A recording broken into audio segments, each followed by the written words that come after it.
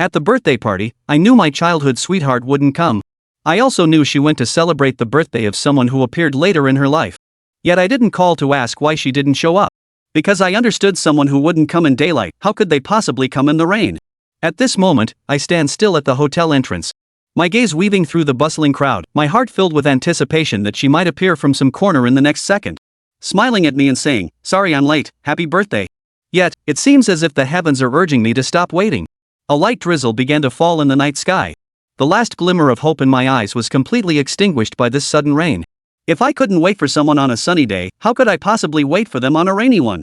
The Bingbing I've been waiting for so bitterly is my childhood sweetheart, with whom I grew up sharing innocent memories. When we played house as children, she said she wanted to marry me. Since kindergarten, she has always been by my side, an incredibly important presence in my life.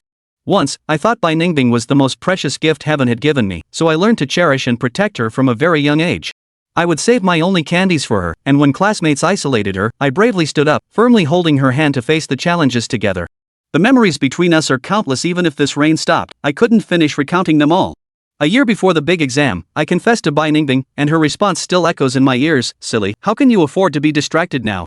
I still want to get into the same university as you." Her words were full of concern, neither a rejection nor an acceptance, but more like a promise for the future. I thought that since we had attended elementary, middle, and high school together, naturally we would stay together, but things were never that simple. By the time Bingbing entered university, she was no longer the little girl who would pester you for candy, nor did she rely on my care anymore. Wang Tang appeared by her side. Both belonged to the art department and shared similar interests, feeling as if they had met too late in life. Could it really be as the rumors say that childhood friends can never compete with a sudden newcomer? Once on a rainy day, I went to pick up Bingbing but ran into Wang Tang first. The guy actually had the audacity to declare his sovereignty to me. I saw through his trick at a glance. It was nothing more than trying to provoke me into taking action, so he could go to Bingbing and twist the story, playing the victim to drive her away from me. Just by briefly mentioning past memories, I left Wang Tang speechless. Even so, I still lost. The next day, Wang Tang ran to Bingbing to complain, accusing me of threatening him and vowing revenge if he didn't leave. The brilliance of this lie lay in taking my words out of context. I had indeed said those things, but stripped of the original situation, they were easily misunderstood. What Wang Tang said to provoke me was even more excessive, enough to make one's blood boil. I resisted taking the bait, but faced with my childhood sweetheart's distrust, I still lost my composure. After all, love is hard to restrain, and thus conflict arose between us. That conversation ended on a sour note. At that moment, I felt as if my heart had been brutally stabbed. Indeed, the deepest wounds often come from those we love the most. What nonsense that childhood friends can't win against sudden newcomers?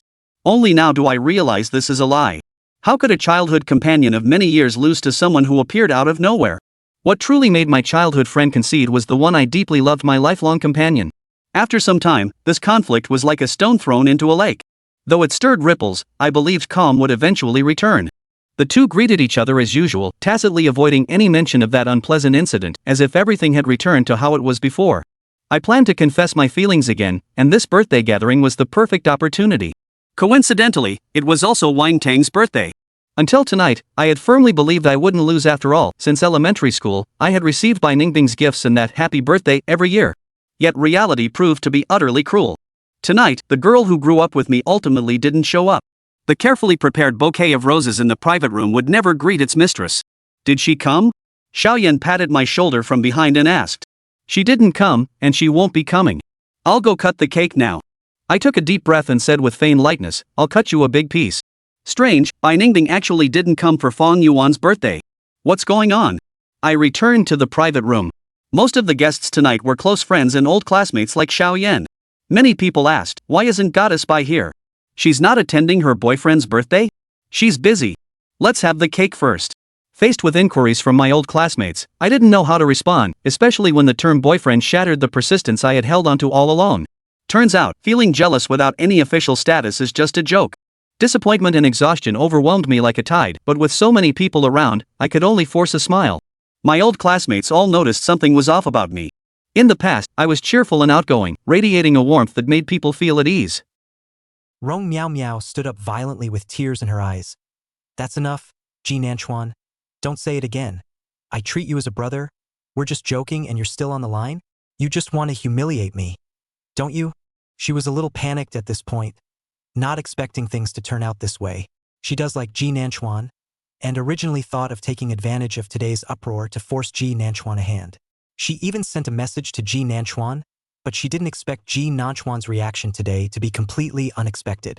Rong Miao Miao felt her face burning hot and was also a little flustered before she had to speak out and interrupt Ji Nanchuan's words. By now, no one in the booth dared to say anything. Who didn't know that normally Rong Miao Miao liked to play with the boys, saying that the girls were too petty, said she couldn't talk to the girls, and it just so happened that she seemed to like basketball and playing games. The boys were often followed around during the week, so we all got used to it over time. And they watched Ji Nanchuan occasionally and seriously talking to Rong Miao Miao about something with the two of them, so they all assumed that these two were something. It was only at Lu Ning's gesture today that he started to raise a ruckus. I didn't think it would end up like this. This is too embarrassing. Ji Nanchuan looked at Rong Miao Miao's aggrieved face and laughed mockingly. Brothers say one last thing, boys go out to learn to protect themselves. Maybe when they are dirty things stick. Key to mining. The main character is not a prophet, but a rebel and stupid in his last life, which led to regrets and misunderstandings, and therefore to his rebirth. God's perspective is fine. It can and should be understood that the hero is just an ordinary person with not too much emotional intelligence, a bystander and authority out. So there was a lot of stupidity in my last life, so I can't scold him for scolding me. Rebirth is to make up for regrets. Everyone let me. After the account of the past life will begin to sweet out. I've already written sweet, so if you can hold out in front of me, just hold out. Chapter 2. Should I call the police if she makes a move later? One sentence of filth directly made Rong Miao Miao's tears fall. Breaking the great defense, Ji Nanchuan, you've gone too far, and then ran out crying. Lu Ning let out a sigh of relief and stomped her foot to run out after her. The few remaining boys glanced at each other, and a bolder one asked, Chuan, just watch her run out? Ji Nanchuan's mind was still a bit confused at this time, although he had just refuted Lu Ning's words one by one. At this time he was still coming to terms with the fact that he had been reborn. Hearing this, he sat down on a side couch and said, So, or you chase? He Feng let out a laugh. Then feeling not quite right, he forced himself to cough lightly and looked at Ji Nanchuan. Are you all right? It doesn't look quite right. It is important to know that Ji Nanchuan is a person whose nature seems relatively cold. But those who are familiar with him know that he has a gentle personality. If it were usual, it wouldn't have been said at all like it was tonight. Even if you don't like it, it probably means, you guys knock it off. It's over. Like today, so directly say these words without mercy is really not the style of Ji Nanchuan. That's why He Feng asked. Ji Nanchuan looked at He Feng, a familiar face but looking younger than in his last life. After Ruan Mengyao death, He Feng has always been with him, is really a good brother. When Rong Miao Miao's things are also his help to run around to find people all kinds of inquiries. At this time in the face of He Feng's inquiry, Ji Nanchuan exhaled a breath and said, I'm fine. That's it for tonight. My body is a bit uncomfortable. I'll go back first. We'll get together again next time, said Ji Nanchuan, stood up and headed out. He now couldn't wait to go back to make sure the person in his memory was still there. If he had been reborn, Ruan Mengyao would be in their house right now. Ruan Mengyao's parents emigrated when the family was in their second year of high school, but Ruan Mengyao insisted on taking the entrance exams in China when her grandmother was still alive. The family couldn't persuade her, so they let her and her grandmother stay over. Later, in the second semester of her sophomore year of high school, Ruan Mengyao's grandmother passed away, leaving her alone, but she still did not want to go abroad. Ji Nanchuan's mom was good friends with Ruan Mengyao's mom and simply picked up the person. Ruan Mengyao had been boarding at Ji Nanchuan's house in her senior year of high school, and it wasn't until the rumors about him and Rong Miao Miao being together in her last life that she left the country without saying a word and didn't go to college at home. Ji Nanchuan's gaze flickered slightly. In his last life, probably he himself was one of the reasons why Ruan Mengyao stayed in the country. In this life, he wouldn't be the same as in his last life, liking it but not daring to say it, until she had an accident and the flowers he had prepared didn't get delivered, and the line about liking you didn't come out in time to be said. He Feng did not feel comfortable with Ji Nanchuan following him out. But see, just footsteps hurried people just out of the door of the first floor hall but suddenly stopped. Ji Nanchuan, he called out, then followed his gaze. Standing in the doorway is a girl. A sportswear also looks like she has a slender and concave figure. Long hair tied into a high ponytail, revealing a delicate and beautiful goose egg face. At this time is hanging down the long eyelashes of the slender head down to play with the phone. The most striking thing is that she is still carrying a baseball bat in her hand. This scene made many young boys passing by couldn't help but look at her. After all, pretty girls are happy to look at anyone more than once. Feng saw this battle shook a bit. He is Ji Nanchuan's junior high school classmates, but also if you know Ruan Mengyao and Ji Nanchuan is a childhood friend. It is also estimated to be Ji Nanchuan so many friends and the only one who has seen Ruan Mengyao with a baseball bat chasing Ji Nanchuan ran. So no matter how popular Ruan Mengyao was in school, in Feng's heart he would always remember the scene where she threw a baseball bat over to Ji Nanchuan's leg. Ooh. Even for a beautiful girl, that picture is a bit menacing. At this time, he swallowed his saliva, more nervous than Ji Nanchuan. Your sister is here. If she does it later, should she call the police herself? Ji Nanchuan's trembling hand was held in his own death grip. Feng's voice brought him back to his senses, but his gaze remained fondly on the person not far away. She's not my sister. Huh? Didn't you say she's older than you? Feng asked back in disbelief, but saw Ji Nanchuan wave his hand, leaving behind a sentence. Let's go.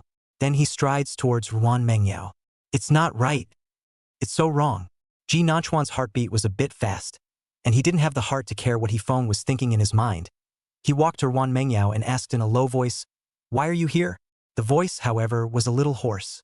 The girl who had been looking down at her cell phone raised her eyes to him, her pretty peach blossom eyes flashing something quickly. Ruan Mengyao quickly pressed out her cell phone, as if she didn't care, and said, "Came to get your key. I forgot to bring it." Ji Nanchuan heard her familiar voice, eyes a little hot, and afraid of being discovered. Can only quickly move away from the line of sight. A sound. Waiting for a long time? Ruan Mengyao looked at Ji Nanchuan with some surprise. Usually always feel that he is a bit indifferent to himself. If usually, it is estimated to give the key to himself and go away, not willing to say more than a word. Today how to say so many words. However, it could not be denied that there was some joy in her heart, but her face remained taut with little expression. Not for long. It was as if it wasn't her who had just stood in the doorway hesitating for half an hour, still afraid to call. Speaking of this, Ruan Mengyao thought of Rong Miao Miao, who had just come out crying, and it was only a moment later that Ji Nanchuan also came out. He's going after Rong Miao Miao, isn't he? Thinking of this possibility, Ruan Mengyao's eyes became dim. Give me the key. I'm going back. But Ji Nanchuan looked at her inexplicably. What will I do in a while if I give it to you? Let's go back together. With that he pulled out his cell phone and called a cab. Or are you going somewhere? You go back with me? Ruan Mengyao's voice took on uncertainty. Aren't you going to chase after Rong Miao Miao? I see that she seems to be crying. With that she paused and turned her face away. I won't tell my aunt now that your senior year is over. I'm not going to sue you for early love. Ji Nanchuan didn't hold back his laughter. How stupid was he to not realize that Ruan Mengyao liked him in the past. The little girl's mind and the emotions in those beautiful eyes simply couldn't be hidden at all. Ji Nanchuan had to admit at this time that his previous self was a stupid der. Only then would he believe Rong Miao Miao's so-called analytical conclusions, believing her that Ruan Mengyao hated him and didn't like him at all. He exhaled. What does it have to do with me? I'm not her mom or dad, so I have to coax her when she cries. He said, looking at the car that had come by and waved. Let's go home. He reached for her hand but paused.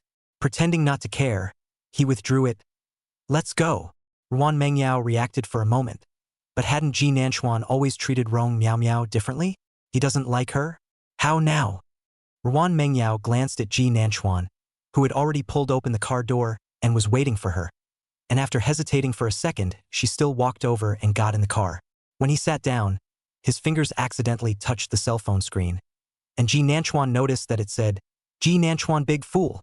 Ji Nanchuan. This is very Ruan Mengyao. Chapter 3. My innocence cannot be tarnished. Thank you.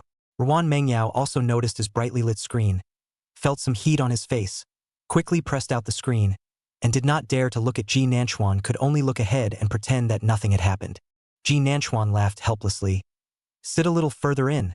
How else am I going to get in the car? Don't you always sit in the passenger seat? Ruan Mengyao thoughtlessly blurted out, then felt that her words were a bit impulsive. She looked up at Ji Nanchuan and wanted to explain, but then felt that he wouldn't listen, simply added a stiff sentence. Whatever. Then sat over a little. She originally thought that Ji Nanchuan shouldn't have gotten on the bus, but who knew that he sat in the seat next to her and closed the door. The driver glanced at them in the rearview mirror, changed to a more soothing music and drove. There's no sound in the car other than the music. It's very quiet. Ji Nanchuan was sure that he was reborn the moment he saw Ruan Mengyao. Reborn to the time when the college entrance exam had just ended and everything was still in time. His heart carried excitement and leaps of joy at this moment. Nothing made him happier than Ruan Mengyao being alive. Went to play baseball today? Ji Nanchuan took the initiative to speak after glancing at the baseball bat she had put aside. However, he took the initiative to open his mouth, but it seemed to scare Ruan Mengyao. Her body stiffened for a moment before she let out a "hmm." And then no more talking. Ji Nanchuan sighed in his heart and simply didn't beat around the bush. Just now at the party they were up in arms calling me to be with Rong Miao Miao. The person who was just staring ahead finally couldn't help but drop her gaze on Ji Nanchuan. The car didn't turn on the lights. The light shining in from the streetlights outside was a little dark, and Ji Nanchuan couldn't see the color of her face, but probably could tell that it should be tense and sad. After all, Ruan Mengyao at this time was very fond of Ji Nanchuan. He didn't pause on purpose, he just finished in one breath. But I didn't like her. And after clarifying some inexplicable rumors, she ran away in tears. He said he didn't like Rong Miao Miao. Ruan Mengyao's heart set off fireworks at that moment. The corners of her mouth couldn't even suppress the desire to rise. Ji Nanchuan didn't like Rong Miao Miao. That was probably the best news she'd heard all month. Ji Nanchuan finished also did not see the person beside him to take a word. You! Oh, if you don't like it, you don't like it, and she's not very pretty. Ruan Mengyao's voice still sounded a bit stiff. In fact, it was mainly because they hadn't spoken calmly in a long time. Ruan Mengyao was a bit unresponsive for a moment, and after saying such a sentence, she added a look. Her voice was small with unhappiness. I'm much better looking than her. You've been watching me since I was a kid. You can't find a girlfriend who's prettier than me. Ruan Mengyao's heart was sour, but her face was cold. But Ji Nanchuan smiled. Yes, you're much better looking. You're the best looking little girl I've seen so far. The atmosphere between the two became a bit subtle as the words fell. Luckily, the distance from the KTV to the neighborhood isn't too far. Ruan Mengyao still felt her heart beating a little fast after getting off the car. Just now, did Ji Nanchuan compliment her on her good looks? The reason for Ji Nanchuan's silence, on the other hand, was that he was considering whether he should wait a little bit for her to get used to it before confessing or whether he should just open his mouth. It should be a little strange to speak directly, right? After all, he remembered that half a year ago the two, because of his father's things after a big fight, has not been talking properly. Suddenly confession seems to be not quite appropriate. Without waiting for him to think out the result, the two had just walked to the entrance of the neighborhood one after the other when they saw Rong Miao Miao standing there waiting with red eyes. Rong Miao Miao didn't know that Ji Nanchuan and Ruan Mengyao lived together, and she didn't notice Ruan Mengyao at the door of the KTV when she ran out crying just now. At this time, to see the two walked over one after another also froze for a moment. The heart cannot help but think that they will not force so a little today Ji Nanchuan directly to find Ruan Mengyao confession, right? That's not good. She trotted over with quick steps. Ji Nanchuan, why did you just come back? She deliberately approached Ji Nanchuan to look at Ruan Mengyao, as if she had an appointment with him. Ruan Mengyao, does your family live here too? Ruan Mengyao used to be unhappy to see Ji Nanchuan and Rong Miao Miao together because Rong Miao Miao's words always had something to say that she disliked. But just now Ji Nanchuan had already said that he didn't like Rong Miao Miao. Ji Nanchuan never lied to her. So at this moment, Ruan Mengyao's face did not change much as she glanced at her and gave a cold hum. Ji Nanchuan had frowned and pulled away from Rong Miao Miao. Why are you here? The voice was still tinged with disgust. Rong Miao Miao's face turned white. Ji Nanchuan, what happened to you tonight? Tonight's matter was Lu Ning leading the blind uproar. I didn't know. I also feel quite embarrassed about the relationship between the two of us. Ji Nanchuan interrupted her. Wait, the two of us have nothing to do with each other, said he leaned towards Ruan Mengyao's side. Don't say these words that make people misunderstand. My innocence can't be tarnished, thank you. Rong Miao Miao's face became ugly when she watched his movement of leaning towards Ruan Mengyao, and it was even more unbelievable when she heard his words. Tonight's Ji Nanchuan is too strange. Usually, Ji Nanchuan will not embarrass his friends around him. That's why he has always been by his side as a brother, openly and secretly squeezed out a lot of girls who like him. But today's Ji Nanchuan is not giving her any face at all. Rong Miao Miao whitened her face and squeezed her hand deathly tight. Ruan Mengyao, I want to have a word with Ji Nanchuan alone, okay? Ruan Mengyao gave her a puzzled look. You want to talk to him, you ask me? It's just, can you go away? Can't. Ji Nanchuan, however, pressed down on Ruan Mengyao's baseball bat. It's not safe for me to be alone. It wasn't just Rong Miao Miao who said this. Even Ruan Mengyao couldn't help but glance at him. He's a big, tall guy at 183, and he works out a lot, and he's perfectly proportioned, and the big boy with the six-pack abs isn't safe. Ruan Mengyao's gaze circled around Ji Nanchuan's face with scorn, but Ji Nanchuan had a straight face. You said you're 5 minutes older than me. You're the older sister who will protect me. The words came out of Ruan Mengyao's mind for a moment. It was something he had said when he was a child. But Ji Nanchuan seems to have long since stopped needing her protection. Ruan Mengyao took a deep breath back and looked at Rong Miao Miao. Why don't you say it now or don't say it at all? She added. I won't leave him alone with you. Rong Miao Miao's face went black, and her eyes flashed with unwillingness. She was naturally watching the easing of relations between the two. But she didn't dare to say anything easily. She was so close to Ji Nanchuan that she wouldn't give up easily. Her gaze finally landed on Ji Nanchuan. So are you going to the camping trip in 3 days or not? You haven't replied in the group. Howsy and the others are going. Didn't you also say you wanted to go before? I've checked, the sunset over there is tremendously beautiful. Ji Nanchuan only noticed that with Rong Miao Miao's words, Ruan Mengyao's eyes became even bleaker. She probably feels as if there's absolutely nothing between her and herself. Right? No go. I'll go hiking with Ruan Mengyao. Ji Nanchuan interrupted Rong Miao Miao. As soon as the words fell, both girls' gazes landed on Ji Nanchuan with dismay. Chapter 4. Their childhood friends. In fact, Ji Nanchuan just said that he did not intend to really let Ruan Mengyao go to climb the mountain. After all, in his last life, Ruan Mengyao is after the party heard the news that he and Rong Miao Miao together the next day after he said to his mother to move back to their own home. The climb 3 days later was due to absent-mindedness, and I fell and gave my leg problems straight away.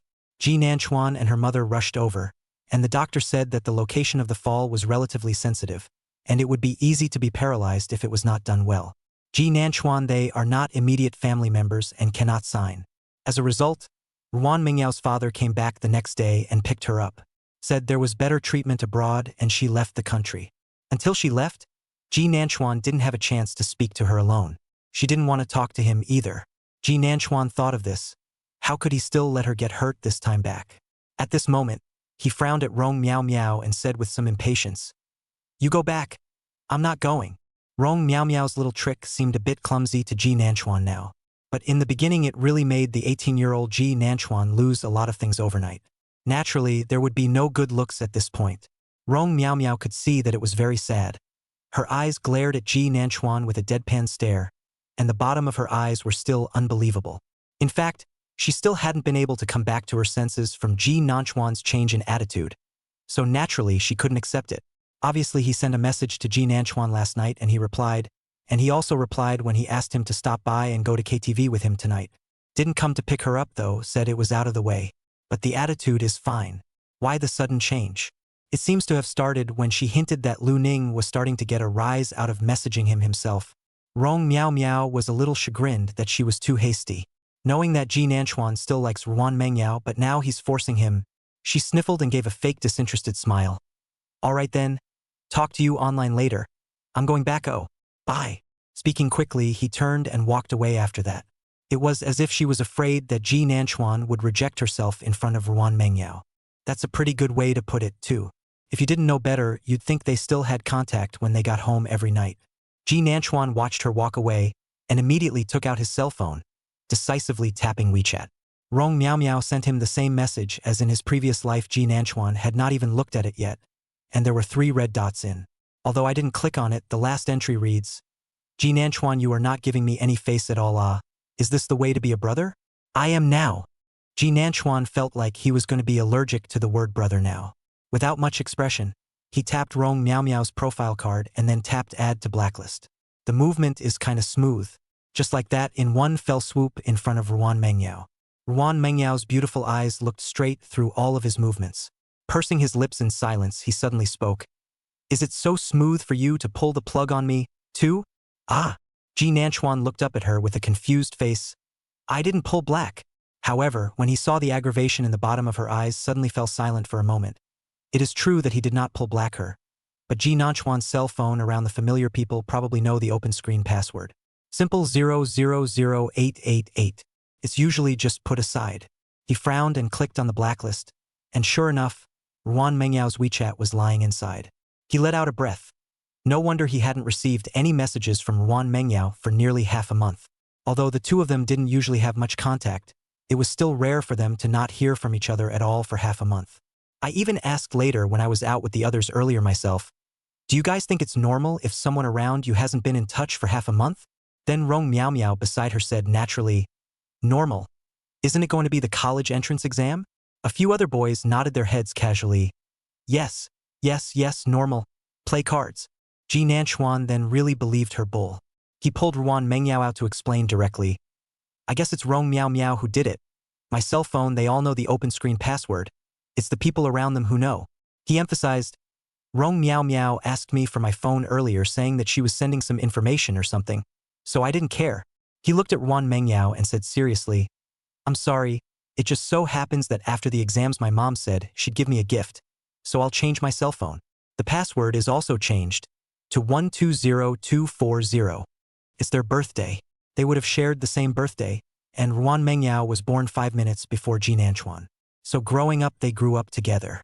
Their relationship actually used to be good, though her kindergartners would grab his milk and say smugly, I'm the older sister, I drink first. Elementary school often crushed him on tests. I'm the older sister, it's only right that I come in first. Middle school misunderstanding, he sent love letters to a little girl.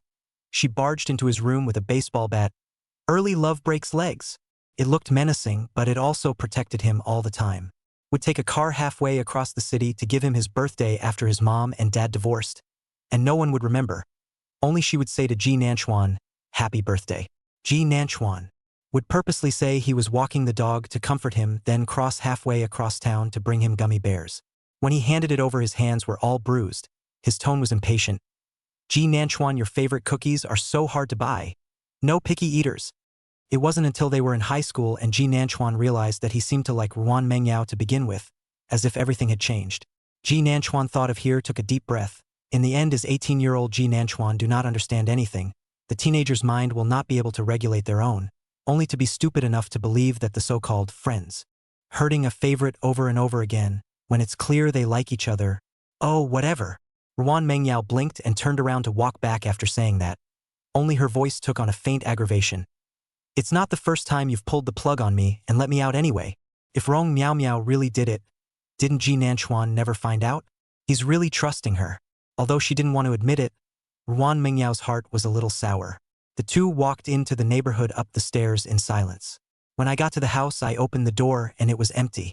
Although there are 3 people living in this home, on weekdays Ji Nanchuan's mom is too busy, either on a business trip or on the way to a business trip.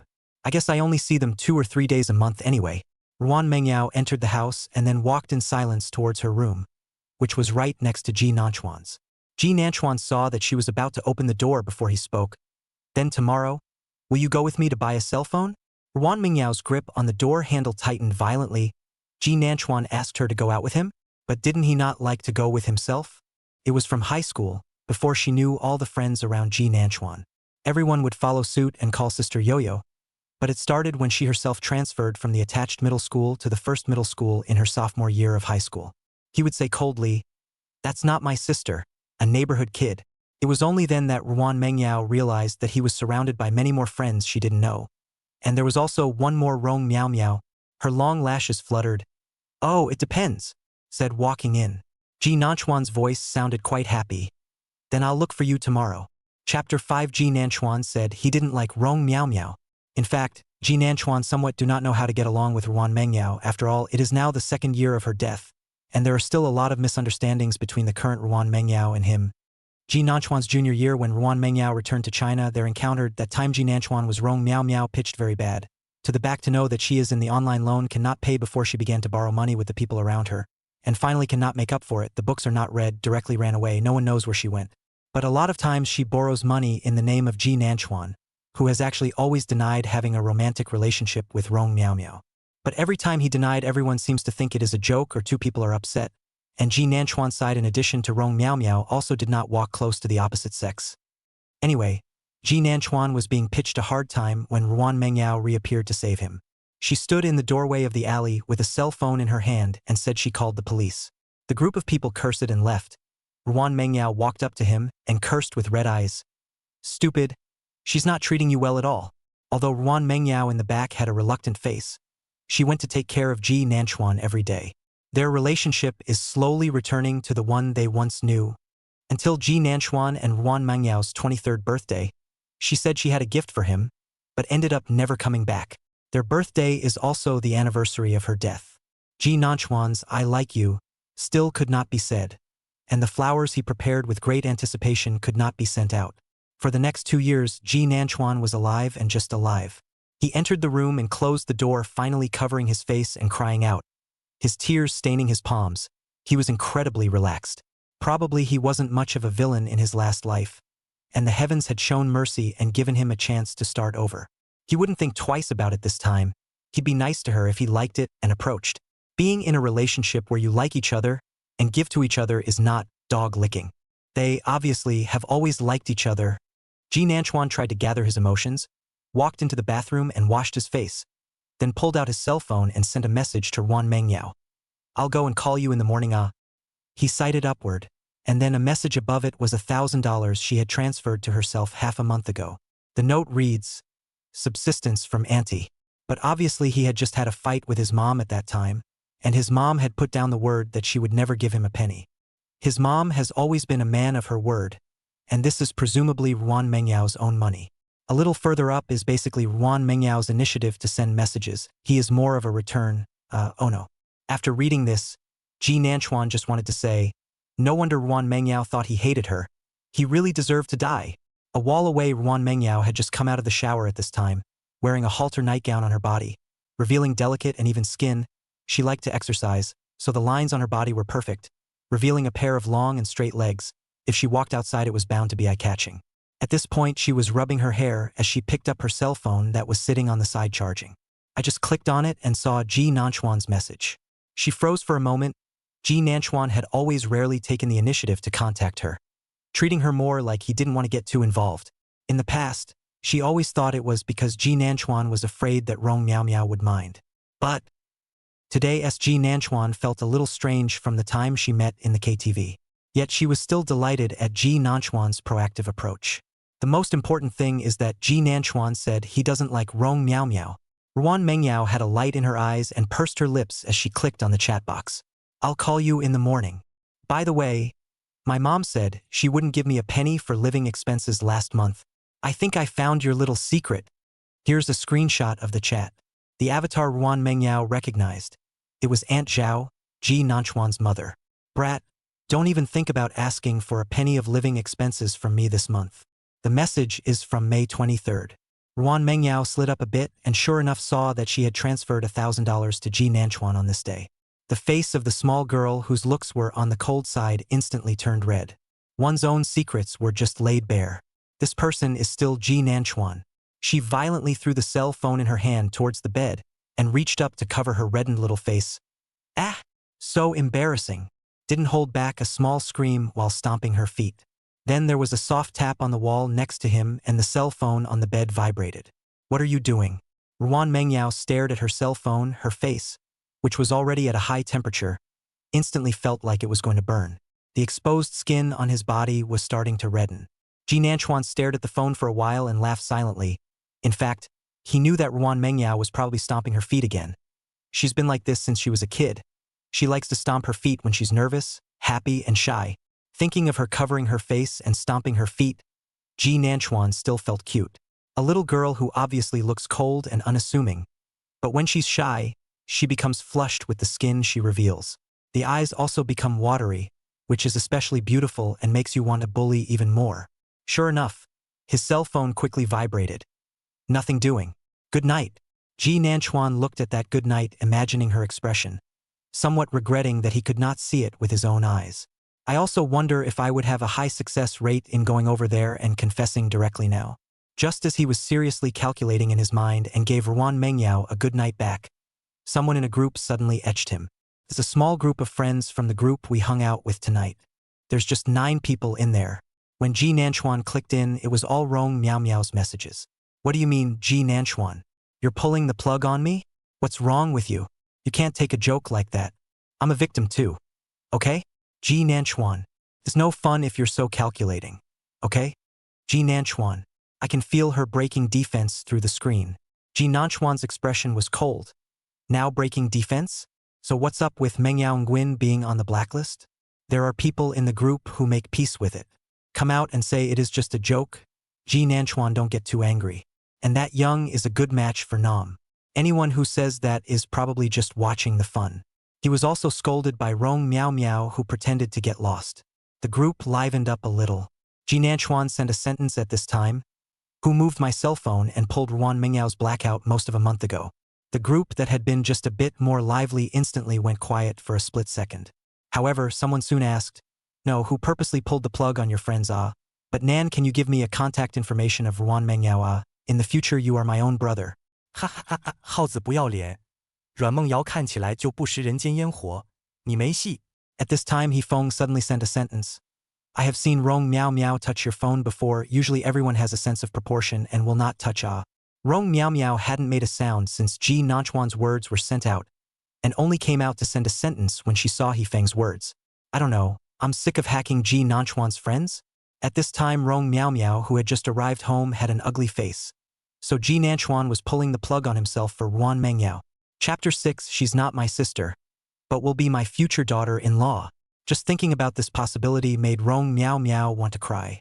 She met Ji Nanchuan when she was in her first year of high school, and at that time she still had long hair and was also an ordinary girl with little character. The boy on the court was dazzling, and Nanchuan and his class won that game season with their class. She heard the people around her discussing in whispers that his name was Ji Nanchuan, that he was good-looking and had a good family, and that she often saw him treating the boys to dinner. The girls around her whispered, "Hey, go confess." "Don't. I saw a girl confess to him earlier and he refused. The reason was that it was too much trouble to figure out what girls think. Guess he's a straight man of steel. I do think he hasn't met a girl he likes." Rong Miao Miao secretly memorized these words in her heart, and then they were in the same class in the second year of high school. The day after she found out about the class schedule, she went and got her hair cut. Been reading about various ball games and ball players. Then learn how to play the game. School has started, and Ji Nanchuan is still the same as he remembered. Rong Miao Miao approached the boy next to Ji Nanchuan at first, Min Hao, whom everyone called Haozi. Sure enough, he slowly blended into Ji Nanchuan's circle of friends. She said her personality was too big and the girls were too sensitive to get along. Ji Nanchuan really looked at her more. But Rong Miao Miao actually still couldn't get close to him either, until Mengyao Nguyen changed schools. She saw Ji Nanchuan peeking at Ruan Mengyao a few times. Obviously they were art students, but Ji Nanchuan would intentionally go around to the arts class every time just to take one more look at Ruan Mengyao. So she walked up to him one day. "You like Ruan Mengyao, huh? I can help you."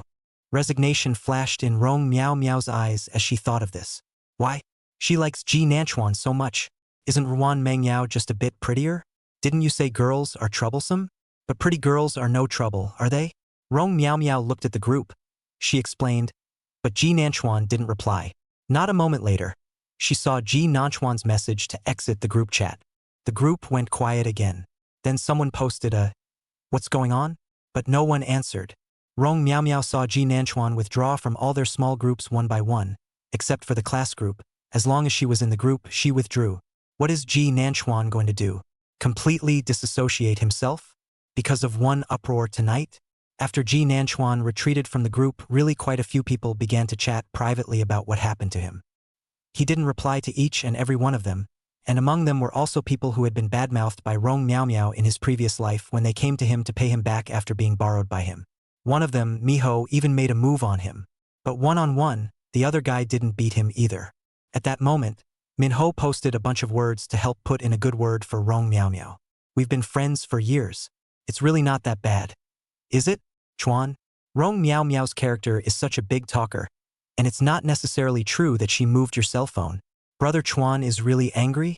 Ji Nanchuan is blind if he can't see that Min Hao likes Rong Miao Miao right now. No wonder it felt like he was talking a little shifty before on occasion. But Ji Nanchuan also admired him, like the girl likes other boys he still helped to chase? What great sentiment. Ji Nanchuan returned. "You can tell that Rong Miao Miao likes me, right? You're still helping her chase me? Don't you like her?" There was instant silence there. Ji Nanchuan didn't care anymore, but just returned He Feng's message alone. "I don't want to be in a group with Rong Miao Miao. I'm afraid I can't help but think about cursing." He Feng's side crouched down and made a direct call. "Crap. Chuan can you finally realized Rong Miao Miao, this kind of how to say, handsy? What kind of brother is she?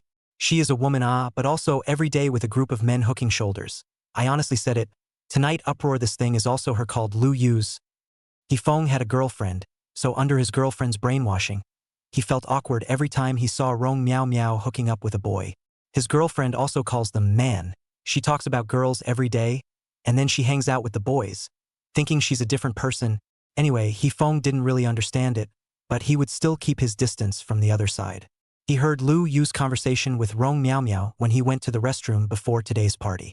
Although not Rong Miao Miao initiative, but it is she who guided Lu Yu to lead the uproar before also did not see her bring Lu Yu to our party just today suddenly brought, on the very purpose of a clear well. I did not say before is thought you really like her. Then Feng naturally will not say these words out, this people like each other called love interest, otherwise it would be called playing hard eyes. At this time, seeing that Ji Nanchuan had finally seen Rong Miao Miao's true colors, Feng could just say it. Just after that he still felt curious. But weren't you on good terms with her before? Ji Nanchuan wanted to say, is this called a good relationship? He honestly said, because she told me before that she could help me test whether Ruan Mengyao likes me or not. Oh. Feng got stuck halfway through his oh. What did you say? Ruan Mengyao. Isn't she your sister? She's not my sister, but will be my future daughter-in-law. Ji Nanchuan said this. The words are quite full. But after thinking about it all night, Ji Nanchuan did not figure out whether he should be more direct or take his time. Hey, there's no way, I guess he's lived 2 lifetimes in vain when it comes to love. Although he's not sure yet, it doesn't stop him from starting by being nice to Ruan Mengyao first. The next day Ji Nanchuan woke up very early, originally seeking to make a breakfast. Just realized their fridge is cleaner than his wallet. Yesterday Ji Nanchuan looked at the chat logs with his mom, Ms. Zhao, and she said she's been traveling for the past week. Instead, they transferred him living expenses and a reward for getting into the University of Q. Speaking of which, Ji Nanchuan enrolled in Q University because before listening to Ruan Mengyao mention Q University is good, Rong Miao Miao know after he also followed him to enroll in Q University, so they will still be university alumni. It was really bad luck, but fortunately Rong Miao Miao's grades were quite average, so she could only obey the deployment. The school is so big, I don't think you'll encounter it as long as you don't do it on purpose. Although Ji Nanchuan and Ruan Mengyao were not in the same specialty either. But it's okay, he's sure they'll meet. Ji Nanchuan came back from buying breakfast outside and just pushed the door in to see a figure wearing only a halter nightgown drinking water in the kitchen. Because she raised her hand to drink, her nightgown tugged up a little, making her legs look longer. But the owner of those long legs didn't notice the movement behind her, because she had Bluetooth headphones in her ears. Ji Nanchuan looked at the sunlight pouring on her delicate skin, and the curve of her body was even more perfect when she turned sideways. On top of that, it looks like she's not wearing any underwear on the top half of her body either. The reactions of an 18-year-old body always come fast and furious. Just as Ji Nanchuan was embarrassed, the people in the kitchen turned to look over. Chapter 7 is that indirect kissing? Ruan Mengyao had been still awake, and in a daze, she received a call from her editor. Finally, I just sighed and got up to change the script. No way, the A's are all dads. She sought to come out for a drink of water as the other said what she wanted to change. It's just over 9 in the morning. Usually Ji Nanchuan basically sleeps a morning, so Ruan Mengyao really didn't think much about it. How long does it take to drink a mouthful of water? At this moment, when she turned her head and saw Ji Nanchuan standing in the entrance hall with a bag, Ruan Mengyao didn't react for a moment. Until I saw that he seemed a little red in the face, and her face went violently red. You're wearing a halter nightgown yourself, and no underwear. The air seemed to freeze. Ji Nanchuan's eyesight is very good. Just look at Ruan Mengyao's face instantly turned red. Cough also saw the front. It's a bit of a rascal to think that. But the body is really good. The bag he was carrying rested in front of him, feeling a little awkward and thinking he should speak first to break the awkwardness at this point. But before he had time to speak, the red-faced man in the kitchen dropped the cup in his hand with some fumbling, turned and darted into the room. The cups also made a knocking sound when they were placed on the cooking table. Ji Nanchuan opened his mouth but couldn't scream, and he felt as if something was wrong with his nose, and he reached up to touch it. Crap out the nosebleed. It's nifty and embarrassing. Ruan Mengyao didn't stop herself from starting to stomp her feet as soon as she entered the room, then glanced down at her clothes and started stomping again. The Bluetooth headset with her docking editor, Morning Glory, said a bunch of things but didn't hear a reply, only a stomping sound of a somewhat hesitant voice. Still there? Ruan Mengyao said breathlessly. The physical body is still there. The soul has temporarily left home. I'll call you later. Then there was an ah on the other side, a couple of oohs and ahs, and then the phone hung up.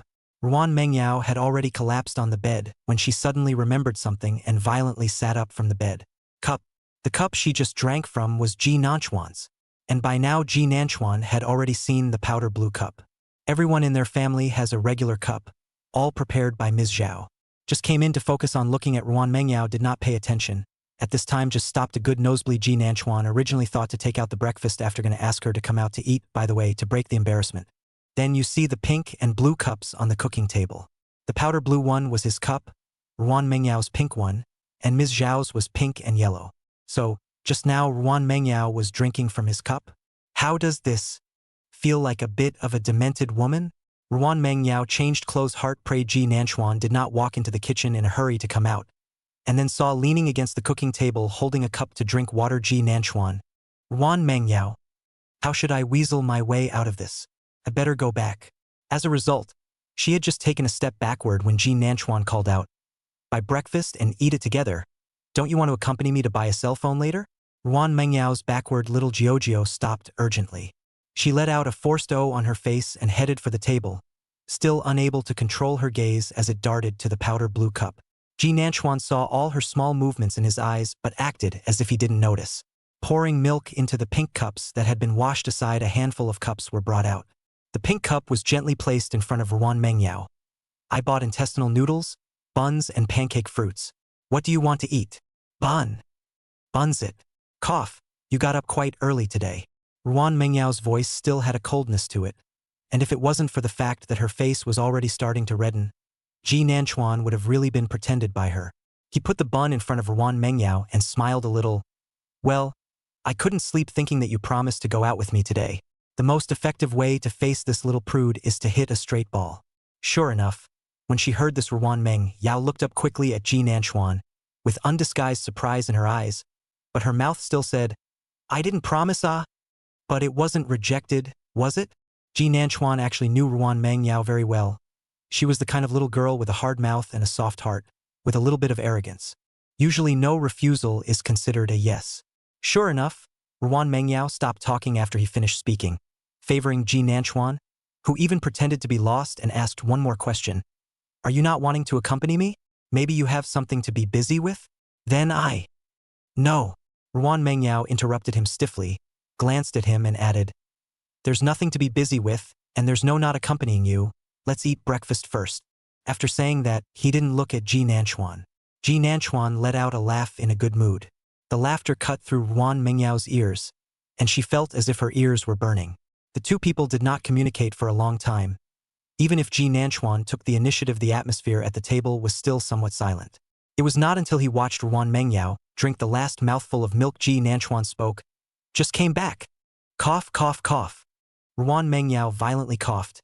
Coughed too much. Ji Nanchuan saw that her face was suffocating red. A little worried, he stood up and handed her a couple of tissues, was about to reach over and pat her back when she waved her hand. "I'm fine." Then he stood up. "I'm going back to change." Finally, without waiting for Ji Nanchuan to speak, he turned and ran. Fearing that he ran a step slower, Ji Nanchuan will ask her if she just took his cup to drink water. How can this be answered? Ruan Mengyao doesn't want to go out with Ji Nanchuan anymore. She can't afford it. It's too embarrassing. Although I've done this kind of thing before. But now I've been caught, it will be taken as strange, right? Ji Nanchuan was just testing. After all, it is possible that she slept a little confused, and it is not strange to take the wrong cup. Look at her, just that look is also just woke up, But now it seems she knows? And most likely it's not the first time she's done this? Ji Nanchuan originally thought that he knew Ruan Mengyao quite well. They grew up together as childhood sweethearts, although they were separated for 3 years in the middle. But they've been seeing each other quite closely since she returned home, and they're just missing that window pane. It was logical that Ji Nanchuan should know enough about Ruan Mengyao. At that moment, he looked at the cup in his hand, suddenly feeling that he still didn't know her very well. Ruan Mengyao might have many more sides behind his back. Don't say, now Ji Nanchuan is a little bit looking forward to it. He also went to his room to change his clothes after clearing the table, and came out only to see that the door to the room next to him still wasn't about to open. He raised an eyebrow and walked towards the kitchen. Finding the pink cup he just snapped a picture of, and sent it to the WeChat he just topped last night. "I just drank water and accidentally used the wrong cup? Are we indirectly kissing?" Not even a minute after it was just sent over, the door to the closed room opened, and Ruan Mingyao's eyes were still watery. Ji Nanchuan, you're being a hooligan. Chapter 8. She can be near the water and get the moon first. It was indeed considered hooliganism, but it didn't seem like she was planning on coming out without it. Ji Nanchuan looked at her with an innocent face. I lied to you. Ruan Mengyao was dying of shame, knowing that there was no escaping what happened in the morning. But just now she had come up with a good reason. I was in the morning, sleepy, I didn't mean to.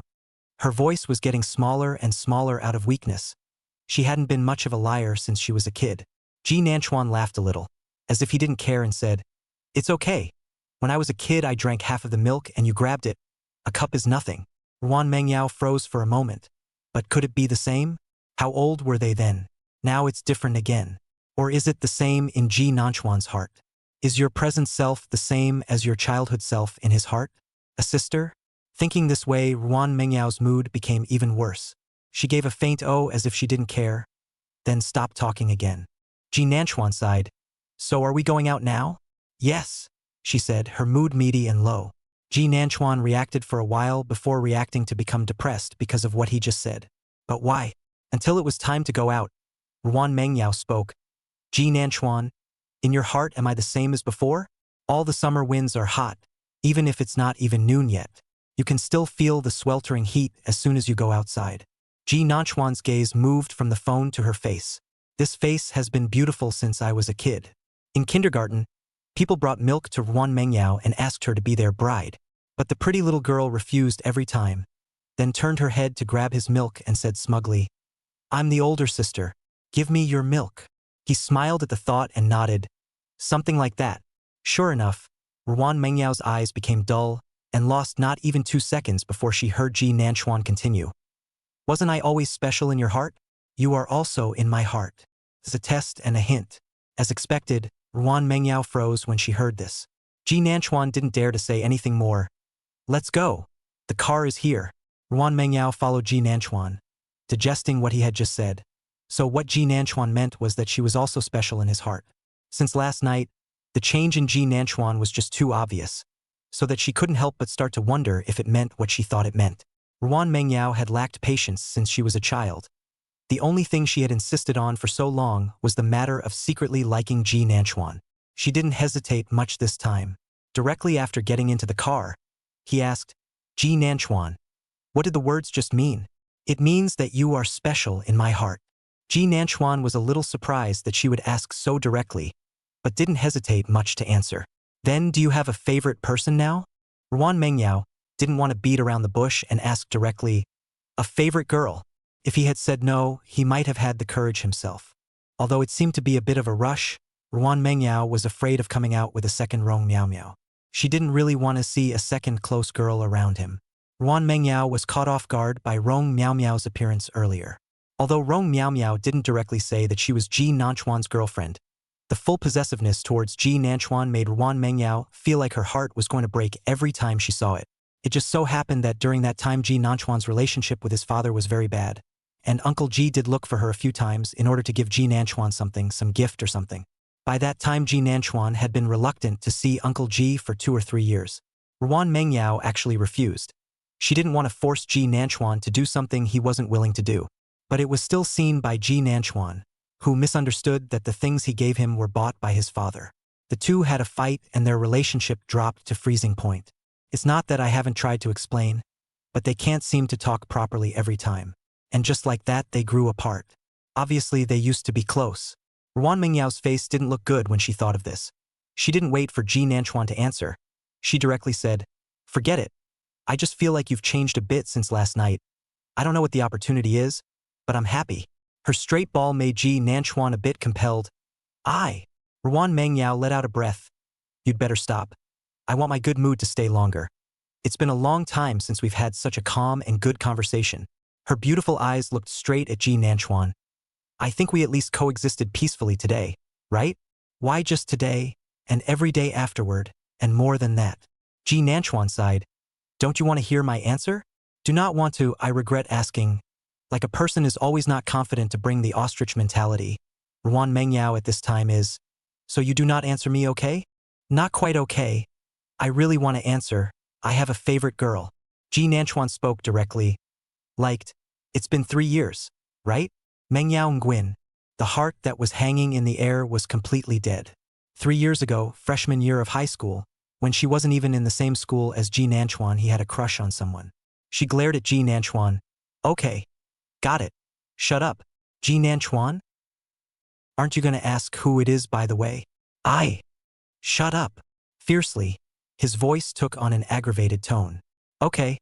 I won't say anything. So have you ever heard of inscription on the western forest wall?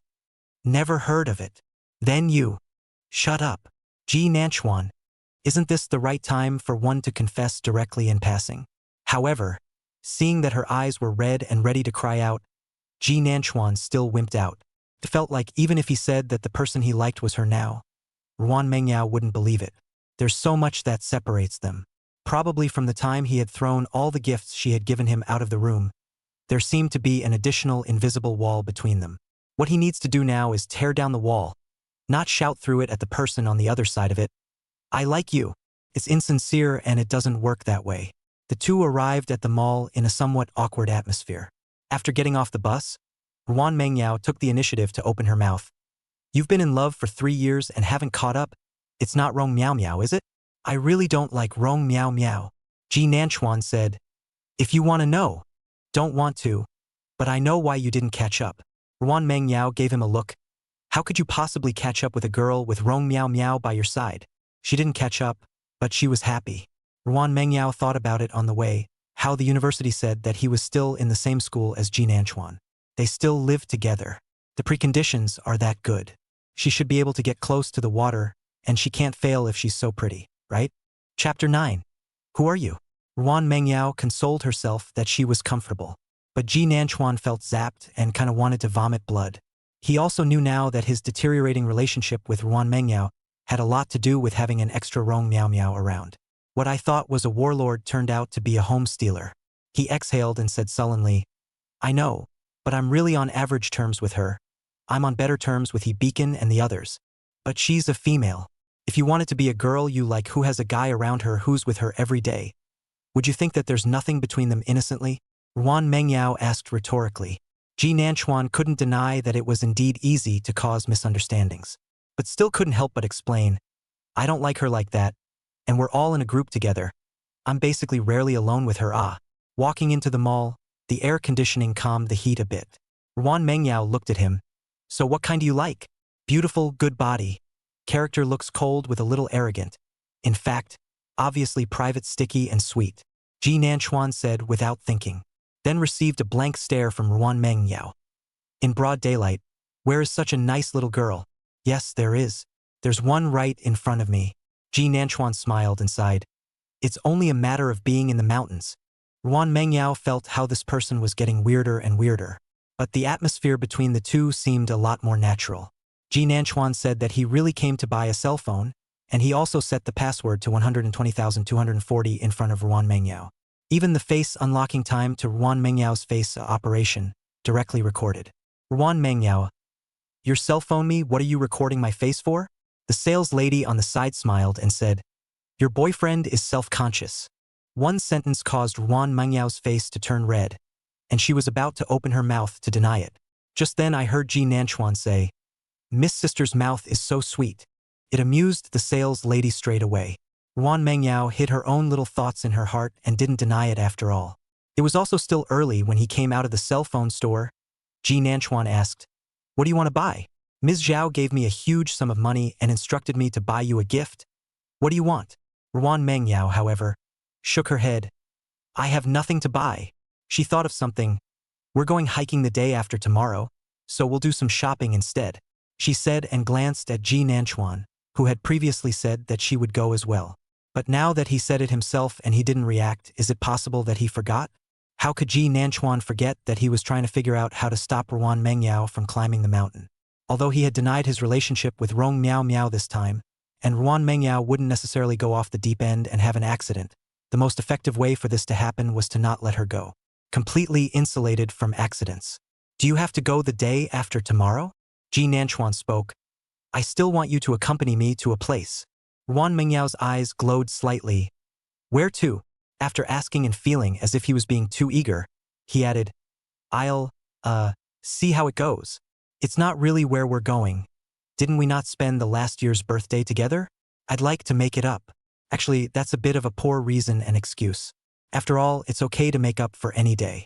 Ji Nanchuan just said it and felt that she probably wouldn't agree, thinking that he was too careless. But I didn't expect Ruan Mengyao to say without thinking. Then I'll talk to them tonight and go with them next time. Mengyao Nguyen loves sports, so she has a small group of friends who play sports together and are all on good terms. All of this Ji Nanchuan knew. I think they had made a date before to go hiking this time. But because of her own poor excuse that wasn't really an excuse, Ruan Mengyao still chose him without even thinking about it. Ji Nanchuan smiled happily. Good. With Ruan Mengyao, he was never the one who was firmly chosen. So, are we going back? Since we don't have to go hiking, it seems like there's nothing left to buy. Ruan Mengyao was a little lost. Going back seemed like she would have to go to her own room, and then she wouldn't be able to communicate. Are you hungry? If not, let's go watch a movie and come out for dinner. Ji Nanchuan said. Come all the way. Shopping, eating, watching movies. Nguyen Mengyao checks off the top of the little list in her mind. Today all went with Ji Nanchuan to do it. Good blah. Ji Nanchuan looked at her with a begrudging look, but her eyes carried the general leap of a little squirrel that had found a pine cone. It was obviously a lot of fun, and suddenly I wanted to pinch her face, luckily held back. The place to watch the movie was on the 3rd floor, and the last movie had probably just broken up when the two of them rode up in the elevator, and quite a few people were coming out of the theater. A child in front of her was about to hit Ruan Mengyao. Ji Nanchuan reached out and pulled her wrist to the side. Be careful. The temperature of the boy's palm seemed to be coming up from his wrist, and Ruan Mengyao felt her entire body start to burn. The crowd dispersed, but he didn't let go of his wrist. The two had just walked to the ticket counter when they heard someone shout, Hey, Chuan! Ji Nanchuan and Ruan Mengyao turned their heads at the same time and saw Rong Miao Miao standing not far away with a few boys, who should have just come out of the movie. The boy who called Ji Nanchuan was quite happy. Hey, it's really Brother Chuan. I just said it's a bit like that. Rong Miao Miao's gaze fell dead center to Ji Nanchuan's hand holding Ruan Mengyao's. They were together last night, and they're together now. Are they together already? Did Ji Nanchuan really confess? Min Ho, who was at the side, glanced at Rong Miao Miao and noticed that she had a hard face. He was also a little down. He didn't even dare to reply to the message last night after being directly poked by Ji Nanchuan's small mind. He could indeed tell that Rong Miao Miao liked Ji Nanchuan. He just kept pretending that he didn't know. But at this point he couldn't help but ask himself if it was worth it to like a girl who liked another guy. She was also used to approach Chuan in all sorts of ways under the banner of her brother to help her chase people. I even saw her today in a group saying that she pulled a bunch of her brothers out to keep her company when she was bored. But she didn't look at herself much even though she did a lot. Ji Nanchuan nodded to them. You guys came to see the movie too. Hey yeah. Chuan, you and Ruan Mengyao? One of the boys squeezed his eyebrows. Ruan Mengyao's hand gently moved, breaking away from Ji Nanchuan's hand. Ji Nanchuan glanced at it and said to the boy with a smile, Go. Being curious about everything will only harm you. A few of the boys were smiling, and this Chuan didn't deny it. You know, it's really nothing. Chuan is outright denying it. Rong Miao Miao suddenly opened her mouth amidst the laughter of the crowd, her voice still carrying mockery. So Ji Nanchuan, did you pull the plug on me because you have a girlfriend? Ruan Mengyao, I've been Ji Nanchuan's brother for so many years. You wouldn't be so petty, would you? Her voice was tinged with a jealousy she didn't notice. That's not how other people have had girlfriends before. The words were saying that Ruan Mengyao was petty. Ruan Mengyao glanced at her, the corner of her mouth pulling up a faint smile. Who are you? And I'm just so petty. My boyfriend, I wouldn't want to see him have a brother of the opposite sex. Chapter 10. If you don't listen to your girlfriend, why don't you listen to you? Rong Miao Miao's face changed slightly. She didn't expect Ruan Mengyao to be so direct. In fact, she hadn't had much contact with Ruan Mengyao before. It was more from what she had heard from others. Ruan Mengyao was already a sophomore in high school when she transferred over, and the arts and sciences were divided into classes. Ji Nanchuan and her were both art students studying fine arts, and Ruan Mengyao was a liberal arts student, and none of their classrooms were in the same building. However, Ruan Mengyao quickly became the center of discussion as soon as she transferred here, because she has good grades and looks pretty and athletic. She's perfect. There are a lot of people who like her too. Even if it was Min Hao, Rong Miao Miao knew that he liked himself, but she couldn't help but look at Ruan Mengyao more when she saw him. There was no such thing as a school flower or schoolgirl in their school, but Ruan Mengyao was recognized as beautiful, and her looks were on the cold side, with a sense of being out of touch with the world. So for her to say such words so directly at this time was something Rong Miao Miao hadn't expected. Surprisingly unable to speak for a moment, she habitually turned her gaze to Ji Nanchuan. However, she found that Ji Nanchuan was staring at Ruan Mengyao with a smile in his eyes and didn't give her a single extra look. Rong Miao Miao's face turned even whiter, but she still pulled a smile. Ji Nanchuan, you can't be what your girlfriend says you are, right? Being pinpointed, ah? Are you good or not? That's not a big deal if friends say it in private as a joke, but it's a little provocative to say it now in public.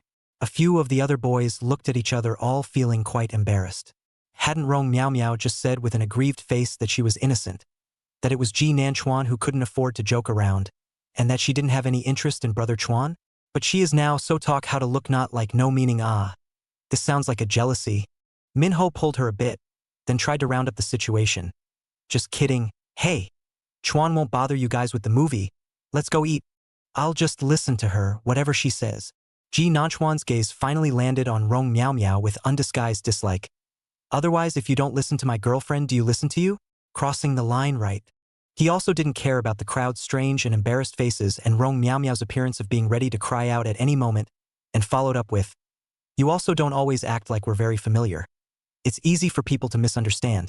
In fact, I'm not too good at accepting brothers of the opposite sex either. Ji Nanchuan thought he had said enough to give face politely, right? In fact, he is not giving face to Rong Miao Miao. He is afraid that he suddenly transformed too quickly. Ruan Mengyao thought he was strange. Though it seems to have gotten pretty weird now too. Doesn't matter. But even just like that, Rong Miao Miao still cried and turned her head to run. Minho anxiously chased after him. The remaining two boys were a bit embarrassed and could only hurriedly bid farewell to Ji Nanchuan and the others before leaving as well. They were just called out by Hao Zi to watch a movie and have a meal ah. This is what large dog face scene ah. They didn't know if Rong Miao Miao was embarrassed or not, but they were quite embarrassed now anyway. Ji Nanchuan waited for them all to leave before turning his head to look at Ruan Mengyao. Only to see her blushing? No? Why are you blushing? Didn't you just dislike Rong Miao Miao? Why are you blushing? Ruan Mengyao started to blush when she heard Ji Nanchuan's phrase, listen to her, just now. And Ji Nanchuan did not deny that she is his girlfriend. Hey, at this point it's no exaggeration to say that Ruan Mengyao's rich imagination has already figured out what to call their child. So the blushing is simply uncontrollable, okay? Ji Nanchuan looked at her reddened face and spoke with some hesitation. You! Brainstorming was brainstorming, and Ruan Mengyao didn't want to be found out. Seeing Ji Nanchuan's gaze that was puzzled in its hesitation, she immediately turned around. I'm going to buy the tickets. Don't want to be asked, it's too embarrassing. She's Ji Nanchuan's girlfriend today, so one day is fine.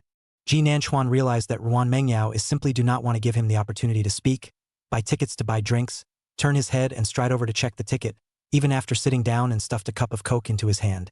Then the person looked at the big screen that was still playing the commercial with a straight face. Just wasn't going to look at him. Ji Nanchuan sighed with some amusement. What movie did you watch? Seeing that he didn't mention what just happened, Ruan Mengyao then turned her head to look at him while handing over the movie tickets in her hand. I don't know. I bought the one that played recently.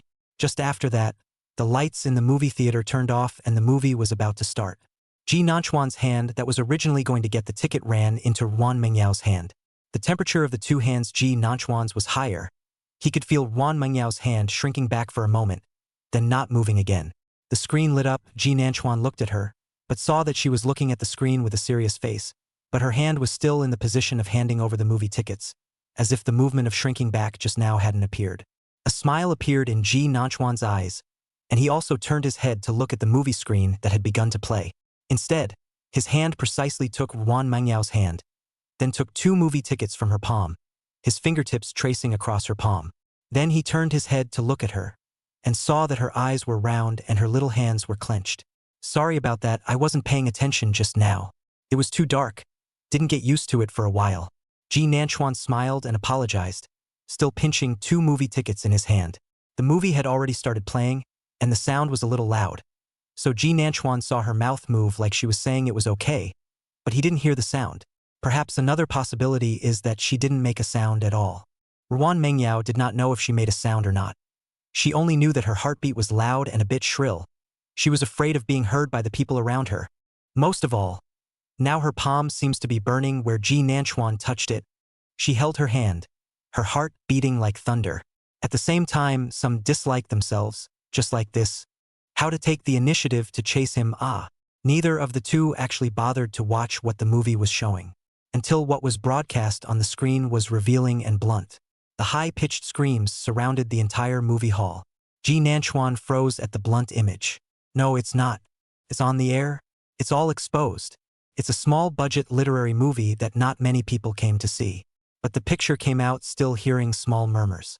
Only Ji Nanchuan feel embarrassed. This, bring people to see the movie to see this. Ruan Mengyao on the side was also shocked. The movie was randomly chosen by her. But she didn't know there was this kind of footage. It also lasted over 2 minutes. Is this something that can pass muster? The two ended up sitting all stiff and fidgety for an hour and 40 minutes of the movie. No communication throughout. No idea what the movie is really about either. Literary movies are often as good as nothing. Ji Nanchuan followed behind Ruan Mengyao, and even felt that she was walking with the same hand and foot. And originally there was some embarrassment, but at this time he couldn't help but laugh. Hearing his laughter, Ruan Mengyao's steps stopped, turned her face to look at him, and said somewhat fiercely, "No laughing." Chapter 11. Is she in her right mind? She looks scary. Ji Nanchuan hastily collected the smile on his own face, looking at Ruan Mengyao with a serious face. I didn't laugh. It would be more believable if there wasn't another smile in his eyes. Ruan Mengyao is also because with Ji Nanchuan, his brain seems to have run away from home, and he doesn't know exactly what he's laughing at specifically. Anyway, she just felt a little humiliated anyway. At this point, she pursed her lips, her face full of chagrin. Ji Nanchuan also dared to make her angry and walked over, coughing lightly in an attempt to change the topic. So what are we going to eat for lunch? Ruan Mengyao's face still had a blush that hadn't dissipated.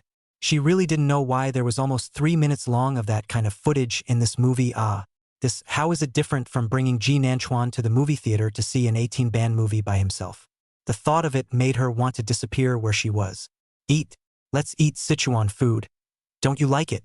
Hearing Ji Nanchuan ask, she still said without thinking, there's a Sichuan cuisine here that seems to be pretty good. I've heard Yin say it before. Su Yin is Ruan Mengyao's good best friend, and she super hated Ji Nanchuan in her last life. Thinking that Ji Nanchuan was a scummy guy who played with Ruan Mengyao's feelings. It was also because of her attitude and scolding Ji Nanchuan's words that made him realize that Ruan Mengyao had liked him for a long time. This also gave Ji Nanchuan the confidence to confess. But unfortunately, before he could confess, Ruan Mengyao left. Ji Nanchuan glanced at Ruan Mengyao and saw that she had already lowered her head to look at her cell phone, and should have gone to ask Su Yin what the name of that Sichuan restaurant was. But aren't you unable to eat spicy food? Ji Nanchuan's voice took on a bit of heartache and helplessness. She was always accommodating herself. It was clear that she couldn't eat spicy food, but she still said that she wanted to eat Sichuan food. There are also Sichuan dishes that aren't spicy. Ruan Mengyao didn't look up and said rightfully, and don't you like it? It seems like he's been like this since he was a kid. Ruan Mengyao looked like he was bullying him when he was younger. Kindergarten so young to snatch his strawberry milk. But in fact it is he does not like to drink strawberry milk. She herself in listening to Auntie Ruan said that strawberry milk is similar to the drink What Nutrition. But the teacher taught them not to waste food. So Ruan Mengyao snatched his strawberry milk and reluctantly took out the milk she brought from home from her small school bag to compensate him. This way Ji Nanchuan won't have to force himself to eat things he doesn't like, and the teacher won't criticize him. Then in junior high school, Ji Nanchuan's parents divorced. He followed his mom and moved away, and he's pretty much half a city away from Ruan Mengyao's family. Yet she manages to travel halfway across the city to walk the family Bichon every time. Bring him small snacks that used to be available only in your home neighborhood. Called Ji Nanchuan out with a disinterested face. I'm walking the dog. I bought it on my way by. Do you want it? I ate half of what was left. Ji Nanchuan was actually very sad at that time, but every time he saw Ruan Mengyao he seemed to be less sad. She had been walking her dog for half a month when the family found out. She won't be coming afterward. It's simply not safe for a little girl to run so far at night. Until their birthdays. Ms. Zhou and his dad were in the middle of a divorce case and didn't even remember it. Ji Nanchuan posted a picture of a bear cookie in his circle of friends and said nothing. It's what dad used to bring him and mom every time they came home. At that time, Ji Nanchuan was a child whose heart still longed for his parents to remain together. Then that day, Ruan Mengyao came back with the bear cookies, and when she handed them to him, she said, "It's so hard to buy the cookies you like in Ji Nanchuan. No picky eaters. Ji Nanchuan, happy birthday. One of my birthday wishes this year is for you. Be well." After a week, Ji Nanchuan realized that the bear cookie store he often ate at had long since closed, and that Ruan Mengyao's bear cookies that day were made by herself. Obviously, at that time one saw the wound on her hand. That's why Ji Nanchuan felt that it wasn't strange at all that he would fall for Ruan Mengyao. She deserved everyone's love. At this time, Ji Nanchuan sighed, "No Sichuan food. Let's eat something else. I remember that there is also a coconut chicken over here that is very tasty and has a lighter flavor." Ruan Mengyao froze for a moment. But before she could finish her words, she felt her wrist being picked up again by Ji Nanchuan and walked forward. "Let's go. There shouldn't be many people at this hour." Ruan Mengyao's gaze fell on his hand holding her wrist, but the words that followed didn't come out in the end. She didn't ask Ji Nanchuan why he was holding her hand, and it was already the second time today. Ji Nanchuan also didn't open his mouth as if he didn't notice. Just the atmosphere between the two became ambiguous once again. But sometimes people can be really unlucky. The shopping mall is so big, Ji Nanchuan, they watch a movie at least full count also need 2 hours out of the movie theater, right? But I didn't expect to meet Rong Miao Miao and Min Hao even here. Just now it was a group of boys with Rong Miao Miao. This time it was the two of them. Leaning in close, Min Ho was still talking to Rong Miao Miao about something with his head down, and the smile on his face was all gentle. It was estimated that anyone who wasn't blind could see that Min Ho liked Rong Miao Miao. Even Ruan Mengyao asked hesitantly and in a whisper, "Are they a couple?" Ji Nanchuan had just shaken his head when the two people on the opposite side saw them. Then Rong Miao Miao, who was still close to Min Hao, reflexively pulled away when she saw the two. Ji Nanchuan noticed that the smile at the corner of Min Ho's mouth froze.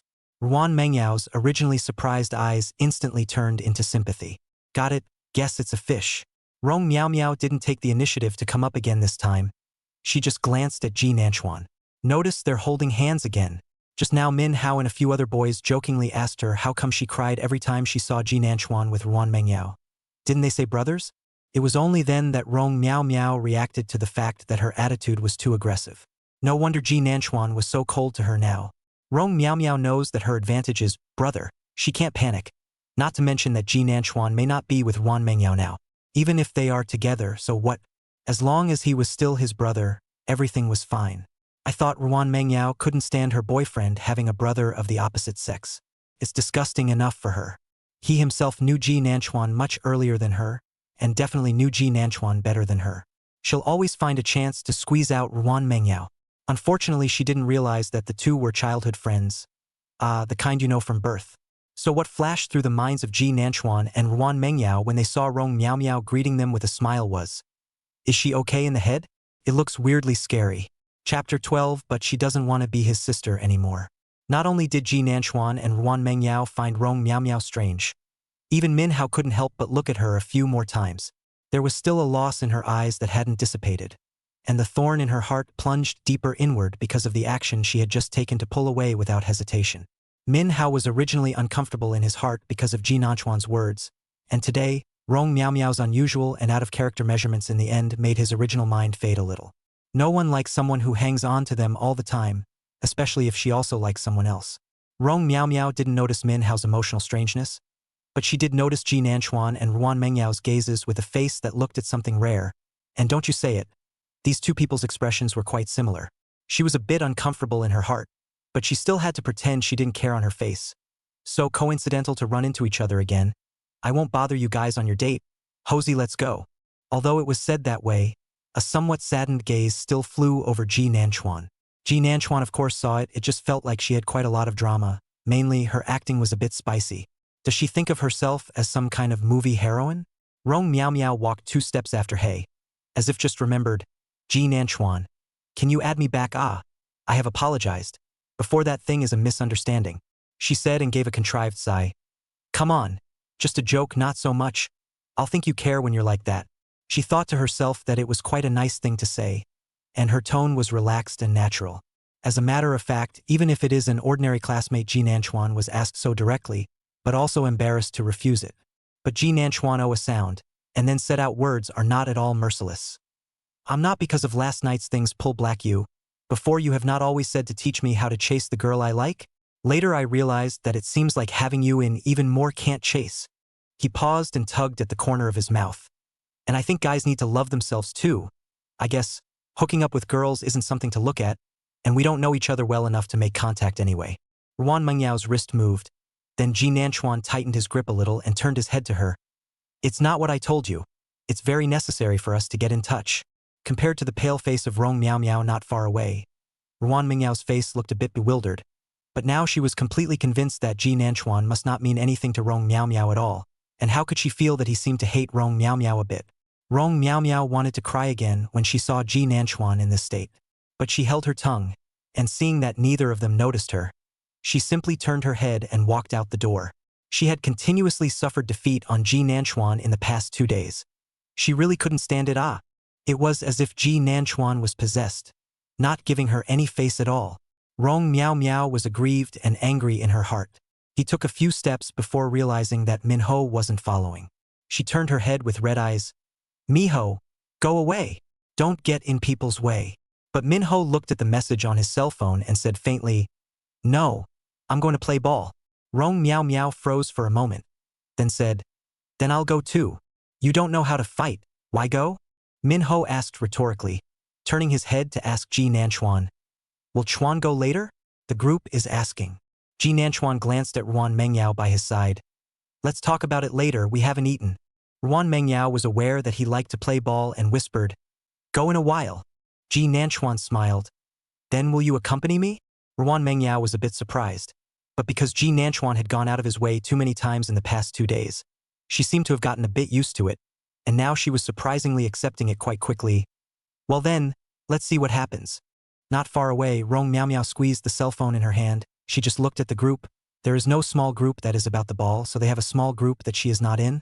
Rong Miao Miao was a little embarrassed in her heart and felt like a joke. So she simply turned around and walked away without looking back. When Minho saw it, he still couldn't control himself to follow 2 steps forward, and remembered to turn his head to say something to Ji Nanchuan before following. Ruan Mengyao muttered as she watched the backs of the two. Why do I still have the illusion of watching a dog blood movie? It's so easy for her to brainstorm as a broken writer. She muttered before reacting to the fact that Ji Nanchuan was still next to her. She coughed lightly. I didn't mean to say anything about your friend. He wouldn't mistake her for a person on purpose, would he? She really wasn't. Ji Nanchuan, however, pulled her forward and said with a smile, It's okay. It's not familiar anyway. Both young Miao Miao and Minho, in her last life, Rong Miao Miao used her relationship with him to lie to everyone. As for Min Hao, he even took advantage of Rong Miao Miao's matter to go directly to his university to smear him, not listening to any explanation, and said that he would call the police to send him in. Few of his other friends reacted as violently as he did. Later, Hifeng said Ji Nanchuan realized that Min Hao liked Rong Miao Miao for so long. It is estimated that there has long been dissatisfaction in his heart that time, but it is just a pretext to play Reborn back, although things have not happened yet.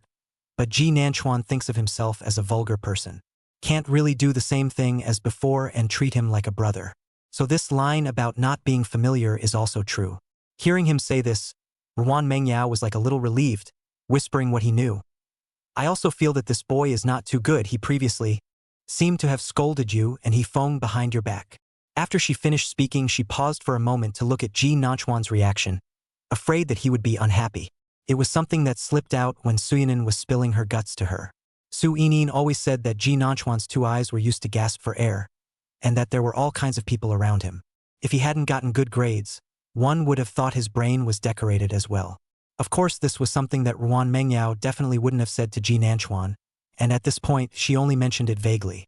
In the past, Ji Nanchuan was a bit of a rebel, always unwilling to have people pointing fingers at his friends, and Ruan Mengyao's relationship with him was already bad enough. Naturally, I wouldn't dare say anything. Today's sentence also has the meaning of testing. Unexpectedly, Ji Nanchuan didn't get angry, just muttered as if he was a bit surprised. So early.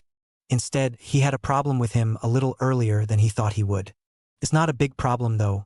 Miho's grades are average and his college is out of town. It's mid-August now, and their universities are starting. Staying away from Rong Miao Miao in this life, I guess I won't have any interactions with him. Irrelevant people don't waste time. Let's go eat. Ji Nanchuan glanced at Ruan Mengyao, naturally not missing the probing emotions in her eyes. But it was only good that he pretended he hadn't noticed anything and would probe, so that she would slowly try to get closer. The first step in warming up the frog? When Ruan Mengyao saw Ji Nanchuan's reaction, the corners of her mouth couldn't help but hook up slightly as she was led forward by Ji Nanchuan. Ji Nanchuan really doesn't seem to have become quite the same. Did they go back to their old closeness with each other quickly, too? But she didn't want to be just his sister anymore. Chapter 13. Try to be my girlfriend. The two ended up eating coconut chicken, mostly because Ji Nanchuan insisted. He himself did like heavy things, but Ruan Mengyao couldn't eat those. The time had just missed the dinner rush, and there weren't too many people when they ate. In fact, the two would have been familiar with each other, and as long as it wasn't tit for tat, the vibe was really good. And they know each other well enough that they won't have any trouble picking up the conversation. It was a comforting meal. Ruan Mengyao remembered Min Hao telling Ji Nanchuan to go play soccer earlier and asked after dinner, "Are you going to play soccer? It's almost 4 o'clock in the afternoon." Ruan Mengyao did the math in her mind. It seemed like they had spent more time together today than they had in a week or even a month before. It made her feel happy. Ji Nanchuan glanced at his cell phone and let out an "Oh. I'm not going. They've played most of the game, and I don't want to move even though I just got full." He thought of something. "Didn't you always want to go to the new bookstore before? It seems like it's right around here. Let's go shopping." "How did you know?" Ruan Mengyao was a bit surprised. She did retweet information about the opening of a bookstore a week ago. But how did Ji Nanchuan know? A week ago she was still on his blacklist. Unless he made a point of going through his circle of friends.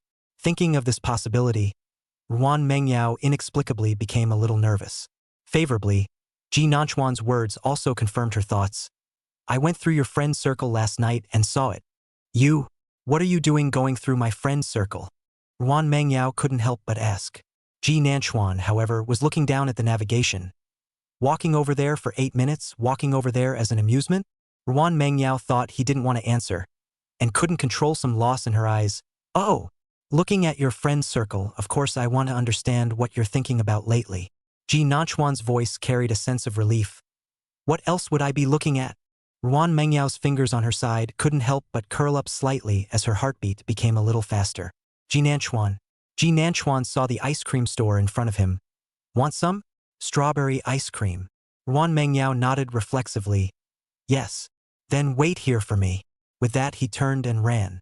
The teenager's figure swept past her as if it were a light breeze, still smelling of body lotion and laundry detergent mixed together. Ruan Mengyao is actually quite familiar with it. She looked at Ji Nanchuan's back, and the corner of her mouth slowly raised. Maybe chasing after Ji Nanchuan wasn't as difficult as she thought. If it was this gentle Ji Nanchuan now, could he or she have started to make a move now? This is Ji Nanchuan. Though I don't know why he seems to have suddenly gone past his rebellious phase to become what he was originally. But this was the look that Ruan Mengyao was most familiar with.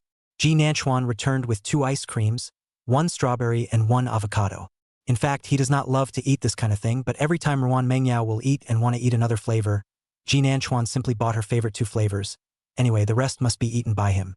Sure enough, Ruan Mengyao happily said thank you and took the strawberry one and ate a few bites before starting to look at the avocado-flavored one in Ji Nanchuan's hand. After all, she'd gotten a little rusty in the last 2 years, and if it had been before, she wouldn't have even asked, she'd have just taken it away. Ji Nanchuan was a little distressed at the thought, and reached out to pass the one he was holding. "Eat it." "I haven't eaten it." Then reached out to take the strawberry-flavored one she was holding. But Ruan Mengyao didn't switch with him and just asked, "Ji Nanchuan, if you have a girlfriend in the future, will you treat her this well too?" Ji Nanchuan froze for a moment, then shook his head. "More than that, I will treat her better." He looked at Ruan Mengyao. There was no loss in her eyes. Instead it seemed as if something was shining. "How good is it? So you want to try it?" Ruan Mengyao raised her eyebrows slightly. "Try what? Try being my girlfriend and you won't know what I'm like with girlfriends?" Ji Nanchuan's voice was still laced with laughter, more like a joke. Ruan Mengyao didn't get angry. "That won't work, my boyfriend." A smile lifted the corners of her mouth. To chase after himself, I'll be nice and kind to him. After saying that, she didn't ask for the ice cream in Ji Nanchuan's hand and turned to walk out. "Let's go. Go to the bookstore." How did Ji Nanchuan feel that she just went to buy an ice cream and she seemed to have changed? Wasn't it obvious enough what he had just said? It's obvious enough. But it's also true that Ruan Mengyao wants to chase after it herself. No one says it has to be a man chasing a woman, right? Ji Nanchuan said that there is a favorite girl, but he said out of the requirements at a glance a little how to say it is where to find it, and he didn't say who it was. Speaking to herself, Ruan Mengyao also felt a bit like a test. Whether it is or not, we'll find out in the next few days. There's still a long time to go, and a lot of things don't have to be done in one day. The two strolled to the bookstore. This bookstore is huge with 3 floors. Ruan Mengyao seems to be a very contradictory person to Ji Nanchuan. She likes sports as well as books. Started when she was a little girl, and she could spend all day by herself at the bookstore, even ignoring him to a degree. At this point it is. Ji Nanchuan looked at the person sitting by the window who was reading seriously. He laughed helplessly and stood up as well, ready to find a book to read himself. This side is the reading area and it's quiet. Ji Nanchuan had just stood up when Ruan Mengyao, who was originally reading a book, raised her head. She saw Ji Nanchuan walk over towards the magazine section. Then the 2 girls at the table next to her pushed each other, and one girl stood up and followed. Mengyao Nguyen. Ji Nanchuan is good-looking and many girls used to like him in school. But how come these girls are so bold when they're obviously sitting with him? Ruan Mengyao wanted to sigh. If she had been a bit more courageous as well, she wouldn't be afraid to confess now. She put down the book in her hand a little unhappily and followed. The girl was still a bit timid in the end. Ruan Mengyao saw her hovering by the bookshelf when she went over and didn't dare to go up. She raised an eyebrow slightly and walked over. Ji Nanchuan was looking up card holding the magazine on top of the bookshelf and had just reached for it. A man suddenly squeezed in front of him. He froze for a moment and was just about to duck away when he smelled something familiar. Same smell as on him. Their body wash was all bought together by Ms. Zhou. He looked down with some consternation and saw Ruan Mengyao huddled in front of him with her back to him, looking like she was leaning into his arms. Ruan Mengyao was 168 tall, and at this time, she had just reached under Ji Nanchuan's nose. A smile appeared in his eyes, and his tense body relaxed slightly. Is there such a thing as a throw-in? What are you doing? He asked, lowering his voice. Then felt the body of the person in front of him stiffen. Chapter 14, were you just jealous? Ruan Mengyao originally did it on purpose. She visually inspected it. She squeezed herself and the 2 people's bodies just looked like they were sticking together, but in reality they were at a distance. The prerequisite was that Ji Nanchuan hadn't suddenly lowered his voice to talk to her a little closer. At this moment, even though he wasn't directly pressed against it, Ruan Mengyao felt his breath spraying next to her ear, as well as the heat from his body seemed to be able to reach her across the not-so-distant distance. So she was a little stiff. The temperature of his face slowly rose, and he mentally chastised himself for his impulsiveness. How did you think of squeezing right in front of someone? What's it like? She pointed somewhat haphazardly to the book a little above her. Get me that one. Ji Nanchuan's gaze swept over her reddened ears, and the laughter in his eyes couldn't be suppressed. But he didn't dismantle her, instead reaching out and taking down the magazine she was talking about. Ruan Mengyao was regretting at this moment. Why was she so impulsive? She took the magazine and was going to turn around and tell him she was leaving. She didn't have time to care if the girl was gone or not. Thanks. But she had forgotten that they were supposed to be close. So much for turning around and becoming face to face. Ji Nanchuan was already slightly bowing his head, and as she looked up, the distance between the two instantly drew closer. Close enough that Ji Nanchuan could see her flustered blinking eyelashes and the helplessness in her eyes. The tips of their noses almost touched. Ji Nanchuan's throat knots moved up and down, unable to control the movement of swallowing saliva. Her lips were small and soft and looked kissable. Is that the idea is too rogue for that? At least not right now. Ji Nanchuan was a little sorry, and chose to take a slight step back even after her thank you card owner. It's fine. Then he watched as the little girl who had been bravely crowding in front of him turned her head and flew away. Originally, Ji Nanchuan was a little confused about this inexplicable operation of hers. Just now was not reading a book?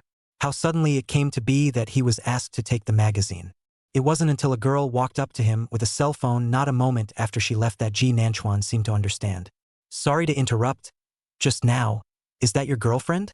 The girl inquired in a small voice, her eyes bright. Ji Nanchuan laughed a little and didn't deny it. The girl tapped her own cell phone somewhat happily. I'm embarrassed, but the images and atmosphere were so good I couldn't resist taking a few pictures. Do you want them? The boy's hand in the photo was gently resting on the girl's back, but it was some distance away from being attached. The two stared at each other, the boy's gaze tinged with a smile, the girls full of panic as the setting sun's rays outside shone down on them, pretty like a shot out of a magazine cover. Ji Nanchuan looked at the girls with some surprise. The girl embarrassedly introduced herself. I am studying photography, have a small studio, just noticed you and your girlfriend. Originally wanted to invite you to be my model. Did not expect to accidentally took these photos. Don't worry. I won't send it out if you don't agree, although it's really beautiful. In the end, Ji Nanchuan still took out his cell phone and added the girl's WeChat, and the girl sent him the photo. Ruan Mengyao was sitting in her seat just in time to see this scene. The original blushing and shy expression faded. Ji Nanchuan added that girl's WeChat? Coming out of the bookstore, Ji Nanchuan noticed Ruan Mengyao's silence. What's wrong? No. She exhaled, looking at the message in her hand. Auntie called us home for dinner. Ji Nanchuan froze for a moment, took out his cell phone, and was pretty sure there weren't any messages. No, why didn't my mom send me a message? And wasn't she traveling for a week? Back so soon? Ruan Mengyao glanced at him, her heart still a little stuffy. I don't know. Then it's down to hailing a cab. Ji Nanchuan looked at her and felt like she was sulking. But why? It just so happened that the girl and her friend had just come out of the bookstore as well, and smiled and said hello when they saw them waiting for the bus. Ji Nanchuan smiled politely. After all, he had just taken the photo from someone. The girl didn't stay much longer and quickly left. Then Ji Nanchuan heard Ruan Mengyao suddenly spoke up. Don't you like pretty, well-built, with a cold personality with a little arrogance? In fact, obviously secretly sticky and sweet girls. It's hard for her to memorize such a long string. Ji Nanchuan was sure from the moment she opened her mouth to say such a string. She was jealous? Presumably she saw it when she just exchanged tweets with that girl? Think of when she did not know where to hear the news of his early love, just finished playing baseball back, directly to his home with a baseball bat to say ferociously. Do not allow early love to break the legs. Look, Ji Nanchuan wanna laugh. You know this all later became He Feng's nightmare. He's also revised out countless versions of it, and it always feels like he's constantly being beaten by Mengyao Nguyen. Yeah, I'm into the type you're talking about. Ji Nanchuan smiled and nodded. So that girl just now was this type? Ruan Mengyao's voice was a little hesitant. That girl just now, she's only a pretty girl, isn't she? And the body not as good as hers. Ji Nanchuan looked at her glaring round eyes and was a bit helpless. No, what does it have to do with her? He said, clicking on the picture he had just saved. I just added her for this. Ruan Mengyao didn't even look back at the intimate-looking group photo on her phone. Was this just taken in the library? The shots are really good. And she noticed Ji Nanchuan set into the background. This picture. Her voice stuttered a little embarrassed by the mess she'd made. Why do you always make a mess of yourself in the past 2 days? Ahem. Was this photo taken by that girl just now? Ruan Mengyao's eyes flickered, not daring to look at Ji Nanchuan at all. He had just questioned him himself. It was so embarrassing. Ji Nanchuan was in a good mood and gave a hmm. The shots were good, right? That young lady is in photography and just wanted to invite me to be a model, but I refused, just asked her for these pictures. 3 or 2 sentences explained a misunderstanding. This made Ruan Mengyao even more embarrassed. In favor of Ji Nanchuan, he also asked, were you just jealous? With those words, Ruan Mengyao wanted to disappear in place. Luckily the car arrived and without looking back she pulled open the door and got in. He also closed the door of the car with his hand. The meaning was obvious, wanting Ji Nanchuan to sit in the front. That way you can't see her blush. Ji Nanchuan raised his eyebrows slightly, but still pulled away and sat on the passenger side. Driver Big Brother thought it was a quarrel young couple. Looked at it and did not say anything more. The car drove halfway. Ji Nanchuan's cell phone vibrated. It's a message from Mengyao Ruan. Chapter 15. A daughter-in-law is also a family member. Don't you think so? Ji Nanchuan slightly raised his eyebrows. There are just 6 words on it. Send me a copy of the photo, the kind with no punctuation. Ji Nanchuan stifled his laughter and sent her the photo. Ruan Mengyao in the back seat looked at the photo that was sent to her, hooked her lips slightly, clicked on the original picture, and saved it. Then it was set as a chat background. Hesitated and set it to background image again. She clicked on the photos and looked at them one by one, mostly at Ji Nanchuan, the expression on his face, and the light in his eyes. So gentle, it's all a bit surreal. I guess anyone looking at this picture would think they were a couple. Pair STH. Ruan Mengyao looked up at the co-pilot but met his gaze from the rearview mirror. Ji Nanchuan watched as the expression on her face froze, and then looked calm, but in reality was a bit flustered and averted his eyes. He seemed to have discovered a new pleasure. Watching Ruan Mengyao come to hide her expression was really, really cute. It doesn't take long to get from the mall to your home. The two got out of the car and walked into the neighborhood one after the other. Then they met Ms. Zhao, who had just come out to buy food. Ms. Zhao, formerly known as Zhao Ying, Ji Nanchuan's mother, a female bully, when she divorced his father, almost let his father netting a ruthless person. Of course, Ji Nanchuan is not at all sympathetic to his father. After all, he is the one who cheated on his mistress in the first place, and the most disgusting thing is that his son is already in his 3rd year of junior high school. That's why Ji Nanchuan's reaction to seeing Ruan Mengyao in contact with his dad in the first place was so big. Ji Nanchuan grew up thinking that his family was quite happy. His mom and dad were especially loving, and he was a child who grew up in love. That's why he reacted extraordinarily when he found out his dad was cheating on him and chose to go with his mom without even hesitating. Those first 6 months were a blur, and my grades went down the tubes. Now that I think about it, during that time Ruan Mengyao often came halfway across the city to look for him, at first using the dog as an excuse. Then the dogs didn't even use it. She would come to Ji Nanchuan whenever she was free and had a vacation, tugging him out. The effect was still there, and Ji Nanchuan did slowly come out. Ruan Mengyao also considered transferring to his school, but it was too far away from her home, and in the end, her family didn't agree. Ji Nanchuan watched at this moment as his mom, Ms. Zhao, came over with a happy face and hugged Ruan Mengyao. Ji Nanchuan, "Mom, I'm such a big guy," he shouted helplessly. Only then did Ms. Zhao let go of Ruan Mengyao to take a look and reach out for a hug. "All right, young master, I saw it. Let's go and go home. I knew that you guys would hurry back when your acceptance letter arrived. It was my problem that I didn't send you guys off on the day of this college entrance exam. And this time around, I'm finally in time to make it back." Ms. Zhao pulled one in one hand towards her home with a happy face. "Hey, but why did you two go out together today? It's too rare."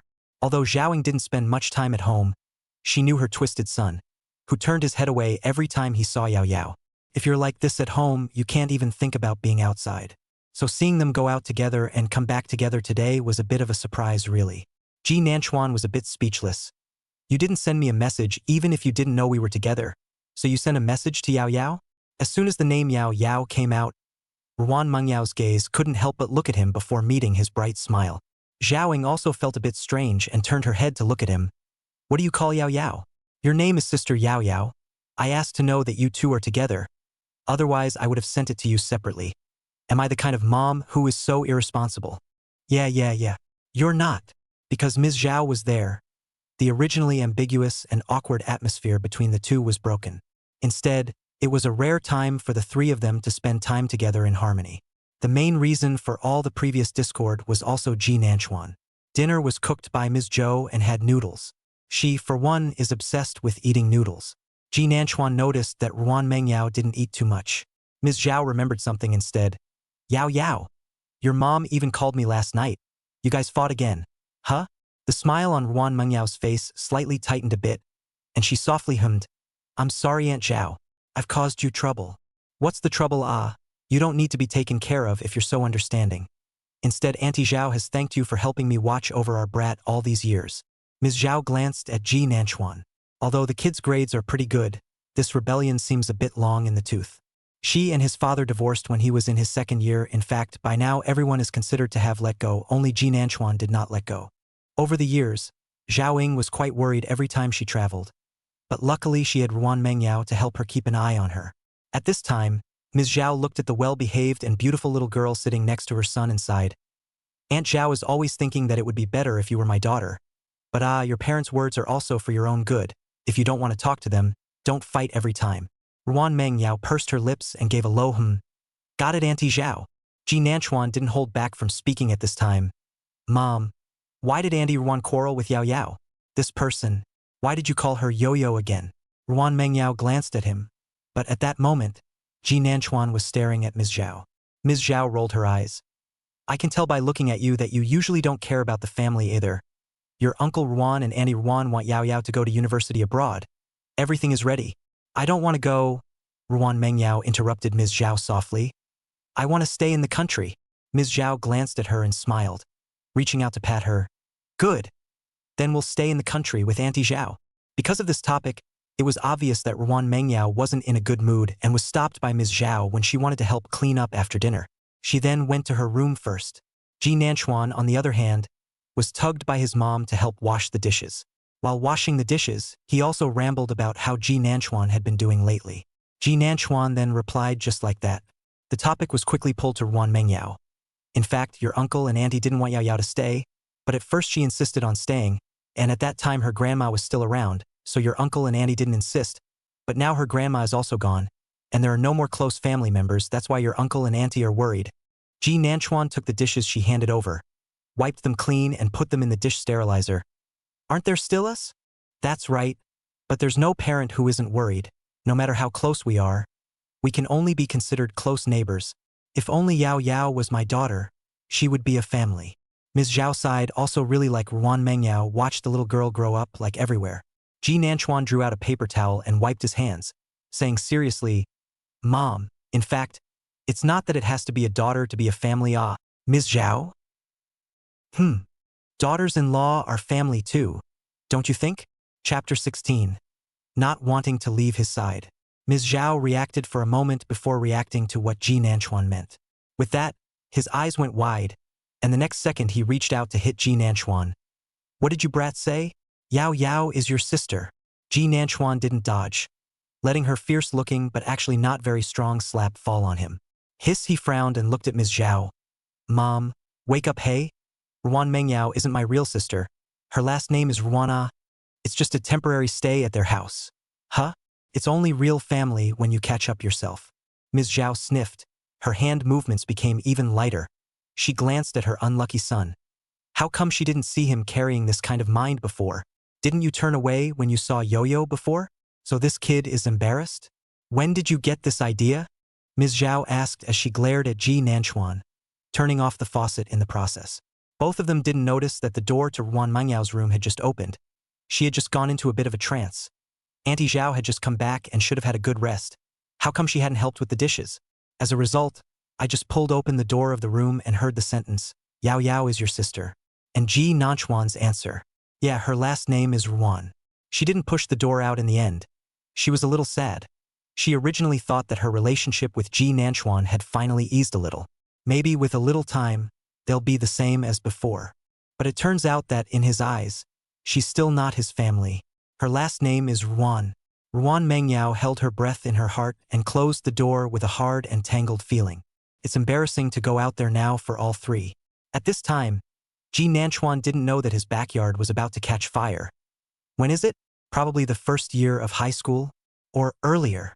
If the real 18-year-old Ji Nanchuan might be embarrassed to say this, admitting in front of his mom that he likes Ruan Mengyao is a bit humiliating. But at this time, the 24-year-old Ji Nanchuan in the end is a little more mature. Like Ruan Mengyao, nothing cannot be said.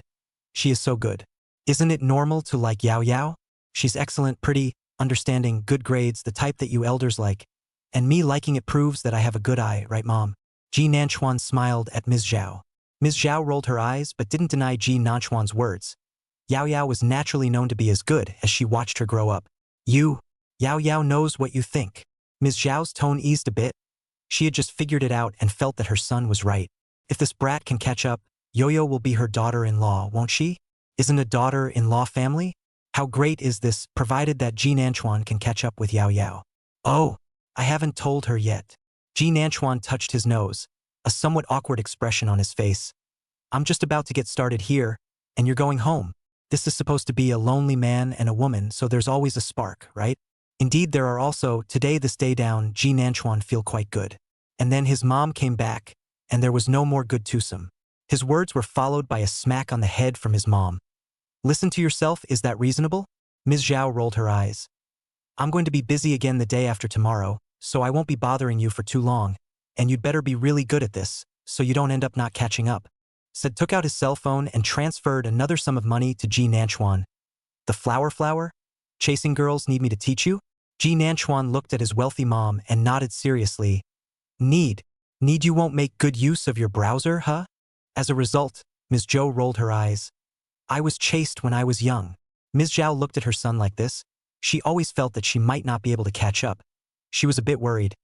Just go with her heart. Girls need to be careful and pampered. There is also the fact that you have known each other for so long. You should always see if Yao Yao has that intention. Otherwise, aren't you forcing her to go? Ji Nanchuan thought to himself, I can know too well what she means. Take your time to make sure it's true though, or you'd have straightened the ball a long time ago. It's just that I'm afraid of scaring people away, mainly because I'm transforming too quickly like I've been taken over. Ms. Zhao barked a few words and turned back to her room to shower and rest. Also assured Ji Nanchuan that it was fine, she wouldn't come out. Play well. Ji Nanchuan looked at the mother's back with some amusement. She was embarrassed at home herself how to play I guess Ruan Mengyao was even more embarrassed. Thinking that Ruan Mengyao hadn't eaten much for dinner just now, he went to the refrigerator and took out the puffs that Ms. Zhao had just bought back. Then he poured a glass of milk and went to knock on Ruan Mengyao's door. Originally there was some uncertainty through just Ji Nanchuan no last life Ruan Mengyao will suddenly leave, the main reason must be because of their own and Rong Miao Miao those rumors. Otherwise she shouldn't have gone. At least by now, through her tone of voice just now, you can also hear that she actually doesn't want to study abroad at all. Thinking about it, Ji Nanchuan felt even more that the mouth he grew in the beginning was decorative. He sighed and knocked gently on the door of the room in front of him. After a while footsteps were heard coming from inside.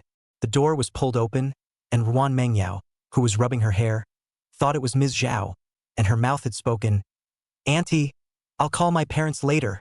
She actually knew that she was brazen enough not to leave the country, and that Auntie Zhou was quite difficult to deal with in the middle. Ruan Mengyao had also been very grateful to Auntie Zhao for taking in and caring for her in the first place. And in terms of life, Auntie Zhao had indeed always taken care of herself. In fact, her mom told her to leave the country when her grandmother died. But Ruan Mengyao refused at that time. She didn't want to leave at this time. At least after confessing, right? You have to give your favorite a result, right? But until she changed schools to go to Ji Nanchuan school, did not have the time to properly chat with him. Between the two there is a misunderstanding between Uncle Ji. Not to mention the extra girl named Rong Miao Miao beside him. Before this, Ruan Mengyao knew very well that Ji Nanchuan didn't have much patience with girls at all. But that girl called Rong Miao Miao seemed to have become an exception, and she often followed Ji Nanchuan around. Played well with a bunch of them boys. So Ruan Mengyao hesitated. It's been dragging on, and she pretty much gets a call from her mom at least 2 or 3 times a month. The last time they would fight was over the issue of going abroad. Her mom said that if she didn't go abroad, they would no longer pay for her tuition and living expenses. In fact, all of these Ruan Mengyao is not afraid. She has been writing novels on the internet since her sophomore adult year of high school. She's probably the type with some talent and was on fire in the first book. She had saved quite a bit of money now, so at least tuition and living expenses were definitely enough. And a book is in talks to be published right now, and it's going to be a pretty big income when it's finalized. She's perfectly fine taking care of herself. But maybe she shouldn't rely on Ji Nanchuan's house anymore. He said that he wasn't his family. At this moment, Ruan Mengyao looked at Ji Nanchuan in front of her and her tone became cold. Is there something wrong? Chapter 17. You really don't hate me? Ji Nanchuan froze for a moment at her cold attitude. Hadn't he just been fine? He held up the puffs in his hand. I just saw you didn't eat much noodles. My mom always loved noodles. Are you hungry? Puffs to eat. Ruan Mengyao's gaze fell to his hand as he lifted the puff, gently shaking her head. Thanks. I'm not hungry. Ji Nanchuan felt that her mood seemed to be a bit low, and handed over the milk in his hand. Drink milk then? Ruan Mengyao pursed her lips as she looked at the milk he handed over and asked in a low voice. Are you being more polite to me because you're a guest? Ji Nanchuan, who was originally thinking of brushing up a good impression of thoughtfulness. Huh? What guest is polite? He asked back in disbelief. I was just worried that you hadn't eaten enough. In the end, Ruan Mengyao still didn't ask. After all, she didn't have much of a position to ask this. He himself was only supposed to be borrowing it. This is also quite good. If she moves out, she will definitely not be Ji Nanchuan's sister. The puffs and milk ended up being eaten by Ji Nanchuan. He felt that Ruan Mengyao at her current age was just like her 18 or 19-year-old self, who liked to keep everything bottled up in her heart. Is this a skill exclusive to their age? Ji Nanchuan just wanted to sigh and finally went in to take a shower. The big deal was to ask what was going on tomorrow. Ms. Zhao was rarely at home the next day, and at breakfast it seemed like a natural thing to say to Ji Nanchuan. Why don't you go meet your dad tomorrow? He said he hasn't seen you in a long time. Ruan Mengyao looked up at Ji Nanchuan when she heard this. Sure enough, Ji Nanchuan's movements that were originally pinching vegetables stopped. Not going. Ms. Zhao sighed. Why are you even more of a deadbeat than I am, son? It's true that your father is not a thing, but it's true that he's good to you, and I'm not the same with him as you are with him in the end. Ms. Zhao put down the chopsticks in her own hands. After so many years, I'm getting over it, but you can't let go instead? Ji Nanchuan noticed that Ruan Mangyao also stopped there and didn't move. He reached out and gave her a chopstick of small vegetables. His voice was flat. Mom, I'm an adult. Whether I forgive or not is up to me. In the end, Ms. Zhao couldn't convince Ji Nanchuan. Ji Nanchuan couldn't forgive his dad for leaving on the day of his and his mom's wedding anniversary when he got a call from a young lover and said it was company overtime. Actually went to dinner with my young lover's family. Ended up in a car accident on the way back.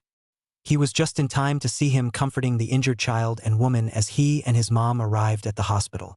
He and his mom just watched from outside the hospital room door like this. He prepared piano music for them for their anniversary gifts. And mom prepared a table full of food and changed into newly purchased clothes. But Ji Nanchuan's dream was shattered on that day. Many people advised him that it was time for him to grow up. But this has nothing to do with becoming immature. Ji Nanchuan cannot forgive. It's because his dad used to be too good to him and he can't handle the fallout. No matter how old you are, you can't take it. Ms. Zhao didn't force it, and after saying a few words and seeing that Ji Nanchuan still insisted on his own, she didn't say any more. She was actually a comfort to her son, and the hurt that man had caused her she wasn't so generous as to actually forget.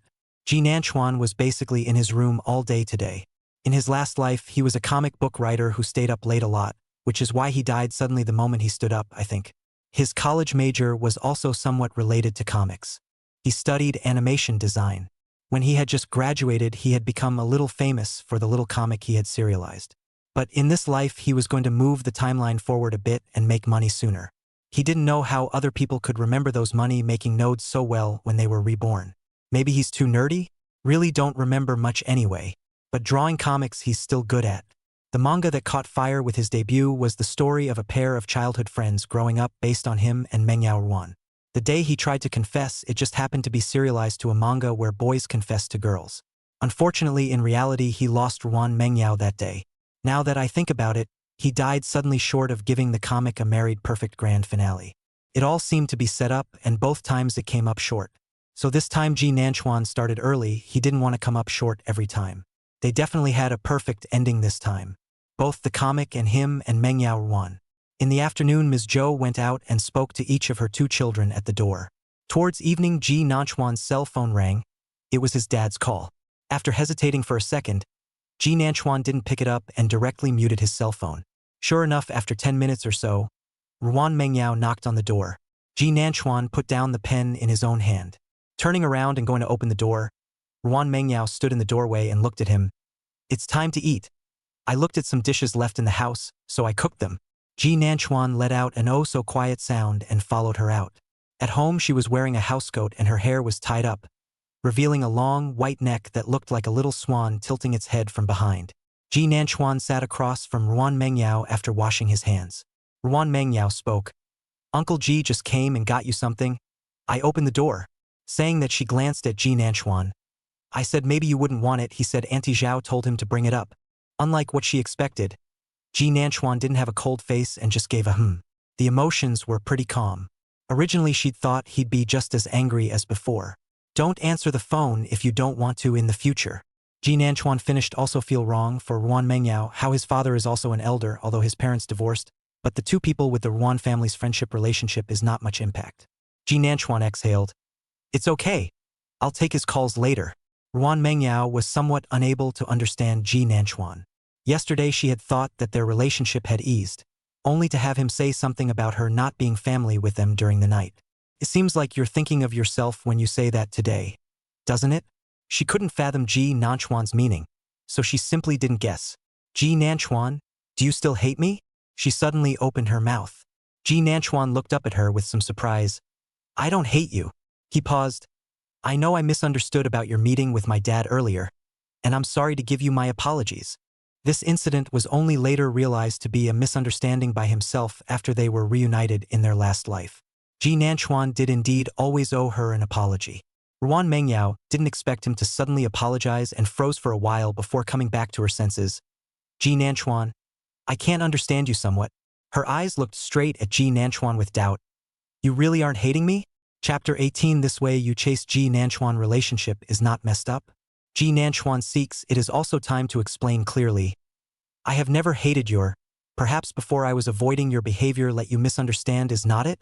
Ji Nanchuan's tone was calm, and even Ruan Mengyao's originally somewhat anxious mood was brought to a calm. Her beautiful eyes looked straight at Ji Nanchuan, gently biting her small pink mouth. Forget it. I'd better say it directly. You also know that my character has always been bad at beating around the bush. Ruan Mengyao's voice was dry. We grew up together. I originally thought that I understood you very well, but ever since my aunt and uncle got divorced, it feels like everything has changed. It's like I don't quite understand you anymore.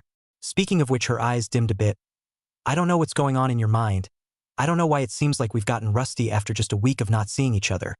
You've got a lot of friends around you, and you weren't willing to listen to my explanations when I saw my uncle looking for me earlier. Ruan Mengyao looked at Ji Nanchuan. Before, I didn't know the main reason why my aunt and uncle got divorced, but I knew that you must have wished for your aunt and uncle to be good, and they used to be very good to you, that's why I persuaded you, and then after I found out the reason, I also felt that I was meddling in the affairs of my own. I wanted to apologize, but you didn't want to listen, and our relationship fell into an ice point. She laughed a little to herself. I can't read you anymore in the past year or so. It's like you're changing these days, hot and cold, and I can't read and don't want to guess. We're just neighbors, friends who used to be on better terms. If you really still feel like we can't have a good conversation, then that's fine, then forget it and I won't dwell on it. She dropped her eyelashes when she finished. Her lashes were long and managed to cover all the emotions in her eyes. Ji Nanchuan couldn't interject at all. So much was said in such a flurry that he didn't interject a word. Seeing that she finally stopped, Ji Nanchuan hurriedly opened his mouth. I didn't listen to my sophistry. No, listen to my explanation. I didn't hate you. Just think of me as a rebellious period. I never hated you anyway, he said seriously. I was indeed too immature in my mind before that my father came to you, and my first feeling at that time was betrayal. A helpless expression appeared on Ji Nanchuan's face. To put it in a rather middle-of-the-road way, in my heart, everyone can betray me, only you can't, because you're different. After he said this, Ruan Mengyao looked up at him with some surprise. Meeting Ji Nanchuan's serious eyes, I really felt at that time that the whole world could not understand me, but you would definitely stand by my side, and it was like that for more than 10 years ahead, wasn't it? At that time, Ji Nanchuan was really quite rebellious and middle-aged. He couldn't forgive his dad's betrayal, and couldn't understand why his mom was so quick to clean up her emotions after her breakdown to divorce his dad. There wasn't even any bickering or listening to explanations. It was like all she could see was getting more money from his dad. Of course now Ji Nanchuan can understand. After all, dirty feelings according to Ms. Zhao's character certainly will not want again. But Ji Nanchuan at that time didn't understand. That's why he was so angry when he saw Ruan Mengyao making contact with his dad. But after the anger and sadness, it also made him realize that his feelings for Ruan Mengyao were different. This is beyond the realm of possessiveness of a childhood best friend. The first time Ji Nanchuan liked someone, or someone he grew up with, he was a little confused and overwhelmed. More like scared. Having just gone through his parents' divorce, he was afraid to even think too much about what the feelings involved were. He chose to distance himself from Ruan Mengyao. It ended up creating the twisted situation they're in now. It all started with the twisted mind of a 17 or 18-year-old. I know the relationship between us is quite awkward. It probably makes you feel awkward too. I think it's because we're missing a chance to have a good chat with each other. Isn't that what's happening now? Ji Nanchuan looked at Ruan Mengyao seriously. Anyway, I've never hated you, and there's no way I'll ever hate you. I like you, but I'm afraid to say it now. Ruan Mengyao cupped her chopsticks in her hands and squeezed them tightly. It was starting to turn white between my fingers.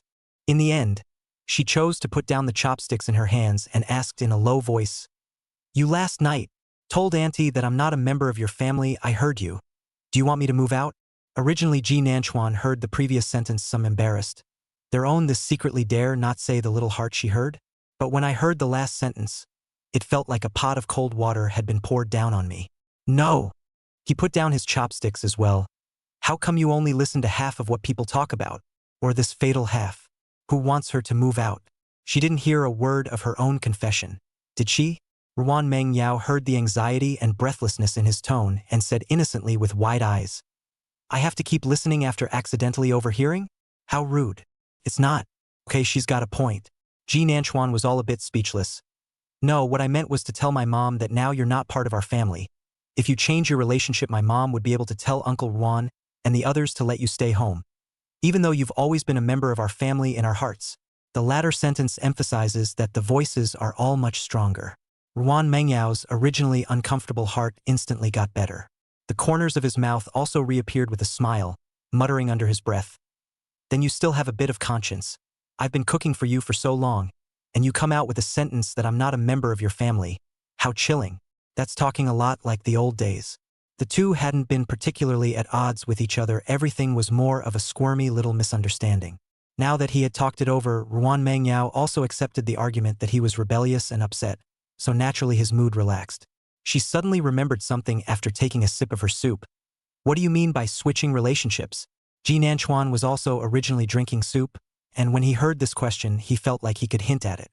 It's the kind of relationship you take for granted when you stay in my house, which you think it is, he added as he set down his bowl of soup. We really aren't related by blood. See, that's enough hinting and leading, isn't it? Ruan Mengyao had a thoughtful look on her face. Actually, I'm already an adult, and my parents don't really have any say in where I live anymore, but this relationship you're talking about. She glanced at Ji Nanchuan and said with some reluctance, am I going to recognize Auntie Zhao as my godmother? So you're not messing up your relationship with Ji Nanchuan? Ji Nanchuan. Chapter 19. Is there a possibility that that person is me? No. You still really want to be my sister? Ji Nanchuan's tone was helpless. Ruan Mengyao said with some dissatisfaction. What do you mean you want to do it? I was already older than you. Ah, yes, big 5 minutes, you're big, you're the biggest. After Ji Nanchuan finished perfunctorily, the two of them glanced at each other, then snorted and both laughed. At this moment, the barrier that separated them seemed to just break down.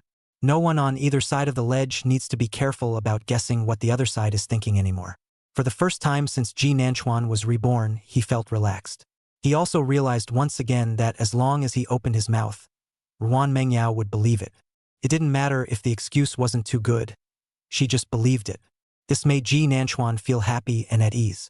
Just as he expected, everyone could be on his opposite side. But Ruan Mengyao always chose to be on his side without hesitation. Ruan Mengyao went back to her room with peace of mind after confirming with Ji Nanchuan again that there was no intention of asking her to move out. Ji Nanchuan also really didn't know how she got this idea and found it quite inexplicable. But Ruan Mengyao was obviously in a good mood, and after finishing her meal, she justified herself by saying, I'll cook and you'll wash the dishes, so go wash the dishes. Then he went back to his room and wondered what he was tinkering with. Ji Nanchuan wasn't angry either. He watched as Ruan Mengyao resumed her previous relaxed mode, making him feel comfortable. It didn't feel any more natural to him than her careful observation of her demeanor talking. He exhaled, and that was good. Ruan Mengyao, who was back in her room on this side, sat on the edge of the bed and touched her fluttering little heart. She loved this feeling. There was always a détente between them. She sat for a moment, opting to take out her cell phone and call her parents. The other side quickly picked up a gentle female voice. Yao Yao, have you thought it through?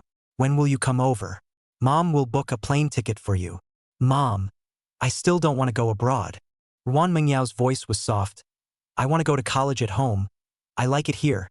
My favorite people are here too. There was silence over there for a while. The gentleness of her voice became cold. Yao Yao. Mom made it very clear before. If you still don't want to go abroad to study, the family won't give you any more money for living expenses and tuition fees. Even though your Auntie Zhao is very good to you, you are too embarrassed to keep on bothering people, aren't you? Ruan Mengyao let out a hmm. Her voice remained resolute. I know. I won't bother Auntie Zhao. I'll figure out the living expenses and tuition on my own. Yao Yao. Ruan mother's voice over there was a bit hateful. What exactly is it that you don't want to go abroad for? Before you said it was for grandma. We also let you stay. Now there aren't many relatives in the country. Why are you still? Mom. I have someone I like over here. Ruan Mengyao only felt relieved after she finished speaking, and the smile at the corner of her mouth became bright. Ruan mother's voice on her side instantly rose. What? You have a favorite? When did this happen? Who is it? You're not falling in love early, so you don't want to leave the country. Are you? No, Mom. I haven't caught up yet. That night Ji Nanchuan's room door was knocked on by Ms. Zhao. He had just opened the door when Ms. Zhao violently pushed him inside and closed the door with her backhand. Ji Nanchuan reflexively glanced at the hand-painted board he had placed on the desktop. Mom, I'm a big boy. Fortunately, Ms. Zhao didn't have time to look at his desktop either, casually pulling over a chair and then pushing Ji Nanchuan, waiting for him to sit down on the edge of the bed before she spoke. Son, do you know that Yao Yao has a crush on someone? Ji Nanchuan let out an ah and looked at Ms. Zhao, who had a tangled face. Ms. Zhao didn't wait for him to answer. This, you just said that you chased someone down for me to be my daughter-in-law. This after one night you know that Yao Yao has a favorite person. Ms. Zhao sighed. If Yo-Yo really had a favorite person, wouldn't her son have no chance? She spent the night accepting that the girl she grew up raising as her daughter could potentially be her daughter-in-law. Seems to be okay. But it wasn't before she had time to be happy. Today her best friend called to ask if she had seen Yo-Yo getting close to any boys. How would Zhaoing know? She is not at home a few days a month, so you can only come to your unlucky son. Ms. Zhao sighed. Her son, this has not even begun, Waterloo, really miserable. After Ji Nanchuan heard what happened, he was still a little worried, but now it's all gone. Relaxing his body and leaning back a bit, he looked at his somewhat anxious mom. It never occurred to you that it could have been me? Just you. Ms. Zhao rolled her eyes. Although I did make you quite handsome, but what do people want from you? Your coffin face? Your lack of manners? Or the fact that you don't look people in the eye every day? Ji Nanchuan, is this really a real mom? He laughed outright in exasperation. Why can't it be me?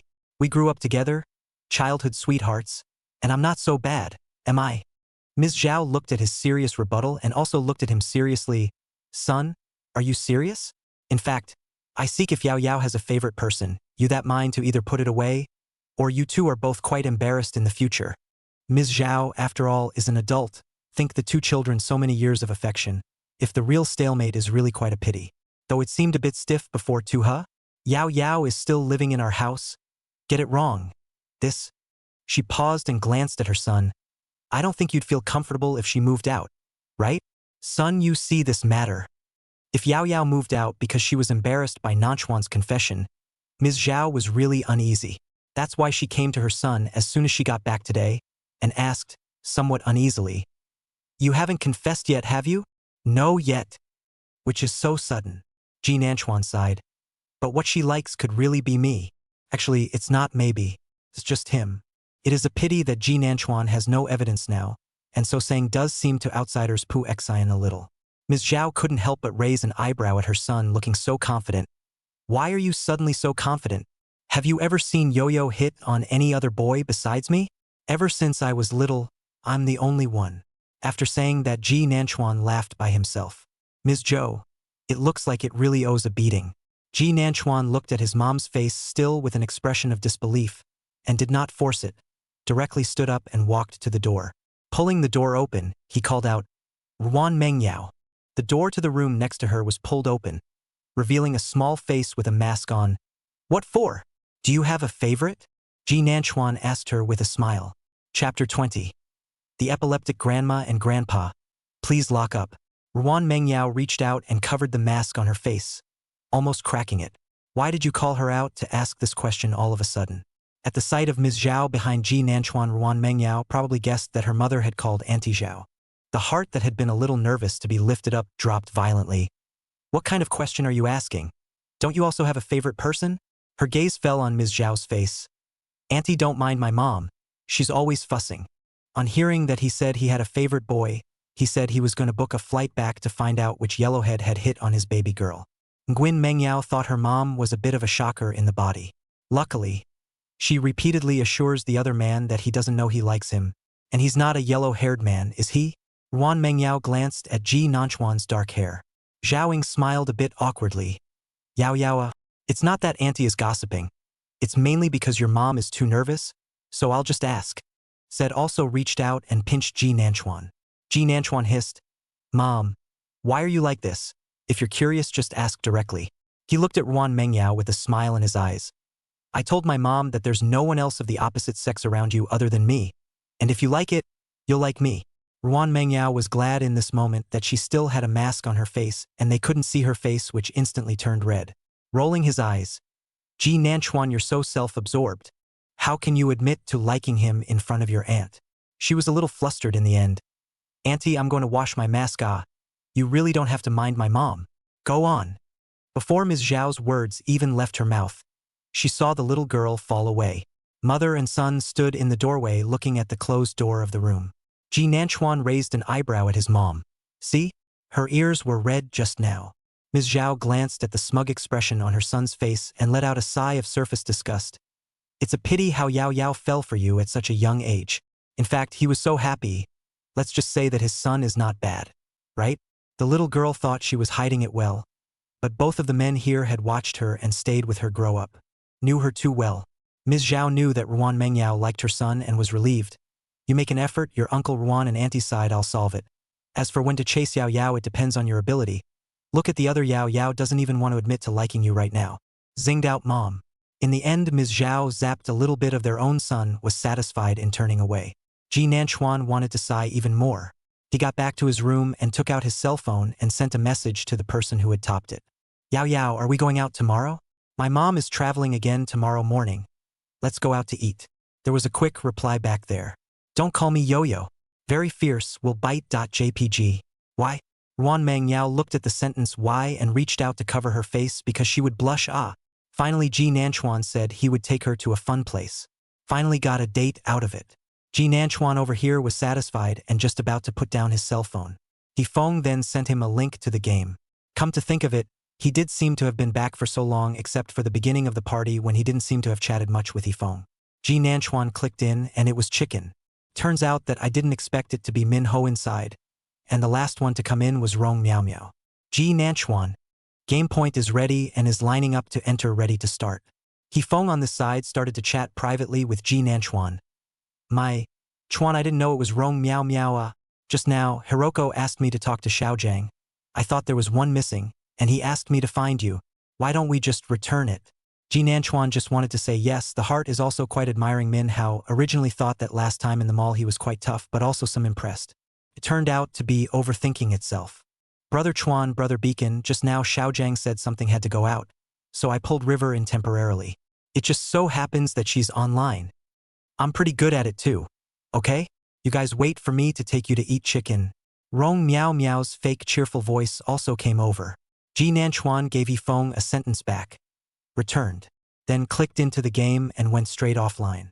When Feng slowed down a bit, he saw that there were only 3 people left in the team, and he said, I have something to do with Chuan as well, and it's appropriate for you guys to double row, so I'll slip away. And then dropped out of the team as well. Ji Nanchuan's mood was all instantly soothed after he retired from the team. He didn't want to be a part of Rong Miao Miao and Min Hao play. How they entangled themselves was totally OFUK. Just don't get involved with him. That incident in the previous life ended with Rong Miao Miao being arrested and the matter being revealed. It's true that Rong Miao Miao used her connections to borrow money from people around her, and the victims were basically old high school classmates. The reason why Rong Miao Miao would involve Ji Nanchuan is also outrageous. It's because one likes him and ends up getting no response. Min Hao didn't apologize to Ji Nanchuan until later, but instead went around saying that Rong Miao Miao would be like this and Ji Nanchuan would be responsible. In response, Ji Nanchuan just wanted to let this pair of epileptic male and female please lock up. Don't come out and wreak havoc on people. On the other side, Feng called Ji Nanchuan after he retired from the game. Brother Chuan, this matter, I really don't know. Ji Nanchuan hummed. I know you don't. Feng didn't like Rong Miao Miao in the first place, much less help her. Why are you still talking like a tongue twister? Feng muttered, instead remembering the purpose of the call. Chuan.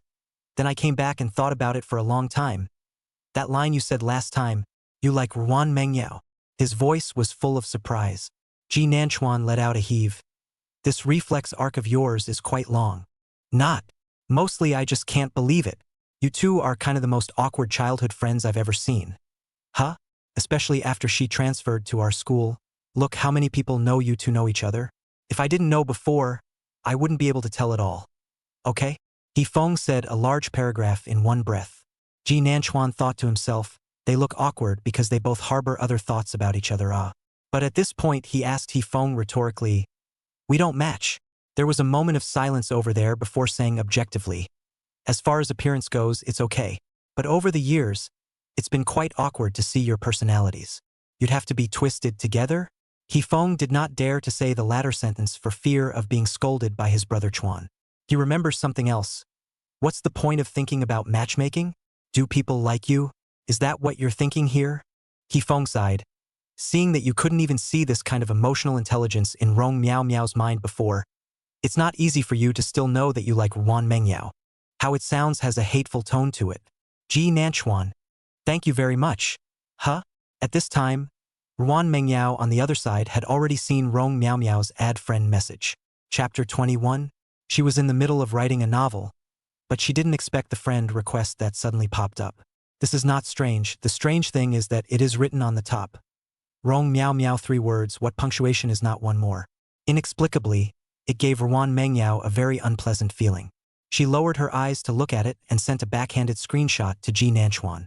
Honestly, Ruan Mengyao didn't have much goodwill towards Rong Miao Miao. Ji Nanchuan didn't take the initiative to find Ruan Mengyao after transferring here, but Ruan Mengyao took the initiative to find Ji Nanchuan. But both times, Rong Miao Miao saw it and stopped it in advance. Ji Nanchuan also happened to be out of class at that time. Rong Miao Miao was with a group of boys in the back 2 rows of the classroom, not knowing what they were talking about, with profanity. Maybe the boys had seen her and said something. Rong Miao Miao stood up and walked over after looking over. It was lunch break and the class was small. She asked Ruan Mengyao directly, "Hello, is there something wrong with your classmate?" Ruan Mengyao, because she was considered the only female beside Ji Nanchuan, still had quite a complicated mood towards her. She said after a moment of silence, "I'm looking for Ji Nanchuan." The other man's eyes held a measuring look, then a somewhat contemptuous smile.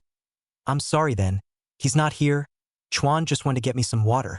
Ruan Mengyao frowned at her, the discomfort in her heart growing heavier. But it was still going to wait, too. I didn't expect the other party to say, "What do you have to say? I'll bring it for you." Chuan's temper isn't too good, so I guess I may not listen to you in a while. I sometimes see that you girl's hot face sticking to his cold ass is also quite heartbreaking. In the end, Ruan Mengyao just gave her a faint look and left. The second time was similar. One was trying to find Ji Nanchuan to ask why he had pulled the plug on her. But I saw Rong Miao Miao downstairs. The other party walked straight over. "Looking for Chuan? I just saw him pulling the plug on you in the last couple days. You'd better stop looking. Make him angry." Now that I think about it, there is bragging rights everywhere. Ruan Mengyao, who originally didn't want to talk to her, nodded through. After all, she would like to see what else the other side had to say.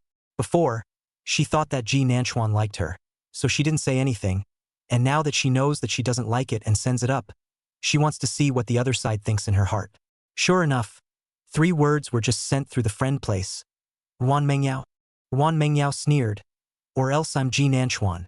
At this time, Rong Miao Miao had already swept everything on the desktop on the floor at home. She was holding her anger in her heart. And just now in the game, Ji Nanchuan and Hifeng's consecutive withdrawal from the team had embarrassed her. Although Minho reassured her that maybe the 2 of them were really something, Rong Miao Miao knew that Hifeng didn't like her to begin with. Now Ji Nanchuan is like that too. Not to mention themselves and Ji Nanchuan this way, before playing together with the group of men, now basically open a small group, do not tell her, and even about cannot be out. The only time a few boys come out is when Minho is the middleman. She seems to be isolated. Originally, Rong Miao Miao's popularity among the girls was not good. All the ones she got along with better were boyfriends. In the beginning, Rong Miao Miao got close to this group of men in order to get close to Ji Nanchuan, but over time she quite liked this feeling. She was the only girl in a group of boys and always had a lot of privileges. She also knew that those girls didn't like her because they were jealous and envious. After all, she was being pampered by a bunch of boys. She really couldn't accept the psychological fallout. So after barely finishing a game with Minho, she said she was going to take a shower and got off too. Then added Meng Yao Nguyen. At this moment, when she looked at her reply, the beautiful face of Ruan Mengyao re-flashed before her eyes.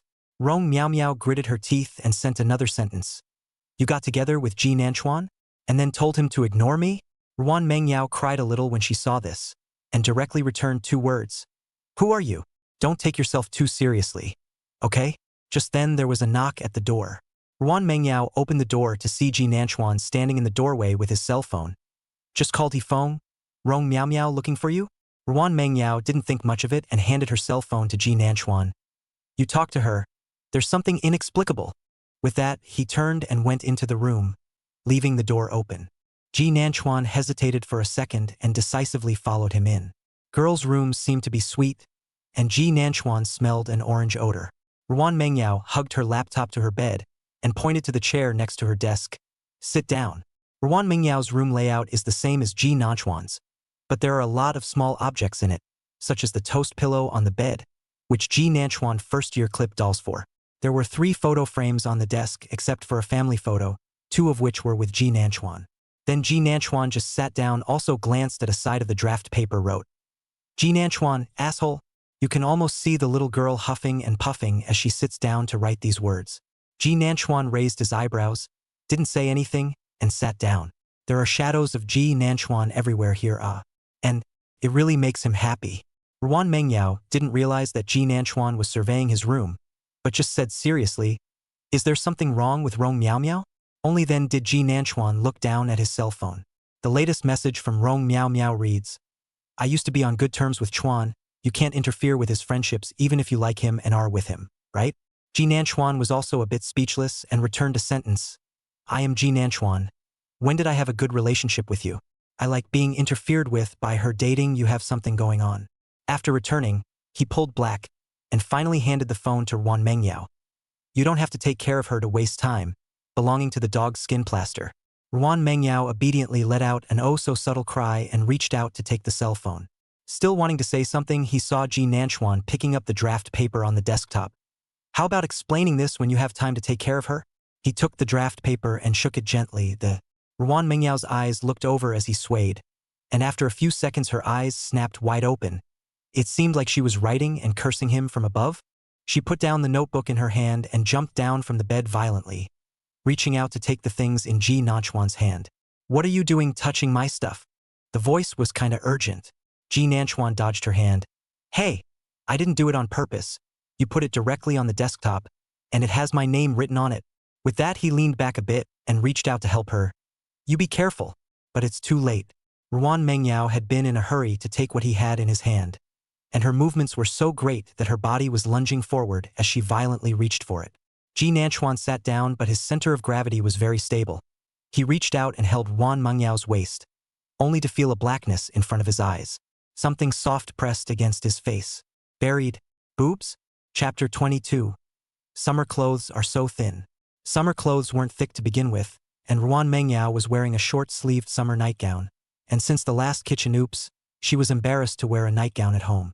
In the past, she didn't meet up with Ji Nanchuan much, but now that the two of them are at home every day and meet dozens of times a day, she's embarrassed to hang around in her nightgown. But even regular summer pajamas are thin. For example, at this moment, she could feel Ji Nanchuan's hot breath spraying on her chest through that thin clothing. And the hand holding behind the waist, the palm of the hand is also very warm. All of this made her whole body stiff and her movements inflexible. At this moment, Ji Nanchuan's entire body was confused. Ruan Mengyao's action was that the knee of one foot was already pillowed between Ji Nanchuan's legs. His entire body was leaning back, but the person in front of him was leaning forward with his knee as the point of force. In fact, it used to be common for the two to fight and roll together when they were smaller. But they were all young at that time. They hadn't developed yet. And at that moment the soft two lumps were wrapped around his nose. The smell was all familiar orange, and he smelled of the same body wash. Their breaths were entwined, as if they were entwined with each other as well. Time seemed to stand still, but Ji Nanchuan soon felt as if something was coming out of his nose. At the same time, the man in front of himself bounced off him as if he'd been scalded with fire. It's not an exaggeration, it really does seem to pop open. Quick and agile. Then he flopped face down onto his bed, reached out and fumbled around like he was trying to find a quilt, and when he didn't, he just played dead and didn't move. Ji Nanchuan also covered his nose for the first time. It's a bit embarrassing. The draft paper that had just been fought over by the two men had long since fallen from Ji Nanchuan's hands back onto the desktop. But no one cared at this point. Ji Nanchuan lightly coughed. So what? Me, I go back. Covering his nose with one hand in a somewhat awkward posture, he stood up and finally left in a hurry on his feet. The whole time, he didn't dare to look at Ruan Mengyao, and didn't dare to think if she had discovered his abnormality. It wasn't until the door to the room was closed that the person lying face down on the bed finally stirred. She covered her reddened ears. What had she just done? And she found out. Ji Nanchuan also. She ended up screaming silently, her calves stomping frantically. It was so humiliating. Ji Nanchuan returned to the room, also felt that his face was a little hot. presumably red. His nose was running and the soft touch and warmth still lingered on the sides of his cheeks. It wouldn't be something to think about in detail, he wouldn't be able to calm down at all if he thought about it. At this moment, he could only comfort himself in his heart. Luckily, just now Ruan Mengyao was lying on her back. I don't think I found. Did I? In the end, Ji Nanchuan sat for a while with his eyes lifeless, waiting for the nosebleed to stop by the way, and finally went in to take a shower again without saying a word. But the next day still got up early and went to do laundry in silence. It was a little after 6 and a little before 7 in the morning when he hung out his clothes. But summer dawns early. Ji Nanchuan froze when the voice came from behind him. Turning his head, he saw Ruan Mengyao, who was wearing a short sweatshirt revealing a pair of long legs, had just walked out from the door. Seeing Ji Nanchuan, she also froze for a moment. An unnatural look flashed across her face, and she said dryly, "Good morning." "Early. Morning, you're going for a run." Ji Nanchuan felt his voice was quite dry as well. He knew that Ruan Mengyao was in the habit of going for a morning run when he was resting. Ruan Mengyao nodded. Right? The atmosphere became silent again. In the end, it was Ruan Mengyao who couldn't stand it some more. "Then I'll go out first." "Good." Ji Nanchuan just opened his mouth, and the other party fell away. He was a little amused. It wasn't so bad. Was it that scary? But he took a look at the clothes he'd just hung up to dry and rubbed his nose, which was indeed quite embarrassing as well. Ji Nanchuan looked down from the balcony, and in no time at all, he saw that slender figure slowly appear. The floor was too high to see her face clearly, only having time to see the swaying ponytail. It made him think of the gently swaying ponytail and snowy white back that had been turned to him in his dream last night. Ji Nanchuan reached out and slapped himself. "Ji Nanchuan, you are a real beast, ah." "Son." Ms. Zhou's voice rang out shakily. "Are you okay?" Ji Nanchuan was speechless. He looked at his mom's expression there, and knew that she probably saw the scene where she slapped herself. Ji Nanchuan sighed. "I'm fine. There are mosquitoes." Ms. Zhao glanced at the anti-mosquito screen on the balcony and gave a dry, oh-so-quiet look. Ji Nanchuan also felt that this reason was too silly and changed the topic. "Why did you get up so early?" Eyes fell on the suitcase at her feet. Ms. Zhao said with some apologies. "The original 10 o'clock flight, changed the flight. The other side temporarily something to catch up. Mom wants to go over now to sign the contract." Zhaoing looked at her son and apologized seriously. "I'm sorry, son." Although her son had followed her over the years, she had spent very little time with him. In the beginning, she always wanted to prove that she could definitely get along without that man, so she worked hard to earn money. The amount of pocket money given to the children is also increasing. But when she has time to look back, she realizes that her child is not happy he still gets good grades and continues to make friends. But the people close to me are getting rusty and silent. Most obviously at her and Yo-Yo. 3 people in one home, each living their own life. She had thought about talking to Ji Nanchuan, but he wasn't cooperating. On the contrary, she had talked to Yao Yao a few times, and she didn't know what was wrong with Ji Nanchuan. Thinking of this, Ms. Zhao felt even more guilty, and just when she wanted to say something, she heard Ji Nanchuan ask, "In that case, will the secretary come to pick you up? Do you need me to send you there? I have a license." There was no cold face or anger as usual. The tone of voice is natural, the expression, although frowned, but at this time said out of concern. "You travel, also pay attention to the body, do not drink so much alcohol." Zhaoing suddenly laughed. She had realized it a long time ago. This time back, her son had become a different person. It's like suddenly growing up and understanding. "I know, you and Yao Yao take care of yourself at home too. I'll ask the driver to send you there when school starts in a few days. I'll try to rush back if I can. You have to buy everything you need to buy for your military training, you know? I've transferred money to you." In the end, Ji Nanchuan took some time to send his mom out the door. Otherwise, the nagging would not end. But it's a pretty good feeling. Only when you've been out to work can you realize that the nagging in your parents' ears is actually a blessing. But now he's looking at the money his mom transferred, tapping on an app and ordering. Today, he had promised to take Ruan Mengyao to have fun. He's ready. Chapter 23, hanging up the phone is soothing. After Ji Nanchuan sent him Ms. Zhao out the door, he changed his clothes, and Ruan Mengyao came back after casting the manuscript paper that he had drawn last night. There was breakfast in his hand, some of what Ji Nanchuan loved to eat and some of what Ms. Zhao liked to eat. But as soon as she entered the door, she noticed that Ms. Zhao's often-worn shoes were missing and the slippers had been put back in the shoe cabinet. Ji Nanchuan heard the voice and came out to say, My mom temporarily changed her ticket, so she's already gone and asked me to tell you. Ruan Mengyao let out an "oh." Although her complexion was still a bit unnatural, she was already much better. I bought breakfast. Come over and eat, he said, putting down what he was holding and going to the kitchen to wash his hands and get the dishes. At breakfast, both made a point of avoiding last night's oops. The main topic of conversation still revolves around Ms. Zhao for the time being. Luckily, the two are pretty good at this. After breakfast, Ji Nanchuan packed up his things and reminded Ruan Mengyao when he saw that she was about to turn around and go in. Going out in a while? Ruan Mengyao did remember that she was going out with him today. She just didn't realize it was so early. She froze for a moment, looked at the time, just after 8 in the morning, and said, somewhat apologetically, I had thought it was noon. I had an appointment. Ji Nanchuan accepted it quite well. Then you go and get busy. I'll wait until you're better and we'll go. He couldn't help but ask more. What's with the early appointment? Because the appointment was with an editor. She had an appointment to sign a publishing contract today. It's been talked about before and can actually be mailed. But Morning Glory had been her online friend for so long, so I guess he was really quite curious about Ruan Mengyao, so he made a few dates. It just so happened that they were both in the same place, so Ruan Mengyao agreed. She hesitantly spoke.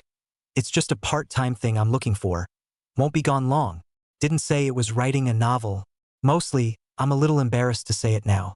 After all, her first novel was based on Ji Nanchuan. This feeling of embarrassment of being seen by an acquaintance who had written a novel, Ruan Mengyao didn't dare to think about it yet. Not to mention that this acquaintance was also Ji Nanchuan. She can't take it, so it's a bit vague.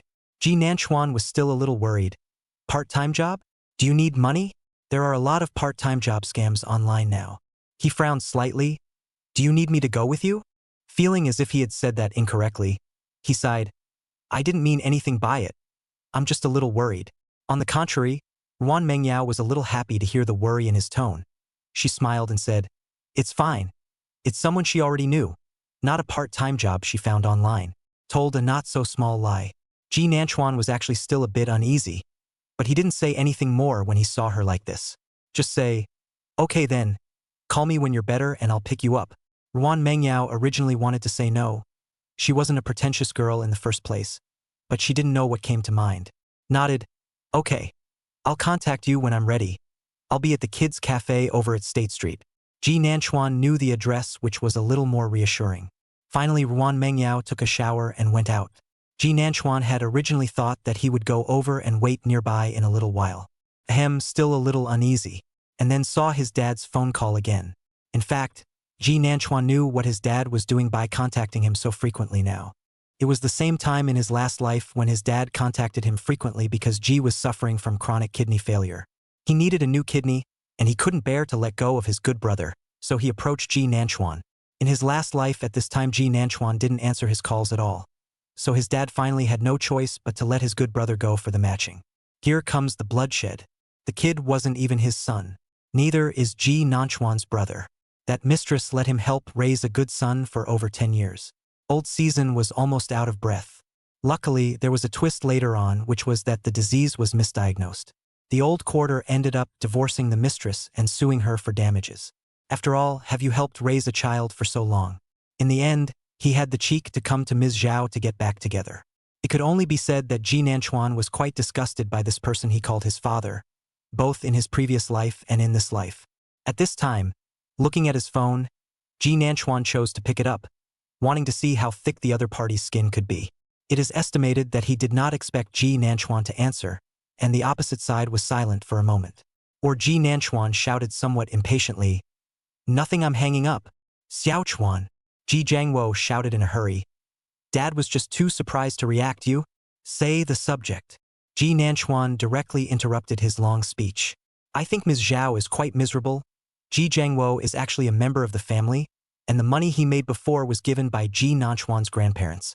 The two had a good relationship when they were young, and Ms. Zhao still took Ji Jiangwo's surname after giving birth to Ji Nanchuan. She didn't mind that his family had no money, and she accompanied him in his struggles to start a family, and gave him children to take care of his household. As a result, Ji pushed his cheating on himself, feeling suffocated and undignified at home. Anyway, it is what Ji Nanchuan summarized is that none of the love brain zombies eat. Ms. Zhao is a good example. The opposite side is still talking about how much he misses Ji Nanchuan, how happy he is to know that he went to college, and how he prepared a lot of gifts. Only in the end did he carefully ask, Xiaochuan, can you meet with Dad? No matter what happens to your mom and I love you, and I've truly loved you all these years. It really hurts how I found me instead of asking your wonderful son to donate a kidney. Ji Nanchuan sneered. I ran into Uncle Wang the last few days and heard that you were sick. Since he didn't take the initiative to mention it, Ji Nanchuan simply took the initiative himself. Ji Jiangwo's side was really silent for a while before he said, You know, you want me to donate a kidney? Don't you have a son? Ji Nanchuan's tone was mocking. Can't spare him? Come to me? What do you think my mom would do if she knew? Xiaochuan, Dad didn't mean this. It's your brother's body that's not good. You've been in good health since you were a child, and Dad didn't ask for your kidney. He was a little flustered. He didn't think that Ji Nanchuan knew all about it. I just miss you. Oh, no need Then I'm relieved. Ji Nanchuan smiled and said, By the way, last few days when I was chatting with Uncle Wang, I also heard him say how that good son of yours doesn't look like you. It doesn't look like he's pro-life. Simple and direct. It really made Ji Jiangwo over there angry. How do you talk? That's your brother? Ji Nanchuan, what are you implying? I thought you said you wanted to talk? I'll just talk casually, Implying what? Ji Nanchuan was in a better mood when he heard him get angry. Right. Do you want to check it out, After all, Uncle Wang said so, right? You're just full of. Is that what your mom taught you? What my mom taught me is none of your business, Ji Nanchuan said in a cold voice. Don't hit on my kidney. It's weird and disgusting. That's all. Then hung up the phone, through and through. Chapter 24. My favorite guy just came to pick me up. To say why Ji Nanchuan must answer this call, the reason is actually quite childish. He was disgusted enough by Ji Jiangwo's maneuvers in his last life, so in this life he was disgusted with him in advance. Although his own words he will not necessarily believe, but if the mention is his friend said, then the good face of Ji Jiangwo heart is certainly diaphragm. Often you just need to plant a thorn in his heart and soon that thorn will take root on its own and then be enough to keep their family busy. But don't bother him and Ms. Zhao again. They're all pretty busy. Ji Nanchuan glanced at the time. There was still a week before they started school. After school starts, there will be a half-month military training.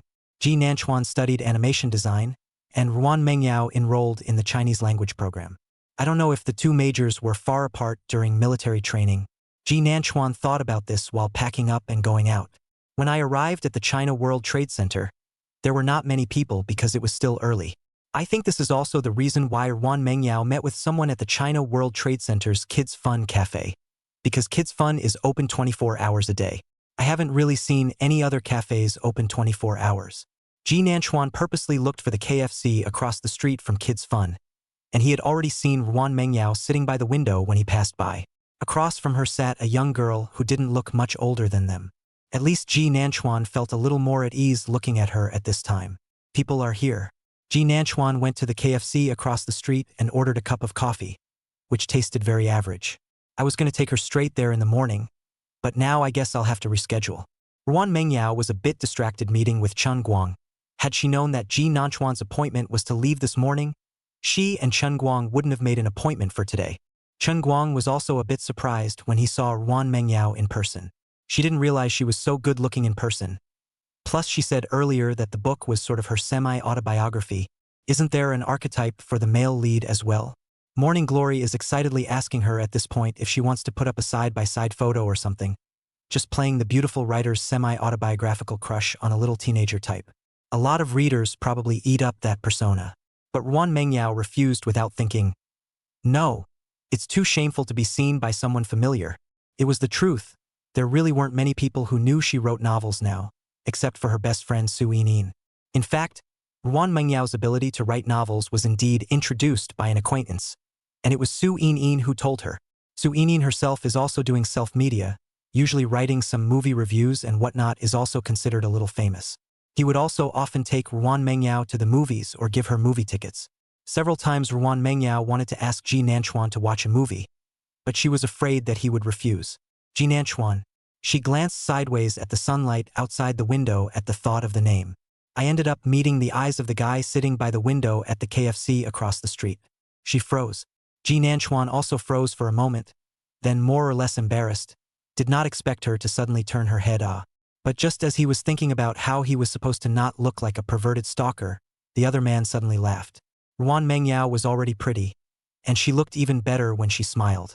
The sunlight shone on her delicate little face, making her pretty in a somewhat unreal way. The embarrassment in Ji Nanchuan's heart seemed to disappear in an instant because of this smile. He smiled back at Ruan Mengyao. Ruan Mengyao turned her head to Chen Guang and said, "I'm really sorry. I might have to leave first. I'll treat you to dinner next time." Morning Glory had vainly grown a few years older than her anyhow, and had noticed from the start that she was a bit distracted. She had just followed her line of sight when she turned her head to look out the window. Naturally, he didn't miss the way her eyes lit up and the smile at the corners of her mouth. Chen Guang couldn't quite see who the person across from him was from this position, but he still couldn't help but smile when he heard Ruan Mengyao bring it up. "Are you seeing someone very important?" Ruan Mengyao nodded. "Yes. I originally had an appointment with him today." She looked at Morning Glory a little apologetically. "I'm not in the best of shape either, and I'm sorry for being less than respectful to you." Luckily, Morning Glory didn't mind. "Today was supposed to be the day I wanted to meet you. Publishing your first book at the age of 19, you're really something. Your second book is still in serialization though, but there are people on my side who have come into contact. So I was curious about you, and I ended up meeting you today only to realize that you're prettier than I thought." She took a sip of her coffee. "Go ahead. It was good to see you today." Ruan Mengyao smiled at her. "I'm happy to see you too." She stood up to say goodbye to Morning Glory when the other party suddenly smiled and winked. Right, I almost forgot there is another suggestion as an editor, that is, if you have a favorite, it's best to fall in love. In your article, the twists and turns of falling in love and the feelings therein are still almost interesting, and the kissing is written a little bit raw, but the sourness in the time of crushes and one-sided likes is written in a way that is particularly, I think it has something to do with your emotional experience, doesn't it? Of course, I'm just suggesting. Ruan Mengyao was still pondering as she walked out of the cafe. In fact, she didn't need Qin Guang to mention that she herself knew that she was indeed a bit hardened to the developments in her relationship. After all, she'd had a crush for 2 or 3 years, and she really hadn't been in love. At that thought, she looked up at the KFC across the street, but the man at the window was gone. Ruan Mengyao froze for a moment before she heard a familiar voice ask behind her, "Looking for me?" Ruan Mengyao's heart snapped with relief. He was still there. This time he hadn't left himself behind. Ji Nanchuan watched her turn her head, her eyes re-brightening. "Why are you here?" In fact, he had just come out to wait when he noticed Ruan Mengyao standing up. The station is pretty obvious too, but she seemed to have her mind on something and looked distracted. Ji Nanchuan looked at her openly for a few moments and his eyes became dark, then couldn't help but make a sound, only to see her originally dark eyes brighten up again in the next second. At this moment, he walked over to Ruan Mengyao's side and smiled shyly. "Actually, I'm a bit uneasy, but I won't force you if you don't want to talk about it. I just wanted to come and make sure that you're still around. I've just thought of a lot of excuses, and I feel like it's better to just open my mouth and admit it. In their last life, it was because they always kept their mouths shut that they ended up with misunderstandings stacked on top of misunderstandings all the time. Ji Nanchuan didn't want to be like this anymore. So in this life, he simply restrained the embarrassment in his heart to speak directly. Sure enough, after he finished speaking, Ruan Mengyao revealed a somewhat surprised expression, then blinked. "Thank you." She didn't say that Ji Nanchuan was too nervous and unnecessary. She cherished the concern that everyone had for her. Ruan Mengyao looked back to the window of the cafe, and sure enough, Morning Glory was watching them as well. Just now, Ruan Mengyao nodded when she heard Qin Guang's suggestion. "I'll give it a try. It just so happens that the guy I like is coming to pick me up. I'll confess to him when I get the chance." Chapter 25. Ji Nanchuan, do you like me? Morning Glory wasn't sure if the other party could see it from so far away, but made a cheering mouth sign anyway. She looked at the two standing together and they did look good together. In fact, when he saw Ruan Mengyao's face value, Morning Glory was curious about the existence of the boy she liked. Such a beautiful sister secretly crushing on him, he was not even moved. The book is written with the sourness of a crush, the kind that Morning Glory would empathize with somewhat if she read it.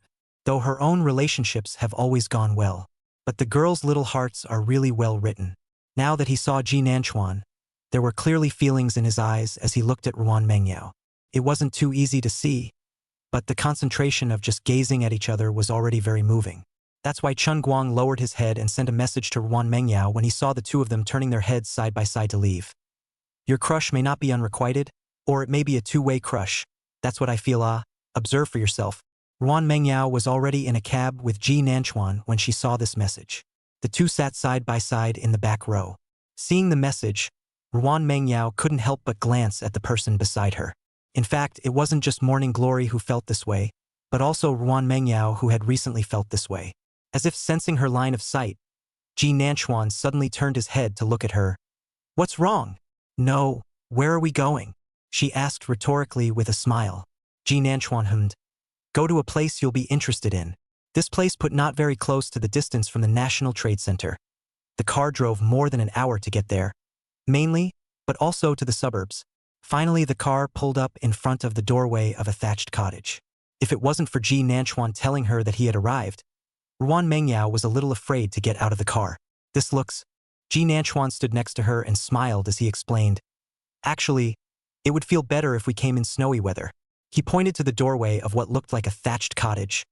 "It's a tea room, you should like it." Sure enough, Ruan Mengyao's eyes lit up. She loved quiet places like tea rooms. That would inspire her to write. Actually, Ji Nanchuan had already guessed what Ruan Mengyao's part-time job was. In his last life, he hadn't realized she'd published a few books until after she'd returned home. 2 have even been sold for movie and TV rights. The reason why I didn't notice it before was because she was writing a female genre, and Ji Nanchuan himself didn't read many novels, let alone read female genre. He did buy all the books back later, but he happened to be seen by Ruan Mengyao when he collected the delivery. They lived across the street from each other in those days. That book was snatched by Ruan Mengyao before he could even open the cover. She was shy and warned Ji Nanchuan not to look. But then after she left, Ji Nanchuan read all the books she wrote, including that first book with the careful things she wrote about her crush. In the morning when she said it was a part-time job, Ji Nanchuan thought about writing a book. But the information is clearly written that she was 20 years old before she started to write a book. But think of the information on Baidu cannot be fully believed. After all, according to the time of her first book published, 19-20 years old published the first book, that right should be earlier. Liking the tea room was also something that Ruan Mengyao had said in her past life. She had said before that she liked how inspiring this quiet place was to her. This tea room was just opened this year and is not much known now. The back will be on fire. The first time he came here in his last life, it was Ruan Mengyao who brought him here, and she said she liked it very much. Later, Ji Nanchuan would often come over here to draw pictures and stay for the whole day. Bring her early in this life, she should like it. Ji Nanchuan laughed a little at her surprise. "Let's go. Inside." Walking into the doorway, Ji Nanchuan reached out and shook the bell at the door. Soon a pretty young girl came out and smiled when she saw them and said, "Welcome." Ruan Mengyao couldn't help but glance at Ji Nanchuan when she saw the girl. He didn't come here to see a pretty girl, did he? Ji Nanchuan felt a little strange by her look, but still said, "We want a private room. We'll be here all day today. Do you have a farmhouse and cook your own food on your side?" The girl nodded. "Yes. Have guests been here?" "So clear." She led the way with the card in her hand. "This way." Ji Nanchuan said vaguely. "No, I heard it from a friend." "In that case, we've just been open for half a month. Your friend came quite quickly." The girl swiped her card and opened a door to the room. "Inside, please. Do you need a set menu for the refreshments, or would you like to order them yourselves a la carte?" the girl asked with a smirk. Ji Nanchuan glanced at Ruan Mengyao on the side. "Do you want to look at the menu first, or just order it?" Ruan Mengyao said with a smile, her gaze curiously looking inside the room. In the end, Ji Nanchuan ordered the set menu, and the girl thoughtfully closed the door after the two of them went in. The inside is quite spacious and clean. There wasn't too much: cushions next to the tea table, a sofa at the far point, and then some simple furnishings.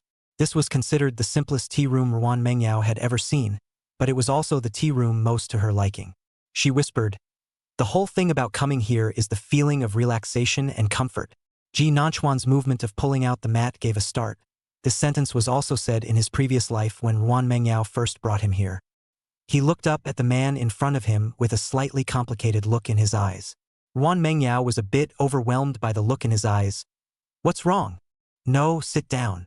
Soon the girl came in with their things, left a comment about having fun and went out, and gave them a rough map of this tea room farmhouse. This tea room looks small at the entrance, but it's huge inside. Ruan Mengyao also saw a hot spring inside. Quite a surprise. Ji Nanchuan also saw it and said in passing, "Come to the hot springs with you in winter." Ruan Mengyao, however, suddenly put down the map in her hands. "Ji Nanchuan, you've become a bit strange lately." Ji Nanchuan glanced at her, not really caring. "Yes," pouring her a cup of tea with skillful gestures. But Ruan Mengyao clearly remembered that he didn't like tea very much. She was silent for a moment. Did you, come here to see that girl just now? Otherwise, there's really no reason to bring her here so suddenly, right? No, I came in order to bring you here, Ji Nanchuan said without thinking. He put down the teapot and looked at the person in front of him with a smile in his eyes. In fact, according to your acumen, you should be able to see something, right? I'm all close to being explicit. Ruan Mengyao looked at his frank appearance, or some indisputable heartbeat accelerated. Indeed, she could see something. He's been saying a lot of specious things these days, as well as asking Auntie Zhou in front of her if she likes him, explaining his relationship with Rong Miao Miao. When he asked himself who his favorite person was, he said, inscription on the wall of the Western Forest. Lit. Not know the true face of Lushan Mountain, but only be here in the mountain. Everything seems to be explicit and implicit. Ji Nanchuan, do you like me? Chapter 26. Ji Nanchuan, let's fall in love. Say what you have to say with a bang. For example, Ruan Mengyao just said the words, not a breath to finish, the rest will be even more unable to speak. The room fell silent after she finished. Ji Nanchuan looked at her with dismay in his gaze. Ruan Mengyao's eyes were also complicated, but she didn't dodge and chose to stare at Ji Nanchuan. Ji Nanchuan exhaled. I'm a little unprepared. He has indeed been repeating the hints for the past 2 days, and he's giving Ruan Mengyao time to adjust to his change. It's always a struggle to know if it's too abrupt. But he never thought that all the reasons he thought, in fact, are just because his courage is not enough. He is far from being as brave as Yao Yao. The main reason for these timidnesses because now they have less of the night and day that they released after Ruan Mengyao's return in his last life. Now 18 or 19 years old, they had been tit for tat in years gone by. Their own childishness and brainwashing had been hurting the people he liked. Ji Nanchuan was afraid that his confession would be rejected. So when I came back, my heart was restless, but I gave myself all kinds of excuses. Now all the reasons in Ruan Mengyao's sentence, Ji Nanchuan, do you like me? None of it stood up in front of her. I do like you. Ji Nanchuan heard his own voice, very much like very much, favorite from a previous life. Hearing his words, the girl whose eyes were originally filled with tension let out a sharp sigh of relief. Those eyes were bright, and at this time only contained a small Ji Nanchuan. I thought it was my illusion, after all. Just a few days ago our relationship wasn't quite good. Ruan Mengyao whispered. There was still sadness in her voice, but there was also joy hidden inside. Is your fondness real? Or was it just a bet with someone like in some stories? Finished, she did not wait for Ji Nanchuan to answer, after all, was also once a participant in 3 years of debate, thinking clearly. Anyway, whether or not it is a dog-blood bridge, I take it as true. Ji Nanchuan talk about a relationship? After saying that, she slightly tilted her head to look at Ji Nanchuan, her eyes bright. Nguyen Mengyao doesn't deny that she's a love brain and likes a person to look at them for everything, even though Ji Nanchuan hadn't treated her well at all in those previous years. Su Yinin couldn't understand why Ruan Mengyao liked him. Was he handsome? But there were so many good-looking people. Ruan Mengyao laughed at her at the time and said, you see how healthy Ji Nanchuan looks now, right? But he was a premature baby. So someone who was originally 1 or 2 Januaries younger than me is only 5 minutes away from me. Ji Nanchuan's health was very poor when he was a child. So Ruan Mengyao was very good to him at the behest of his parents. Ji Nanchuan also relied on her and would follow her around calling out to her sister. The two have been together since childhood. And then go to kindergarten together. Kindergarten-age kids are pretty skinny too. Ji Nanchuan already didn't look so frail at that time, but he was still a little thinner than boys his age. But a little boy who was obviously so skinny and timid would rush up and fight with someone when they pulled her pigtails. Ji Nanchuan grew up being guarded that time, but the fight hit the face is swollen, also did not cry. He said, Sister Yao Yao, I'll protect you too.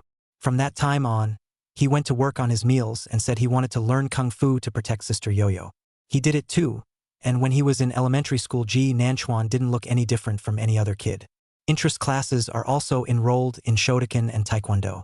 He would beat the boy who lifted up Ruan Mengyao's skirt to tears. Ruan Mengyao is pretty and has been a favorite since she was a child. Kids always get her attention in the wrong way. Every time Ji Nanchuan would protect Ruan Mengyao, even though she didn't really need it, she could protect herself. They didn't go to the same school until middle school. But Ji Nanchuan would still pick her up after school every day, just for fear that some punks would not be long enough to harass her. The Ji Nanchuan of that time was like a sturdy little poplar that stood by her side. Girls are always a little more precocious than boys. After Ruan Mengyao's accident at Ji Nanchuan's house, Ji Nanchuan followed Auntie Zhao and moved. The panic in her heart at that moment made her unable to distinguish her feelings for Ji Nanchuan. It wasn't until a week after he moved that he reappeared in front of the school. The teenager became silent and the man lost weight. But his eyes were still gentle as he looked at Ruan Mengyao. Take you home. What he used to say was clearly, go home together. Ruan Mengyao's heartbeat became fast that day, and she knew she liked the boy she grew up with. Feelings don't need to be very sensational, and how great the reason.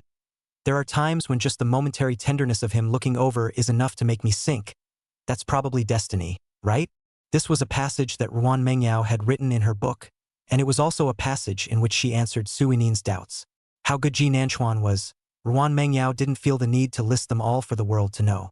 They grew up together. It's enough to know for yourself. It's like at this time, Ruan Mengyao said out that sentence before Ji Nanchuan have a relationship. Ji Nanchuan laughed, but the expression on his face was serious. Okay, let's fall in love. Having a relationship is not the same as being in love. Ji Nanchuan wants a relationship that doesn't break up. Ruan Mengyao, on the other hand, because she wasn't sure if his feelings were real or if there were other reasons, still couldn't reject the sentence that Ji Nanchuan said that he liked you. She just wanted to be in a relationship with Ji Nanchuan, even if it was just a short one.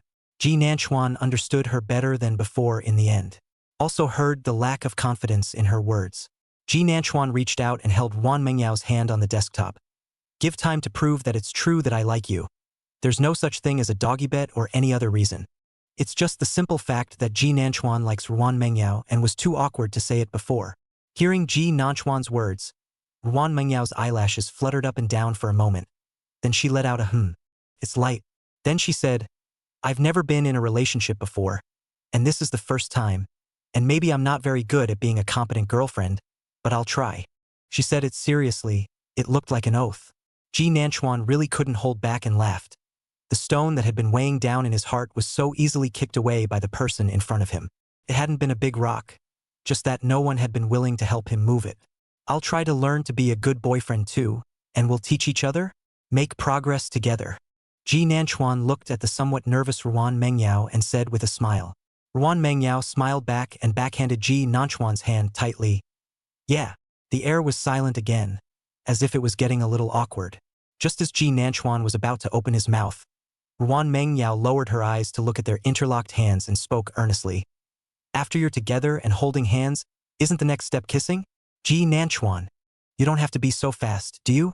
Chapter 27. A soft touch on the lips. Perhaps the expression on Ji Nanchuan's face was too obvious. Ruan Mengyao reacted to whether her words were a bit direct. She looked like she was embarrassed and tried to draw her hand back. But the grip was tightened by the person in front of him. Ji Nanchuan cleaned up the expression on his face, but could not control the corners of his mouth and also the smile under his eyes. We, in fact, do not need to be so anxious. Take your time. Falling in love is not necessarily a template, is it? I'm actually just saying that. Ruan Mengyao's voice was a bit weak. All the relationships I know seem to be like this, and all the novels on TV are like this. I didn't mean to kiss right now. The more he said, the more embarrassed he became, and he didn't even hold back to take his own hand held by Ji Nanchuan and gouge his palm. This is also her habit. Ji Nanchuan knows that when she is nervous, Ruan Mengyao likes to pick at her palm. Of course, when she was small, Ji Nanchuan was picking at Ji Nanchuan's. That little habit is coming back now. It's okay, you're too tight. Let's just get along as before. How comfortable you are. Ji Nanchuan let her gouge his palm, also not angry, but instead in a good mood to comfort her. Ji Nanchuan wanted to raise all her little temper back. He thought of something. My emotional intelligence, you can see some low, many times many things I myself did not find what is wrong. If you are not happy to say directly, perhaps you do not want me to get along with other people, also directly say, you are my girlfriend. You can say anything between us. Of course, I will certainly keep a distance from other members of the opposite sex in the future. Ji Nanchuan seriously assured. Then saw Ruan Mengyao happily raise the corners of her mouth. Yeah, she muttered in a small voice. Actually, when I was a kid and I saw other little girls giving you apples on Christmas Eve, and you ended up telling people that you didn't like apples starting, I got the feeling that your emotional intelligence was a little low. Not to mention the fact that when they were older, many girls in middle school would send love letters to Ji Nanchuan in their first moments of love. Ji Nanchuan could no longer see the thinness of his childhood at that time, and both Uncle Ji and Auntie Zhao were good-looking. Ji Nanchuan is naturally good-looking. There should be a lot of girls who like him because of his appearance. Although Ruan Mengyao was not in the same school as him at that time, the two schools were only a 5 or 6 minute walk away. Ruan Mengyao sometimes went over to their school to wait for him even when she knew he was playing soccer after school. Naturally, the girl had been seen sending him letters. But Ji Nanchuan didn't seem to understand what it meant and frowned. Is there no other way to contact you now? Why does everyone have to write letters? A piece of people's maiden's heart was asked rhetorically on the spot and walked away with an aggrieved look on her face. As he watched people walk away, he asked those around him in disbelief, why do they all like to write letters? At that time, Hifeng was already good friends with him and gave him a somewhat speechless look. Chuan brother, your emotional intelligence is really low. It also started that time he bumped into a girl sending him a love letter. And when Ruan Mengyao came back from baseball that night, she rushed into his room to warn him against early love. Or break his legs. To say the least, I don't know why. But at that time, Ji Nanchuan knew that she was doing it on purpose and smiled broadly. Hifeng beside him instead seemed to be afraid of her. Thinking of this, Ruan Mengyao asked in confusion, why do I feel like Hifeng is afraid of me? Ji Nanchuan looked at her puzzled expression and didn't hold back a laugh. Because he really thought you were fierce. He looked at the girl in front of him. The nervousness and embarrassment he had just felt had been washed away by curiosity. Wasn't there a time before when we had a falling out and you threw a baseball bat at me on purpose? He thought that baseball bat was something you used to hit me specifically. Although Ji Nanchuan had explained many times that it was Ruan Mengyao who liked to play baseball, and she hadn't hit herself with a baseball bat, but people, sometimes they just want to believe what they see. Anyway, Hifeng had always been afraid of Ruan Mengyao. Ruan Mengyao felt a bit outrageous after hearing that. No? Do I look so fierce? Not fierce, beautiful. Ji Nanchuan didn't think much. Such a blunt compliment directly caused Ruan Mengyao to blush a little uncomfortably. In the end, it was a young couple who had just gotten together to confirm their relationship. Although the process was a bit of a child's play. It's confirmed in 3 words, but they both know how serious they are. The air seems to be starting to bubble pink as well. Ruan Mengyao lowered her eyes and glanced at the 2 men's hands, still moving. I'll make tea.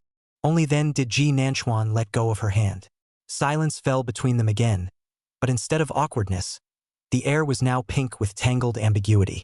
Ji Nanchuan watched as her face grew redder and redder under his gaze, and then Ruan Mengyao just couldn't help herself and put down the things in her hands. Looking up seriously at Ji Nanchuan, You don't look at me all the time like that, but there's nothing else here to catch my eye. Ji Nanchuan blinked with a righteous face. Ruan Mengyao looked at the smile in his eyes and knew that this man was doing it on purpose. She puckered her lips. You, turn around. The attempt was fierce, but the tone was a little weak. Seeing her like this, Ji Nanchuan obediently turned around, and then, her eyes were still deliberately fixed on her as she spoke. Sure enough, seeing him like this, Ruan Mengyao's face turned even redder. She reached out and quickly covered Ji Nanchuan's eyes. Ji Nanchuan only felt that something flew down in front of his eyes, and then his own immediate sight disappeared, and the soft palm looked fast and fierce, but in reality it was very gentle and covered his eyes. Ruan Mengyao's voice carried an effort to be fierce up, but with an embarrassed shyness. Anyway, don't look at me anymore. How come the air conditioner here isn't cool, ah?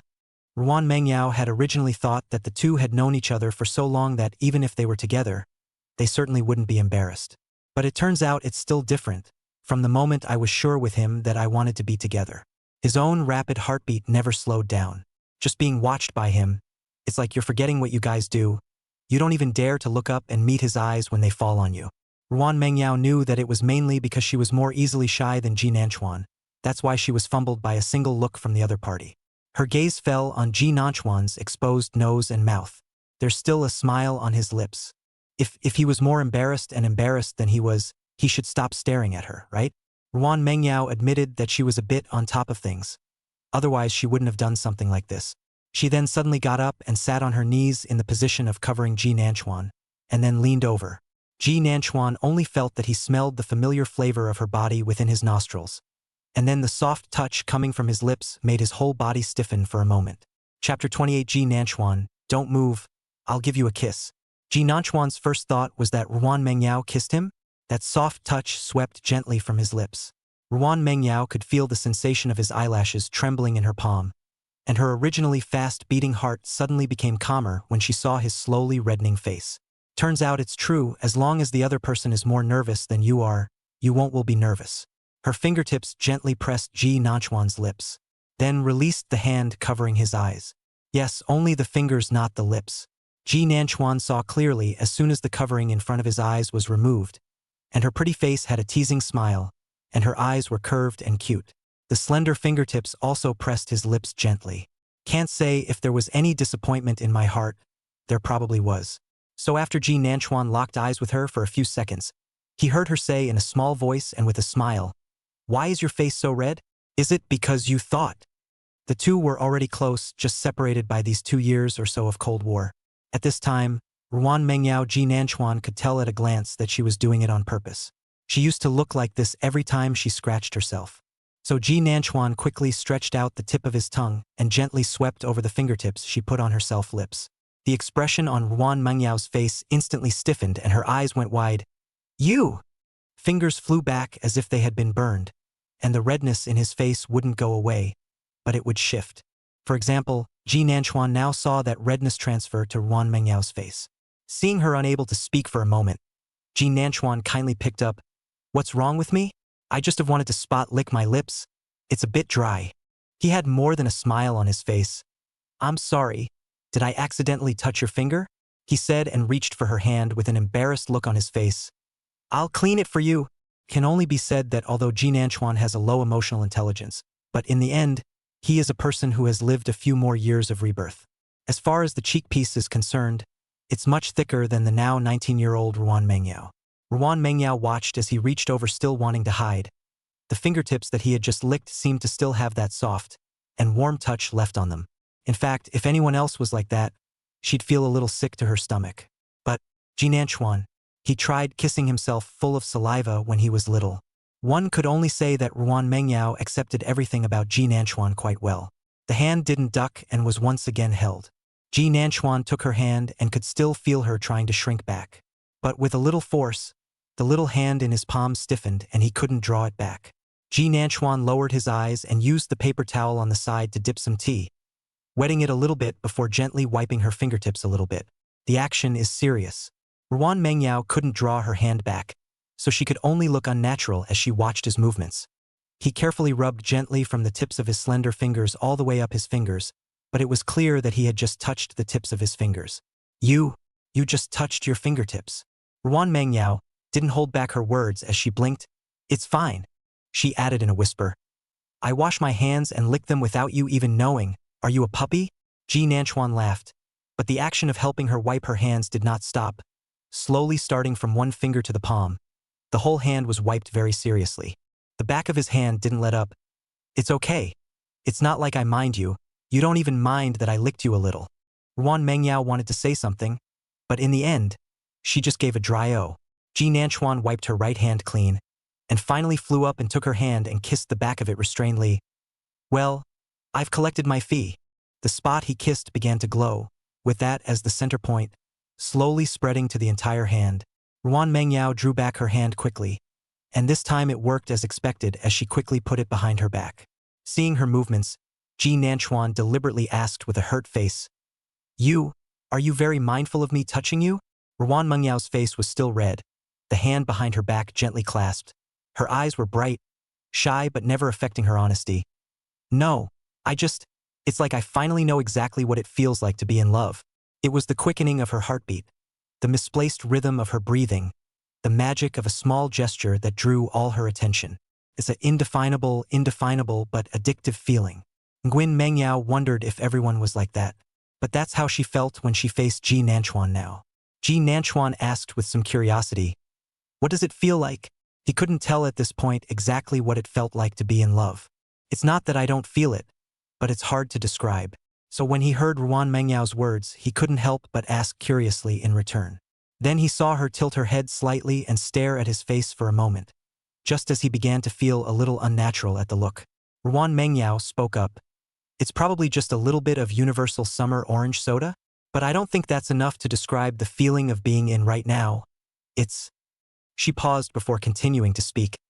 "It's the summer fireworks. The moment they bloom, my fondness for you will fill all the blank corners of my heart. It's the brilliant light that blossoms instantly in my heart, the shyness and fearlessness of letting you have a glimpse of my naked heart. It's warm and brilliant. It's always hard to say what it feels like to like and be in love. It's always hard to say what it feels like to be in love. And that's where the magic of words comes in. I like you, and a single sentence expresses all the emotions. After she finished speaking, she pursed her lips and smiled, but did not avoid Ji Nanchuan's gaze. Ji Nanchuan felt sour in his heart at this time. The girl in front of me was indeed fearless, so everything came straight out of her mouth. Liking in her eyes is not a secret that can't be told. It's the joy and happiness that you want to share with your loved ones. She's like really into herself. When you put it like that, I feel as if nothing I could say would compare to what you've said. He whispered, his gentle gaze sweeping over every part of her face. She was indeed beautiful, and there was not a single feature on her face that was not exquisitely good-looking in that way. That's why she has attracted the attention of many boys from a young age, trying to attract her in any way they can. But from the beginning until now, Ruan Mengyao's attention was never drawn away. Her attention was always on herself. Protection as a child, guardianship as an adult. She's always been there. Ji Nanchuan reached out and took hold of her hand that was repositioned at her side. How should I go about expressing my fondness for you? Then it's okay not to say anything if you can't say it. Isn't there a saying? Yes, it's better to say as much as you do. The little pearly swirls at the corners of her mouth showed from the bright smile. It's very shallow, the kind you can't see if you're not close enough. Ji Nanchuan, don't move. Let me have a kiss. Chapter 29. A light kiss on the collarbone. When she finished saying this and didn't even wait for Ji Nanchuan to react, the person had already darted closer, and the kiss landed on the side of his face. Boo-hoo! A very soft sound of soft, warm lips landed on his face. Ji Nanchuan turned his head quickly, and she just slightly left a little bit, and her soft lips rubbed against each other for a moment and left again. Ji Nanchuan saw her momentarily wide eyes and felt that she would have heard her heartbeat accelerate as well. Ruan Mengyao originally just wanted a kiss on the face, but the speed at which he turned his head was too fast. So fast that she didn't have time to step back.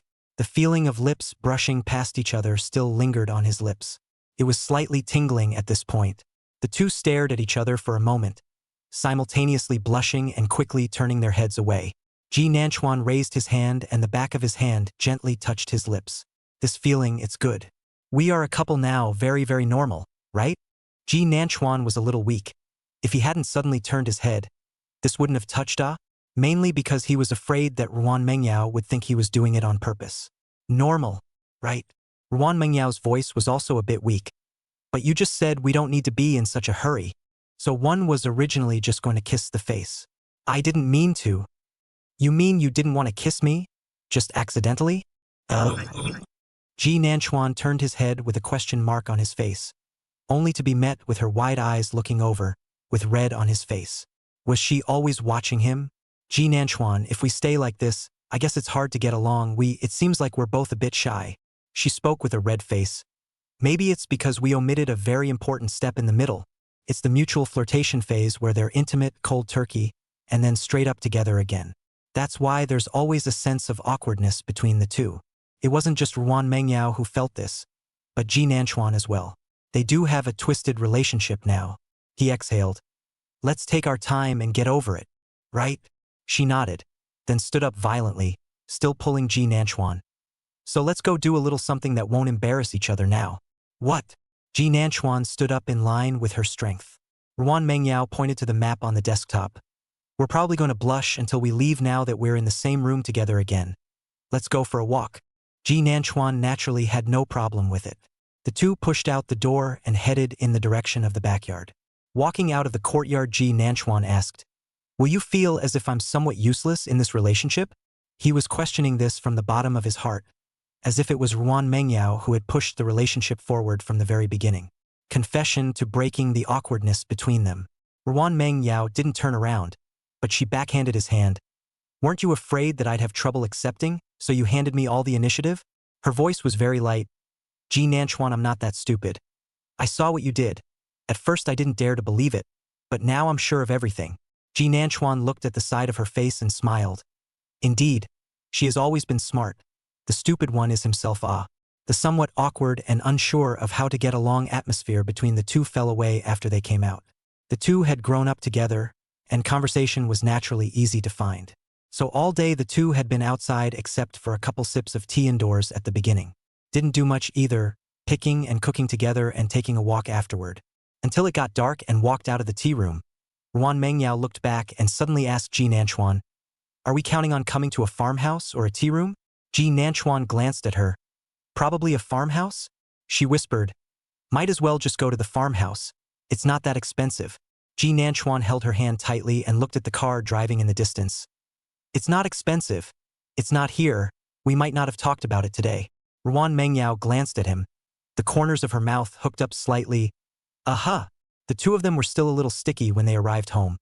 Obviously their rooms were right next door, and they were still standing still with each other. "Go ahead and go in first. Take a nice shower and get some rest." Ji Nanchuan let go of her hand and looked at her. Ruan Mengyao wanted to say something, but then she thought, "Isn't this a bit too sticky?"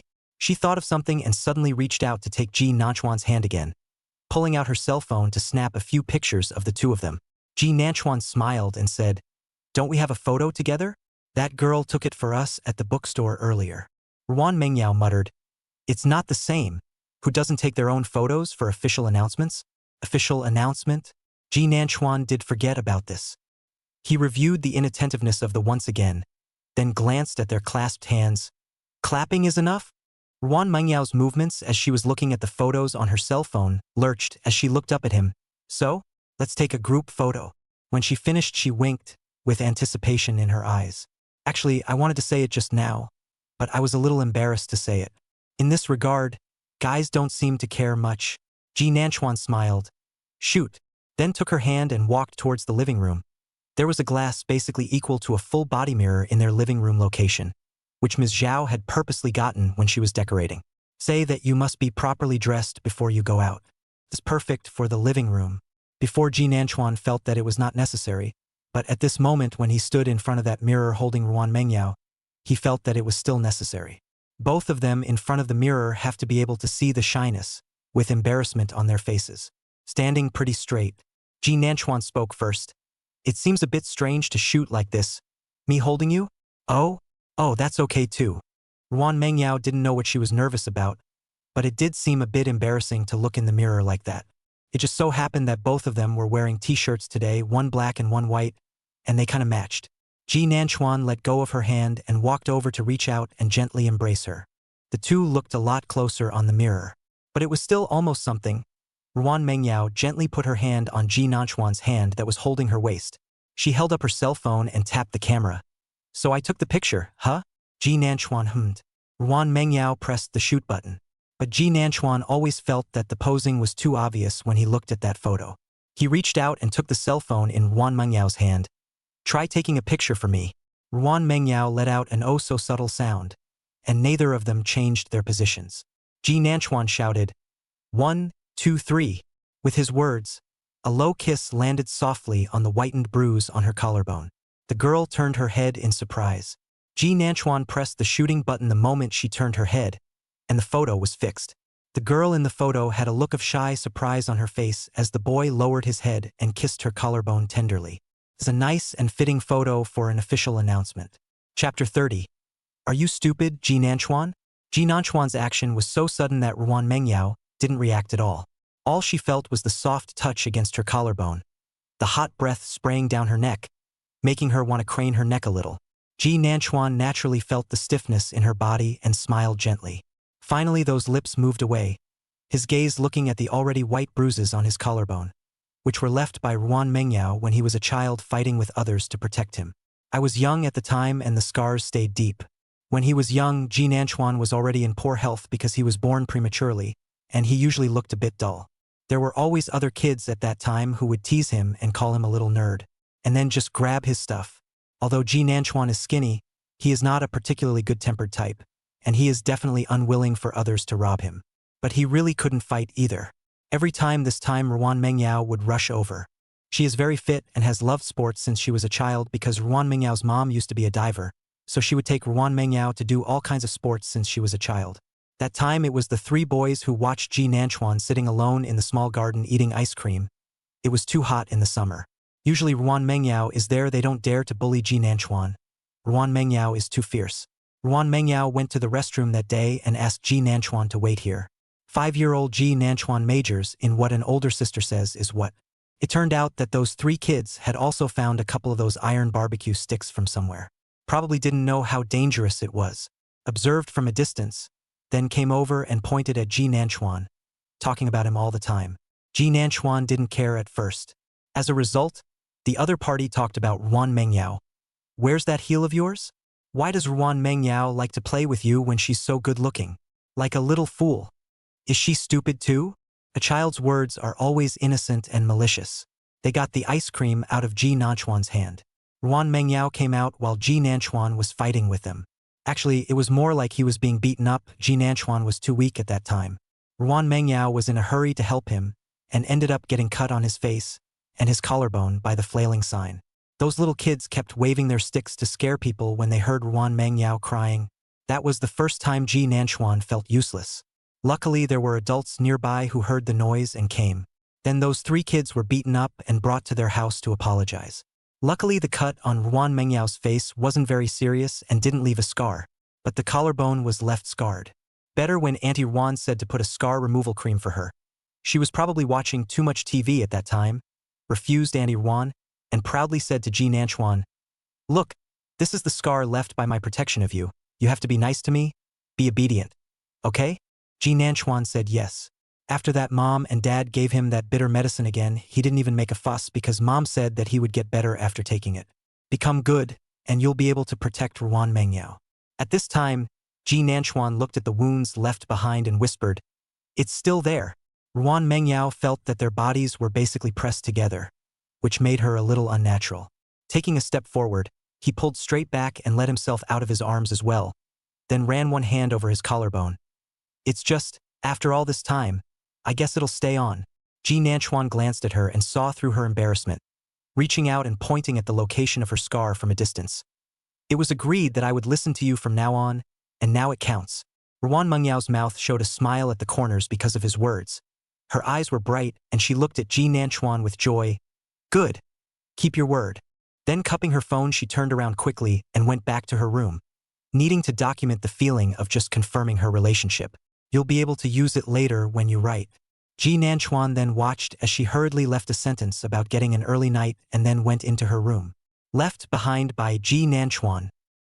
He withdrew the hand he had come to retrieve and sighed softly as he looked at the door of the room that had been closed. It was true that the only one who kept changing was him. Ruan Mengyao was still the same Ruan Mengyao. But the one I saw today was already kind of different from before. He flashed a grin, which wasn't a loss. Ji Nanchuan also went back to the room, intending to ask her for a photo to follow along and send a friend circle later. He probably didn't really care about this at first, but if Ruan Mengyao purposely took pictures and said he was going to post them, he probably cared, right? He sent a message to Ruan Mengyao over there, did not reply immediately, presumably busy. Mengyao Nguyen is indeed busy.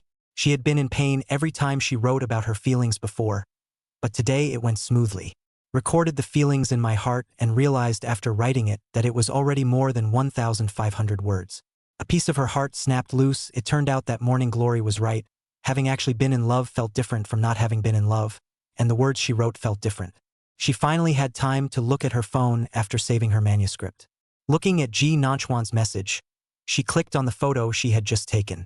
It's actually really well shot, especially this one of him kissing his collarbone.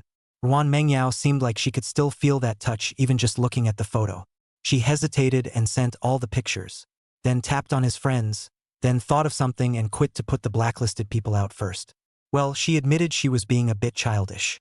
Finally just clicked on the circle of friends, did not have the heart to send that kissing collarbone, which if her mom saw may be on the spot to book a ticket back to the country. The last one posted was the same one holding hands, with the caption, "You are my summer fireworks, crackling and lighting up more than a decade ahead of me." That would probably not have been appropriate for anyone else. But if it's Ji Nanchuan, it's perfect. After all, they've been together since birth. But Ruan Mengyao forgot one thing, which is that she didn't post a photo of the two together for fear of her mother seeing it, but forgot to tell Ji Nanchuan not to post it either. Ji Nanchuan was clicking on the friend circle at the same time as Ruan Mengyao, and only hesitated for a moment when it came to the text. So there was no time to see the text sent out by Mengyao Ruan. The last thing Ji Nanchuan posted was, "I'll still listen to you from now on." Matching image. claviclekiss.jpg. He waited for the photo to go out, also clicked on it for a while and thought he got a pretty good shot. Then I saw the one below posted by Nguyen Man Nguyen, with a picture of holding hands. He froze for a moment, and then saw Ms. Zhou's nod to the pair's friends circle. This was followed by Auntie Nguyen posting 3 question marks in 2 separate circles of friends. Ji Nanchuan. Screams came from the next room. Ji Nanchuan, are you stupid? Ah ah ah ah. My mom messaged me that she's booking a flight now. I can feel her breaking down through the walls. Chapter 31. My girlfriend is a bit clingy. Ji Nanchuan was silent. He looked at the growing number of likes and hesitantly asked, so, should I delete it? There was no sound on the other side, and he took a blind guess that he was probably on the phone, because his phone rang too, and it was Ms. Zhou. Ji Nanchuan sighed and picked up, Mom, son, good job. Ms. Zhao's voice still had a smile on it. Mom's just been on a business trip and you guys made the official announcement? My goodness, you're way too fast. I thought it was too slow to confess. I thought it was too slow. I just came back to confess. Ms. Zhao was still talking over there, mainly praising Ji Nanchuan's speed, and then she was a bit worried. I see that the photo Yao Yao sent didn't show her face. It's not because she dislikes you, is it? Ji Nanchuan is even more worried when he hears this. Mom, why don't you think of a better place? Is there a possibility that you're afraid that Auntie Ruan knows? Yao Yao just said that Auntie Ruan has already booked the tickets. Ms. Zhou was silent. No. Son, do you think this is a good direction? Is it a good direction to come back to someone's mom just after you've established a relationship? Ms. Zhao herself was right to be good friends with Ruan Mengyao's mom, and had said before that it was right to give it to her. But her son is taking her by surprise. Luckily, it was Ruan Mengyao who ended up talking people down, using the excuse that they were all about to start school. It's not a thing for your own mom to come back now. Mainly because Ms. Zhou called her later as well. Finally, we agreed to come back during winter break. And by the way, we can still spend New Year's Eve on this side of the family. The two are openly honest about being together. Especially the friends on Ji Nanchuan's side were stunned. Ji Nanchuan has not given the opposite sex any good looks at all in the past few years. Except for one Rong Miao Miao who could still speak a few words. She basically didn't get along with other girls. Suddenly it's out in the open. And of course there were more blessings received. Even Min Hao cheerfully said a few words of congratulations, presumably thinking that if Ji Nanchuan had a girlfriend, he and Rong Miao Miao would have a chance. This is one of Rong Miao Miao's roommate. Before, with the uproar of Lu Ning, did look for Ji Nanchuan. Before, they are a class, so Lu Ning is added Ji Nanchuan contact information, just has not been much contact. Lu Ning sought out Ji Nanchuan one night before school started. Ji Nanchuan came out of the shower and saw a few messages from her. Is Ji Nanchuan here? I don't know what's going on with you and River, but she's really upset these days. I used to think you were different from other guys. How long have you known Ruan Mengyao? Just because she's good looking? Then what is the relationship you've had with River all these years? It's almost enough to have a falling out. Even if you really weren't together before, you were still at the stage of lovers, right? How did you suddenly get together with Ruan Mengyao? Anyway, it's just a bunch of messed up, self-righteous words. In fact, in his previous life, Ji Nanchuan wondered how Lu Ning was cheated of more than $100,000. The others were cheated out of $10,000 or $20,000 at most, and then there's Minho's $50,000, but Lu Ning is over $100,000. Now, looking at her nature of believing whatever Rong Miao Miao says at first glance, it's not at all uncommon for her to be cheated so much. Ji Nanchuan originally didn't want to ignore her, but she really wasn't finished. Keeps getting longer and longer like a little essay. Ji Nanchuan returned 3 sentences. Your family lives by the sea? What's your problem?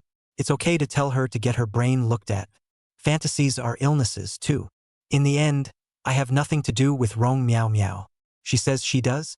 If she says she's your mom, she is? Then see that it's being typed over there. Decidedly black, the world is refreshed. Get an early night and go to school tomorrow. The next day it was the driver who took the two to school, and Ms. Zhao still didn't make it back. It wasn't too much of a problem though. The two had been together for a week, seeing each other every day, and getting along was a lot more natural. Ji Nanchuan and the driver carried the luggage down from the car. Ruan Mengyao carried the 2 men's computers in her hands. It's no trouble for them to enroll in a school that's local. The entrance to the school was busy with people coming and going. The driver also asked if he needed any help. Ji Nanchuan refused. He pushed 2 suitcases in his hand and signaled Ruan Mengyao to follow. Ruan Mengyao was a bit worried. Why don't we each report separately first? Ji Nanchuan shook his head. No, I'll send you there first. Then report after I send you to the dormitory. This is too troublesome, Ruan Mengyao said with a frown. Ji Nanchuan raised his eyebrows and looked at her. I don't even think you're troublesome, you dislike on it? Ruan Mengyao smiled at Ji Nanchuan, then whispered, Ji Nanchuan, I'm not the kind of girl that needs to be taken care of carefully. I can take care of myself. Ji Nanchuan simply stuck the two suitcases together, leaving one hand free to hold her and lead her forward. I know, but you don't want me to be too useless as a boyfriend, do you? You let me The voice is relaxed. Ruan Mengyao was coaxed into a smile by his words. She was really not that kind of petulant girl, and even more so, many times her parents felt that she could do everything on her own and still do it well. Otherwise, they wouldn't have agreed to leave her behind in the first place. What Nguyen Mengyao has been in is a caretaker role.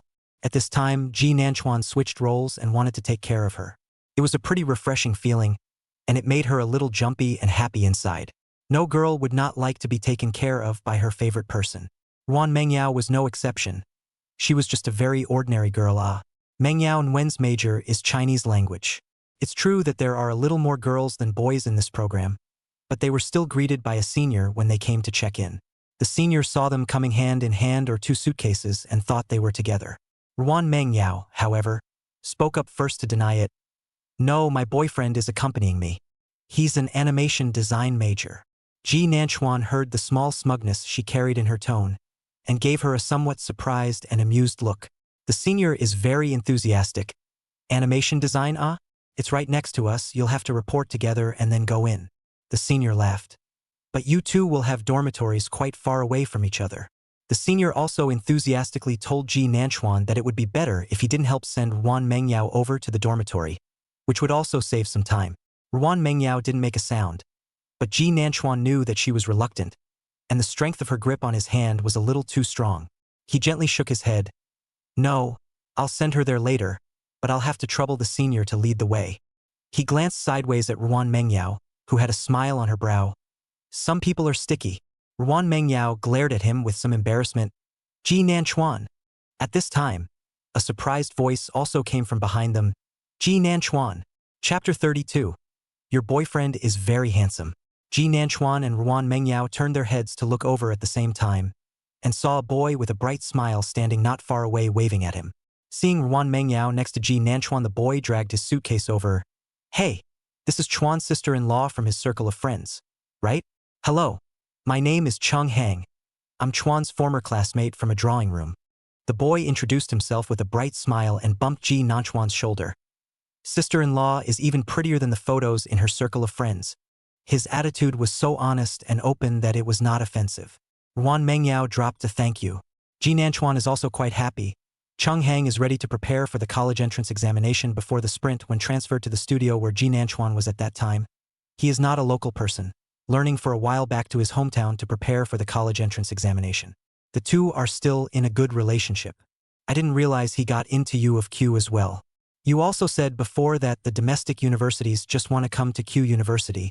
As expected, congratulations. Ji Nanchuan said with a smile, glanced at the senior who was still waiting, and didn't say much to Chung Hang. I'll send Yao Yao back to her dormitory first. What major did you enroll in? It's not coincidental we are a major, we are still in the same dormitory. At first I thought it was the same name. I didn't think it was really you. Chung Hang smiled and pointed to the enrollment booth on the animation design side. This is really considered a coincidence. Ji Nanchuan was a little surprised. Could it be that he was reborn and came back to change anything else? Because he remembered that there was no Chung Hang among his roommates or even classmates in his previous life. It is too late to think too much. That side of the senior waiting, Ji Nanchuan first went to receive the registration things, politely refused the same major senior said to send him to the dormitory of the Goodwill after turning around with Ruan Mengyao first back to the dormitory. The senior who led the way introduced the school while walking, and was really quite enthusiastic, but Ji Nanchuan was a bit distracted. Just now, Chung Hang's appearance made him feel a bit weak. Had he come back to change so much? In their last life, their dormitory was the last dormitory with only 3 people. He, Zhoufang, Lin Cheng, and the last bed was empty. But just now he took a look, the dormitory was now 4 people, with one more Chung Hang. Ruan Mengyao noticed his absent-mindedness and asked in a low voice, "What's wrong?" Ji Nanchuan laughed a little. "No. It's just that I feel like suddenly seeing the people from the previous drawing room is kinda different in my heart." Ruan Mengyao thought of the boy just now. I think his name was Chung Hang? She smiled a little. Seems to have quite a cheerful personality. Ji Nanchuan sniffed and deliberately raised his eyebrows. You still pay attention to whether people have cheerful personalities or not? Meng Yao Nguyen. She narrowed her own bright eyes and placed her hand on his arm with a suggestive slight squeeze. Don't you dare pick a fight. Otherwise it's going to be hard. Ji Nanchuan didn't hold back his laughter when he saw her like this and hastily made an okay gesture. I'll shut up. The senior took the person to the dormitory floor without going up and made a sales pitch for a campus card. Although both of them presumably wouldn't use it, Ji Nanchuan still bought two. Sure enough, the senior told them a lot more things to watch out for, and told them to call on him anytime if they needed anything. And then the person is gone. Ruan Mingyao's dorm room is on the 3rd floor, and Ji Nanchuan's own suitcase is quite large, so it's impossible to carry it up. So Ji Nanchuan with a bite of the hostess aunt said hello to put the box in her place. Mouth is quite sweet. A mouth sister, auntie cheerfully. Ruan Mengyao followed him and tilted her head to look at Ji Nanchuan's back. The teenager's shoulders were no longer as thin as before. Later Ji Nanchuan was also very athletic, or perhaps it was a habit to go to sports. Now he was no longer seen as skinny, a man who could protect her. Ruan Mengyao didn't hold back a wide smile. Ji Nanchuan, who was walking in front, saw that she hadn't been keeping up and turned his head to look, just in time to see the bright smile on her lips. What's wrong? What are you still giggling behind? No. It's just the feeling that our Xiaochuan has suddenly grown up. Ruan Mengyao purposely followed Ms. Zhao's tone to tease him. Ji Nanchuan was a bit helpless and sighed softly, still following her words. Then thank you, sister, for the compliment. At this time, the two of them were already standing in front of Ruan Mengyao's dorm room. For some reason, Ruan Mengyao's face heated up a bit at his intentionally lowered voice calling him a sister. The dormitory door was closed, and Ji Nanchuan was just about to knock when the door opened from the inside. A short-haired girl froze when she opened the door and saw the two standing in the doorway. Hello guys, are you from this dorm? Saying that, he took a step back, his gaze lingering on Ji Nanchuan's face for a moment longer. There was surprise in his eyes when he seriously saw Ruan Mengyao's face again. Introduce yourself. My name is Jean Fan. I'm staying in bed number 3. Hello guys, are you siblings? What a good-looking The voice was full of sighs. Ruan Mengyao froze for a moment when she heard the word siblings, but still introduced herself first. My name is Ruan Mengyao, from bed number 1. She laughed a little and reached out to take Ji Nanchuan's hand. This isn't my brother, it's my boyfriend. This time, Jean Shige froze for a moment and then laughed in embarrassment.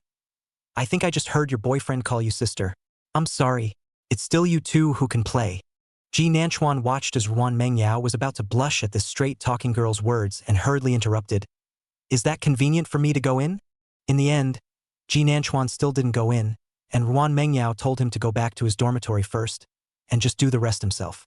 Ji Nanchuan also did not insist, just when he asked that Jean Fan face obviously some hesitation expression, probably not too convenient to go in by himself. So Ji Nanchuan instructed Ruan Mengyao a few times before turning to leave. Ruan Mengyao stood in the doorway and watched him take the stairwell, his back disappearing before he turned around and entered the dormitory, closing the door with his hand. In the 4-person dormitory, Ruan Mengyao was the second to arrive. Jean Shige was probably quite embarrassed. I'm sorry, I'm just a little awkward. It's fine if it's apparent, but I feel awkward about your boyfriend coming into our dorm. She gestured to the clothes she had just put out to dry. I just washed some of my close-ups. Ruan Mengyao all but smiled understandingly. It's okay. The dormitory is everyone's. It really isn't very nice to have the opposite sex over. Jean Fan was relieved to see her like this, happily pointing to Ruan Mengyao's bed. I've just wiped it all clean. Just go straight up and make the bed. Can you do that? If not, I'll help you. Thanks. I'll just do it myself. Ruan Mengyao fell back on the feeling that this sister's enthusiasm was making her a bit overwhelmed. Jean Shige was still following her like a little tail. But seriously, you two have really high face value. Your boyfriend is very handsome. Hearing someone compliment Ji Nanchuan, Ruan Mengyao's original smile that looked cold with distance and politeness became real, finally revealing a small expression of some complacency. Well, he is indeed very handsome. Chapter 33. Oh my goodness. So exciting? Ji Nanchuan went downstairs and took his suitcase and returned to his dormitory as he remembered. He was the last one in their dormitory, and the other 3 were already chatting when he came in. Chong Hang smiled when he saw him and said, Look, this is what I just said. Our brother Chuan, isn't he handsome? The other two boys, the one who was on the shorter side was called Zhou Fang, and the other tall and strong one was called Lin Cheng. But Ji Nanchuan's roommate in his last life, the three of them got along quite well in his last life. At this moment, Ji Nanchuan smiled at them. "Hello, my name is Ji Nanchuan." Then the three people across the street called out Chuan in unison, neatly like worshipping the mouth. "Ji Nanchuan." He exhaled, his tone kinda serious. "Are you guys going to worship your righteous father in this manner?" Boys are so direct in their feelings, and with such a statement out of the way, a few of them ate up. The atmosphere was all lightened up. The four of them chatted as they packed up. And Cheng Hang is undoubtedly the one who talks the most and is the most active among them. It just so happened that Ji Nanchuan was also curious as to why Cheng Hang didn't show up in his last life, but became his roommate in this life. It just so happened that Zhou Fang also asked, "Do you know? My first choice was University of Q. I really studied hard, but I got in." Lin Cheng sighed. "Who isn't? You guys don't see me so fat now. I used to be extremely thin. But senior year was so stressful, it was like blowing up a balloon. It's hard for me not to eat." This Ji Nanchuan had also heard in his previous life that for a long time behind him Lin Cheng would keep losing weight, failing, losing weight, failing. "My first volunteer is also University Q," Ji Nanchuan said with a smile and asked Cheng Hang along with the topic, "What about you, Cheng Hang?" "Me?" Cheng Hang's hand movements slowed down a bit, and his voice became lighter. "My first domestic volunteer was also Q University A, but I originally wanted to go abroad. Everything was done." The originally bright smile on his face became a little lower. "Then I accidentally found my parents' divorce papers and realized that they had divorced a long time ago. It was so that it wouldn't affect my college entrance exams, and my mom got sick, so I couldn't leave the country." After he said this, the dormitory became quiet. Ji Nanchuan was a bit surprised. He didn't expect it to be for this reason. So in his last life Cheng Hang left the country because he didn't find out? That makes sense. For Zhou Fang and the others, today was the first time they met, and they felt quite awkward, wanting to comfort not knowing how to open their mouths. Ji Nanchuan and Cheng Hang used to know each other after all, and had a good relationship before.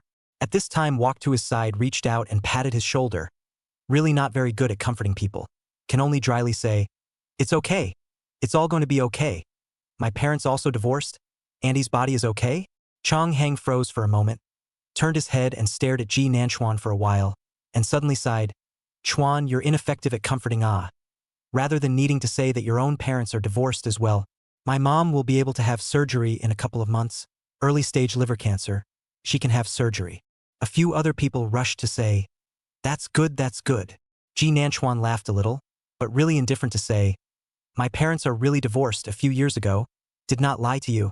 Noticing the way the three looked at each other, wanting to say something, he smiled and spoke. "There's no need for that look or consolation.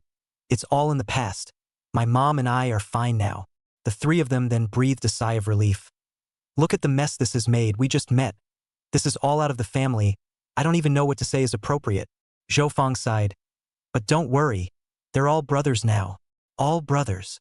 Ji Nanchuan smiled and didn't say anything. A few people had finished packing and were discussing where they were going to eat. Ji Nanchuan was fine with it and was chatting with Ruan Mengyao.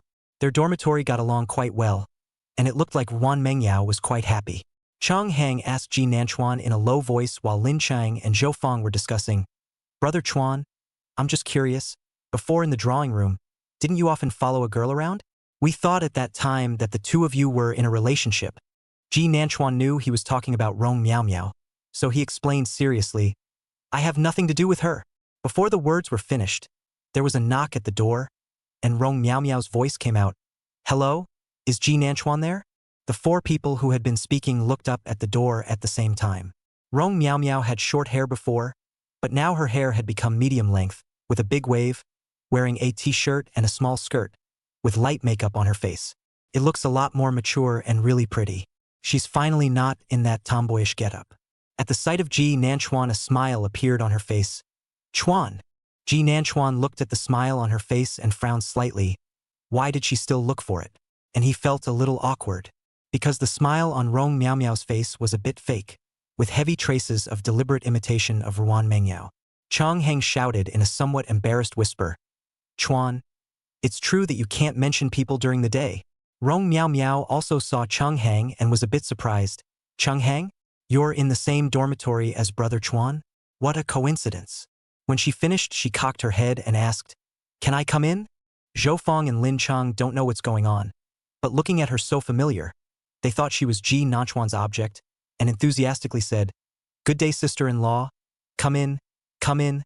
Sister-in-law is also outside the school?" Ji Nanchuan spoke up at this time. "How come you're called sister-in-law? Who is this object?" The smile that had just blossomed on Rong Miao Miao's face became a little stiff. Just, you guys misunderstood. I'm Chuan's friend." Ji Nanchuan also did not wait for her to come in at this time, faintly said, "Girls still do not casually enter the boys' dormitory. You came to find me?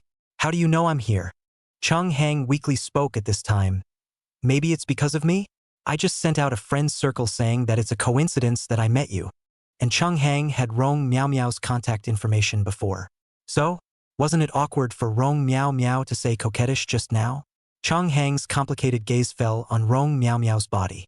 Looking at Chuan's meaning before, in fact, there is no need to before, just look at it now. It seems like Chuan doesn't want to get involved with her either. Rong Miao Miao couldn't keep the smile off her face, and uncomfortably messed with her hair. Well, would you come out for a moment? I have something to say." Zhou Fong and Lin Cheng didn't dare to talk nonsense this time. It just felt like how it was so complicated. In the end, Ji Nanchuan still walked out with Rong Miao Miao. Otherwise, it felt like she could do something that would directly enter the boys' dormitory. Waiting for the two people's backs to disappear in front of the dormitory, Cheng Hang only spoke in a whisper. "Chuan has a girlfriend, huge and beautiful. But not this girl. It looks like this girl is interested in Chuan. So it's here to dig in?" Zhou Fong also lowered his voice to ask back, his voice full of curiosity. Lin Cheng sighed. "My goodness, so exciting?" Chapter 34. Some people are really shameless. Rong Miao Miao didn't know at this point that the people in Ji Nanchuan's dormitory were discussing her. At this point, her heart was beating a little too fast, too nervous. She had seen the friend circle that Ruan Mengyao had posted earlier, and her heart had thumped at that time. As a result, Min Ho even showed her a screenshot of Ji Nanchuan's friend circle. The heart that hangs in the air is finally dead. It was also true that when she had seen Ji Nanchuan and Ruan Mengyao together before, neither of them had denied their man-woman relationship with each other. She just couldn't figure out how they got together when they clearly hadn't spent much time together. Originally, she thought she knew Ji Nanchuan quite well. He was straightforward in nature, and his emotional intelligence was not high, which was the case with everyone. That's why Rong Miao Miao was able to make a lot of small moves from it. And she hadn't been confessing because she knew that, presumably, Ji Nanchuan really only thought of her as a friend. He didn't have a girlfriend anyway, and it was enough that he was the only friend of the opposite sex around him. But they're together now. Huh? Thinking of this, Rong Miao Miao was a little aggravated and raised her eyes to look at the person in front of her. Obviously, shouldn't he like himself even if he did? How is Ji Nanchuan as shallow as other boys? She's been with him for so long. Ji Nanchuan and Rong Miao Miao walked to the location of the dormitory stairwell, and because school started today, there were quite a lot of people coming and going, thankfully. Otherwise, it would have been wrong for her to be a girl in a boys' dormitory. At this time, seeing her looking at herself with a grudging and aggrieved face without saying anything, Ji Nanchuan was somewhat speechless. He didn't actually want to come out, but he didn't own the dormitory, so he couldn't embarrass the others like that. He frowned and spoke. "If you have something to say, say it. If not, I'm going back."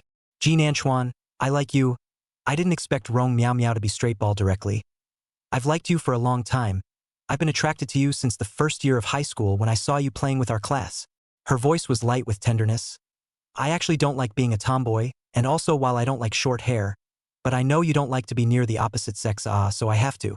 Rong Miao Miao felt herself deep in love as she said, "I've been by your side for so long. I know all your little actions and habits, and I can become what you like." She paused for a moment. "The only thing I'm worse than Ruan Mengyao is just my face, right? But that can be acquired. How do you know that Ruan Mengyao's is congenital?" There was a note of resignation in her voice. Originally, Ji Nanchuan was listening to her confession with an expressionless face. He didn't expect Rong Miao Miao in this life to choose to confess. In his last life until she ran away, Ji Nanchuan had never heard her confession. Otherwise, it would have been rejected long ago, which is why in his last life he found her hatred inexplicable. But the face with little expression changed when he saw her mentioning Ruan Mengyao. His eyes changed, and he directly opened his mouth to interrupt. "If you're talking, talk properly. What's the point of mentioning Yao Yao? I know you are confessing, right? then I'll also directly say that I don't like you. It has nothing to do with whether your hair length, whether you're a tomboy or not. He looked at Rong Miao Miao's pale face that could be seen even at this point after applying makeup. Even if you went for plastic surgery, it's useless. It's you as a person that I don't like. And what the hell does she know? She doesn't know anything about her own relationship with Yo-Yo. Rong Miao Miao really didn't understand. Her voice became sharp. Just because of Reborn Mengyao? But there were also very pretty girls who confessed to you before, and you didn't even say yes. I always thought that you weren't that kind of shallow boy. Obviously, all the other guys would whisper about pretty girls. But Ji Nanchuan never participated in this kind of topic. But don't, I'm just shallow, I just like pretty ones, Yao Yao kind is good. Ji Nanchuan didn't want to say anything more to her after saying that. He turned around to leave. Rong Miao Miao fiercely reached out and pulled his arm. Ji Nanchuan, I can sneak around with you? Give me a chance. Okay? Ji Nanchuan's footsteps came to a violent halt. Eyes full of disbelief and confusion. Rong Miao Miao thought that his heart was moved, and tears were falling from her eyes. I just really like you, I don't mind Reborn Mengyao, and I won't tell anyone else, as long as you like me a little too. Rong Miao Miao, one must know how to love oneself. Ji Nanchuan's voice was cold. Who are you looking down on? His gaze flooded with coldness. That's not what proper affection looks like. He looked at Rong Miao Miao in front of him. She probably still thought she was doing well in a group of boys all these years, right? In fact, soon after he had fallen out with her and quit the group of boys had redrawn a small group. Before school started, he saw the group talking about Rong Miao Miao somehow. One of them said regretfully, "Hey, there may not be such a cheap thing in the future, free hugging and cuddling, although the figure is not great, but also a female Ha ha ha ha ha, more women in college. But there are no more good brothers who don't have to be responsible." I thought I was alone in thinking that. Just Min Ho. That kid is stupid and still likes her. How many people have taken advantage? Ji Nanchuan originally blocked this group, but that day was accidentally clicked on and saw these conversations. Rong Miao Miao thought she was very good at getting around the group of boys freely, and even played with them under the banner of good brothers.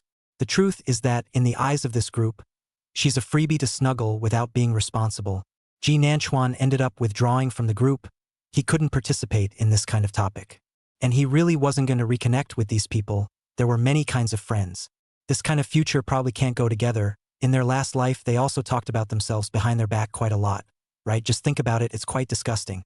Finally understand what it's like to have that group of 3 people and for, at this moment, looking at the way Rong Miao Miao's tears fell directly after hearing his words, Ji Nanchuan didn't feel pity, just looked at her, shook off her hand and turned to walk away. Don't pester me more in the future. I'll take it if you don't want your face. Rong Miao Miao just watched Ji Nanchuan leave without looking back, without the slightest reluctance or intention to turn back. She couldn't help but cry softly. Her gaze at his back took on a hateful tone. By what right? Why did he do this to himself? Rong Miao Miao held her hand in a death grip, and the cell phone in her hand lit up because of the touch lock screen. It was a photo of 2 people hugging each other, and the people in the photo were Ji Nanchuan and her. It's a picture she got with AI face swapping, and it's really real. Every time she sees it, she thinks they're really together. But Ji Nanchuan, Rong Miao Miao took a deep breath. She wouldn't give up. After guarding the treasure for so long, why should she let Reborn Mengyao get it without any effort? At this time, Ji Nanchuan, however, only feel relaxed, have said so. Point-faced people should not be entangled again, right? Unfortunately, there are those who are truly shameless. Chapter 35, How could anyone not like Reborn Mengyao? The beginning of the new semester, Ji Nanchuan they ate a meal together at noon in the afternoon to go to the class meeting. Then we will issue military uniforms and go to the military training base early tomorrow morning to start the 15-day military training. So it was actually a pretty busy day. Ji Nanchuan studied animation design, so the male-to-female ratio in the class is still quite balanced. Chang Hang and the few of them were excited to be recognizing faces, mainly because they wanted to see if there were any particularly pretty girls in the class. Having just graduated from high school, most people think that they have to get into a relationship in college, right? Otherwise, what a loss. Ji Nanchuan is okay, this life their class in addition to more Changhang. In fact, the students have not changed much, so he knows all.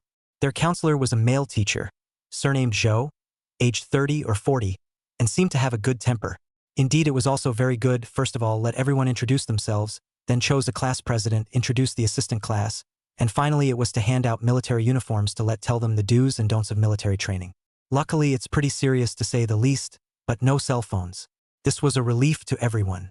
A class meeting went on for 2 periods, and only when the bell rang did everyone finally adjourn. Ji Nanchuan has been in contact with Ruan Mengyao, and both of them have meetings in the afternoon, but the teaching buildings are far apart.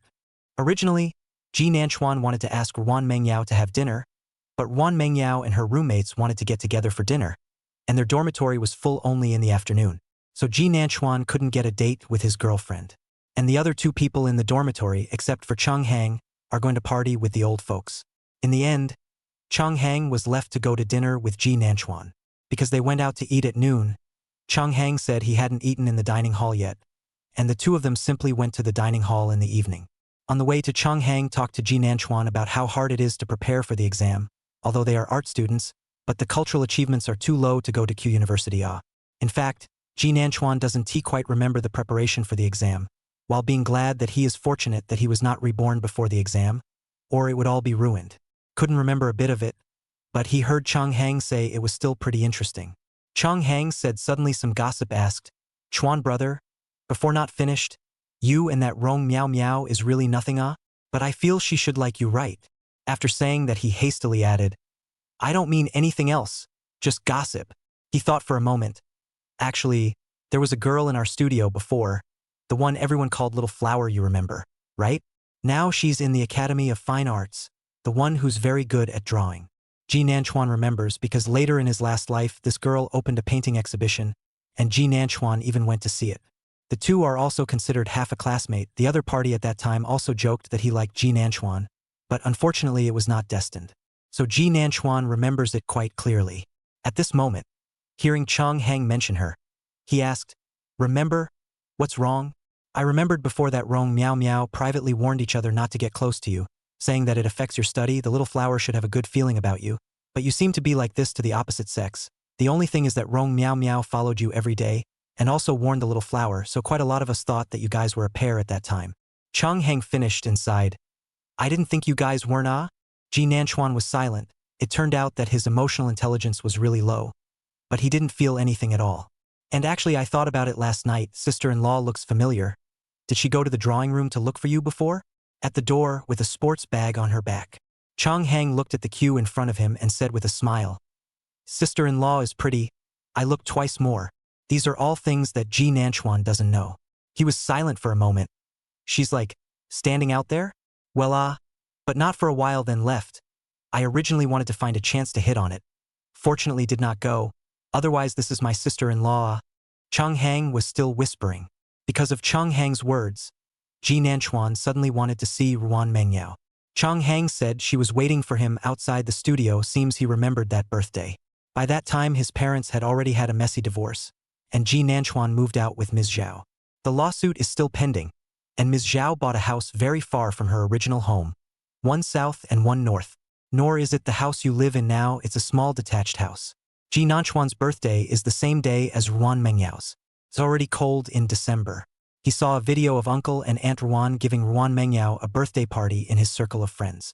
The family was happy, and at that time Ji Nanchuan was alone in his empty new home, and his parents seemed to have forgotten to celebrate his birthday.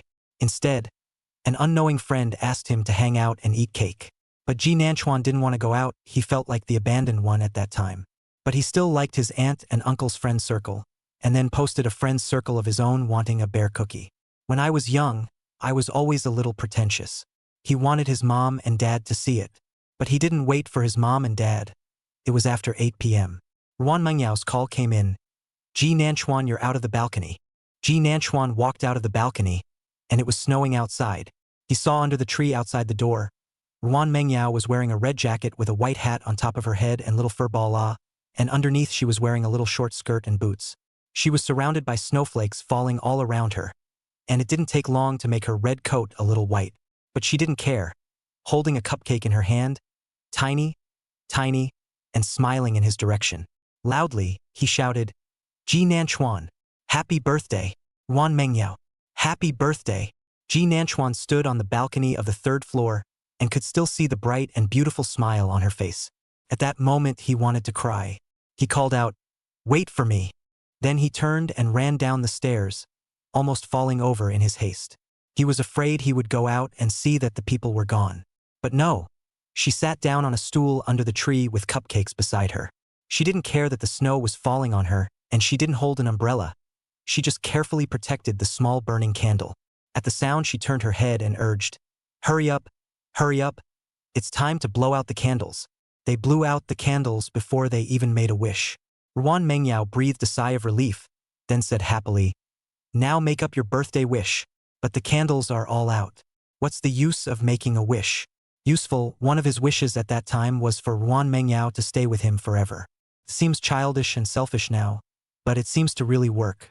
At that time, Ji Nanchuan asked, "Did you come over specially to celebrate my birthday?" "Of course not.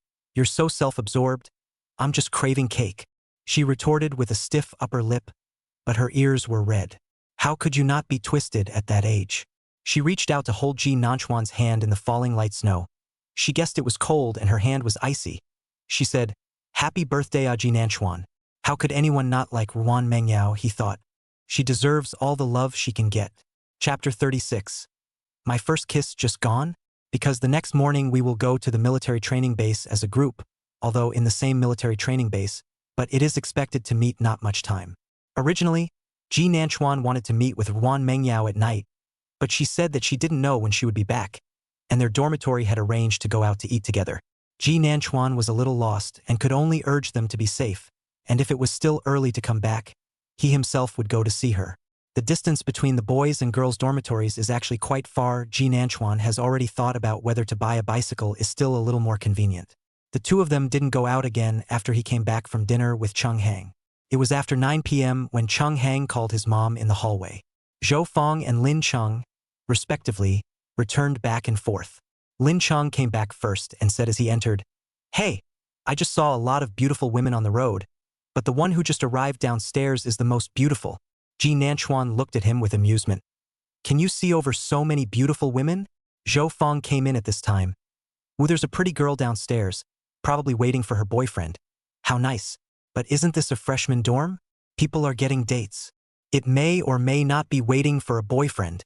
Before Ji Nanchuan could finish his words, his cell phone vibrated, and on it was a message from Ruan Mengyao with just 2 words. "Come down. It's kinda cool." But Ji Nanchuan's eyes all lit up, a smile showing at the corner of his mouth, and he was already standing up. "I'll go out for a bit." "Huh? What?" Lin Cheng asked. Ji Nanchuan said as he walked. The smile at the corner of his mouth couldn't be suppressed at all. "Your sister-in-law is downstairs. I'll go down and take a look."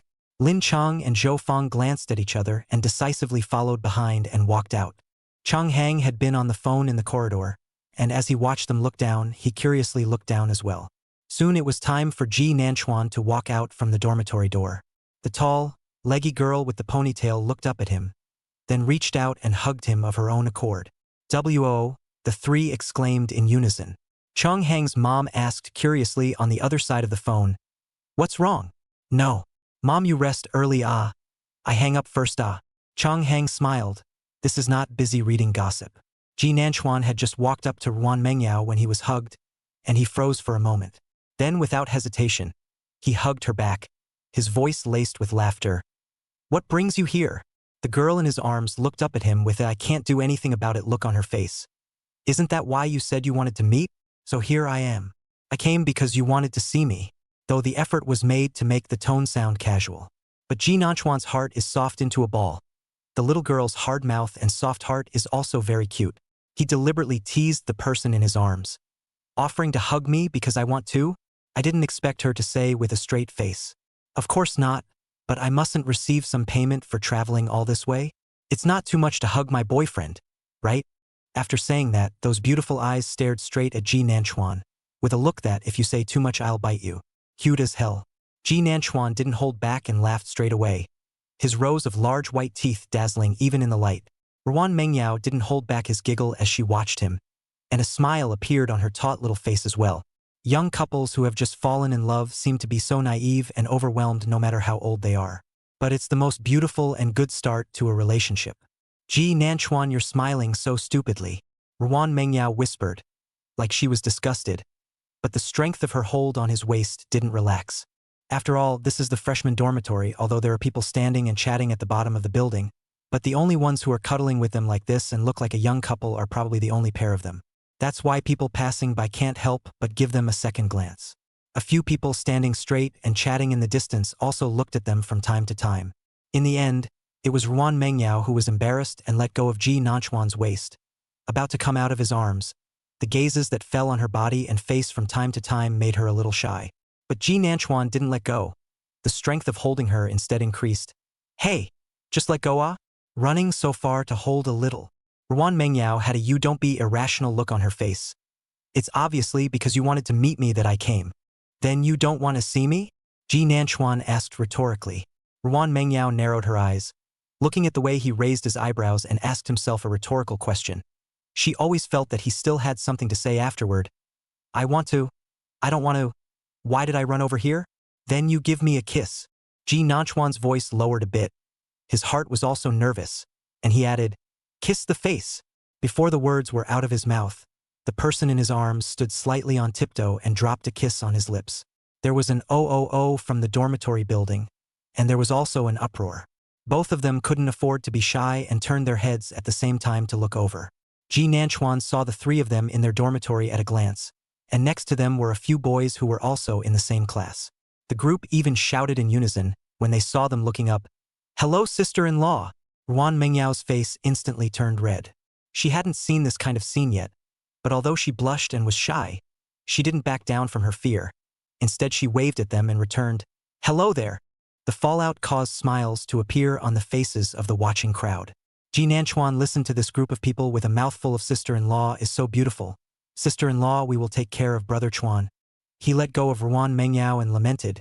It was obviously his first kiss, and the atmosphere was so good, but he was disturbed by these assholes. He reached out and pointed at Chung Hang and the others. You guys wait for me. I'll send your sister-in-law back first. A couple of boys upstairs shouted in unison. See you later, sister-in-law. The commotion had a lot of people running out to see it. Ji Nanchuan was afraid that the whole building would come to see them hugging and talking, so he hurriedly took Ruan Mengyao and ran away, mainly because he saw Ruan Mengyao's face was red. I could hear the uproar behind me as I walked quite a distance away. Ruan Mengyao was actually a bit shy from the moment she heard the uproar, but she still smiled and greeted the people upstairs when she saw them.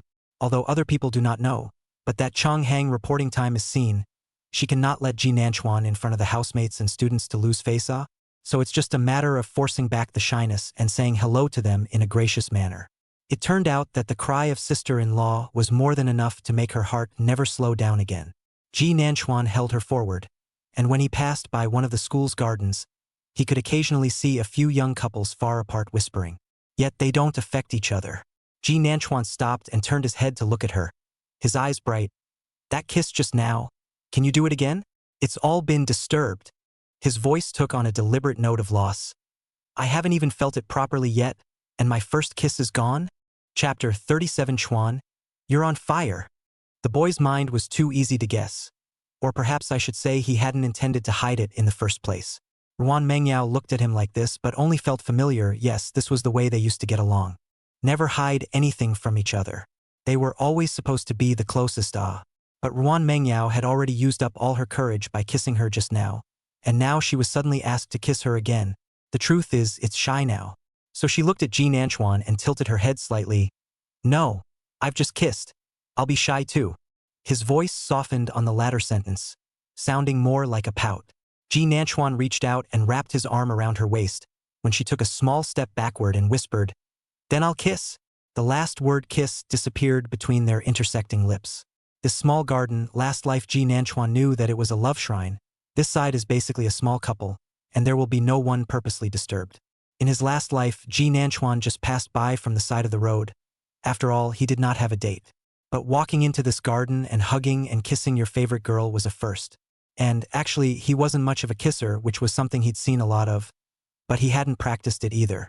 It was obvious that Ruan Mengyao wasn't too good at it either, and even had a momentary stiffening of her body when Ji Nanchuan kissed her, but then quickly softened in his arms.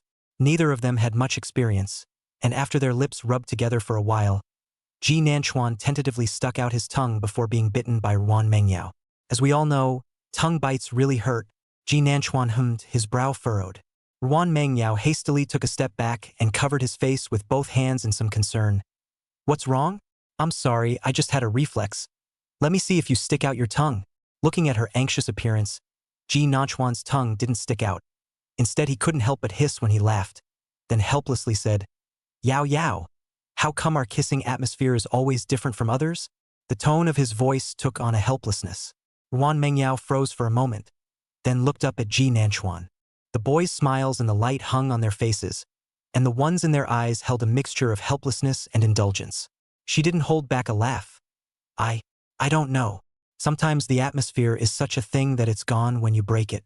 Not to mention the fact that they'd broken it twice. That first kiss, there was enough to scribble about. Ji Nanchuan could only really hold her hand and walk towards their dormitory. Along the way, he was concerned and asked if the dormitory people were getting along. Ruan Mengyao nodded. "All pretty good." Ji Nanchuan hummed. "I'll introduce you to my housemates after military training." He looked at Ruan Mengyao sideways and seriously. "My mind wasn't this fine before, and in the future there might be something I overlooked and didn't think much about. You remind me more, such as introducing you to my friends. This kind of thing is what boyfriends are supposed to do, right?" Ruan Mengyao looked at the serious Ji Nanchuan. The smile on her face didn't fall off. She could feel the change in Ji Nanchuan. He was really trying hard to change himself to be a very good boyfriend. She said in a small and happy voice, "Good, you're actually doing pretty well now. It's not enough to want to be better for you." Ji Nanchuan said such a sentence seriously, but it made Ruan Mengyao feel more melodious than all the love words she had ever seen. That's why the smile on Ruan Mengyao's face didn't come down until she returned to the dormitory. Their dormitory, in addition to just come to see the Jin fan, there are two girls, respectively called Li Yi and Wen. The two were originally girlfriends, the appointment of the test together here on the same major. It also happened to be assigned to the same dormitory, still coming along this afternoon too. This also made Ruan Mengyao and their dormitory actually automatically divided into two groups of people since the beginning of the school year. After all, they were supposed to be best friends for many years, so they were definitely closer. Luckily, though, both have pretty good personalities, so they get along well. Ruan Mengyao came in when Wen, who had a more lively personality and cute looks, just wiped her hair and came out. Seeing that her face was still flushed, "Hey Yao Yao, why are you blushing?" In fact, Ruan Mengyao was still a bit squirmy. Wen seemed to be very self-conscious, knowing their names with a mouthful of Yao Yao and Fan Fan. In the afternoon, Ruan Mengyao also saw that Li Yi seemed to be upset because of this. At this point, she smiled shyly at Wen and reached up to cover her face. "It's not red, is it?" But it felt like his palm was indeed a hot one. It made her face just get hotter and hotter. Jin Shige also emerged from the bed at this time. "Let me see. He. But Mengyao is already good-looking. This blush looks even better." She squinted and said, "Didn't you go see your boyfriend?" Come back red-faced? Yo. Wen's eyes lit up when she heard that. "Yao Yao, you have a boyfriend?" She walks over and curiously pulls Ruan Mengyao to sit on a chair and pulls herself aside to lean against her intimately. Handsome? Hey, I was busy studying in high school." Ruan Mengyao hadn't even opened her mouth yet, but Jin Fan had already said excitedly, "Very handsome. Oh, quite tall. There's 180, right?" 183, Ruan Mengyao added, pursing her lips. He said the boy's heights should be accurate. Ha, your boyfriend is so funny." Sure enough, gossip is the best way to bring feelings closer. Both girls are curious in gossiping about their love history. Knowing that they are childhood friends is even more excited. Li Yi walked out and saw the three of them laughing and chatting quite happily. She herself was a girl with a pretty quiet personality. Her gaze fell on the hand that Wen had reached out to hold onto Ruan Mengyao's, and she spoke. "Wen, your hair hasn't been blown out yet. The lights will be turned off in a moment." There was little rise and fall to the voice, but all three stopped to look at her at the same time. I don't know why, but Ruan Mengyao always felt that Li Yi was a bit strange. Over here, Winnie Win quickly said, "For a while, when I'm done listening." It's not really a big deal, but Li Yi's tone became a bit heavier. "Turn off the lights in a while, you're going to make people sleep again. Do you think this is at home?" Jin Shige hurriedly said, "It's actually okay. None of us go to bed that early. The soundproofing on this side isn't good either. It'll be noisy in the next dormitory." Li Yi returned. Finally, Wen pursed her lips and stood up. Okay. I'm going to go blow dry my hair." Jin Fan awkwardly glanced at Ruan Mengyao. Ruan Mengyao Zhong felt Li Yi's gaze turn around her body a few times. It makes people quite uncomfortable. On the other side of the Ji Nanchuan is also in a good mood. This are kissed, the mood cannot be good. He had just walked into the dormitory when he heard Chung Heng shout, "Chuan, you're on fire!" Ji Nanchuan, Chapter 38. If you can't get it, destroy it. Ji Nanchuan glanced at Chang Hang in confusion. What the hell? Isn't there an alumni circle at our school? Those seniors told you about it when you checked in, right?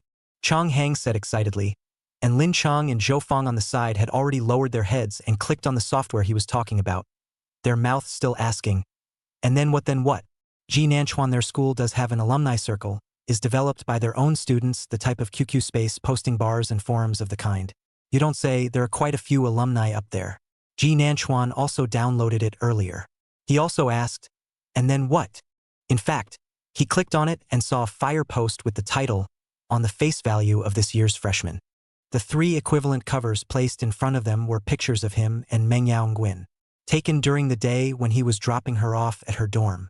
Ji Nanchuan breathed a sigh of relief, thinking that the kiss had been photographed, which was a bit sorry about that. Chang Hang saw them all open up, his mouth crackled and summarized. And then you guys saw that face value post, right? The cover is Chuan and sister-in-law. In fact, there are a lot of pictures inside, but the 2 of them have the highest heat. There are already class name information and whatnot being raked out. You guys fire La Chuan. Indeed, Ji Nanchuan clicked in and saw it. In fact, there was one of this kind of post in his last life, and Ji Nanchuan did look okay. And there was information about him inside the post, but at that time, because Ruan Mengyao didn't go to college in China, they weren't the cover picture either. There's a lot of speculation in the thread now as to whether or not they are boyfriend and girlfriend. There was even a special downstairs bet.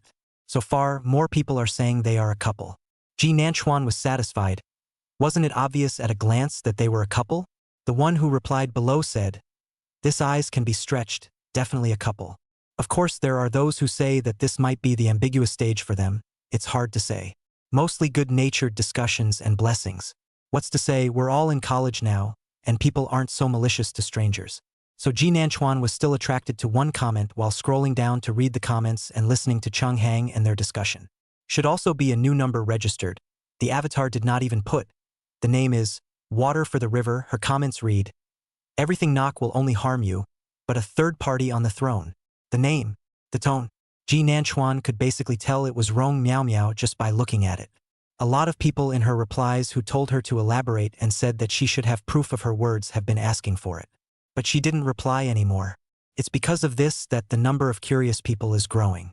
Ji Nanchuan hadn't actually played with this much in his last life and didn't really understand it now. Seeing that there wasn't a button to report next to the user, he looked up and asked Chang Hang, "Can this thing report malicious rumors?" The other 3 were brushing up when they heard him Soon Chang Hang reacted, "Brother Chuan, you saw the comment that said your sister-in-law is a mistress, right? This kind of comment seems to be intentional and there's not much evidence, so don't worry about it, but it seems to be something that can be reported." "Let me see." Ji Nanchuan frowned. He had made it so clear. How come Rong Miao Miao still hadn't died? In his last life, Rong Miao Miao had not confessed until he borrowed money to escape, thinking that it was because he had never had any other person of the opposite sex around him in his last life, or it could be because Rong Miao Miao had given up later. In his previous life, when school first started, Rong Miao Miao did keep coming to him. Even when military training was very tiring, she would bring him water. Even if he had his own water, he had said many times that he didn't need it.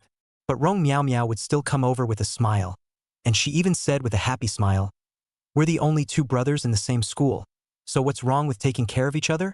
Ji Nanchuan, on the other hand, frowned and said, "Someone this old still needs to be taken care of?" At that time, Rong Miao Miao's expression was still a bit twisted. But she didn't say much and still came every day. It lasted until the end of the military training, when Lin Chang and the others thought she was Ji Nanchuan's girlfriend and flirted with her. But Ji Nanchuan denied it seriously. "She's not my girlfriend." At that time, Zhou Fang and Lin Cheng's expressions were still stunned. In retrospect, Ji Nanchuan still didn't realize what Rong Miao Miao really wanted to do. Can anyone really be that shameless? Chang Hang searched for a night and finally found it, is able to report, but only after 7 days of registration, to prevent people maliciously open a new number to report. Let's just say it's kinda a stance. Ji Nanchuan glanced at the malicious comment and exhaled.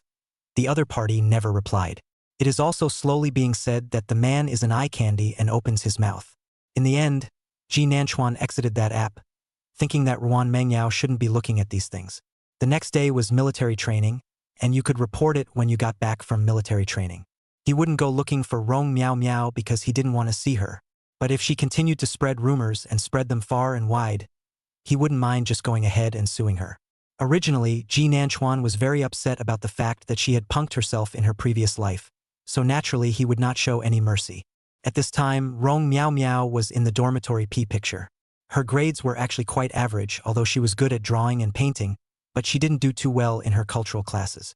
So even when she got into Q, most of them were scrubbed in, and the ensuing assignment of a marketing major had nothing to do with the fine arts she'd studied for so many years. In fact, she asked the counselor after the class meeting today if she could change her major, and was told that as of now it was not possible. Rong Miao Miao actually enrolled in a school with Ji Nanchuan in order to chase after him in the first place. Originally she was very confident, but now this was the way it was. Ji Nanchuan didn't care about her at all and didn't like his current major at all. She had some regrets, but of course more than that, she was angry, so she was really angry when she saw that post about Ji Nanchuan and Ruan Mengyao.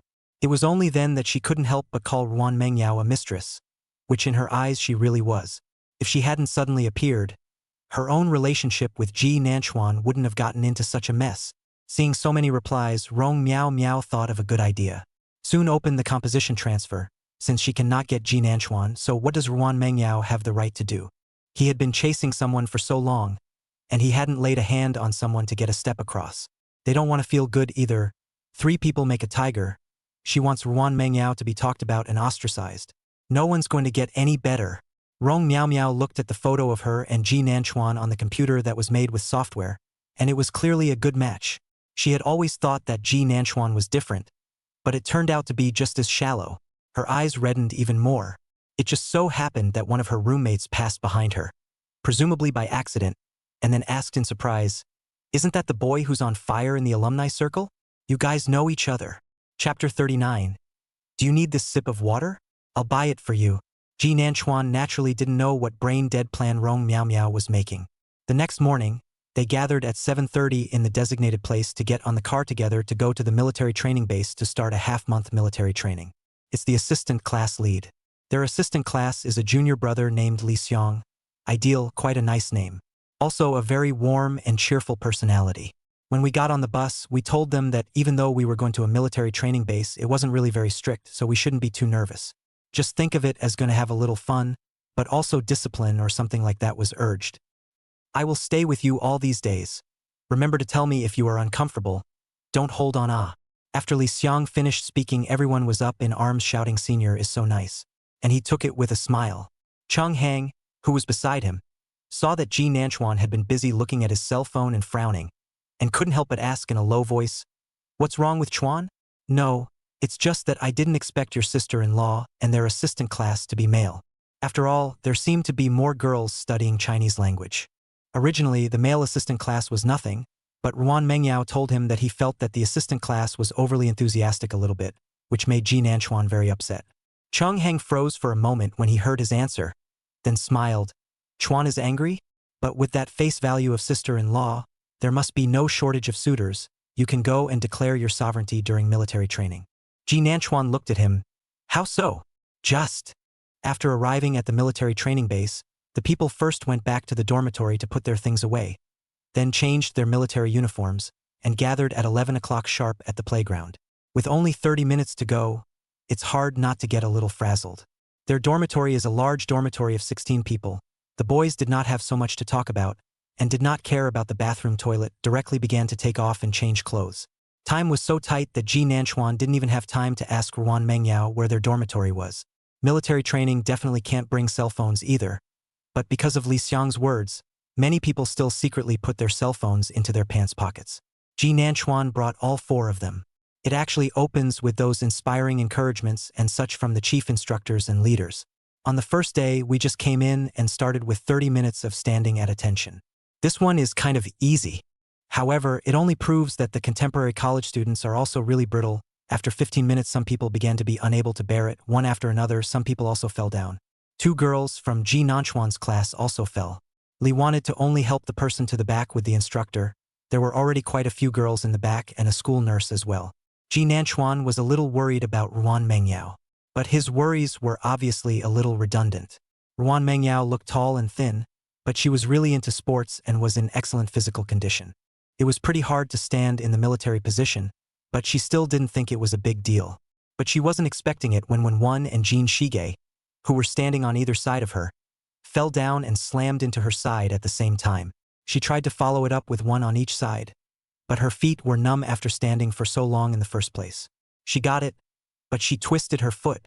At this time, the three of them were sitting together, Jean Fan and Wen Wen's faces were still a bit white. They were both suffering from heatstroke. At this moment, he was looking at Ruan Mengyao's swollen ankle with a guilty face. Yo-yo, I'm sorry. Mengyao, I'm sorry. It's all our fault. The two girls apologized in unison. Ruan Mengyao didn't care much, although her ankle was quite painful. She still pulled the corner of her mouth to comfort them. It's fine. Think of it this way. Am I getting a blessing out of a disaster? The school doctor just said that I won't be able to participate in training for a short period of time. At this time, their assistant classmate Zhao Ming came over and looked at Ruan Mengyao's ankle, his eyes full of worry. Are you all right? If it's not okay, I'll send you back. You won't be able to participate in military training anyway. Ruan Mengyao couldn't help but frown slightly when she saw Zhao Ming, and her voice became cold. Thank you, teacher. Just now the instructor said that even though she can't take part in the training, she has to come here to watch and experience it, and go back and write about the military training. This is also regarded as a fixed process. Some, because of the injury, cannot eat to participate in military training, are required to write 2,000 words of military training experience, and Ruan Mengyao is just an ordinary sprain. The school doctor said, do not need to half a month, certainly can be good. It was indeed a bit too much for Zhao Ming to be so nervous. Jin Shige and Wen Wen looked at each other, neither saying anything. Ruan Mengyao's words made Zhao Ming a little embarrassed. Ah, how do you call yourself a teacher? It's quite good for you to call yourself a senior with them. Are you really okay? After saying that, he crouched down. Ruan Mengyao withdrew her foot somewhat unnaturally and helped Jean Fan stand up. Thank you, teacher, for caring. Go care for the other students. Ruan Mengyao's voice was light, she was pretty, but her overall temperament was the type that seemed to be on the cold side. At this point, this expression and tone of voice really made people feel distant. Zhao Ming could also see the way she intentionally distanced herself.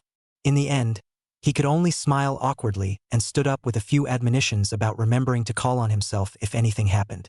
And then it's gone. After he left, Wen Wen whispered, Does the assistant class have a crush on you, Yao Yao? Ruan Mengyao nodded. I guess so. It looks quite similar. After all, Ruan Mengyao was good-looking and had no shortage of suitors since she was a child. They liked themselves basically as much as Zhou Ming showed them. Ruan Mengyao, contrary to Ji Nanchuan, was quite sensitive to this kind of liking her. Only on Ji Nanchuan has been because of care, never noticed that he would also like himself. It's nice to be stupid when you care too much about someone. Thinking of Ji Nan, Ruan Mengyao's mouth couldn't help but gently hook up. Just at this time, the instructor called for dismissal. Li Yi just approached to see Wen Wen sighing enviously at Ruan Mengyao. Hey, Yao Yao, I also want to fall in love. The male did not meet the right one. With a girlfriend as beautiful as you, I can also really do not consider a monogamous? That was clearly more of a joke than anything else. Ruan Mengyao and Jin Shige were both amused, but Li Yi's face went cold. After this side was dismissed, it was time to go to dinner. Ji Nanchuan took out his cell phone from his pocket and called Ruan Mengyao. This side rested for 2 hours at noon and gathered at 2 o'clock sharp. He sought to always know which military training his daughter-in-law was in and where her dormitory was, right? Unfortunately, Ruan Mengyao didn't have her cell phone with her, so naturally, no one answered the phone. Ji Nanchuan sighed. When I looked up, the whole place was green. Where could I find my girlfriend? Chang Hang let out a sigh. He was originally looking at his cell phone. At this time, he came to the side of Ji Nanchuan. Brother Chuan, Rong Miao Miao asked where we are in the military training and said that she has time to give you guys water. He knew at a glance where Rong Miao Miao had come to bring them water. Actually, you want to bring water to Chuan, right? So he decisively asked Ji Nanchuan. Tell her. Ji Nanchuan glanced at him with a puzzled expression. You lack this sip of water? I'll buy it for you. Chang Heng froze for a moment, then shouted out with a fake serious smile. Righteous father, I'm still missing a mouthful of rice. Ji Nanchuan. Get lost. Chapter 40. Getting into trouble. In the end, with Ji Nanchuan's words, Chang Heng simply didn't reply to Rong Miao Miao. The four of them went to the cafeteria for lunch at noon, although Chang Heng was really curious about what was going on with Rong Miao Miao.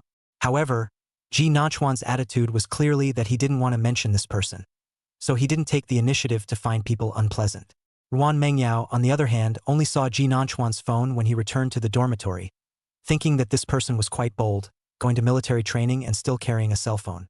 She had twisted her foot and was having trouble walking in the end. Jin Shige and Wenwen both feel weak and take care of her. Although Ruan Mengyao had said many times that there was no need for this exaggeration, the two girls were still quite nervous. Ruan Mengyao couldn't say anything to them, so she simply went along with them. It's just that Li Yi's words were few along the way from the dissolution. Ruan Mengyao was quite sensitive to people's emotions and always felt that something was wrong, but she couldn't tell. After returning to the dormitory, she called Ji Nanchuan, and because of the slow walk, it was almost 1 o'clock when she arrived at the dormitory. They were going to take a lunch break at 1, so Ruan Mengyao hurriedly called him back first. Ji Nanchuan was originally worried about how he hadn't received a call from her for so long. Knowing that she was walking slower because she twisted her ankle made me even more concerned, and it was only the first day. But Ruan Mengyao's voice over there was soft and soothing. It's not that big of a deal. Don't be nervous. It's not as bad as the sprain I got when I was playing baseball before.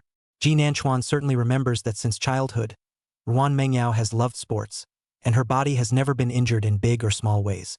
But she never looks like she doesn't care in front of others, like nothing is wrong at all. Even when aunts and uncles ask, she says it doesn't hurt. But in private, they would cry and toss the then Ji Nanchuan in all kinds of ways.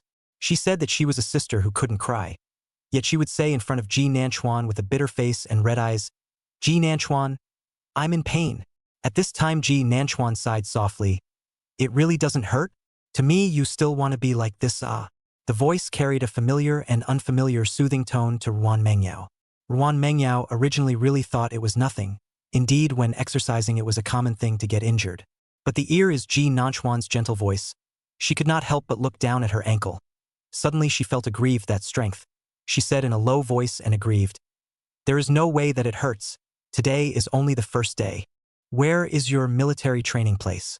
I'll disband in the afternoon to find you, okay?" Ji Nanchuan couldn't help but frown. He could still hear such obvious aggravation. Immediately it was a little heartbreaking, but he couldn't help but feel a little joy in his heart. He liked the way she didn't hide her emotions in front of him. There are many military training bases that are divided into areas. Ji Nanchuan and the others were in District C, while Ruan Mengyao and the others were in District E, which wasn't very far. The two only had enough time to make an appointment to meet after the afternoon dismissal, when the whistle started blowing downstairs in the dormitory. The instructors are starting to check the bedrooms. Ji Nanchuan had just laid down when an instructor came to the door to take a few glances, looked at it a couple times and left. Some of the dormitories still had voices were heckled and then kicked out to run laps. Say you don't want to go to sleep and go out for a run. Soon the whole building was quiet. The assembly was held at 2 p.m. sharp, and as we walked along we could hear that a few of the dormitories had been penalized, both men and women. In the afternoon it was still posturing followed by basic training. The assistant class of a class next to Ji Nanchuan and them was a girl, white and tender-looking, with a smile on her face. The class next to theirs happened to be computer engineering, with more boys. So when standing in the military posture to see the female assistant class one by one to ask their class is not hard. Do you want to help wipe the sweat? And so people answered her smilingly, turned her head with the instructor said people moved. This operation really made even Ji Nanchuan frown. In the end, basically most of the people in the next class were punished by running laps. This female assistant class is still laughing. After finishing their class, they seemed to think it was quite fun, and took a look at Ji Nanchuan's class and walked over again. Unfortunately, Ji Nanchuan and the others just all watched, who took care of her. This female assistant class seems to be a bit angry. Asked around and no one answered, turned her head and said to the instructor on the side, "Your class is really not giving face ah." Ji Nanchuan, their class instructor surnamed Lin, quite young, seems to be in the military school junior. Sniffing, she gave the female assistant class a look. "What about standing in military position? Isn't that normal?" The female assistant class grunted, as if a little upset. With a twinkle in his eye, he brought out paper towels to wipe the boys' faces. The boys in the surrounding classes were holding back, probably wondering how there could be such a. Ji Nanchuan was taller with Chung Hang and would have been in the last row. The first thing that woman rubbed was Chung Hang. Chung Hang didn't hold back a step. That female assistant classman happily shouted, "Instructor Lin, you have students moving here oh."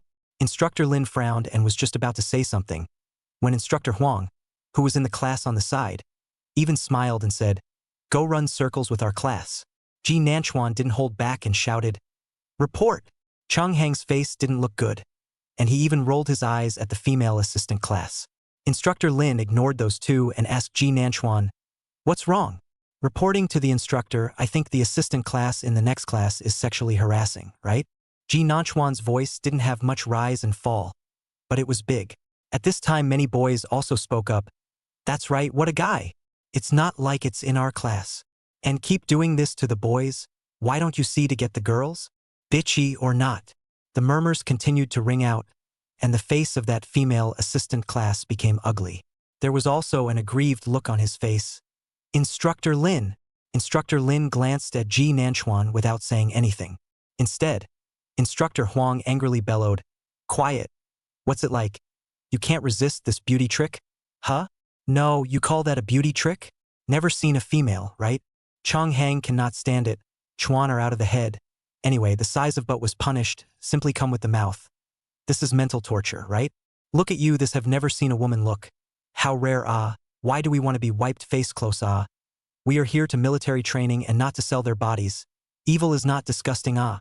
Exactly. There's nothing wrong with this woman, is there? It's not just an assistant class. Li Xiang was originally talking about something with someone he knew not far away, and when he saw that something seemed to have happened on his class's side, he hurriedly ran over. The result was that just as I approached, I saw the female assistant class in the next class running away in tears. Then their class was punished with push-ups in preparation by Instructor Huang next door. Then the instructor of their own class stood by without saying a word. Many of the girls in the class were crying with anger by this time. Ji Nanchuan and a few of their boys didn't move, just stood and looked at the fuming instructor from the next class without saying anything. Chapter 41. There's a lot of crap in military training. Li wanted to come and hurriedly asked, "What's wrong? What happened?" The eyes were on the silent instructor Lin.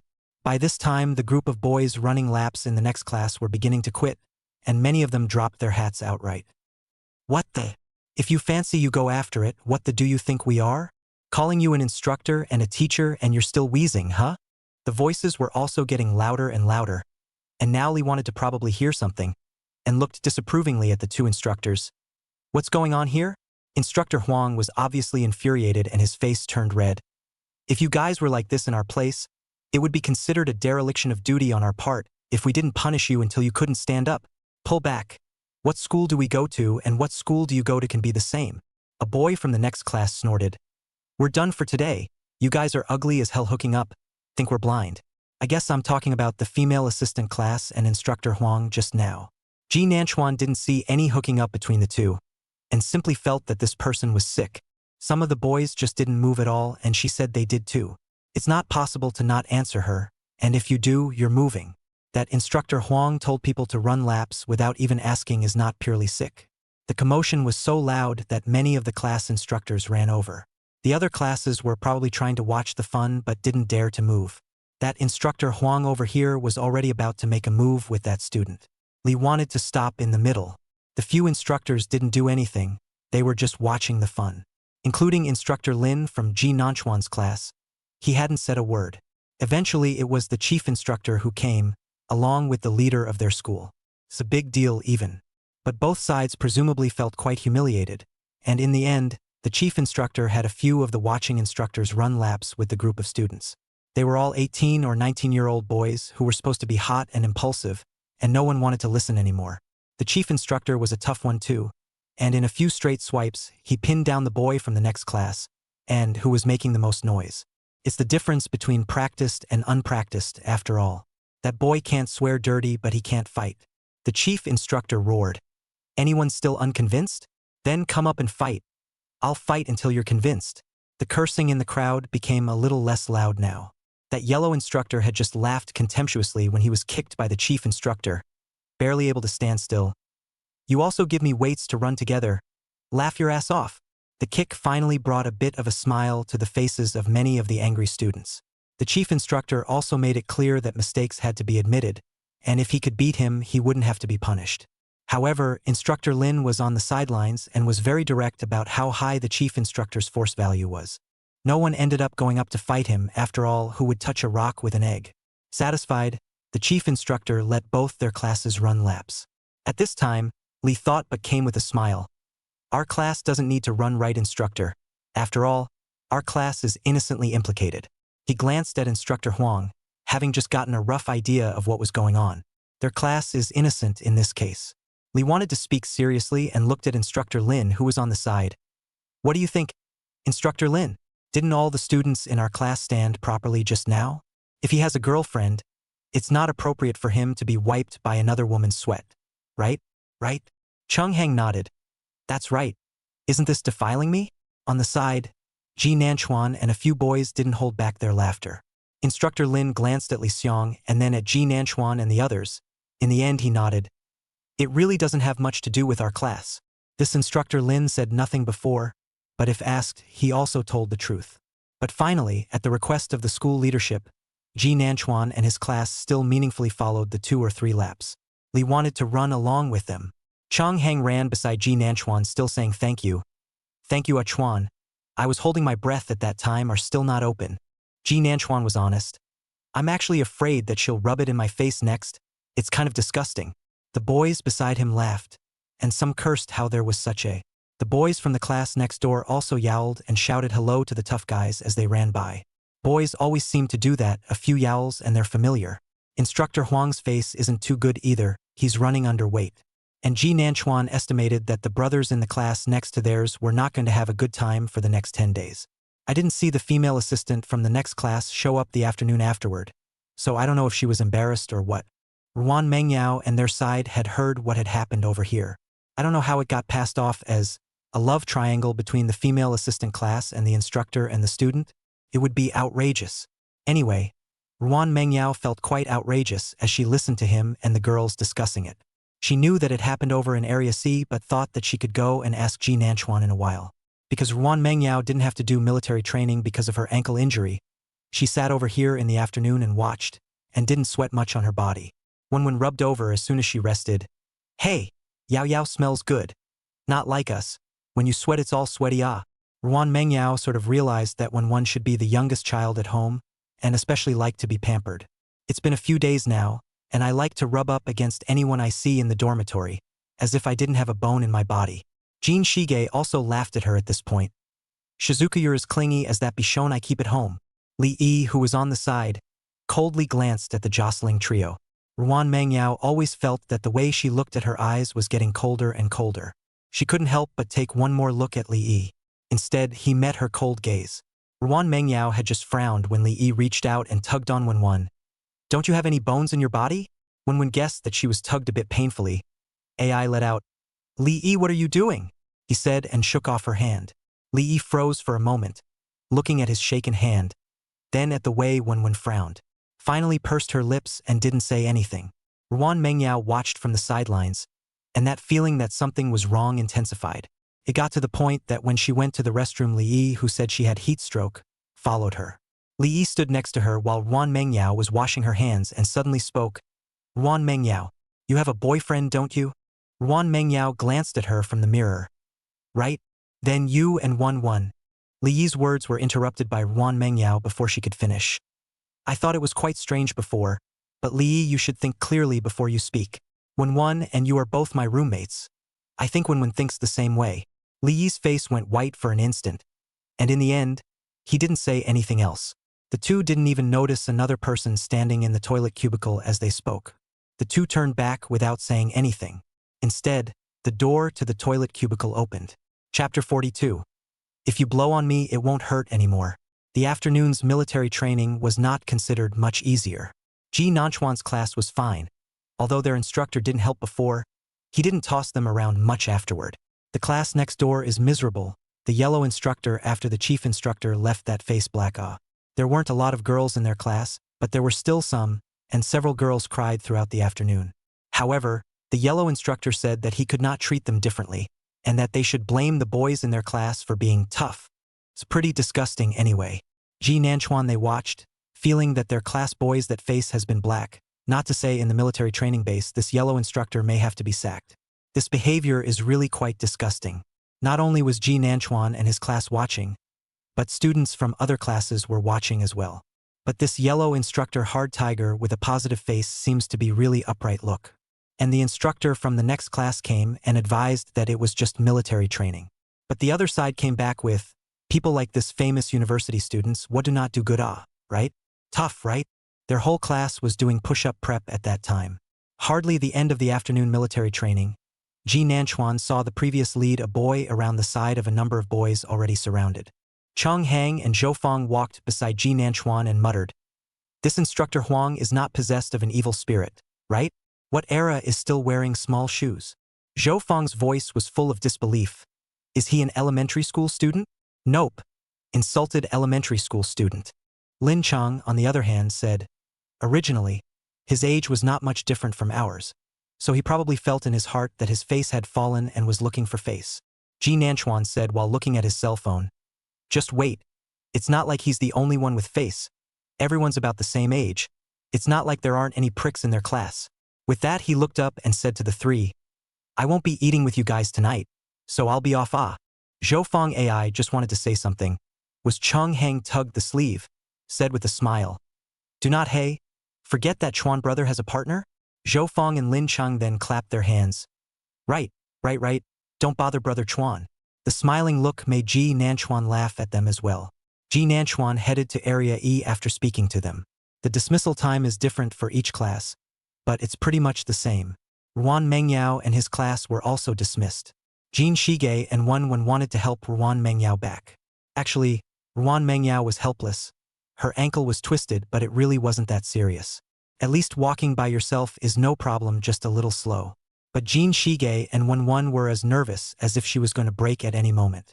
This made Ruan Mengyao helpless. And no, the two little girls had just disbanded and were about to start up again. She reached out and blocked their hands. "No, really? I'm not that serious." "That won't work either. There are many people. What if they crowd you?" Wen had a straight face. The other girls in the class couldn't help but laugh when they saw it. "Are you guys treating Mengyao like some kind of fragile product? But looking so pretty does make you fragile, haha." A couple of the girls joked. Ruan Mengyao was going to be embarrassed by what they said. Ji Nanchuan came jogging over and just arrived to see Ruan Mengyao blushing as she was being talked about by a few girls.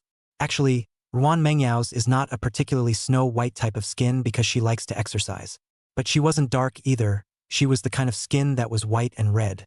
But she didn't sweat much because she didn't have to do military training because she sprained her ankle, so she was clean and dry at this point. Looking clean and pretty was also noticeable in a bunch of girls who had just finished military training. At this point, it's even prettier when you're teased and blushing. Ji Nanchuan also saw that some boys passing by would not be able to resist looking at her. Seeing her roommate reach out to help her again, she waved her hand helplessly. Ji Nanchuan walked over and held her shoulders from behind. "I'll do it." Ruan Mengyao froze for a moment when she heard his voice. Then her eyes lit up. His body naturally relaxed and he raised his eyes to him. "There you are." A few other girls obviously froze as well. Why was there even a guy all of a sudden? On the contrary, Jin Fan was the one who had seen Ji Nanchuan at this time, had already smiled and retracted his own hand. "Hey, Mengyao's boyfriend is here, so we'll save ourselves the trouble." Li Yi, who had been silent all this time, also looked at Ji Nanchuan twice more. Ji Nanchuan smiled at the group of girls and greeted them. "Hello guys. Thank you for taking care of Yao Yao. Now that I'm free, I'll just come." Wen reacted the fastest, following Jin Fan as she quickly released her hand holding Ruan Mengyao, and sighed. "Hey, so Yao Yao's boyfriend is really handsome."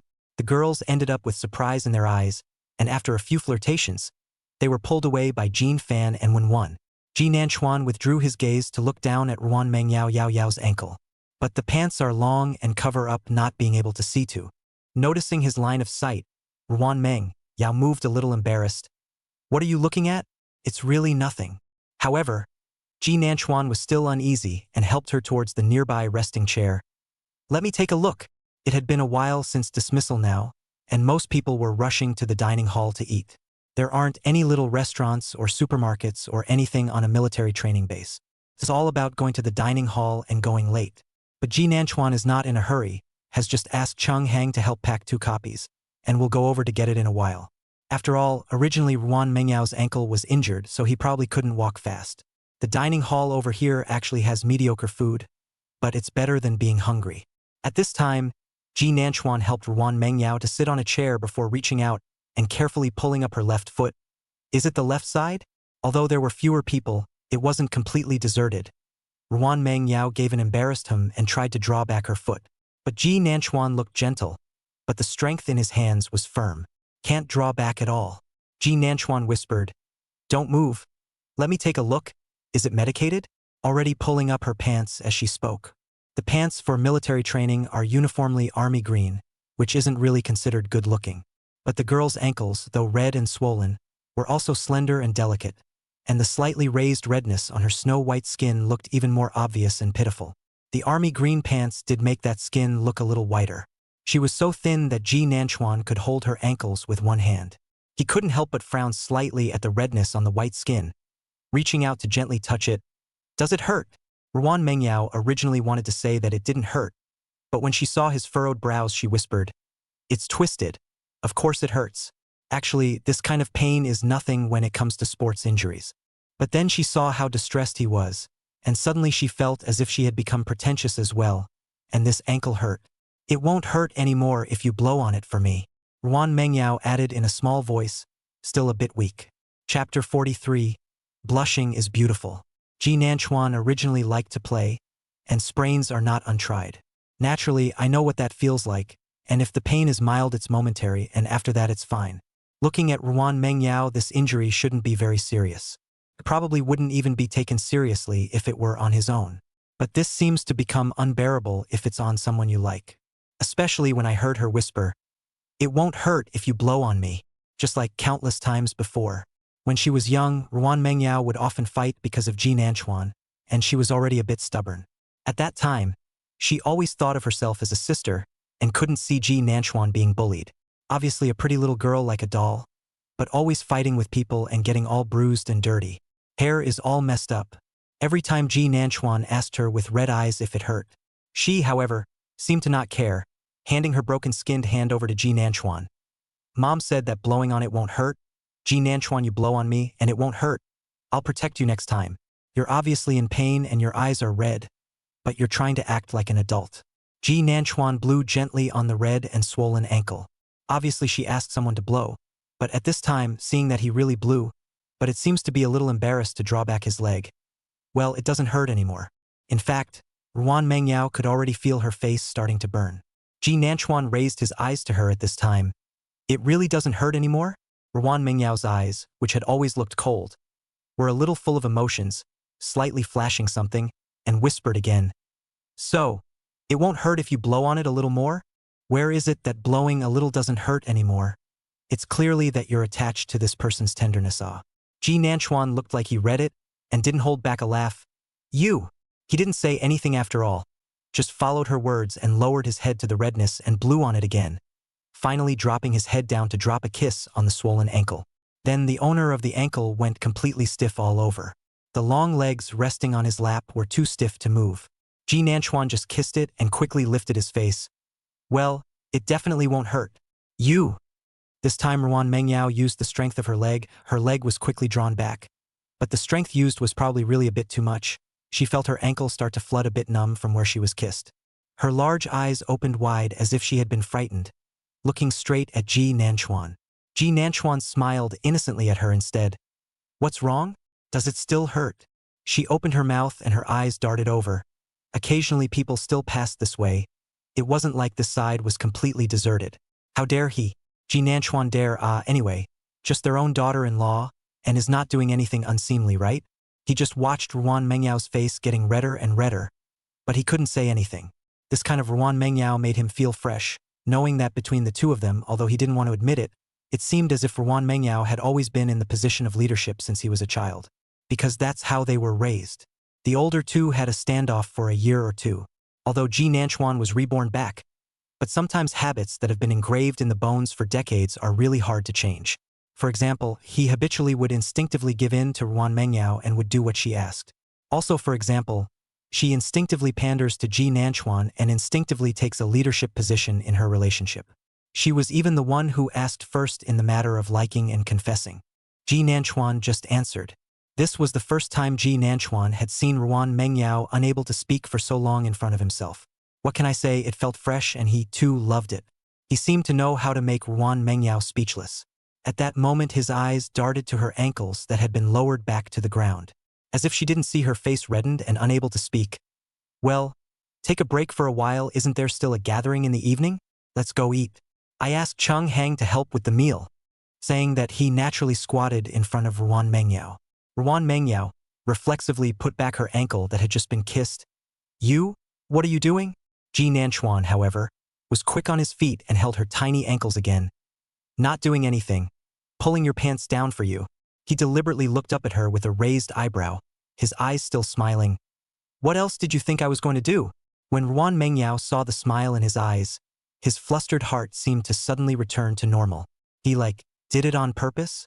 As soon as this cognizance came out, she pursed her lips and stared at Ji Nanchuan for a moment, then slowly let out an oh-so-slow, "It's fine." Ji Nanchuan was a little surprised, looking at the little face that still had a pinkish-red color. He lowered his head and pulled down her pant leg, pulling the shoelace in the process, and just as he was about to get up, he heard Ruan Mengyao call out, "Ji Nanchuan." Ji Nanchuan reflexively looked up, but saw that her small face had started to come very close at some point. The tip of his nose lightly traced hers as he looked up.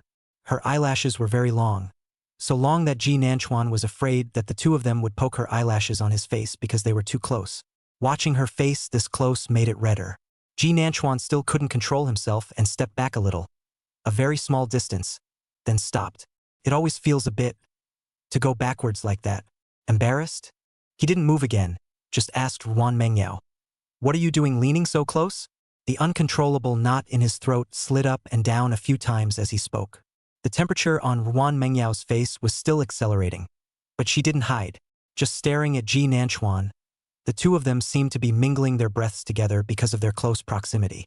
Her pink lips twitched. Did you just do that on purpose? To see me shy? The smile in Ji Nanchuan's eyes became even thicker. She was always like this.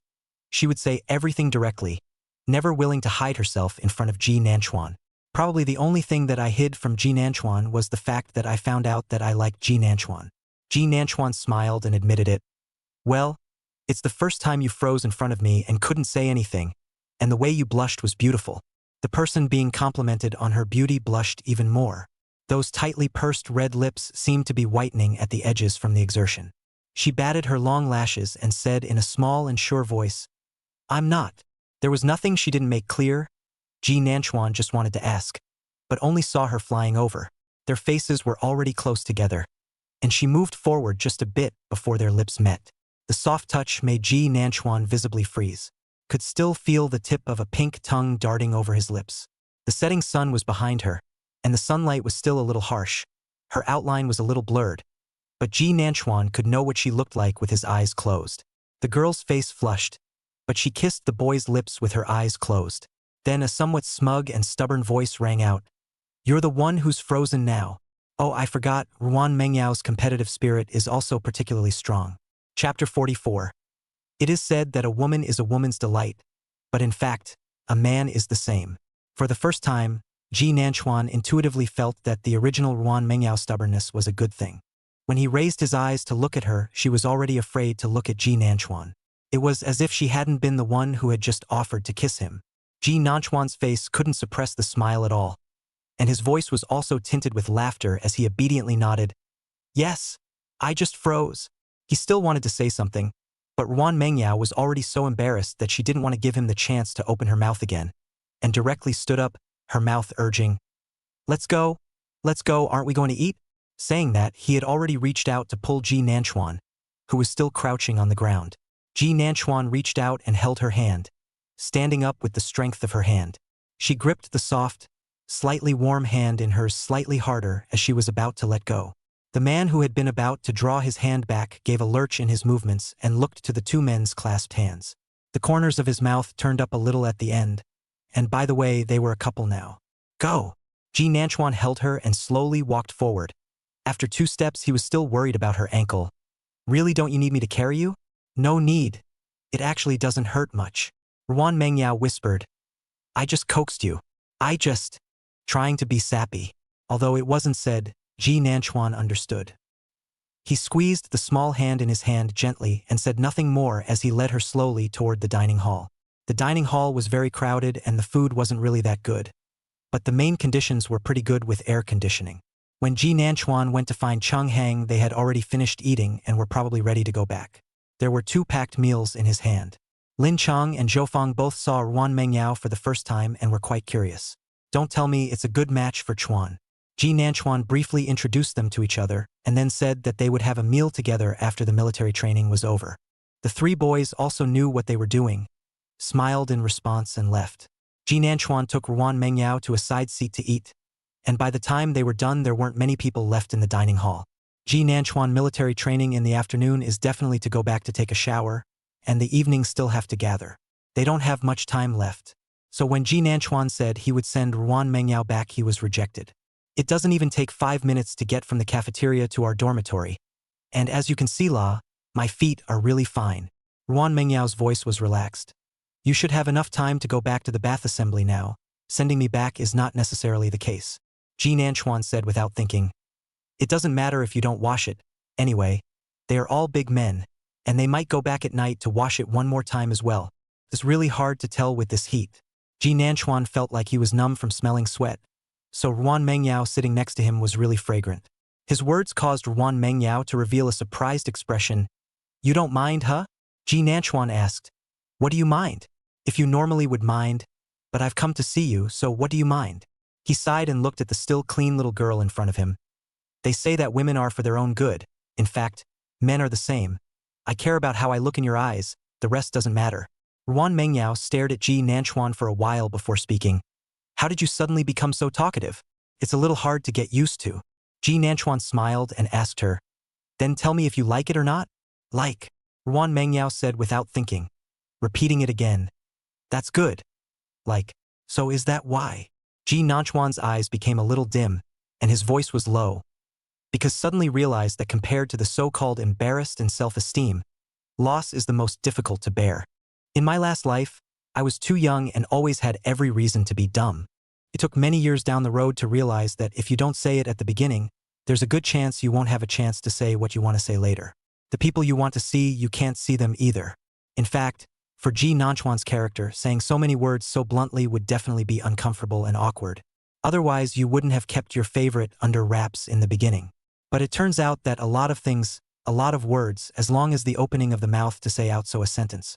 The latter wasn't as hard as I thought it would be. The surprise and shyness on her face after saying the words like her, for example, was enough to dispel the twinge in her heart. What Ji Nanchuan was thinking was that he had lived again, so he couldn't still be the same as he was in his last life, could he? As he spoke, he raised his head to meet Ruan Mengyao's probing gaze and reached out to pinch her face. Why are you curious about everything? It's because I like you, so I don't want to hide myself in front of you. Can't I? Ruan Mengyao was caught off guard by his blunt statement about liking it, and her first reaction was to take a quick glance around. Luckily, the dining hall wasn't very crowded at this time of day, and there were no people sitting in the seats around them. She reached out and pulled down Ji Nanchuan's hand, whispering, Why are you so sudden? I'm a little unresponsive, oddly shy. Ji Nanchuan, however, said softly, Then you have to get used to it quickly, and I think I'll definitely tell you that I like you more often in the future. It's actually that I love you, but I'm afraid that saying it so easily scares you. So you just start getting used to it now. In the end, Ji Nanchuan sent the little girl, who was obviously still looking unnatural, to the dormitory floor. The fact that there was an extra boy downstairs in the girls' dormitory was actually quite striking, especially at the military training base, which was full of freshmen. It's really striking that this is a relationship. So Rong Miao Miao on the 6th floor was pulled out by her roommate to see the fun at a glance and saw the two downstairs. Seeing what they said, then Ji Nanchuan reached out and hugged Ruan Mengyao. Ruan Mengyao glanced at him and turned to run after flying on her tiptoes and kissing his face. But it was slow, and you could see that the foot should have been injured. Next to it are the exclamations of a few other girls in the dormitory. Hey, that guy seems to be the one from the alumni circle, Ji Nanchuan? He's really quite handsome. Is that really his girlfriend? So envious. The good-looking ones just started school and they've got a date. Just us left, hey. Look at me in college, sweet, sweet love too. Rong Miao Miao was going crazy with jealousy and unwillingness in her heart as she listened to these words. Obviously, she's the one who should be envied, obviously. If that KTV uproar had been successful, she would have been the one standing next to Ji Nanchuan. Chen Xinxin beside Rong Miao Miao carefully glanced at her face and whispered, Miao Miao, didn't you say that Ji Nanchuan is your boyfriend? Chen Xinxin is the roommate who saw Rong Miao Miao's pee picture in the dormitory in the first place. Rong Miao Miao looked at her with red eyes. But now everyone doesn't know. Chen Xinxin revealed an expression of some anger and heartache. It's really a scummy man in A. Chapter 45. The Double-Edged Sword of Public Opinion. Ji Nanchuan turned around and went back to his dormitory after sending the person to the dormitory. Luckily for the boys, showers are really fast, quick showers and all, and there's the ability to do laundry in the shower at the same time. This skill shocked Ji Nanchuan. The evening assembly is at 7 o'clock. Ji Nanchuan and the others stepped on the spot, and just now the chief instructor's whistle stopped and they stood at attention. Ji Nanchuan and their instructor, Instructor Lin, was rather the kind of person who didn't care about anything. The evenings are more about rest and similar extracurricular activities. Basically not much training. At most, the two classes would play songs against each other or call people up to perform a program or something. Instructor Lin directly told them to sit down and rest in place, and they could also chat or something. But the next class wasn't so lucky. The female assistant class who had disappeared in the afternoon reappeared, wearing a small skirt and still with a smile on her face. As if nothing had happened, talking to Instructor Huang with a sticky voice. Anyway, Ji Nanchuan was quite hard to listen to. There were also 2 or 3 occasional contrived petulant laughs. The two classes are close together, and Ji Nanchuan also heard a few big brothers next to him grunt and say something like, "Noisy hen clucking." Ji Nanchuan almost couldn't hold back his laughter. Despite holding back, the dude next to him presumably heard it anyway and turned his head to look over. Seeing that it was Ji Nanchuan, he smiled and gave a hi. "Hello. My name is Peng Xian. What's your brother's name?" "Cool afternoon." Ji Nanchuan smiled and said, "My name is Ji Nanchuan, and you're handsome too." Peng Xian is the prick who leads their class. At that, he just smiled indifferently. Before the two could say anything, Instructor Huang began his demonic act again. "All present, stand up." Peng Xian and his class stood up grumbling. Unsurprisingly, they were scolded by Instructor Huang and then began to make them squat and stand up. Their class became the only one that wasn't a recreational break at night. Ji Nanchuan and Cheng Hang frowned as they looked at the smug Instructor Huang and the assistant class next to him. The cries of the girls in their class and the angry complaints of the boys could also be heard. There was quite a bit of chatter from the other classes. But Instructor Huang acted as if he hadn't heard them, still making their class squat and stand up, and going up for a kick if they didn't do it. Peng Xian and the others were of course reluctant, but Instructor Huang didn't seem angry, so he said, "That's fine if you don't do it, let your classmates do it for you, right? This is teamwork. It's a vicious trick, and there are always honest students who don't want to get into trouble." In this way, Peng Xian and the others seemed to have become sinners. That's a really vicious move. At the end of the night, the men and women in Peng Xian's class didn't look good. Rather, it was the assistant classman who had been taking the video, and at the end, he even meaningfully said, "Well, Instructor Huang, the kids are still young." Speaking to the students again, he said, "Your Instructor Huang is also doing this for your own good." When they were dismissed that night, Cheng Hang and the others were still discussing this. "It's really too disgusting, isn't it? If I were Peng Xian, they'd be furious." Lin Cheng, on the other hand, said, "Sooner or later, something will happen. What kind of dim-witted tricks are these?" Ji Nanchuan also thought, "How could someone be so disgusting? I didn't encounter it in my last life, but now I'm seeing the diversity of the human species. I knew something would happen, but I didn't expect it to be so fast and furious." The next day in the morning just assembled to stand in the military posture not long before the school leaders came. There's more than one. Soon the instructors and assistant classes were called to a meeting. The crowd standing in military position was asked to move in place and no one cared. Someone asked curiously, "What's wrong?" The senior's face didn't look good just now. All the instructors went to a meeting together. "What's the big deal?" "I don't know." Ji Nanchuan also felt quite strange. "In my last life, military training went pretty well, nothing happened. So he really doesn't know." Until almost 11:30 when all the instructors came back, in addition to Instructor Huang, the next class of Peng Xian and a few of them were called away by a few instructors. But they disbanded after 11 o'clock at noon. In the afternoon, it was even announced that this year's military training was over, and everyone packed up and prepared to go back. Ji Nanchuan? No, not half a month of military training. At this time, one of the boys in their class came back from the next dormitory string. "I know how it is?" The crowd looked at him curiously. The boys had been stringing the dormitories together since the dismissal meeting, and it turned out that they had gone to ask around. It turns out that last night someone posted on the internet platform Q University freshman classroom assistants and military training instructors of the dirty 2 or 3 things. It's well known that a lot of people really enjoy reading this kind of stuff. At first, I guess the publisher didn't expect it to catch fire. I don't care if I send it. But then I woke up in the morning and suddenly this one exploded with tens of thousands of extra comments in the comments section. Someone else pitched him a couple $1,000s in promotion. The video that started this fire didn't say who it was. But the blogger on this account had posted a couple of trolls in front of it with back photos. The content is also about this assistant class hooking up with the instructor, treating the students like toys, having no shame and the instructor's personal vendetta and so on. The internet is powerful and was quickly picked up on. Not to mention the fact that the behavior of instructor Huang and that assistant class would have already ruffled feathers. Anyway, the guy who posted the video has now deleted it. But the school felt the impact was still great, so this military training was suspended. These military academy instructors are also being sent back. No. Was it Peng Xian who sent the video? Zhou Feng asked with a sleepy face, his eyes full of surprise. Last night.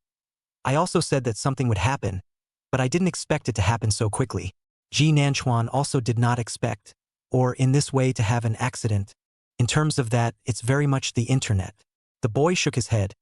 It's not Peng Xian and the others. Everyone thought it was a few of them. Didn't the teacher even call them over?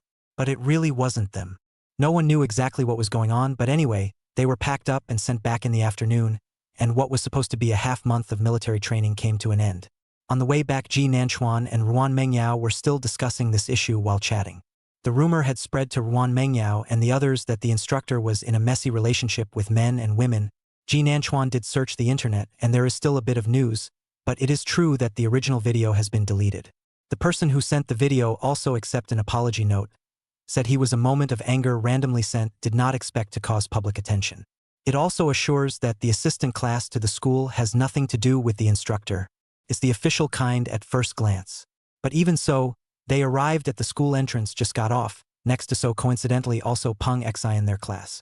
Ji Nanchuan had just greeted Peng Xian when the whiny assistant class of their class suddenly rushed over with a knife without saying a word.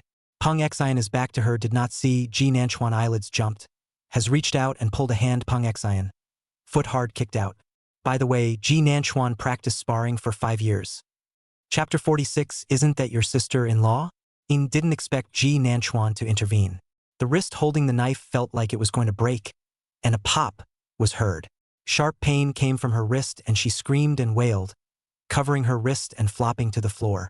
The people around her jumped at her voice and ducked to look away. Ji Nanchuan pulled Peng Xian back a step. He saw Yin fall hard to the ground in the direction he ran from. The sound of bones touching the concrete floor could still be heard. The knife in his hand fell to the ground as well. Everyone saw it clearly, and Chung Hang crouched. Murder! Peng Xian turned around fiercely and saw this scene, and his face was also lying. Murder! Many people started taking pictures and videos, and some called the police. There was so much commotion that the school police over there ran over. Those assistant classroom teachers also ran over. It would be a bigger problem if something happened in front of the school. Yin Oi was lying on the ground wailing in pain, tears flowing all the way down her face, and she looked a mess. But the mouth is still cursing. Bitch! You guys wait for me. Soon the teachers and school police dispersed the crowd, and the police soon arrived. Ji Nanchuan watched the back and forth for about 10 minutes as Inui was taken away by the ambulance and the police, and they followed to the police station to make a statement. He was sitting in the back of the police car at the moment, with the 3 from the dormitory and Peng Xian beside him. He replied to Ruan Mengyao's message and sighed. There's so many bees these days. Peng Xian was now scared in hindsight. Thanks, a brother. If it wasn't for you, this knife might not have stabbed into the waist. Goosebumps rose at the thought of that possibility. Ji Nanchuan thought of the knife just now and said honestly, not necessarily, after all, her strength may not be so great, but how did you offend someone? It's all moving knives. Chung Hang also asked, did you really post that video? For people in a dormitory, 8 eyes looking at him in unison. Peng Xin quickly said, that's not what I sent. But those thousands of dollars in promotion were newly pitched by Penn. If it wasn't for that promotion, that video wouldn't have had much heat at all to begin with. For that matter, Peng Xian was really angry at that time too. Think this pair of dogs are so capable of disgusting people. He happened to brush up on that video again at night in his dorm room, and at a glance he could tell it was posted by someone in their class. He thought the cursing was pretty good and threw in a couple thousand for promotion. I didn't expect it to blow up the next day. That Inui seems to have a boyfriend. Anyway, when the teacher called us to go, she was crying and saying that because of this it affects her. After all, the personal information is going to be raked out all over the place. Pang Xian sighed and said with a serious face, "Actually, I didn't think it would explode when I cast the promotion before. Do you believe me when I say this?" The four shook their heads in unison, genuinely disbelieving. "You're throwing in a few $1,000s, you're..." Zhou Feng stared at him. "You said you didn't think it would explode? More money? Look, you all don't believe it. She definitely doesn't believe it either. So there's the stabbing me thing." Pang Xian innocently said, "And a few $1,000s isn't much. Ji Nanchuan can see this kid is a rich second generation, no wonder, so do not take the money as money, but also really make people angry. When they arrived at the police station, they gave separate statements to several people according to procedure. The counselors from both classes came in. When they came out, obviously uneasy. It's always a bad idea for an assistant class to be waiting around for something like this. When Mr. Zhou saw Ji Nanchuan and the others come out, he hurriedly went forward and asked a few questions before sending them back to school. Pang Xian, their counselor, was also a man, and the face of the serious-looking middle-aged man who heard Pang Xian call him Mr. Lin wasn't too good. After all, this was mainly out of their own class, and both Inui, who stabbed the man, and Pang Xian, who was stabbed, were still in their class. The two teachers greeted each other, Mr. Zhou, and led them away. Ji Nanchuan also sent a message to Ruan Mengyao on the way saying that he would look for her when he got back and told her not to be in a hurry. It was never directly related to him in the first place. After getting on the bus, perhaps because she wanted them to not have to be so nervous, Mr. Zhou took the initiative to speak. "Why are they all so silent?" Ji Nanchuan sat on the co-pilot and glanced at the three people sitting in the back row from the rearview mirror. In the end, he was older than them and politely spoke to Teacher Zhou. "Trouble, teacher. Making such a trip?" Teacher Zhou looked like he was a bit surprised that this was the first thing he said, and shook his head helplessly. "It's no trouble. Luckily there's nothing to it." Lin Cheng spoke up at this time. "Teacher, that woman..." He was genuinely curious. Teacher Zhou said, "The person was arrested. The specific how to wait for her and Pang Xian side how to say, willing to reconcile, has informed her family." Zhou Feng muttered in a low voice, "It's all about being stabbed and reconciliation?" Teacher Zhou had obviously heard it, and he gave a general description of Yin Ui's situation. She gets pretty good grades, but her family is average, the kids raised by their grandparents. The girl works pretty hard and has pretty good grades and is well liked in her class. There's also a boyfriend she's been dating for over a year, and I hear her boyfriend's family is pretty good. But because of that video thing, it seems to be breaking up now. It was probably because of this that Yin tried to hurt Pang Xian on impulse. These are what we just found out from Yin Oi's side after asking the police at the police station. We're not really sure about the specifics. Teacher Zhou sighed. Maybe it seemed like a small matter of joking to her at first. Silence fell in the car, until Ji Nanchuan spoke faintly. "But it's not a joke if only she and that instructor Huang find it funny." Chang Hang also said, "That's right, that behavior of hers is really disgusting. It's not that her good grades and how miserable her family is a reason for her to hurt people. There are a lot of people in the world who are more miserable than her. Indeed, the fact that a lot of people in the world aren't doing as well as they should isn't a reason for her to hurt people." Teacher Zhou didn't refute their words either, just said that this matter essentially had nothing to do with them and told them to go back and have a good rest. "With such a hurtful incident, I expect the school will make an announcement soon." Ji Nan though probably told Ruan Mengyao not to worry and what happened. But she was still uneasy. Ji Nanchuan saw waiting next to the security room at the school entrance as soon as he got off the bus, under the umbrella, and borrowed a chair from the human security guard to just sit there. At the door sits a long-legged pretty little girl, in and out at a glance. She looked up when she saw someone walking by and continued to look down at her cell phone when she saw that it wasn't Ji Nanchuan. Ji Nanchuan just got off the bus and saw her. Chang Hang at his side crouched. "Isn't that his sister-in-law?" Chapter 47. How can you take advantage of the situation? Zhou Feng and Lin Cheng looked over as well, then gave a hey. "It's really true." Lin Cheng also bumped into Ji Nanchuan. "Waiting for you, right, Chuan?"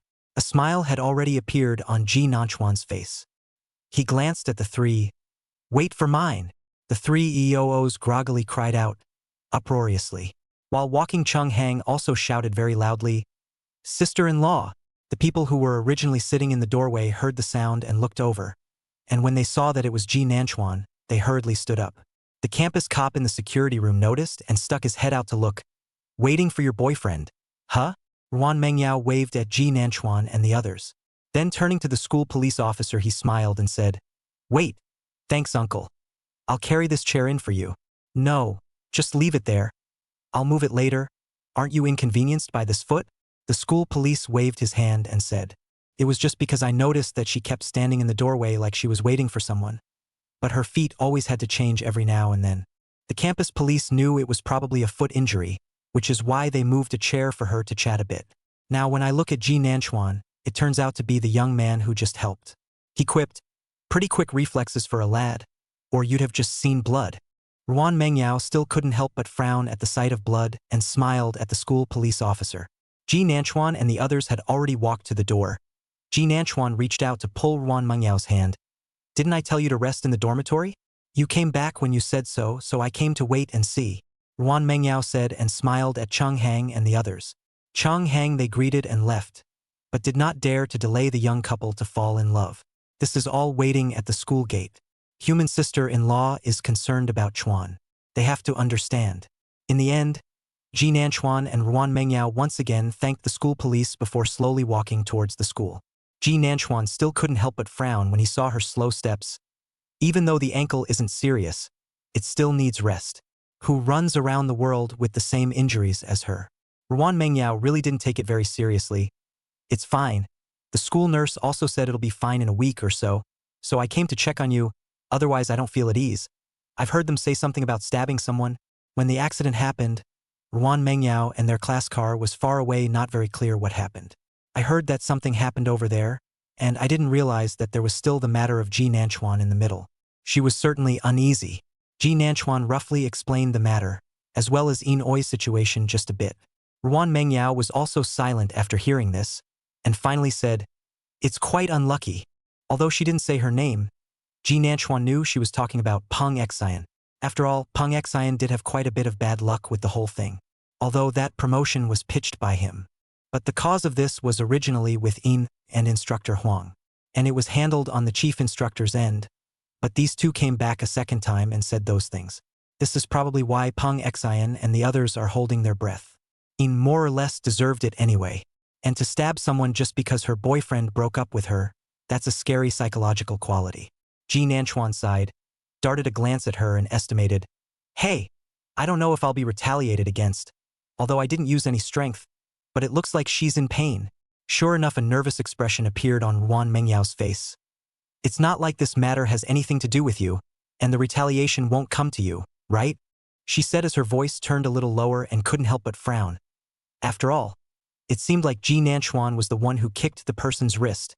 Ji Nanchuan counted down in his heart, and sure enough, when it was almost 3, 2, 1, Ruan Mengyao opened her mouth. "No, I'll go home and live with you for a while. I'll protect you." After saying that, he also nodded. In fact, Ji Nanchuan's home was not very far from the school. After all, that neighborhood was particularly expensive before just because of all the schools nearby. Ms. Zhao also wants her son to be comfortable when he goes to school, so if he wants to live at school, he can live at school, and if he doesn't, he can live at home. Ji Nanchuan also asked before school started if he wanted to go home to live. It's the kind where you live at school during the day and come home to sleep at night. But at that time, Ruan Mengyao was out to pour water and was blocked at the kitchen door by Ji Nanchuan. I don't blame him for blocking people. Such a bold one, isn't he? So imposing, asking him if he liked her. He ended up wussing out the next day, and spent the day hiding in his room and not coming out except to eat and cook. Probably shy. Ji Nanchuan could only keep watch. But the rabbit ended up rejecting him with a red face. Righteously, "Ji Nanchuan, don't be so clingy. We're college students now." Then he pushed him away and ran. If you don't say she loves sports, other little girls may not be able to push away Ji Nanchuan. But Ruan Mengyao can really push away if she exerts herself. Ji Nanchuan wasn't angry when he was rejected that time. There's always a point of opportunity anyway, right? The main thing is it's easy to be at home. They were supposed to be in different majors and the school was pretty big, so they didn't get to see each other much. But it's different when you come home to live, and you can definitely see the top. And although Ms. Zhao is at home, she is home maybe 5 days out of the 30 days a month. Won't it be just the two of them the rest of the time? Ji Nanchuan calculated to find an opportunity to coax people back just fine. Just did not expect the opportunity to come so quickly. At this moment, hearing Ruan Mengyao's words, The corner of Ji Nanchuan's mouth twitched uncontrollably, and he deadened the urge to laugh. The words came out of his mouth. That's not good. Don't you want to live at school? It's fine, just for a while. I'll see how the school side handles such a thing, although it may not have anything to do with you. But the thought of stabbing someone with a knife because of this, I don't know how her thought pattern is. The more Ruan Mengyao spoke, the more worried she became. Protecting Ji Nanchuan seemed to be her instinct. With that said, she had thought better of it. It just so happens that I hurt my foot to talk to my counselor about staying home for a while. In fact, if she should normally think, the school is not a little safer than home, and Inui should now be detained. But Ji Nanchuan didn't remind her. This own purpose reached the line. Coaxing people home is good. It's just a relationship and it's school. How tragic. He deliberately nodded with a hesitant face.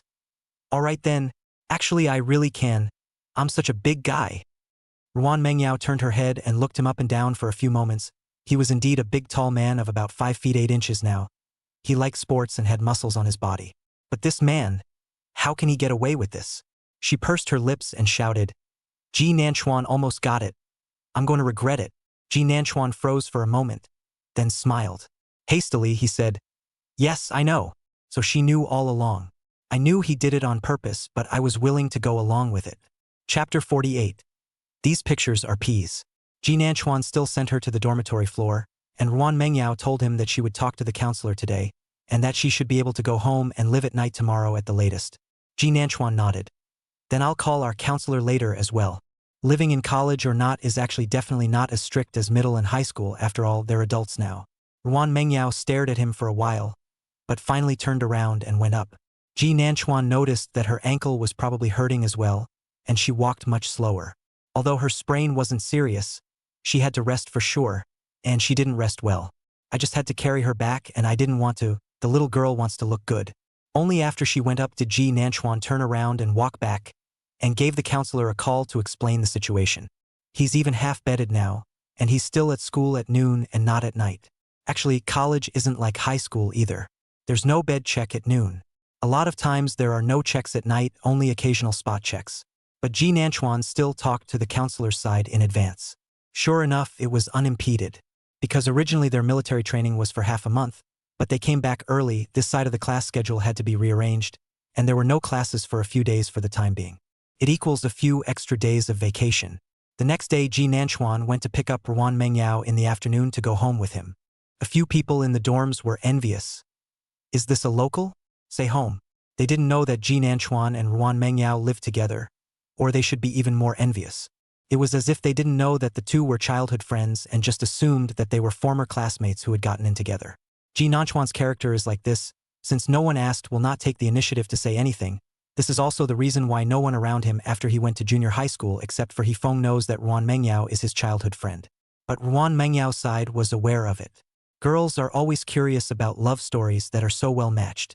Ruan Mengyao was so pestered by them that she had no choice but to roughly talk about her affair with Ji Nanchuan.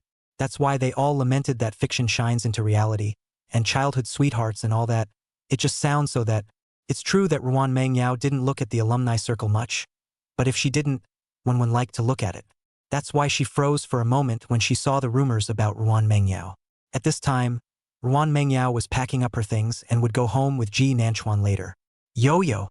When Wen's voice snapped up, Ruan Mengyao's movement of packing up her things gave a start. What's wrong? She turned her head in disbelief and asked. When Wen's voice was so sudden and so high that not only Ruan Mengyao, even Li Yi and Jean Fan couldn't help but look at her. When Wen's face did not look good, it was not because she was shocked, but mainly because this rumor had brought her along. Someone in the alumni circle rumored that you are a third party who likes to intervene, or the kind that is both male and female. When Wen's foyer was full of incredulity and a bit speechless, tat female, igues it meansme, but ilike guis When Wen's voice broke a little, the other three were filled with dismay. What? Jean Shige's voice was full of shock. Man-woman? Junior. Ruan Mengyao had already walked over to 1-1. The title of the post she clicked on was, What Goddess, Male Talent, but just the usual 3. The cover is not pictured, but the illustrations of the contents inside are wonderful. Text plus accompanying illustrations. Ruan Mengyao's emotions had been stable, and she asked 1-1 to take her phone and probably look at it. This owner mainly started talking about the photos that were taken of her and Ji Nanchuan at the beginning of the school year. They said they were in the same high school, but Ji Nanchuan had a girlfriend in high school, and the girlfriend also enrolled in this school for Ji Nanchuan as well. I just didn't expect Ruan Mengyao to intervene and successfully junior to the throne. Below also put some photos of Ji Nanchuan in high school. There are a few of the kind of group photo. Beside the body is indeed standing a slim girl. This person also gave the other people's faces are mosaic, but Ji Nanchuan's face is clear. And then they also said that Ruan Mengyao only transferred from high school and hooked up with Ji Nanchuan when she transferred or something like that. The main meaning is that two people are scummy and Ji Nanchuan broke up with his high school girlfriend because of Ruan Mengyao's appearance and so on. There were also photos of a slim figure that always appeared next to Ji Nanchuan. The owner said this was still Ji Nanchuan's girlfriend at the time, and said he had more evidence here to put up later. Then it was added that Ruan Mengyao was actually a co-ed and had just started school and had gotten into it with a girl in the dormitory. Relationships are complicated and unclear. The accompanying pictures were some photos of one when holding up Ruan Mengyao or leaning on Ruan Mengyao. Not a lot of trust in saying this. Isn't it normal for girls to have a good relationship and be a little sticky? There are also those who just say that Ruan Mengyao is because she twisted her ankle, so a few girls in the dormitory take better care of her. Not many people believe it when they say it's unisex anyway. The owner is probably also a title party purposely. The main thing is still talking about Ruan Mengyao and Ji Nanchuan. There are a lot of replies to the post. This one has nothing to come out and say anything in rebuttal. After all, both were freshmen, and people didn't know any better. Those photos of the owner are quite real, and Ji Nanchuan did follow a woman next to him all the time. Though some say the two aren't exactly intimate, and the woman in that picture is coded too, so maybe it's Ruan Mengyao. There are those who refute this idea. They're both men and there's only one woman around. Surely the relationship isn't simple, is it? The owner continues to update that Ji Nanchuan's girlfriend actually met him in the first year of high school. The two had been together all through high school, and everyone around them knew what was going on. It also posted a few more intimate photos of the two together, with the girl down and coded as well, just showing a pair of eyes. Ruan Mengyao's eyes were beautiful, the kind of beautiful and distinctive that could be seen at a glance. So everyone now saw at a glance that the girl in the photo would definitely not be Ruan Mengyao. Even though the picture had been photographed, Ruan Mengyao could see at a glance that it was Rong Miao Miao in the photo. She looked at that kind of photo of the two of them with their faces pressed together. How could she look at it? It didn't look like Ji Nanchuan, did it? The other three in the dormitory saw the circle as well. One paid attention to her face and spoke carefully. Yao Yao, it's abominable that they created rumors, but these photos, Ruan Mengyao said faintly, the photos are fake. Jin Shige looked at the photos. So this P is pretty good. How do you know the photos are fake? Because this is supposed to be a face swap? Ruan Mengyao stared at the boy on, although it was Ji Nanchuan's face. The exposed neck and slightly visible collarbone were dry and clean. Ji Nanchuan has a very small mole on his neck and collarbone respectively. Not in the photo. Chapter 49. I've called the police. Of course there must have been some who said it could have been fixed by the other side when they retouched the picture. But Ruan Mengyao just knew it wasn't Ji Nanchuan. Even though the face was, she was too familiar with Ji Nanchuan. His every expression was familiar to her. Ji Nanchuan really didn't look like this when he smiled. So Ruan Mengyao was 100% sure that the photo was fake. Li Yi was still reading the replies and spoke at this time. So you want to clarify? Quite a few peoples are starting to scold you guys. There's never a shortage of people watching this kind of thing, and there are those who start to get cranky when they see a mistress. The two were already on a hot streak when the school year started before, and it's definitely not a good idea to let this go. So Li Yi looked quite worried. Ruan Mengyao frowned. This matter was indeed something she didn't know how to deal with. She was silent for a moment and took out her cell phone. I'll give Ji Nanchuan a call. Ji Nanchuan had just packed up and was ready to go out when he received the call. Hearing Ruan Mengyao give a rough account of what happened. He did remember that he had seen a rumor before military training, and then there had been so much going on in the past few days that he had almost forgotten about it. So what about this? Ruan Mengyao's voice was calm. She wasn't much affected. After all, a lot of people are expected to know nothing about this kind of thing and just get carried away. She wasn't so angry over this. But truthfully, it was just looking at those group photos that Rong Miao Miao had gotten out that made her upset.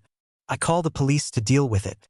I see a glance to spread rumors this if more than 500 people retweet each other to go in. Ji Nanchuan directly said, this kind of thing we directly refute, the other side is estimated to be more energized. Chong Hang, who was originally listening to the 8 shares with his ears perked up, Also opened the alumni circle while he was at it, then stared at that retweet reminder. Chuan. It's still less than 500 times, 406 times. Ji Nanchuan let out an "oh. That's soon. I'll wait." Ruan Mengyao's side obviously froze for a moment, then said, "I think the photo might have something to do with Rong Miao Miao." That was a declarative statement on her part. Ji Nanchuan let out an "oh. That's all the more reason to call the police." Ruan Mengyao somehow let out a fierce sigh of relief. She had originally thought that Ji Nanchuan would be concerned about Rong Miao Miao being his friend, and if he said to leave it at that, one would be very unhappy. Ji Nanchuan said to her, "Is it packed? I'll go pick you up. This thing, you don't worry, I can handle it, just this forwarding speed. Today should be enough for 500 times. If you are angry, then scold back. We do not suffer from this ah." Ruan Mengyao was amused by his tone of coaxing a child. "I'm not that childish," she whispered, a smile finally appearing on her face. The three men in the dormitory looked at each other. Tis lofetalk, altog they did not hear anything. They still fell mushy After hanging up the phone, Ji Nanchuan boarded the alumni circle. This software registration is real name and is not afraid of people walking away. Sure enough, it's that familiar ID, and the retweets are up to 430 plus. At this time, there were only Ji Nanchuan and Cheng Hang in the dormitory. Cheng Hang sked a few times. He also knew Rong Miao Miao naturally. He could also see that the woman in the group photo that showed her eyes was Rong Miao Miao, although it was presumably PD, and her eyes looked a lot bigger. But those who know should be able to tell. "No, Chuan, how is it? You two were really having a moment, ah?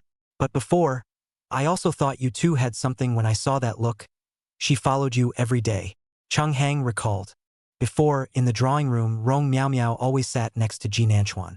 In fact, Ji Nanchuan's results are considered to be in the front of the drawing room. That's why there's always someone to ask Ji Nanchuan at other times. If the girl Rong Miao Miao was smiling, but she always stood guard beside Ji Nanchuan. It's just like that. Cheng Hang guessed that everyone in the studio would think they were a couple. In fact, there are people who have asked. Ji Nanchuan has not yet spoken. Rong Miao Miao laughed and scolded them for talking nonsense. "Do not make jokes. It looks rather like a girl being shy and denying it." Ji Nanchuan looked at him inexplicably when he heard Cheng Hang's words. "I've denied it many times before when I was in the drawing room ah." Cheng Hang thought to himself, "Yes." And then after Ji Nanchuan denied it, Rong Miao Miao would smile and do the angry look and say, "You guys like this, I don't want to lose face? Ah, Brother Chuan is going to talk about me again. Who knows if this is real or not? These photos?" Cheng Hang shook his cell phone. Ji Nanchuan also frowned as he looked at those photos, was really quite diabolical. Fake. It could be P or synthetic, not real anyway. Ji Nanchuan originally didn't feel anything, but he was in a really bad mood when he watched those uninformed people cursing Ruan Mengyao. This school presumably has their high school classmates as well. Many people came out to say, in fact, Ji Nanchuan High School seems to be no object.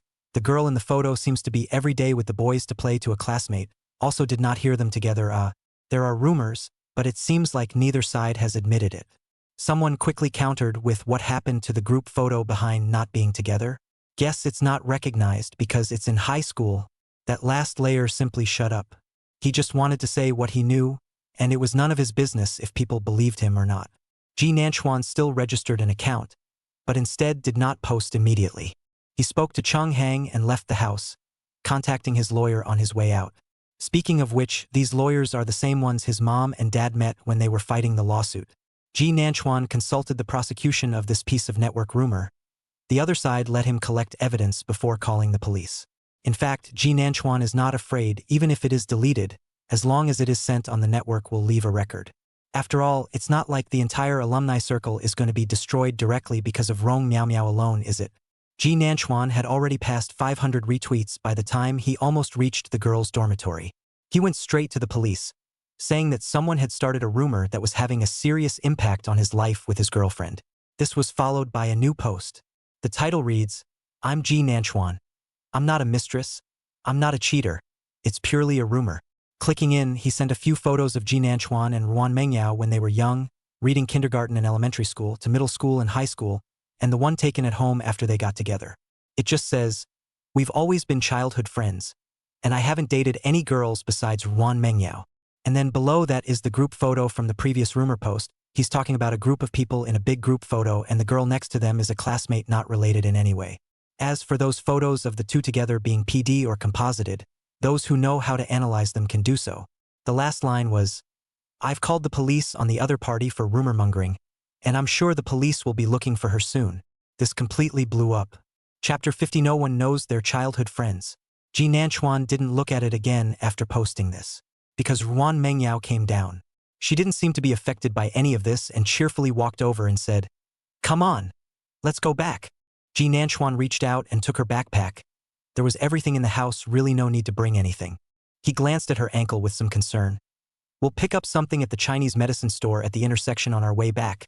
I told Uncle Tang that you twisted your ankle. He got some powdered medicine and said that it could be soaked." Uncle Don is the owner of that Chinese pharmacy. In fact, one of the reasons Ms. Zhao still buys houses over here is because she lived over here as a child. Then they got married and moved away. Grandma and Grandpa actually left their house over here, but Ms. Zhao rarely goes back. She says she has no face and no way to go back, when she didn't listen to her mom and dad and insisted on marrying a man scum. The result was that her parents, though disgruntled, gave them the money to start everything. In the end, the failure of her marriage ended up making it clear how wrong her decision was. So Ms. Zhao returns to a familiar place but is afraid to live in a familiar house. Uncle Tang had known Ms. Zhao since she was a child, and when Ji Nanchuan and the others moved back, Uncle Tang's family took care of them.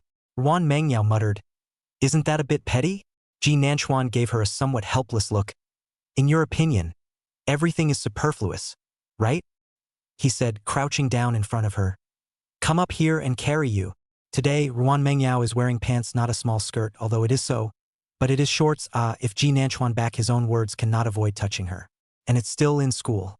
Ruan Mengyao looked at Ji Nanchuan's back, a little heartbroken, but also embarrassed.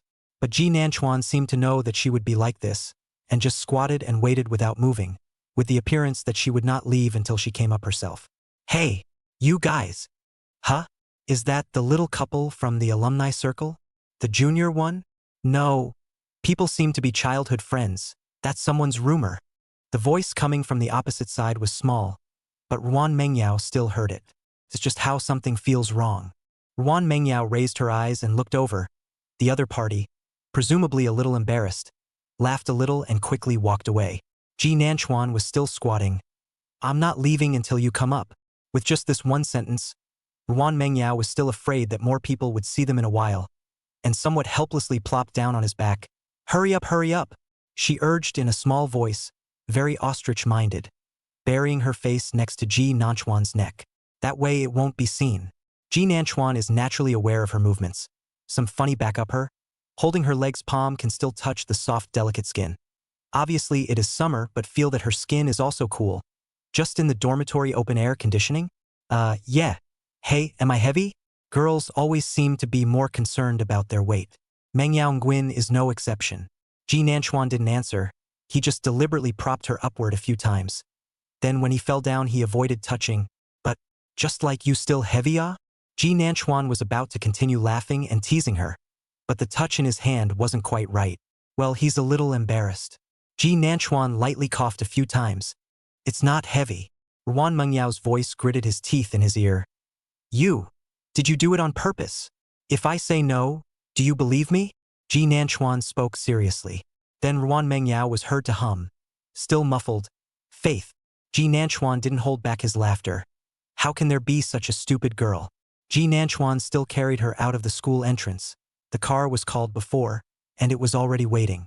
The school police probably recognized them both, and when he saw Ji Nanchuan carrying Ruan Mengyao out he thought he was not feeling well, and asked with some concern if he needed help. Ruan Mengyao was even more embarrassed. Originally she didn't think she needed to carry it.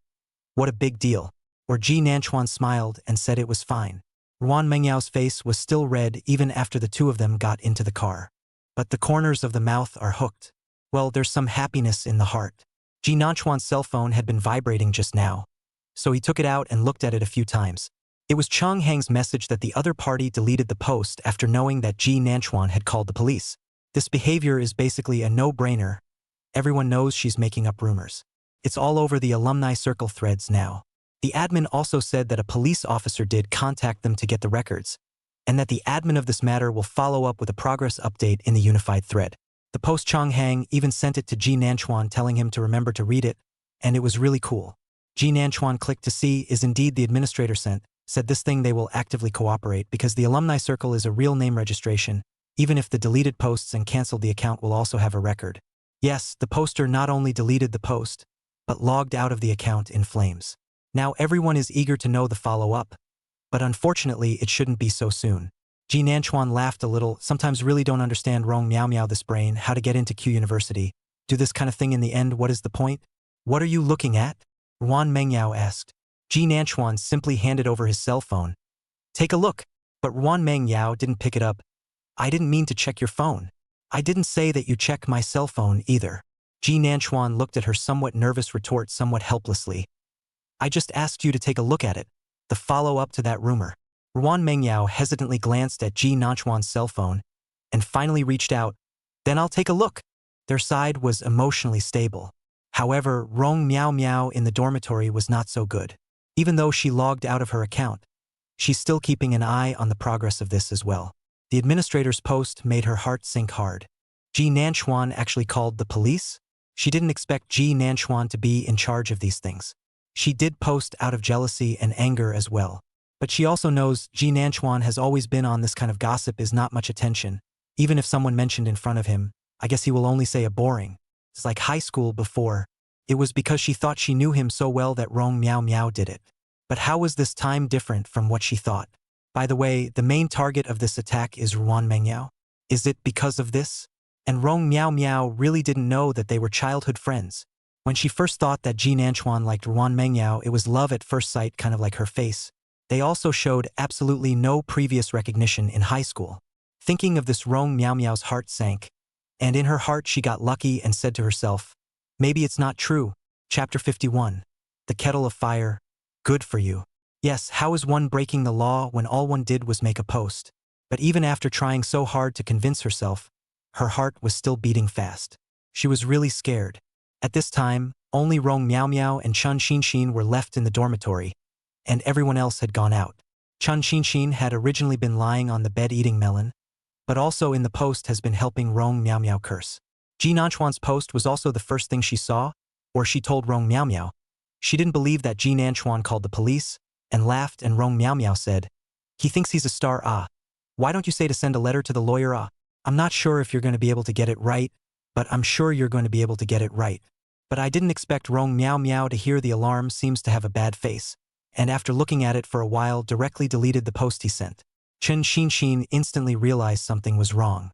How to say, she originally did not know Ji Nanchuan and Ruan Mengyao, but because Rong Miao Miao was her roommate and someone she knew, she naturally chose to be on her side. But now look at her reaction. This is not right, all right? Chun Xinshin's eyes took on skepticism, and at this time, lying on the bed, she opened her mouth. Meow meow. How did you delete the post? Is it really a rumor? That's not a polite question at all. Originally scared, Rong Miao Miao snapped back to her senses. But she knew she couldn't admit it, ah. So at this point she looked at Chun Xinshin blankly. The post wasn't deleted by me. It was probably operated by the administrator. Chun Xinshin smiled meaningfully. So the account was also cancelled by them? I don't know. I don't even know what's going on. Rong Miao Miao wasn't a professional actress after all. And at this point if she looked in the mirror she would have realized how obvious it was when she lied. Chun Xinshin can see through the kind at a glance. And her heart is lying. What kind of people are these? And he himself helped her scold people for so long. And it turns out she's a rumor monger? That's disgusting. Isn't it? So at this time, Chun Xinshin spoke a bit impulsively. Then why don't I make another post for you? Otherwise, people will still think that you're just being vain and deleting the post. By the way, if it's really a rumor, if I were you, I'd hurry up and call Ji Nanchuan to get him to drop the case, or else the police will really come to your door soon. Right? As expected, the originally flustered Rong Miao Miao couldn't care less when she heard this and immediately stood up and said, I'll go out. Then he took his cell phone and left. Chun Xinshin looked at her back, cut and opened a post. My lying housemate, loaded to the hilt. Ji Nanchuan and Ruan Mengyao went to get the medicinal powder, and Uncle Tang even took a serious look at Ruan Mengyao's ankle to make sure there was no major problem before he was relieved. Little youngsters are so careless. Hey, military training, Ruan Mengyao begged. Uncle, you've been talking about me for a long time. Ji Nanchuan watched the show from the sidelines. Jean was glared at by Ruan Mengyao. Uncle Don laughed and called them both childish. After a few final words of advice, Ji Nanchuan squatted down to carry Ruan Mengyao again. Out of the school, Ruan Mengyao is not so shy, directly went up, also driving a sound. By Ji Nanchuan said childish, she is not angry. Childish how? Walk faster. Don't have the strength. Uncle Tang looked at their backs and shook his head helplessly. How can he be so old and still be like a child? Ji Nanchuan was walking into the neighborhood while fighting with Ruan Mengyao, and now they were getting along more and more like before. They all thought it was pretty good. They were waiting for the elevator when Ruan Mengyao's phone rang. Ruan Mengyao patted Ji Nanchuan, telling him to put himself down or he would jump off. Ji Nanchuan knew that she was really capable of doing such a thing and could only put the person down first. Ruan Mengyao glanced at her cell phone. It was an unfamiliar, unsaved call. She frowned slightly, but answered it anyway. Hello, Ruan Mengyao. This is Rong Miao Miao. Are you at school? Rong Miao Miao's voice came from over there. Ji Nanchuan was close by and naturally heard it. The two men looked at each other. Ruan Mengyao said, I'm not. So, can you ask Ji Nanchuan to release me from the blacklist? I have something to find him. Rong Miao Miao's tone wasn't considered too good. She had just gotten out of the dormitory and called Ji Nanchuan, but she couldn't get through. She knew that it should be Ji Nanchuan who had blacked her out and couldn't be contacted on WeChat. In fact, Rong Miao Miao still doesn't understand how Ji Nanchuan could suddenly pull the plug on her and have such a poor relationship with her. Thinking about it, he also thought that it could only be because of Ruan Mengyao. It must be because Ruan Mengyao said something Ji Nanchuan was like this. Otherwise their relationship wouldn't have gone this far before. So although she was very upset, Rong Miao Miao still made this call to Ruan Mengyao. She had to contact Ji Nanchuan. I know you're unhappy because of my relationship with Ji Nanchuan. You shouldn't interfere with his friendship even if you're his girlfriend. How many years have we been friends? Still couldn't help but bring on the resentment as he spoke. You can't keep denying him to get along with the opposite sex, right? Ruan Mengyao was a bit speechless. When had she ever interfered with Ji Nanchuan's dating? She couldn't help but glare at the people around her. All of them his rotten friends. Ji Nanchuan blinked innocently, and just as he was about to speak, Ruan Mengyao covered his mouth. Then he heard Ruan Mengyao say in a flat tone, Oh, but I'm his girlfriend. I just don't like him getting too close to other women. Is there a problem? Rong Miao Miao guessed that she didn't expect her to admit it so directly. You? Well, I'm just being careful. So I won't ask Ji Nanchuan to pull you out by. Finished, not waiting for the other party to respond. Directly hung up the phone. Then he raised his chin to Ji Nanchuan. You know what kind of makes it hard for the other person? She wants to talk. You don't listen and suffocate her. Ji Nanchuan pulled down the palm of her hand that was covering herself and led her into the elevator. Learned? But in the future, you can't be so angry with me. I have a stupid mouth. This is the truth. Compared to Ruan Mengyao, Ji Nanchuan feels that he is indeed considered to be a dumb mouth.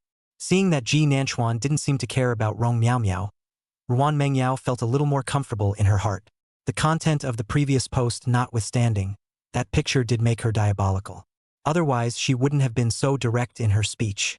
The two of them naturally knew that the probability of Rong Miao Miao looking for Ji Nanchuan was because of the alarm thing.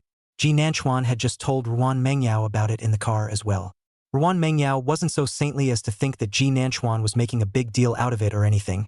She felt that Rong Miao Miao's behavior was disgusting enough. It's something that clarification simply doesn't clarify. Ji Nanchuan's method of kettling is the most effective. She was in favor of it. If she had just known that the number was Rong Miao Miao's, she wouldn't have answered it at all. Okay? The two walked out of the elevator, just opened the door to the house. Did not expect to fall to Ji Nanchuan's phone rang. Also an unfamiliar number. Ji Nanchuan raised his eyebrows and chose to connect. Chapter 52. I can apologize. Rong Miao Miao's voice came from the other end of the phone. Ji Nanchuan was not surprised. In fact, he guessed it when he saw the unfamiliar number. He was just plain curious as to what else the man could say to him. At this moment, Ji Nanchuan pushed the door to let Ruan Mengyao in while answering the phone. Ruan Mengyao ignored him, reached for her things and went inside. Seriously, it's better to be comfortable at home. At school, it's a dormitory after all. Hey, hello. Ji Nanchuan opened his mouth and followed Ruan Mengyao into the door. Seeing her walk all bouncy, he opened his mouth. You walk properly? Your feet don't hurt anymore? Ruan Mengyao let out an I know that la. Rong Miao Miao on the other side of the phone was about to open her mouth. But her hand couldn't help but tighten when she heard Ruan Mengyao's voice. They were just together? But just now, Ruan Mengyao still hung up on her without hesitation. Ji Nanchuan didn't have so much time to wait for her. And when he saw that he hadn't said anything, he said, "Wrong number? Then I'm hanging up." Chuan. Rong Miao Miao was also really scared. She couldn't afford to lose this person. If the police really found her, what could she do? When she heard Ji Nanchuan say he was going to hang up, she hurriedly opened her mouth, her voice shaking a little. "It's me." "Which one?" Ji Nanchuan had already walked into the living room and sat down, watching Ruan Mengyao turn on the air conditioner, and then ran to the kitchen to open the refrigerator, presumably looking for something to drink. Speaking of which, Ruan Mengyao had always been in good health, but every time she had her period it hurt like hell. Several times before, Ji Nanchuan had seen her come out with a pale face to make brown sugar water. Later, Ji Nanchuan also bought ginger tea to put. That time the relationship between the two is not very good. He bought but did not say anything. But that ginger tea Ruan Mengyao is a little bit did not drink. Think one is because they are in a quarrel, and also Ruan Mengyao is very hate ginger flavor. In fact, it should have been isolated at the source, and he stood up and walked over to it. Just start by not giving her more ice. Rong Miao Miao's side did not expect Ji Nanchuan to ask back so much. In fact, she knew that Ji Nanchuan was on purpose. So unable to hold back her red eyes, she stood up and went to the side to call a taxi. "I'm Rong Miao Miao. Did you go home? Or did you go out? I have something I want to talk to you about. Just say it." Ji Nanchuan's tone was light, reaching out and pulling Ruan Mengyao's hand that was reaching into the refrigerator, closing the refrigerator door in her dismayed gaze. The dry cell phone was set aside after tapping the speaker, then reached down to take the small box that held the tea bags. "Pick one." This side of the movement Rong Miao Miao heard clearly, knowing that he was with Ruan Mengyao, and then this is the attitude to his phone call. Ruan Mengyao glanced at his cell phone that was in the middle of a call and heard Rong Miao Miao's shaky voice say, "Is it okay if we meet and talk? I'll come to you." "Chuan, what did I do wrong? You have to do this to me. You were obviously fine before." Just from the sound of it, it was true that the girl felt quite aggrieved. Ruan Mengyao actually wasn't surprised that it was Rong Miao Miao's call. She just didn't expect her to change her card so quickly. She should have been ready already, right? "Don't you know better than me what you've done?" Seeing that Ruan Mengyao had no intention of choosing, Ji Nanchuan simply took a packet of ginger tea out for himself. Ruan Mengyao froze for a moment. She had actually noticed the strange ginger tea mixed in with the tea bag earlier, and at first thought that Auntie Zhao had bought it. But she quickly remembered that Auntie Zhou hated the smell of ginger as much as she did. So how could she have bought this? At that time, she thought it was Ji Nanchuan himself who loved to drink this, but the tea bags have never been reduced. Rather, the dates are changed every time they expire. So, it's for her? Then he's kinda stuffy. "I don't want to drink this." Rong Miao Miao finally broke her defense when she heard Ruan Mengyao's voice again. "Ji Nanchuan, can you respect me a little bit? We've been friends for so many years. I just want to have a good conversation with you. No one else is kind. Oh, from the time you posted a rumor, I've been curious about how thick your skin is. When I answered the phone I was wondering how you should open your mouth." Ji Nanchuan held down Ruan Mengyao's hand that was trying to snatch away the ginger tea. His strength was definitely stronger than Ruan Mengyao's. In the end, both of her wrists were held by Ji Nanchuan with one hand. The tone of his voice as he spoke to Rong Miao Miao was very light. "Now what are you yelling for? Are you going to say it or not? I'll hang up if you don't." You know?" Rong Miao Miao's voice, which was originally considered angry, instantly became weak. "Actually, it's not like that. I was just angry for a moment. I didn't want to hurt you all."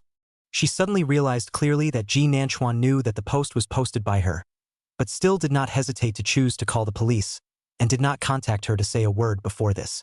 Rong Miao Miao knew that he had probably said that he had known that he would be looking for him, and he also knew what the reason for looking for him was, but he still just waited for him to say, "Ji Nanchuan is so hard-hearted." Rong Miao Miao's tears just fell straight down. At this point she was still aggravated. What was wrong with her just liking him? Liking means you get jealous and do the wrong thing, huh? It's not like Ruan Mengyao has anything to lose. Both Ji Nanchuan and Ruan Mengyao heard the sobbing in her tone. Ruan Mengyao darted a glance at Ji Nanchuan, whose face didn't change much, and had even taken the opportunity to tear open a packet of ginger tea. Then took out Ruan Mengyao's cup and rinsed it to pour the ginger tea in. "You don't think that's hurtful?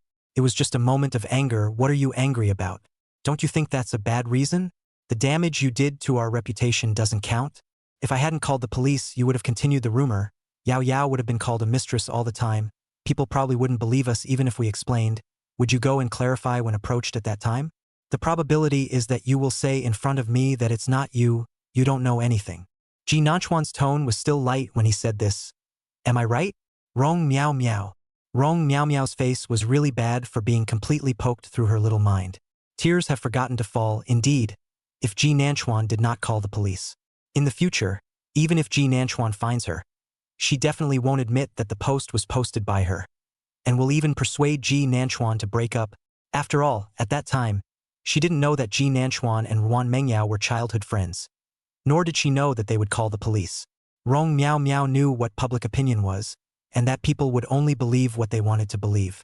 Ruan Mengyao simply couldn't wash away the label of junior. No matter how she explained it, it was useless. People hate mistresses nowadays, don't they? Everything she had thought of. But what she hadn't thought of was that they would call the police. Call the police, and as soon as they do, everything will come out and she will be the one who loses her reputation. So Rong Miao Miao was really scared at this time. You guys, what do you want? What do you want? Can use that number to post a clarification and apologize. Chapter 53. I'm less afraid when I see you come back to me. Rong Miao Miao is really scared. She is only a freshman now, this may leave a record, and if others know, what will she do in the next few years? The more she was thinking about it, the more scared she was, and she finally regretted what she had done when she was impulsive. But when she posted it, she was also thinking that Ruan Mengyao was only a freshman in college, and in the years to come, being called a mistress and being surrounded by people looking at her differently would be enough to make her suffer, right? Will Ji Nanchuan still stand by her side and bear all this with her at that time? Too bad she won't get to see that image. The facepalm came too soon. All she could do now was beg Ji Nanchuan and Ruan Mengyao to spare her. She couldn't be known as the one who did it. I apologize to your face. I'm only a freshman, Ji Nanchuan. I can't keep a record. Her voice sounded pitiful. Ruan Mengyao on the side did have a momentary softening. They're only 18. If they do have a record, it's for life. Only Ji Nanchuan was unmoved and watched as the water boiled, and then made a cup of hot ginger tea for Ruan Mengyao. When you posted that you didn't think about the fact that we're only freshmen too, and if I don't call the police, Yo-Yo will be called a mistress for the next few years and will be called names? Did you not think about that? You must have thought about it. Maybe that's the effect you wanted. You were looking forward to it? How come you're starting to cry now that it's come to you? What's there to cry about? The tone of voice was flat or very flat, but the words were not polite at all. Ruan Mengyao, originally momentary soft heart at this time, also no longer. Right, this is not Ji Nanchuan alarm, now the miserable is her. It's true that you shouldn't feel sorry for others. Ruan Mengyao reached out and took the ginger tea of her own accord, pulling Ji Nanchuan out. She was curious as to what else Rong Miao Miao could say. But this ginger tea tastes really bad. Who can drink this? Ji Nanchuan was pulled to pick up his cell phone, and when he passed the refrigerator, he even opened it to take a can of Coke. Then he met Ruan Mengyao's grudging eyes. If eyes could kill, one might have been glared at 1,000 times. A brief silence greeted the other side of the phone. Chuan, what will it take to forgive me? Rong Miao Miao's voice trembled. I won't dare in the future. And I won't dare to like you anymore. What's wrong with me just liking you? If it wasn't for you, I wouldn't have been so impulsive. We obviously had such a good relationship before, Brother Chuan. If it wasn't for the fact that you suddenly changed your attitude towards me completely, I wouldn't be like this. Chuan, I'm really scared. Can you withdraw the case? Cries came from Rong Miao Miao's side. I'm really dead, and I won't contact you again in the future. Ji Nanchuan pulled open the can of Coke with one hand and reached out to slap away Ruan Mengyao's outstretched hand, and then had his arm pinched and twisted. It was sour and he hissed. Did you apologize to Yao Yao? I was beside you when you just called her. Obviously the person you hurt was mainly Yao Yao. But until now you didn't feel that you should apologize, right? You even think it's my fault. It's her fault, right? Your liking is really so high and mighty. How rare, other people's feelings are worthless. Do you still want to say what you lost is love, what other people lost is just reputation? How much face? Ji Nanchuan is considered to be a relatively silent person, and his mouth really isn't exactly flexible. But at this moment, Ruan Mengyao felt that he was not quite flexible with his tongue. The breathing on the other side of the room was heavy, and the cries broke off, so I guess they were pissed off enough. In the end, Ji Nanchuan wasn't interested anymore. He was originally curious about how thick her skin was, and now he probably knows that up until now. Rong Miao Miao still pushed the fault onto others. Ji Nanchuan hung up the phone, pressed Ruan Mengyao's hand and pointed to the cup in front of her. You drink that? I don't. I want a Coke too. Ruan Mengyao looked also at the hung-up cell phone. Rong Miao Miao didn't call again. You're going to be an aunt in a few days, and you're still drinking ice, it's going to hurt again then, Ji Nanchuan said without thinking. When he finished speaking, he saw that Ruan Mengyao didn't say anything and just looked at him, then blushed. How does he know? Ji Nanchuan looked at her reddened face and watery eyes, and also touched his nose in some embarrassment. It's just that the first time you came or I bought something for you. It's true that Ruan Mengyao's first aunt came earlier. It was in 6th grade. Luckily, at the time their schools were taking physiology classes in 5th grade. So know what's going on. But knowing is knowing, after all, the age is still young. At that time Ruan Mengyao still panicked. It was summer and they were actually out of school. But Ji Nanchuan went to play soccer with his classmates. So Ruan Mengyao waited for him in the classroom while doing her homework. They even went to the same school in elementary school. Normally, it would be Ruan Mengyao who finished her homework and went straight to the playground to find Ji Nanchuan. But Ji Nanchuan didn't wait for Ruan Mengyao even after he finished playing soccer that day. He then ran back with a sweaty body and saw Ruan Mengyao sitting in her seat, her face a little white. The light of the setting sun was orange and red, spilling over her as if she were a fragile porcelain doll sitting in a chair, ready to break. Ji Nanchuan was shocked and thought something had happened. He rushed over. What's wrong? Red-eyed Ruan Mengyao looked like she had seen a savior. Reaching out to pull on Ji Nanchuan's hand was cold. I'm on my period. There's a lot of blood. Ji Nanchuan froze, reacted for a moment, reddening his face, and was also a bit at a loss for words. The little boy's eyes were panicked. No, it's fine. Yeah, I'll get you that thing. He stood up and looked at the blushing Ruan Mengyao but calmed down a bit. It's okay. The teacher said it's normal. Wait for me. I'll go buy something and come back. Come back your chair, I'll wash it for you. He could already guess what Ruan Mengyao was sitting still for. Leaving such a sentence, Ji Nanchuan ran away again in the wind. He couldn't buy anything like this for the first time at his age, and his face was red when he haphazardly took a couple packs to the checkout. Luckily, the cashier just smiled and said, Little brother is quite a good boy, buying for sister or mom? He blushed and came to say, Sister. I heard the cashier tell the aunt behind him that he was good when he walked out. At this time, thinking about it, Ji Nanchuan suddenly said, Speaking of which, I'm the first to know that you've become a little girlet, earlier than both uncles and aunts. Ruan Mengyao was originally a bit embarrassed as well, but at this moment, recalling that image, she still whispered, Actually, I wasn't so scared when I saw you come back for me. Chapter 54. Kissing means closing your eyes. In fact, people are a very wonderful creature. Ruan Mengyao, our past so many years, still remember the first time, the kind of panic and do not know what to do.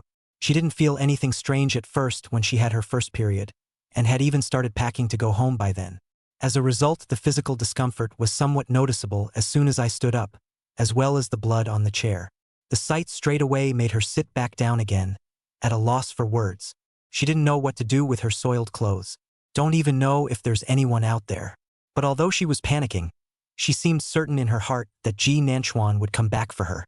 Sure enough, it didn't take long for the sound of his footsteps running over to him to come from the hallway. Ruan Mengyao. She actually panicked less at the sight of the young boy appearing in the doorway. Finally, Ji Nanchuan also went to the kiosk to buy a new school uniform. There is no way, this is summer, there is no jacket. I haven't even washed my new uniform. How dare I wear it? He squatted down in front of her with his pants and helped her around her soiled pants. Going back, he took a taxi straight away. The new school uniform padded under her buttocks, because he knew she must have been afraid of getting someone else's car dirty. Ji Nanchuan always knew her so well. They didn't even have to say anything to each other for him to know exactly what was going on. After that one time, starting from the 2nd month, Ruan Mengyao actually couldn't quite remember the time herself. But he would remind her that on those days Ji Nanchuan would refuse all extracurricular activities and go home with her after class. Physiology class had said that girls were uncomfortable during these days, so he was going to send her home early. The little boy squirms yet also takes everything about her to heart every time. Ruan Mengyao, who was still a bit embarrassed, said at this moment, Why do you still remember? It's been so long. I remember 6th grade. I was a teenager at the time, so I can always remember things, right? The main thing is that when you lived at home later, you were like a wandering spirit those days. Ji Nanchuan thought of the way she was unwell but still insisted on cooking for him every day. Just because she felt like she was living in their house and Ms. Zhao refused to charge her rent, Ruan Mengyao would cook whenever she was on vacation. She suddenly thought of something and her eyes widened a bit. I remember once I was upset because you came back from playing soccer and saw me in the kitchen and straight away said, "Can't you order takeout?" At that time, I thought it was because you resented my cooking. At that time, Ruan Mengyao just came to Auntie, as we all know, just came to Auntie's time when the body is not well, the mood will also be up and down a lot. It was then that she cried, thinking that Ji Nanchuan was disliking what she cooked. She rarely cooked after that. They all order takeout individually.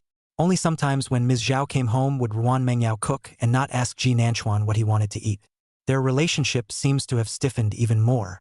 At this moment, Ruan Mengyao looked at Ji Nanchuan with a lustful expression. "You? Can this mouth speak properly?" Ji Nanchuan was still a bit bewildered. "You're not feeling well, so I said it's okay to order takeout, but you didn't make it clear." The more Ruan Mengyao thought about it, the more angry she became, and directly took advantage of his inattention as she picked up a Coke and took a sharp sip to cool down. "Otherwise, I want to punch him in the face now that I think about it." "Hey!" Ji Nanchuan let out an AI to say something, but she raised her eyebrows provocatively. "What for? I've been drinking anyway." Ji Nanchuan sighed helplessly. "No, I drank it," he said, having reached for the still cold Coke in her hand. But I didn't realize it was her turn to mutter in a small voice. "Isn't it just indirect kissing? It's not like we haven't kissed before." Ji Nanchuan's movement of putting the Coke paused for a moment, picked it up and took a sip. Without a word, he turned and kissed her on the lips. Having said that, another kiss wouldn't be too much, would it? And have wanted to do so for a long time. Ruan Mengyao obviously didn't react, and reflexively tried to reach out and push when she was pressed on the sofa. But she was gripped by the wrist and pressed on the sofa. Finally, her lashes fluttered and she slowly closed her eyes. Kissing is all about closing your eyes. Ji Nanchuan felt that it was a Coke-flavored kiss. An iced Coke in summer, very comfortable. Same as they get along now. Soon his breathing became a little heavier, mostly because the change in his body made his body, which had been pressed against hers, stifle a little step back. The last kiss landed on her earlobe. Ji Nanchuan's voice was very light. "In fact, the two of us are one not to ask and one not to say. Neither of us should. Let's not be like this in the future, okay?"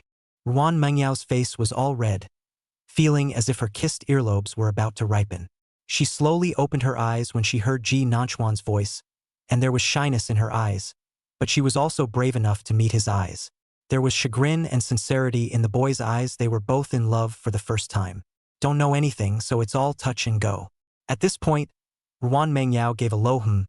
"Okay, we'll communicate in time." Ji Nanchuan laughed a little and let go of her wrist after kissing her. "Coke-flavored kisses? I like it." Ruan Mengyao couldn't help but show a smile as she looked at his childish appearance. So there really are people who are this childish all the time? Surely it was an illusion to think he had changed and matured before. In fact, it is not really an illusion. Ji Nanchuan has just been reborn. When the whole person is careful, the heart is not bottomless. But now with Ruan Mengyao, they're together, and she's his permanent backbone. So let's just say it's just restored most of its nature. Ji Nanchuan thought of that medicinal powder. He stood up and said, "I'll get you a medicinal powder to soak your feet." Ruan Mengyao glanced at her ankle and silently retracted her needlessness when it came to her mouth, mainly because it looked as if it had swollen quite a bit, even though she didn't feel any pain. Seeing that she finally stopped tossing and turning, Ji Nanchuan nodded his head in satisfaction and pointed to the ginger tea on the table. "Drink it, and then remember to take your Coke with you when you leave." Ruan Mengyao said behind him in dissatisfaction. "Hello, childish Ji Nanchuan. There's more in the fridge." "There is. If you drink it, I will directly lock the refrigerator next time." Ji Nanchuan walked towards the room without looking back. He remembered that the previous winter Ms. Zhao had stuffed a foot-soaking barrel in his room, and he didn't even use it once because it was too much of a hassle. Ruan Mengyao's breathless voice came from behind her. "Childish ghost." Like when they grabbed snacks as children. She often lost and called Ji Nanchuan a childish ghost and a cheapskate, and after so many years, the vocabulary of cursing has not changed at all. Ji Nanchuan thought, isn't she writing novels? Shouldn't be. Most likely that's probably the only thing she's ever cursed at herself that counts as harsh words. Right? Thinking about it that way made her look so cute as she huffed and puffed and called out the childish ghosts. Chapter 55. Ji Nanchuan. Don't be a hooligan. The powder is ground directly from the herbs used by Uncle Don. It's just straight up boiling water for a while and then adjusting the temperature of the water to directly soak it. It was actually quite convenient. At first Uncle Tang thought they had to go to school, Otherwise, it would be more effective to boil water directly with herbs. Ji Nanchuan, they saw that it was all ground up and it was not good to waste it, so they just took the powder. Ji Nanchuan got out carrying the barrel out of the time she has even changed pajamas. Holding a cell phone in his hand, do not know what to look at. Exposed legs are long and white. Ji Nanchuan swept a quick glance and put the barrel in front of her. The water was still smoking white and looked hot. Ruan Mengyao's looked at the white smoke and asked with some hesitation, "Is this boiling water?" Ji Nanchuan raised his eyebrows at her. "How could that be? I adjusted the water temperature." Ruan Mengyao didn't say anything, but her eyes were full of suspicion and resistance. "It's all white smoke. It looks hot." Ji Nanchuan saw that she didn't move. "I'll help you." "How are you going to help me? When it cools down a bit more." Ruan Mengyao muttered. "This looks hot." Ji Nanchuan sighed. "I really tried the water temperatures for a while are cold." He pulled a small round pier aside to sit next to the foot-soaking bucket. Without waiting for Ruan Mengyao to react, directly pulled up her left foot with the injured ankle. Because the air conditioning was on, she was wearing shorts, and the skin in her hands was all fine and smooth with a hint of coldness. Having touched it so much in the summer, it makes for some loving. Ji Nanchuan hid the emotions in his eyes. His other hand had pressed down on the calf when she was about to shrink back. "Don't move." Ruan Mingyao's face was red and her cell phone wasn't looking up. "What are you doing?" Ji Nanchuan's fingertips had already landed on her slightly red and swollen ankles. "Uncle Tang said that rubbing it and then soaking it would have a better effect. Didn't you say the water was hot? I'll rub it for you." A faint tingle came from her swollen ankle, making her calves resist tensing a little. Even though they usually say it doesn't hurt, how can they really not feel anything at all? Noticing the movement of her trying to draw her leg back, Ji Nanchuan's hand holding her ankle a little upwards slightly used a little force. "Don't move. I won't hurt you." "But it already hurts." Ruan Mengyao muttered in a small voice, her voice carrying a petulance she hadn't noticed. "I'm fine. Uncle Tang said it'd be fine if I rubbed it a little bit, so you can just mean it." Ji Nanchuan glanced at her and met her watery eyes. There's still some red in his face. She should be because she's shy. He applied a slight amount of force to his fingers, and sure enough she tensed up again and tried to pull back. Naturally, it failed. Ji Nanchuan looked at the leg that he had held. Her legs are kind of long, and Ruan Mengyao, who likes to play sports, is kind of tall at 171. The curves of the body were perfect, something everyone recognized in high school. She looks thin, but not like the normal girl dieting kind of thin, the healthy and athletic kind. The long legs in his hands were evident at this point. The feel of the hand are delicate lines taut when there is no extra flab in the hand. She looked pretty skinny, and her back wasn't exactly heavy, but it wasn't exactly light either. Nguyen Mengyao doesn't go for the falsely thin kind of thing, where other girls might lose weight by going on a diet or something. But she never purposely dieted to lose weight because of her love of exercise, and every curve on her body is healthy and perfect. Ji Nanchuan's other hand rubbed towards his calf. "Relax." As a result, it felt like she tensed up even more. "Ji Nanchuan, don't be a hooligan." "Ji Nanchuan." He looked up at her, running his hand up his calf, feeling the delicate skin as if it were slowly tensing in his palm from the tension. "That's being a rogue. I'd still be going up if I were more of a rogue." Sure enough, she couldn't stand it and closed her eyes and cried out, "I'm sorry. I won't say you're being a hooligan." "You're not being a hooligan." Ji Nanchuan was amused by her appearance. When she wasn't on guard, she put her feet directly into a soaking bucket on the side. The water was thought to be just the right temperature, and she tucked it upward a bit, not taking it out after all. Hiss! Ruan Mengyao opened her eyes and saw that her feet had been soaked in. "Why are you still taking advantage of the situation? But don't tell me it's quite comfortable to soak in." Ji Nanchuan looked at her other foot. "Comfortable? Put it in for a bubble together." This time Ruan Mengyao didn't make any pretense. It wasn't hot anyway, so she just put it in. Seeing that she started to obediently soak her feet, Ji Nanchuan glanced at the time. "I'm going down to buy groceries. There's nothing left in the refrigerator at home. I'll come back just as you finish soaking." Ruan Mengyao was a little upset. "I want to go too." Ji Nanchuan sighed. "Ancestor, Uncle Tang told you to rest and use your feet less. Next time. Okay?" In her heart, she was not happy about it. They hadn't even been to the grocery store together yet. But looking at Ji Nanchuan's appearance, deliberately waiting for himself to go when he soaked his feet, he knew that he was deliberately not wanting to take her. Ji Nanchuan could see her unhappiness and could only coax. "When I come back, I'll bring you chips and fries. Okay? I'm really fast. I'll be back as soon as you soak it up. When you're better, we'll go to the big supermarket. There's not much to shop at the supermarkets in this neighborhood. Okay? Be coaxed. Ruan Mengyao is a little embarrassed. She is not really a child. Was gentle coaxing her is more and more embarrassed. Got it. Go ahead and hurry back. She raised her eyes to look at Ji Nanchuan with a pitiful look. Ji Nanchuan was going soft and somewhat amused. Obviously, he was just going downstairs to get groceries, but it looked like he was going to do something.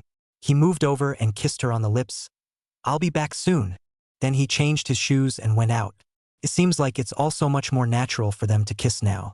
Ruan Mengyao waited for Ji Nanchuan to go out before reacting as an afterthought. Does Ji Nanchuan know how to cook? And he goes grocery shopping? Of course Ji Nanchuan could cook. He had learned to cook for himself after moving out of college in his last life. It's not really good, but it's in your mouth and you can eat it is all. Ji Nanchuan went directly to the neighborhood supermarket to buy food. This time of the day is not too many people. Ji Nanchuan bought small snacks for Ruan Mengyao in passing after buying the food. There really is nothing left in the house. I just didn't expect to see an unexpected person when I came out. Ji Jiangwo also did not expect to see Ji Nanchuan. Did not say that the beginning of the school military training? Ji Nanchuan hand carrying things. Just out of the door was about to return to Ruan Mengyao message, saw the Ji Jiangwo was about to come into the supermarket. His face went cold. Why are you here? Ji Jiangwo was originally a bit embarrassed. Seeing him speak in this tone immediately blackened his face. Is this how you talk to your father? How did your mom teach you? Ji Nanchuan looked at the man and sneered. How did my mom teach me that I don't need you to control me? How did you get in here? Chapter 56. Somewhat unethical, but effective stabbing. That cold laugh from Ji Nanchuan seemed to irritate Ji Jiangwo, and his face became even more ugly. Most of the reason he doesn't like the son is because he looks so much like his mom. Ji Jiangwo used to like Zhao Ying. She was excellent and beautiful. But it's not the same after marriage, when it's clear that he's the one who worked hard and got the company off the ground. But every time someone says, "Lucky you have a good wife," it's like she gets all the credit for everything. Wasn't it just a little money from her parents in the first place? He gave it all back himself in the back. But the guys just remembered that he used his wife's money to get rich. Ji couldn't take it anymore, so he cheated. He blushed even more at the thought of cheating of that child. After the last phone call with Ji Nanchuan, because of Ji Nanchuan's words, he heart diaphragm. Go back and ask the child to check with him to see if he can donate a kidney. But I didn't realize that his wife had been making all sorts of excuses to come to Nanchuan. Later still, he went to pick up that baby for a checkup one afternoon without his wife's knowledge. I didn't realize that it really wasn't his child. He's got a green head and he's been helping raise kids for over a decade. Ji Jiangwo can't get angry when he thinks about it, and now he's already preparing for the divorce too. Not only do they want a divorce, they want the other party to pay for it. We can't raise this child for nothing, can we? He looked at Ji Nanchuan in front of him and thought of his own illness, forcing down his temper. I bought a house over here, thinking that I can take care of you in the future as well. Disgusting who? Ji Nanchuan is usually more stuffy, but this doesn't affect his dislike of Ji Jiangwo. In his last life, this person was too disgusting. So in this life, he didn't hold back. Is it that you find yourself green on top of your head? The mistress who thought it was true love made you raise someone else's child for more than 10 years. Ji Nanchuan's voice didn't lower at all when he said this although it's the afternoon and the supermarket is not crowded. But there is one group that will always make a habit of coming in and rubbing the air conditioning a bit. A few ants at the door smelled the gossip and looked in unison. Ji reached out and pulled him, his face darkening. Shut up and come out. Ji Nanchuan glanced at him and went out instead. But instead of following him, he crossed over to get ready to go home. Why is this person so unlucky? In his last life, he also shamelessly moved to their neighborhood, causing him and Ms. Zhao to move later. I should have known not to warn him, and moved here earlier in my life than before. Ji Jiangwo saw that he ignored him and left. Thinking of his own body, he forced himself to hold back his anger and followed him to try to play the affection card. Nanchuan, Dad hasn't had dinner with you for a long time. Can we have dinner together as father and son tonight? Your mom hasn't let me see you before. I've mentioned it a few times. Ji Nanchuan sneered. It's not that she won't let me. It's that I don't want to see you. What kind of meal with you? Nausea is nausea full. Ji Jiangwo couldn't help himself. His voice became serious. Ji Nanchuan, how can I say that I'm also your father? What I do with your mom is between the two of us. I'm always your father. Is this how you treat your father? Be a dad. Be a dad. Have you ever minded me since I was a kid? Oh, my mom always said you were very busy. You are indeed quite busy. Busy raising children for people happy? Ji Nanchuan pasted his face and opened his mouth, his eyes smiling with mockery. I see that you are not quite happy? After all, that's what gives your home a feeling that Mom and I don't have. These are the words that Ji Jiangwo said when he quarreled with Zhao Ying during the divorce. Every word was a sharp blade that caused 1,000 holes in their mother and son. Ji Nanchuan was not a generous person, and could not be a holy father to forgive a little. His credo was to take revenge immediately, and there was no such thing as holding back. Looking at Ji Jiangwo, who was so angry that he couldn't say anything, Ji Nanchuan was in a good mood, and finally left a sentence. Now playing the emotional card isn't that you want to cheat my kidney? You really can't just have another one with your mistress. Pay attention and remember to see if it's your own when it's born. With that, he turned around and went home. That's a bit unethical, but it doesn't matter. Just stick the knife in effectively. What kind of morality is it to talk to someone who keeps a mistress? Does he deserve it? Ruan Mengyao feel Ji Nanchuan went out to a supermarket how to come back as if the whole person is glowing mood is good. She watched as Ji Nanchuan dried her feet and then applied the ointment before carrying the bucket to leave. Why are you in a better mood, just because you went out to buy some groceries? Ruan Mengyao couldn't help but speak. Ji Nanchuan thought of Ji Jiangwo, who he had just met, and if he lived here, he would probably meet him sooner or later. Met Ji Jiangwo, Ji Nanchuan said, then taunted him a few times and was in a good mood. Knowing that he was not good, I was in a good mood. Ruan Mengyao was aware that Ji Nanchuan's relationship with his father was one of constant stalemate. Hearing him say those words at this time didn't surprise her at all, but she was just a little surprised. Uncle Ji moved over here to live? That wife of his can agree. After Ji Nanchuan and Ms. Zhao moved out earlier, Ji Jiangwo directly let that mistress and the mistress's son board the house. That side also tried to get on good terms with them, but Ruan Mengyao's mom was already good friends with Zhao Ying, so how could she give her a good face? That family lived there for a year, and I guess they felt unwelcome by the neighbors and moved out in disgrace. Ruan Mengyao had heard her mother say before, that woman looked gentle and soft but not simple, small and defensive of everything. I heard that I even went to Uncle Ji's company to open a number of female employees. Can someone like that make Uncle Ji buy a house over here? So close to Auntie Zhao and Ji Nanchuan? That's not possible, is it? Oh, it is estimated that they are going to divorce. Ji Nanchuan said easily. Ji Jiangwo, this is not for people to raise more than 10 years. Sunheart is estimated to be angry. That's a bit too much information. Ruan Mengyao eyes were wider than usual. Ji Nanchuan had already turned around to pour water. I'm quite good at seeing him bad anyway. Ji Nanchuan also remembered to take the time to send a message to his mom, telling her that Ji Jiangwo helped raise a child and is now preparing for a divorce, as well as the obscure fact that the other party moved to their neighborhood. Maybe it's time for them to move again. Ms. Zhao is presumably still working, but it didn't stop her from returning a screen full of ha ha ha ha ha ha ha. The whole full screen, Ji Nanchuan can see that she is really happy. The following line from ha ha ha is, don't worry son, we'll move when I get back. Mommy has a house. But aren't you in military training at this time? How come you still met him in the neighborhood? Forget it. Let me call you later. Ji Nanchuan returned. Okay. Call me when you're done. Then he put his phone away and went out, only to catch a glimpse of someone in the kitchen. She really can't be idle at all. Chapter 57. Kiss on the cooking table. Ji Nanchuan walked over and stood in the kitchen doorway. Why are you still busy? The tone was hopeless. As he spoke, he walked over and reached for the dish she was holding. I'll do it. Ruan Mengyao, who was washing the dishes, dodged a bit. It's my foot that's injured, not my hand, and you don't know how to cook. She pointed at the vegetables that Ji Nanchuan had bought back. You're already amazing for being able to buy vegetables and come back. Oh, it's that childish tone of voice. Go out and play. Ji Nanchuan was directly exasperated by this tone of voice and approached her from behind as if he was pressing. You think I'm a child? How to say, Ji Nanchuan is a premature baby, the body is very weak as a child, Ruan Mengyao take care of him has become a habit, junior high school when Ji Nanchuan has been very tall but he is thin. High school.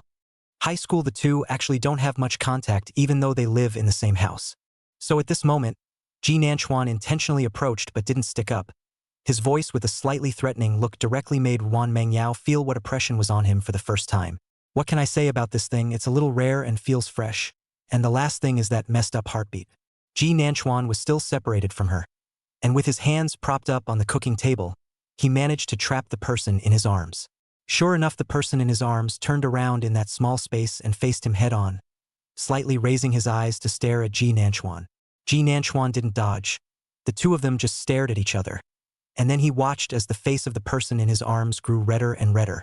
It seems that to the person you like, a lot of things turn out to be uneducated. For example, now Ji Nanchuan, and seeing her increasingly red-faced deliberately to the head to come closer to see a little, her eyes finally began to dodge. Is your face red? Or do you think I'm a child? He purposely stared at her without letting go, and his voice took on a smirk. The kind of kid who can pick you up with one hand? Obviously, Ruan Mengyao is also not the kind of people molested not to refute the nature. Even if just still washing dishes at this time, hands are also wet. But when she heard the words of Ji Nanchuan, she defiantly reached out and surrounded the neck of Ji Nanchuan, the small chin raised. Hold, you hold a one-handed hold, I see. The voice was quite imposing, but of course it would have looked even more imposing if his face wasn't so red. Ji Nanchuan lowered his eyes and glanced at the arm around his neck. Ruan Mengyao also followed his line of sight and looked over, somehow a bit deflated, as if she had wet his clothes, and was just about to retract her arm.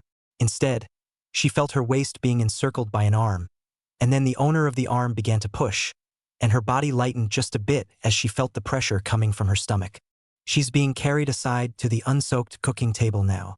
Ji Nanchuan, who had carried her up, once again trapped her in his arms. This time Ji Nanchuan had to raise his eyes to look at her.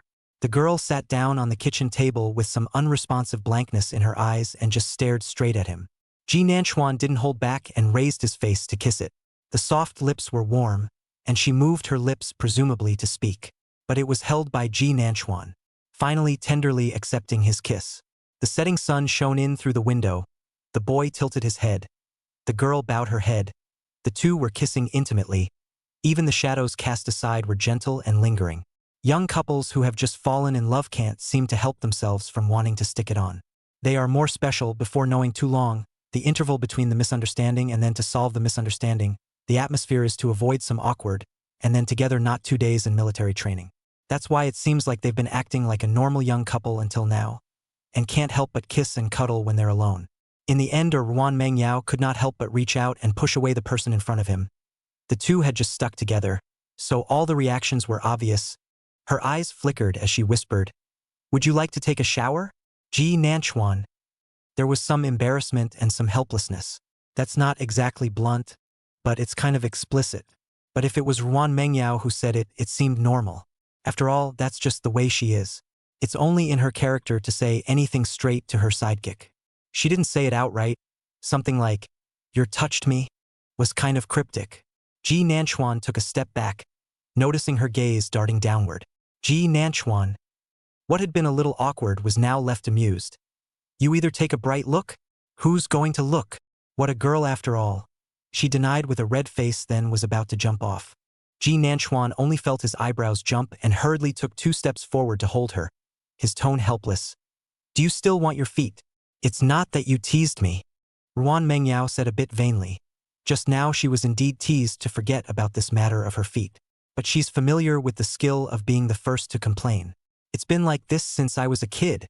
At this time, she also glared at Ji Nanchuan with a justified face, her gaze not even daring to move. "It's all your fault, so you cook for yourself." Completely forgetting that he had just said that Ji Nanchuan wouldn't cook and whether he wanted to take a bath, he left such a sentence and turned around to run away.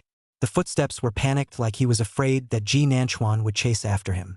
Ji Nanchuan, of course, didn't chase after her, but just watched her flustered back disappear behind the door of the room. It basically doesn't take much thought to realize that at this point she must be rolling around on her bed screaming silently at the top of her lungs, not knowing what to do. People who don't seem to panic at all actually blow up when teased. Ji Nanchuan helplessly laughed a little and looked down himself. Okay, a little hard is not unacceptable.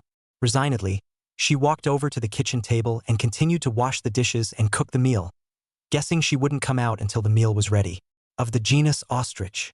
At this moment, Ruan Mengyao was rolling around frantically in her bed just as Ji Nanchuan expected, then screaming silently.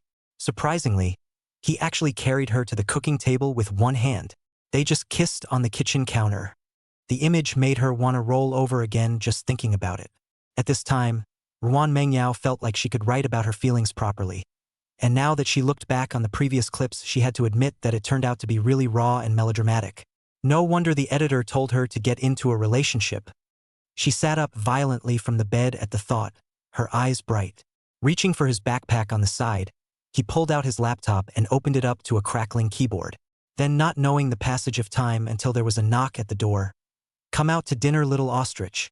Ruan Mengyao surprisingly understood the meaning of the title Little Ostrich in a second, and her face, which was already calm, instantly heated up a bit again, but she still answered, "Got it." Ji Nanchuan turned back to the table when he heard her answer. Just before he sat down, there was a knock at the door. Chapter 58. Face is more important than even his son's body. Ji Nanchuan hadn't reacted for a moment, and in general their family didn't really have many overly socialized relatives anymore. Ms. Zhao is an only child and has no relatives on her side since her grandparents passed away. As for the people on Ji Jiangwo's side, since the divorced Ji Nanchuan, they have not had much interaction. Ms. Zhao's friends rarely come to the door, and their house is a large flat with 2 units on 1 staircase, so there are usually even fewer neighbors. So all in all, there's basically not much knocking on the door on a daily basis. So violently hearing the knock on the door, Ji Nanchuan was really frozen for a moment. But just as he was about to open the door, he saw Ruan Mengyao pass by the door and walk over. "Why don't you open the door? It's probably the property." Although he said that, but Ruan Mengyao also felt strange. Eating dinner at the point of time property is also rarely this time door to door. She glanced through the cat's eye and froze. Then he turned his head to look at Ji Nanchuan. "It seems to be your father." Ji Nanchuan. "No, he's come looking for a scolding after he scolded himself so much." After Ji Nanchuan and the others moved here, Ji Jiangwo only came here once. It is estimated that coming is also going through the motions. At that time he just got a license with that mistress. That time it seems that Ms. Zhao saw the sadness of Ji Nanchuan and asked him to come over. No way, that time Ji Nanchuan is still too young. Mom and dad suddenly divorced, he really cannot accept, although Ji Jiangwo usually not much good to him. But dads being dads, they just can't accept that their dad has cheated on them and has another child. In the end, it was a child who was spoiled and grew up, and Ji Nanchuan always had a less mature mindset. Ji Jiangwo is here, but his tone is educational. "Ji Nanchuan, you are a few years old. Can you eat mature point? Mom and dad's problem is our problem. How do you still get involved?" The Ji Nanchuan of that time mockingly said, "It's just a matter of you cheating alone." Finally, Ji left in a rage. He hadn't been here for a few years afterward, and of course Ji Nanchuan didn't want to see him. At this time, when he heard Ruan Mengyao say that he was outside, Ji Nanchuan was still a little speechless. He walked over and stood beside Ruan Mengyao, pulling the door open directly. There was indeed Ji standing outside the door, and when he saw the door open, he lowered his hand. He was still carrying something in his hand, and the label on the bag Ji Nanchuan was familiar with, a brand he used to like. At this time, Ji Jiangwo guessed that he also saw Ruan Mengyao. Yao Yao is also here. In the end, it was his elder who took the initiative to greet him. Ruan Mengyao could only smile and shout, "Uncle." Ji Nanchuan just stood in the doorway with absolutely no intention of moving aside to let him in. "What are you doing here?" Ji Jiangwo looked at his son, who was already taller than him, presumably to suppress himself from getting angry, and exhaled softly. "Bought you something? Bring it here." Saying that, he handed over the bag in his hand. "That brand of new shoes you like, didn't you buy them every time they came out new before?" It's like this. When Ji Nanchuan was born, their family business was already basically on track, just not very short of money. That's why Ji Nanchuan has never been lacking in terms of material things. It also led to a bit of a collecting fetish even as he grew up. "One of my favorite things is buying shoes, and stare at a brand to buy." Although Ji Jiangwo is quite busy and doesn't spend much time at home, he really never treated Ji Nanchuan materially. Knowing that he liked this brand of shoes, he would ask his secretary to buy them back for him every time a new one came out. Every time. At that time, Ji Nanchuan felt that although his father was busy, he also cared and loved him. Later. At this time, Ji Nanchuan didn't take the things in his hand. "No need. I bought it long ago. You take it back to that son of yours." It's just deliberately disgusting. That's not his son. And he didn't believe that Ji Jiangwo was just to take a shoe to him. The timing of the card was quite accurate. It wasn't dinner time, probably on purpose. Sure enough, after hearing Ji Nanchuan's words, the naked eye could see Ji Jiangwo's entire face tense up.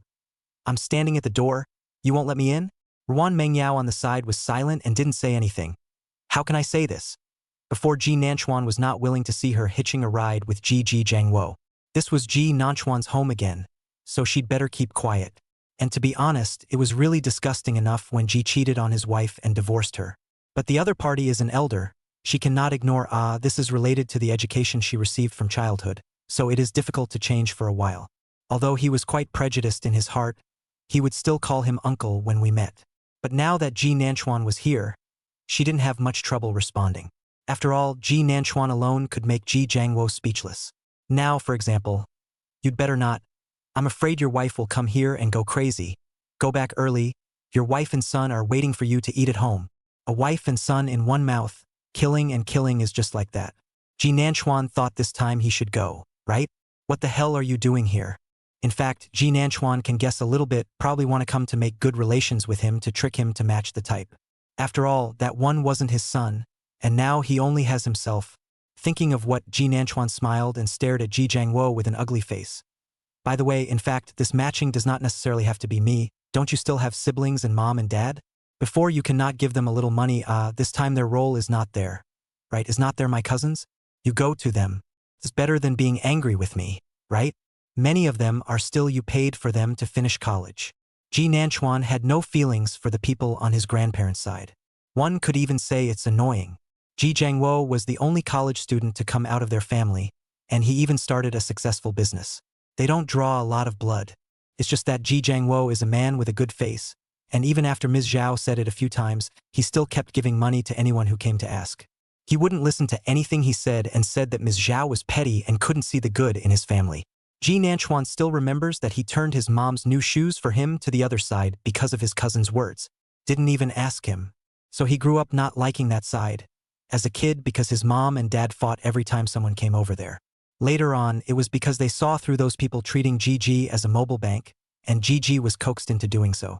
Many times Ji Nanchuan felt that Ji Jiangwo's eyes are decorated, and it is estimated that the only time it is useful is when he was young and liked his mom to chase him for so long. The back is presumably blind for decoration. The ones for decoration are better than his. The eyes are blind and the heart is blind. At first Ji Nanchuan thought he hadn't thought about it, so he reminded him. I didn't expect Ji Jiangwo to stare with wide eyes and say, I have a son who needs someone else? What does that make people say about me? Oh, so I thought about it just to save face. He never does. Face is more important than even his son's body. The smile on Ji Nanchuan's face didn't even bother to pretend, and he directly went cold. Chapter 59. My mom will put you in the ground first. Ruan Mengyao didn't know about Gigi's illness at first, but at this point, hearing the conversation between father and son probably guessed what was going on. Just what is this Uncle Ji talking about? And it's a disease that you have to match, is it bone marrow or organs? Ji Jiangwo continued. I raised you so well. What's wrong with asking for a kidney? Your grandparents, uncles and uncles are all a handful of years old. And your cousins, every one of them, are still young and haven't had children yet. How can you say such things? Really, I wasn't expecting anyone to wrap their little feet anymore. And there are still people who wrap their little brains, huh? Are they as young as me? Guess why they're called cousins. Ji Nanchuan rolled his eyes and closed the door with his backhand. Yes, anyone's kidney is a kidney, just mine is not. It doesn't matter if I have a wife or child. It doesn't matter if I will die. Anyway, you are important, right? You go and try talking to my mom. See if she'll even give you a chance to have the surgery anymore. Just let you go into the ground. Ruan Mengyao, who was originally a bit angry and was about to hold her tongue. That's what he said about his own mouth? That's not good enough? And what do you mean by sharp? Ji Nanchuan's words directly caused Ji Jiangwo to hold back. Reaching out to stop the door he was about to close. Ji Nanchuan, yo? What? Incompetent rage ah. Ji Nanchuan laughed and said, pulling his hand away and closing the door in his face. I'll call security if you come again. Ji Nanchuan. The voice outside the door was shut out, and Ji Nanchuan was refreshed. Ruan Mengyao, who was on the side, wanted to say something. He glanced at Ruan Mengyao. What's wrong? Want to say something? No. I'm just curious, you call that a dumb mouth? The hesitation could still be heard in her tone, and she pointed to the door again. Just leave it alone? Ji Nanchuan didn't know if he had left yet, as long as he didn't disturb them anyway. Reaching out, he led Ruan Mengyao towards the restaurant. I'm supposed to have a stupid mouth, whatever. What kind of disease is uncle? Ruan Mengyao asked with some worry. This is all about calling Ji Nanchuan to match the type. This is not expected to give up for a while, right? And Ji Nanchuan's behavior makes her a little confused. Ji Nanchuan, this person looks fierce, in fact, twisted and soft-hearted. Really will completely regardless of Uncle Ji? But if Ji Nanchuan goes for some kind of matching surgery, Ruan Mengyao is not willing. People's hearts are biased ah. She cannot afford to see Ji Nanchuan suffer. I didn't expect Ji Nanchuan to say, Don't worry about it. It's a misdiagnosis. Ruan Mengyao froze for a moment and asked rhetorically, how do you know? Ji Nanchuan is broken, the mouth is fast. How does this have to be rounded? Instantly, Ji Nanchuan's CPU was burning out. Finally, he said, do you see that mid-air look of his like he's sick? And wasn't there some misdiagnosis news before? I'm thinking he doesn't look like he's sick, ahahaha. This reason was so far-fetched that Ji Nanchuan didn't even think it was plausible. But it couldn't be helped, he couldn't think of any other reason for a while. He wanted to sigh. However, Ruan Mengyao didn't pursue the matter any further, and only frowned without knowing what she was thinking. The meal was also a bit distracting. Ruan Mengyao actually heard the words of Ji Nanchuan, thought it was him, just in his heart was that it was a misdiagnosis. In fact, this thing really cannot be said. She is more worried about this if really wanted Ji Nanchuan to match the type Kendua. After washing the dishes, she handed them to Ji Nanchuan next to her and watched him put them in the sterilizer before speaking. Does Auntie know about this? Ji Nanchuan shook his head. I shouldn't know. I'm not too willing to let her hear about Ji Jiangwo. It puts her in a bad mood. In fact, Ji Nanchuan knew that the current Ms. Zhao had probably let go quite a bit, and Ji Jiangwo no longer had that much influence on her. After all, it shouldn't be long before she meets his stepfather, a doctor with a gentle disposition and who will be kind to his mom. Thinking of this, Ji Nanchuan even felt that it was better for Ji Jiangwo to appear less in front of his mom. Ruan Mengyao was a bit helpless when she saw Ji Nanchuan in this state. She reached out and pulled his hand. It's not a good idea for your father to keep looking for you. You really don't intend to tell Auntie? Originally, her first reaction was to tell Auntie directly, but then she felt that she had to ask Ji Nanchuan what he meant. She didn't want any more misunderstandings between them. Ji Nanchuan reached out and pulled her hand through, then drew out the draw paper to dry her hand. Tell must tell. My mom is definitely moving. Ji Nanchuan felt that he didn't want Ms. Zhao to come into contact with Ji. Not that he wouldn't tell her anything. Instead, on the contrary, he then tells Ms. Zhao all the ideas Ji has hit on. Knowing that she would probably be angry, and it was good to be angry so that she wouldn't look good to Ji Jiangwo. Ms. Zhao is actually like him, easily softened. Ji Nanchuan didn't want her to have a good look at Ji Jiangwo again because of her soft heart. That person belongs to the dogskin plaster. Last life Ms. Zhao are remarried, he was divorced at that time, but often a look of pain. A belated deep love is cheaper than grass. Ji Nanchuan didn't want Ms. Zhao to have a moment of softness towards Ji Jiangwo. So when he received Ms. Zhao's phone call at night, Ji Nanchuan directly told Ji Jiangwo to come to him before and after. In particular, he said that he couldn't let go of the son of the mistress before, and he couldn't let go of his cousins afterward, but he was the only one who could let go of him. Of course, the misdiagnosis he didn't say. Sure enough, Ms. Zhao lost any quality directly after hearing this, and broke into a rage, which was felt through the internet line. Son, don't worry. I'm not dead yet, and his idea is on you? Your kidney is yours, you don't need to take care of him. When I go back, we will move directly. This is a dog skin plaster, right? Ms. Zhao's voice was still tinged with anger. In the future, this him to find you don't pay attention to you, you don't want to be soft, you're only a few years old. He has the nerve to be a handful of years old. A warm smile appeared in Ji Nanchuan's eyes. His mom put him first at all times. He smiled and responded, calming Ms. Zhao for a while before she settled the person down. Otherwise, he was afraid she'd be too angry to sleep. Ms. Zhao barked a few words before hanging up. She won't be back for another 2 or 3 days. She said she also had to call Yo-Yo to look at the ankle. After saying that, he hung up Ji Nanchuan's phone. He wanted to sigh. Many times he wondered who was the real one, him or Yo-Yo. But there is good news. The police found Rong Miao Miao in the afternoon.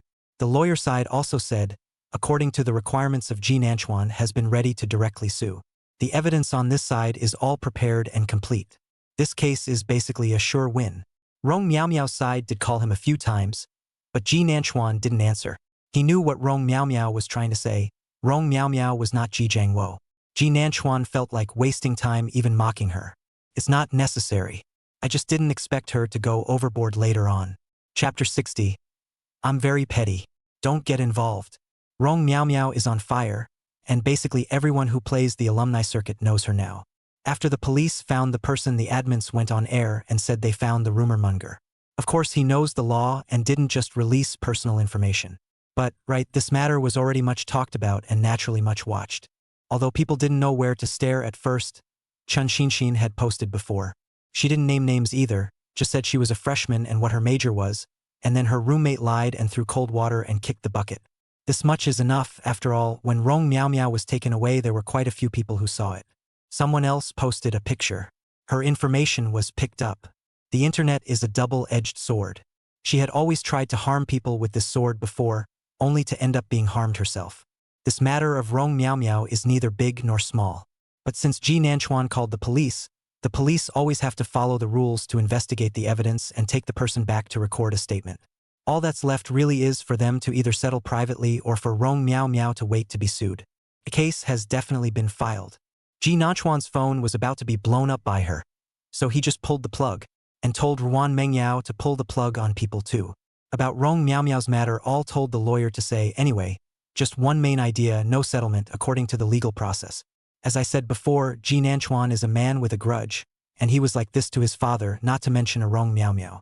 If Rong Miao Miao had stayed away from him from the beginning after he came back, there was actually nothing going on, and he wouldn't have really done anything against Rong Miao Miao.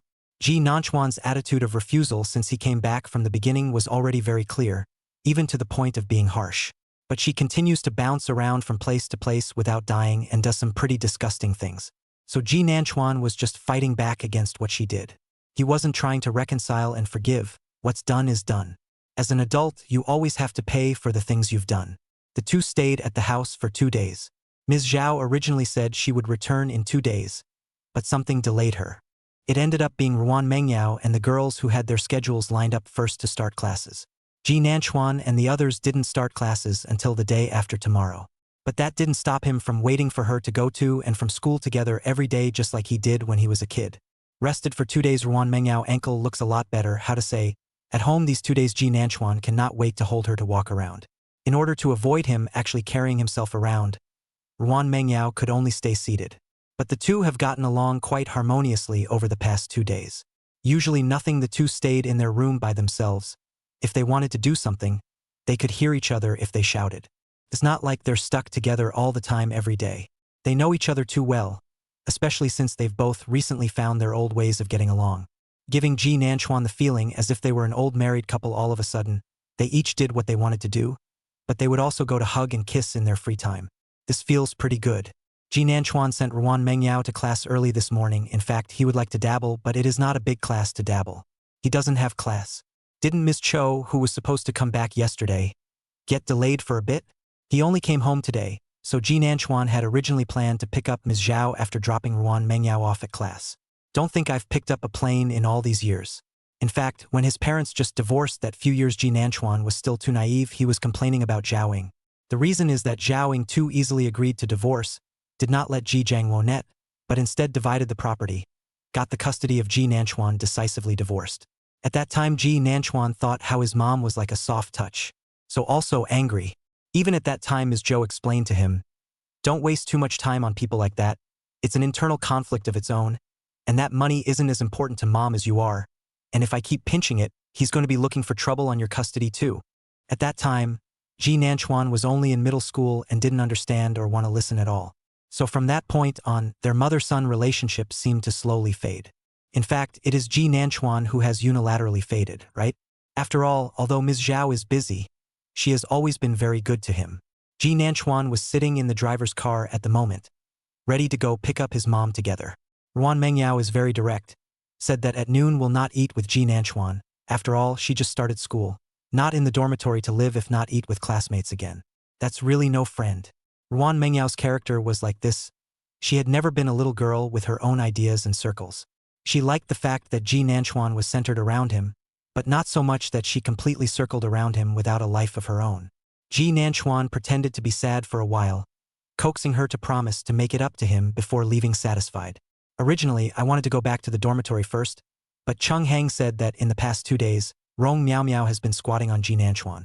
And not going to class, probably because the schedule isn't out yet either. She also looked for Cheng Hang, but Cheng Hang balked at the fact that she didn't know where Ji Nanchuan had gone, and she was waiting downstairs. A lot of people know about her rumor mongering now too, and a lot of people are pointing fingers at her for waiting so much every day. But Rong Miao Miao probably had no choice but to find Ji Nanchuan if she wanted to settle privately. But he wouldn't even answer her calls. Ji Nanchuan also received some side conversations from his high school classmates in the past 2 days about Rong Miao Miao, but he rejected them outright. How can I put it, these people came to him, but actually it was more of a spectacle more than anything else. We all have a heart to see what's going on. Knowing his attitude, it was natural not to dwell on it too much. Moreover, this matter was originally Rong Miao Miao's disgusting people first, and they were not going to offend Ji Nanchuan for Rong Miao Miao. The only person who is an exception is Min Ho. He really wanted to help Rong Miao Miao persuade Ji Nanchuan. Ji Nanchuan also didn't expect that they weren't even in the same school anymore. Min Ho was so attached to Rong Miao Miao's affairs. But it's understandable when you think about it. It's not like you really liked it in your last life and you wouldn't have been scammed out of so much money. That's why Ji Nanchuan directly pulled the plug on him. Then bounced all the groups with Miho in them. Feeling refreshed as a whole.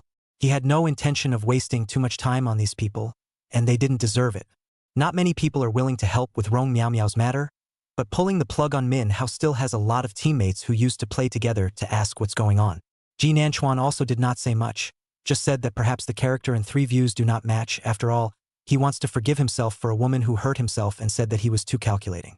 Ji Nanchuan and Min Ho are both quite capable of mixing it up in the boys' group, so they can't be persuaded to avoid it. Finally, Ji Nanchuan simply sent a circle of friends. Do not forgive, I'm very angry, do not come to the edge, who persuade me to reconcile me to pull black, who, the knife does not touch their own, of course it does not hurt. Chapter 61. If others have it, she must have it too. Overly direct, but effective. The boys who had been trying to make peace with the situation were outright afraid to say anything. Ji Nanchuan thinks that it is they who are idle, otherwise like Hefeng, military training cannot bring a cell phone, and now have not contacted it. After dealing with these things, Ji Nanchuan is now very clean and in a good mood. The driver who drove the car was surnamed Ma, and had been with Ms. Zhao for 3 or 4 years, and had occasionally transported Ji Nanchuan when he was in high school before, so he naturally knew him. At this time, Uncle Ma glanced at Ji Nanchuan from the rearview mirror and said with a smile, "Your mom must be very happy to see you pick her up." Ji Nanchuan glanced at the flowers beside himself and smiled as well. "I feel happy too." In fact, he ordered 2 bouquets of flowers, and 1 for Ruan Mengyao, and went to pick them up this afternoon. The confession process is equivalent to Ruan Mengyao opening her mouth first, although Ji Nanchuan's emotional intelligence is not good. But you also know that if others have it, your girlfriend has to have it too.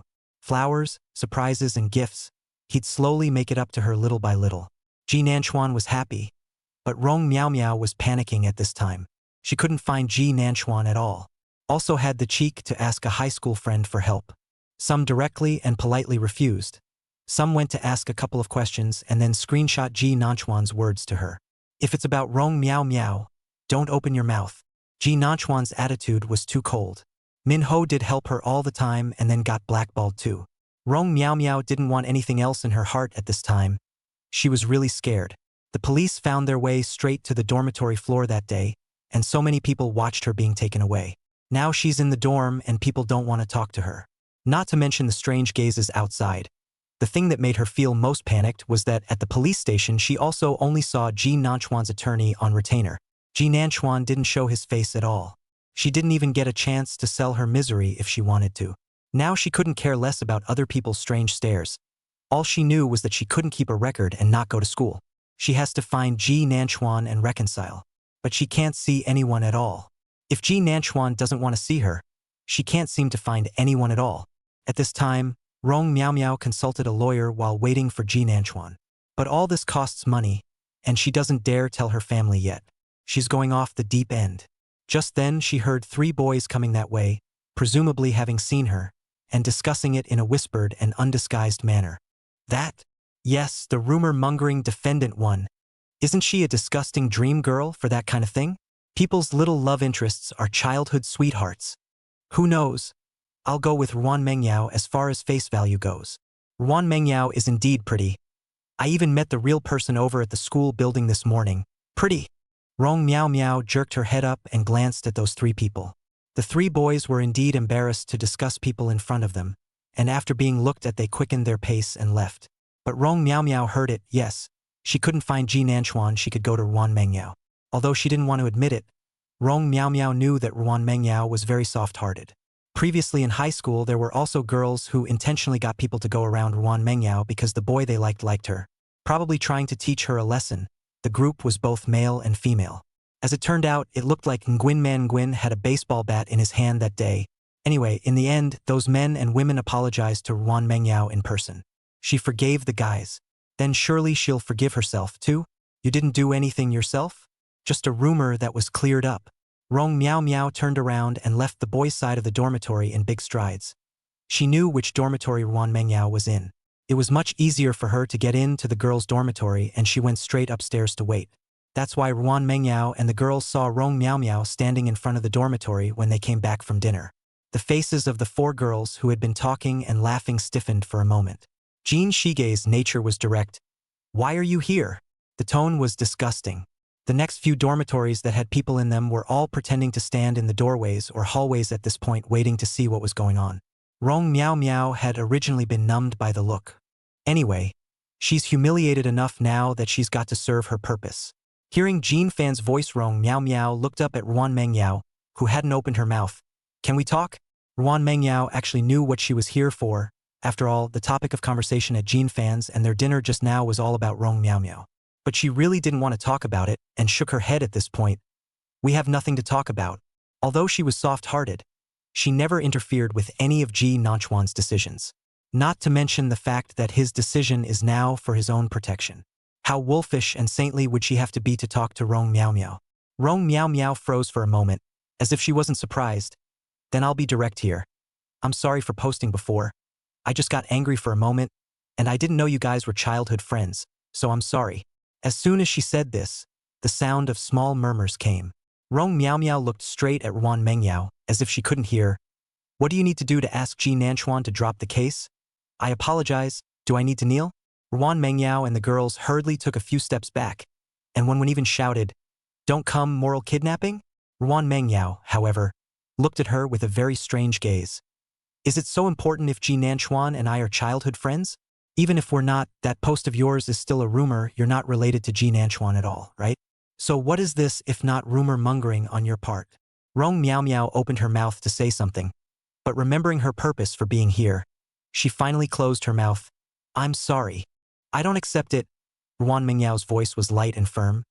You go back. You don't have to kneel or say anything about morally kidnapping me. I'll listen to Ji Nanchuan on this matter. Rong Miao Miao's face was white. I only made a small mistake and I promised to change. Why can't you guys forgive me? Obviously, before those people so stop Ruan Mengyao she can forgive. Why can't you do it yourself? Anything involving Ji Nanchuan cannot be forgiven. Ruan Mengyao didn't intend to say anything more to her even after she finished speaking, turning around to open the door and prepare to enter the dormitory. Jin Fan glanced at the pale Rong Miao Miao. Might as well find a better lawyer. Anyway, the reputation is definitely tarnished. Who doesn't know her at school now? You can't settle. You might as well take the time to find a good lawyer. I didn't realize that a few people had just entered the dormitory before the door was closed. Rong Miao Miao at the doorway really knelt down directly. There were also cries of alarm from outside. Li Yi walked at the end of the line and dodged in a hurry. What are you doing? Ruan Mengyao heard the voice and turned her head to see the person kneeling on the ground. Then Rong Miao Miao stared at her with glazed eyes. Then is it okay for me to kneel until you're satisfied? Mengyao Nguyen. She took out her cell phone and called the police. Chapter 62. I hope she won't be disappointed. Without the slightest hesitation, Ruan Mengyao directly called the police. It didn't matter what Rong Miao Miao had planned to do, but it would be scary to have her kneeling in front of their dormitory all the time. Maybe she'll go back and say she bullied her classmates. That's why Mengyao Nguyen's alarm was dry. Rong Miao Miao, who had just kneeled down, couldn't help her eyes from widening when she heard her voice say that she was going to call the police. She didn't want to be taken away by the police again in front of so many watching students. Yes, now basically everyone on this floor of the dorm inn has ventured out to see what's going on. Before, they were still pretending, but now everyone stopped pretending and just walked out the door and stared.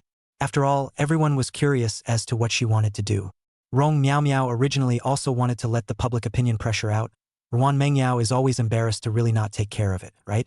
She didn't believe that Ruan Mengyao wouldn't be afraid of people talking about it. But she hadn't thought about the fact that Ruan Mengyao's first reaction wasn't panic or disgust, but to just call the police. So Rong Miao Miao couldn't help but stand up, her voice sharp. What are you doing? Wenwen stood right next to Ruan Mengyao, looking at her with a strange expression. Call the police. We can't let you keep kneeling in front of our dormitory, right? It's also too unlikable. Don't call the police. Rong Miao Miao's voice was a little panicked, originally because the matter of Ji Nanchuan calling the police was still unresolved. She was already panicked at this point and really didn't want to see any more police. She wanted to rush into the dormitory and take away Wan Mengyao's cell phone. Li Yi, who was walking at the end, closed the door with a bang. How can I put it? It's weirdly scary. The sound of Rong Miao Miao tapping on the door came from outside.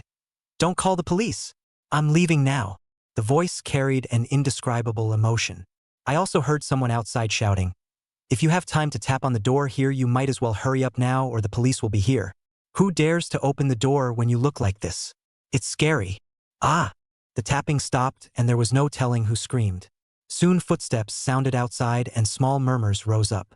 Jean Shige asked curiously, I wonder if it's gone yet? Soon there was a knock on the door again and the voices of their classmates. Wanwan Mengyao. She's gone. Ruan Mengyao put down her cell phone. She had just lied to Rong Miao Miao, and the call hadn't even been dialed. She also knew that Rong Miao Miao would probably be gone before the police came, so why waste the police force? She probably came here because she couldn't find Ji Nanchuan and was desperate. For this kind of person, can't be persuaded. Just let her go by herself. Li Yi, who was by the door, opened it, and at the door were a few girls from their class. Hey, is she sick? Just glared at us and it was kind of creepy. It doesn't feel normal anyway. Amidst the murmurs of several people, Ruan Mengyao lowered her head and sent a few messages to Ji Nanchuan. Ji Nanchuan and Ms. Zhao had just arrived at the dinner place when they received the message. For her son to pick up the plane today, Ms. Zhao is really feeling surprised, of course, more happy. She didn't say anything on her lips, but you could see how happy she was. Straight away, he asked old Ma to send them to the private house that was usually his favorite place to eat. He also invited old Ma to have lunch with him, which he refused, saying that he would go home to his wife and come to pick them up later. Finally, the mother and son are left. In fact, Ms. Zhao has been quite busy over the years. She has a strong nature, and when she divorced Ji Jiangwo, she went straight to start a company on her own. Ji Jiangwo always says that the company at home is his own hard work, but completely forgets that when he first started his business, it was Zhao Ying who followed him to run the business and talk about cooperation. Many of the ideas and plans were made by Zhao Ying, who stayed up late at night. At that time, she was young and stupid and always thought she would do anything to like him. Then the company did take off slowly, and he said he didn't want her to work so hard and wanted to let have a child with her. And there you have Nanchuan. Then later, it's not that she didn't want to go back to work. Ji Jiangwo said that the child was still small, and she really couldn't bear to part with it. So she kept taking care of the child. She ended up being what he called someone who just took care of the kids but couldn't take care of the house either. So after the divorce, Zhao Ying went into business, and it certainly wasn't smooth sailing. She'd been away from the workplace for too long. So to succeed, she has been very tired all these years, and her care for Ji Nanchuan is naturally not as good as before. Their mother-son relationship wasn't really cold, but it wasn't great either. Something like this, where Ji Nanchuan took the initiative to pick up the plane, was something Zhao Ying didn't even dare to think about before. At this moment, Ji Nanchuan felt that Rong Miao Miao was probably crazy after reading Wan Mengyao's message, but Wan Mengyao's response to say that the police had done a good job. He told Wan Mengyao to pick her up in the afternoon and put down his cell phone after meeting and talking. Zhao Ying ate a mouthful of food and swallowed it before speaking. Yao Yao's message? I actually kind of admire you, son. Just a few days and you're together. Yeah, I admire myself too. Ji Nanchuan thought back. Mainly because Yao Yao is very brave. Just ask him if he liked her, even though their relationship was just easing up at that point. She couldn't seem to stand the desperate need for answers at all. So Ji Nanchuan gave what she wanted and the answer in her own heart. Luckily, there wasn't that much bloodshed between them and everything turned out happily. Zhao Ying listened to Ji Nanchuan roughly talk about what happened and couldn't help but sigh that it was still Yao Yao. You're like me. Sometimes this nature are boring, also can hide things. Zhao Ying shook her head as she said this, but with a smile on her face. The smile soon faded though. She remembered something else. I'll talk to him in a couple days about your dad. Ji Nanchuan glanced at her and reminded. He's in the middle of a divorce with his wife. I suggest that we shouldn't see him at this time. It's quite bad luck, and maybe it'll even come back to bite him. That woman is not a good person to let Ji Jiangwo raise her child for more than 10 years. Moreover, in his previous life, if Ji hadn't found out on his own, no one would have ever suspected that the child wasn't his. After all, the brother looks like his mom. The woman who got divorced in her last life also approached Ms. Zhao, and she wanted to know if Ms. Zhao was involved in anything. Like a psycho. It was finally resolved by calling the police. So Ji Nanchuan thought it was better not to let his mom get close to this couple. as if she was sick. Zhao heard Ji Nanchuan's words, but she considered it for a moment. Okay, we'll talk when he comes to the door. I won't take the initiative to look for it. After saying that, she looked at Ji Nanchuan and smiled. It seems like my son has finally grown up and understood. He's even helping his mom think about this. Ji Nanchuan looked at his mom with some helplessness and some heartache and shouted, Mom! He was never a passable son, but his mom was a good mom. So now he's trying to learn how to be a good son, and hopefully she won't be disappointed. Chapter 63. Instead of standing still, she chose to walk towards him. Ji Nanchuan didn't go home with Zhao after he accompanied her to dinner, but went back to school, and Ruan Mengyao got out of class after 4 o'clock in the afternoon. So he went back to his dorm. The dormitory is just weeks away from being put in. The other two went out. Seeing Ji Nanchuan come back, Zhou Feng was still a bit surprised. Brother Chuan, didn't you go home? They haven't started classes yet either. Ji Nanchuan laughed a little. Yes, I'll pick up my girlfriend from school later. It's still early. Zhou Feng had a look on his face like I shouldn't have asked more, but he curiously asked Ji Nanchuan, that what? The rumor-mongering thing. Brother Chuan isn't going to settle? He was genuinely curious. This thing was making a lot of noise. Ji Nanchuan was in their dormitory, but he had been away for the past few days. Zhou Feng is so hard to see. People really did not hold back. Ji Nanchuan said without thinking, no reconciliation. Why should we reconcile? Wasn't she quite happy when she did these things? There is a price to pay for doing something wrong. Zhou Feng nodded. It really should be, otherwise it's weirdly disgusting. He gave Ji Nanchuan some more gossip, including the fact that today Rong Miao Miao went to find Ruan Mengyao and knelt in front of her dormitory, which was also photographed and posted on the alumni circle. Ji Nanchuan had actually heard Ruan Mengyao say it. I don't blame him for being cruel. He just wanted to make Rong Miao Miao unable to read. After all, in her last life, she originally didn't finish college and stayed in jail. This life is considered light by comparison. So Ji Nanchuan definitely won't reconcile. Zhou Feng said, actually, it's a bit strange for her to do these things. This thing, if it continues, she doesn't want to stay in school anymore. Huh. A freshman making such a big deal out of it made everyone's otherwise boring college life interesting. A lot of people are waiting for a follow-up now. Ji Nanchuan actually does not know how Rong Miao Miao thinks, as if he could not understand how she read a good book in her last life and suddenly went to cheat and run away. He didn't care though, he just wanted this person out of his life. Ji Nanchuan went out from the dormitory at 4 o'clock to wait for Ruan Mengyao under the dormitory building. Thanks to Rong Miao Miao's blessing, there were really a lot of people who knew Ji Nanchuan and Ruan Mengyao now. Seeing him standing downstairs, quite a few people who had just gotten out of class passed by and looked at him a few more times, while others were whispering. It's like watching a monkey. Seriously, it makes people quite uncomfortable. But Ji Nanchuan could only pretend he didn't see it. It was hard to wait until a few girls from Ruan Mengyao's and their dormitory came down together, followed by a few more, talking about something. After resting for a few days, Ruan Mengyao's ankle looks like it's nothing out of the ordinary. I had Uncle Don look at it earlier and said it was no big deal as long as it wasn't very hard. But after all, it's a bone thing and not to be taken lightly, but it sure doesn't look like anything out of the ordinary. Ruan Mengyao actually saw Ji Nanchuan at a glance. He just stood there at the tree stand and didn't have to do anything for Ruan Mengyao to see him at a glance. Not only her, a few girls from the same class behind her also saw it. Yo yo yo, isn't that Mengyao's childhood friend's boyfriend? Girls seem to instinctively yearn for this kind of relationship where childhood friends still come together. After all, there really aren't that many childhood sweethearts who get together in reality. Not to mention that Ji Nanchuan and Ruan Mengyao's face value is very high. It's really fiction shining into reality. Ruan Mengyao blushed a little at what a few girls said, but he couldn't help but take a quick step forward. Ji Nanchuan couldn't help but open his mouth when he saw her jogging over. Slow down. Your feet don't hurt anymore, and you start again, right? It's not like I did anything. Ruan Mengyao said with dissatisfaction. She also found out that it seemed like Ji Nanchuan's relationship with her had changed a little in the past few days. In fact, the most obvious thing was that she used to be the one who was in charge of Ji Nanchuan, and now the positions of the two seemed to be somewhat reversed. Ji Nanchuan always looked helpless, reminding her of what she couldn't do. For example, you can't drink ice, you can't use your feet much, and so on. This feeling made Ruan Mengyao feel fresh. A couple of girls behind her quickly approached. Come say hello and take a closer look at the protagonist of the gossip herself. Ji Nanchuan also smiled and greeted them. It's nice to hear a bunch of good matches and well wishes. Soon Jin Shige and Wen left with a group of girls. walked away and saw someone looking back at them. Ruan Mengyao was embarrassed by the look, but her hand holding Ji Nanchuan never let go. Let's go. Is Aunt Zhao back? I'll buy vegetables back in a while. My mom said she bought it, and she's cooking tonight. Ji Nanchuan stared at her walking posture for a while. There was indeed nothing unusual before he was relieved. Uncle Tang said you still need to take care of this foot. I know. Ji Nanchuan, why have you become so nagging? Ruan Mengyao's voice was tinged with laughter when she said this. Ji Nanchuan sighed. I don't want to nag anyone else yet, so you'll just resent me. The two fight as they walk.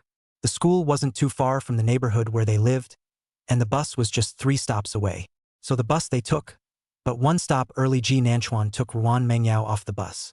She was a little unsure. Why did you get off? Well, take something, Ji Nanchuan said. He hasn't picked up the flowers he ordered yet. The florist is right out front. It's not that far to walk to the neighborhood from here. Big deal, just carry her back. Ruan Mengyao let out an oh-so-curious sigh. Take what? Ji Nanchuan glanced at her, then said, You stand here and wait for me. I'll go and return. You're going to buy me an orange? Ruan Mengyao blurted out. Ji Nanchuan?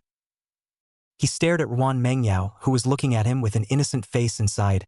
What's going on in your head? It's not like you like oranges, wait. Then ran to the flower store not far away. Ruan Mengyao's heart beat a little faster as she looked at the name of the store that said Dream Flower Shop. Is Ji Nanchuan a fool? If I told her to stand here, I might as well take her in. She saw the name of the store. Ji Nanchuan ordered red roses. It may be a bit cheesy, but it seems more appropriate to give red roses for the first bouquet of flowers to one's girlfriend. He had just walked out of the store holding a large bouquet of red roses when he saw Ruan Mengyao standing in front of the store. Instead of standing still, she chose to walk towards him. The girl was in the shade, and although it was 4 or 5 in the afternoon, the summer sun was still shining. The sunlight passing through the leaves fell on her. With her hands behind her back, she watched Ji Nanchuan come out of the florist holding a large bouquet of red roses, a bright smile on her face. Opening his hand frankly as he approached, Ji Nanchuan, is this for me? Ji Nanchuan looked at the bright smile on her face and finally smiled as well. The bouquet of roses was placed in her arms. Although it's not what I expected, it's really for you. Chapter 64. Ji Nanchuan was thinking, it still has to be his mom. Ruan Mengyao hugged the flowers in her arms tightly. Her eyes were unabashedly delighted. A large bouquet of red roses seemed to look like she had extra red on her face as well. But pretty girls seem to be pretty anyhow. For example, standing in the shade now holding a red rose is still pretty as a picture. Ji Nanchuan reached out to hold her hand and slowly walked in the direction of home. Home. I like the flowers you gave me a lot. Ruan Mengyao's voice was soft. Not because of how much I like the flowers, but because they're from you. The tongue-twisting words came out of her mouth and seemed to seem simple and easy to understand. Ji Nanchuan's side face stopped to look at her, and she was also staring at herself, clearly saying that she had agreed to walk and look at the road properly. But she always seemed to be like this, walking and looking at Ji Nanchuan. At this time Ji Nanchuan laughed, looking at the flowers in her arms and bright eyes. Finally, the emotional quotient seems to have finally grown a little. If you want to like it, I'll give it to you every day. Ruan Mengyao hurriedly shook her head. Ji Nanchuan, this person is sometimes quite cognizant. If she nodded her head, he might really send her flowers every day. What a waste. A bouquet of flowers can bloom for at least 1 to 2 weeks every day to send you to put where she muttered in a small voice like a complaint. And Ji Nanchuan, you are a little romantic, cells are not Think today this kind of surprise is very good. You send every day is to punch the clock? Ji Nanchuan hadn't really thought about it that much. Just thought I'd send more if she liked herself. Hearing her disgusted tone at that moment, he sighed. I'm sorry. I'll try to learn how to be romantic. Okay. You can't send me flowers every day, oh? Got it. Ruan Mengyao hugged the flowers and got on the elevator before she remembered afterward that Zhao Ying should be at home right now. Coming home with such a huge bouquet of roses in her own arms, she could see it at a glance. And according to Zhao Ying's character, she would definitely flirt with her. After they get together, do they count this as meeting the parents? After living in Ji Nanchuan's house for so many years, Ruan Mengyao actually started to get nervous at this time. The heart starts to beat faster. This is a different identity. She looked at the 2 figures of her and Ji Nanchuan reflected in the elevator. Ji Nanchuan is looking down at his cell phone. The girl stood next to the boy holding a rose. They both wore white tee today. Ji Nanchuan wore jeans. Ruan Mengyao wore denim shorts. At this time it looks like a couple's outfit, looking very compatible. Ruan Mengyao blinked slowly, staring at the two of them, and suddenly spoke, Ji Nanchuan. In the reflection she could see the boy look up, while she heard a hmm. Ruan Mengyao hugged the flower and tiptoed sideways to boop and kiss a confused Ji Nanchuan. Ji Nanchuan was really not reacting, and was staring at his cell phone, which was bombarded with crazy messages from Hifeng. Yes, this person's school military training had just ended, which is why he knew the information that he was going to sue Rong Miao Miao. That's why he's sending him frantic messages at this point. As a result, he had just finished reading and hadn't had time to return it yet. When he heard Ruan Mengyao Yao Yao words, just raised his head, only to feel the soft lips fall on his lips. Ji Nanchuan had a moment of bewilderment, then noticed the image in the elevator mirror. It's pretty. It's also a good match. So he decisively hugged the person in front of him from behind. The person who was supposed to just kiss and run ended up being forced into an embrace. The brightly colored rose in the middle of them was a little flattened, but it didn't affect its still beautiful and delicate. When Ji Nanchuan led the person out of the elevator, her lips were a little swollen and her face was a little red. Ended up standing in front of the house dead set on opening the door for him. Ji Nanchuan was puzzled and was just about to ask what was wrong. She was heard to whisper, I'm a little embarrassed. Sorry to go in. Because of identity. Ji Nanchuan understood. He stared at Ruan Mengyao with some amusement. What's there to be embarrassed about? Shy? Then she got a glare of her own. Her eyes were already big and even bigger when she glared, but it didn't seem mean, and the counter-question was kind of cute. Ruan Mengyao is a very imperial sort of person as far as appearance is concerned, and this childish and cute look is really rare. Even though Ji Nanchuan grew up with her, he didn't see her like this often. It couldn't be helped that the role that Ruan Mengyao had been in since he was little seemed to have always been the role of taking care of him, little adult-like. So now Ji Nanchuan looked at her like this, feeling fun, fresh, and also cute. Before he read all together the sentence, if you think someone is cute, you are finished, you must like her a lot. Ji Nanchuan felt that it was still somewhat based on the fact that he really liked her. Ji Nanchuan, you don't be so annoying. Some people are fierce in their mouths, but they don't dare to let go of the hand they are pulling on others, for fear that Ji Nanchuan will just open the door and go in. Ji Nanchuan also did not really see that she was nervous, still opened the door. Voice softened. That, or we go out to eat tonight? What's this like? Auntie Chu just got back. Ruan Mengyao was a bit deflated. I can't. Auntie Zhao must be waiting for us to come home for dinner. And even if we don't eat at home for dinner, we always have to come back. Home is here. You can't just not come back. Can you? You can't escape for a while. Thinking that way, Ruan Mengyao wanted to sigh. With a final clench of his teeth, he muttered, a drum roll. Then he himself let go of Ji Nanchuan's hand. The fingerprints unlocked, and the door opened. She wimped out a bit again. Ms. Zhao's voice came out from inside. Nanchuan and Yao Yao are back? Just in time for dinner. It should be coming from the dining room. Ji Nanchuan pushed Ruan Mengyao through the door and shouted, Mom, we're back. In the end, Ruan Mengyao was half-hugged by Ji Nanchuan and walked to Zhaoying. Ruan Mengyao called out, Auntie Zhao. The rose held in his hand was shoved towards Ji Nanchuan's arms. Ji Nanchuan took the rose while still wrapping his arms around the person and deliberately introduced with a smug smile. Introduce? Mom. This is my girlfriend. Ruan Mengyao froze, then quickly reached out to peel off his arm around her. What are you doing? Despite shouting so, his face reddened. Zhaoying hemmed and hawed, and also reached out to pat Ji Nanchuan, and then wrapped his arms around Ruan Mengyao. Look at you, kid, this complacent look, but also show to your mom in front of you, right? Then he turned his head to stare at Ruan Mengyao, who was full of heartburn and blushed into a blush. Ruan Mengyao was even more vain, though she didn't know why she was vain. After all, relationships are free, they're both single, and it seems right to be together. But inexplicably, it was just that being stared at by Auntie Zhao was just heartbreaking. It just has that illusion of being an overseer. Auntie Zhao.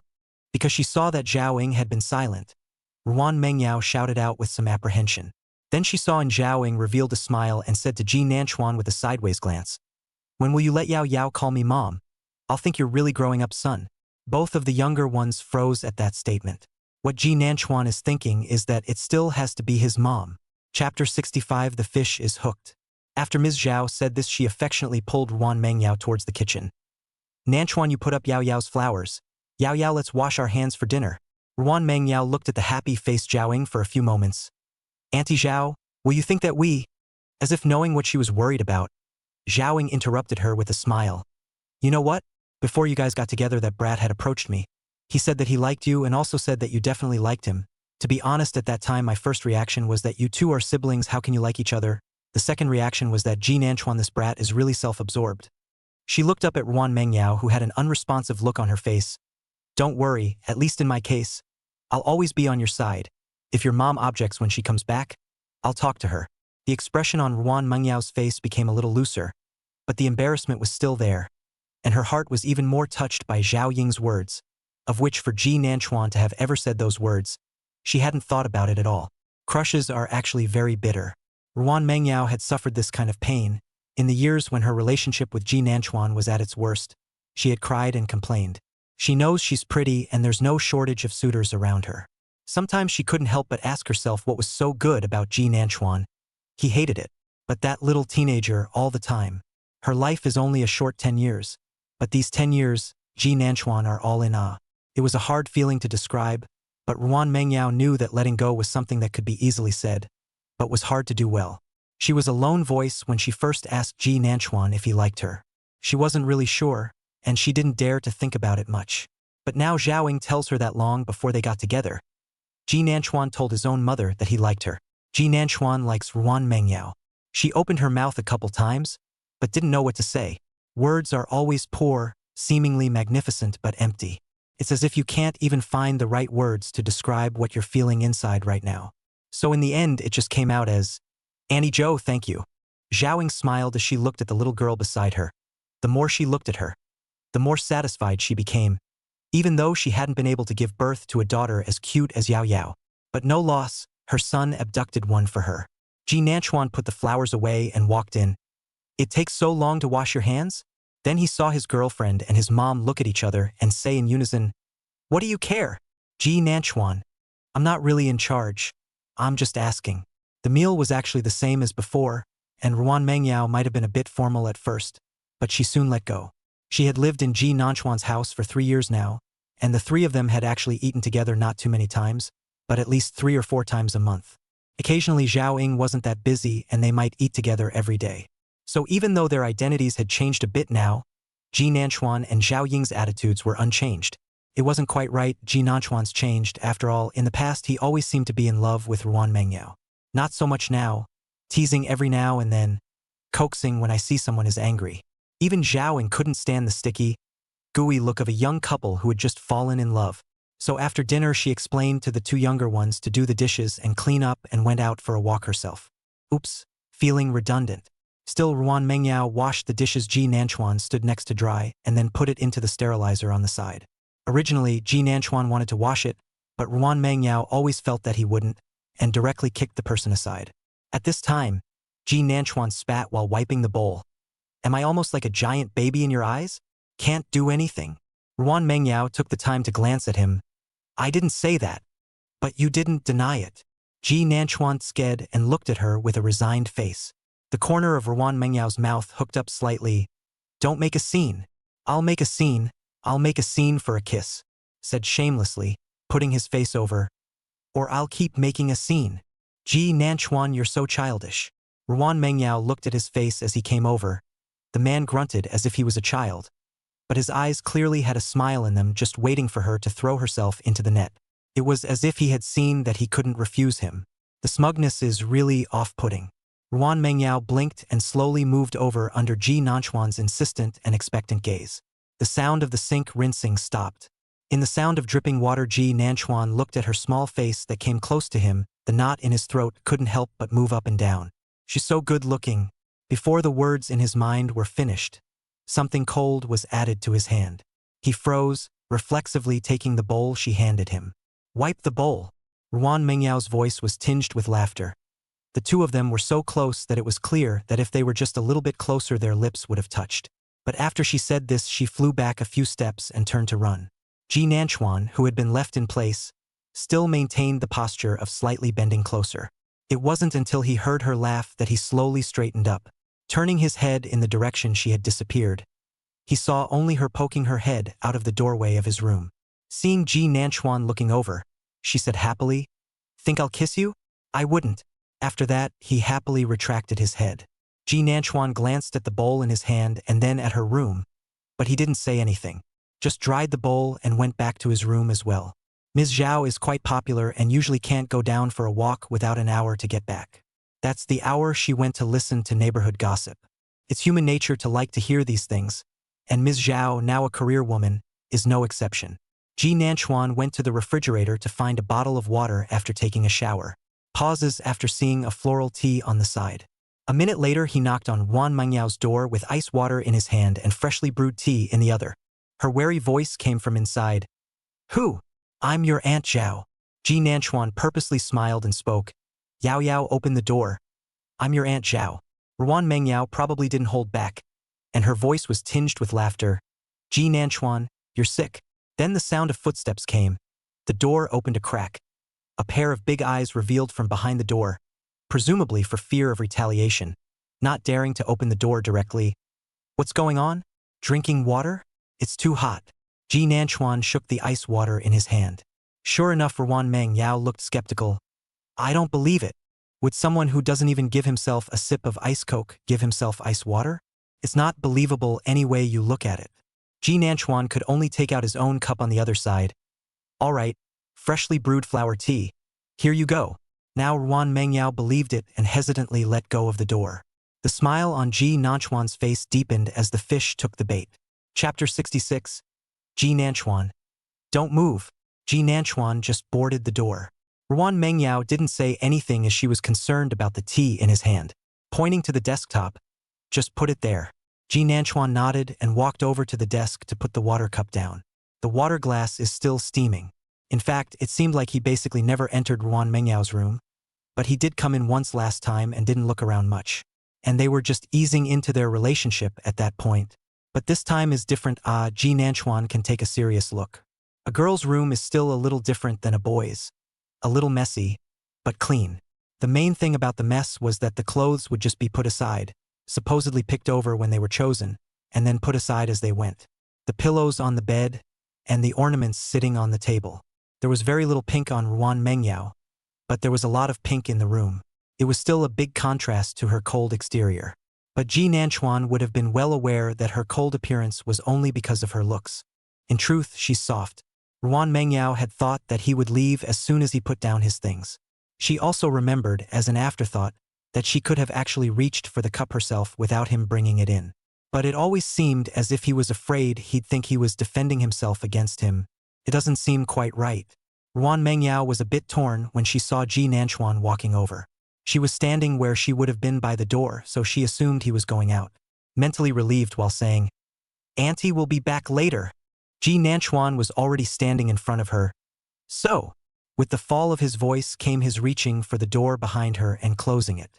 He didn't let go after closing the door, and the position was like walloping her in passing.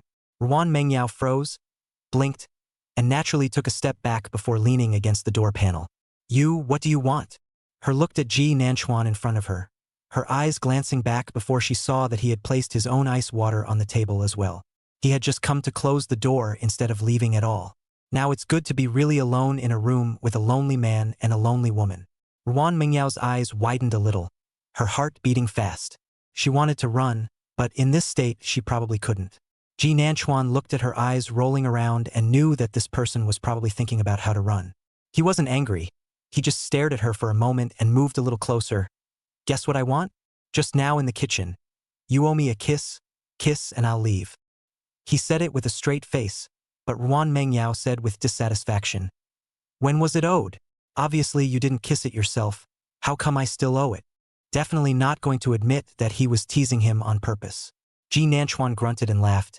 "Yao Yao, do you know that there's a kind of person who has a hard mouth when he's soft everywhere?" Wan Mengyao stared at his face, her own face slowly reddening instead.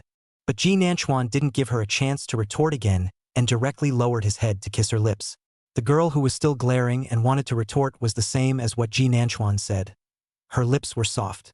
The body is also soft after being touched. The room was air-conditioned. Ji Nanchuan wrapped his arms around the person kissing. At first he did not feel it, but slowly it felt as if the air had become sticky and stuffy. Their breaths mingled, and they both became a little sharper. Ji Nanchuan felt how one kiss seemed to become unsatisfying. That dream from the beginning slowly flew through his mind. It was actually strange that it had been so long, yet then the dream seemed to grow in his head. While his hands were wrapped around her waist with one hand, one was pressed against her exposed, delicate neck. A few gentle presses. Her round, watery eyes snapped open as if in shock. Ji Nanchuan gently bit that soft lip, but heard her say in a small and aggravated voice, "It hurts." Ji Nanchuan didn't hold back his laughter, finally releasing her lips, but still wrapping his arms around the person. The two bodies were basically pressed together in a tightly pressed sort of way. So Ruan Mengyao felt something. The first time it was so clearly and unobtrusively touched through not-so-thick clothing. Her face flushed a little as she tried to speak. But Ji Nanchuan lowered his head and put his forehead on her shoulder, saying sullenly, "Let me hold you for a while." Ruan Mengyao wanted to say something. In fact, she felt that hugging like this might not work for a while, right? But she didn't open her mouth. Why does it still feel a little warm when it's obviously 25 on? Ji Nanchuan felt hotter when his breath sprayed onto her body as well. Ruan Mengyao was obediently held for a while. She didn't even dare to move. Just stood there for a while, seeing no change in him at all, no intention of being nice at all. In the end, Ruan Mengyao didn't hold back her words. My feet are numb." It wasn't supposed to be used much after that foot was injured for a while. At this point, although she didn't do anything, but she was really numb from standing in the same position all the time. Ji Nanchuan finally looked up at her when he heard her somewhat aggravated voice. She was still glaring at herself, trying to be fierce, but she looked more aggravated and a little shy. Ji Nanchuan laughed and finally stood up straight, and their pressed bodies separated. Ji Nanchuan looked at her and let out a small breath. It's kinda discreet. Ji Nanchuan reached out to support her as if he didn't see it. "Can you walk?" Ruan Mengyao tried and shook her head decisively. "Wait for me to stand for a while. People with numb feet know that the soreness of moving while numb can't stand a little. But if you don't move all the time, then I don't know how long you have to stand." Ji Nanchuan looked at her, estimated that she wanted to not move, keep their own slowly just fine. Still, he didn't say a word, and bent quickly to pick the man up. Obviously not reacting. She reached up quickly and threw her arms around his neck. "What are you doing? How long do you have to stand still like this? Not afraid that one side will get better and the other will hurt again?" Ji Nanchuan's tone was helpless as he placed the person on the bed, then crouched down in the midst of her grimace. Ruan Mengyao had a bad feeling looking at his posture. "No, wait, what are you doing?" Ji Nanchuan reached over and pulled her feet, helping her take off the slippers on her feet as well. "Just massage them." At these words, Ruan Mengyao quit. "Don't you move my feet." But she didn't dare to move once she moved that soreness and numbness. So it's mean, but the foot is still in the person's hand. Ji Nanchuan's palm was already pressing on the calf. Ruan Mengyao shouted, "Ji Nanchuan, don't move." Ji Nanchuan looked up at her, and his face was not sure if it was red with anger or because of shyness, but it was red anyway. He looked at her with a raised eyebrow. "Not allowed to press? Then move yourself." Chapter 67. It's like cheating. Moving on your own is impossible on your own. If she dared to move on her own, she'd have just run away, and she'd still be carried to bed? Looking at Ruan Mengyao's exasperated appearance, Ji Nanchuan laughed a little and lowered his eyes to continue the massage. "Ai, it hurts. Sour. You lighten up. Ooh. Ji Nanchuan, you asshole." At this time, Zhao Ying, who had just opened the door and came in, made a move and stood in the doorway for a few seconds of hesitation, then walked in and closed the door kinda loud. The footsteps were also loud when he walked past the door of Ruan Mengyao's room. Sure enough, the voices in the room disappeared. She glanced at the door to her room and called out, "Yo-yo, asleep?" Ruan Mengyao in the room covered Ji Nanchuan's mouth with one hand and her own with the other. Ji Nanchuan was a bit helpless. What is this? It's made to look like cheating. They clearly didn't do anything either. At this moment, hearing Zhao Ying's voice outside the door, Ji Nanchuan reached out and tried to pull down Ruan Mengyao's hand, but she covered it tighter, clearly not wanting him to talk. Ji Nanchuan. Ruan Mengyao guessed that she could see the helplessness in Ji Nanchuan's eyes. The sound of Ms. Zhou's footsteps outside never left either. She finally remembered to let go of the hand covering her mouth, and somewhat unnaturally returned, "I'm ready to go to sleep. Is there something wrong with Auntie Zhao?" Outside the door, Zhao Ying gave an oh-so-quiet, "It's fine. Take an early rest, ah." Slowly the footsteps outside the door left. Only then did Ruan Mengyao act like she was relieved, and her hand covering Ji Nanchuan loosened. Ji Nanchuan, however, reached out and pulled her wrist, then placed a kiss on her palm, smoothly releasing her hand as she retracted back. Ji Nanchuan looked at her in a helpless tone. Do you know what we just looked like? At this moment, Ruan Mengyao sat on the bed. Her face was red. Her eyes slightly widened a little, covering her palm. Like what? It's like cheating. Obviously, we didn't do anything. Finally, Ji Nanchuan was pushed out along with the ice water. He was no longer freezing. The door to the room closed behind them. Ji Nanchuan turned to look at it, with a smile still on his face. Then he turned around again to see his mom sticking her head out in her room staring at him. The smile on Ji Nanchuan's face stiffened for a moment. Honestly, the image was a bit shocking. He shouted helplessly, "Mom!" Then he thought that Ruan Mengyao in the room would probably get nervous again if she heard it. He walked over and lowered his voice a bit. "What are you doing?" Zhao Ying glanced at the door to Ruan Mengyao's room. "Shouldn't I be asking you this? What are you doing?"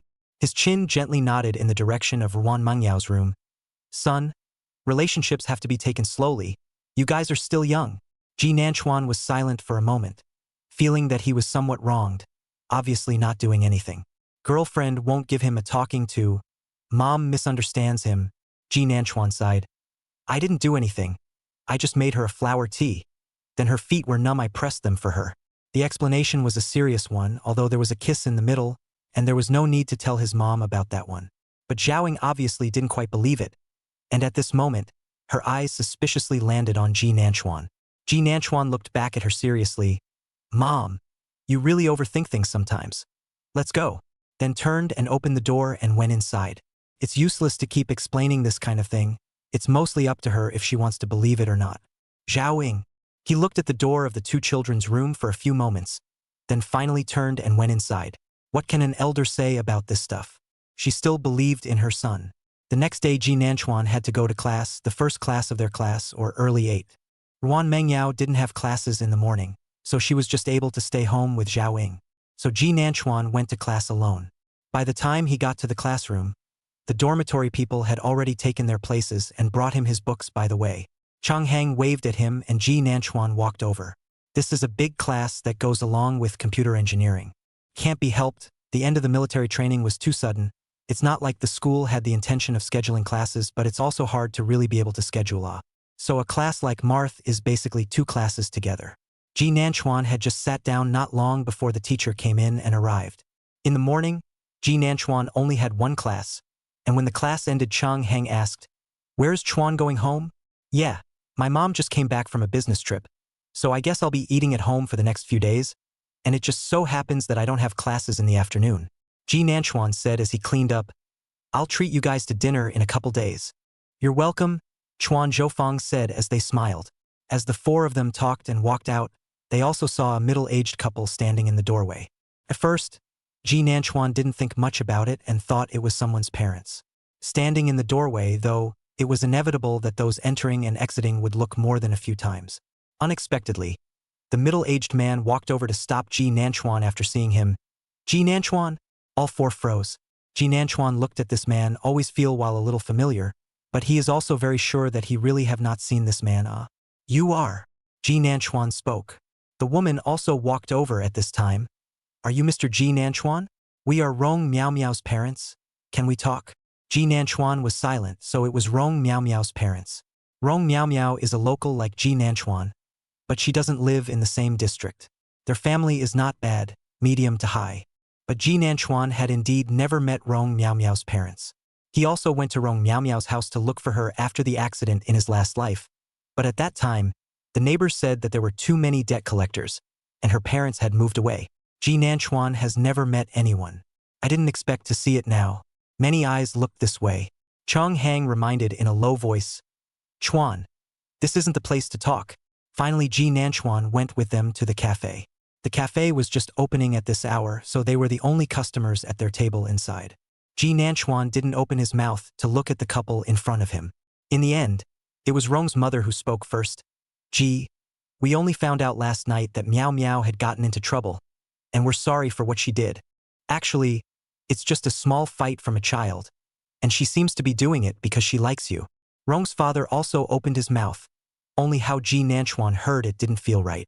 So you said to call the police. This thing has become so serious is really unnecessary. I called her to apologize to you. Our side also give you and your girlfriend some compensation, you see how? Young's father looked at the boys in front of him when he finished.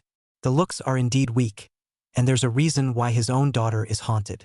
And Rong's father decided in his heart that Ji Nanchuan must have done something, or else he could let his daughter do such a thing. If he hadn't known that he had called the police, this thing would have had an impact on Rong Miao Miao. He wouldn't even sit here and talk about this with such a little boy. Hearing Rong's father's self-righteous tone with a sense of entitlement, Ji Nanchuan laughed.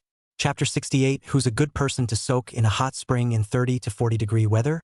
Ji Nanchuan looked at Rong's father and mother in front of him. This was the first time in 2 lifetimes that he had seen Rong Miao Miao's parents. After the big incident in her previous life, Rong Miao Miao had never seen her parents show their faces after she was arrested. I heard that the 2 of them moved decisively after knowing that Rong Miao Miao borrowed money and ran away, and then went to have a second child. That's why they, the victims, have never met Rong Miao Miao's relatives. At this time, looking at the couple who came to the door, Ji Nanchuan thought it was not quite the same as he thought. At least at this stage, they are concerned about Rong Miao Miao. But it's a statement that makes you kinda wanna spray. Ji Nanchuan was never one to condescend. Mr. Rong's family is also in business, right? According to your logic, what's wrong with the right family liking to steal your family's order? He is also really like that order with a little means how. People and you look at the same order or your honor almost have to. Forget it, is that what you mean? Ji Nanchuan's tone even brought curiosity. But Rong's father's brow immediately furrowed as he looked at Ji Nanchuan. Can this mean the same thing? One is business and the other is a matter of feelings. Ji Nanchuan nodded. Oh, so that means Mrs. Rong should be careful. One day there is a woman looking for the door. It is estimated that Mr. Rong will also say a sentence, almost get it. People can still look at your husband. May also be really like you have to accept you. Rong mother's face became ugly, and Rong father even pointed directly at Ji Nanchuan. You people, if you don't want to directly open your mouth and refuse just like that, just talk like that? How are we also elders? Only those who deserve to be respected are called elders. Otherwise, they can only be regarded as passersby, or the kind that holds a frame. Ji Nanchuan looked at his outstretched finger and frowned in disgust. And the quality of your family is probably not even good. This is not 2 sentences before reaching out and pointing at someone? No wonder Rong Miao Miao could be taught to be like this. Ji Nanchuan didn't give them a chance to open their mouths. You guys have to be clear about one thing. The one who is doing something wrong right now is Rong Miao Miao. Do you think this condescending tone is appropriate for yourselves? Do you think it's appropriate? She likes me and I have to kowtow to her? Have I done something really bad? Or am I some kind of a... I was giving you a few points, but this tone of voice and these words are appropriate. With that said, he stood straight up, not intending to waste too much time on the arrogant couple. Rong mother this time is estimated to be a little panicked. Hastily stood up, before her husband said that he did not need to open his mouth. It was a matter of 2 or 3 sentences against a student of that age. I didn't think I'd mess it up now. I guess the other guy wasn't something to be taken lightly. Student Ji. Mother Rong tried to reach out and pull Ji Nanchuan out of the way. She looked a little embarrassed but still insisted. Ji students, I know this matter is Miao Miao did wrong. We also give you and your girlfriend to apologize. Just also hope that you can give Miao Miao a chance. She is still so young. Just went to college. Later life is still very long. She did wrong, we will educate her well. Just hope that you can give a chance. The child's life cannot leave a stain. I hope you can give her a chance. The child's life can't leave a stain now. Anxiety and helplessness could be heard when Mother Young said it. Ji Nanchuan had to admit that because of Ms. Zhao. He did look at Rong mother's anxious appearance and softened a bit. He sighed. Auntie, she's an adult. He looked at the woman in front of him and her husband sitting beside her with a still dark face. You all can find my classroom door and wait. Why can't Rong Miao Miao? She did something wrong herself, why not come to apologize, not to mention what I pulled the black out of her. She also did not go to find my girlfriend moral abduction. After the failure you guys came, she has not appeared in front of me so far. Auntie said why? She is not even afraid to take responsibility for what she did wrong. But she wants me to forgive, I can't. Ji Nanchuan glanced at the time, had no intention of wasting more, and finally said one more sentence. If the one who was rumored today was your daughter, would you easily say you forgive? I think you will probably come to the school to find the person who made the rumor, right? So I'm sorry, I can't do forgive. I'm not that generous. In the end, Ji Nanchuan didn't look at the couple anymore and just turned around and left. Honestly, Rong Miao Miao's parents looking over was something he didn't expect. But it also showed that Rong Miao Miao was probably really scared. But it's only now that I'm afraid. It's not like no one replied to the building when the rumor was started before, saying that the story looked fake. Others say rumor mongering is against the law. But Rong Miao Miao swore that what she said was true and fabricated more evidence. Ji Nanchuan admitted that he was already prejudiced against her because of the events of his past life, and now he was even more unwilling to step back. So he has little psychological pressure. No internal conflict, which he felt was a good quality. Ms. Zhao and Ruan Mengyao were both busy in the kitchen when Ji Nanchuan arrived home. Neither turned around when they heard him say he was back. Just answered. Looking at their backs, Ji Nanchuan always had the illusion that he was the redundant one and they were the real mother and daughter. He sighed softly, but there was no denying that it felt good, that the two people he cared about most were close. Well, think about it. Many of Ji Nanchuan and Ruan Mengyao's classes were staggered. For example, today was the day he had his morning 8, and Ruan Mengyao had an afternoon class. Don't want him to send it yet, it doesn't feel necessary. He just went out the door to go to class by himself. Ms. Zhao mocks Ji Nanchuan as she eats ice cream on the sofa. Almost got it. It used to be Yao Yao who sent you to school. Ji Nanchuan walked over and reached over to take away the ice cream in her hand. You can eat less of the cold stuff, right? Ms. Zhao froze for a moment, then laughed and wasn't offended. Okay. By the way, son, I have to travel tomorrow too. Ms. Zhao said, but after this time I probably won't have to travel much. You and Yao Yao stay home well. Mom will make you money for the bride price. Ms. Zhou laughed to herself when she finished. Ji Nanchuan, however, stared at her and saw the fine lines at the corners of her eyes. His mother used to be a very elegant woman, doing everything without panic. But since the divorce, the once unhurried person became doing everything in a hurry for fear of slowing down. At this moment, he sighed, Mom, actually you don't have to work so hard. Our current life is just fine. Zhaoing froze for a moment, then smiled. It's fine. Mom isn't tired. She thought of something. Right, I have 2 tickets for the hot spring manor here. You and Yao Yao can go and have fun sometime. Yao Yao seems to have never learned how to swim. You can teach her. Ji Nanchuan. No, Mom. Who's a nice guy soaking in a spa in 30 or 40-degree weather? Chapter 69. The Law of True Fragrance. The hot springs are so nice. Zhaoing rolled her eyes. Who told you that Hot Spring Manor only has hot springs? Ms. Zhao ended up throwing 2 tickets to Ji Nanchuan and went back to rest. He also told Ji Nanchuan to take a look at the person's official website himself. This thing is a shocker if you don't look at it. The amenities were perfect, and even though it's called Spa Manor, it's all ready to be a water amusement park. There should be a lot of people going in the summer too. It's called Hot Springs Manor because it's kind of a spa town over there, and the rooms inside come with a small hot spring. Ms. Zhao gave Ji Nanchuan the same kind of premium ticket, the one with accommodation. Premium suites, priced at $5,999 a night on the website. This look is probably a gift from a partner with a lot of money. Ji Nanchuan's heart moved. Ms. Zhao went for another walk after dinner in the evening, and gave Ji Nanchuan a warning glance before leaving the house. Ji Nanchuan always felt like she didn't believe what he said last night. Didn't she? Doesn't matter though. The more you explain this stuff, the harder it is to convince people anyway. He sent the official website of that hot spring manor to Ruan Mengyao, then slapped Ms. Zhao's ticket over. Going? Soon he heard footsteps outside his door and then a knock on his own room door. Ji Nanchuan just opened the door and saw Ruan Mengyao's bright eyes. Are we going? You can go if you want to, Ji Nanchuan said as he looked at her happy face. Then go. Ruan Mengyao didn't hesitate for a second. Let's go have some fun. There's basically all the measures of a water park there. Hey, Ji Nanchuan reminded her. You don't know how to swim. Why are you still so interested in playing in the water? It's okay. Aren't there you? Ruan Mengyao said rightfully. And isn't there a swimming ring? There's also a lifeguard. This one looks like it's eager to go, and so thoughtful. Ji Nanchuan smiled helplessly. Okay, then go. By the way, my mom also asked me to teach you how to learn how to swim. The smile on Ruan Mengyao's face collapsed at the mention of learning how to swim, mainly because she was actually really quite good at all the sports. You learn everything fast except in the matter of learning to swim. From the age of 7 to 12, it was hard to learn.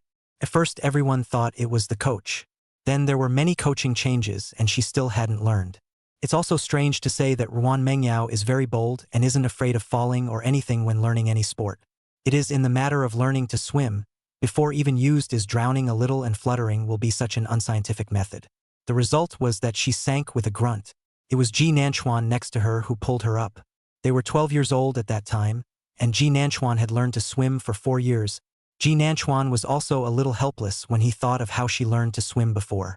After the age of 12, Nguyen Man Nguyen officially gave up on learning to swim. At this moment, hearing him mention it again, he himself sighed first. I feel like it's okay if you don't learn, right?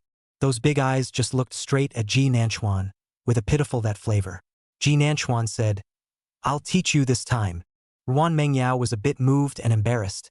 If Ji Nanchuan taught himself, the two of them wouldn't be able to avoid physical contact. What about swimming where everyone wears a bathing suit?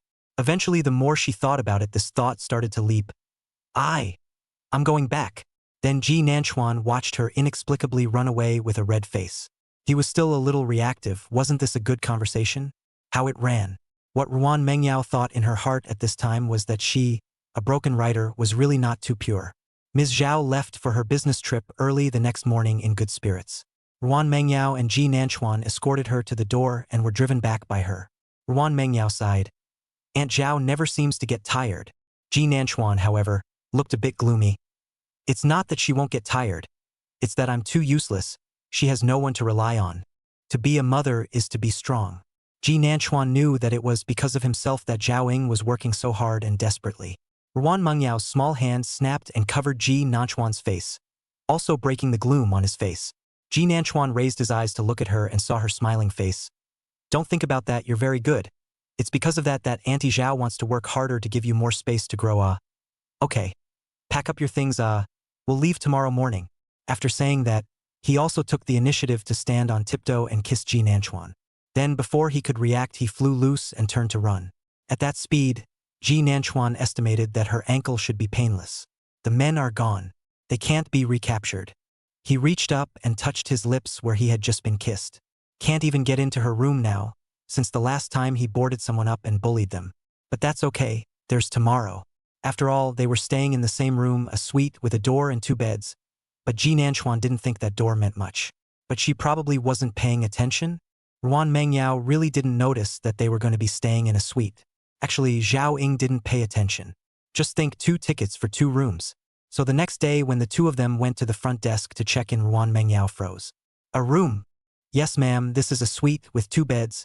There is also a small pool and a small hot spring with a balcony. The receptionist lady smiled gently, seeing her face of surprise and some hesitation. You guys, are you staying separately? Ruan Mengyao hs. Is there still a room? The young lady tapped a few times on the computer, then said shyly, I just received a tour group. I'm really sorry about it. We don't have any empty rooms on our side. Ji Nanchuan's hanging heart finally fell. Ruan Mengyao's hanging heart finally died. Ji Nanchuan hadn't opened his mouth until this time. What about hurrying up? There are people lining up behind us. We really don't like it. Let's go back. I'm here. It's been over an hour or 2 on the bus. Ask Ruan Mengyao to go back now? Impossible. She put her ID card up with a snap and reached out to take the ID card in Ji Nanchuan's hand. Get a room. Anyway, it's a suite anyway, with 2 rooms and a door. It's pretty much the same as being at home. She's not that pretentious. Ji Nanchuan forced down the smile at the corner of his mouth and didn't make a sound. The young lady's movements were quick, and the 2 room cards and the amusement card were quickly handed to them. Have a good time.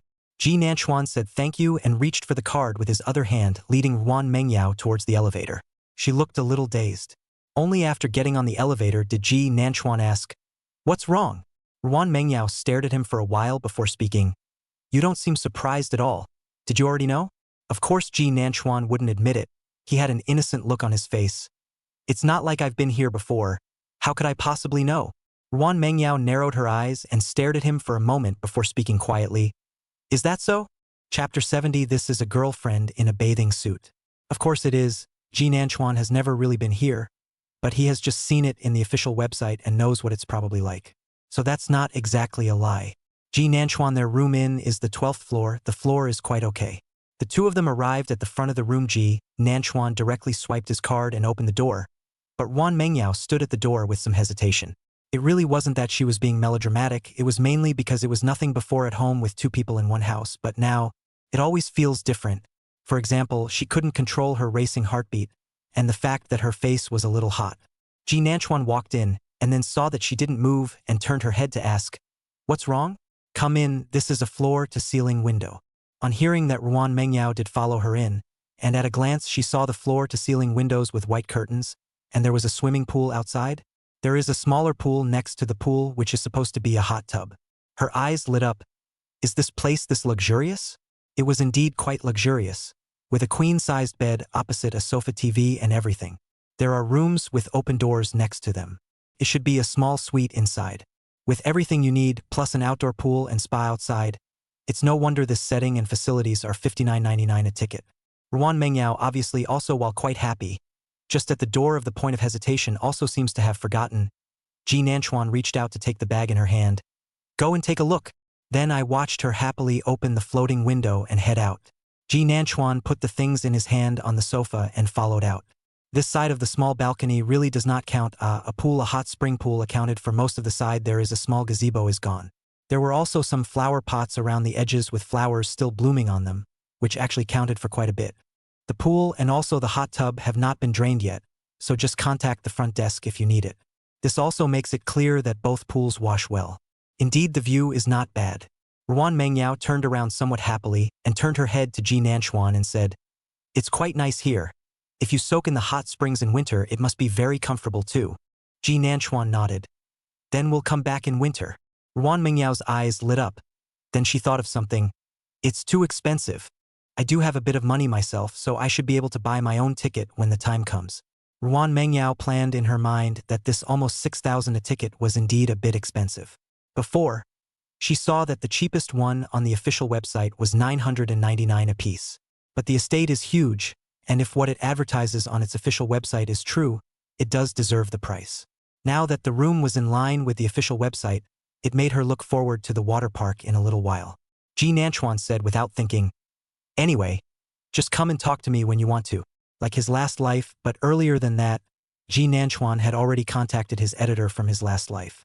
"The comic pilot has been passed and I'll be signing a contract soon." His last life's manga was serialized at the beginning of his senior year, and at that time he was contacted by his editor just after posting a chapter and offered to sign. Then the back counted as an overnight sensation and a minor success under all aspects of the operation. In fact, if Ji Nanchuan hadn't died suddenly, his second offline book signing would have come in a few days. In his last life, because of the story of childhood sweethearts in his manga coupled with Ji Nanchuan's own high face value. He's really hot, and at his young age he's had 4 comics published. But after Ruan Mengyao's death later in the season, his comic broke off. His leading lady is gone, and for a long time his fans waited and editors waited. Ji Nanchuan finally picked up the brush again. He wanted to give the people in the manga a happy ending. Since then this manga is considered finished. Though the editor told him that his stories in this series could stay hot as long as he kept drawing, and he could. If you don't have the material, you can find it online. But Ji Nanchuan doesn't want it anymore. His heroine is dead. He really wanted to give the comic a perfect ending. So he started working day and night on a painting, obviously until their wedding, but he died suddenly before the veil was finished. And then Reborn. It's as if everything was ordained by God. They didn't have a perfect ending in their last life, and neither did the manga. But it's okay, they're bound to have it in this life. Ji Nanchuan looked at the way her eyes looked outside expectantly and smiled. "Change your clothes, right? Let's go down and have some fun? I'll call the front desk to come and drain the pool by the way, and teach you to learn how to swim in a while." Ruan Mengyao heard that learning to swim was a bit reluctant but didn't say much. It was still more attractive to go out and play. "I'll go change into my swimsuit." Ji Nanchuan watched her pick up her bag and walk into the junior suite, but didn't say anything. "Went in and called the front desk myself. Then went in to change into my swim trunks." Turns out he came out. Ruan Mengyao hadn't come out yet. Ji Nanchuan waited for a while and didn't hold back to go knock on the door. "Yao Yao!" There was an answer from inside, and soon the sound of footsteps came. The door was opened, and she bared her little head. "Ji Nanchuan." The voice was a little hesitant. Ji Nanchuan looked at her with raised eyebrows. "What's wrong? Taking so long to change clothes?" His gaze swept over her exposed little face, which was pretty tightly covered, revealing only a small face. Ruan Mengyao pursed her lips and looked up at Ji Nanchuan. "I brought 2 swimsuits." Well, when asked why I brought 2 sets, I definitely wanted to look good for a night out with my boyfriend. Ruan Mengyao is also just a little bit of a little girl's heart. But when I brought it, I didn't feel it, and when I just changed it and looked in the mirror, I started to be embarrassed. So I've been hesitant to switch, but the other set is pretty much the same. Just as she hesitated, Ji Nanchuan knocked on the door. Ji Nanchuan sniffed and let out an ah. And then I changed embarrassed. Ruan Mengyao's voice was small. Ji Nanchuan froze for a moment, and then looked at her lower body, covered up and couldn't see. He said hesitantly, "You're not wearing a bikini, are you?" If he did, he probably wouldn't want to let her out like that. Ruan Mengyao shook her head, simply closed her eyes and directly pulled open the door. Ji Nanchuan was flabbergasted by the person in front of him. What the girl was wearing wasn't a bikini, but it was close, right? The black bathing suit was supported only by a few thin straps, a full chest, a flat belly with a waistline and long, straight legs. The black color showed white, and the thin lines tugged as if they weren't her delicate skin, but his frayed nerves. Ji Nanchuan is not that he has never seen a bikini beauty, but this is a completely different feeling, and that looking at it is just looking at it. But the one in front of him is different. The one in front of him is his girlfriend. His girlfriend. Chapter 71. Ji Nanchuan. Undress. Ruan Mengyao's skin is not the kind of white transparent kind. She likes to exercise even on the body is a little bit of subtle color difference, not really obvious to look carefully to see. Perhaps because his gaze was so blunt, she raised her arms a little unnaturally and crossed them over her chest, a defensive gesture. Yet it appears boobs bigger. The black color already looked white, and the squeeze of her movement directly caused that delicate skin to attract Ji Nanchuan's full attention. Inevitably, the knot in his throat moved up and down unnaturally. He coughed lightly. "Let me, put a shirt on you." Ji Nanchuan turned around and walked away in a somewhat lousy manner after he finished speaking. His footsteps not quite natural, because his body naturally had some cough reaction. He's afraid of being found out. Ruan Mengyao blinked as she watched Ji Nanchuan's somewhat wretched movements, her cheeks still burning. In fact, she just noticed it. Originally, the swim trunks were snug. She watched as Ji Nanchuan walked over to the side of the sofa and found his clothes. A white tee. Ji Nanchuan's clothes should be able to come up to his thighs a little bit if Ruan Mengyao wore them. It certainly wasn't revealing, and he wasn't hot in his looser clothes. Ruan Mengyao looked and blinked, walking out. "You gave me your clothes? How are you going to change in a while?" She didn't believe that Ji Nanchuan would bring 2 or 3 sets of clothes. Ji Nanchuan said indifferently, "I'll be back in a while and I'll wash and dry it. It's hot." "Then aren't you going to walk around naked all the time?" She muttered in a small voice, her gaze sweeping over Ji Nanchuan's upper body, which was still wearing a t-shirt at the moment. Ji Nanchuan froze for a moment, didn't react for a moment, but he had already walked over, reached out and pulled her hand towards his abs. "Your boyfriend's body is still okay? Why do you still dislike on it?" Only the little girl he had expected to be shy darted in and reached inside his shirt and rubbed her hands on his abs a couple of times before saying, red-faced but with a straight face, "It seems nice, so why don't you take it off?" Ji Nanchuan? Taken off? He was really frozen this time. How did she manage to be red-faced yet do something so bold? And take off what? Seeing that he froze, Ruan Mengyao reached out and pointed to the clothes he was wearing. "I'll wear this one on you. Anyway, it's going to get wet in a while anyway. This way Ji Nanchuan will have clothes to change in a while." Ruan Mengyao thought quite well, but what flashed through Ji Nanchuan's mind at the moment was her wearing the clothes she was wearing on herself. That way she smells like herself all over her. "Let's put it this way just to do something," he whispered. "I've been wearing it all morning." Ruan Mengyao, however, said, "It's not like I mind you. Take it off." What an impressive thing to say, but now more than just a blush. His eyes began to flicker. Having said that, Ji Nanchuan tossed the clean clothes in his hands to one side of the bed, looked at her and asked, "Then I'll take them off?" "Strip. It's very imposing." Ji Nanchuan didn't make much of a fuss and took it off directly. "When I was playing before, sometimes I would just change on the side of the court when I was in a hurry. What a big deal." What he was more excited about now was how Ruan Mengyao looked in it. Ruan Mengyao's uncontrollable gaze flew around Ji Nanchuan's body. Well, 6-pack abs. There was muscle on his body, but it was a thin layer, not exaggerated. In the end, the teenage body still looked on the thin side. He's right though, the figure is really good. Ji Nanchuan handed her the clothes. "If you think it smells, just wear new ones. I'm really okay with it." Ruan Mengyao reached out and took the clothes and directly put them on. As they had just been taken off, They still had Ji Nanchuan's body heat on them. You can also smell the body wash and shampoo. It was a morning's wear, but in the morning they took a cab straight from the house. No sweat actually, so there's not much flavor. But Ruan Mengyao still felt that the temperature made her feel like she and Ji Nanchuan were sticking together, a feeling that was hard to describe. Yet it made her feel as if she was starting to burn all over. Ji Nanchuan watched her put on her own clothes, which were black just up to her knees a little upwards. This seems to be called the absolute field. He had seen it online earlier. He didn't dare look at it much, or he felt like he wouldn't be able to walk out of the room. But it finally covered her just dimpled and deadly seductive figure. Only the neckline was still a bit loose, revealing a large portion of her skin and collarbone. Going out like this, it was obvious at a glance that the clothes she was wearing were not her own. Ji Nanchuan liked this. It was as if he had labeled her as his own. Ruan Mengyao pulled the hem of her shirt unnaturally at his gaze. Doesn't it look good? If it doesn't look good. Good looking, Ji Nanchuan said as he took a step forward, and the distance between the two of them closed. Ruan Mengyao could see his abs when he looked down. Good looking, I want to do something now, Ji Nanchuan said as he reached out and pulled her wrist, lowering his head to kiss her lips as she looked up in bewilderment. Those soft little hands tried to push him away, but they touched the skin directly on his body. Then, as if frightened, he was about to retract, but unfortunately, he was caught by the wrist and couldn't retract at all. In the end, they could only be pressed against each other's chests.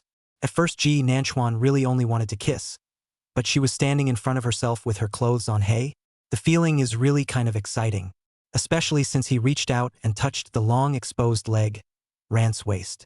The dress that had been over her was still lifted. The thin black band could still be touched, but it didn't affect Ji Nanchuan's hand that attacked the city. It was finally held down, and the undulating softness and her fierce heartbeat could still be felt in her palm. Ji Nanchuan, you can't be a hooligan. Her lips were gently bitten. Ji Nanchuan laughed and withdrew his hand, then pulled her hand towards his abs. Then you juggle as well. Let's return the favor. After saying that, he kissed her lips again without waiting for her to react. Even got an inch and gave her a gentle nip on her collarbone. The little hand resting on his abs didn't even dare move. Ruan Mengyao is a tough talker but a wimp. In fact, obviously soft and wimpy. In the end, Ji Nanchuan could feel her body trembling slightly from nervousness. But even so, she didn't reach out to push him away. Ji Nanchuan sighed. It's all like this. He can't afford to bully her anymore. Ji Nanchuan ripped open the collar of his own clothes a little bit and gently dropped a kiss a little bit down at the collarbone, near that heart position. It finally loosened up a bit. Her voice laced with laughter. Okay, stamp. Chapter 72. Leaving a trace of you. Ruan Mengyao looked down and saw a little bit of redness from her collarbone downwards, but she dared to be angry. Those who know what's good for them know what's good for them. As far as this situation was concerned, with a lone man and woman sharing a room, she didn't dare to mess with Ji Nanchuan. So she quickly moved away her line of sight, although her face was still red, and at this time, the clothes on her body that belonged to Ji Nanchuan seemed to be burning against her body. Shall we go? Going out to play. The voices are all false. Ji Nanchuan carefully watched her blushing and not daring to look at herself, which was rare. Let's put it this way, what Ruan Mengyao did, no, I should say that in front of himself no matter what he did, he was always in control of the situation very quickly. That was before, of course. But since being together, maybe it's a role reversal or maybe it's a different mental state. Anyway, now Ji Nanchuan is realizing that she's slowly becoming softer in front of herself. It made him just want to bully her. The inferiority of boys was clearly displayed in Ji Nanchuan at this time. But he also knew what was appropriate. After all, Ruan Mengyao wasn't really a little sheep. At this point, he smiled a little and reached down to help her straighten her clothes. He could still feel the person in front of him shrinking back unnaturally when he reached out, probably thinking of something again, and stiffly holding back and not moving again. Ji Nanchuan acted as if he hadn't noticed, helping her pull up the collar of her shirt to make sure that he covered the traces he had left behind, so that she wouldn't take her clothes off in a while playing in the water in any way. So that would be good. Okay, let's go eat something before we go play in the water, right? It's almost 12 now. They do include a buffet on their side, with 3 meals a day plus afternoon tea. This $59.99 seems quite expensive, but the basic spending is included. When Ji Nanchuan said so, Ruan Mengyao only wanted the two of them to be able to go out quickly, so she naturally had no problem with it. Just seeing him just so naked with his upper body holding himself to walk out, Ruan Mengyao still couldn't help but open her mouth. Aren't you going to put on a shirt? There was still a slight irritation as his eyes swept over. That possessive feeling of having something that belonged to him looked at. Ji Nanchuan had originally just, put on a pair of wide beach pants over his swim trunks after having a reaction. Although naked, but the body is not bad is not ugly. In fact, they had just noticed at the front desk that quite a few of the men were dressed that way. It was too hot, it was supposed to be for water fun, and no one would think anything of it if it was on the beach by the ocean. There were quite a few girls running around in bikinis just now. Ji Nanchuan heard her words but gave her a meaningful look. Mind if others look at me? Ruan Mengyao first didn't say anything. Then she thought, no, this is her boyfriend. So she immediately nodded again. Mind. Mine. My two words were well bitten and with a hint of uncertainty. Although she felt from the bottom of her heart that since Ji Nanchuan was her boyfriend, he belonged to her and it was normal to be possessive, right? But she wasn't sure if Ji Nanchuan liked this. So it was said with less of the usual justification. Ji Nanchuan did notice. Because he knew that his emotional intelligence was quite low, he had now learned to pay close attention to Ruan Mengyao's emotions. At this point, subtle changes in tone were audible to him. The hand that was originally holding her went towards her waist, and the person once again jumped into his arms. Ji Nanchuan reached out and pointed to the location of his collarbone. Give me a kiss, the same as what I just did to you. Leave a trace that belongs to you. He grinned at Ruan Mengyao. See, with the tags on everyone will know I'm yours and they won't look twice. Ruan Mengyao's gaze slowly fell above the collarbone along with his fingers. Her eyes widened slightly and she gave Ji Nanchuan an uncertain look. Is it okay? Yes, as long as you want to. Ji Nanchuan's tone took on a seductive tone. Aren't we originally boyfriend and girlfriend? Don't you want everyone to know that I'm you that you wanted? Ruan Mengyao's lips landed on his collarbone a little bit down, which was actually about the same position as where Ji Nanchuan had just left his mark. His skin wasn't as white as Ruan Mengyao's, so he put his hand behind her head and whispered, a little stronger to leave a mark. It was as if Ruan Mengyao could hear her own or rather his heartbeat. But she obeyed and used to suck on it. The dark red color on that little patch of skin was kind of nice when you finally left red-faced. The corners of her mouth flew up in a hook. Then I saw Ji Nanchuan's fingertips gently nodding on that small red flower. Good looking. At a glance, it's what my daughter-in-law left behind. The voice was laced with laughter, directly making Ruan Mengyao not dare to look at him. At this time, he also did not dare to stay in the room with him for a long time, pulling the person and scrambling out. Let's go. Go eat. Flustered on my feet, I'm even going to forget to get my card. It was Ji Nanchuan who took the card and went out with a quick eye. There is also a small card given by the front desk, which is required for both eating and going into the water park. The restaurant was on the second floor, and Ruan Mengyao's face was red until she got on the elevator. The two stood a little around the corner, down the elevator with a few floors of upper people still parked. Ruan Mengyao realized that Ji Nanchuan had definitely coaxed her on purpose just now. The original outfit with beach pants on and topless was pretty normal. But Ji Nanchuan's collarbone is now a small piece of red, so that people who come in seem to be unable to resist that look. After looking at it, he'd dart another glance at Ruan Mengyao.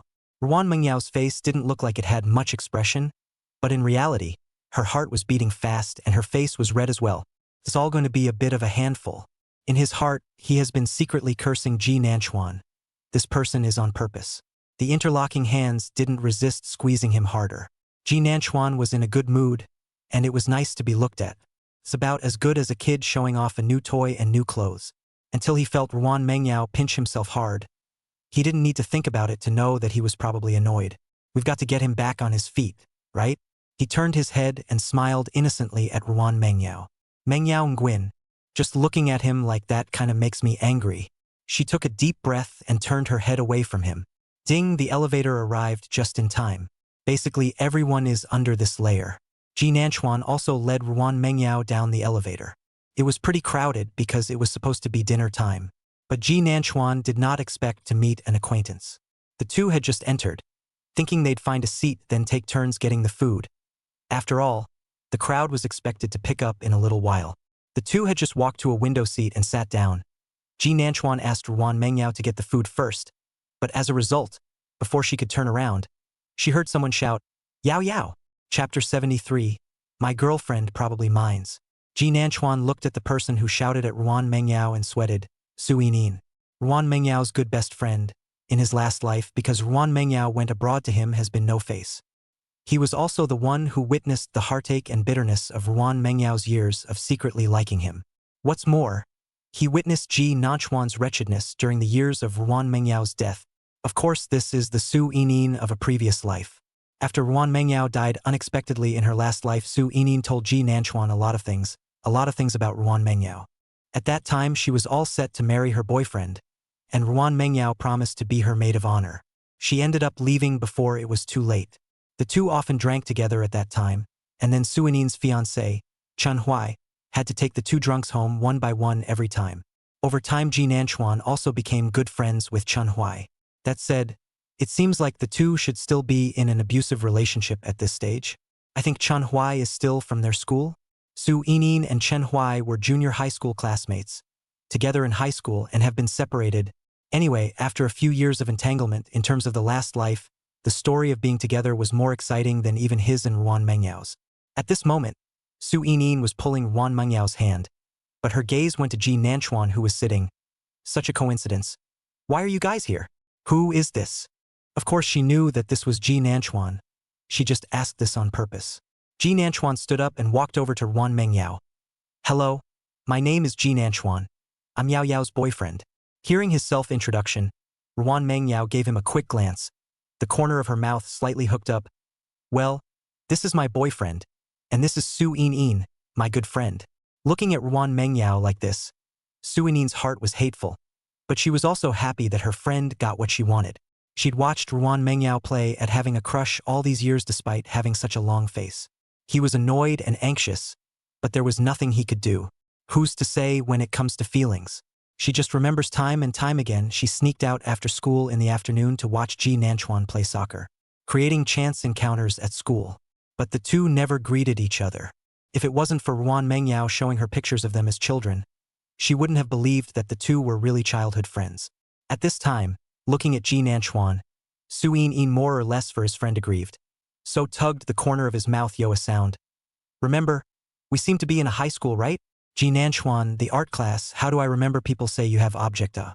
There is not always a woman around.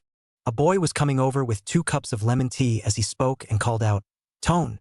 Ruan Mengyao originally heard her best friend's words and was just about to speak, when she saw the boy raise an eyebrow and glance at Su Yinin again. Isn't this your ex-boyfriend? Ji Nanchuan forced himself not to laugh. How to say it? Ruan Mengyao, very protective. It was like this since childhood, never allowing anyone to bully Ji Nanchuan in front of her. Although Su Yinin's words just now weren't considered bullying, a bit of yin and yang was still quite obvious.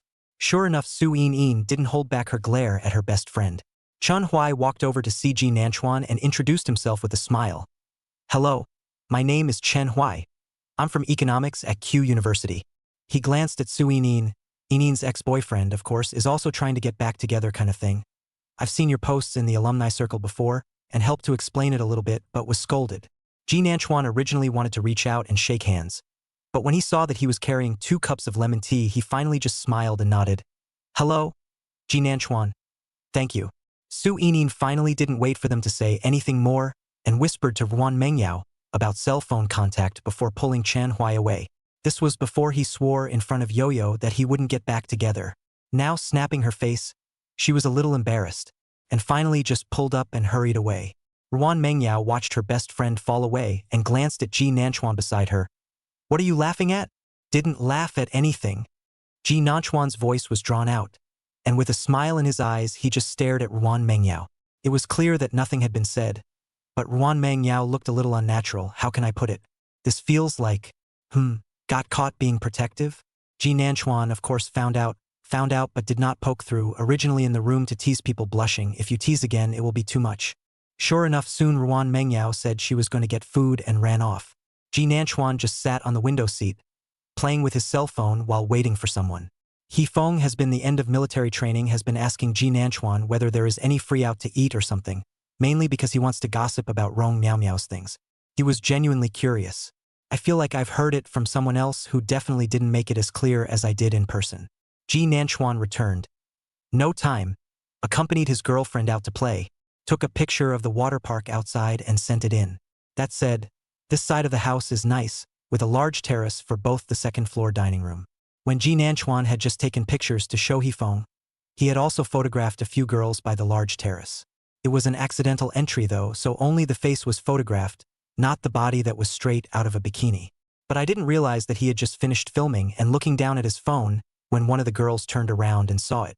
Ji Nanchuan didn't notice until two girls stood in front of his desk reaching out and gently knocking on the desktop. Ji Nanchuan looked up and moved away. His eyes fell on the face of the two women wearing makeup. In fact, is not very understanding, are gonna play in the water how to bring makeup ah. When one of the women saw Ji Nanchuan's front face was more handsome than his side face, her eyes flashed with pleasure. Then she spoke. Hello there, little handsome. You just filmed us, didn't you? It was the girl with the long curly hair who opened the mouth, and although it was an inquiry, her tone was sure. Ji Nanchuan's face? He looked at the confident girl in front of him with a depressed expression. Excuse me, but do you have the wrong person? Next to the long curly hair was a slightly chubby girl, but she had pale skin and the kind of body that looked a little meaty but dimpled. It's the kind that, well, it feels like the bathing suit is going to wrap around you. Although Ji Nanchuan only swept a glance, it was still obvious because it was overly prominent. The chubby girl smiled and said, Shy? Are you here alone? Let's go together. With that, he pulled the long curly-haired girl into a seat. This little handsome guy looks really quite handsome and has six-pack abs, which is not bad at all. Ji Nanchuan was genuinely dumbfounded. Seeing them sitting across from each other, he couldn't help but open his mouth. I didn't come alone. My girlfriend probably minded. As he was talking, a dinner plate was placed directly in front of Ji Nanchuan. Ji Nanchuan could already smell her own familiar odor. Ruan Mingyao's voice was a bit cold. Sorry, this seat is ours. Chapter 74. Luckily you're back, or they'd have bullied me. The two girls who were originally wearing smiling faces froze for a moment when they heard Ruan Mingyao's voice, then turned their heads to look over. They saw a pretty girl standing next to them with a cold face, but still not hiding her delicacy, looking at them. The smile on the slightly chubby girl's face tightened slightly, a little embarrassed. Ah, you guys are together? Big Wave's face fell into an irritated mood. It's a 4-person spot, and the handsome little man just took a picture of us, so we just came to ask.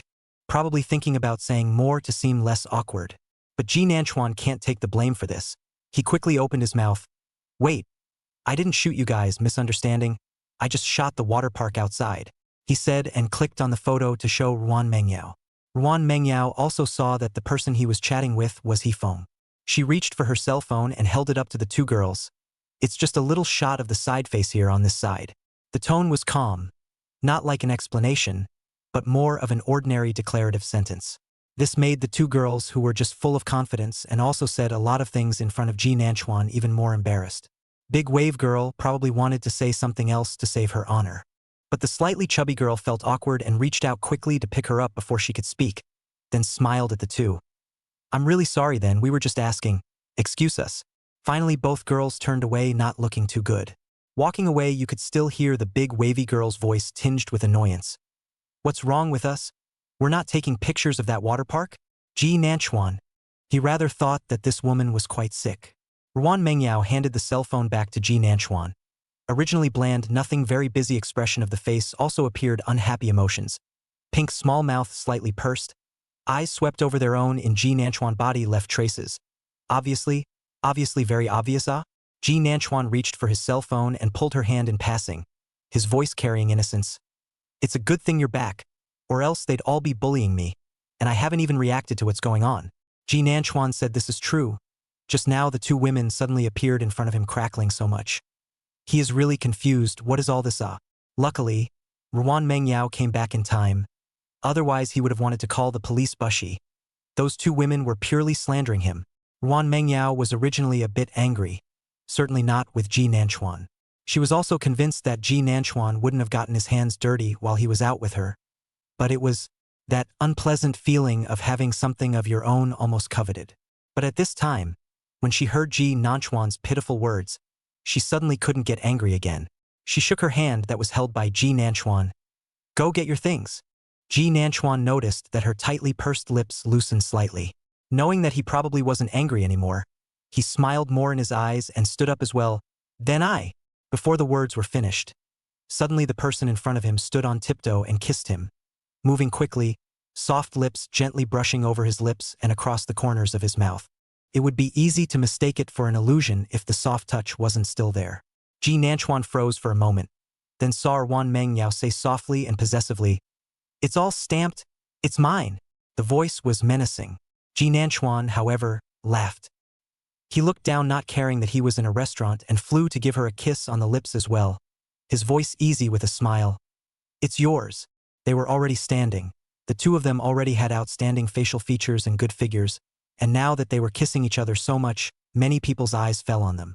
Ruan Mengyao finally appeared smiling and embarrassed because of Ji Nanchuan's actions and words in his eyes. You go quickly. After a moment's thought, he added, come back soon, too. He just left for such a short while, and there are two women standing here. Who knows if he will be accosted even if he goes to get something. Thinking like this, she actually wanted to follow Ji Nanchuan. But Ruan Mengyao was still a bit sensible, so naturally she wouldn't really follow. Ji Nanchuan also noticed that quite a few people were looking at them. So he said okay and didn't make any more intimate gestures, turning around and going to the other side to get something. He was in a good mood, having just clearly sensed Ruan Mengyao's possessiveness that was about to be concealed. To put him in a comfortable mood, and he liked the feeling that Ruan Mengyao regarded him as his private property. Ruan Mengyao's eyes kept following Ji Nanchuan. Instead, the phone vibrated for a long time. She took it out and looked at it a few times anyway. It's a message from Su In, starting with 2 photos.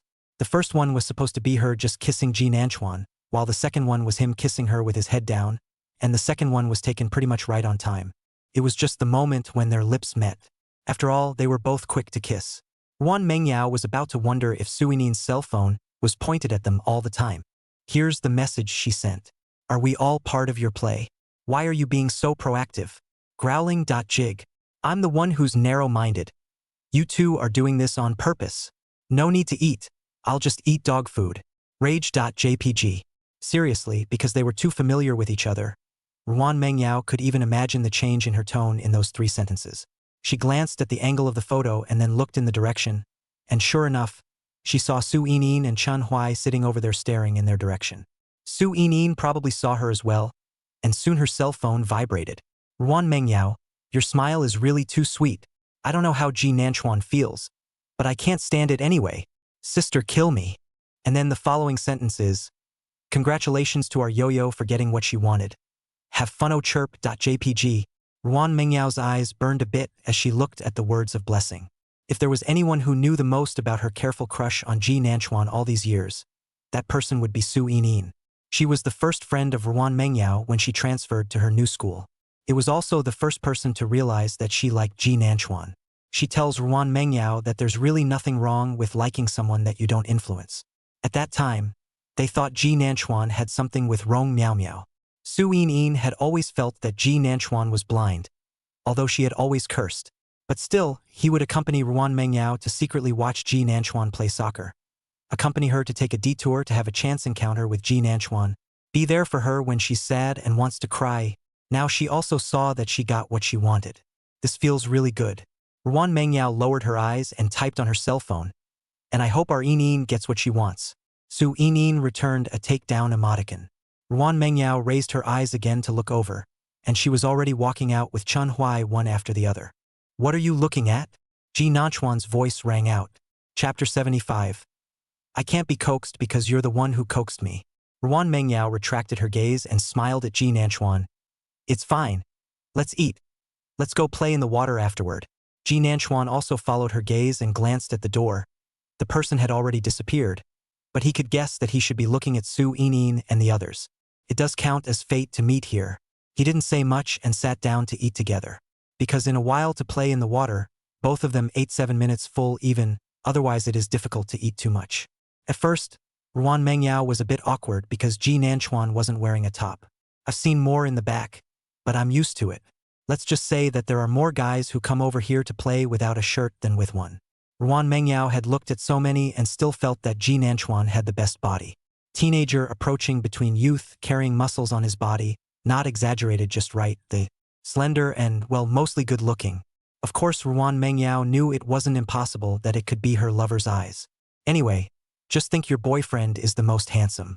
Ji Nanchuan's eyes were honest and never looked around. Ruan Mengyao observed that he mostly swept by and didn't linger on anyone for too long. It made her feel happy inside.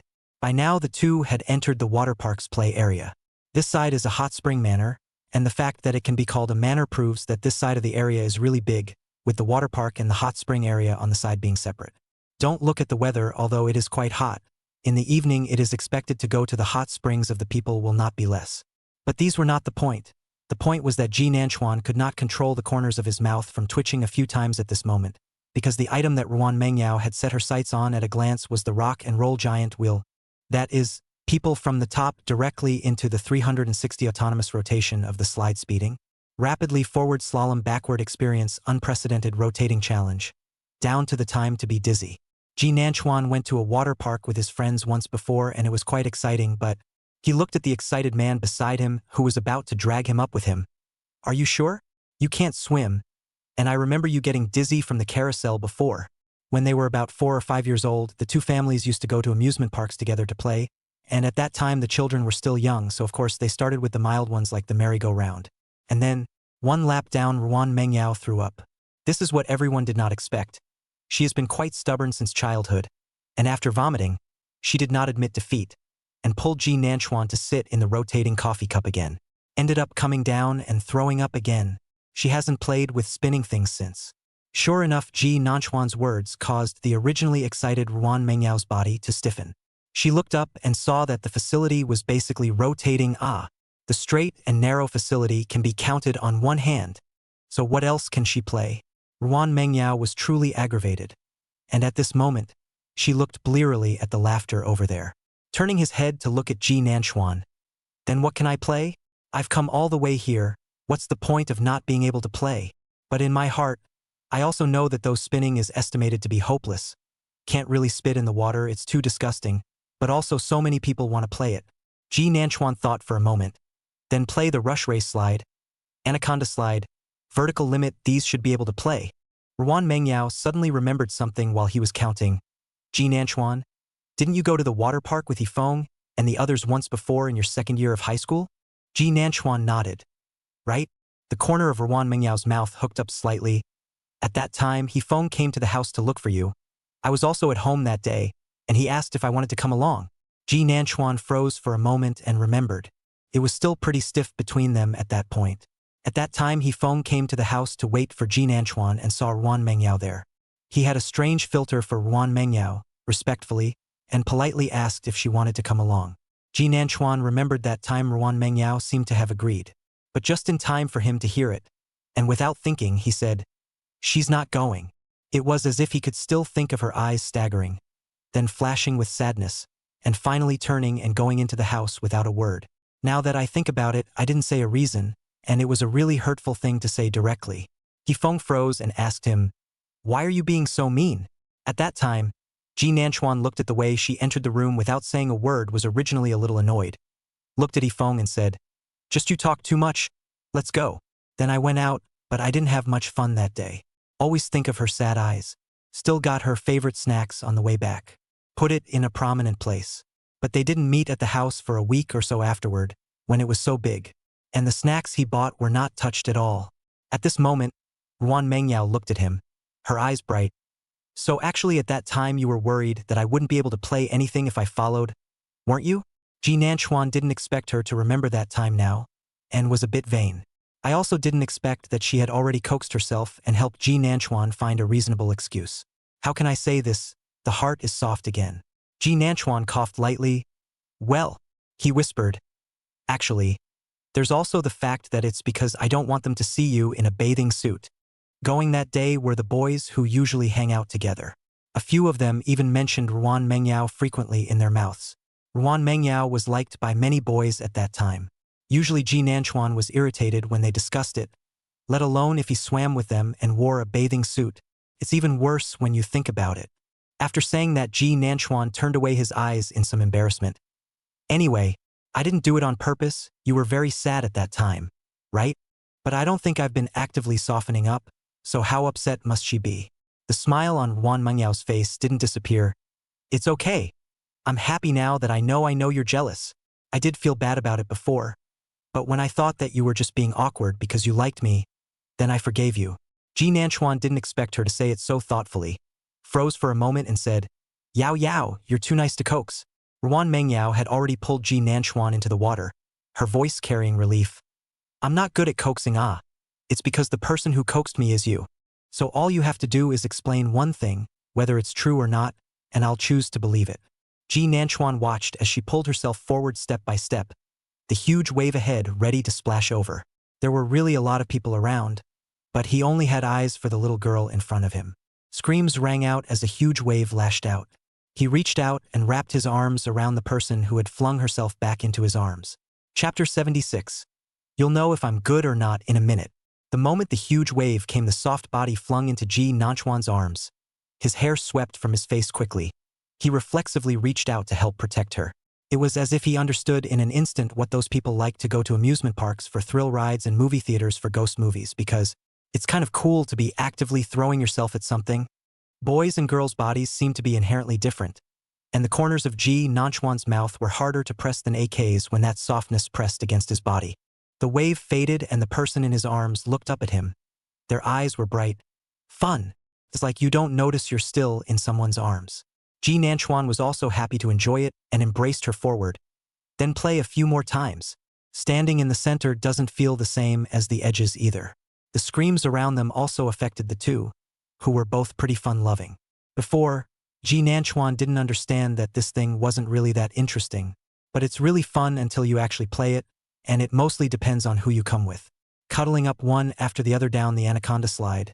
Vertical extreme. This facility is also a great feeling, although Ruan Mengyao a lot of cannot play, but also play a lot of fun. Little face flushed. In fact, she also wanted to come before, but how to say it, this kind of high altitude, a little bit of facilities are many girls are not happy to play, they are quite afraid. So she never found the right opportunity or person to come with her either. I just met Su Yinin in the pool as well, and it seems like they didn't intend to come up to play with this kind of higher altitude bit of equipment either. Fortunately, the one who accompanied her today was Ji Nanchuan, who, because of his physical condition as a child, would play any sport since he started exercising. So now the body is stronger than an ox. Ruan Mengyao felt really secure being embraced by him in her arms, and she loved this feeling. And finally, I know why some girls just love to stick it on. It's not that I like posting, it's that I like posting with people I like. That's how she was now, sticking to Ji Nanchuan everywhere she went. Ji Nanchuan, let's go play that. Ji Nanchuan, do it again. Ji Nanchuan.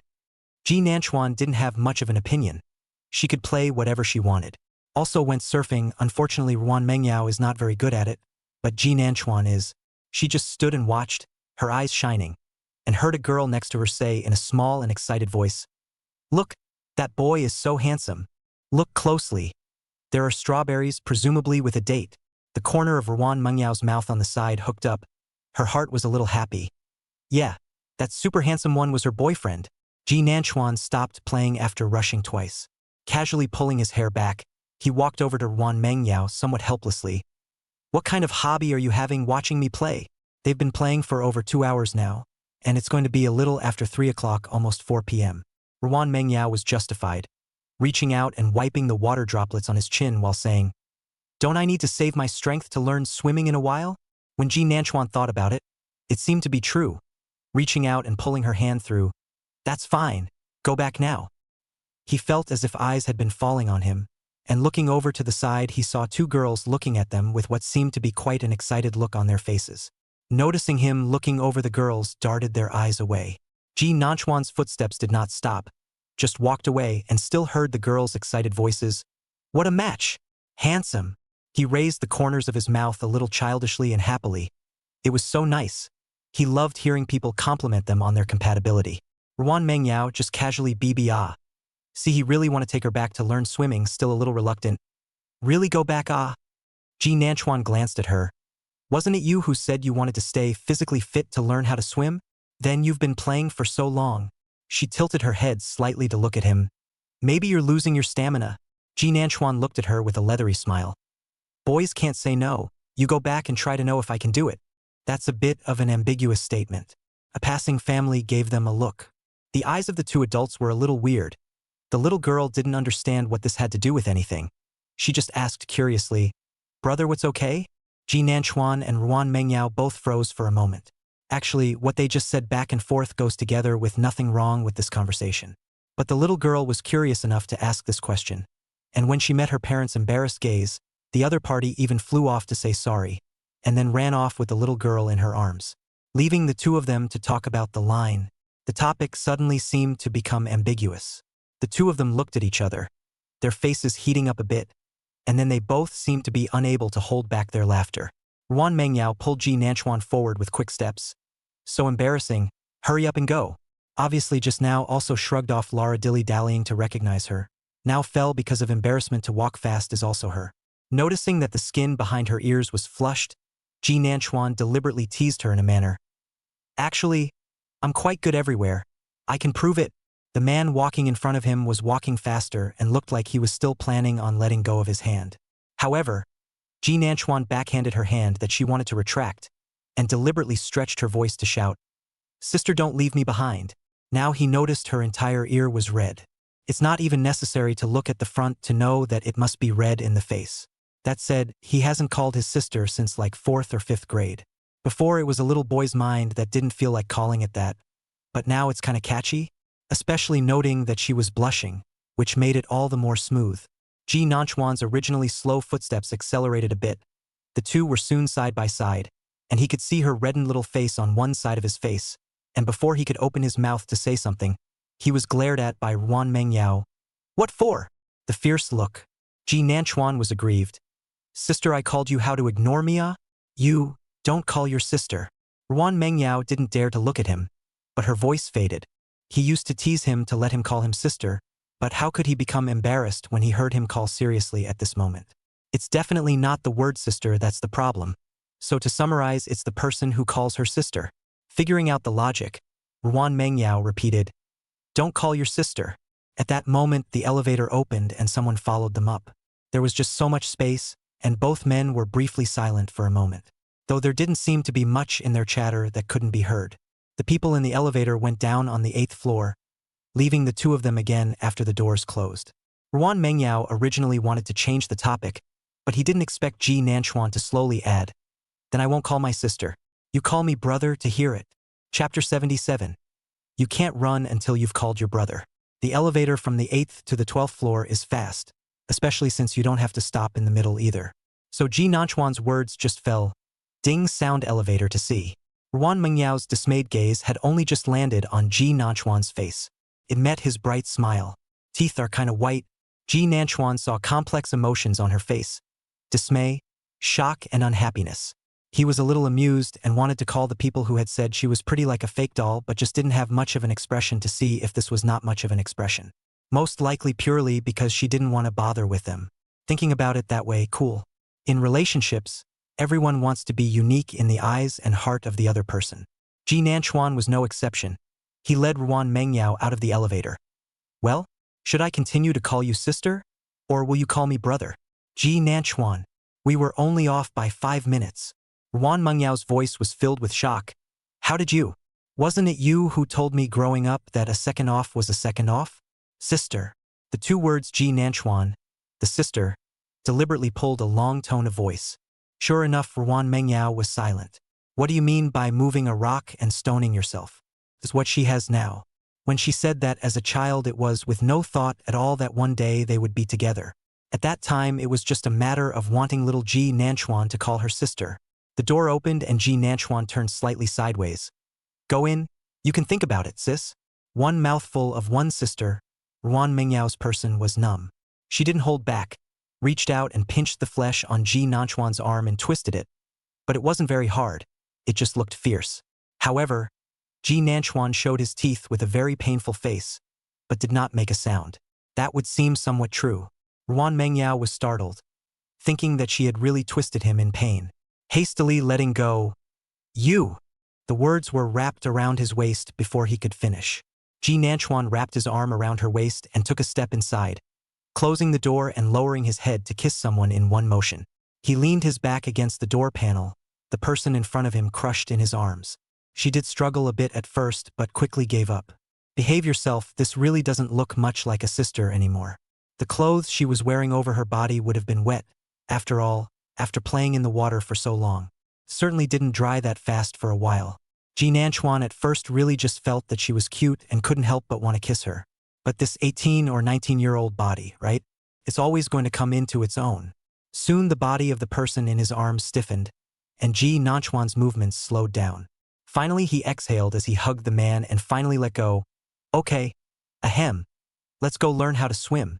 I didn't realize that the person I had just kissed and gasped for air was looking at him a little unknowingly at that moment. You? Can you swim like that? Although through the pants, but because I just played in the water, pants are also wet, in fact, really quite obvious. The Ruan Mengyao's eyes wandered a bit. Ji Nanchuan. For a moment, I didn't know what to say to make it right. He took a deep breath. If you keep looking at me how you are, I don't promise I'll do anything. Sure enough, at that comment, the man who had just mouthed the words jerked back a few steps and turned around quickly. Let's go learn how to swim. I've just actually burned a lot of energy playing in the water park. Ji Nanchuan also thought that if she was tired, forget it. In fact, he felt from the bottom of his heart that if he hadn't learned it after all these years, now, he shouldn't be able to learn it either, right? That's why I said I'd teach her how to swim, but I was just teasing her on purpose to see how difficult it would be for her, and it would be better if she pouted and said she wasn't going to learn. But it doesn't look like there's much hope. People are already running poolside at this point. Ji Nanchuan, come here. Then I'll continue to call my sister? Ji Nanchuan took a deep breath and unnaturally pulled his pants and walked over. Sure enough, Ruan Mengyao was silent again, and when Ji Nanchuan walked out, she was probably also psychologically prepared and could guess that Ji Nanchuan should have done it on purpose. So she smiled, reached out and touched Ji Nanchuan's face, then pushed him hard when he wasn't expecting it. Ji Nanchuan instinctively startled for a moment, then relaxed himself and smashed into the pool. The sound of people falling into the water accompanied her laughter. Ji Nanchuan could see her bright smile at a glance when she emerged from the water. He wiped a handful of water from his face. Come on down. This pool isn't too deep, so it's a good place to learn how to swim. Ruan Mengyao glanced at the pool and fell down the small staircase on the side, muttering, There's no floating board either. How can I learn? Ji Nanchuan didn't even want to hit her. But you can't learn with a floating board. Let's do it another way, without a floating board. Mengyao Nguyen. Thinking about her for so many years, she learns everything fast. But this swimming is also really do not know what is going on, just cannot learn. And she's actually not very afraid of water by nature. Ruan Mengyao stood on the last step and looked at Ji Nanchuan. How do I learn?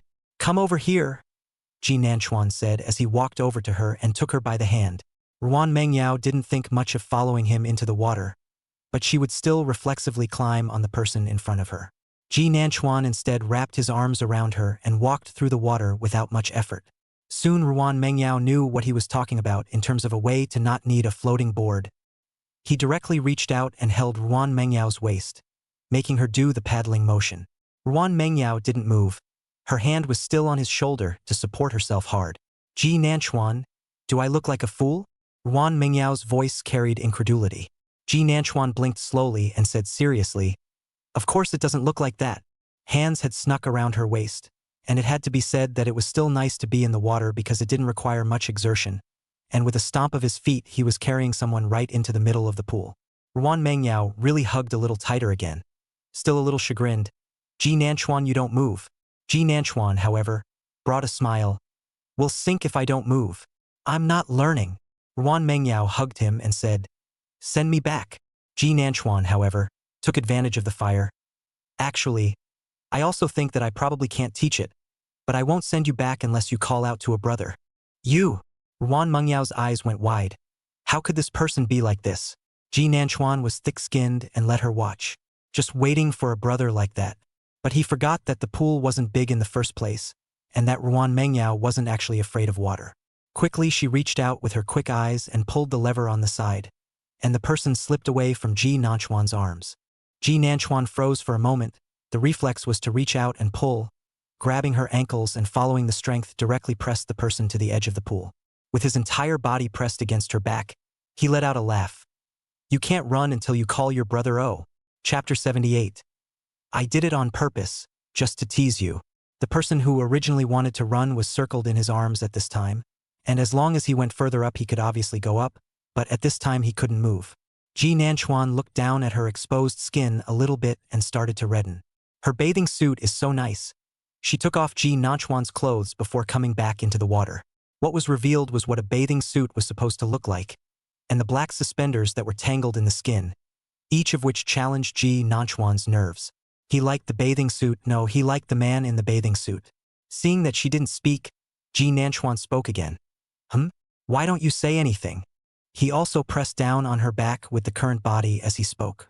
The sense of oppression this brought, and the two's tightly pressed skin made Ruan Mengyao, who was stifling her voice, a little unable to stand it. She wanted to turn around in Ji Nanchuan's arms, but the thought of turning around would make him see her red face, and isn't it pressed ahead? That might as well be pressing on the back. Her voice was a little strained, but she tried to pretend she was calm. What are you doing? I'm not screaming, loosen up and let me up. You're heavy as hell. Ji Nanchuan wasn't in a hurry and let go of a hand, and before she could walk away with a sigh of relief, that loosened hand had already re-encircled her waist underwater. Ruan Mengyao turned around with some annoyance. Ji Nanchuan. Seeing her turn around, Ji Nanchuan was directly happy, all without hesitation directly pressed. This was great. Not only was his waist wrapped around him, but he was pressed up against the side of the pool. Ji Nanchuan felt a softness different from his back against his chest, and although he didn't look down, he knew what kind of scenery it was. After all, it's something that you sometimes remember after watching it once. After all, it's still likely to be recalled over and over again in your head or in your dreams afterward. At this point, it felt like her body was slowly becoming rigid. Ji Nanchuan suddenly realized that it turned out that as long as others were embarrassed, he himself would not be embarrassed. He seemed to be uneducated in the matter of flirting with girls.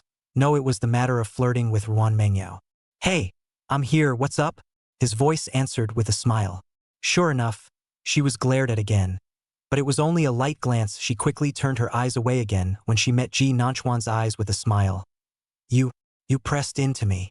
The voice is weak, but Ji Nanchuan still loosened up a bit, just pulling away a little bit.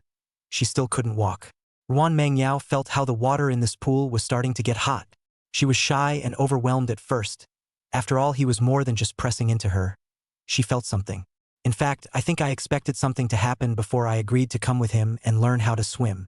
I've never experienced it, but I'm an adult, so what's not to understand? But it's still very different mentally between anticipation and actually being trapped in someone's arms right now. To be honest, is when she panicked a bit. But she didn't want Ji Nanchuan to see that she was panicking. So she simply reached out and hugged Ji Nanchuan's neck directly. I'm not calling. You call sister. Broken. Anyway, after how many times she had forced him to call her sister since she was a little girl, she mustn't lose out. Ji Nanchuan looked at her wandering gaze that didn't dare to look at himself, and felt cute any way he looked at her. So on purpose, she moved a little closer again, and the tips of their noses gently touched. Sister! The voice was low and sounded gentle, but the posture that trapped her was strong, and Ruan Mengyao suddenly felt as if she didn't know Ji Nanchuan very well either. She tried to back up, but there was no way back. So the hand holding Ji Nanchuan's neck couldn't help but push a little harder. Don't you scream so? What's wrong with calling? Ji Nanchuan was doing it on purpose, but it was true that he technically didn't know how she felt when he called her that. Then he saw Ruan Mengyao's red face and said, What's the point of screaming so seething? Ji Nanchuan was really frozen this time. Some unanticipated adjectives. Sex? But he reacted quickly and said, Not doing anything, just trying to seduce you. Ruan Mengyao had never been stubborn before falling in love. She had never lost in front of Ji Nanchuan herself. After this inexplicable winning heart out, Ruan Mengyao looked in front of the eyes as obviously in the intention to tease their own Ji Nanchuan. Also do not know where to come the courage, directly along with the strength to get closer to him. The distance that had just been pulled away by Ji Nanchuan was reapproached the moment she exerted herself. Ji Nanchuan only had time to see her suddenly force the two of them back together, and before he could figure out what she was going to do, he saw her raise her head and kiss her. The height difference between the two was not particularly large. Coupled with the buoyancy of the water, she was originally even along with the strength of Ji Nanchuan hanging on him. So kissing him at this point was smooth, if not effortless. Ji Nanchuan only felt a softness on his lips. Originally, they were both in love for the first time and were unfamiliar with kissing. As long as he was alone, Ji Nanchuan would find an opportunity to kiss someone all over his face. So after a while, she seems to have become much more proficient. It took Ji Nanchuan a while to come back to his senses by this sudden benefit. But after coming back to his senses, he quickly closed his eyes and enjoyed the sudden benefit. The water in the pool ebbed and flowed so that neither could touch their feet to the bottom. Ji Nanchuan held the steel pipe by the pool in his hand but had a point of gravity. One hand encircled Ruan Mengyao's waist. The person in her arms could only rely on him to bring her security. Hands embraced Ji Nanchuan with great strength, and kissed him with righteousness and unwillingness when he closed his eyes and red face. It is really contradictory, obviously still have to rely on Ji Nanchuan, but also defiantly want to fight back. Ji Nanchuan could feel the soft body following the current a little closer, drifting away. Physical contact is a touch away. This rather adds to the commotion.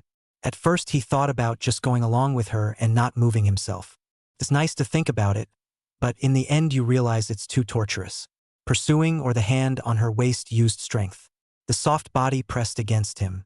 Water was a good thing and she could only cling to herself. Let Ji Nanchuan feel satisfied and do whatever he wants. Unfortunately, he only had 2 hands, and letting go either way would leave her in shock.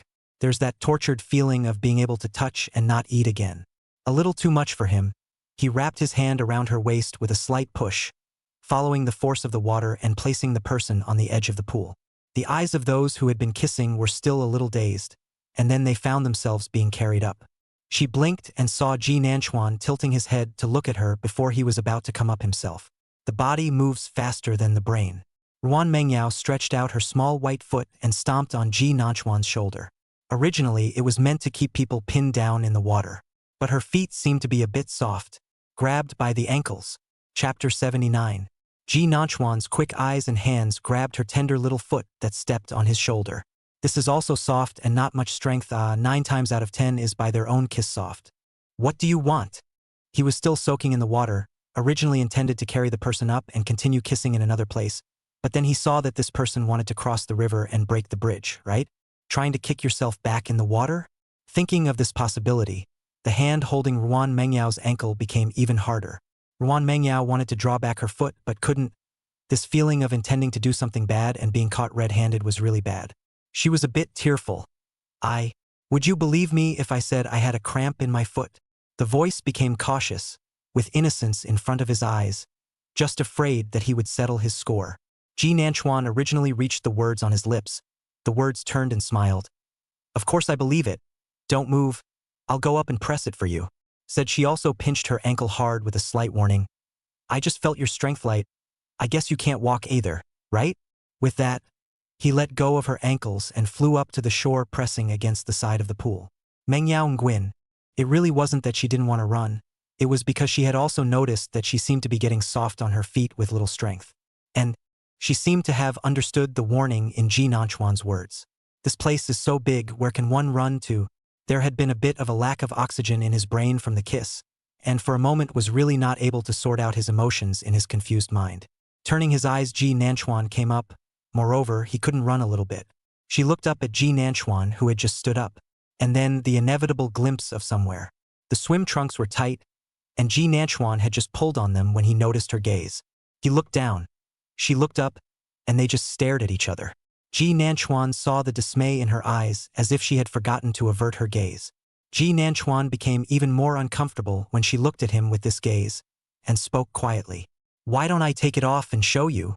Ruan Mengyao fiercely reached out and slapped his leg with a loud pop, before quickly retracting her gaze. What are you doing? In the end, he even rightfully pressed Ji Nanchuan's leg and stood up from the ground. The sequence of movements was so smooth that Ji Nanchuan only had time to hiss, then said accusingly, You're the one who kept staring at me. I thought you liked my swim trunks, and I still have a pair. Ruan Mengyao, who had already stood up, was a bit embarrassed. Oh, it was pretty good, huh? In his heart, but who looked at the swim trunks thought he was being a hooligan. Ji Nanchuan glanced at her leg when he saw her standing up. No more cramps. Ruan Mengyao shook her head with quite a bit of intensity, like she was trying to shake the childishness out of her head. No more smoking. I'm going back to take a shower. Not quite what she expected. This time Ji Nanchuan didn't stop her. Ji Nanchuan just watched her walk into the house. Glancing down at his brother, he sighed softly. It wasn't that he didn't want to, but the two of them had just been together for not long, and he was afraid that she would think he was with her for that. It wasn't what he wanted, even though 100 or 80 positions had just come to mind in the pool. Coughing, Ji Nanchuan sighed, pulling back the thoughts he had let fly, and turned to go inside, thinking that he might need a shower as well. He'd waited too long to just get together, and it wasn't like he couldn't keep waiting. Yo-yo, it's worth it. Ji Nanchuan finished his bath and came out to take a look at the time, and then took a look at the door of the room that was still closed, and took out his cell phone to send a message. There is barbecue over here, It's something that can be eaten outside in the courtyard. Do we want to try it? Instead, it came back quickly, a nodding emoji. And then no more. Ji Nanchuan didn't need to think to know that she must be shy. Otherwise, it wouldn't have stayed in hiding and not come out. So he slowly sent, "Remember to come out quickly when you're done being shy. I'm ordering a roast." In the room, Ruan Mengyao's hair is still. The swimsuit on her body has turned into normal clothes. Looking at Ji Nanchuan's message, her face instantly became more red and dropped the cell phone in his hand. She covered her face and fell back onto the bed, sprawled out. On one side of the phone was a browser page. The search history above is pretty extensive. What should I look for the first time? Isn't 18 or 19 a bit early for a first time? Does it hurt the first time? How can I avoid it? Isn't it true that a girl can't be too active the first time? Ji Nanchuan called the front desk to order the barbecue package after incidentally asked them to drain the pool water. And then the hot spring pool was filled. Getting everything done before going to knock on the door. "Dinner's ready."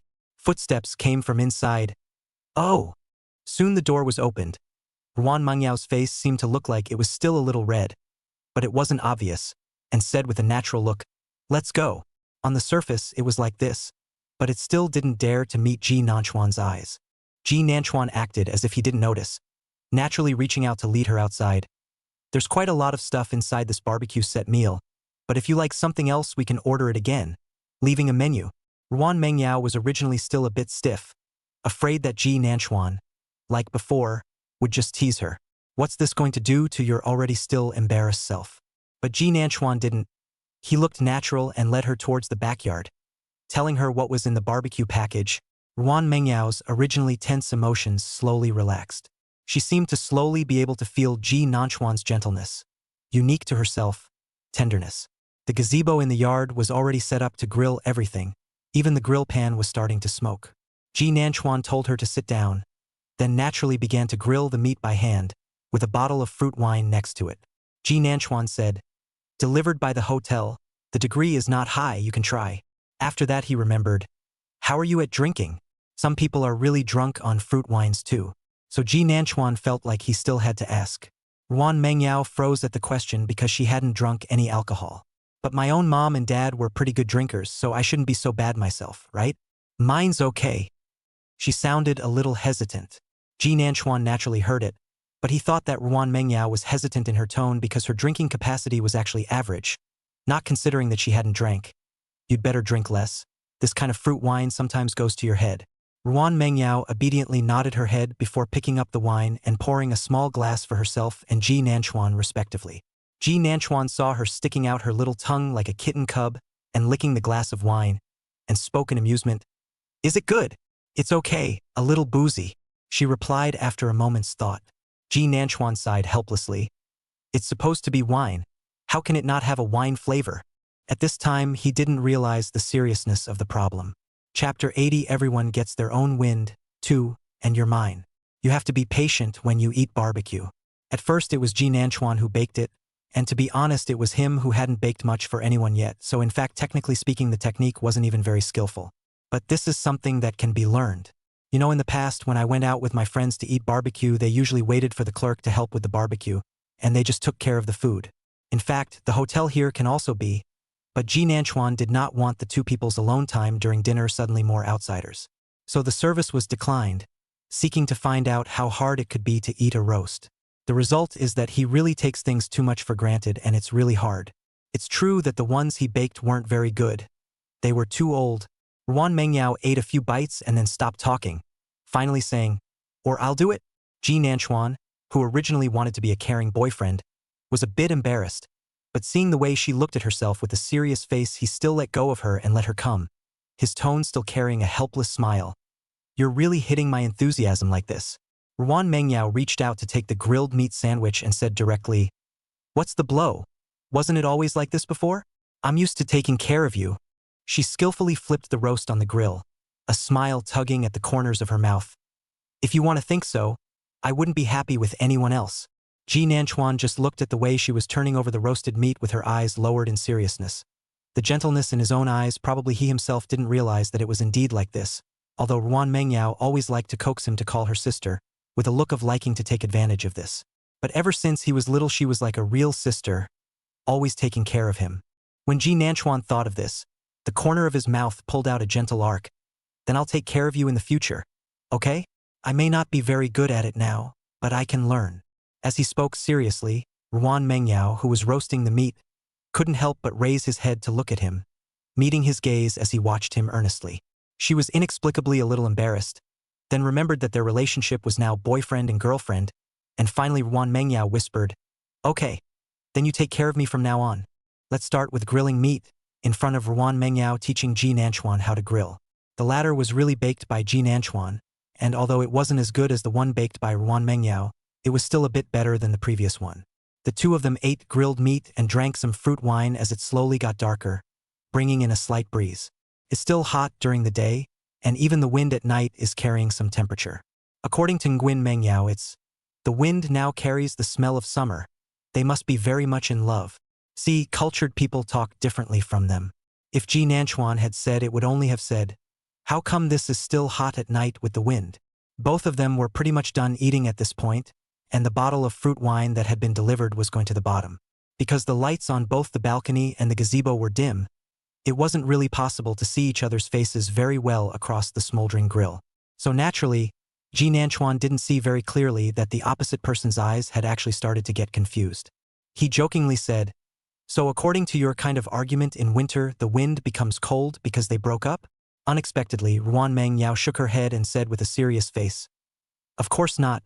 They are not the same wind, seemingly the same, but in fact they are all unique." She pursed her lips and smiled a little.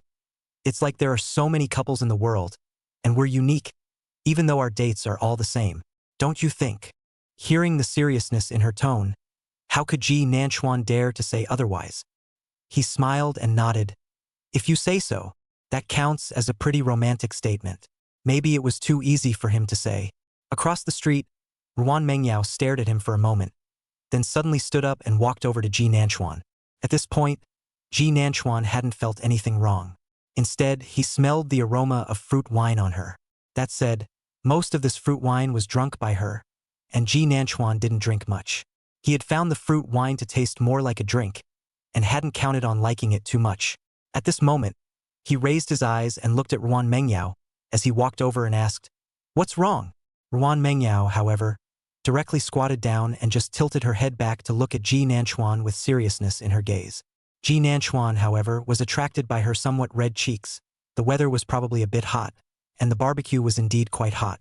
He reached out and gently rubbed Ruan Mengyao's cheeks, tender and somewhat hot. "Is it that hot? I'm trying to say that everyone will have their own wind as well, and you're mine."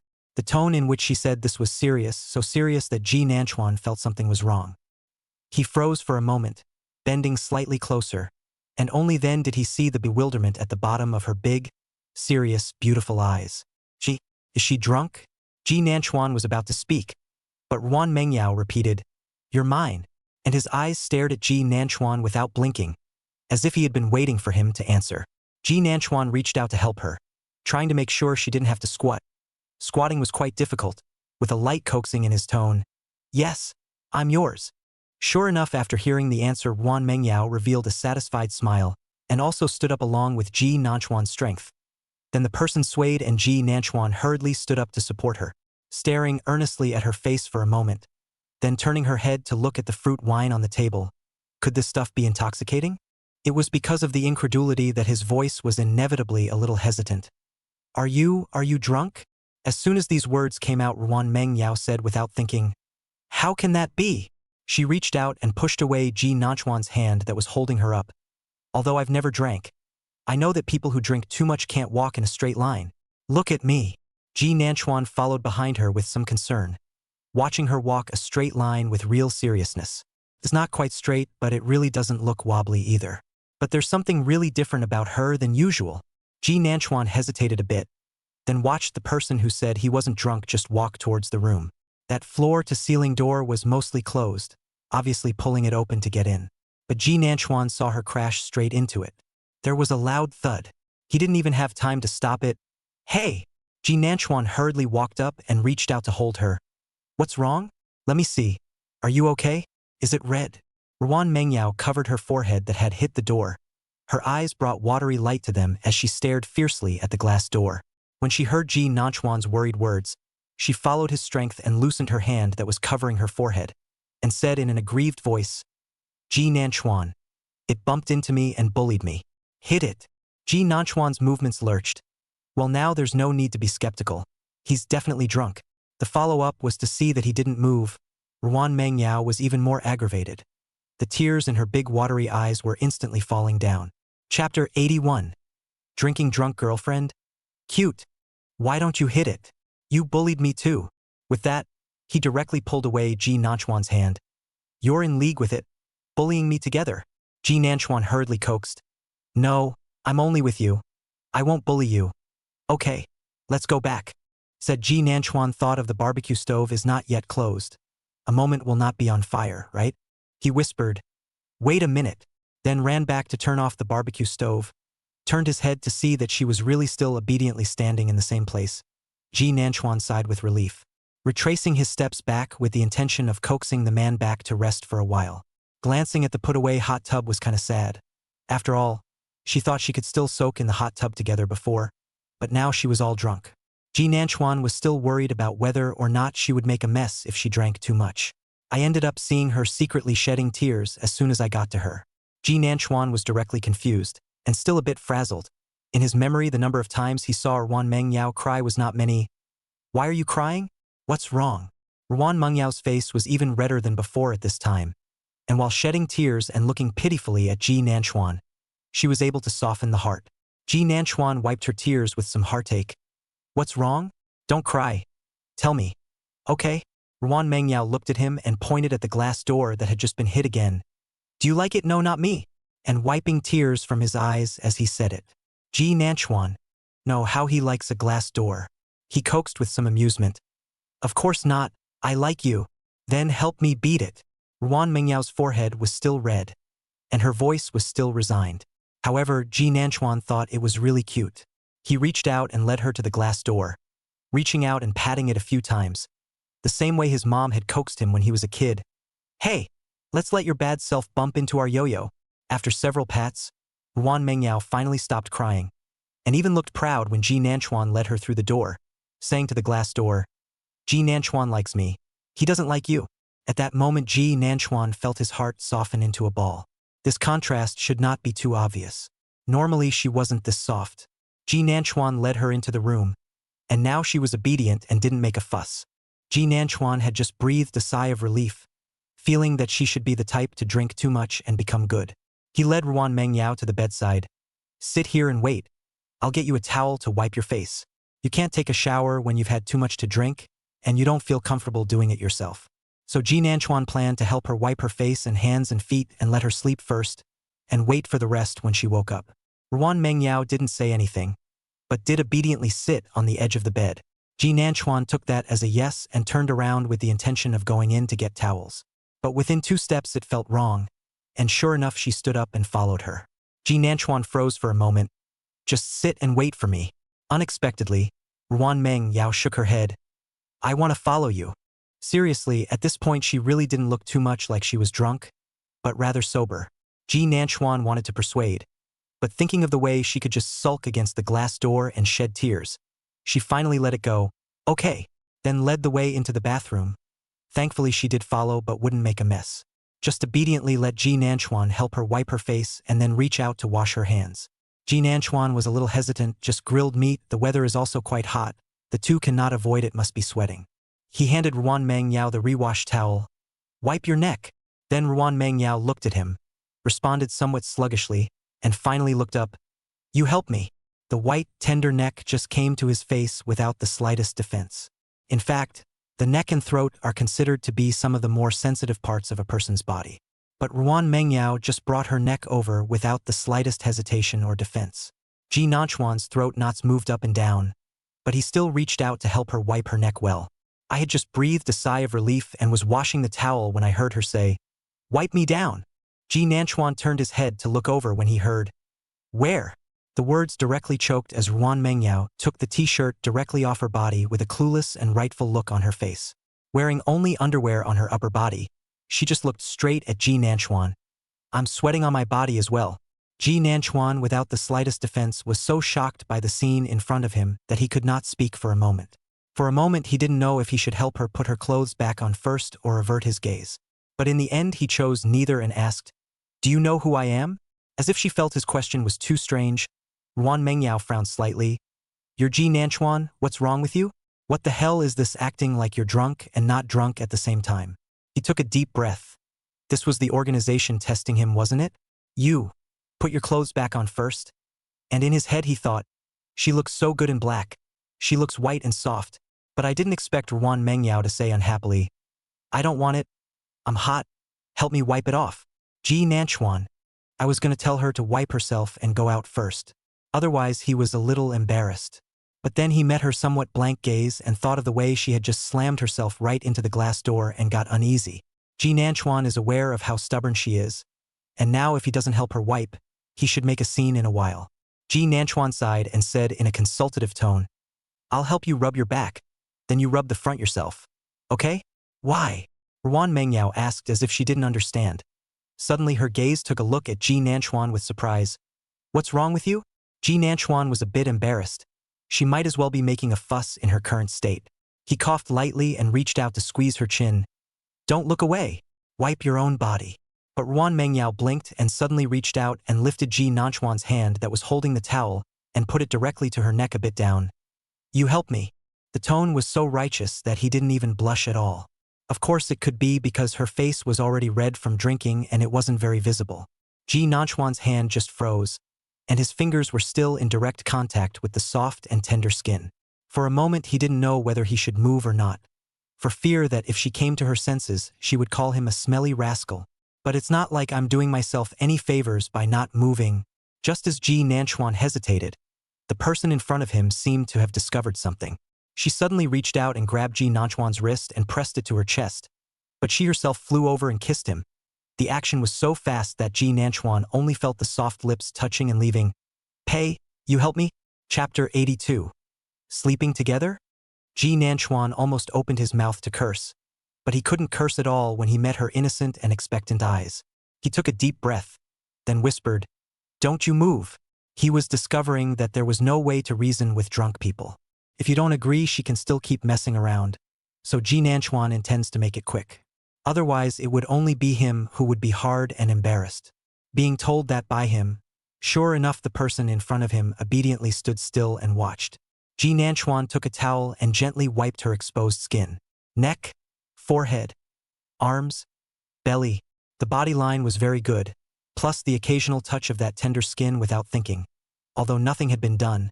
But Ji Nanchuan could not help but take a deep breath. Finally, he withdrew his hand hastily. "That'll do."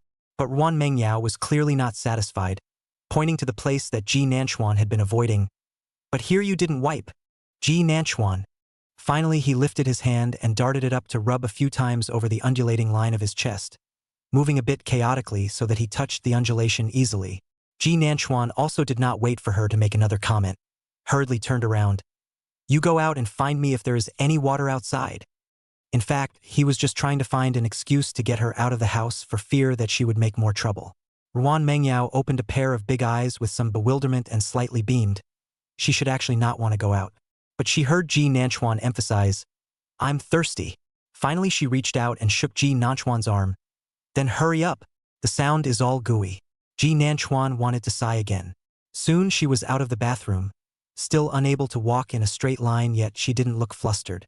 It's a good thing the curtains were just drawn outside or she wouldn't be dressed. Ji Nanchuan breathed a sigh of relief and looked down at himself before finally turning on the faucet and starting to wash his face with cold water. Started memorizing English words in his head. Yes, it was his habit to memorize words when he was emotional or couldn't calm down. Because the subject Ji Nanchuan hated the most since he was a child was English. It wasn't that his English grades were so bad, but there didn't seem to be any necessary connection between hating and getting good grades, and he just didn't like English anyway. "Every time I memorize English words, I collapse." In fact, at the beginning of the time he did not do well in English, is when Ruan Mengyao saw his English results so bad that his parents are nervous, a face of unbelievable.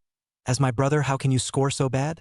Then forcefully dragged Ji Nanchuan to his parents and said they were going to tutor English. However, Ruan Mengyao's grades in all subjects had been good since she was a child, so she didn't need tutoring at all. but she said she was going too, just to keep an eye on Ji Nanchuan. Ms. Zhao happily paid both of their tuition fees together straight away. At that time Ji Nanchuan was only in the 3rd grade, and at his already active age, he couldn't sit still and hated English. Went there twice and then played hard to get. Ruan Mengyao came thundering in to drag Ji Nanchuan out the door. Ji Nanchuan is really angry, and a child's angry speech will always be more impulsive. Even though it wasn't cerebral, he was just like that, angrily shaking off Ruan Mengyao's hand and saying in an impatient tone, "Don't you mind me. It's not like you're really my sister." Ruan Mengyao was in shock, and straight away she was all ready to cry. The two grew up together. Ji Nanchuan's temper was really good, and he listened to Ruan Mengyao in everything from a young age. That time was the first time he'd ever said anything so hurtful. The result is, Ruan Mengyao was also angry, casually picked up a stick on the side of the road and chased after Ji Nanchuan, scolding him as she did so. "Ji Nanchuan, say that again." It ended up being the day that neither one of them went and got into a fight. To be correct, it was Ji Nanchuan who was unilaterally beaten by Ruan Mengyao. The Ji Nanchuan of that time was no match for Ruan Mengyao. The two kids also went into a cold war from that day on. It went on and on for a week, going to school together but never talking to each other. Ms. Zhao was picking them up and dropping them off every day at that time, and at first she thought it was funny, but then she found out that she was really angry and advised them for a long time. Unfortunately, it's not very effective. It ended up being because Ji Nanchuan was being bullied by a little fat kid in his class and was seen by Ruan Mengyao, and at that time they were not even in the same class. She learned about it by accident, one afternoon after school, when she puckered her little face and tugged at Ji Nanchuan, who was still angry with each other, to guard the intersection. Dashed out as the chubby little man happily walked by with his ice cream. Although she loved to exercise, that little fatty was really fat, and Ruan Mengyao, still being a girl, didn't give her much of an advantage. Finally, Ji Nanchuan also rushed up. In fact, that little fat guy was more than just a bully, he was the class bully, bullying everyone. Ji Nanchuan is not really being stood up and bullied. Fighting back cannot be beaten. But they won the fight that afternoon. Fatty dropped his ice cream on the floor. Crying loudly, Ruan Mengyao said fiercely, "You try bullying again? I'll beat you up once I see you." Then he pulled Ji Nanchuan away. On the way back he muttered, "We didn't make up. I hate you, Ji Nanchuan." That look, Ji Nanchuan still remembers. He smiled suddenly at the thought. Sighing, he looked at himself in the mirror. It's all life. I tormented her as a child, and now it's her turn to torment herself. Thinking through it that way seems to have become calming as well. Ji Nanchuan heard Ruan Mengyao shouting outside in a drawn-out tone, "Ji Nanchuan." Ji Nanchuan answered and walked out, just to see her holding water, just standing here waiting for him. Seeing him come out, happily shouted, "Here, water." Ji Nanchuan wanted to call his ancestors. He sucked in a breath. "Why don't you wear clothes? The air conditioning is on. What if you get cold in a while?" With that, he went to get her clothes and put them on her. Ruan Mengyao stared at him as he did whatever he was told. Soon after the clothes were on, she smiled and said, "Ji Nanchuan, you're so nice." Ji Nanchuan took the water still in her hand and unscrewed it and handed it to her mouth. "You're fine too. So is it okay if we have a drink and go to bed now?" Ruan Mengyao didn't take it either. She just followed his hand and took a sip of water, and asked afterward, "Sleeping together?" "No." He was speechless. "You're really looking up to me. What if I stop being human? What do you do if you don't behave?" Ruan Mengyao asked back in disbelief, her voice becoming softer and her speech slowing down. Ji Nanchuan felt that she should be tired, originally had a day of fun today, and drank too much. She should be sleepy. Ji Nanchuan also took a sip of water and reached out to lead her to the bed. "Sleep. I'll watch you sleep." I didn't expect her to shake her head without thinking, "No, you're sleeping with me." Chapter 83. Call me husband first. The end result is that Ji Nanchuan also lies on the bed, satisfied that Ruan Mengyao is very self-conscious point of hugging his arm, muttering, "When we were little, we also slept like this." In fact, Ji Nanchuan was really unable to feel whether she was drunk or not. He'd seen a lot of people get drunk before, and they were either exceptionally rowdy, exceptionally quiet, or they just fell right back down and went to sleep. But with Ruan Mengyao, like, this is really the first time to see. The appearance cannot be seen as drunk. The logic is even clear except for the slow response. But then again, it's always something that comes out of nowhere that people can't pick up on. Ji Nanchuan's body was a little tense. She hugged her arm. It was tight, and that softness just directly pressed all over her arm. It's a great feeling, and torture. You can look at it, but you can't eat it. Torture, you say. If she did this when she was awake, Ji Nanchuan really didn't want to endure it. But it was on the side of her drinking. Ji Nanchuan looked at the ceiling above his head and sighed. What is all this? Soon feeling that her breathing had become steady, Ji Nanchuan looked down at her, his long eyelashes covering eyes that normally appeared to be cool. A sleeping Ruan Mengyao looked soft and well-behaved. Ji Nanchuan stared for a moment, reached out and gently rubbed her soft and powdered cheeks. She grunted uncomfortably a few times, and he withdrew his hand quickly, not daring to move it again. After she was asleep, Ji Nanchuan tried to withdraw his hand and then failed. Eventually, he actually got sleepy and fell asleep somehow. The next day, it was Ruan Mengyao who woke up first. Drinking too much and getting up the next day must be bad. She had felt a slight pain in her head and was just about to reach out and touch it when she had the afterthought that she couldn't move. Ruan Mengyao instantly woke up and raised her eyes to see Ji Nanchuan's sleeping face.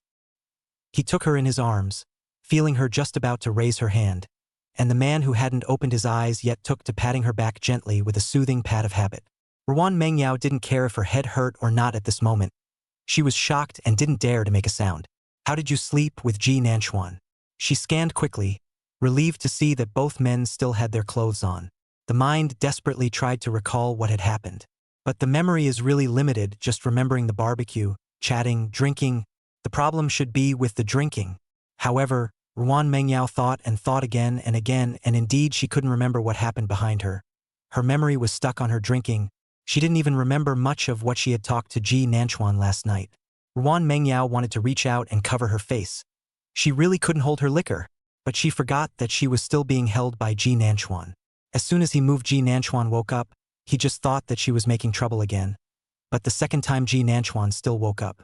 As soon as he opened his eyes, he saw Ruan Mengyao, who was too red-faced to look at him. Ji Nanchuan froze for a while before reacting. This is a wake-up? He saw through Ruan Mengyao's embarrassment and spoke slowly. Do you remember what you did to me last night? Upon hearing this, Ruan Mengyao was a bit flustered. She wouldn't have done anything she shouldn't have done last night, right? She darted a glance at Ji Nanchuan and darted her gaze away again. You let go of me first. Thinking about it for a moment and being wicked. Why you even climbed into my bed? As soon as Ji Nanchuan heard this, he knew that she had forgotten in all probability. Somewhat good-natured and amused. You're the one who died last night and made me sleep with you. How can that be? Ruan Mengyao immediately denied with wide eyes. After denying it and being a bit vain, it might actually work. But she didn't want to admit it. You, don't make this up. Ji Nanchuan, who was originally only thinking of stating the facts, suddenly changed his mind when he looked at her in this vein. It's not impossible to exaggerate appropriately, is it? He let out a deliberate heckle, his tone taking on a sultry tone. Not only did you make me sleep with you and not allow me to leave, you also. It was said halfway through the sentence, with a condescending tone of voice. Sure enough, the vain Ruan Mengyao got anxious and struggled a bit in his arms. Her reddened face turned to him. What's wrong? I shouldn't have done anything, right? This tone of voice false. Ji Nanchuan almost laughed. He held back, looked down to meet her eyes, and said with an aggrieved face, You even pressed me to kiss on the bed, and wanted me to help you bathe. I said men and women don't kiss each other, but you're just... He said with a look that said he couldn't bear to say any more and averted his eyes. Mostly, it was going to be hard to resist the way she stared at herself with a wide-eyed look of disbelief. It's really cute, and tempted to bully, so he can't look any further, it's going to break. But Ruan Mengyao misunderstood. She thought that she was the one who really did something to Ji Nanchuan. She didn't care that her brain was still groggy. She sat up straight away, her normally eloquent tongue stuttering at this point as she tried to explain, I'm not. I'm just drunk. She noticed that her clothes had indeed been changed and she was sort of dry. So he really forced Ji Nanchuan to give her a bath? Ruan Mengyao wasn't sure anymore. After all, she had grown up being particularly strong when facing Ji Nanchuan. If she really did something like this, seems understandable. She panicked, looking at Ji Nanchuan, who was still lying on the bed and not looking at her. At this moment, he was the bullied little white flower in her eyes. Ruan Mengyao's voice was starting to tremble. Ji Nanchuan, I'm sorry, I forgot. I didn't do anything more excessive, did I?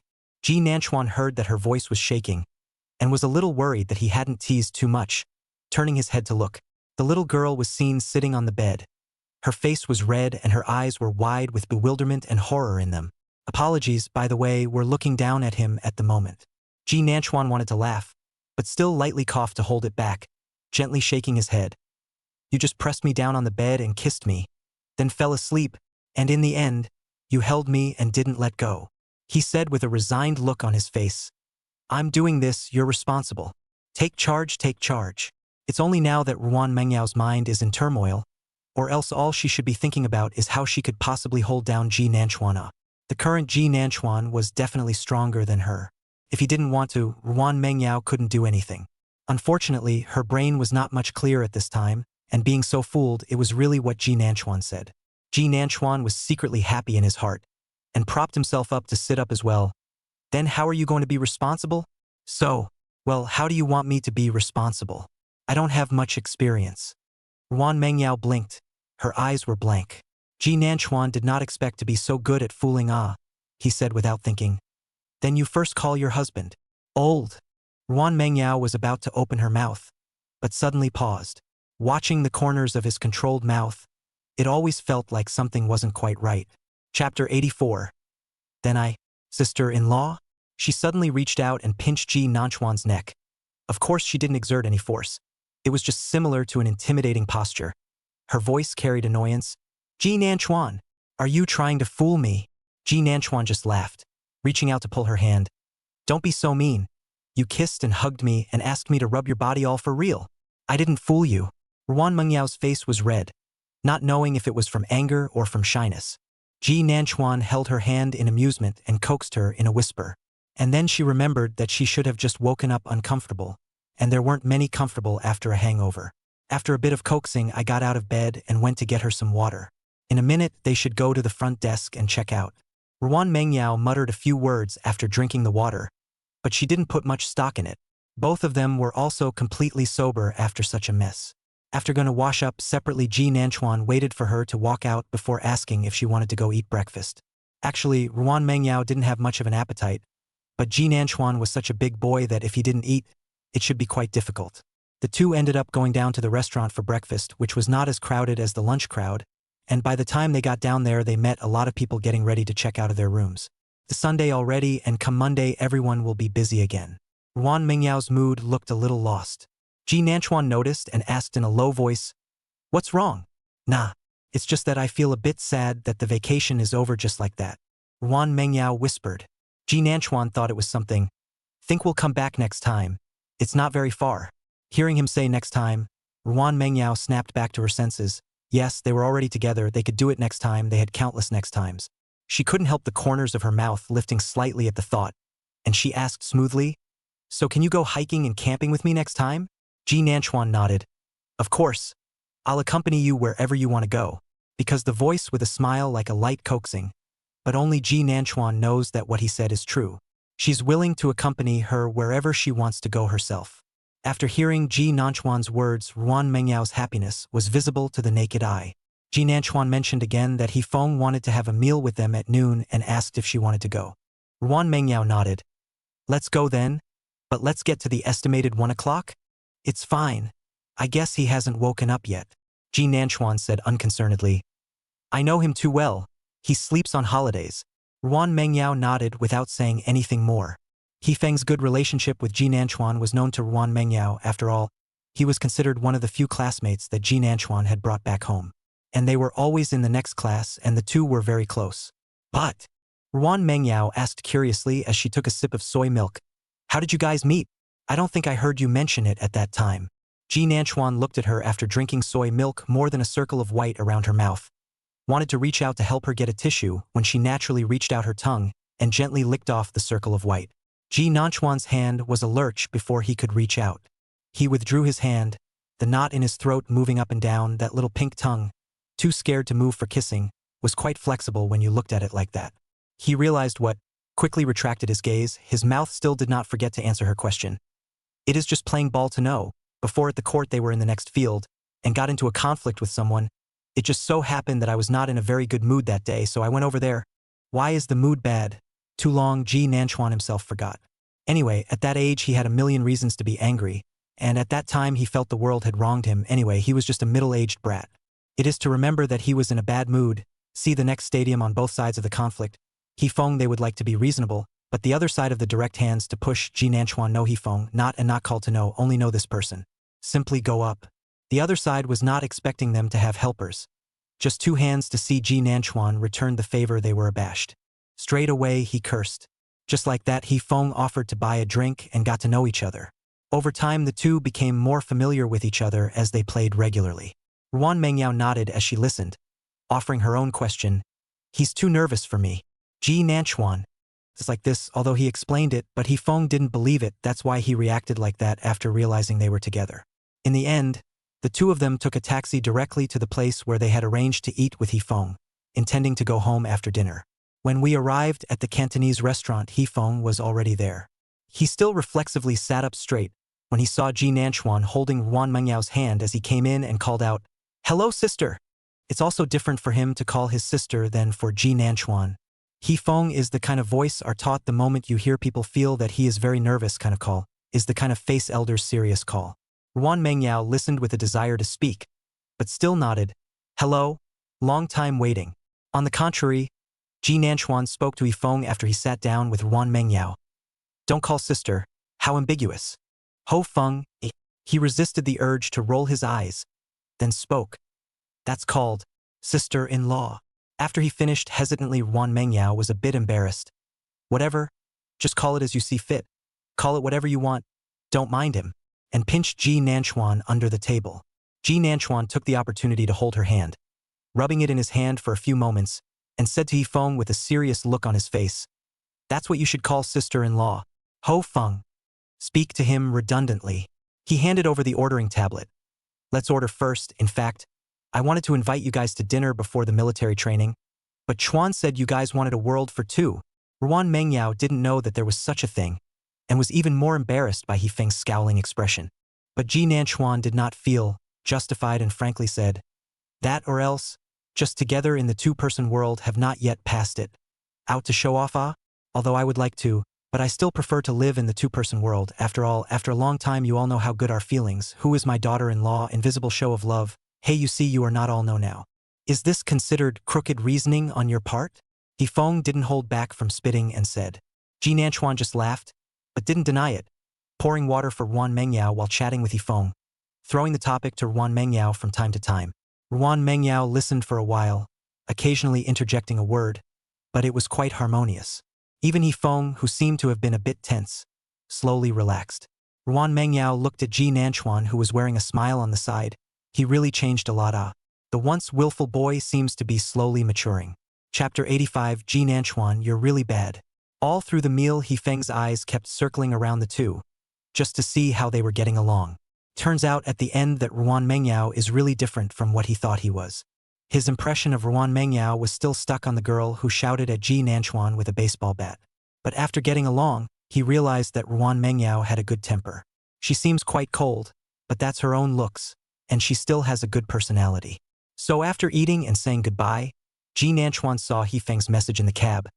"I'm now finally convinced that you won't be domestically abused." Ji Nanchuan. "Well, thank you for believing in me." He showed this message to Ruan Mengyao. Ruan Mengyao had a questioning look on her face. "When have I ever domestically abused you?" That's the impression he had of you before. Don't mind him. This kid's brain circuits just aren't quite normal. But there's no malice. I just thought it would be fun to show you. Ji Nanchuan explained. On the contrary, Ruan Mengyao was a bit amused to hear this explanation. "What are you nervous about? I know your friend doesn't mean any harm." "No, I thought it was funny before, so I just showed it to you. And I didn't consider that maybe you'd be uncomfortable reading it, or thinking how Hifeng is as a person." Ji Nanchuan sighed. "You know, I'm not very good at emotional intelligence. Sincerity is always a must-ah." Ruan Mengyao also didn't hold back her smile when she heard his self-aware and clear comment. She smiled and said, "It's okay. I know. I won't misunderstand." Both of them kept a good mood, but after entering the neighborhood, when they saw the woman and boy sitting in the lobby of the first floor of their building, Ji Nanchuan collapsed into a pea-face. Instantly, the smiles were gone. It was the boy who was the first to see Ji Nanchuan. He stood up and shouted, "Brother!" His voice had been quite high, but the end tone suddenly lowered. Looking at Ji Nanchuan, he suddenly lowered his head. This is his cheap brother and his mom. Ji Jiangwo's current wife and son. The boy doesn't look much younger than Ji Nanchuan, and is called Ji Fengzi, with a name that was given by Ji Jangwo. Unfortunately, the old quarter's heart and love were for naught, and it wasn't his son. Ji Nanchuan really does not like this brother, but the other guy seemed to like him and had gone to their school earlier to spy on him and try to strike up a conversation. But Ji Nanchuan never bothered with him. The woman beside her also stood up at this time. The woman's name was Chan Xian, and her looks were not the same as Ms. Zhao's somewhat overpowering and delicate looks. It's one of those white lotus looks that just looks soft, which was fine when I saw her before. Well, now it looks a lot more haggard. Ji Nanchuan do not need to think to know why soft Ji Jangwo recently in the divorce, right? Chen Xian seems to be reluctant to estimate the court. She definitely didn't want to. After all, such a silly ingrate, she might not be able to find the next one if she left. It's just that Ji Nanchuan couldn't figure out how they were here. Ruan Mengyao glanced at Ji Nanchuan with some worry. He used to get angry when he saw it. But today it seemed fine, there was no expression, and the emotions seemed calm. Chan Xian and Ji Fengsu had already walked up to him. Nanchuan. Chan Xian had just opened her mouth when Ji Nanchuan interrupted. Don't call me names. Disgusting. There's something to say. At those words, both mother and son looked even worse. Ji Fengsu spoke up.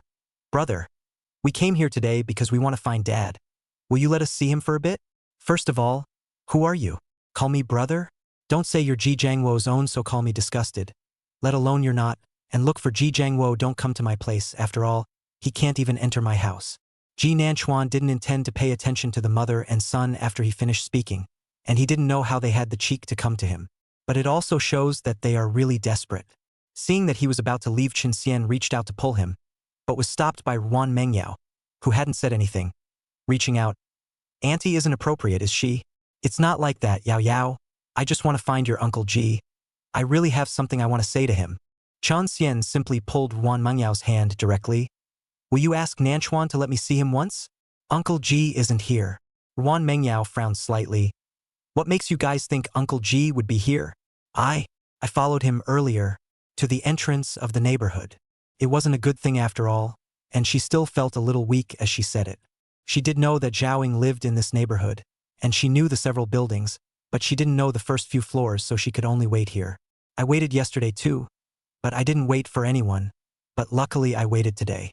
Ji Nanchuan was a bit speechless when he saw her pulling Ruan Mengyao in a manner that they wouldn't let go if they didn't let her in. All right, you guys want to find Ji Jangwo, right? Ji Nanchuan spoke.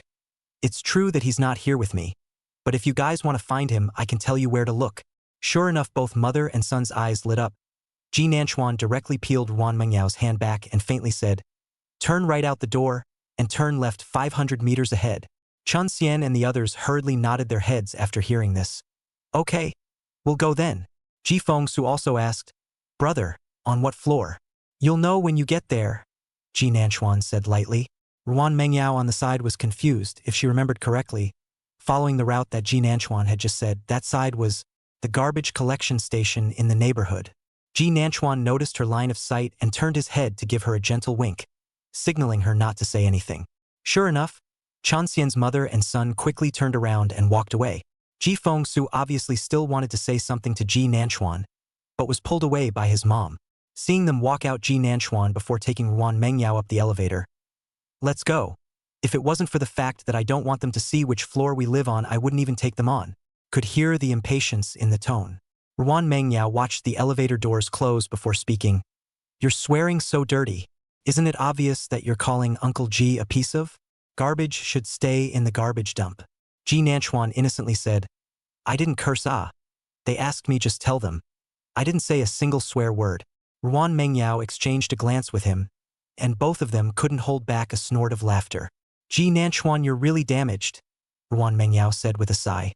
This time Ji Nanchuan didn't deny it. At this point, he had a kind of coolness that didn't care about other people's deaths. Who cares about them? It's better to be happy on your own than to be stifled on your own, right? Both of them had just arrived home and didn't even want to move, so they just collapsed on the couch. It was at this time that Ji Fengsu's phone call came. Brother, we only saw a garbage collection station as you said. Are you wrong? That's right. You guys see which one looks like your dad. Just pick it up straight away. Ji Nanchuan said lazily. Chapter 86. Thanks for covering me, girlfriend. There was silence on the other side of the phone, and Ruan Mengyao beside him was also silent. Ji Nanchuan seems to think it is not enough, kindly reminded. If you do not recognize call your mother to find, she is familiar with is not like picking up garbage? Now slowly pick up. After saying that, he simply hung up the phone and pulled the plug. Then exhaled. Comfortable. Ruan Mengyao by the side originally had a confused look on her face. But as he exhaled, he didn't hold back his laughter. You people! What's wrong with me? Ji Nanchuan turned his head and smiled at her. Feeling too petty? Too calculating. Ji Nanchuan was looking straight at Ruan Mengyao when he asked. Unexpectedly, Ruan Mengyao shook her head, her voice taking on a smile. No, it's just that I've rarely seen you on such a side, and I find it rare and quite cool. Before Uncle Ji cheated on this matter anyway, Ruan Mengyao knows that in the old neighborhood so a circle, everyone said that this is not fair. The main thing is that the woman and the child that were brought back are so old, not much different from Ji Nanchuan. So disgusting. Aunt Jo is really good in everyone's heart. Unfortunately, at that time, Uncle Ji still often went back to quarrel, and did not care about Ji Nanchuan is still there. Scolded Aunt Zhao greedy and insatiable. All her life will only be a big lady. Do not know how to hold the family. Anyway, how much of a fuss had been made before Ji Nanchuan guessed how much he resented his dad. Not to mention the fact that Uncle Ji wanted to ask Ji Nanchuan to donate his organs to him before. Actually, Ruan Mengyao couldn't understand their brain circuits. But it didn't seem to matter, it was enough for her to understand Ji Nanchuan. When Ji Nanchuan heard her words, he let out a sharp sigh of relief, and then laughed. I thought you didn't like this and thought I was mean. If you do that to an innocent person, it does count as mean, but none of them are innocent, Ruan Mengyao said. Before, it was because I felt like I didn't have a position, and my parents always said that no matter what people's homes are like, you always have to maintain the manners that a latecomer should have, because it has nothing to do with you. The corner of her mouth lifted into a smile. But it's different now, you're my boyfriend. We're in a relationship. Ji Nanchuan reached out and touched her hair. Thank you, girlfriend, for covering me. How about Ji Nanchuan later? Ji Nanchuan does not know. Anyway, Ji Feng's cell phone pulled black. Chun Xian also did not call him. They're a family of three. Thing Ji Nanchuan is not want to get involved. Just want them to stay away from their own lives. They start classes again on Monday. Ji Nanchuan did not live in the dormitory for a while, but every day on and off the class and eat if you cannot get together with Ruan Mengyao are with the dormitory people to eat together. As for the progress of Rong Miao Miao's case, the lawyer will report to him. Chong Hang did bring a piece of news while eating in the dining hall today. I heard that Rong Miao Miao has taken a break from school. Lin Chong didn't react for a moment and asked, Who is Rong Miao Miao? Zhou Feng reminded. It's the one that rumored Chuan was called to the police. Ji Nanchuan looked at Chong Hang. How did you know? In fact, after the matter was handed over to the lawyer, he did not intend to take care of it again. But the last time he saw Rong Miao Miao's parents, he felt that this family is really strange, not a family not into a door. Chong Hang shook his cell phone. Look at the alumni circle of posters, suspected of her roommate, anyway said those are quite right on. That is, before Chuan does not withdraw the lawsuit, to fight the lawsuit after she is rarely in the dormitory, the class occasionally missed, as if in the class everyone is not willing to play with her. The back there is also not likely to be Chuan's high school classmates. It's also possible that it's a fake, saying that she was a very handsome whore in high school interfering in other people's relationships, pulling and tugging on other people's boyfriends and whatnot. Anyway, it's pretty much this kind of news. Saying this, he looked at Ji Nanchuan with a gossipy face. Brother Chuan, is it true? Ji Nanchuan just glanced at him. I don't know. I'm not familiar with her. Chong Hang gave a somewhat disappointed heave. Well, actually I'm just curious. But she took a break from school supposedly because she was embarrassed. I guess she was thinking of coming back when things were over. Zhou Feng thoughtlessly said. That shall not be our sophomore. She then came to the freshman year, our new classmates. Otherwise this is estimated to be everyone is quite able to remember. The main thing is that it's really bizarre. Rumor mongering about people's young couples to put a face on the plot. It's really hard to comment. Ji Nanchuan didn't get too involved in this topic. As long as there was no more this person in his life, he was definitely in a bit of a mood and wasn't willing to waste time on it. All he wanted now was to fall in love with Yo-Yo sweetly and just live a good life. Other than that, it doesn't matter. Before that, Lin Cheng asked them if they wanted to join a club. The university's clubs were quite rich, and Chong Hang and Zhou Feng both said they were quite interested in the student union. Asked Ji Nanchuan, who refused. Since he's already signed on with the editor he had in his past life, the manga serialization is enough to keep him busy. Joining a club is such a waste of time. But Chong Hang advised him, Chuan, you're too geeky, aren't you? You don't participate in anything. Ji Nanchuan froze for a moment. Residence? Him? He recalled that his college self did seem to be quite nerdy, and back then, because of Ruan Mengyao's departure from the country, Ji Nanchuan's college attendance was just like that. Not joining clubs, not really taking the initiative to make friends, and not joining those sororities and whatnot. If it wasn't for a face that was okay. Every now and then a girl would come to him and confess. Ji Nanchuan is probably forgotten. At this time, when he heard Cheng Hang's comment, he self-examined it and it was recognized. So, what clubs do you guys join? Is there any kind that has fewer special events? Ji Nanchuan asked. Do you join a club to at least look like you fit in? After all, college clubs don't seem to be doing much. I guess a lot of it is titular. No, Chuan, we joined the club with the intention of enriching our lives, and you're still looking for something with less to do. Then it would be better not to join. Lin Cheng said with a smile. Ji Nanchuan didn't have much of an opinion. Then I won't participate. The other three. You don't have to be so quick about it, do you? Ji Nanchuan still didn't discuss with them what clubs to join after all. Instead, he mentioned this at night when he was having dinner with Ruan Mengyao at home, and then asked Ruan Mengyao, do you have any that you want to participate in? Seeing Ruan Mengyao look over, he thought of the club recruitment brochure he read at noon. It's like there's a literature club. Ruan Mengyao was silent for a moment. Although I study Chinese language, but I don't like to go to any literature clubs. It's the same as your usual classes or all these things. Joining a club is still all these things. How tiring is it? Ji Nanchuan thought about it. If there was any manga club asking him to participate, he would definitely refuse without even thinking about it. Then what club do you want to join? Ji Nanchuan asked curiously.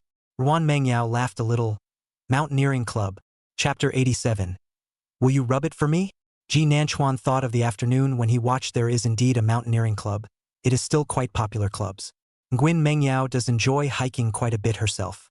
At this moment he looked at her and asked, usually little girls don't like climbing mountains, right?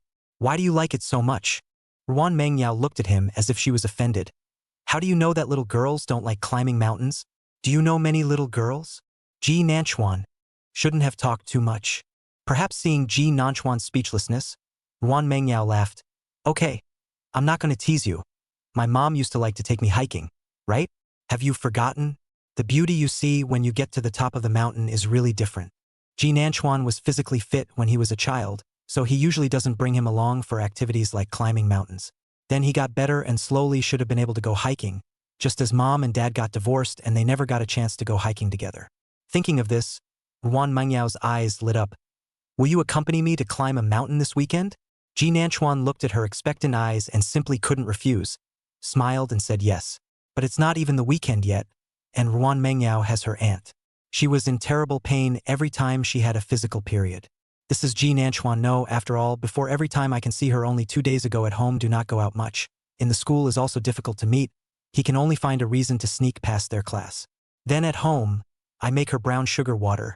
But she doesn't drink it every time. This time it was on Friday morning. Ruan Mengyao's class didn't have classes in the morning. It was just that Ji Nanchuan had morning 8.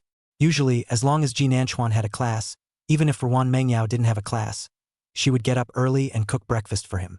Even though Ji Nanchuan had said many times that there was no need to go to so much trouble, he could go out to eat. But Ruan Mengyao would have gone to exercise every day. Jogging and all that, she's got a regular life. Seeing that it doesn't make sense, Ji Nanchuan also forgets about it. But this morning Ji Nanchuan got up but didn't see Ruan Mengyao. He had thought it strange, then he thought about it, and then he looked at the date. The odds are that it's an aunt. He glanced at the clock. The morning class was the main one and he couldn't miss it. He got out the ibuprofen, then made brown sugar ginger tea and poured a glass of warm water. There wasn't a lot of time, just enough to make a simple toast sandwich. Finally knocked on the door of Ruan Mengyao's room. Luckily, because he lives at home, he gets up earlier in the day. Just go out late today and take a cab. It took a while before Ruan Mengyao opened the door with a white face. Ji Nanchuan held the tray and looked at her snow-white face with some heartache. Painful. Well, it'll be fine in a minute. Still trying to pull a smile out of her. You're early 8s in the morning, aren't you? I can't get up today without. Ji Nanchuan took a deep breath. You're still thinking about this at this time. Go in. He reached out and swept Ruan Mengyao inside, then placed the tray on a side desk. Her desk was clean. You eat the sandwich first, time is too late, I cannot do the other, will be a little. I cooked porridge in the pot. A moment after class back to fry 2 dishes. Ji Nanchuan urged her to eat ibuprofen after breakfast. The thermos cup of brown sugar water do not like to drink. Ruan Mengyao just stared at the way he frowned as he seriously admonished himself, smiled and said, Ji Nanchuan, you're so nice. You know so much. You probably forgot that you taught me. Ji Nanchuan glanced at her and painfully bent down to kiss her cheek. Ruan Mengyao's first time of having an aunt didn't actually hurt. After all, at that time her habits were controlled by her parents and she was very healthy. But since it's the first time I've been here, kids are curious.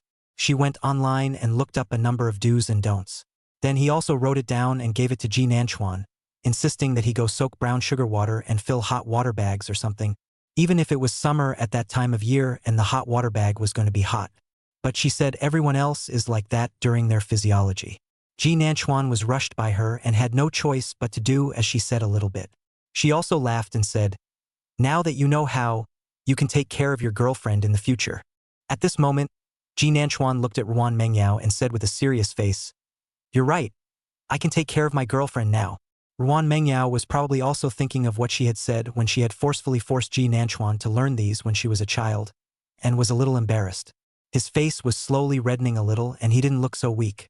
In my day, kinda prescient. She redeemed herself somewhat sheepishly. Ji Nanchuan pinched her pink little mouth into the shape of a duck and then booped it.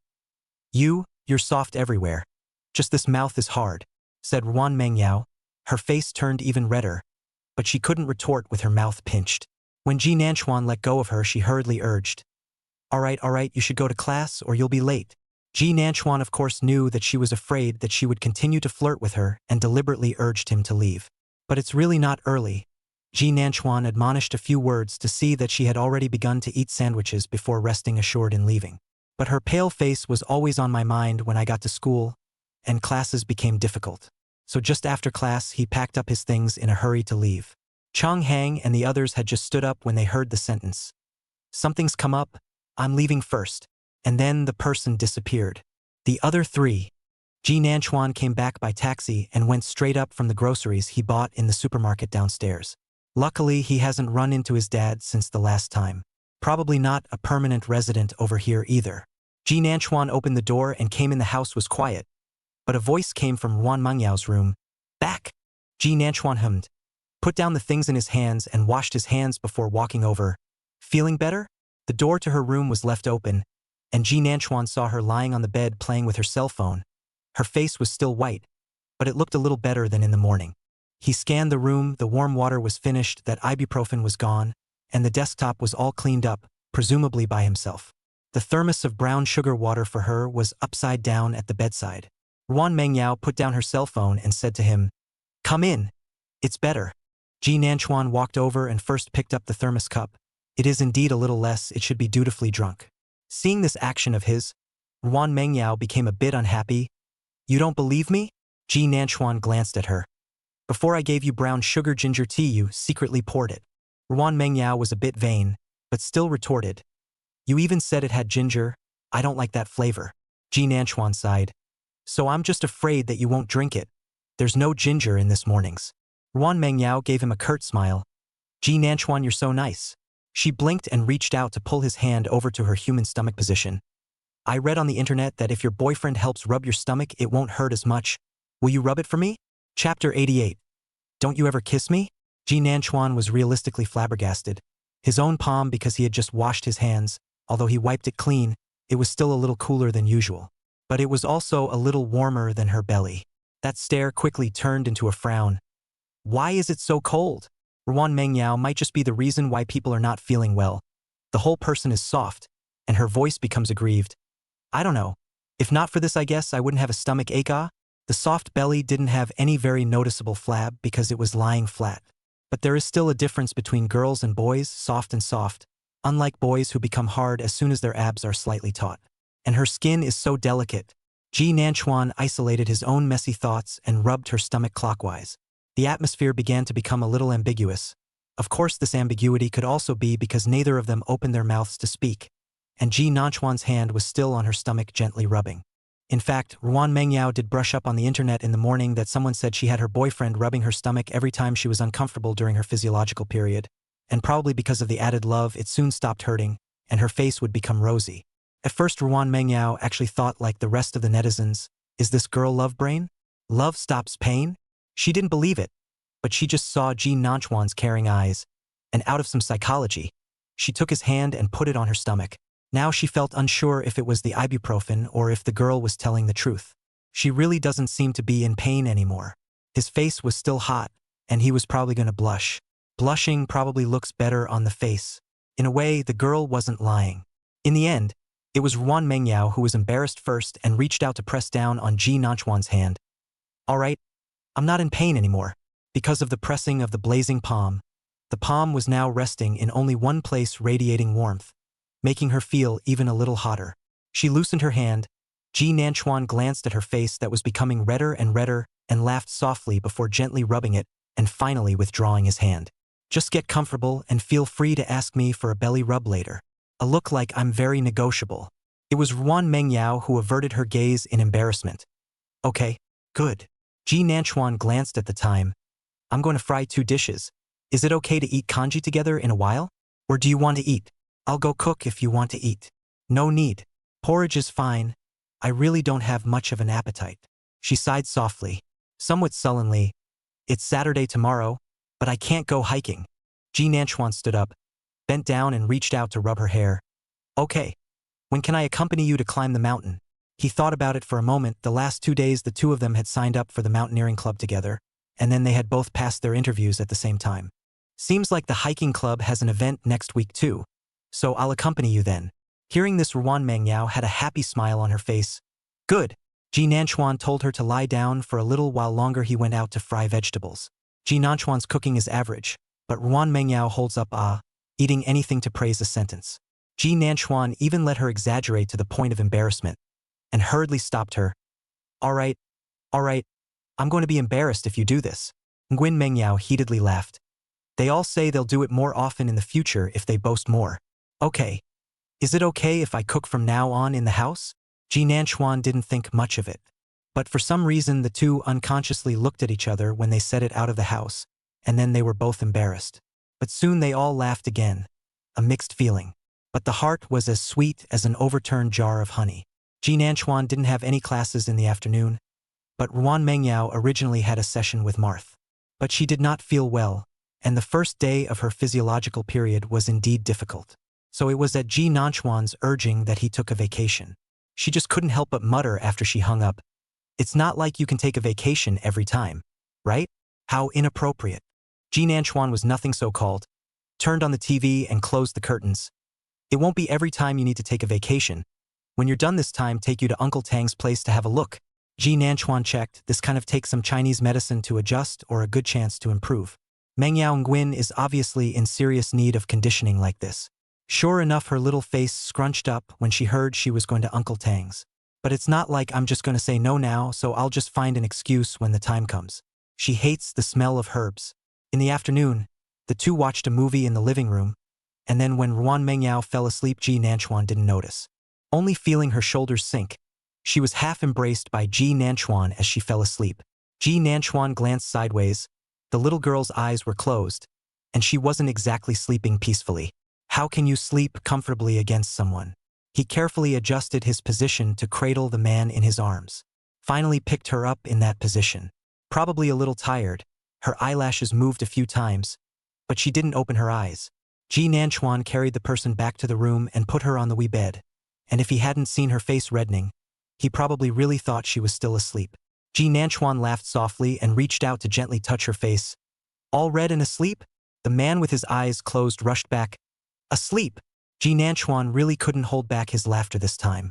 Then embarrassment flashed across the face of the man with his eyes closed, his face now completely red. Finally quietly opening her eyes a little slit. Seeing Ji Nanchuan's bright smile, she spoke with some chagrin. Don't laugh! She woke up when she was picked up by Ji Nanchuan. After all, she didn't sleep very heavily. But a princess hug. It's hard for a girl to say no, especially when the person in the princess hug is your favorite. So Ruan Mengyao hesitated for a second and chose to continue pretending to be asleep. But I didn't realize that my face was getting hotter and hotter, and I was blushing somewhat indisputably. She simply stared at Ji Nanchuan with wide eyes. Stop laughing! Looking at her chagrined appearance, Ji Nanchuan forced himself to collect the smile on his face and reached out to rub her face. Okay. Don't laugh. Sleepy. Go to sleep. Ruan Mengyao looked at his curved-up eyes and finally said with a red face, "Then go out and close the door for me. I'm going to sleep." As Ji Nanchuan really wanted to go out, he heard her mutter in a small voice again, "Don't you even kiss me?" With a step in his step, he turned decisively and bent down to kiss her, then asked seriously, "Is that enough?" "Not enough for me to have a deep kiss." But she covered her mouth. Okay, you're out." Looking at her so flustered, Ji Nanchuan held her hand covering her mouth and kissed the soft palm. "Okay, go to sleep." Chapter 89 Girlfriends Become Sweet and Sticky. From Ruan Mengyao's room, Ji Nanchuan smoothly closed the door. He couldn't suppress the smile at the corner of his mouth. His girlfriends seemed to have gotten a lot stickier. He kind of liked it. Ji Nanchuan went back to his room and opened his drawing board. Since he had signed the contract, the painting still had to be painted. Luckily, he had already drawn it once in his previous life, and the plot didn't require much thinking, but it wasn't exactly easy. After all, it's not like you can be lazy about painting. Ji Nanchuan is always busy and doesn't know how much time has passed. Until the phone rang and he picked it up without much thought. It was Ms. Zhao's voice over there. "Son, I was supposed to go back tonight, but I have a toothache." Hearing a toothache, Ji Nanchuan stopped the brush in his hand. After all, in his last life his stepfather was a dentist. She also met Ms. Zhao when she went to the dentist with a toothache. But is it now? Isn't it another 6 months? But at that time, Ms. Cho did seem to have tossed her teeth around for 6 months before finally encountering. Ji Nanchuan first asked with concern to know that she is fine. It is that she has to see a dentist tonight and may not return until tomorrow. Ms. Zhou is now in a neighboring city where she just opened a branch this year. Ji Nanchuan barked a few words before saying, "Then you can go to the XX dentist clinic on the front road of the school to see your teeth."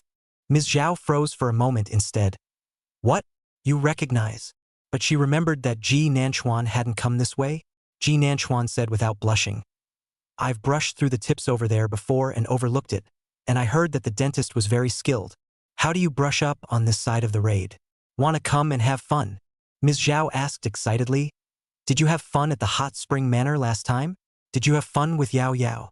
Ji Nanchuan is a little speechless. Look at his mom's appearance of this tooth is not painful. It is important to know that Ms. Zhao is a very strong woman. When the divorce was also just hiding in the room crying a few times after the direct hand tearing the scum. "In my last life, I was in tears from a toothache."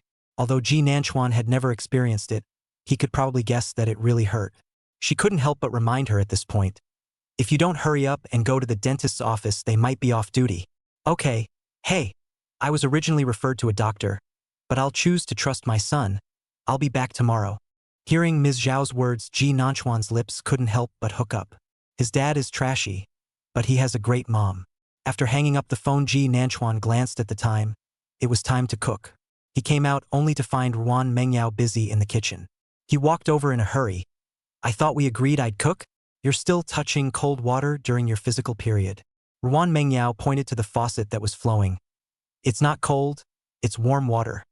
I know it in my heart. I'm just saying, I'm really asking you to cook every day. Go sit next to me and wait. Is Auntie Zhao coming back at night? I'll make her a noodle at night." TMC with 0 line chew hashtag forbidden O. To EC this UC text equals file caret PJ8U1V caret FIS. FQW at 9.YFD 0, 59 jam, AV218, EPCC 00 HHQ4RJ equals 7Y% AA4, DCCG, 4BP5 IBY, He, 6VG5, NE6E, TI 9, D3AL7VO. "No, she just called me and said she'll be back tomorrow." Ji Nanchuan pulled her hand over and drew out a few paper towels to clean her hand. "All right, I'll do the rest. You go sit outside. You're not feeling well, and you're still trying to be strong." Ruan Mengyao blinked slowly as she watched him lower his eyes and wipe his hands. "I'm not in pain anymore." Such a gentle Ji Nanchuan. Like him even more. Ji Nanchuan pointed outside. "Got it. It's me who wants to be a more virtuous boyfriend, okay? Go out and wait." She didn't hold back and came over and flew over and kissed Ji Nanchuan on the face. "Ji Nanchuan, you're so nice." Then turned quickly and ran out. Ji Nanchuan froze for a moment, wanting to sigh. That's good? How many years has she been doing this sort of thing herself? From the time she moved into the house, at first Nguyen Mengyao was trying to give Ms. Zhao accommodation and living expenses. But how could Ms. Chiu take it? And a little angry talk about her, and in the end, also afraid of her living in the heart is not good. So let her help keep an eye on Ji Nanchuan a bit. Actually, that's all Ms. Cho said. Ji Nanchuan didn't take it to heart. But from the next day onwards, she would cook for Ji Nanchuan and Ms. Zhao whenever she was free. Ms. Zhao was very busy during those years and spent little time at home. Ruan Mengyao's relationship with Ji Nanchuan was also rather frosty at that time. But even so, she still prepared breakfast and dinner for Ji Nanchuan basically every day. The two eat together but rarely talk. But she had accommodated Ji Nanchuan's taste in cooking every time. At this point, he couldn't help but mutter as he thought about it. Love brain. She should have liked herself by that time. That counts as a relationship brain, right? Ji Nanchuan felt that this word did seem quite appropriate to apply to Ruan Mengyao. In her eyes, Ji Nanchuan seemed to be a very important existence. She never wanted to give up. After the two of them simply finished eating, Ruan Mengyao, presumably wanting to prove that she really didn't have any more discomfort, stood at the doorway and watched as Ji Nanchuan finished washing the dishes before asking him if he wanted to go out for a walk together. Although he was asking, his eyes were full of anticipation and he simply couldn't refuse. The two changed out of the pajamas they were wearing into shoes and headed out the door. Their family has lived in this neighborhood for quite a few years, and the people over here probably know Ji Nanchuan and his family. Isn't this the family where the elders are often away and the siblings are at home? Not sure what's up with both siblings having different last names though. But really a lot of people thought they were siblings or else cousins or whatever, more or less carry a relationship after all the years we lived together. So at the sight of them walking hand in hand and strolling in the garden of the neighborhood, many aunts had expressions of surprise and shock on their faces. In fact, an Aunt Ji Nanchuan also know, and they live in the same building. Before the elevator also met a few times. She came over and lowered her voice and said, Xiao Chuan, you're not little kids at your age. Why are siblings still holding hands and strolling through the garden? She sounded a little worried, afraid that the two children wouldn't understand this because their parents were often away from home. Ruan Mengyao froze for a moment. Can't you hold hands? Can't a boyfriend and girlfriend just hold hands and not do anything? Auntie nodded. Your siblings. It's not appropriate to be so old.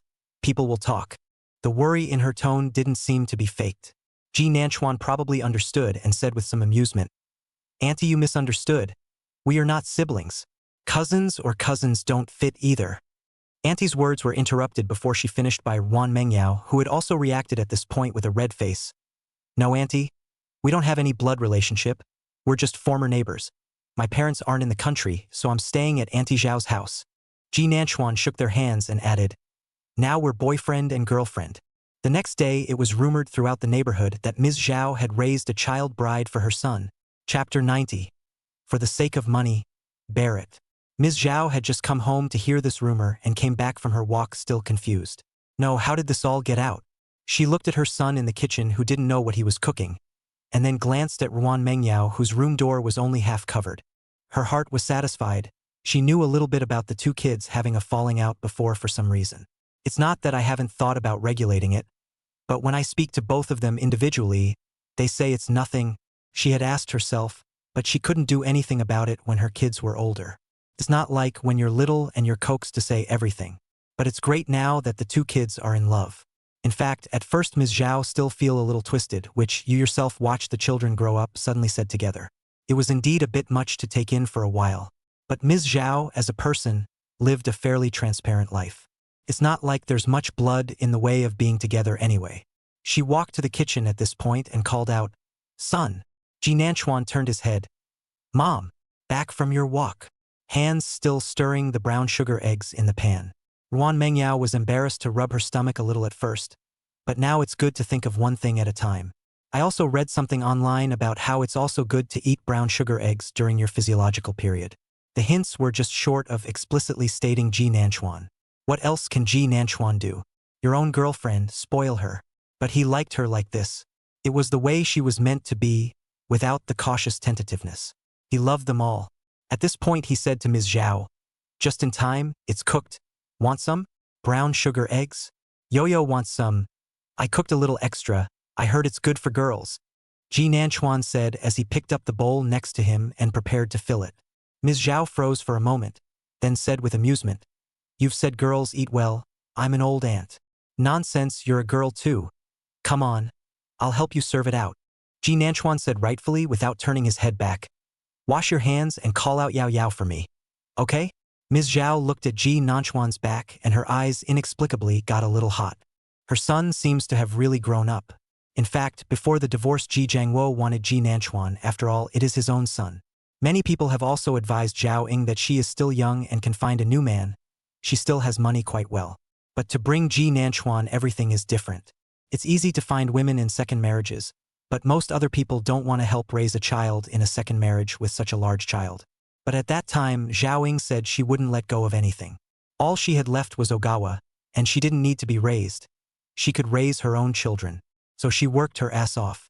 At first, Ji Nanchuan felt angry that she let that pair of dogs off too easily.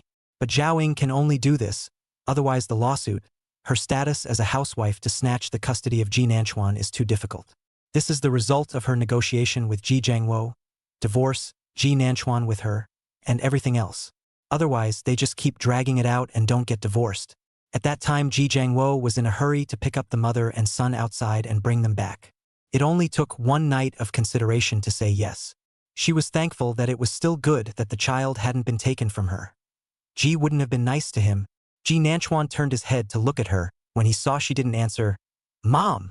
Ms. Zhao looked back and gave a hey, turning her head to the side to wash her hands. "My son has grown up. Yeah. You can enjoy your blessings. By the way, Mom, how about that dentist office?" Ji Nanchuan asked with concern. Ms. Zhao O's and H's. "Not bad, at least the tooth doesn't hurt now." Ji Nanchuan could probably guess from hearing his tone that the two probably didn't have sparks yet. But emotional matters, Ji Nanchuan does not interfere too much. This life in advance for them to meet. Let's just go with the flow if we can get together. He does know that his stepfather in his last life was nice, and now the slag father is pestering him earlier than in his last life. So he's the one who's going to meet the real one sooner, but he can't force the pull. So at this point he asked and didn't say much. Brown sugar eggs and whatnot. One look at Ji Nanchuan felt that it was not tasty, so when he made it, he originally did not make his own share. Pour it out for them and then go in the shower. It's so hot right now, and even though the air conditioner is on, it's still hot even though I've just been working in the kitchen for a while.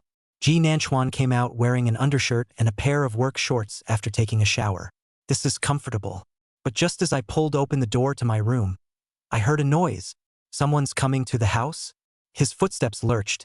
If someone from the house was coming, he'd better change his clothes. As a result, before he even turned around to go in, he heard Ji Jiangwo's voice. Ji Nanchuan walked out with a dark face. Sure enough, he saw Ji sitting on the single sofa, with Ruan Mengyao and Ms. Zhao sitting on the other side. When Ji Nanchuan came out, Ji Jiangwo was saying, "I only have one child, Nanchuan. How can I not think about him? A big no, what are you doing here?" Ji Nanchuan didn't care what he came to do, but seeing him in the house was irritating. The three of them looked at Ji Nanchuan at the same time. Ji frowned slightly. "Why are you getting more and more rude as you get older?" Saying that, he also glanced at Zhao Ying with eyes that seemed to say, "Look at the good kid you taught." Zhao Ying rolled her eyes. "My son is polite, but it depends on the person." Ruan Mengyao at this time didn't interrupt. At least she couldn't be used right now. She felt that Ji Nanchuan's eloquence had a lineage with Aunt Zhao to get along that flavor. Thinking of this, she stole a glance at Ji Nanchuan. Ji Nanchuan noticed and walked over and sat on the armrest of Ruan Mengyao's sofa. It's supposed to be a leather couch, and this armrest is actually quite large. Ji Jiangwo was stabbed by Zhao Ying for a while and was already a bit stuffed up. At this time he frowned at Ji Nanchuan. "Is there no place to sit? What's the point of sitting against Yao Yao? How old are you? Still following your sister all day?" Ji Nanchuan rolled his eyes and was just about to open his mouth when Ms. Zhao said impatiently, "Say something. My son doesn't need you to teach him anything. Don't say off." Just now Ji Jiangwo said he was sick and wanted to talk to Ms. Zhao about the company. The main thing he wanted to do was to give his shares to Ji Nanchuan. That's why Ms. Zhao forced her nausea and let him in. The big deal is to call someone to clean up tomorrow. Put up with it for the sake of your son. After all, shares are money. And you gave him face? And you're here to educate your own son? Does he deserve it? Ji Jiangwo glanced at Zhao Ying. "This is also my son." "Oh, I wouldn't dare to assume that. Didn't the mother and son of Ji Fengsu look for you before? That's what your wife and son are." Ji Nanchuan hooked his lips. Mr. Ji wouldn't have forgotten, right? At the mention of that mother and son, Ji Jiangwo's face became even more ugly, and he said stiffly, "The divorce lawsuit is in progress." He finally looked at Ji Nanchuan. "I came here today because I hope you can go and match me." Chapter 91. Although shy and nervous, she didn't reject him. Before this opening could be finished, Ms. Zhou stood up. Get out. Ji Jiangwo froze for a moment. Zhaoing you. You want to be ashamed, you ing old family raising a bunch of who knows what kind of losers won't go to the match? Let my son go? What the are you? Get out. Ms. Zhao said, already picking up her cell phone. Don't force me to call the property and the police. Ji Jiangwo's brows furrowed as he looked at Zhao Ying as if he was looking at a stranger. How did you become like this? Your former elegance. What do you care what I've become? And that tone of voice, how bad luck. Get lost. I knew I shouldn't have let you in. Ms. Zhao waved her hand impatiently and glanced at Ji Nanchuan. Xiaochuan, call the property. Over here. Ruan Mengyao had already dialed the phone silently. Hello, property? You guys. Ji Jiangwo, a person who wanted to save face, had already stood up with a greenish-white face at this time and said to Ruan Mengyao, I'm leaving now, hanging up. Ruan Mengyao smiled at Ji Jiangwo and said to the other side of the phone that she was sorry and that she was fine for now. And then it hung up. Then she smiled and said, I'll walk Mr. Ji out. Only the smile didn't reach his eyes, and the address changed. Ji froze for a moment. However, he still glanced at Ji Nanchuan. I'm your father? Do you really intend to see death? You have raised those siblings of yours for so many years they have the nerve to see death. You have only raised me for a few years. Why should I save? Ji Nanchuan's tone of mockery. Do not say how hard you work, but your company's money is my grandparents gave. You cannot get rid of a lifetime. How much of the company's start planning is done by my mother you know clearly. And even how much you care about my birth you know it well. And earn money are not all to the outside of the wife and children? Ji Nanchuan looked at Ji Jiangwo with an icy gaze. It wasn't like he didn't want to retain it at first. He had secretly gone to follow Ji Jiangwo. He wanted to know if he had really cheated on his wife. It was an upscale neighborhood, and the people there knew him well and called him Mr. Ji when they saw him back. How funny. Come back. He lives at home with his mom and he always says he's busy with work. Come home all the time in the middle of the morning or just don't come back at all. But it turns out he has a home away from home.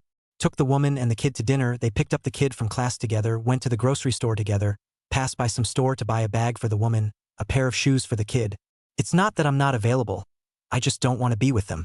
How could an adolescent boy not think of wanting his father's acknowledgement? But the man who said he wasn't available to help him go to even one parent-teacher conference would accompany another kid to a ball game. So Ji Nanchuan really didn't understand how he had the nerve to say such righteous words in front of himself. In the end, Ji left because Ms. Zhao was really going to call 911. Before he left, he also said to Ji Nanchuan, think about it, if it's suitable, I'll give you 15% of the company. Keep in mind that he only has 30% left on his own hands right now. The holding of the company was owned by the couple in the beginning. Later, in the divorce, Ms. Zhao took 70% outright and eventually resold it as well. So Ji has long since lost absolute control of the company. I think he is also really afraid of death and is even willing to take out this 15% share. Ms. Zhao slammed the door in his face. I wish I could slap him in the face. What the heck? Such a little thing and still look like a treasure. Ms. Zhao is really angry. Ruan Mengyao on this side followed Ji Nanchuan to explain what happened. Just afraid that he would misunderstand Aunt Zhao. Just now he said something about only having you as a son. Aunt Zhao was thinking that it's not worth it to send something to the door, but I didn't expect him to be so shameless. Ms. Zhou nodded. That's right. I was not expecting him to be dead, speechless. Ji Nanchuan laughed a little. Don't be nervous. I'm not angry. But both pairs of eyes fell on him intently, clearly not quite believing his words. Ji Nanchuan sighed helplessly. I really wasn't angry. I was, well, a little angry to see him, but it was completely directed at this person, nothing to do with you guys. Ms. Zhao was relieved and waved her hand when she heard that. That's fine, I'm going to take a shower. I'll call someone to clean up tomorrow. If you guys are fine, go out and play. You can hear the dislike for Ji Jiangwo now. Both of them gave a well-behaved ouch, then watched as Ms. Zhao went back to her room. Only then did Ruan Mengyao withdraw her gaze and whisper, Will your father still be looking for you? I don't know. Ji Nanchuan thought he should be looking before he realized he had misdiagnosed. In fact, now as long as Ji Nanchuan changes his attitude, he will have 15% more shares at once. He has nothing to lose. It was a misdiagnosis, after all. But Ji Nanchuan is really seeing his face without hands is considered polite, do not want to aggravate themselves. He can't afford this kind of aggravation. At this moment, he sighed and glanced in the direction of Ms. Zhao's room. Indeed, she wouldn't suddenly come out before reaching out and hugging Ruan Mengyao, his voice breathless. Hey, it was supposed to be a beautiful day. It's too distracting. Ruan Mengyao reached out and patted him. It's okay. She finished before responding. Are you being sappy? Ji Nanchuan admitted without blushing or jumping. Well, pampering. Ruan Mengyao didn't hold back her laughter, tilting her head to smooch his face and darting another glance at the location of Ms. Zhao's room. It's a feeling that's kind of exciting. Ji Nanchuan noticed and deliberately teased her. What are you afraid of? And hugged the man a little tighter as he spoke. Ruan Mengyao basically had her entire body wrapped up in his arms. Her voice even unconsciously lightened a bit. I'm afraid that Auntie will suddenly come out. It's embarrassing. Ji Nanchuan looked down at her nervous appearance, also cooperated by lowering his voice. Don't you think it's exciting? As he spoke, he moved closer to Ruan Mengyao, their breaths mingling. Could feel the tightness of the person in his arms. Long eyelashes fluttering, obviously nervous. You don't mess around. Auntie Chiu is still at home. Ji Nanchuan, who originally just wanted to scare her, looked at her nervous appearance, though he felt a bit perverted. But he found himself wanting to bully her even more when he saw how nervous she was. So the kiss ended up on her lips.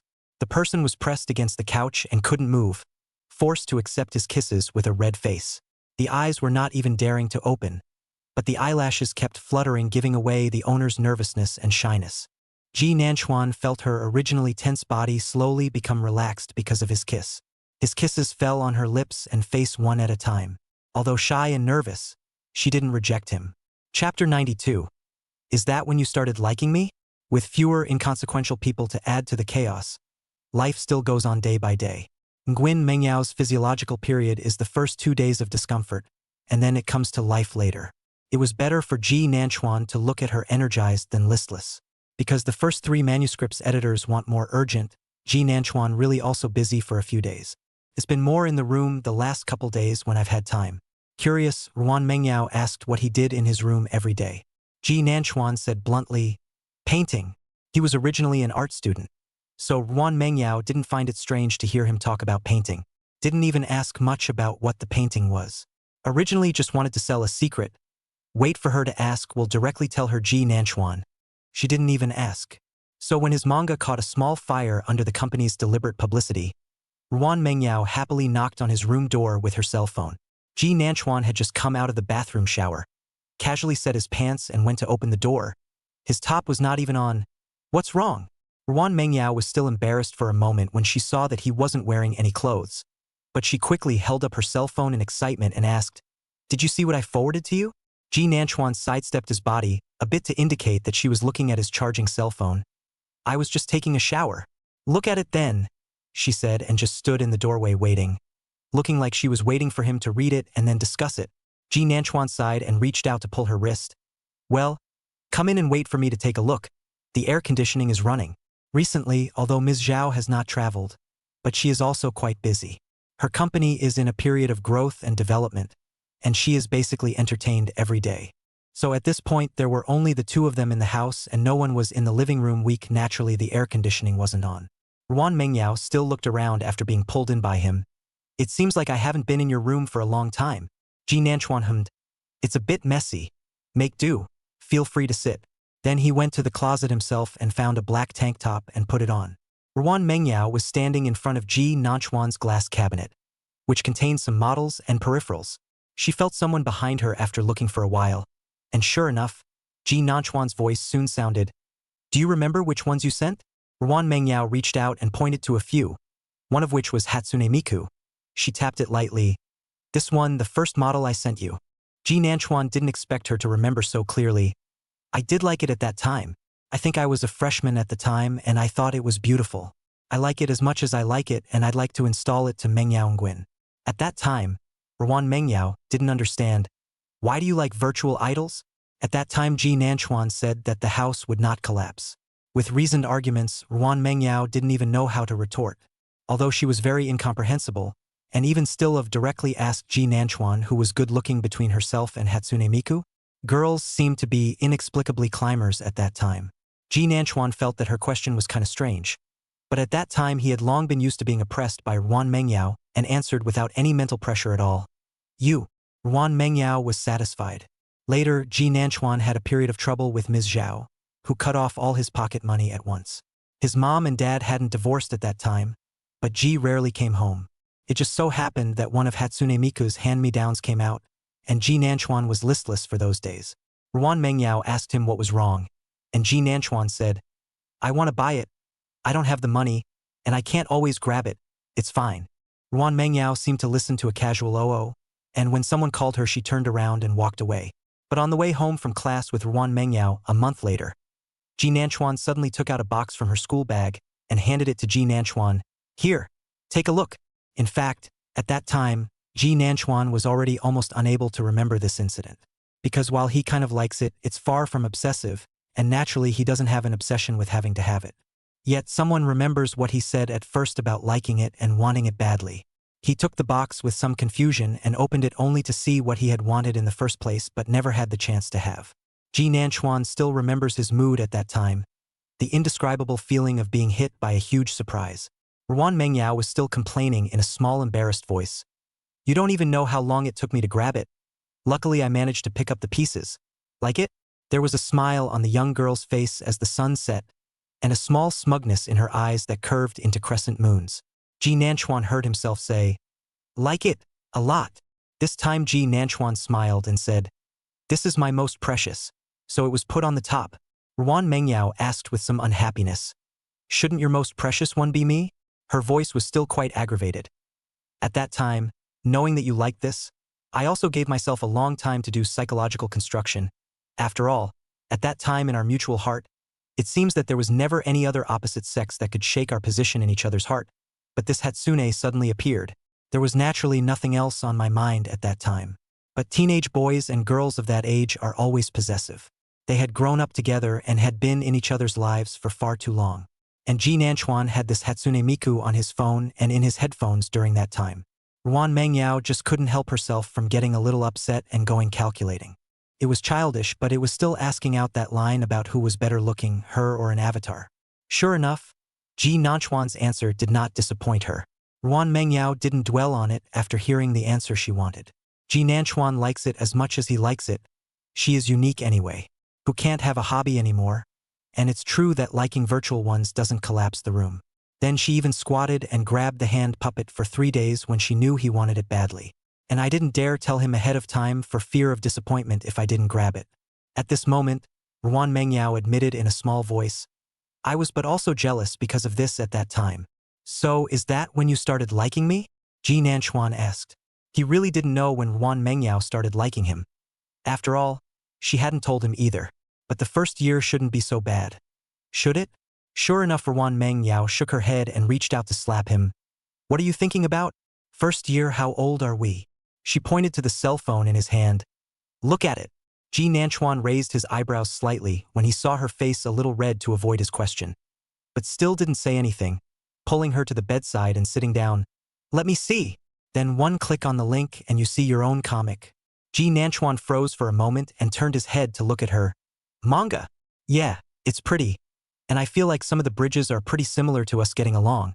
Aren't all childhood sweethearts like that?" she asked happily. Chapter 93. A child's dreams were carefully treated at that time. Ji Nanchuan, of course it's like, this is supposed to be the prototype is us. The smile at the corner of his mouth was a little suppressed. "Do you like it?" Like, really quite good looking. Ruan Mengyao urged him to read it first. "You read it first, it's really similar to some of our things, even though it's only been changed by 3 chapters, but it's just been released on the first day today. Hey, it's on fire, and that blogger's powder has increased by more than 100,000 in one day. This cartoon was released directly on the microblogging serial in the beginning, so the company will also help Ji Nanchuan register a microblogging number. There is a special operation. But all the account information is Ji Nanchuan's own, and he also has the account password. Of course, these are the ones that Ji Nanchuan himself talked about and asked for. At first, the company was thinking that newcomers would be easy to fool and wanted to use the information of people from the company to register for an account. Ji Nanchuan in his previous life had suffered this kind of loss. But since he hadn't fallen out with the company in his last life, there wasn't really much friction. At a later stage, it was the editor who took the initiative to ask for those accounts back from him, and also renewed the contract. Ji Nanchuan in this life will still choose the company in his last life because for the time being, the company will develop into a small dragon head in the next few years, and it's actually pretty much the same wherever you go. At least in his last life, the company didn't have the friction he was also familiar with to simply not change. At this time, he was a little surprised to hear Ruan Mengyao's words. He didn't pay much attention to the rising powder situation. Probably the editor should tell him later. From the beginning, Ji Nanchuan knew that the company would push his comics. In a previous life as well, this kind of subject matter will be very popular in the coming years as well. After all, pure love or childhood sweethearts are going to be buff stacked now. He didn't really have much to look at, after all, he painted them all. But against Ruan Mengyao's expectant gaze, he still took a rough look. It's really quite nice. He looked up at Ruan Mengyao. Aren't you curious about my previous paintings? Before the words were finished, he saw Ruan Mengyao's eyes light up for a moment. Righto? You were originally studying animation design. Ji Nanchuan, do you know how to draw? She thought for a moment, adding, just drawing comics? Ji Nanchuan looked at her eyes glowing and found it adorable. So he deliberately teased her. Is it possible that I drew this comic? Didn't you say that many of the bridges resemble our time together? When Ruan Mengyao heard this, she looked at Ji Nanchuan with some surprise. Ji Nanchuan thought she would at least hesitate and think about it, but she didn't expect her to say happily in the next second. Really? Then when are you going to update? Has the first draft been drawn yet? Can I take a look? Accepted too quickly and already hyped. This was something Ji Nanchuan never expected. Don't you have any doubts about the authenticity? Do not doubt, is not what you said? She reached out and wrapped her arms around Ji Nanchuan's neck and said rationally, as if saying that Ji Nanchuan wouldn't lie. You also believe in me too much. Ji Nanchuan's tone was somewhat helpless, but it also carried an uncontrollable happiness. He reached out and held Ruan Mengyao's waist, fearing that her body would crook as she wrapped her arms around his neck. Ruan Mengyao's eyes were still bright with excitement in them. So when are you going to update? Isn't it written Wednesday and Friday? Ji Nanchuan said helplessly, but Ruan Mengyao really wanted to see it and kept pushing Ji Nanchuan. Ji Nanchuan simply showed her all the line drawings directly. It really hasn't been drawn yet. In the end, Ruan Mengyao grunted for a long time, had been pouting and urging for more. Since the two have been together, the relationship is getting a little bit better, and so is the growing bond. It wasn't so slimy in the beginning, but now it's like you can't even be shy about rubbing it in when you're being pampered. Ji Nanchuan reached out to hold her waist and said warningly, "Don't you rub it in, huh? Otherwise, if I do something, I don't even know myself." I don't know if the warning was useful or Ruan Mengyao felt something. Her body stiffened in Ji Nanchuan's arms for a moment before she stepped back with a red face. Then I'll go back. Remember to prepare something. We're going hiking on Saturday," she said, getting up from the bed and darting to the door like she was afraid of being caught back. But then with some reluctance, she asked, "Can't we really paint now?" Ji Nanchuan gave her a meaningful look, and then looked down at himself. "Do you think I look suitable for painting?" Nguyen Mengyao's eyes drifted and finally darted away. "It's obvious that you're deliberately trying to start a fire but not helping to put it out." Ji Nanchuan sighed as he watched her fleeing back. It's a good way to see that she still can't react too quickly. He picked up his cell phone and suddenly sent a message to Ruan Mengyao with some curiosity. "How come you weren't surprised at all to hear that I drew it? That's an overly smooth acceptance process, isn't it?" She wasn't even the least bit surprised or hesitant. This made Ji Nanchuan really a bit surprised.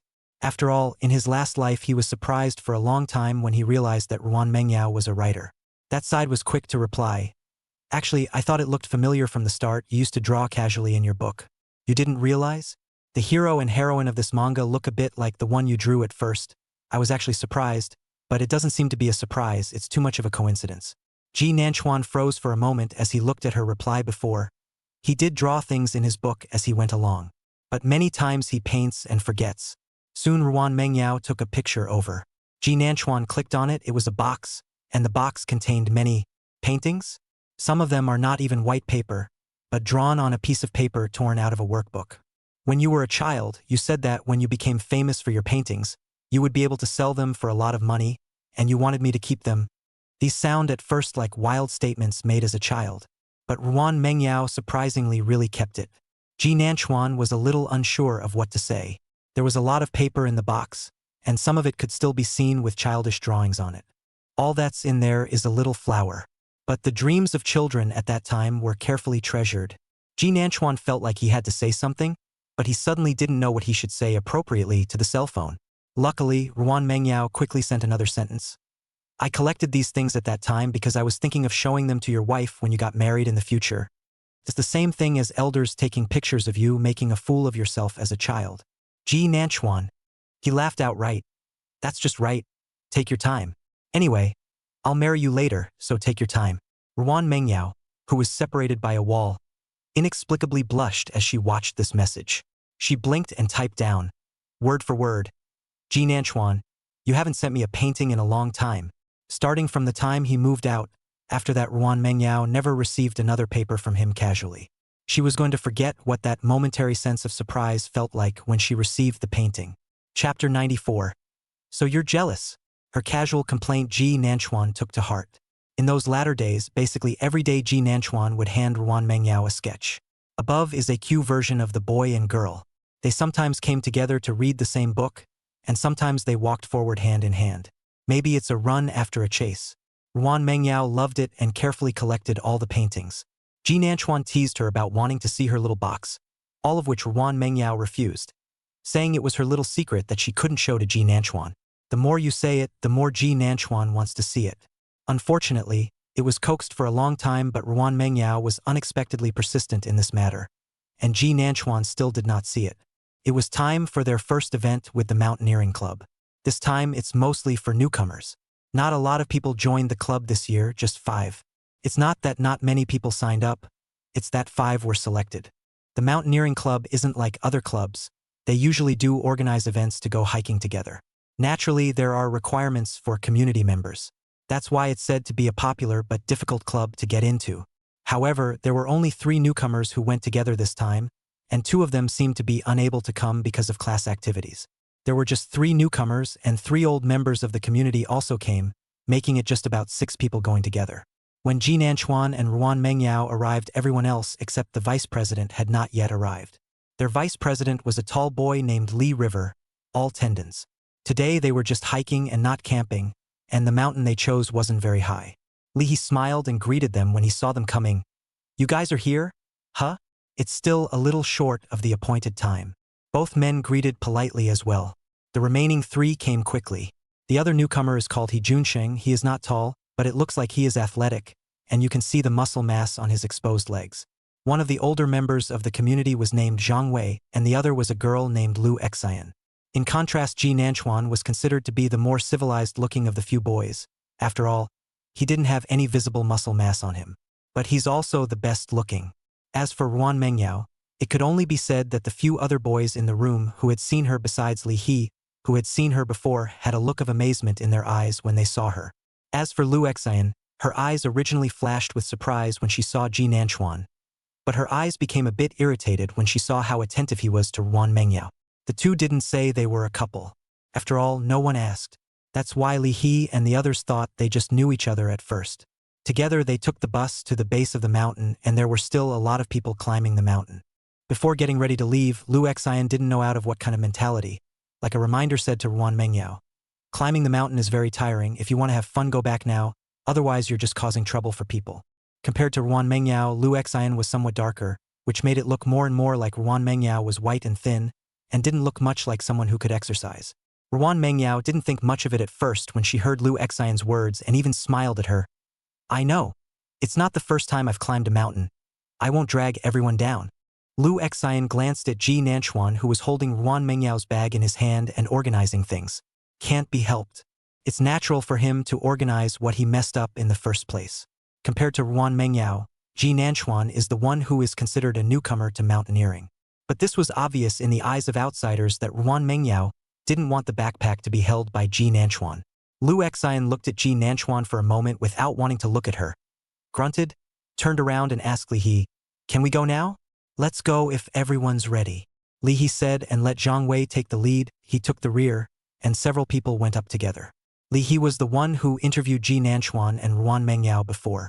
He was really into hiking and camping, so naturally he could talk to Ruan Mengyao, and at this moment they were talking about hiking one after the other. Although Ji Nanchuan is quite slow to read feelings, he can also see that Li He has no other thoughts about Ruan Mengyao, and his eyes can see a lot of things, especially since Ji Nanchuan is also male. So listen to them talk and occasionally strike up a conversation. Originally, Lu Xian was walking second and looked back a few times as she walked. The speed then slowed down, and soon it was almost shoulder to shoulder with Ji Nanchuan. This side of the road wasn't too big, but two people side by side was still possible. Lu Exen looked at Ji Nanchuan and opened her mouth. What is your major, a schoolmate? By now Ruan Mengyao had already carried back her own bag. It wasn't her first time hiking and she wasn't delicate. At first, Ji Nanchuan wanted to help her carry it, but he was refused. Ji Nanchuan glanced at Lu Exen when he heard her question. Animation design. Wow, you must be really good at drawing then? She actually had a somewhat neutral voice, and at this point speaking in a clipped voice made it kind of hard to hear. Ji Nanchuan nodded. Not really impressive. It was actually pretty obvious that he didn't want to chat. But Lu Exen still had a conversation with him. Even Ruan Mengyao noticed. She raised her eyes to the two men in front of her. One could see Ji Nanchuan's pace slowing down, obviously not wanting to get too close to Lu Exen. Then Lu Exen's pace slowed down. Ruan Mengyao raised her eyebrows slightly. Sure enough, Ji Nanchuan was a bit of a bee magnet. Li He followed her gaze, as if he thought of something. You two came together for the interview before, and you came together today, you two? Ruan Mengyao nodded. Ji Nanchuan is my boyfriend. Her voice didn't lower when she said that. Ji Nanchuan originally did not want to get too far away from Ruan Mengyao before he kept lowering his speed. Otherwise, he would have already taken a big step forward to distance himself from Lu Exen. So at this time, Ruan Mengyao's words Ji Nanchuan and the others also heard. Lu Exen's face stiffened. She had previously thought the two were in a flirtation period. Ji Nanchuan simply stopped his footsteps, reached out and held Ruan Mengyao's hand, and asked Li He as if he was joking, Vice Society, are we a match? Li He smiled and nodded. Matching, ah. Handsome man and beautiful woman. I thought before that you two, with this face value, should go to some drama club. No, Yo-Yo likes hiking. I'm here to keep her company. Lu Exen, who was in front of him, withdrew his sight and moved forward at a fast pace. Look at the back, some fall away. At this time the heart is also a little angry, as early as not to say is a pair. Ji Nanchuan had a feeling of relief, that is, forcing himself to cope with unfamiliar people was indeed quite painful. But there's only one trail in the mountains. There's nowhere to go by yourself. Then he felt Ruan Mengyao's hand that he was holding suddenly backhanded him and then squeezed him hard. But holding hands in a pinching position doesn't hurt. It's more like expressing your displeasure. Ji Nanchuan looked at her and met her indignant line of sight. So you're jealous. Chapter 95. I think I should give my life to you. It actually takes a little over 2 hours to get from the bottom to the top of the mountain, still slowing down the pace. At the top of the mountain there was a resting place. In fact, they had just seen a lot of people resting in the gazebo halfway up the mountain. Li He was still quite happy. After all, this was the most carefree newcomer he had ever brought up. However, speaking of which, although they were freshmen, they were not considered newcomers except for Ji Nanchuan. Anything like Ruan Mengyao is considered a veteran. A few people went up and then went to the rest area next to it to rest, sit down and drink water and chat in the meantime. Chatting about anything and everything, they were all about the same age, and the conversation was sort of harmonious. Lu Exen was a little embarrassed at first. After all, she did have some good feelings for Ji Nanchuan, but it turned out that he had a date. It is indeed quite difficult. It's mostly awkward, but since no one had volunteered to mention it, they were soon chatting away. All pretty good-tempered and outgoing people who can talk about anything. After resting for a while, Li He and the others were hungry, so they found something to eat. Ruan Mengyao pulled Ji Nanchuan over to the fence to look down and joked grandly. Look at the kingdom I've laid down for you. Ji Nanchuan reached out and pinched her still slightly red little face. Why is your cheek so thick? Ruan Mengyao reached out and slapped his hand away. It hurts. Ji Nanchuan took a look, indeed left fingerprints, and reached out to help her rub. But Ruan Mengyao had already covered her face with a defensive face. Don't pinch. Ji Nanchuan reached out and pulled down her hand, then leaned over and gently kissed the place that he had pinched red. I'm sorry, I didn't even notice. Such a gentle Ji Nanchuan, Ruan Mengyao simply couldn't resist. She turned her head away quickly. It's okay. Ji Nanchuan only felt cute when he looked at her increasingly red face. He looked down in the direction Ruan Mengyao had just pointed, and it was indeed beautiful. In fact, it is inevitable to feel tired and laborious on the way to climb the mountain. But at this time, looking at the scenery below the mountain, hidden in the clouds as if everything is worth it, Ji Nanchuan exhaled and said with a smile, Finally, I know why you like hiking. Ruan Mengyao, who was still shy, instantly brightened her eyes and said with some happiness and complacency, Isn't it worth it? The moment you can see the scenery below the mountain. Your mind seems to open up instantly, and for just a moment, you'll feel that the hours ahead were worth it. Ji Nanchuan nodded approvingly. It is indeed worth it. Hearing his words, Ruan Mengyao smiled happily. This kind of approval of one's preferences by one's favorite people is something that makes one feel good. Soon she pulled out her cell phone and pulled Ji Nanchuan into a memorable selfie. The shot was pretty normal at first, before Ruan Mengyao said, "Here, last one oh." Ji Nanchuan violently lowered his head and kissed her on the cheek. The young girl's eyes were round and overwhelmed as the boy lowered his head to kiss the side of her face, his lashes drooping with tenderness. Behind them is a blue sky and white clouds. A very nice photo. Ji Nanchuan was satisfied and said with a smile, "This one looks the best." Ruan Mengyao, however, glanced sheepishly at a few people not far away, and not sheepishly either. It was mostly embarrassing, not to mention the occasional person walking past them. But it seems like the heart is happy. She reached out and twisted Ji Nanchuan, which didn't hurt him. Soon the two took their pictures and went back to eat as well. Li He is estimated to have eaten enough. Brain is also active, curious and asking to stick to that, and Ruan Mengyao how to get together. According to the way he lives is don't look at him as a 6-foot-something slugger, but he also has a teenage heart. Ji Nanchuan has nothing to hide, smiled and said, "We are childhood sweethearts. Like each other and got together." I confessed. Ruan Mengyao raised an eyebrow at him at his words. Ji Nanchuan straightened up. "It's me who confessed. You can't deny it, right?" If he said that, it did seem to be the case, even though it was Ruan Mengyao who first asked if she liked him. A few people were listening to it with vigor. Zhang Wei even sighed. "Hey, you guys are so nice. You fall in love as soon as you go to college. I want to talk so much, but I can't find the right one." A few people chatted cheekily for a while, and then finally took a group photo and headed back down the mountain. The way down is better than the way up. This time it was Ji Nanchuan and Ruan Mengyao walking at the end, with him holding her in front. The roles seemed to have switched over. Once it was Ruan Mengyao who led him forward. Ruan Mengyao herself suddenly laughed.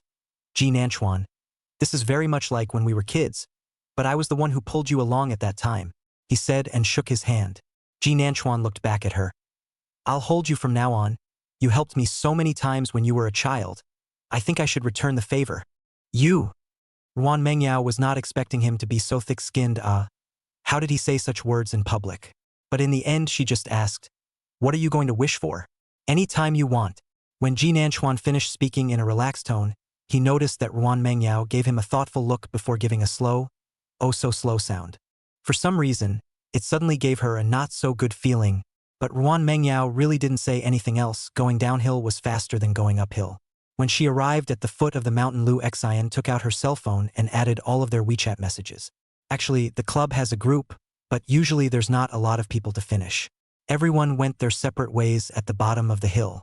It was supposed to be a Saturday, and was left together at the school for ease of departure.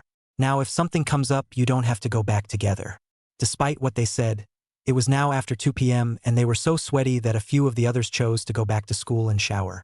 Before getting on the bus, he asked Ji Nanchuan where they were going. Ji Nanchuan smiled and said, "Go home." A few people were a little surprised, but didn't ask much. It feels like people are little couples and it's rude to ask again. On Ji Nanchuan and Ruan Mengyao's way home, Ruan Mengyao received an apology from Lu Xian. Said he didn't sound too good at first, mainly because there were people who thought there were quite a lot of handsome men in the mountaineering club before, so they would sign up. Nguyen Mengyao's appearance doesn't quite show that she's that good. Lu Xian's apology was quite sincere, so Ruan Mengyao returned a remark that it was fine. After all, she really didn't care. Stereotyping people these days is really quite powerful.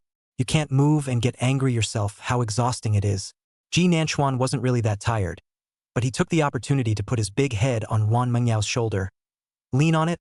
I'm tired." Then they saw Lu Xian's apology. She apologized not only for what she just said to Ruan Mengyao, but also for striking up a conversation with Ji Nanchuan. But Ji Nanchuan was a bit bewildered. Before with me, that is called chatting? I thought it was an ordinary chat." Ruan Mengyao lowered her eyes and looked at him. This person is really not much emotional intelligence. Chapter 96, but he felt more like he hated him. In the piece of emotional intelligence, Ji Nanchuan is to admit that his emotional intelligence is not high. Actually, the boys are fine. After all, we are all men and know a little bit about each other's little minds. But girls are hard to understand. It's like he occasionally brushes up to a video saying something about how girls don't want it just to So is it a no or a yes? If you really want it, can't you just say you want it? Ji Nanchuan really couldn't understand this way of thinking. Overall, it's not at all unfair that he's been single. After all, he hadn't had access to many girls in his last life to begin with. Many of those who had a favorable impression because of Ji Nanchuan's appearance quickly backed off as soon as they were contacted. He doesn't really want to spend time trying to figure out what's going on in a girl's mind. Of course, this was to outsiders. If it was Ruan Mengyao, it would be another story. At this moment, he just blinked slowly and innocently looked at Ruan Mengyao. I don't know that she means something else. I just feel like she talks a bit too much. There were originally 6 of them. Ruan Mengyao was talking to Li He at the time, and the other 2 were walking fast. Ji Nanchuan thought that Lu Xian had taken the initiative to open her mouth to find a topic because she felt that it was a bit awkward for the 2 of them to remain silent. He also felt quite embarrassed. At this moment, Ji Nanchuan touched his nose in embarrassment. It's my turn to be a bit embarrassed.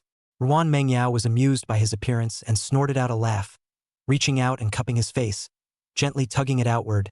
Face beckons. Ji Nanchuan wasn't annoyed and just smiled at her. Ruan Mengyao's own face slowly reddened when she saw him with a smile on his face. Flying away from his eyes, he reached out and covered Ji Nanchuan's face. Don't laugh. It's a bit superficial, but a lot of times a good physical condition is a real advantage. Ji Nanchuan at this time is a good example. 2 people climb the mountain are covered in sweat. To the door of the neighborhood get off the car is still discussing. Ready to take a shower first if you are hungry and then call a takeaway. The 3 or 4 o'clock ones are considered afternoon tea. Ruan Mengyao was thinking of ordering a cake and milk tea later. Ji Nanchuan was still advising her to eat less cold. Ruan Mengyao was unconvinced. Didn't you say you'd ask me to go to Uncle Tang's place for a visit in a couple days? By then it'll definitely be time to take Chinese medicine. And before that I'm going to eat something I love. Ji Nanchuan. It's not like this medicine is taken all the time. She's just making excuses for herself. Ji Nanchuan squeezed the small hand he held in his hand and gritted his teeth a little. Just keep making excuses for yourself. Ruan Mengyao smiled curtly at him. Ji Nanchuan sighed helplessly, but his eyes were all smiles. Rong Miao Miao just watched the 2, even though she had known they were together. But so intuitively seeing Ji Nanchuan being so gentle with other girls, the heart that was already dead still seemed to have been stabbed hard. She didn't know why she came here.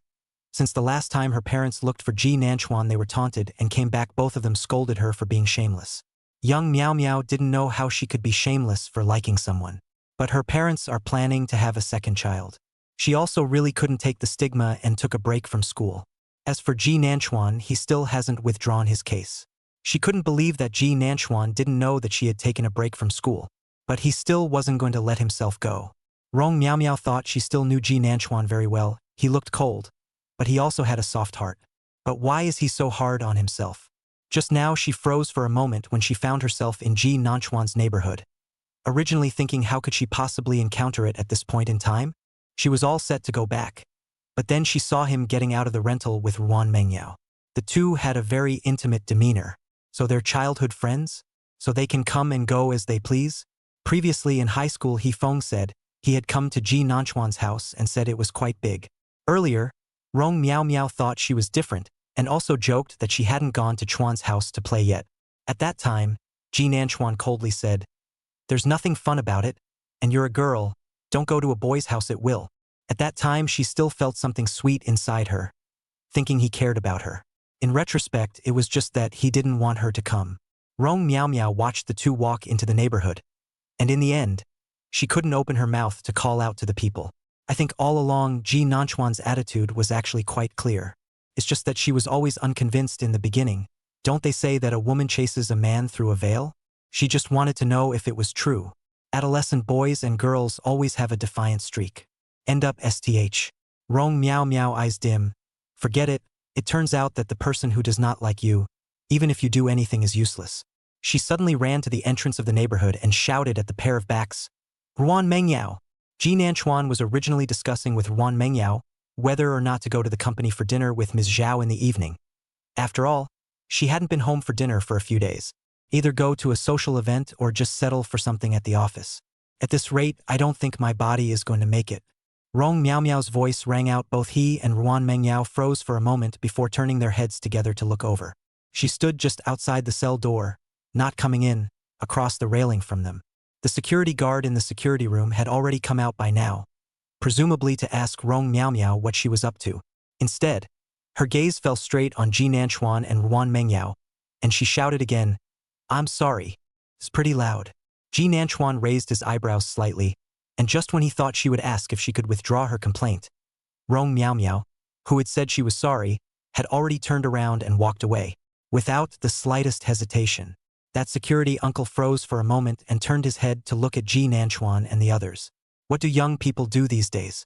Ji Nanchuan also froze and looked at Ruan Mengyao on the side. Who is she? Saying sorry to?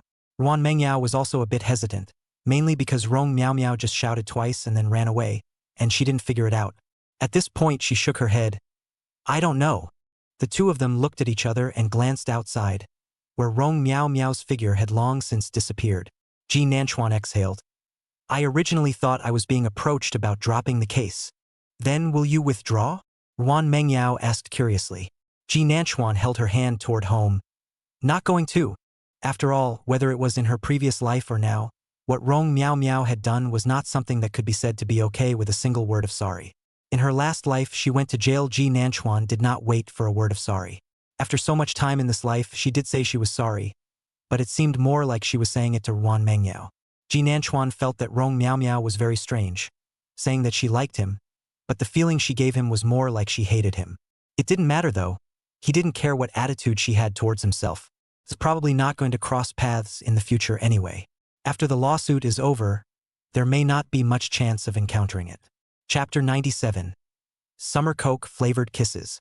Rong Miao Miao appeared so inexplicably and then quickly disappeared. Although it caught the attention of Ji Nanchuan and the others for a short while, the two of them quickly turned their minds away. When we got home we each went to our rooms and showered.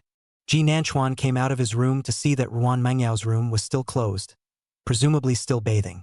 He went to the refrigerator and found out a bottle of ice cola and drank a few mouthfuls, but he couldn't let Ruan Mengyao see it, otherwise the little girl would blow up again.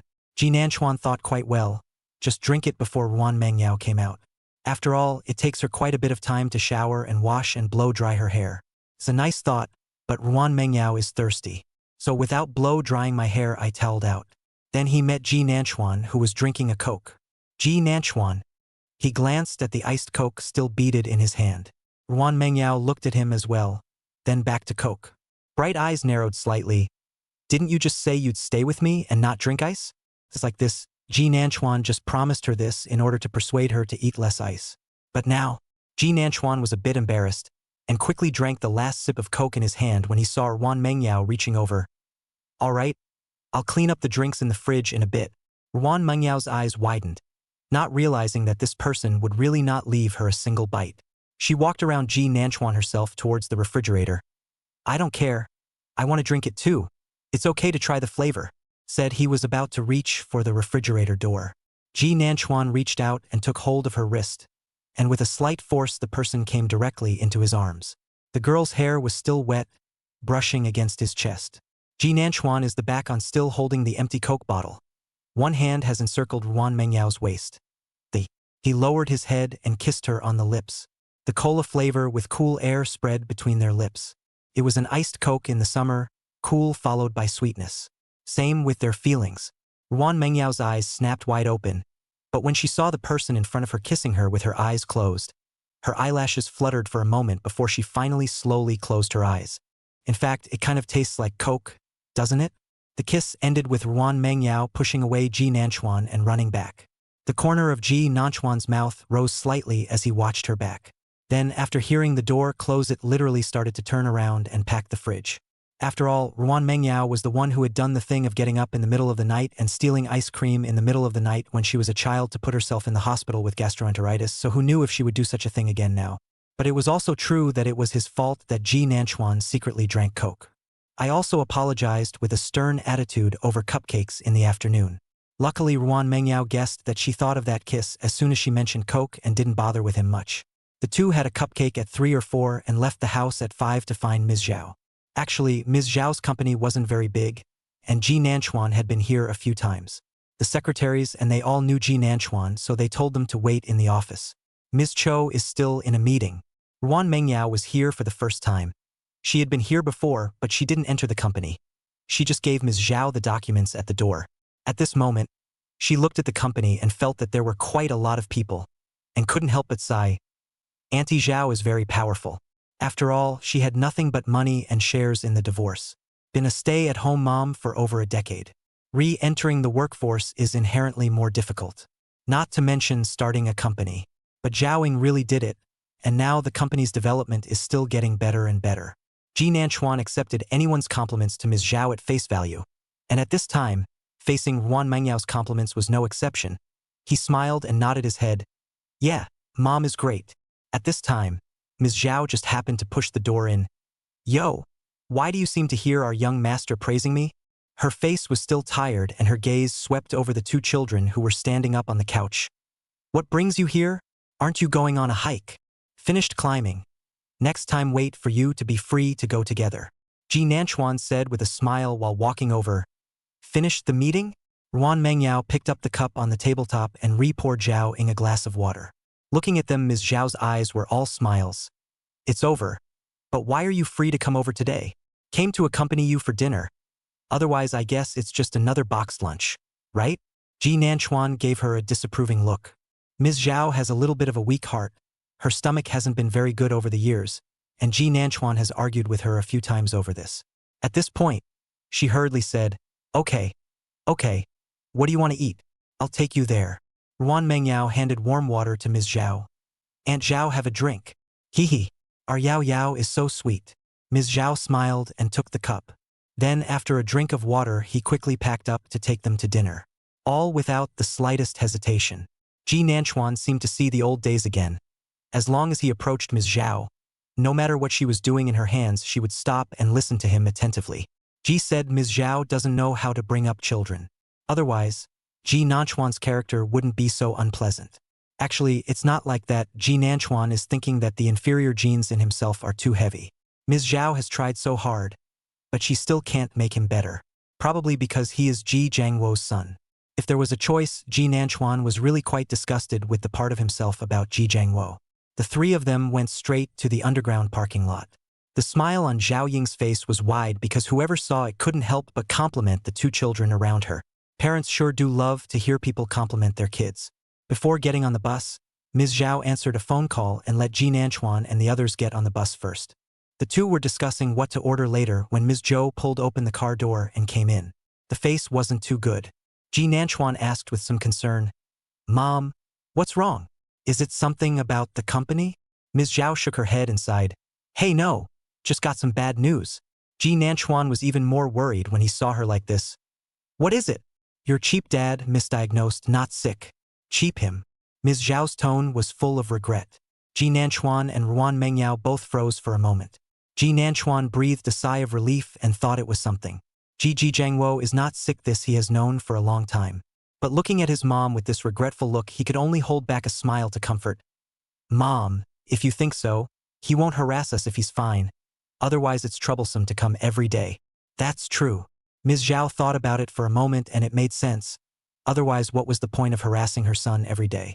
Ms. Zhou got a little happier and started to fire up the car and get ready to drive. Ruan Mengyao, who watched the whole time as the mother and son, regretted that her ex-husband dad was okay. Sometimes it's really helpless. They're too much alike, aren't they? Chapter 98. A 1,000-years-old fox playing chatty? Ms. Zhao still chose to go back to work overtime after the family of three ate, and the place where they ate was quite close to the pedestrian street. Ms. Zhao simply didn't send them back, leaving them youngsters to go on their dates, then drove off in a breeze by himself. Looking at her quick step away, Ruan Mengyao sighed. Auntie has always been so busy. My mom is holding her breath in her heart. And now that Ji Jiangwo is having a bad time, she's happy. Ji Nanchuan said while looking at his cell phone. She just wants to prove to those who looked down on her in the beginning that she doesn't need to rely on a man. When the divorce was initially finalized, there were definitely some people who were on Ji Jiangwo's side, thinking that Zhao Ying was just a housewife, the kind who was still centrifuged from her husband. A man with a child outside would be called a flirt. What kind of abuse would you get if you were a woman? Ji Nanchuan does not judge the rest anyway. In the matter of his parents, his mother took a lot of aggression and malice, so he could understand Ms. Zhao's desperation. It may not always be understood in a previous life, but it is in this one. Ji Nanchuan looked up at Ruan Mengyao after he finished speaking. Hifeng is also in the neighborhood and said to meet up, go? Ruan Mengyao glanced at him.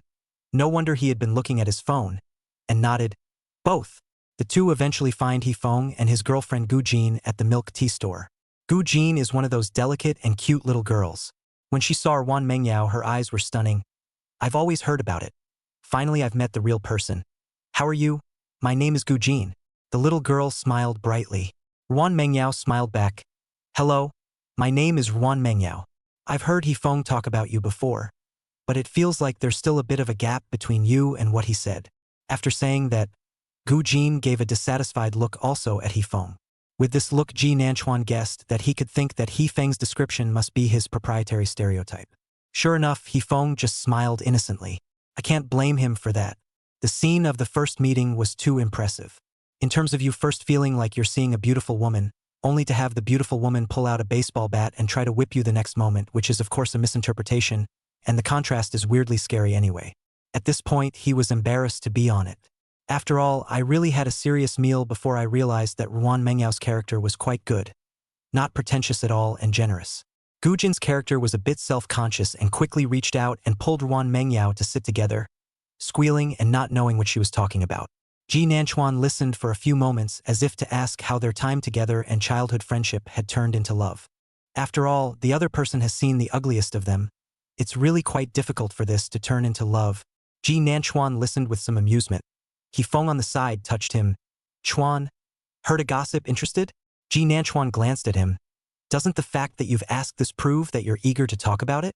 Then you're still asking for my opinion. 何风嘿嘿嘿地笑了几声，意思意思。我听说敏浩也休学了，好像是要陪荣淼淼去什么地方做生意。Ji Nanchuan froze for a moment. After all, he had just seen Rong Miao Miao this afternoon. Though the two didn't speak, and the one sorry she left behind didn't seem to be addressed to him. But, doing business? Why is this setting so familiar?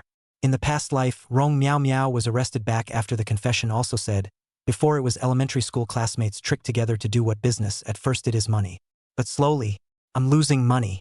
Hifeng also said at this time, I feel that this is not reliable. I do not know if Minhao is sick in the head. I heard that the suspension of school are done, but also asked the family to ask for money. He is not the only son. He's always had a good relationship with his family. But because of this, his parents smacked him and locked him up at home, but he found a chance to run out. Hifeng's voice was filled with disbelief. He likes Rong Miao Miao that much? Why? Ji Nanchuan thought that maybe he really liked it, and in his last life until he was caught by Rong Miao Miao, Minhao felt that she was being cheated. Hopefully, he who followed Rong Miao Miao this time would also end up feeling that Rong Miao Miao was innocent. Yes, Ji Nanchuan didn't intend to meddle in other people's lives. Respect for the fate of others is fundamental. Otherwise, you will always be complained about later. At this moment, he just asked Hifeng curiously, how did you know? Have you forgotten? A friend of mine was in a neighborhood with Minhao and knew him, and this was all over their neighborhood, and Minhao also sent a friend's circle, what with you to the ends of the earth. He eked out a cry. That's what it means anyway. Ji Nanchuan nodded his head. He deleted both people. Naturally did not see this what friend's circle, but sincerely blessed a sentence. I hope they are happy lock dead. The tone is really full of blessings now. Ho Feng. He glanced at Ji Nanchuan, who had a sincere face, and felt that it was too pointless to chat with this person. Ji Nanchuan is really blessed. He can already imagine the final end of the two. Why give more than a wink when you know what's coming down the pike? The bad things that had happened to him in his last life were somewhat related to them, and now that both were far away, he was certainly happy. But he still reminded Hifeng, if these two borrow money from you in the future, you can't say borrow. After all, it's probably not going to come back. Hifeng laughed twice. Deleted. Ji Nanchuan looked at Hifeng with some surprise. Hifeng had a matter-of-fact look on his face. Originally, Minho was still on the list, but I felt like they were epileptic grandparents, and I was afraid that they'd post something else in the future, so I deleted it all. Gu Jin on the opposite side presumably heard this and turned his head to raise his thumbs to Hifeng. Good job. I really think they're sick in the head. It just so happened that she also talked to Ruan Mengyao about Rong Miao Miao. At this time cannot help but spit. We are all girls. She put aside that what 1,000-years-old fox to play chatting about it? I still do not know. What brother? Might as well say who wants to be a good sister. The tone was mockingly disdainful, and it suddenly occurred to me that Rong Miao Miao seemed to be rushing towards Ji Nanchuan. She smiled shyly at Ji Nanchuan. then explained, I can say with certainty that Chuan treats her pretty much like an ordinary classmate. At most, she often takes the initiative to strike up a conversation. Gu Jin said seriously, if you guys had gotten together at that time, Chuan probably wouldn't have been able to talk to her much as far as common name students were concerned. Ruan Mengyao raised her eyebrows at Ji Nanchuan as she sniffed. Is that so? Ji Nanchuan felt that his brother had really found a good daughter-in-law. He laughed a little, but nodded. I may not have realized it on my own, but if you don't like it, I sure as hell don't talk to anyone of the opposite sex. After all, he wasn't much of a talker in the first place. Chapter 99. I want to kiss you now. Ruan Mengyao didn't expect him to really just agree. You really don't care about your face, do you? Many people will feel that they always have to leave some face outside, but I didn't expect Ji Nanchuan to leave himself any face at all. It might also show that he was really close to Hifeng. Sure enough, after Ji Nanchuan finished speaking, Hifeng immediately picked up. That's right. I just listened to my daughter-in-law, so Rong Miao Miao couldn't get close to me at first, said it with a proud face. Gu Jin was a bit embarrassed. Shut up. Those who don't know will think I'm some kind of very mean person. Hifeng smiled. No, my daughter-in-law is very nice. That's better explained than not explained at all. Having talked about this topic, Gu Jin simply picked it up and asked the question that Ruan Mengyao had been curious about, but hadn't had much of a chance to ask. Chuan, what do you think about Rong Miao Miao?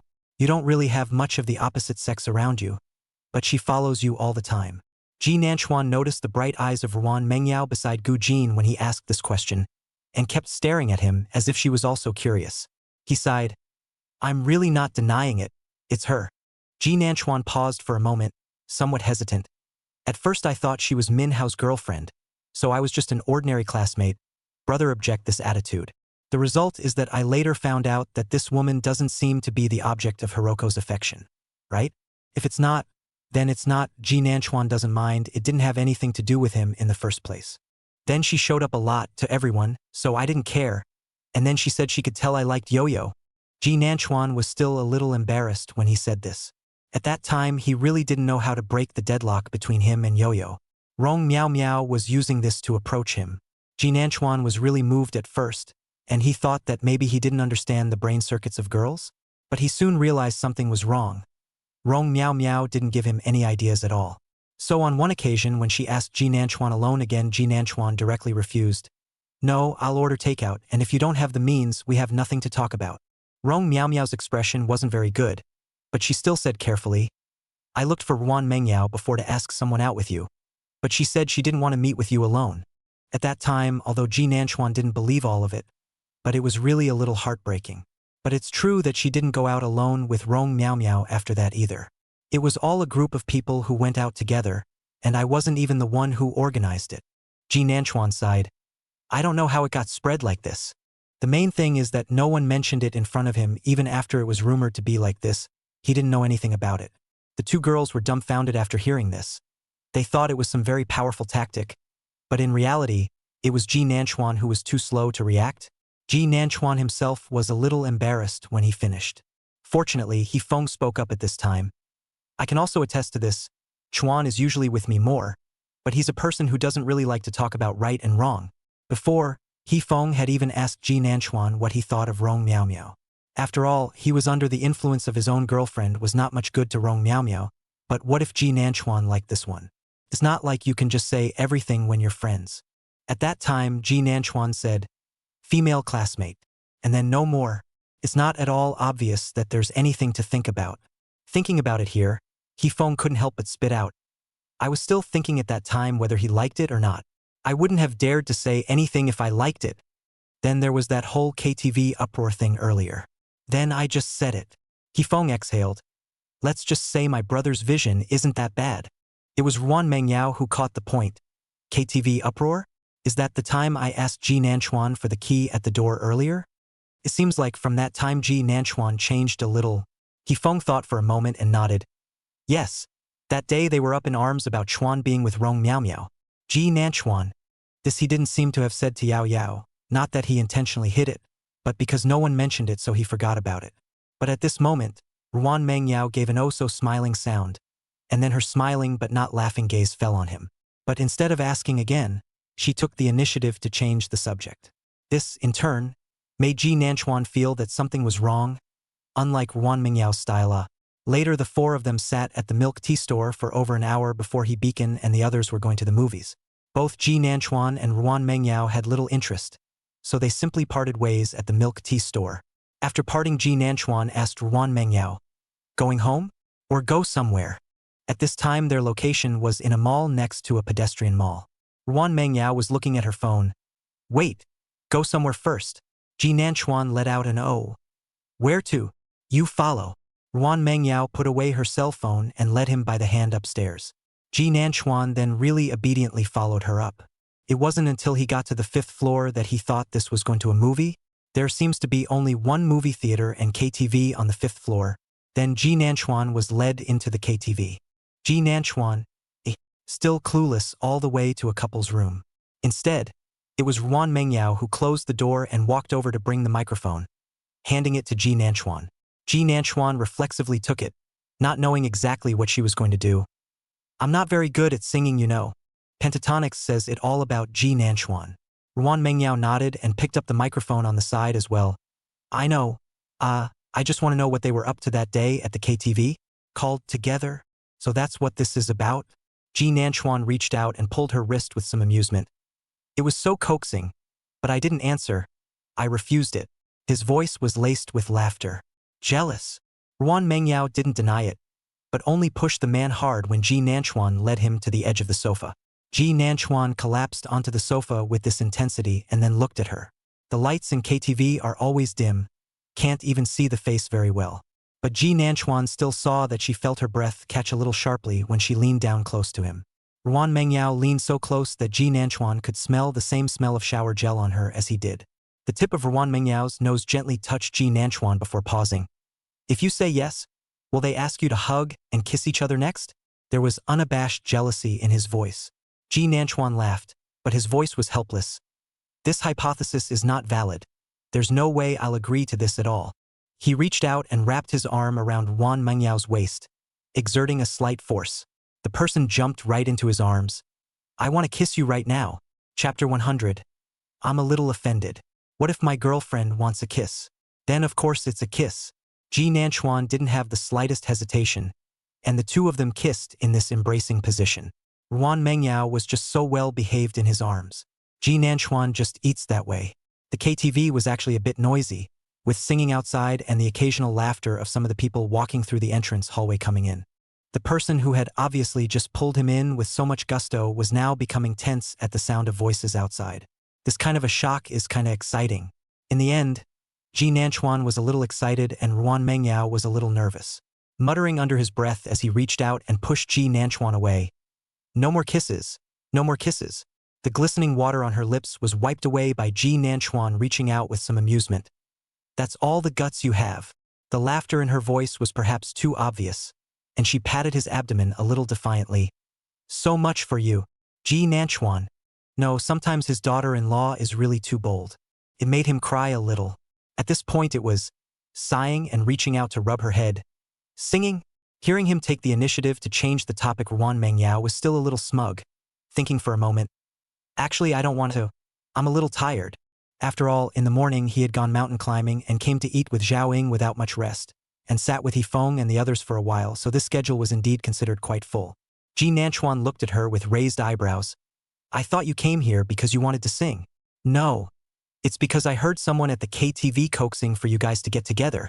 Her voice got lower and lower, but finally she said dryly, "I kind of mind." Turns out saying it wasn't as hard as I thought it would be. Ruan Mengyao was somewhat mindful of it, even though Ji Nanchuan was refusing. But she was diabolical. At this moment, after saying it out, he stared blearily at Ji Nanchuan. Ji Nanchuan's emotional intelligence is rare to come up once. Reached out and rubbed her head. "Mind what? I only felt annoyed at that time, people who don't like. This kind is really disturbing." He stared at Ruan Mengyao seriously. "But I was happy when you just pounced on me and said you wanted to kiss." It's hard to describe the feeling, but happy is really happy. The heart is starting to bubble. Ruan Mengyao stared at him. Ji Nanchuan wasn't the type to say sweet words. On the contrary, it was too hard for this man to say a single thoughtful word. But the changes he had made during this time Ruan Mengyao had seen in his heart. Ji Nanchuan has been changing himself a little bit. from the concern expressed for herself and Aunt Jo, to the point where it now counts as sweet words to say to yourself. It all made her feel happy. At this moment, just couldn't help but reach out and cover his face. Smooch, smooch, smooch, kissed a few times. Voice with a smile. I'm good now. Ji Nanchuan, you're really good at picking on my emotions easily. After all, both are in their first relationship, and it seems as if somehow the changes to all the emotions driven by the other are infinitely amplified. It was hard to describe the feeling, but Ruan Mengyao found it novel. Her novels are emotional, and the part where she had a crush in the first place can explode out of the ring in an instant. It's because she originally wrote it according to her teenage heart when she had a crush. But the more this is done, the more her portrayal of emotions is spacey and lackluster in comparison. Being in a relationship is not something she has been exposed to, so she can't write well. It wasn't until after she got together with Ji Nanchuan that she overturned all her drafts and had to go back to writing. So when she arrived home that day, she went straight to her room. At first, Ji Nanchuan hadn't realized the seriousness of the matter until she came back every day and went into her room unless Ji Nanchuan called her. Otherwise, she wouldn't come out at all. This has been going on for half a month now. Ji Nanchuan was actually busy. After all, he also had to draw the manuscript. But he's not as busy as Ruan Mengyao. Full stop, they hadn't dated in a long time. Is it because seeing each other every day is nothing new? So when the two of them ate at night, Ji Nanchuan secretly and tentatively asked, "Have you been busy lately?" Ruan Mengyao nodded as she thought about her draft. Kind of. The original date of delivery that had already been agreed upon was delayed by half a month after I spoke to Morning Glory myself. The publisher's time was originally booked as well, and it was actually quite a hassle to delay it so much. The editorial side definitely disagreed at first, until Ruan Mengyao showed her the comparison between after and before the revision. All that previous rhetoric is empty, no matter how gorgeous it is. On the contrary, the later ones were written after Ruan Mengyao had fallen in love with Ji Nanchuan, and they were full of bubbling sugary sweetness. Cheng Wang still agrees, but Ruan Mengyao is still in a hurry, so she's really quite busy lately. She finished looking at Ji Nanchuan. What's wrong? Nah. Just seeing as how you've been locking yourself in your room lately. He sighed softly as if he was still a little aggravated. We haven't been on a date in a long time. Ruan Mengyao froze for a moment, as if that was the case. Recently, it seemed that Ji Nanchuan was the one who made all the meals, mainly because she did forget about the rest sometimes once she went in her room and turned on the computer. Ji Nanchuan would be her muse. For example, right now he was clearly expressing his aggression, while Ruan Mengyao only felt that he was adorable, and even wanted to depict a few 100,000 words on this state of his. It feels like a child showing off his favorite toy. Childish but happy. The main thing is that this is a toy that she is not willing to give to anyone else. Ji Nanchuan also do not know whether the internet said pretending to be aggrieved is useful. Just feel how Yao Yao's eyes seemed to brighten up after he finished. He was a little skeptical that all this online stuff couldn't be trusted. Then he saw Ruan Mengyao open her mouth and say softly, "Sorry, I've been a bit busy lately, but just for the next few days, let's go down for a walk in a while. Okay? Think of it as a date for now. When I'm done, we'll go on another date." She had said so. What else could Ji Nanchuan say? Naturally, I said yes. After dinner, Ruan Mengyao was driven back to change by Ji Nanchuan, not allowing her to wash the dishes. After entering the room, Ruan Mengyao suddenly remembered how it seemed like Ji Nanchuan hadn't asked her what she was busy with. That would be a little strange. It would be normal if he knew and didn't ask, but he doesn't seem to know, does he? Ruan Mengyao blinked, but it was fine if she didn't know now. She would take the initiative to tell him when the book was published. Originally, Ruan Mengyao felt that it was a bit awkward to let Ji Nanchuan see the book he had written. But now that they're together, there's a sense of just know it, it's a memory between them. Of course, the visual is this aspect of Nguyen Mengyao. From crushes to being together. If it were a little further back, it would be marriage. I suppose the book chronicles the stages of their lives as well. Chapter 101. If you don't want to lose face, we want to lose face. Although Ruan Mengyao said to wait a few days after the busy, but really handed in the manuscript only to realize that it is now the end of November and almost December. No exaggeration, Ji Nanchuan even has comics in stock now. Mostly, that's just the way he is, more nerdy. It's not like high school. When you go to college, you're always surrounded by friends. It's hard enough to get through college without recognizing your classmates. However, Ji Nanchuan's relationship with several people in the dormitory was still good. He didn't stay in the dorms often, but he would go through and eat with the guys in the dorms and occasionally play ball with them. The relationship is okay, mostly because they have pretty good personalities too. But this life is a little different than the last. Because of Rong Miao Miao's affair, many people recognized the young couple of Ji Nanchuan and Ruan Mengyao. This also led to Ji Nanchuan always encountering some strange people hitting on him. For example, today just after class out of the classroom is still discussing with Chung Hang them what to eat for lunch. He was suddenly stopped by a senior. Ji Nanchuan. A tall, thin-looking boy with glasses stopped Ji Nanchuan. Ji Nanchuan froze for a moment and looked at him with some hesitation. Hello? And you are? He really didn't know the senior very well. I didn't expect the other guy to smile. I'm from the radio station. Can I talk to you? People are polite and courteous. And Ji Nanchuan can't refuse. In the end, he told Chung Hang and the others to go eat first and walk towards the dining hall with this senior named Chen Qing. He said that he invited Ji Nanchuan for dinner, and on the way he also expressed his intention to come. It was the radio station side that wanted to invite Ji Nanchuan and Ruan Mengyao to do a program. Because the two of them, although that incident was a long time in the past, the recent results of Rong Miao Miao's trial just came down and rekindled a bit of heat. Chen Qing then looked at the daily alumni circle where everyone was discussing this, and simply found Ji Nanchuan. Ji Nanchuan's first reaction after hearing this was actually to reject it. He had little interest in telling others about his private life. Other people can discuss it if they like. Just don't dance right up to him like a nervous wreck anyway. Sorry. Ji Nanchuan originally opened his mouth to refuse. However, Chen Qing hurriedly interrupted him. Don't be in a hurry to refuse. Don't worry, all the problems we will certainly communicate with you in advance. That is the period of about 30 minutes of interviews do not have to show their faces. Is the radio station live? He pushed up his glasses and smiled. Actually, schoolboy, don't you think it's better to simply say it outright than for them to be secretly curious about you all the time? And I know it's not just people inquiring about your scheduling who want to come see you. Indeed, there is such a thing. Before Chung Hang also told Ji Nanchuan, is curious about him, and Ruan Mengyao looks is really quite a lot of people.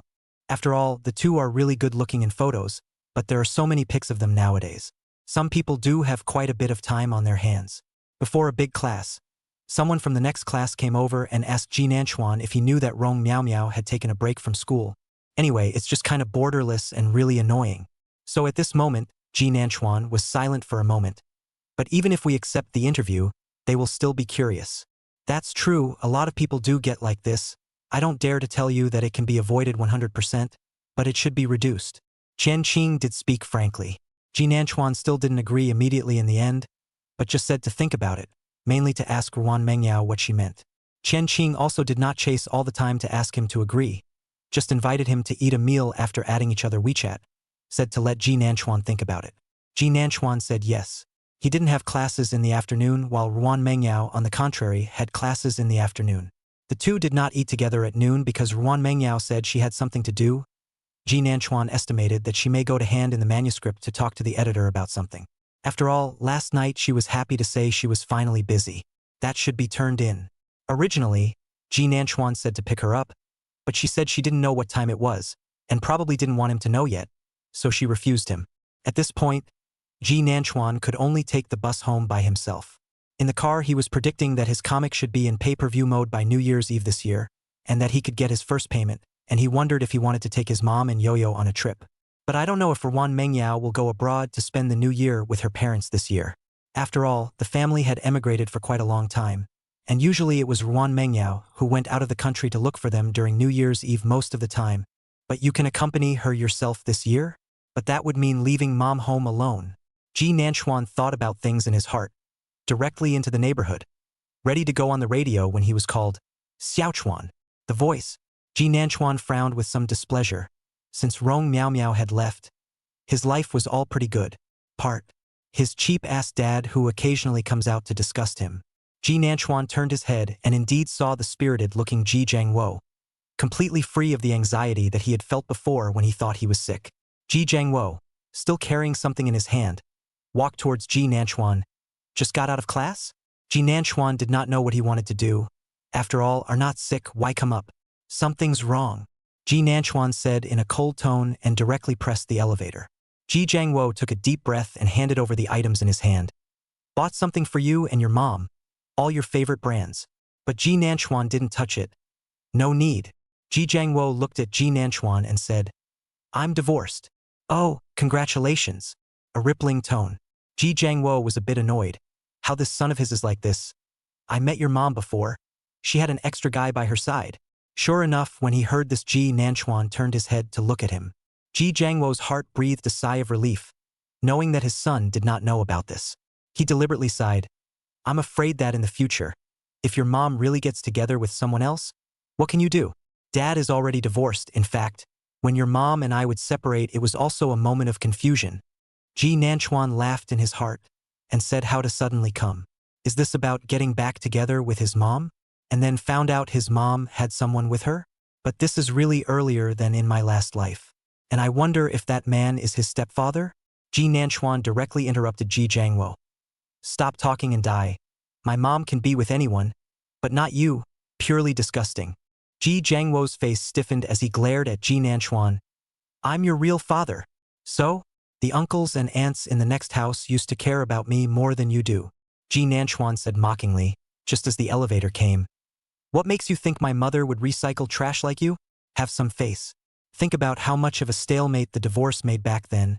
You don't want face, we still want it. With that, he turned without looking at him and got on the elevator. Ji, however, followed with a black face. Chapter 102. Go down and let's talk. Ji Nanchuan was speechless. In fact, he didn't understand what Ji Jiangwo's mentality was. Obviously, he was the one who said in the first place that he had no feelings for Zhao Ying. He also dislikes Zhao Ying's character and finds Ji Nanchuan unpleasant.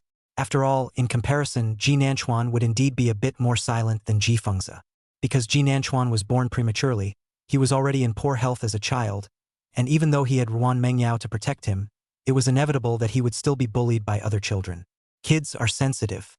He was one of those sensitive silent kids. The back became what it is now. I don't know how much effort Zhao Ying has put into it. But these are not worth mentioning in front of Ji Jiangwo. He felt it was the right thing to do. It also felt like Ji Nanchuan didn't respect being a dad at all.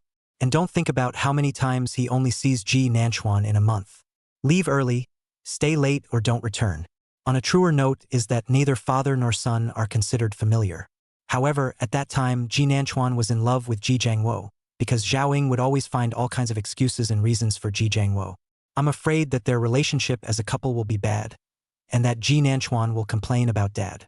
But she probably didn't realize that her side was helping to brush him off in front of her son. Ji Jiangwo, however, has long had a home outside. At this moment, Ji Nanchuan's face was one of forced anger. Instead of pressing the elevator, he simply spoke, "Get out." Ji Jiangwo was able to hold back today, and after pressing the elevator himself, he said, I want to meet with your mother. My mom is getting a new life. You don't go to the office because my mom doesn't even see you right. Ji Nanchuan took a deep breath, trying to keep himself from hitting him with his hands. You were the one who wanted the divorce in the first place. My mom begged for it. I know all about it. You said my mom that you weren't willing to have more children with you. Do you know that I was in bad health when I was a kid? How many times I had a fever late at night? My mom sent me to the hospital alone. At that time, Ji Nanchuan had consumed all of Zhao Ying's heart and soul. How could she dare to have another child? But at the end of the day, Ji Jiangwo said that it was because the first child was not in good health that it was only right to have one more in better health. He was serious when he said, it turned out that he was not unaware that Ji Nanchuan's health was not good, and Zhao Ying's phone calls over and over again. He was not really busy, but he was tired of it. He's out of patience. The last thing he said was, if you don't want to, naturally there's someone who wants to have a baby with me. Zhao Ying, you're good at everything, good looking and good family, but it's a pity that you don't listen to what you're told. I'm tired. Ding! The elevator arrived. Ji Jiangwo looked at the son in front of him. He had grown up. He was no longer the same kid who hid behind his mom to look at him. It couldn't be denied that he had been raised by Zhao Ying with excellent grades. And now he couldn't tell at all that he was in poor health. Already a big boy, looks taller than even him. But the hatred in his eyes was undisguised at that moment. And it had been a long time since he had called himself dad. In fact, Ji didn't care about this before. This child was dispensable to him. After all, it's not like he only has one child. It's just that I still get a little smug when I hear some of his news over the years, such as being talented in art, winning awards, getting into a prestigious university, a great kid worth bragging about. Although he divorced Zhao Ying, this is still his child. Go out and socialize, the circle is that big. Many people say he's great and his kids are so good. There were also a few times when I saw Zhao Ying at social functions, and she was dazzling just as she was at the beginning.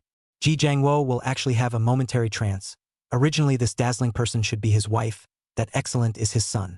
But every time I come home, I see my gentle wife at home and a child who calls out for his father. This somewhat regretful emotion was quickly washed away. It was later realized that none of it was his. Nothing, the wild child of who knows who that called his father. The one who claimed he couldn't do without him hated to bite a piece of flesh off of him in the divorce. She said that even Zhao Ying can share so much. To divorce she wants so much. But how does she deserve to be compared to Zhao Ying? How much did Zhao Ying pay? It was only in that instant that Ji Jiangwo had to admit that he was aware of how much Zhao Ying had given in the first place. But he didn't want to make up for it and felt that he couldn't afford to pay it back. And that's why he cheated on her. He looked at Ji Nanchuan in front of him and opened his mouth somewhat pale. I still have love for your mom, and I still have love for you, and I made a little mistake at this time. Ji Nanchuan finally didn't hold back and let out a cold laugh. It's true that dogs can't change their ways. He nodded. That's fine, a little courtesy, you've cheated on me. My mom is still divorced before she develops a second wind. Just wait. Be fair. See if she'll break up, you'll have a chance. Ji Nanchuan added. Not necessarily, after all, my mom is disgusted with you right now. How can? She's a female. Ji blurted out. He was aware that Zhao Ying had been bringing up Ji Nanchuan alone all these years, and it was because of this that he confidently decided that Zhao Ying must not be able to let him go. Why else would you still be alone after all these years? That's why he came over after the divorce. At this time, he frowned and looked at Ji Nanchuan and said seriously, I only have one child with your mom. After we remarry, all these things are yours? You still really let your mom fool around outside? He said it with confidence. You have to think for yourself. If I were you, I'd let your mom know who she should marry. The two had been standing in the elevator and hadn't moved since no one had pressed the elevator. Just as Ji said these push-in words, the elevator doors opened. Zhao Ying just happened to hear it. She was supposed to be at the office at this time, but she just happened to be passing by the house, so she came down to get a file she needed to use. I didn't expect to see Ji Jiangwo harassing her son.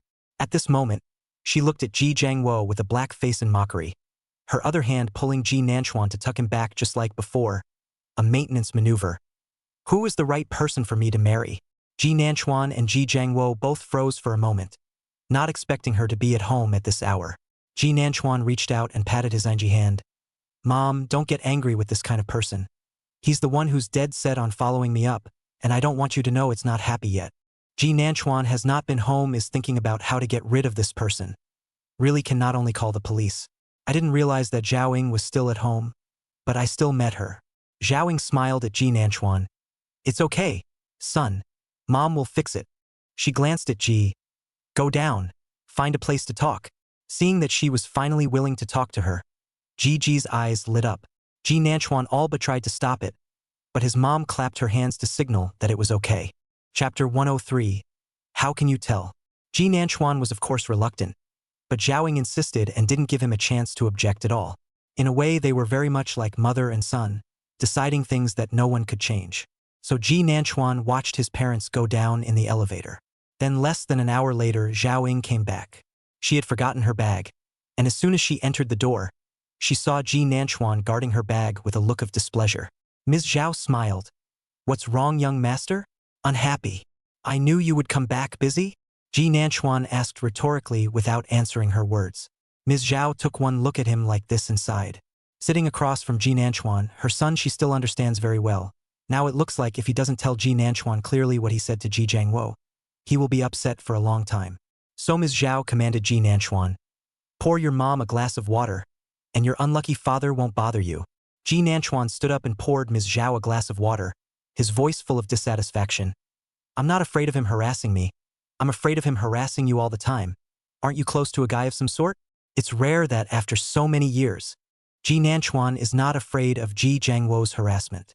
After all, he's the best at rooting against Ji. But he didn't want to see Ji go and disgust his mom. Ms. Zhao froze for a moment when she heard this, and looked at the son in front of her carefully, more smiles in her eyes. My son has grown up. She exhaled and corrected a little. There is no such thing as a man. Don't you listen to his nonsense, don't know which partner he's talking about. I'm busy all day long, where do I find the time? Ji Nanchuan heard her denial but was a little worried. It could not be that he let her meet with her stepfather in advance. So the two had no chance, right? So are your teeth okay? Ji Nanchuan couldn't help but ask. Ms. Zhao was unsure. Why are you suddenly mentioning teeth? It's okay. I'll go back on my next business trip to the neighboring city. That doctor is quite good. Ji Nanchuan heard it and didn't bring any emotions with him at the moment. But it doesn't matter, we'll just see each other again. He was relieved that he had let Ms. Zhao go to Dr. Chow ahead of time, actually because Ji Nanchuan couldn't bear the thought of his mother suffering from the toothache she had in her previous life. But just now, after hearing Ms. Zhou's words again, there was some concern that she would influence her and Dr. Zhou's subsequent development. Ms. Zhao at this time does not know that her son is worried about his own happiness for the rest of his life, still talking to Ji Nanchuan about Ji Jiangwo. Your cheap father also do not know what he is thinking, just divorced and came to find me. I'm some kind of very cheap person? And collect garbage, ah? I, Zhaoying, am not so wretched. It would be just as likely to describe Ji as a piece of garbage as a mother and son. Ji Nanchuan asked, then how did you get him to roll? Oh, I still have 20% of his company in my hands. He only has 30% left in his hands. If he comes back, I'll sell this to another shareholder. Speaking of this, Zhaoying sneered. Whenever in his eyes are these things the most important. In fact, when they first divorced they were talking about Zhaoying took so many shares, but cannot be sold all to one person, can only be sold in bulk to ensure that Ji Jiangwo is the person who has the most shares. That's why after all this time, Zhaoying hasn't been able to sell out. But the agreement was verbal. Just now, Zhaoying had told Ji Jiangwo that she didn't mind not keeping her promise if he came back to harass Ji Nanchuan and herself. The other guy was angry, but there was nothing he could do. The reason why he was so relieved in the first place was because he knew that Zhaoying usually did what she said, so he didn't even think about signing a contract. Over the years Zhaoying did do the same. But Zhaoying said very clearly, my condition for being faithful is that I won't make my son unhappy. In the end, Ji Jiangwo left with a black face carrying his own things. Zhaoying actually saw Ji Jiangwo clearly as a person as early as the divorce, and also bluntly stated that she would not fall in the same pit twice. I didn't understand it when I was younger and went for the skinny, but I won't now. Ji was a bit reluctant. It was okay when I was young, but not now? Zhaoying looked at him with a retarded expression. It's fine now, but do you have any more? Actually, Ji Jiangwo is quite well maintained, and at his age is considered a kind of middle-aged handsome uncle. But Zhaoying kills and kills. In fact, Ji Jiangwo, you have not thought about the fact that you have been married to that wife of yours for so many years. Even if that big one is not yours, how come you have not given birth to a child of your own for a long time? Do you want to go to check? In the end, it was your cheap father who left in a huff. Ms. Zhao took a sip of tea and said with some regret, hey, he didn't get sick this time. I wonder if he'll get sick with anger? Ji Nanchuan was relieved to see this attitude of hers, and his mom specified that she would not eat back grass. Ms. Zhao went to the company in a flurry of activity after placating Ji Nanchuan. That's a lot of time to waste. Before leaving the door, Ji Nanchuan watched his mother walk to the elevator entrance, still remembered to turn his head and said to him, Xiaochuan, don't be afraid. The next time you encounter this kind of thing, talk to your mother. Mother will solve it. He can't affect us anymore. As when she was a child, she always stood in front of him when others bullied him and when she fought with Ji Jiangwo. At that time, Ji Nanchuan was also the biggest weapon of Ji Jiangwo to attack Zhaoying. However, Zhaoying was obviously so angry that she was shaking all over, or she still blocked in front of Ji Nanchuan. What do you have to come at me for? What's the point of talking about the child? Do you still deserve to be a father? These Ji Jiangwo might have long forgotten. Otherwise, he wouldn't have come to him to say these words. But Ms. Zhao is still Ms. Zhao and will always be Ji Nanchuan's mother, standing in his way no matter how old he is. Ji Nanchuan looked at Zhaoying and smiled. Mom, I've grown up and can protect myself and you. Zhaoying smiled and nodded. Okay, then Mom's off to work. Zhaoying was still very busy. Ji Jiangwo's appearance wouldn't have affected her, and if it wasn't for him pestering Ji Nanchuan, Zhaoying wouldn't have even been willing to spend time on him. Ji Nanchuan went back and sat down on the sofa, a little dehydrated. He began to think that in his last life, Ms. Zhao had actually mentioned for him to major in something in management. But Ji Nanchuan refused. He's not interested in those. Ms. Zhao didn't force him. But now Ji Nanchuan looked at Ms. Zhao, who was so busy, and suddenly felt as if he was being too selfish. Ms. Zhao's company will get bigger in the future and she will get busier. And there seems to be nothing he can do to help. When Ruan Mengyao came back in the evening, she bought vegetables by the way, and as soon as she entered the door, she saw Ji Nanchuan holding an iPad and not knowing what he was checking. Smiling when she returned, she stood up. Back? I'll cook. Ruan Mengyao looked at him, carefully sweeping over his face. Are you unhappy about anything? Ji Nanchuan was shocked. This can be seen? Chapter 104. I told you last time these two kids were together. But thinking about it, with Ruan Mengyao's knowledge of him, it doesn't seem strange. If he didn't see it, it would seem a bit strange.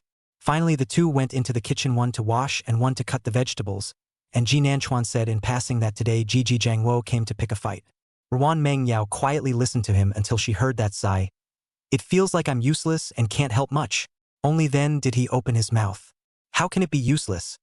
Auntie Zhao works so hard just to make you happy, just don't have to think about these have-nots. Why are you still drilling into the bullseye? Ruan Mengyao didn't agree with him. You're better than a lot of people. After all, everyone is just a freshman. Ji Nanchuan have already signed with the editor to start drawing comics. Fans to now are more than 400,000, has been very impressive. But she also understood why Ji Nanchuan had such thoughts. Because Aunt Zhou is so good.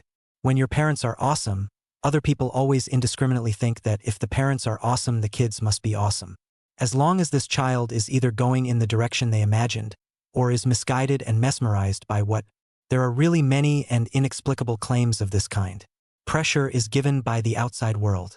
Ji Nanchuan's character, if he took the bull by the horns, it would be quite troublesome. Ruan Mengyao was a bit worried. At this point, she was still serious. Aunt Zhou, you are surrounded by people who just want you to be happy. This Ji Nanchuan is aware of. Last life Zhaoying did test his attitude. After knowing that he is not interested in company management she has already met when looking for a professional management team. At that time, in fact, she and Dr. Zhou had just been married for a short time, and a number of people had tried to tell them to have another little one.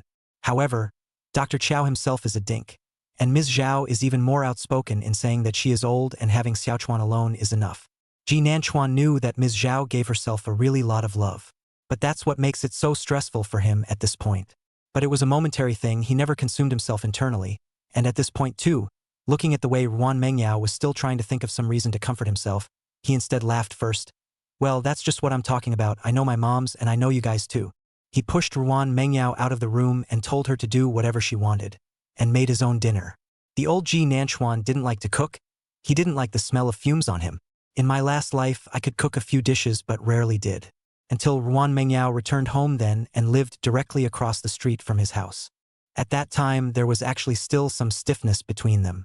He thought long and hard and Googled a lot just thinking about how to break the ice. At that time, he wasn't quite sure how she felt about him.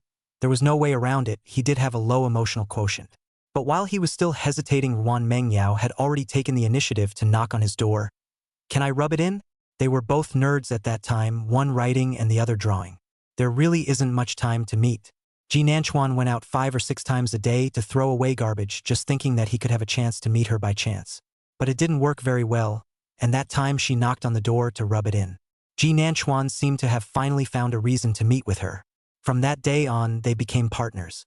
Ruan Mengyao has been abroad for too long and doesn't like takeout. Ji Nanchuan then did it himself every day, and over the two of them slowly and naturally got along. At this time, Ji Nanchuan thought to himself while frying vegetables, no wonder they say that Chinese people like to talk about everything at the dinner table. It does seem to work.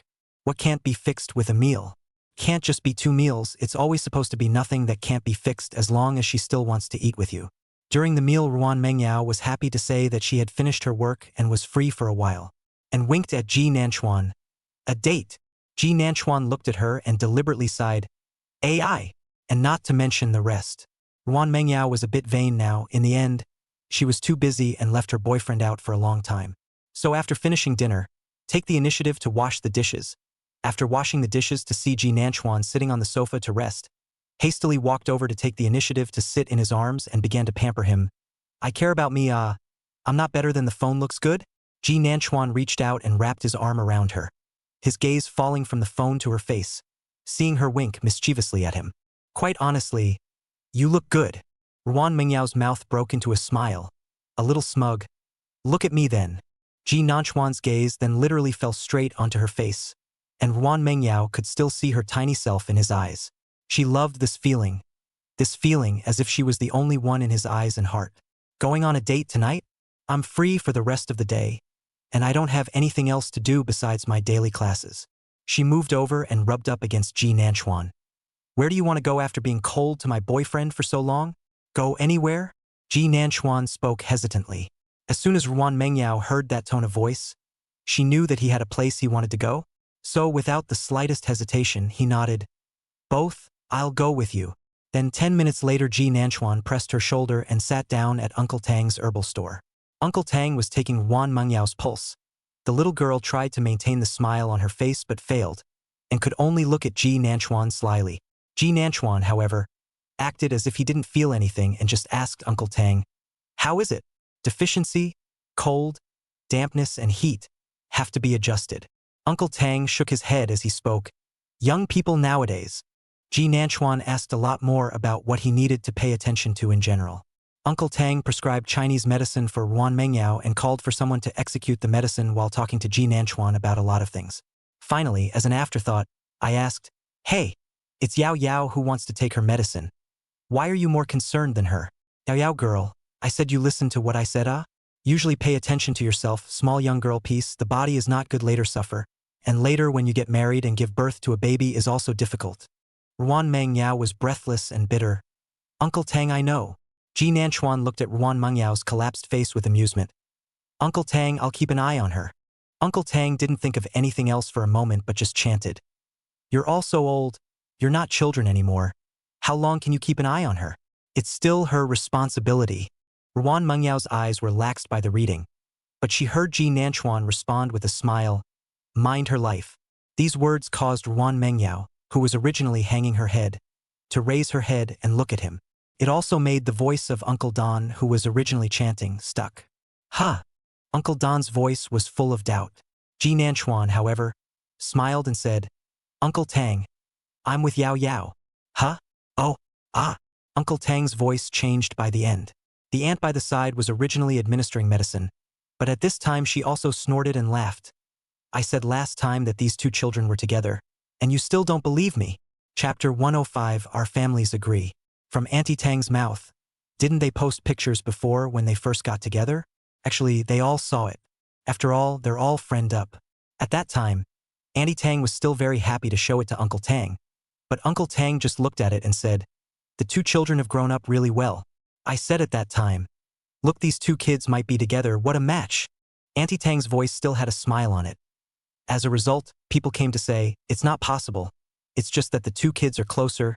They're both siblings. How can it be possible?" "I've said you two are not siblings, this person." At this moment, she looked triumphantly at the incredulous Uncle Tang. "You see what I'm saying?" Uncle Tang froze for a while. "No, you two are really together?" Wan Mengyao originally had a sad face, but at this moment, a smile appeared on her face as well. Ji Nanchuan glanced at her and smiled as he told Uncle Tang, "Then how else could it be fake? Let's kiss." Joking, of course, but still over making a show of having to bend over. Sure enough, Uncle Tang quickly waved his hand. "Hey, hey, hey! But don't!" Ji Nanchuan smiled and nodded. "Okay." Was about to straighten his back. After all, he really wasn't that in front of his elders either, but he was just looking at the way Uncle Tang couldn't accept it for a while, pulling the acceptance progress for him. As a result, before he could straighten his back, Wan Mengyao, who hadn't said much, suddenly booped and kissed him on the cheek. Auntie Don oops a little happily. Both Tang Bo Bo and Ji Nanchuan froze. Ji Nanchuan looked at her, but saw her tilt her head at Uncle Tang. Well, did Uncle Tang believe it? Uncle Tang covered his eyes. You young people nowadays." Mouth said a few words to Ji Nanchuan also sit down to give him a look to see if you want to adjust the body. "You now young people every day to stay up late to play games and so on. How young the body is not enough for you to boil." Ji Nanchuan's face stiffened, and he just wanted to say that there's no need, he's quite healthy. But before he could say anything, Wan Mengyao stood up quickly and then pressed Ji Nanchuan to sit down. With a serious face, he said to Uncle Tang, "Yes, Uncle Tang, you show him." Ji Nanchuan glanced at her, did not miss the undisguised happiness in her eyes. "Very good. That is, anyway, he is going to drink the medicine. Can pull one down is one right?" He was a little amused, but in the end he didn't say anything more and obediently took Uncle Tang's pulse. It ended up being 3 days of herbal medicine for both of them. Uncle Tang's side was there to cook Chinese medicine on his behalf, and the two of them came out empty-handed. Just come and get your herbs every day anyway. It was also unexpected to hear the gossip that Ji Jiangwo had also been conditioning his body recently. Uncle Tang must have known Ji Jiangwo. After all, when Ms. Zhao made quite a big fuss over marrying Ji Jiangwo, everyone knows that. When Ms. Zhao came back to live over here after her divorce, many of her old neighbors helped scold Ji Jiangwo for not being a thing. That's why Uncle Don was reluctant to take him on at first. But what Auntie Tang said, money is not a son of a. Thinking about it that way, the medicines he prescribed to Ji Jiangwo were all expensive. But it's true that it's all good stuff, it's just that there are also cheaper ones that work about the same, so he doesn't say hey. Anyway, Uncle Don said his cheap-ass dad probably wants another kid. That aspect of the kidneys and stuff is a priority to regulate. Ji Nanchuan knows but is not at all surprised. As for whether it can succeed, whether it is to be 3 marriages, who intends to have a child with is not in the scope of Ji Nanchuan's consideration. Rather, it was Ruan Mengyao who had an incredulous look on her face.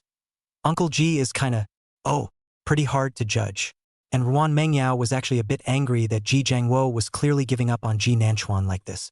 How to put it, Ruan Mengyao knew that Ji Nanchuan couldn't see Ji Jiangwo either. But that was another matter. Ji Nanchuan cannot look at Ji Jiangwo. But Ji Jiangwo cannot look at Ji Nanchuan. She's a double standard, anyway. So at this point, it's just meh. Ji Nanchuan really didn't feel anything. Looking at her as if she was still quite angry, amusedly pinched her face. What's wrong? I kinda hope he succeeds, after all, so he won't appear in front of us. Anyway, in his last life, until Ji Nanchuan's sudden death, Ji hadn't given birth to a child and was still pestering Ms. Zhao. Even by that time, Ms. Zhou and Dr. Zhou were both married. Thinking of that image, Ji Nanchuan felt disgustingly human. Was really hoping Ji would have his dream come true and then not show up in front of them anymore. As for what Ji Jiangwo had in his hands, he hadn't wanted it from the start. Ji Jiangwo didn't want to give it either. Before he only wanted to leave it to Ji Fengzi. But Ji Fengzi is not his child. Later on, even when he sought out Ji Nanchuan to save his life, he was not willing to give a little more. He was afraid that Ji Nanchuan had taken advantage of him. What could he not understand about this attitude? If he had been smaller, Ji Nanchuan might have been sad and wondered why his father didn't like him. But now Ji Nanchuan will not, he grew up and was reborn. Some people really will be born not loving their children for no reason. Ji Jiangwo is... It's not that he doesn't love his own child. It's that he doesn't love the child called Ji Nanchuan. So Ji Nanchuan didn't ask for anything. Just hoped that he would get the hell away from them and not appear in front of them. But sometimes it's really true that what bothers you comes back to you. Ruan Mengyao didn't expect to meet Ji Jiangwo. She had class this morning, so she came back from class at noon and stopped by to get the boiled Chinese medicine. And Ji Nanchuan didn't have class today to cook at home. Originally, she was ready to go back after taking it, but she met Ji Jiangwo who came to the store to drink Chinese medicine. She took it and left with a quick word to the boy who was watching the store. Probably hearing a familiar voice, Ji Jiangwo looked over and quickly finished the medicine in the bowl and followed him out. Mengyao! Ji called out to Ruan Mengyao. She turned her head to look at Ji Jiangwo, and this scene reminded her that she had fallen out with Ji Nanchuan before, also because Ji Jiangwo had suddenly called her to ask her a lot of things about Ji Nanchuan. It just happened to be seen by Ji Nanchuan. The two had a big fight later on and then went cold turkey. Thinking of this, Ruan Mengyao looked at Ji Jiangwo with a cold gaze. Uncle Ji. Ji Jiangwo naturally saw her coldness and smiled bitterly. You're now. He paused. I heard you were with Namchan? Ruan Mengyao didn't expect him to say this, froze for a moment, but still nodded her head. Yes. Both of our families are very agreeable. Ji is out of their league. Ji Jiangwo's face stiffened as he looked at the junior in front of him, who was usually considered polite, and he didn't know when he started to speak to him with barbs as well. He took a deep breath. I didn't mean anything by it. Chapter 106. Do you like doing business? Ji Jiangwo looked at the little girl in front of him, not expecting his son to end up with her. He was a little angry when he first found out. How can I put it? After all, the Nguyen family has emigrated together and doesn't have any property in the country.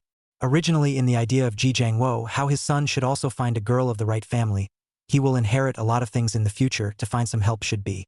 But it also quickly occurred to him that he didn't seem to be in much of a position to say anything. After all, in the eyes of his son and Zhao Ying, none of this was his business anymore. Only just saw Ruan Mengyao come to get something, still couldn't help but open his mouth and ask. I just heard about it and came to ask. Ji Jiangwo sighed softly. Mengyao. Uncle actually didn't want to do anything. Ruan Mengyao kept a polite smile on her face. But in fact, she probably knew it was the same old story without having to hear it. In his mind, he had a hard time. It's so strange.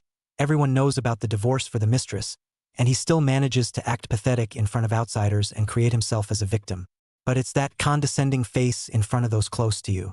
Ruan Mengyao didn't understand and didn't really want to hear him say what he was suffering from. So at this point, he glanced at his cell phone. Sorry, I have to get back or my herbs are going to get cold.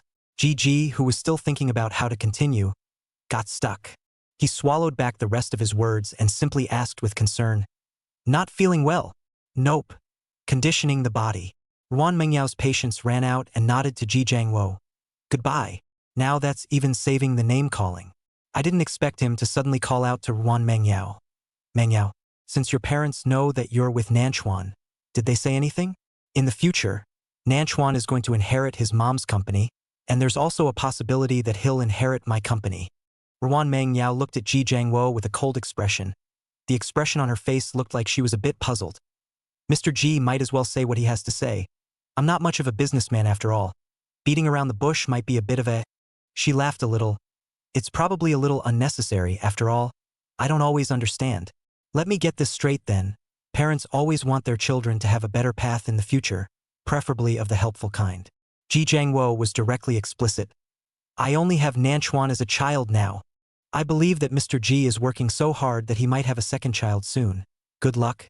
As for how your family demands to treat their children, I have little interest in hearing about it." Ruan Mengyao was a very educated and polite child. The fact that she didn't just walk away at this point was a clear reflection of her education. Ji Nanchuan's face sank a bit, and he simply said bluntly, "I'm quite interested in one of your father's companies, and I also know that your father wants to sell it off directly, so I don't know if our relationship can go through a back door. You see, some people are perhaps born businessmen." Ruan Mengyao feels that Ji Jiangwo is this kind of person, and his first reaction when he found out that he was with Ji Nanchuan was this: "Find something from her that you can use." Ruan Mengyao's mom used to be an athlete, and her dad, no, correctly, their dad's grandfather all the way up to their great-grandfather was a businessman. Business is doing great. When her dad fell in love with her mom at first sight, he kept chasing after her. Took a long time to catch up. If it wasn't for her mother knowing Auntie Zhao, Ji Jiangwo wouldn't have been able to climb the ladder with her family. There are many levels of doing business. Ruan Mengyao's family is considered a wealthy family. It's Ji Nanchuan's family that's considered high class. The reason why she emigrated was firstly because her dad's company overseas was now doing very well, and secondly because her mom was very unwell after giving birth to her brother, so she went out to convalesce. At this time, Ji Jiangwo said the subsidiary, compared to his current company, is about the same size. Ji couldn't have taken it by himself. So actually what he's saying now is that he's implying that Ruan Mengyao is half selling and half giving it away. It's a beautiful thought. And he was probably aware that the majority of shares in that company were in the hands of Ruan Mengyao. It was her 18-year-old coming-of-age present. It was because she wasn't interested in managing the company that she told her dad to just sell it. Her dad did agree to it. At this time she looked at Ji Jiangwo and suddenly smiled. "But you're right, after all, right now you only have Nanchuan as a child. How about this? If you're willing to give all the shares to Nanchuan, I'll consider asking my dad to open a back door. Do you think it's okay? After all, what I like is Nanchuan. It's not you. Why should I open the back door for you?" Ruan Mengyao still gave him some face. But this also made Ji Jiangwo's just raised smile stiffen for a moment. Of course he couldn't afford to part with it. There wouldn't have been much left that he still owned. And he actually felt that he didn't necessarily have only one son in his life, Ji Nanchuan. Ji Jiangwo took a deep breath. "Nanchuan is still young. I'm still young too. These things, if Mr. Ji is interested, you can contact my dad's side to talk about it." Ruan Mengyao looked at Ji Jiangwo with a light gaze. "I can open the back door to Nanchuan because I like him. I can give him whatever I like." After saying that, he nodded to Ji Jiangwo and turned to walk away. "Or else you can't help it. What about this empty glove? Does she look really stupid? Ji might really be taking himself too seriously, right?" All Ruan Mengyao could say was wish him success. Ji Jiangwo looked at the back of Ruan Mengyao, turned to leave, but also cannot say disappointed. He said these today, in fact, there is a component of coaxing, thinking of younger girls. Maybe it is the feelings on the head in order to show that, like, it's no surprise that it was rejected. Could only mean that the little girl was pretty smart, and with a final look he followed him into the neighborhood as well. Before promised Zhao Ying not to go to the initiative to appear in front of them. But in the same neighborhood to meet cannot be avoided, right? Before there was a child, Ji Nanchuan was indeed his only child. Even if they don't want to admit it and themselves. Ji Nanchuan was cooking at Jialu and looked over when he heard the door open. "Back? I thought you were due home 20 minutes ago." Ruan Mengyao was breathless. It was supposed to be, "Met." She paused. "Met Mr. Ji." She walked over to the table and put down the herbs in her hand. "This smell is real bad." Ji Nanchuan was not at all surprised to hear that he had met Ji Jiangwo. After all, He knew that he had seen him at Uncle Tang's place, and he was expected to go to take his medicine.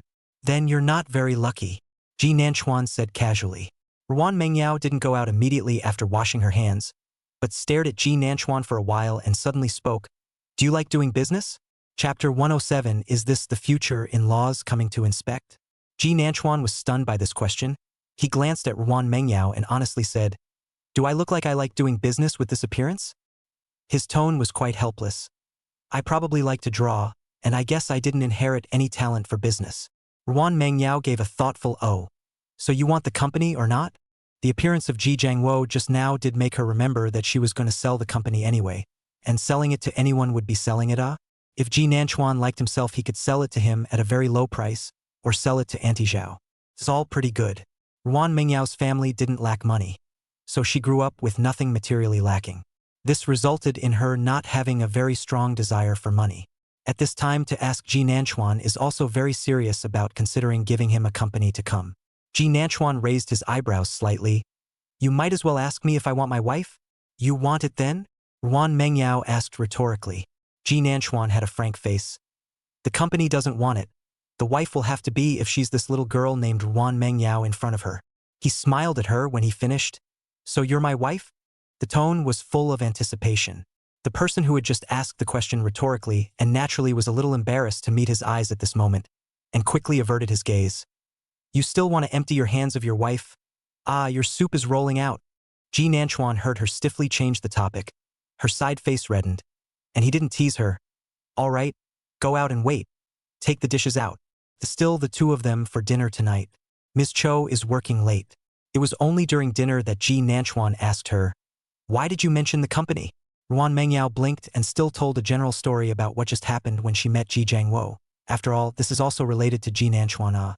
Before this person saw himself chatting with Ji Jiangwo for a day, he could be so angry. Now if he didn't make himself clear, if there were any rumors coming out, it would be even worse. Ji Nanchuan surprisingly felt okay after hearing this and didn't get very angry. Because there has long been an understanding of Ji Jiangwo as a person, naturally there will be no expectations, and it is not at all surprising that he could do such a thing. So Ji Nanchuan was calm and just snorted. Why does he have such a big face? Seeking to see if he can get any benefits from you. No, he will pretend that he can't understand your mockery. That's how he is. Maybe that's what the quarterbacks are like. So did those mom and dad and brothers of his, and so did the kids they had. Actually, Ji Nanchuan wanted to change his surname to Ms. Zhao before. But at that time, Ms. Zhao thought it was quite troublesome. And at that time, she felt that their divorce was an adult matter that did not affect their father-son relationship. Then later, too much trouble, like to the Ji Nanchuan now our university, his those award certificates, diploma, or whatever is called Ji Nanchuan. Changing a last name is not necessary now. Ms. Zhao even comforted him for this reason. There are so many surname Ji, you do not think on him line. You do not surname Zhao is also from my body meat, It is just a name. In the end, Ji Nanchuan didn't change it. Ruan Mengyao sighed. Actually, I remember when I was a child, Uncle wasn't like this either. Ji Nanchuan was silent. Yes, Ji Jiangwo when they are still small, in fact at first not like this, he will also be like ordinary father coaxed Ji Nanchuan. Take him to play, Ji Nanchuan body is not good, he will also in the rainy day in pajamas holding him to the garage to drive to the hospital. Holding Ji Nanchuan on and for and accompanying him all night. It was because he had enjoyed his gentleness as a father that Ji Nanchuan still had expectations of him after his parents' divorce, always feeling that he shouldn't be like this. But in the end, the answer was more or less brutal. Ji Nanchuan laughed a little. Yeah, he wasn't like this before. So time and money can change a person. Ruan Mengyao heard the downturn in his tone and somewhat chagrined that she had taken the initiative to bring up the topic. Reaching out, she waved her hand in front of his eyes. Hello. Ji Nanchuan reached out and held her hand in amusement. What for? Sad. Not really, if that's upsetting, I had to be upset before. But you want to give me the company just because you met him? Ji Nanchuan's voice with incredulity. Ruan Mengyao shook her head. I can't say I'll give it to you either. It's still okay to sell it at a low price to you or Auntie Zhao, or else I won't receive a penny for it and my father will scold me. She wanted to sigh again when she thought about her mom and dad. They even called about me last week. Said, what about you? Ji Nanchuan did receive a few phone calls from Auntie Ruan since the beginning with Ruan Mengyao after a few publicizations.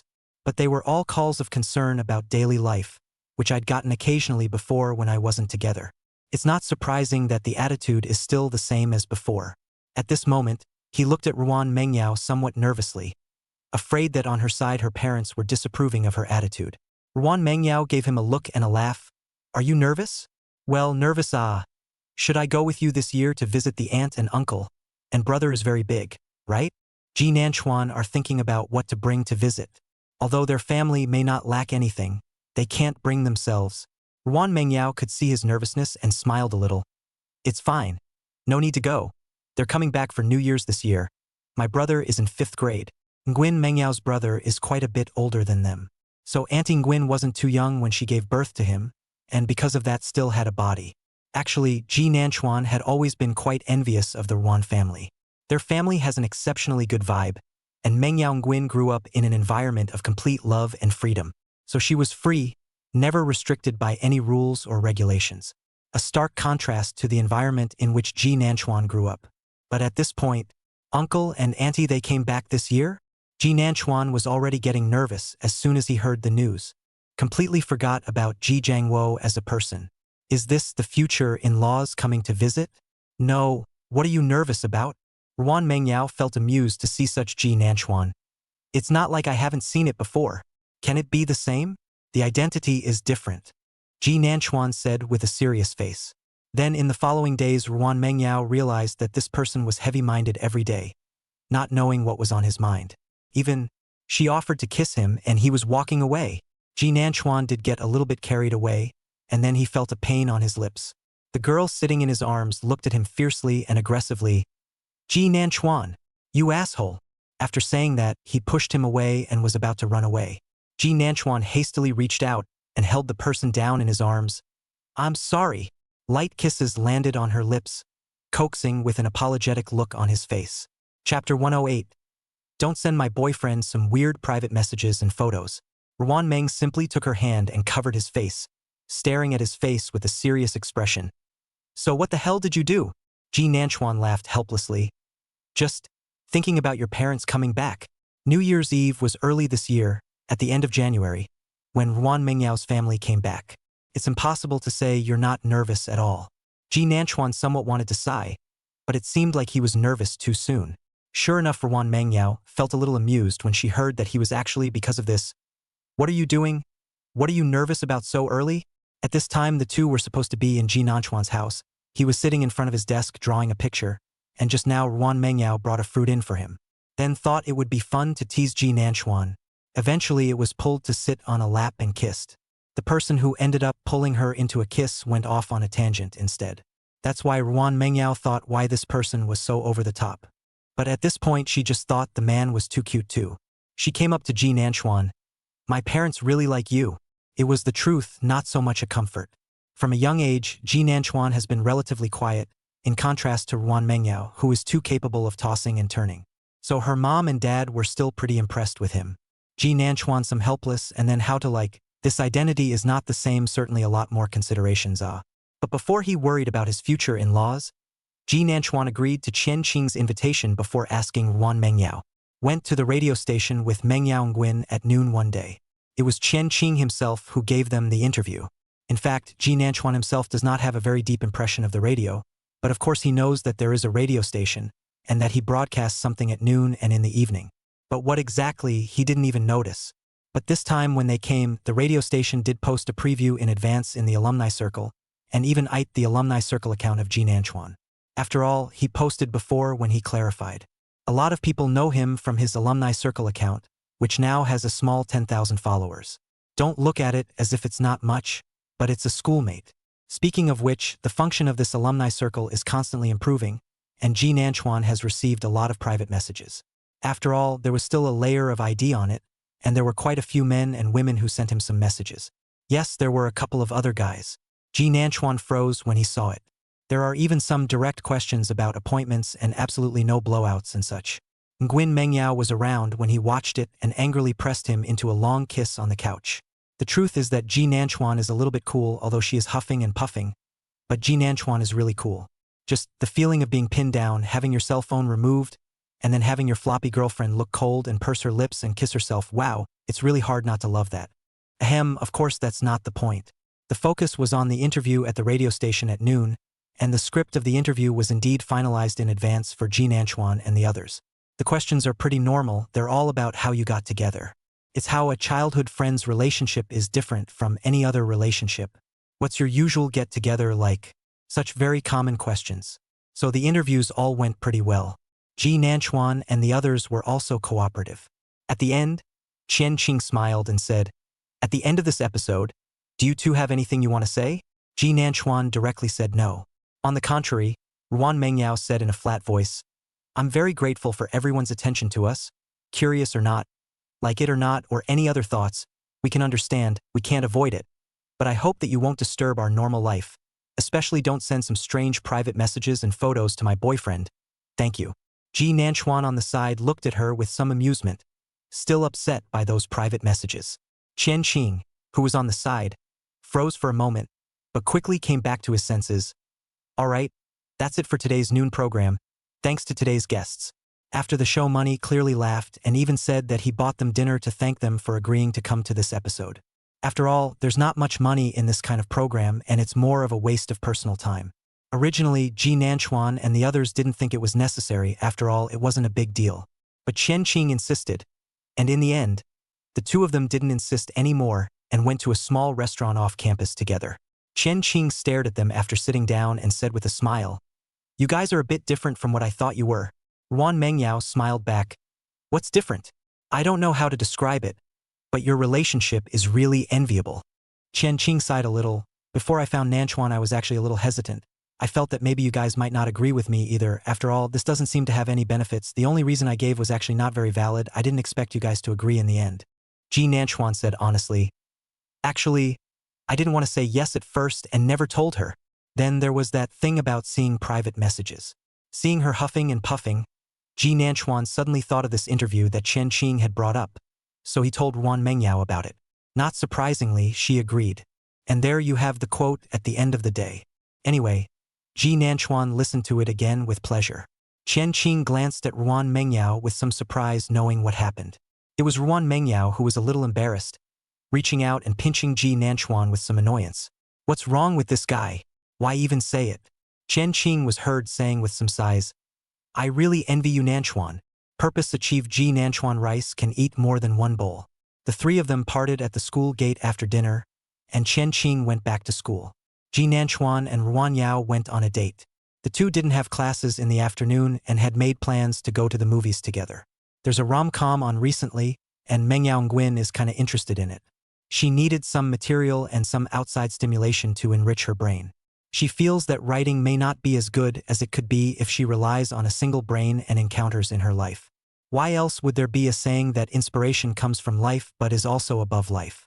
Meng Yaonggwin is in favor of this statement. So she usually reads a lot of books and movies. Romance movies like this are generally rated lower.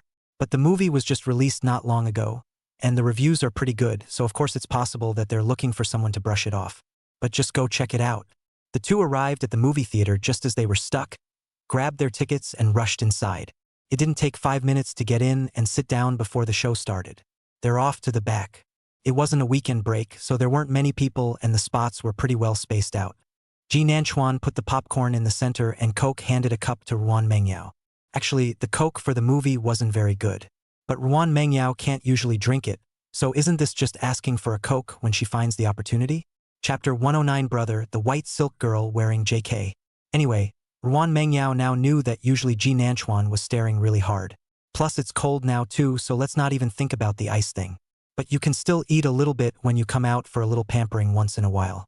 This ice cola is not yet pampered, and she secretly went to buy it herself when Ji Nanchuan went to get the tickets. As soon as Ji Nanchuan turned his head, he saw holding popcorn and holding 2 cups of cola innocently standing at the place of ticket checking waiting for him. Ji Nanchuan, your girlfriend. What else? You can only spoil it. In fact, it's not impossible to eat a little bit every now and then, so I didn't say anything. But Ruan Mengyao fell on her own heart. The movie had just started and the curtain lit up. She took advantage of this light to carefully look at Ji Nanchuan for a few moments to make sure he wasn't angry before she felt relieved. And wimpy and fun-loving. Ji Nanchuan felt a good bit of amusement, but pretended not to notice her observation. Seeing her happily squinting with a sip of Coke, he couldn't help but wonder if he was being a little too strict. See how the little girl is craving for it? Ruan Mengyao is the kind of person who is very focused on everything she does, and watching a movie is still the same, except for sneaking a few glances at Ji Nanchuan at the beginning and realizing that he wasn't angry before she started watching the movie seriously. Romance movies are really all pretty good no matter what the plot is, the camera angles those are. The soundtrack is good. The plot of this one is really quite okay. Not particularly brain-dead moments, but more adolescent cluelessness and ambiguity. A movie was over an hour long, and after watching it until the lights of the movie theater were turned on, Ruan Mengyao spoke up. This movie's rating is okay, and a big part of the reason is that it's still quite logical, I guess. After all, a lot of movies these days are really not logical at all. Ji Nanchuan nodded as he watched the movie. It's really not bad. Ruan Mengyao still had some regrets after taking a sip of the already not cold cola. At this time she turned her head to look at Ji Nanchuan. What's wrong? Something wrong. No, will you eat out later? Take you to a place after eating. Ji Nanchuan put away his cell phone and looked at her and asked. Ruan Mengyao didn't have any problem with it. That's fine, but I'm not very hungry right now. Accompany you shopping then? Ji Nanchuan stood up and reached out toward her. Let's go. Ruan Mengyao was really happy to hold Ji Nanchuan's hand and go shopping. Unfortunately, she didn't get more than a few sips of her Coke. But in fact, she is in her heart, knowing that Ji Nanchuan is for her good. So she did not drink more. There is no girl who doesn't like shopping. This Ji Nanchuan already knew. Ms. Zhao used to like shopping, but then she got too busy and rarely went. Rarely going is not going. When she has time, she can sometimes wander around for an afternoon. However, she felt that Ji Nanchuan did not have much feedback, and usually did not bring him either with Ruan Mengyao or called the female secretary. So technically Ji Nanchuan hasn't accompanied the opposite sex for much shopping either. Originally, he thought he didn't like shopping, and accompanying Ruan Mengyao was just to make her happy.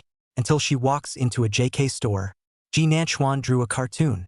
It would be a bit pretentious to say he doesn't like to see girls in JK. He was into it, but he was under the impression that Ruan Mengyao hadn't worn it. She rarely wore short skirts, presumably because she found them inconvenient. This JK store is pretty big and has a couple of little girls in it. Seeing Ji Nanchuan and Ruan Mengyao walk in, both looked at each other. The clerk also tried to smile and shouted, "Welcome." Ji Nanchuan was a bit unresponsive. "You like it?" "No, you like it." Ruan Mengyao looked at Ji Nanchuan with an I-get-it-all look on her face. "You're the one whose computer desktop is full of anime characters wearing JK. Ji Nanchuan. That's right. Ji Nanchuan looks like a very sea king, sunny and handsome. In fact, he really is essentially a geek. Mainly in the sense that with anime, he can be at home 24 hours a day without leaving the house kind of way. And doesn't everyone have their own preferences? Ji Nanchuan is quite fond of JK's white silk, but he never wanted to ask Ruan Mengyao to be like that. After all, his girlfriend must have the freedom to dress Totally didn't think she'd notice it on her own and want to buy it? Ji Nanchuan coughed lightly. "I like it, but I like you more. You look good in anything." Ruan Mengyao was happy now. "Then I just want to wear it for you. I look better than them. Speaking of which, why are you jealous of an anime character? It's pretty cute regardless. There's a lot of freedom in the stores over here, except for calling out a welcome when you just walked in the door. Those stores don't follow you around unless you call them. Just make it quite comfortable." But Ji Nanchuan was still a bit embarrassed. After all, he was currently the only male in here. But it was quickly diverted. "What color do you like? This pink, dark blue, or light blue plaid? Stripes?" Ruan Mengyao asked Ji Nanchuan excitedly. Ji Nanchuan was a little embarrassed, but firmly chose the light pink plaid. Ruan Mengyao gave him a meaningful look. "Okay," then took the one that Ji Nanchuan had chosen. "Then go pick out a shirt and accessorize the bow. Even the stockings have a lot of options with different patterns and different materials in the same color. Of course, stockings can't be tried on. They have to be bought in order to wear them once they've been chosen."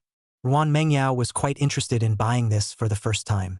There are so many styles of bows alone. This side has all the accessories for a basic full body. Shoes, hair accessories are available.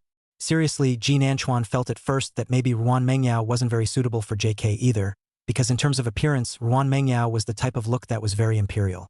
This is far from being a cute type of dress for a little girl. But when she changed into a full set of clothes and walked out, Ji Nanchuan took back his words. It really looks good, and realistically the average cute petite girl looks good in JK is good. But the size limitations really... Although Ji Nanchuan likes JK, but he also likes long legs. So for now he just likes it in anime. After all, the proportions are more perfect in anime. but in reality it's pretty hard to find. Before seeing Ruan Mengyao come out, Ji Nanchuan hadn't seen anyone who actually had the same proportions as the JK beauty queen in the anime. But the way Ruan Mengyao stood in front of him at this moment, smiling sweetly at him, was simply anime coming into reality. It's just so beautiful. The long legs in white silk are long and straight, and the absolute domain is really powerful. Especially since she also slightly leaned down close to Ji Nanchuan and shouted with a smile, "Brother, does it look good?" Brother, white silk girls in JK. Ji Nanchuan instantly felt that he would be really rude if he wasn't polite for a moment. Luckily, it was colder now, and with his jacket on he shifted unnaturally. Nice. Chapter 110. Accompany me to buy underwear?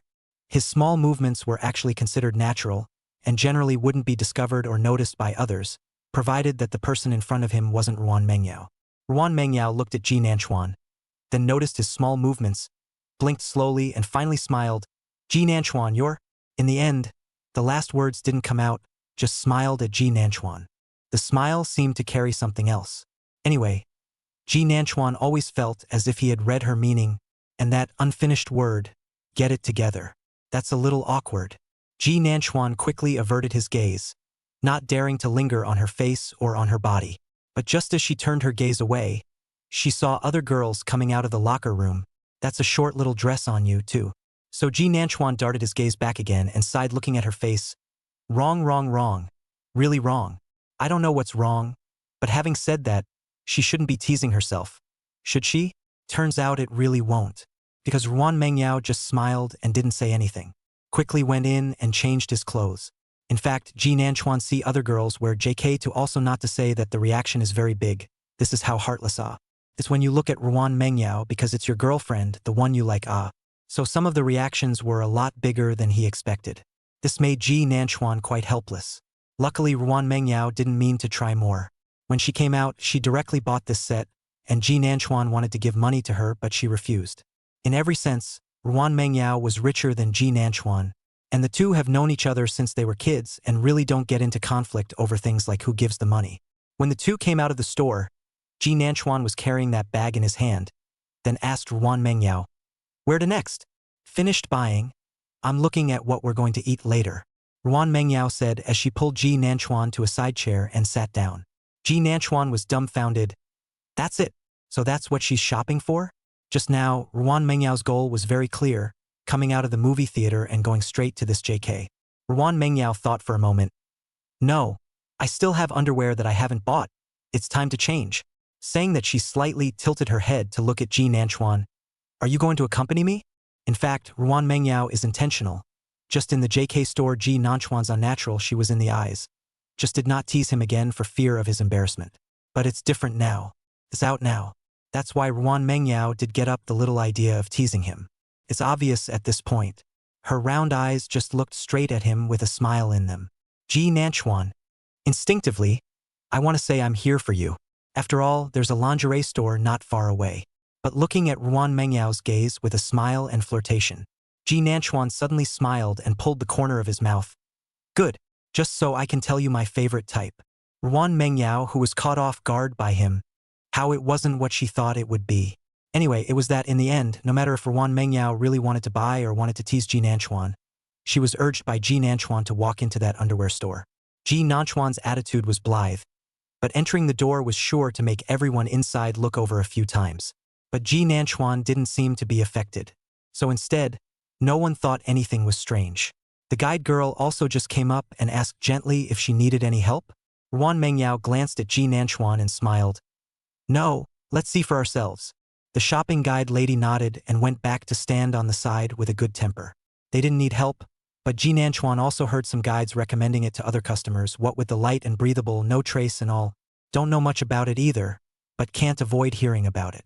He was calm on the outside, but a little panicked on the inside. It was the first time he came in this kind of store selling girls' underwear. He was a geek, so he did panic. But he couldn't let Ruan Mengyao see it. After all, with her doggy temper, she would definitely keep teasing him if she knew he was panicking. At this moment, Ruan Mengyao gently bumped into Ji Nanchuan. "Hey, why do you seem familiar? It doesn't look like there's any expression." Ji Nanchuan still had the same expressionless look. "I pretended. Mengyao Nguyen." Rather frankly, it was frightening. This was all coming in, and Ruan Mengyao didn't intend to tease him much. Bought it straight away and 3 sets of underwear came out. After coming out, Ji Nanchuan remembers that it is pink, red and black, all with lace, sweeping past a glance. It is also considered light. And, 36C. It's not that he's a pervert. He's got really good eyesight. So it was seen. The two looked at each other after walking out of the lingerie store hand in hand. And Ruan Mengyao said honestly, "Your ears are red." Ji Nanchuan reached out and touched it in some panic. "Is that so?" "Well, it's quite obvious."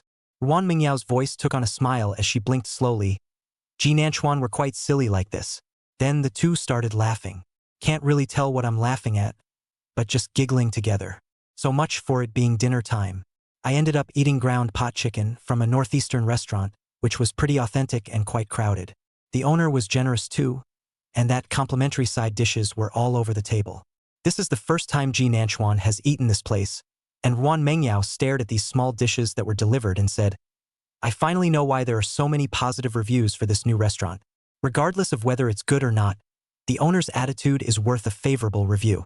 After all, people nowadays come out to eat more than just eating, but also more is to buy services." Ji Nanchuan smiled. "Then will you give a favorable review later?" "Give just for this service for sure," Ruan Mengyao said without thinking. Then he switches the small dishes that Ji Nanchuan doesn't eat to his side. "It smells pretty good." She did this as a natural instinctive action. Now the only person who would still pay attention to whether Ji Nanchuan liked to eat these things at all times like this was Ruan Mengyao besides Ms. Zhao. Many times Ji Nanchuan remembered Ji Jiangwo in his last life had once broken his defense and scolded Ji Nanchuan when he knew that he was not willing to take over the company. "You've always been a child who can't grow up, waiting for others to get ready for you for everything. How old are you, Ji Nanchuan?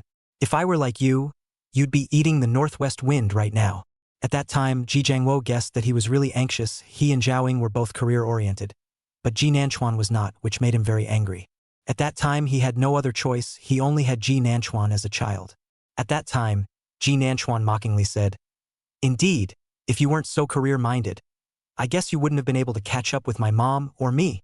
Ji was pissed off at him in the end anyway. In fact, what he said is also the truth. Ji Nanchuan himself is not much ambition. Chapter 111.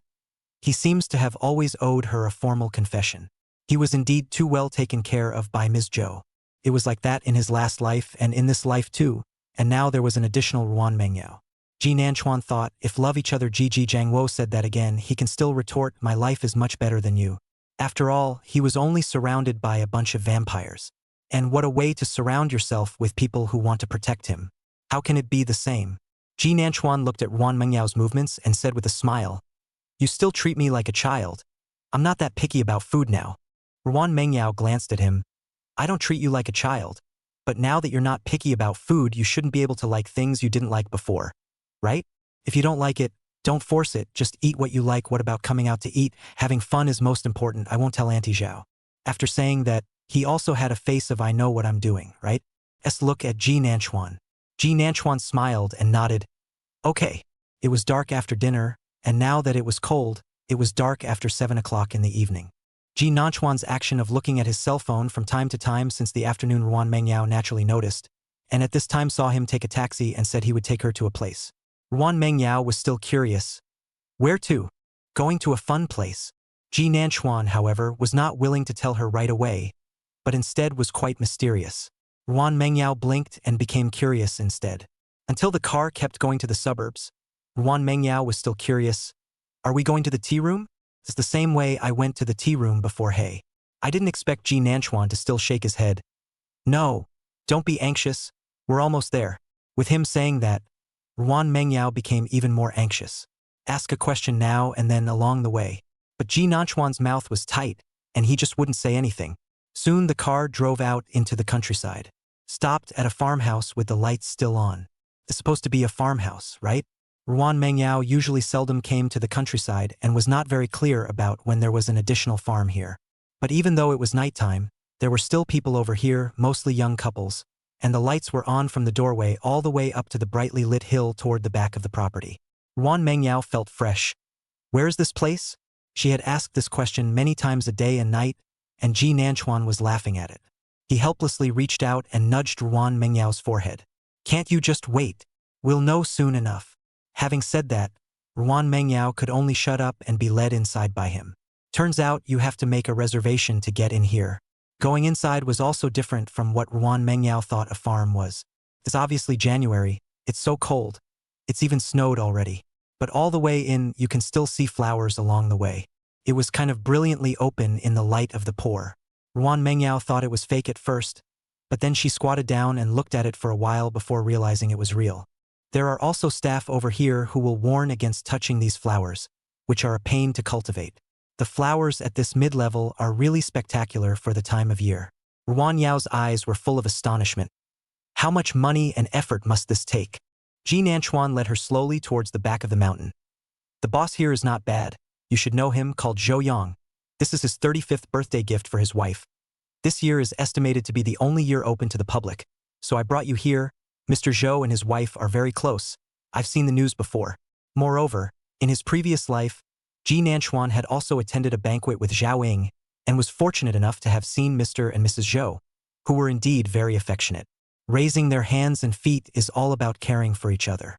That's why Ji Nanchuan brought Ruan Mengyao here. Dip into the joy. They're also high school classmates. They've been together all along. Ruan Mengyao laughed, shaking the hand they were holding. That's still not as good as us. We're childhood friends. Ji Nanchuan laughed as well. He nodded. That's indeed us being awesome. There's a resting platform halfway up the hill. There were no more lights on up there, so I guess I can't go up there. There were also 3 or 2 couples when they arrived. Split pretty wide, all looking down the hill. It was a patch of starlight, and it was beautiful. It's more than just the effort and money spent. It's probably going to take a lot of money just to maintain it for such a night. Ruan Mengyao, however, felt romantic. This Mr. Zhou was very romantic. Although she didn't pay much attention to it, she did know that Zhou Yang, in person, was a second-generation rich star, and Ruan Mengyao's mom was still a fan of Zhou Yang's mom. Zhou Yang himself is very competitive, and his company's games now have many users, and have even been trending as leaders for a few years now. A really awesome one. And he had previously mentioned in an interview how he met and fell in love with his wife. That video was still the one Su Yin forced Ruan Mengyao to watch with her. And it says that future husbands should be like this.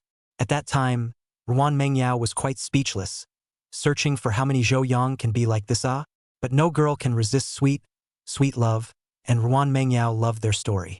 I never thought I'd get to play a roadie in their story one day. As he was thinking about this, suddenly a staff member came over and gave each young couple a large bouquet of flowers each. This roses, beautiful in bloom. Ruan Mengyao was still a bit confused when she took it. A young couple not far away was heard lamenting. Too bad the surprise was booked for tonight. Ruan Mengyao asked Ji Nanchuan in disbelief. Is there any surprise tonight? Ji Nanchuan still shushed to keep it a secret. Ruan Mengyao reached out and slapped him, beaming. No, I'll look on my own cell phone. Just took out his cell phone but was pressed by Ji Nanchuan. No need to look. You'll see it in a moment. For some reason, Ruan Mengyao inexplicably felt as if her heart was beating a little faster. She reached out and touched it, looking at Ji Nanchuan's face in the light. That surprise? Did you book it? As soon as the words left his mouth, suddenly the sound of large fireworks blooming came from the other side of the mountain. Both of them looked over at the same time, still with the word fireworks. Yo-yo, I like you. Soon the words in the sky slowly faded and the next sentence came out. Can you be my girlfriend? Ruan Mengyao stared blankly as the words were followed by a rose-shaped firework blooming one by one. She could still hear what must have been other young couples discussing, but what was being said she couldn't make out. She looked at the fireworks and turned her head quickly to look at the people around her. Ji Nanchuan's face was wearing a smile as he softly repeated, Yao Yao, I like you. Can you be my girlfriend? It seemed like he had always owed her a formal confession, though the two have been together for months, almost half a year. But Ji Nanchuan has always remembered, thought a lot about it before and looked it up on the internet for a long time. Until you see this fireworks show, which only happens once a year. Ji Nanchuan even enlisted the help of Ms. Zhao. At this point he looked at the young girl, who had obviously not returned to her senses, and waited patiently for an answer. Chapter 112, The Easily Satisfied Little Girl. Fireworks are actually really pretty, but they're also very short-lived. The surprise was a little too sudden. Ruan Mengyao really didn't react, and at this time, her eyes were also shining brightly as she looked at Ji Nanchuan. But as she watched the fireworks were about to fall, Ruan Mengyao finally smiled and said, I like you too. Always have. They actually have a tacit understanding that they all know each other, and there are some things that they don't always have to say too clearly. Ruan Mengyao actually really didn't care about such a confession. In her eyes, every day they were together was happy, confession or not was a ritual.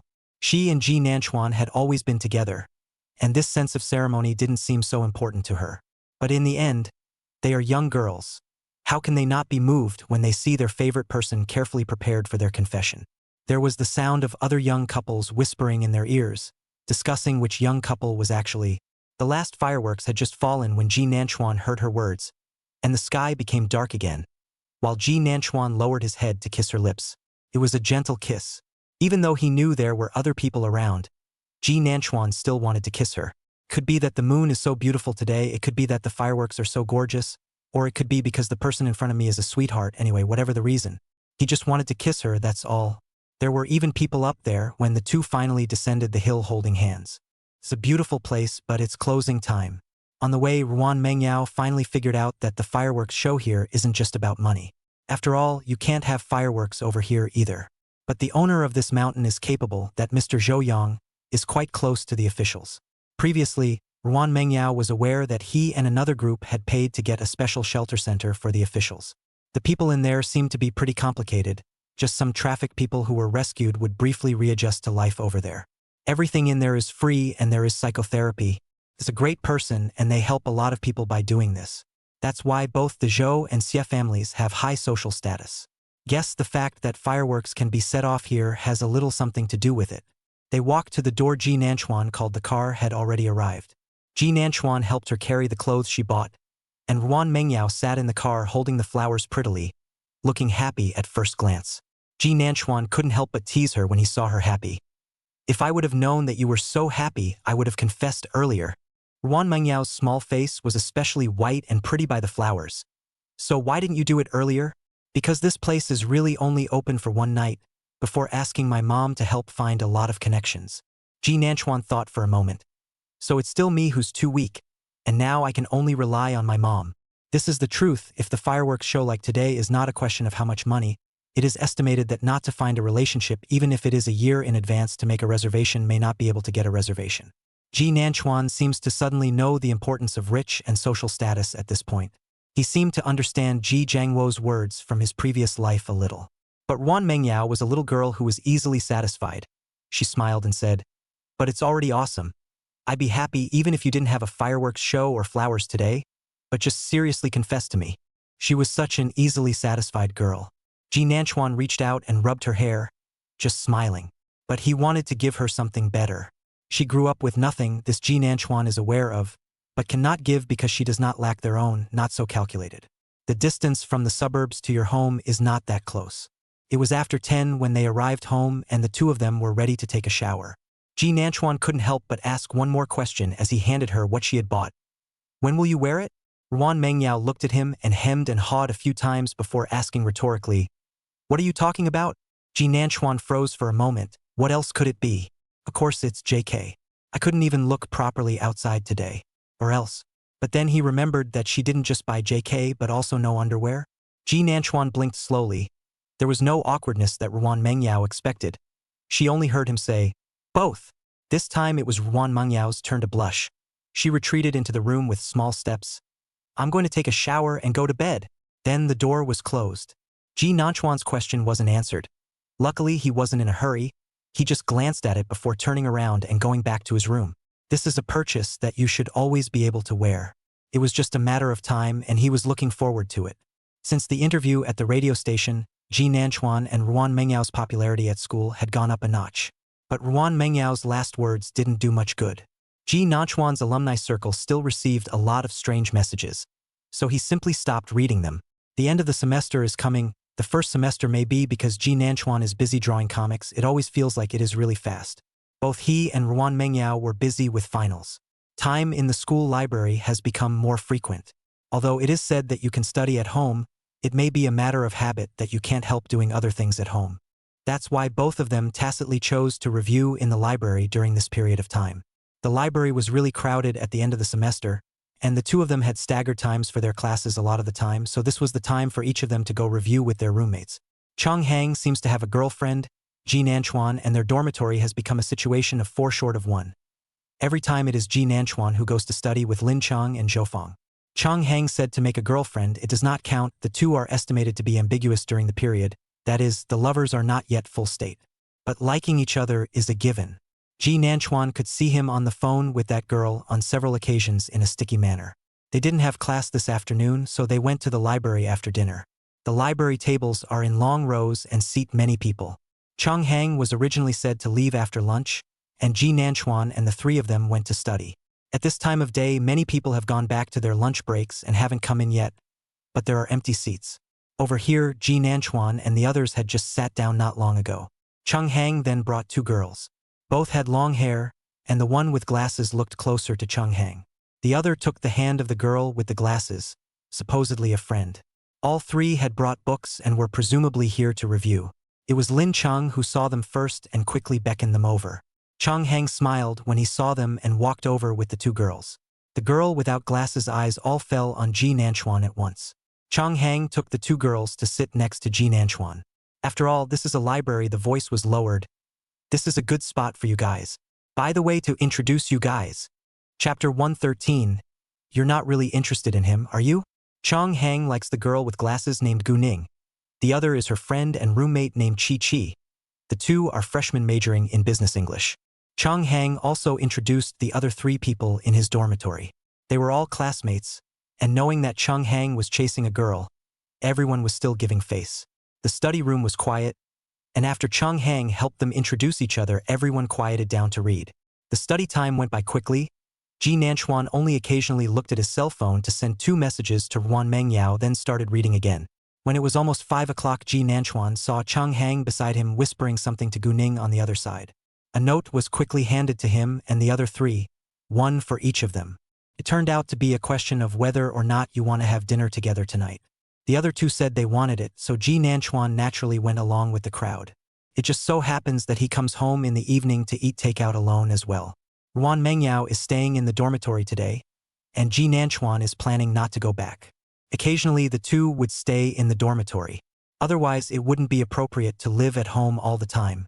The group all packed up and walked out of the library around 5:30. Chong Hang smiled and said, "Let's go. Tonight is on me." Zhou Feng deliberately teased him. "Can we call her sister-in-law then?" Gu Ning's face reddened, but Chong Hang looked happy. The 2 of them were obviously having a scene. Ji Nanchuan was kinda happy for him. On the way out of the restaurant, Chong Hang told them about the process of getting to know Gu Ning. In fact, it was quite a surprise, that is, Chong Hang went to the library to borrow a book before, but went 3 or 4 times that book has been no one to return. It wasn't until the 5th time that he finally saw the person who had come to return the book, and it was Gu Ning. The point is that the other book Gu Ning borrowed after returning the book was the one Chong Hang just returned. They have the same reading preferences backwards. Chong Hang then summoned up the courage to hit on and then added WeChat. The 2 have very common topics. Chi Chi also finally spoke up, teasingly. "Ning has mentioned you a lot." Chong Hang was even happier to hear it. It was Gu Ning who tugged at her best friend, obviously a little embarrassed. A group of people arrived at the restaurant after asking for a private room. Ji Nanchuan has never been a talkative person. At this time also mostly listened to them chat and then occasionally take the cell phone back to the message. On the contrary, Gu Ning suddenly took the initiative to open his mouth to ask Ji Nanchuan after taking a look at Chi Chi. "Before in the alumni circle know of you, but it is the first time to meet. You're a photo on the almost hey, no wonder Chong Hang has always said that he is the 2nd most handsome in the dormitory, and the 1st handsome is the Chuan brother." Zhou Feng and Lin Cheng laughed and cursed. "Chong Hang, you can do it." Chong Hang also smiled and said, "Then you guys tell me if the 1st handsome is Chuan, right? We recognize this, but we don't recognize that the 2nd most handsome is you." Ji Nanchuan laughed somewhat helplessly. "Don't. I wouldn't dare to be." Chi Chi spoke up at this time. "Right. It's also time for dinner. Do you want to call your girlfriend together?" Chong Hang also asked. "Right. Should I call my sister-in-law?" "No need. Your sister-in-law went out to dinner with her roommates tonight, and I was abandoned. Otherwise, I wouldn't have dined with you guys." Ji Nanchuan waved his hand and said. A few others in the dormitory had long since gotten used to his occasional displays of affection. On the contrary, Gu Ning and Chi Chi seemed to be curious and kept asking Ji Nanchuan about his affair with Ruan Mengyao. In fact, Ji Nanchuan felt that they were not very familiar and didn't really want to say too much. But after all, it was Chung Hang's favorite girl again, so he couldn't completely ignore it. So it's still a very short answer. Chung Hang seemed to see what was going on and quickly changed the subject. Somehow a few people even got drunk during dinner. Ji Nanchuan did not drink. In fact, he is very good at drinking, but I do not know how they drink. If they drink too much, he still have to take people back. Simply don't drink it, and he's not happy about it. Drinking has to be fun with interesting people like Meng Yao and Nguyen. Ji Nanchuan couldn't avoid thinking of the way Ruan Meng Yao got drunk last time. It was really cute. Chung Hang and the others fooled around and sat on the other side to drink. Ji Nanchuan just looked on, dropping his eyes to return the message. Ms. Zhou just messaged to say she's going on a temporary business trip and stopped by to check her teeth. No surprises. Be back in 3 days. Ji Nanchuan was urging her to pay attention to safety and have a safe trip when a person sat down in the seat beside her. He raised his eyes and froze. It wasn't Chung Hang. It was Chi-Chi. Chi-Chi smiled at him. Hello, Ji Nanchuan. I'm actually in the mountaineering club too, but I didn't go to the previous event we had in our class. Ji Nanchuan had actually participated in the mountaineering club once. Nodding at this point, such a coincidence. Yeah, I participated in the latter several events, but I didn't see you. I'm quite curious about you. Chi-Chi smiled and said. Her gaze kept falling on Ji Nanchuan as she spoke. Ji Nanchuan's smile was faint. Oh, I accompanied my girlfriend because she likes hiking. I won't go if she doesn't. The smile on Chi-Chi's face stiffened for a moment and she nodded, quickly changing the subject. But Ji Nanchuan had little interest in any of her topics, even though she had tried so hard, even mentioning Chung Hang and Gu Ning. In her mind, how come she should be interested in the romances of her roommate's friends? But Ji Nanchuan still looked like he had little interest. Chi-Chi sat for a while, then stood up and resumed her seat next to Ning. The two girls came together and whispered something. Gu Ning's hidden gaze would fall on Ji Nanchuan. Actually, Ji Nanchuan couldn't tell if she was interested in herself or not or something. None of it mattered though. All he had to do was just keep his distance from the opposite sex. After all, with his emotional intelligence, it is estimated that he will have to take the initiative to confess before he can tell the difference. Now that you're the one with a girlfriend, of course you're just going to stay away. So by the time the people were about to part at the door, Gu Ning brought up the need to add a Weibo when Ji Nanchuan said there was no need. But when the three of them returned to the dormitory, they saw that Chung Hang, who said he would send the girls back, had pulled a group. 4 boys and 2 girls who are having dinner together tonight are in there. At this point, they had just entered the dormitory entrance. Zhou Feng let out a sigh. Chuan, that Chi-Chi is not like you, This Chung Hang still pulls groups, Ji Nanchuan gave an oh. I don't know, but how inviting I am. Don't think too much. Maybe it's because Chung Hang wants to chase girls. He was genuinely indifferent, thinking that shielding would be good. I just didn't realize that the group had just pulled it, and the girl named Chi-Chi applied for a friend. The note reads, we're all members of the community, so let's talk more often, right? Ji Nanchuan did not think about it, directly refused. Have said that he is for his girlfriend to go to the mountaineering club, this exchange, what exchange? And he didn't like it. But this Chi-Chi wouldn't really be interested in him, would she? Chapter 114. My mom asked you to come over for dinner tonight. Anyway, whether it is like it or not, Ji Nanchuan is not much interested in it, and the friend passes instead. Night in the dormitory to live, Ji Nanchuan and the group opened too, in fact also quite a long time did not play, originally thought that he had little interest in this thing. All I can say in the end is that the game is still engaging. It was almost 10 o'clock when Chung Hang came back humming. Can see the mood is very good. As soon as he entered the door, said, come on. Thank you brothers, today to give face to eat together has been successfully taken. There was an indefinable excitement in his voice. Just as a game ended, the other 3 laughed and said congratulations. Chung Hang was cheerful. His mouth said that he would treat them to dinner tomorrow, and asked if he wanted to eat a snack. Ji Nanchuan was not interested in eating quite a lot at night, but Zhou Feng and Lin Cheng said they wanted to eat. Chung Hang simply handed them his cell phone for them to order. There's a barbecue takeaway right across the road from the school, and now you can order it and have it delivered before closing time. Zhou Feng and the others came together to watch, and Chung Hang asked Ji Nanchuan, Brother Chuan doesn't eat? Ji Nanchuan waved his hand. Not eating, not hungry. Chung Hang nodded his head and said yes, then thought of it. Right, Chuan. After that pull group today, did Chi-Chi add you? Ji Nanchuan was originally talking to his manga editor about the shelving fee, and sniffed and looked at him. Yeah, I didn't pass. Chung Hang nodded. Oh, I know this. She told me. Ji Nanchuan looked at him and put down his cell phone. Then is it okay if I withdraw from the group later? Chung Hang looked at him with some surprise, then thought about it and sighed helplessly. It's okay. I actually felt strange before why I had to pull the group. Is she interested in you? I'm sorry, Chuan. At that time Ning also asked me to pull the group. I can't refuse. Chung Hang at first actually did not find anything. After all, Ji Nanchuan dinner rarely talk. Also did not notice Chi initiative particularly enthusiastic to find Ji Nanchuan talk or something. Chung Hang also looked at Gu Ning with all his heart and eyes, thinking about finding a chance to confess. So naturally, he didn't pay attention to anything else. But on the way back, Chi spoke first about pulling the group. Chung Hang, however, didn't think it was necessary. After all, regardless of whether or not he would be with Gu Ning in the future, his roommate didn't seem to cross paths with Chi's very much. But Gu Ning also spoke up and said, "Pull one." Chung Hang suddenly felt like he had figured something out and asked with a smile, "Which of my roommates do you have your eye on?" It seems like that's the only reason. Chi didn't deny it and just laughed. Chung Hang thought that there are still 2 singles in the dormitory, and it would be good if this became a good thing. He immediately pulled a group. At that time he really did not think much about it, and could not imagine that Chi was looking at Ji Nanchuan. After all, Ji Nanchuan has a girlfriend. Can't say the whole school knows it, right? But most people know. In the back, Chung Hang gossiped and asked a few questions about who exactly he was looking at. But Chi just did not say, just smiled and said into a tell him, did not achieve forget it. Chung Hang thought it was even, and actually thought there was nothing he couldn't say, right? One of the two. Then it occurred to me on the way back that maybe she didn't say anything because she was looking at you. The embarrassment in Chung Hang's tone was real, not feigned.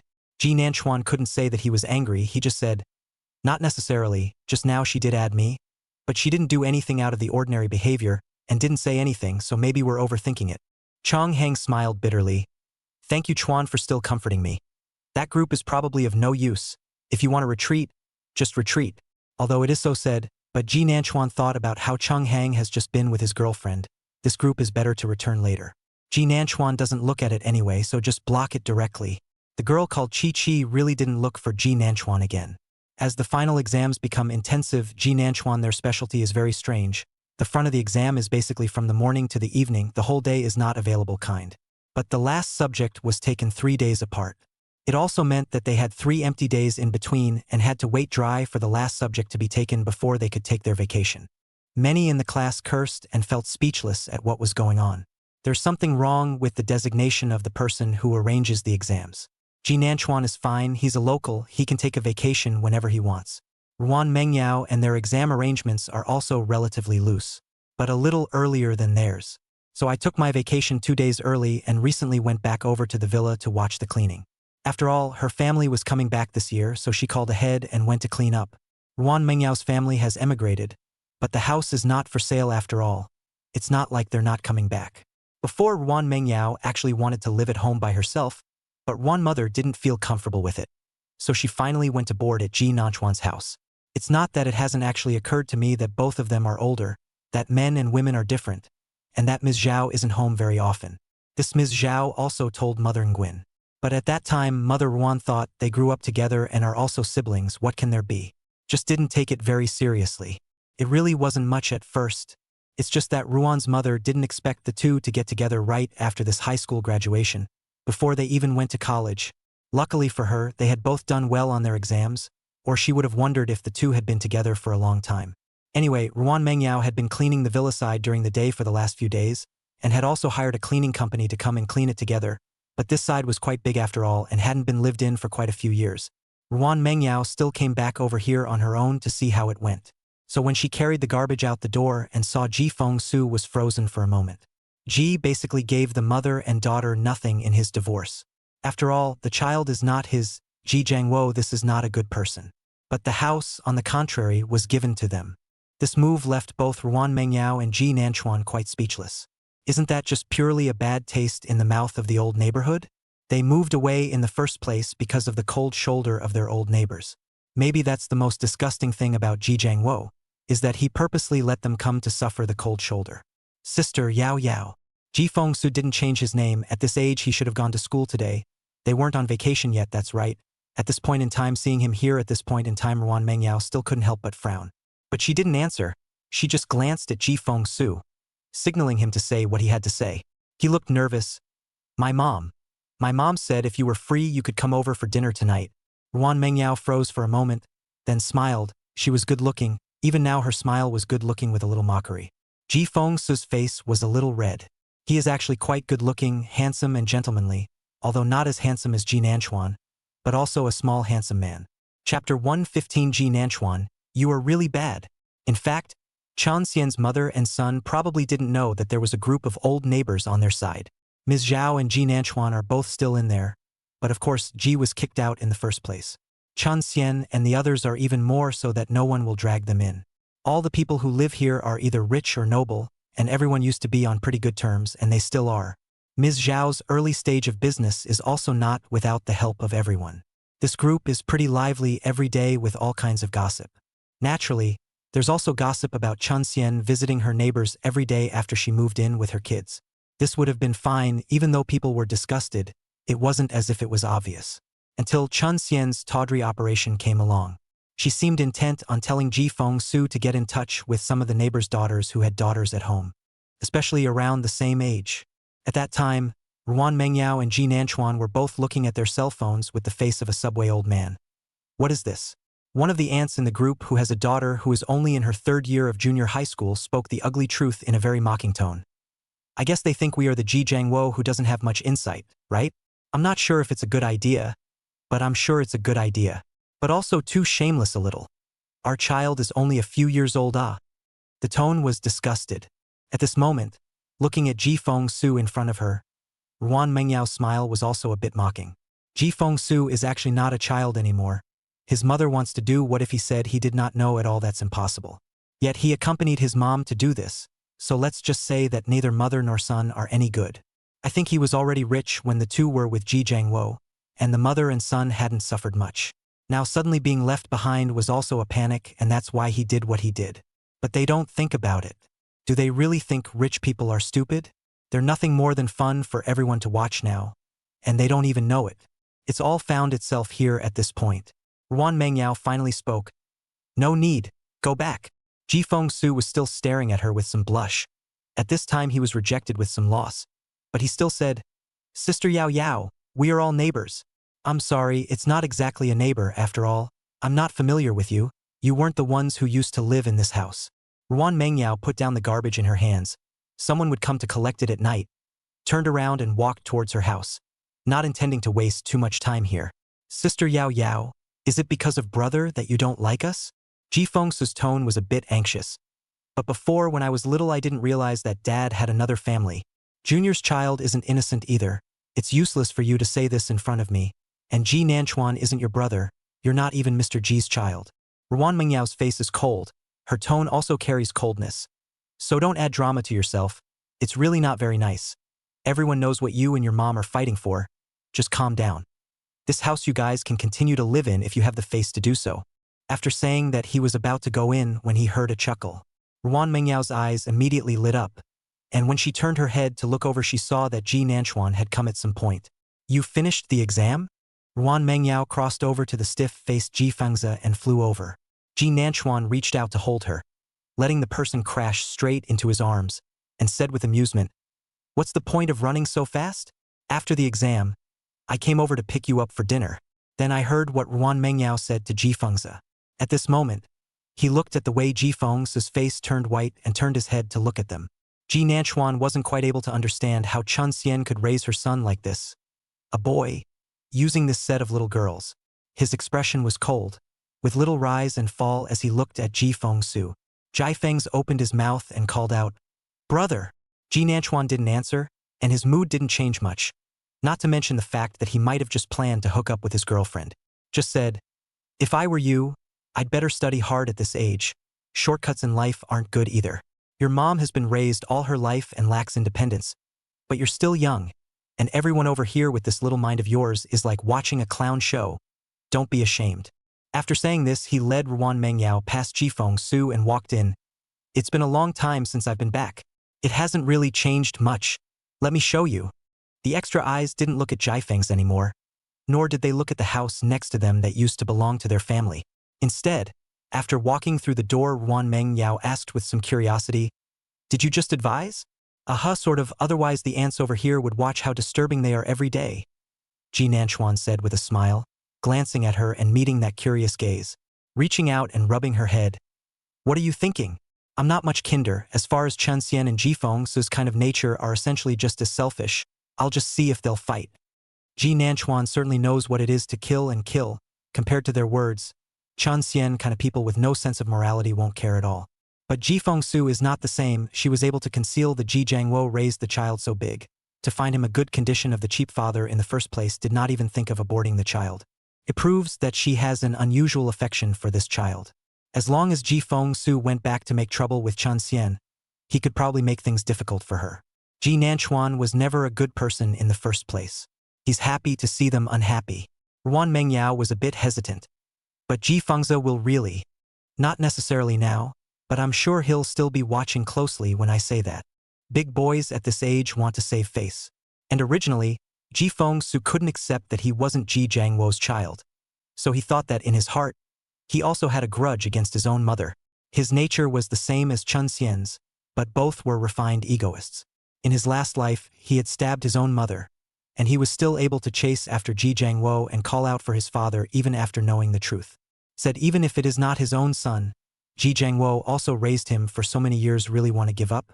Let's just say he doesn't know Ji Jiangwo very well either, and Ji Jiangwo certainly gave it up. He was nice to Jifeng's because of the premise that he thought it was his son. Not anymore, of course I won't be hitching a ride with him. So in the end, Jifeng's was arrested after stabbing his mom. Where is this life going? Ji Nanchuan wondered if it was still the same as before. But he didn't mind giving them a hard time. From the time he saw Jifeng Su looking for Ruan Mengyao, he really didn't have the patience to let this mother and son have a good time to intensify the conflict in advance. Right? Life was probably too easy for Chen Xian to come up with such disgusting practices. Ruan Mengyao froze for a few seconds after hearing this, then sighed. Ji Nanchuan, you're really bad. Ji Nanchuan raised his eyebrows and looked at her. So are you afraid or disgusted now? Neither. It feels a little bit handsome. Chapter 116. Seems to have been cheated. Ji Nanchuan could only sigh. This is probably the lover's eye? She thinks he's handsome even though he's like this. But it can't be denied that the mood is good. Ji Nanchuan rubbed her head.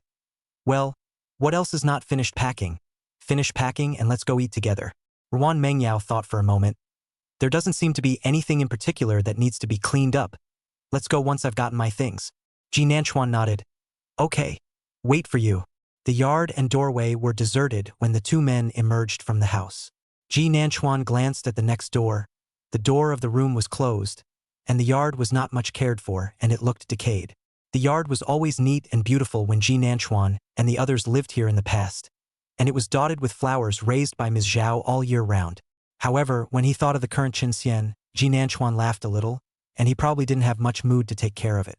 After all, it might be another while before both mother and son of them could eat. Ji's divorce arguably paid basically nothing to the mother and son. After all, none of the children are his. But it's impossible that Chen Xian didn't get any money at all from Ji Jiangwo over the years. But she's also used to living the life of a rich person, and it's probably hard for her to accept a downgrade in consumption for a while. So those money probably couldn't be used much, otherwise she wouldn't have thought of asking Jifeng Su to do something like this. What a nifty talent. Let's go. Ruan Mengyao reached out and took his arm to walk out, and Ji Nanchuan retracted his gaze. Then I heard Ruan Mengyao say, if you really can't, I'll help you get the house back sometime in the future. Ji Nanchuan, however, shook his head. Don't want it. It's bad luck to have been lived by those three.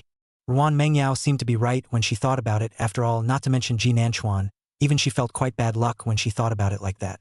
The streets felt especially crowded when the two went to dinner in the evening, probably because most people had already started their winter vacation. There are also many students on the streets. The two of them found a store where they ate Chongqing Xiaomian, ordered noodles and then sat down at a small table. The stores over here are small with just a few tables, but they were quite crowded and there were lines. It was because they saw a line and both of them thought it shouldn't be bad, right? So here it is. Now that it's almost the middle of January, the end of the month for New Year's Eve, Ji Nanchuan asked Ruan Mengyao, when will uncle and auntie and the others come back? Ticket for the 21st. Ruan Mengyao thought for a moment. And a week. Ji Nanchuan nodded and said smoothly, I'll go with you to pick them up then. Ruan Mengyao looked at him. But you don't even have your driver's license yet. Ji Nanchuan. Almost forgot. It's true that I didn't take it. I still have the last subject to take. So now he's a man without a driver's license and naturally he can't drive. Perhaps it was because Ji Nanchuan's expression was too mournful. Ruan Mengyao didn't hold back a laugh. It's okay. I have it. I'll just drive. Ji Nanchuan glanced at her. Might as well take a cab. You should always be uneasy. But Ruan Mengyao said, don't worry. I'm very skillful, and I've been on the road, and I've driven with Een and the others before. And you can't follow if you take a taxi. Don't you want to brush up in front of my parents? Although that's the case, you don't have to be too truthful. Ji Nanchuan sighed. I'm a little embarrassed by what you're saying. Ruan Mengyao, however, just laughed. Luckily, their noodles came up quickly. Ji Nanchuan also took the time to contact the driving school. He went to take the Subject 4 test in the next few days. It seems that when I didn't take the test, it was because I fell in love. At that time, my heart and eyes were full of little girls, so I didn't think about the exam. Actually, Subject 4 is just a matter of brushing up on the questions. Ji Nanchuan took time to brush up every day for the next 2 days, and went to the exam on the 3rd day. Took the test in the morning. Subject 4 is taken in a computerized room. The whole thing doesn't take long either. But Ji Nanchuan just walked out after the exam and met Hifeng, which he didn't expect. No. Didn't you kid already take the exam? Ji Nanchuan looked at Hifeng. Hifeng nodded his head, his face a bit bitter. The test was taken. It didn't pass. Ji Nanchuan some speechless. Really, he has heard many times Subject 3, but Subject 4 did not pass really around only Hifeng one. But no matter what they met, Hifeng said that he came to the exam and had not yet eaten breakfast, and asked Ji Nanchuan if he wanted to go together when he still went. There were quite a few breakfast places over here, too, and the two of them were casually looking for a crowded one. He beacon pick stores all the time, not sure if the less crowded ones are good, but the more crowded ones are always not too bad. It's just going to be a little slow waiting for stuff to come up. Just in time to have a chat with Hifeng. Hifeng also studied art in high school, but he majored in cultural relic identification and collection. Their family is in the antique appreciation business, so in fact, this kid is a hidden unknown how many generations richer.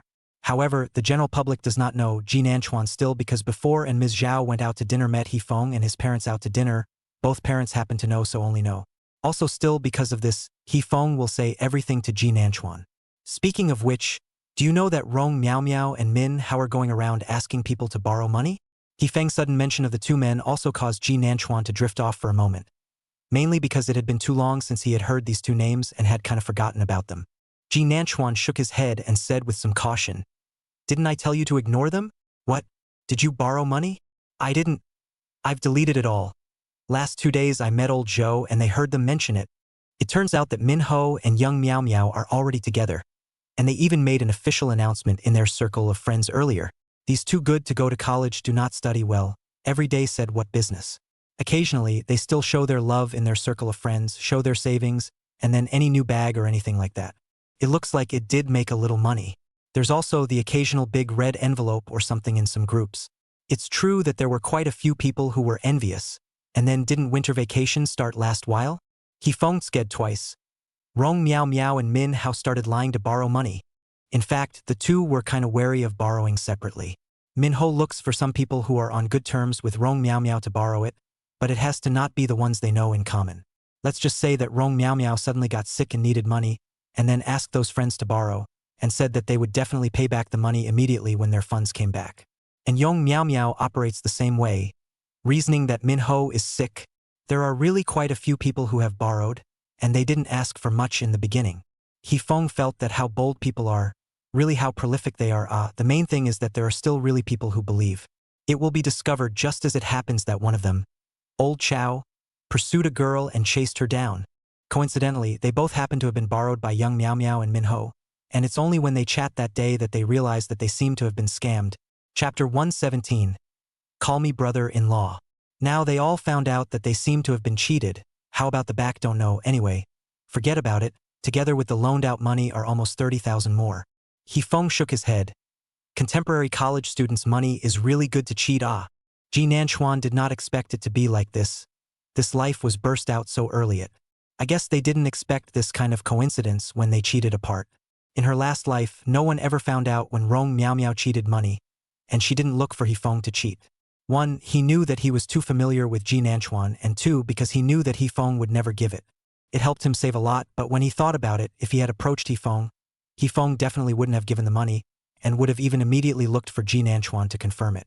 Rong Miao Miao actually had a pretty good brain. Unfortunately, I guess it's useless to have a good brain now. Hifeng said that group of people together called the police and a case has been filed. They're counting what young Miao Miao cheated. Not counting Min Ho's side yet. Adding up the amount isn't a small amount. Ji Nanchuan nodded. Being discovered so quickly. I guess we'll be able to find someone soon, right?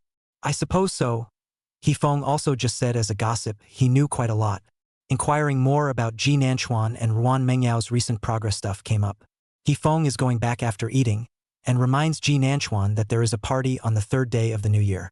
In fact, there are words in the class group, but go or not Ji Nanchuan himself is not sure yet. After all, the in-laws-to-be are back, and he's not sure he's available. Hifeng muttered and left, saying he'd be in touch then. In the latter days Ji Nanchuan began to get nervous. The car that went to pick up the Nguyen family was Ms. Cho's. Ms. Zhao had even tried to say before that it would be fine to ask the driver to pick them up, but both Ruan Mengyao and Ji Nanchuan said that they would go. And Ruan Mengyao does drive pretty well. In fact, Ji Nanchuan himself is also considered an old driver, but no license. He was kinda nervous as the two of them made their way to the airport, 1 because he was gonna meet his parents, and 2 because Ruan Mengyao was driving. Turns out there's really no need to be nervous. Because Ruan Mengyao's car drove well, her parents treated themselves no differently than before. Ji Nanchuan watched as Ruan's father and mother walked out with a boy, then smiled and said that Xiaochuan was getting more and more handsome after hugging himself and Ruan Mengyao respectively. It looks the same as before. Even Ruan Mengyao's younger brother called Nanchuan's brother in one breath just like before. Ms. Zhao had always had a good relationship with Ruan's mother, so she was also very nice to Ji Nanchuan. On the way back, Ruan Mengyao drove, Ji Nanchuan embarrassedly explained that he had not yet received his license. They didn't say anything about it, joking and caring about how they were doing in school. It's just like a normal elder chat. A few people went straight back to the villa. Ruan's mother glanced next door before entering and was a little surprised. This place is sold? After all, as far as she knew Zhaoying, she definitely wouldn't come back to live over here. When the divorce of this house do not want directly to the Jijiangwo. But it looks like someone's living here now. Huh? Ji Nanchuan was helping them with their luggage. He sniffed and looked at the door. The gate was open, but he didn't see anyone. It was given to Chen Xian's mother and son. They got divorced. Ruan's father and mother were a bit surprised. Divorced so soon? Previously, when Ji Jiangwo had just married Chen Xian and was still living here, they had actually thought about moving. The main thing is that this family is too thick-skinned. How okay it is to come together and call Chen Xian to climb a little bit with Mother Ruan. It is quite disgusting. But they were all set to emigrate by that time. Just think about holding back. I didn't expect another family in this neighborhood to directly give Chen Xian a closed door. Clearly not to see them. With this one starting, everyone did. After a while, they were too embarrassed to come to the door even if they were thick-skinned and soon moved out. When they moved out, the Nguyen's had no intention of selling the house. After all, they've lived there for so long, there must be affection. It's just that I thought I'd come back to this kind of thing this time. Ruan's mother's expression was a bit disgusted. I should have known to stay in a hotel. Ruan Tingzhou is Ruan Mengyao's younger brother. And at this time, he asked in confusion, why? Bad luck. Ruan Mengyao rubbed her brother's head. The group was about to head inside when a man stepped out beside them. Chen Xian froze for a moment when she saw the Ruan family, then revealed a gentle smile. Mr. Ruan, Mrs. Ruan is back? She took a small step and was about to approach, but she saw a line of people looking at her coldly, and without saying a word, they directly entered the door. Chen Xian's face stiffened. Ji Nanchuan and Ruan Mengyao walked at the end. Chen Xian's gaze fell on Ji Nanchuan and she hummed softly. She later realized how Ji Jiangwo suddenly wanted to test the DNA. It turned out to be what Ji Nanchuan said. I don't know how the kid knew, or maybe he was just a blind cat who came across a dead rat and blurted it out. But no matter what, it was because of his words that he and his son had become like this. So Chen Xian really hated Ji Nanchuan. This is not a coincidence. Ji Nanchuan is also quite disgusted with her. Took a look and directly ignored this person and walked with Ruan Mengyao towards the house. In favor of Chen Xian, she opened her mouth at this time. Mengyao, your family just came back. Come over for dinner in a while. I'll do it right now. The smile on his face became gentle. Before Ruan Mengyao could say anything, Ruan Tingzhou spoke up. Auntie, is there no one in your family to cook? Do you still need to do it yourself? We're going out to eat with Auntie Zhao in a while, so you can eat by yourself. Children's likes and dislikes are always obvious, and they are also very sensitive to the feelings of those around them. This aunt, his sister, and brother Nanchuan shouldn't like it. So Ruan Tingzhou took the initiative to speak up, and after that, without looking at how ugly this aunt's face was, she greeted, Sister, brother Nanchuan, let's go. Ji Nanchuan and Ruan Mengyao both glanced at Ruan Tingzhou. Ji Nanchuan even laughed and said, Your sister said you wanted that limited edition Gundam before, right? You didn't get it? I have. Brother. From now on, you're my own brother. Ruan Tingzhou gave an excited woohoo. Ji Nanchuan smiled and said, Call a brother-in-law. Ji Nanchuan, do you want to be shameless? Ruan Mengyao's voice was tinged with laughter. Sister-in-law. Ruan Din Chao. Chun Xian watched as all three of them just went in without hitching a ride. The embarrassment on his face couldn't be hidden. It's been so long since we moved here, and the people here are still so annoying. Isn't it just a matter of finding a good husband and a better place to be born? One couldn't look at her. Who would want to be a mistress if they had a choice? What's wrong with just wanting a better life? Who are these people to look down on her? Even her son despises her. Thinking of this, Chun Xian's face completely sank. Clearly it shouldn't be like this. Chapter 118, We Won't Break Up. Time is the best proof. But Ji Nanchuan didn't care what Chun Xian's mood was. After all, he had just arrived at Ruan Mengyao's house now, sitting squarely in the middle of a conversation with Ruan's father. Compared to the rest of Ruan Mengyao's family, Ji Nanchuan was the least familiar with Ruan's father, though he had just been born as a neighbor to Ruan Mengyao's family. But Nguyen's father used to be busy too. Unlike Ji Jiangwo's kind of busy, Ruan's father also manages a lot of companies, also often leave early and return late. But he still finds time to go home to his wife and children, and on Saturdays and Sundays he takes Ruan Mengyao to play. Sometimes they bring Ji Nanchuan with them. But Ji Nanchuan would only follow occasionally, and he could always see his dad in Ruan's father. But he also knows that dads are different from dads, and his dad just rarely comes home. Then, when he got older, Ji Nanchuan had even less contact with Ruan's father, and the family soon moved away. At this time, Ji Nanchuan lowered his eyes and poured a cup of tea for Ruan's father. Ruan's father glanced at him. Nanchuan, there's no need to be so nervous. In our family, relationships are free. Not to mention that we've watched you grow up since you were little. Hearing this, Ji Nanchuan revealed an embarrassed smile. Uncle, after all, there is a feeling that I abducted Yao Yao. It's inevitable that this heart will be nervous. I'm very afraid that you guys will not be satisfied with me, but I will change and also make progress. He said as he raised his eyes to meet Ruan's father seriously. Ruan Mengyao and Ruan's mother are up there packing. Ruan Tingzhou followed suit, so it was just the two of them in the living room. Ruan's father looked at him nervously and revealed a smile. There's really no need to be nervous. We don't have anything against you. You guys are still young now. Young people fall in love. Having fun is the most important, he said, taking a sip from his teacup. When Ji Nanchuan heard this, he glanced at Ruan's father, who seemed to understand the meaning of his words. Now that you've heard it, it's natural to. He wasn't supposed to be good at socializing with people, let alone with elders. However, Ji Nanchuan felt that some words still need to be said clearly. For example, now, he looked at Ruan's father and said seriously, Uncle, I'm in a serious relationship with Yao Yao, the kind that takes marriage as a prerequisite. Those words really slowed down Nguyen's father's movements. He put down the cup in his hand and carefully surveyed the look on Ji Nanchuan's face, and could see the seriousness and gravity. In fact, he wasn't surprised when he just found out that his daughter was with Ji Nanchuan. How? Boys and girls of that age see each other every day. And Ji Nanchuan is really considered handsome, not to mention his own daughter, how beautiful she looks. But he didn't think much about it, quite simply because falling in love was a simple and easy thing to do. The hardest part is how far it can go. Nguyen's father didn't think much of relationships at their age. Both Yao Yao and Ji Nanchuan are too well protected by their families, so he can talk if he wants to. Breaking up and talking about it wasn't as stressful as his wife. Liking someone is a common and simple thing. They actually came back this time more because Ruan Din Chao wanted to come back for New Year's Eve. For Ruan Mengyao to talk about her boyfriend is just a passing glance. But at this time, Ji Nanchuan said later with a serious face. Ruan's father laughed. But Nanchuan, you've just turned 18. There's still a long way to go. He looked at Ji Nanchuan. You guys might feel like it now and stay together. We won't interfere in your relationship. Just let nature take its course. In fact, the meaning is still skeptical about the future of his mouth. Teenage feelings were blazing, they were sure, but later was too long. They don't force or put chains on them. Luckily, Ji Nanchuan wasn't really an 18-year-old teenager. He wouldn't be in a hurry to say he had to prove anything. Anyway, they wouldn't suspect the feelings between him and Ruan Mengyao. Now that was enough. The rest will be left to time. Dinner was out, and Ms. Zhou had already booked a place to eat.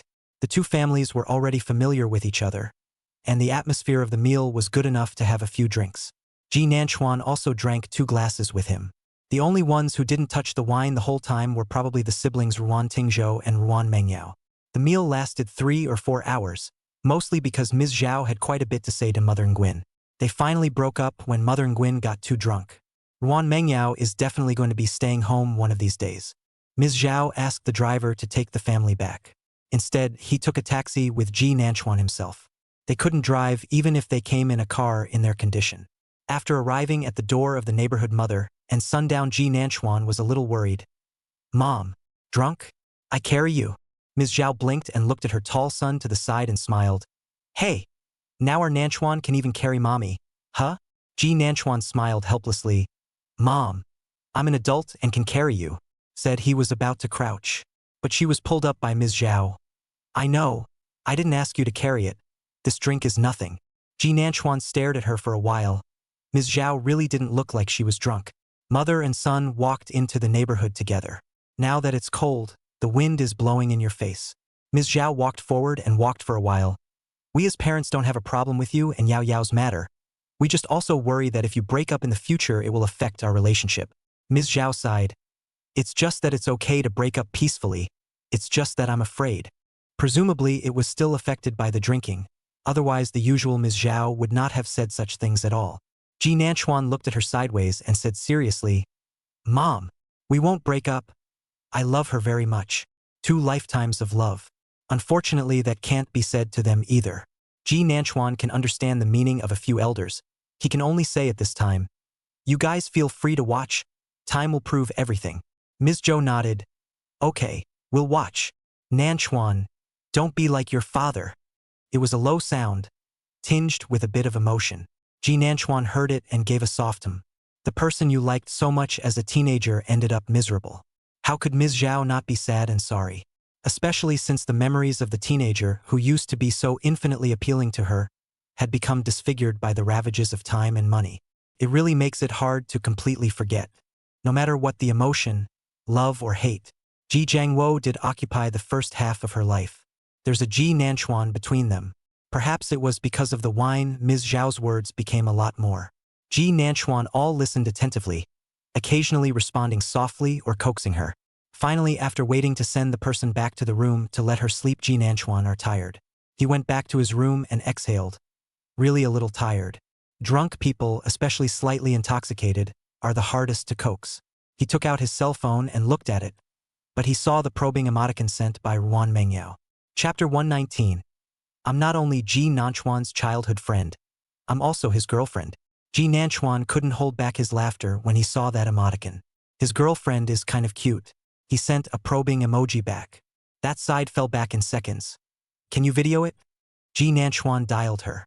Sure enough, it was picked up quickly. Ruan Mengyao's face appeared on the cell phone screen. Changed into your pajamas so quickly? Ji Nanchuan asked with a smile as he looked at her furry pajamas. In fact, it was true that Ruan Mengyao and the others would be a bit closer when they went home from where they ate. At this time, Ruan Mengyao smiled and said, "My mom drank too much, but with my dad, Chow Chow has strong self-discipline, so I accompanied him to wash up after he went to bed on his own." This was something Ji Nanchuan didn't expect.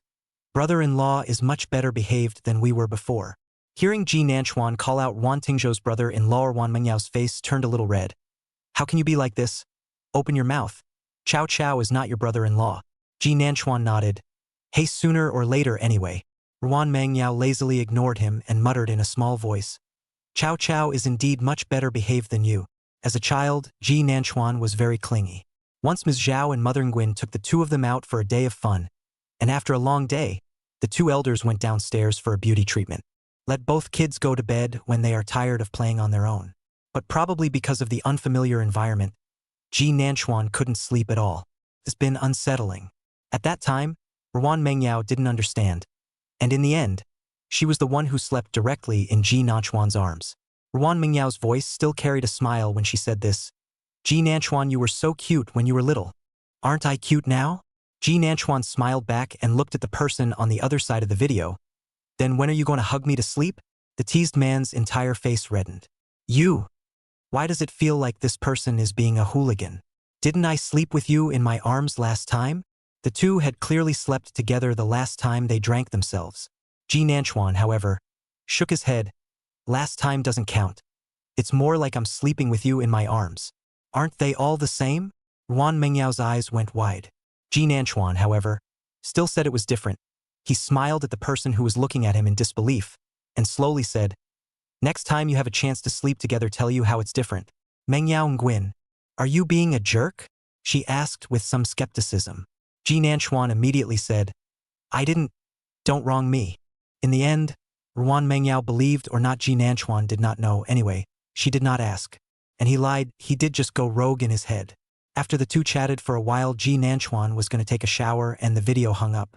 Ji Nanchuan took a bath and came out. Ruan Mengyao also said she wanted to sleep. She said good night and then added, I think I missed you. It's obvious that we've only been apart for a short time, and it seems like we miss him. Ji Nanchuan looked at the message, heart softened. Tell her she'll find her in the morning itself. The next day, Ruan Mengyao still got up very early, went out to run first, thinking that a little while back Ji Nanchuan might have arrived. She ran for a while, feeling more footsteps behind her, and didn't think much of it at first, figuring she was also up early for a workout. But the footsteps kept following her, not slowing down. She couldn't help but look back.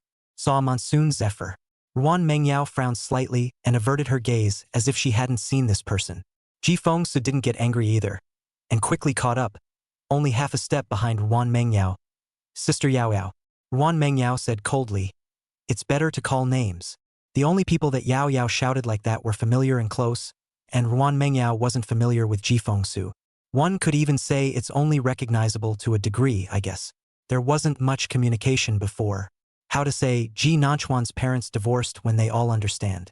Ruan Mengyao naturally wouldn't like this kind of mother and son who destroyed other people's families, and even hated him even more when she had seen how good Ji Jiangwo was to Ji Fengzi. She was angry at Ji Nanchuan. His dad is so biased. That's why from the beginning Ruan Mengyao didn't treat Ji Fengsu well. I had thought that he shouldn't come back after making it so clear last time. That's underestimating him. Ji Fengsu visibly froze for a moment as he looked at the girl beside him. She was really pretty. Family conditions are also good, and their own conditions are even better. Who wouldn't love a girl like that? But she never seemed to like herself at first because she was the son of a mistress. But it's not like he can choose who can have the good fortune of Ji Nanchuan. Mom is so good to him and will make money. His mom, on the other hand, only relies on men. As a result, Ji doesn't want them anymore and they have nothing. In fact, Ji Fengsu went to find Ji Jiangwo. After all, he shouted that man more than 10 years of father. How also should have is to have feelings, right? Even with a dog, he should have some affection for himself. But Ji Fengsu only saw disgust and disdain in Ji Jiangwo's eyes, even outright saying, I don't know whose bastard you are, and stop calling me dad. It's disgusting. Jai Feng's didn't think a person could become so fast. The disgust in his eyes was real. He did really think of Ji Jiangwo as his father for more than 10 years. Unfortunately, Ji Jiangwo didn't show him any mercy at all. Jai Feng's had no choice. He didn't want to follow his mom and keep living like this. Ruan Mengyao is the best choice. She's pretty and her family has money. If he could like himself, wouldn't it be smooth sailing for him later in life? That's what he learned from Ji. Wasn't he like that to Zhao Ying before? So at this moment, even when he saw Ruan Mengyao's cold demeanor, he didn't back down. Instead he asked, then I'll call you Mengyao? Ruan Mengyao finally stopped, and Ji Fengsu followed suit, and handed her a bottle of water, unopened. Ruan Mengyao didn't pick it up and just asked, what are you going to do? I remember we don't know each other that well, right? I just want to be friends with you. Ji Fengsu said as if he was a little lost. I don't have many friends over here, and I want to take the exam to your school in the future. My school is not good.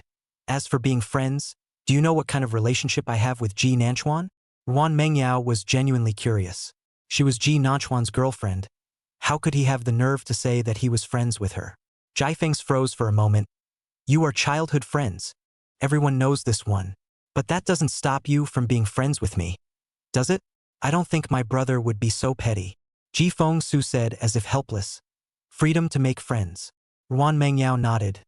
First, Ji Nanchuan is not your brother.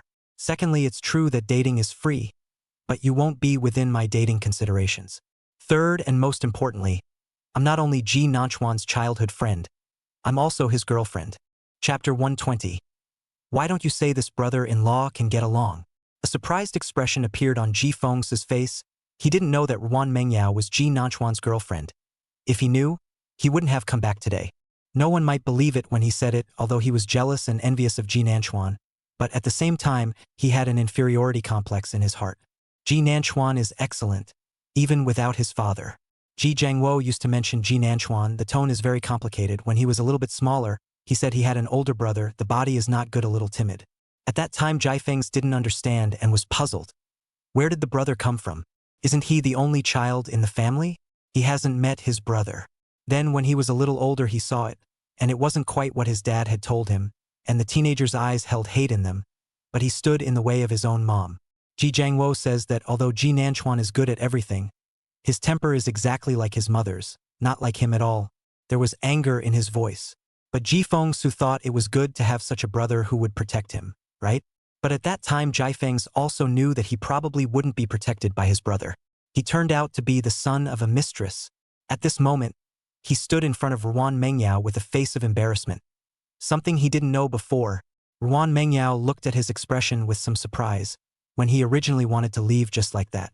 Suddenly remembering what Ji Nanchuan had said to Ji Fengzi last time, he paused in his steps instead.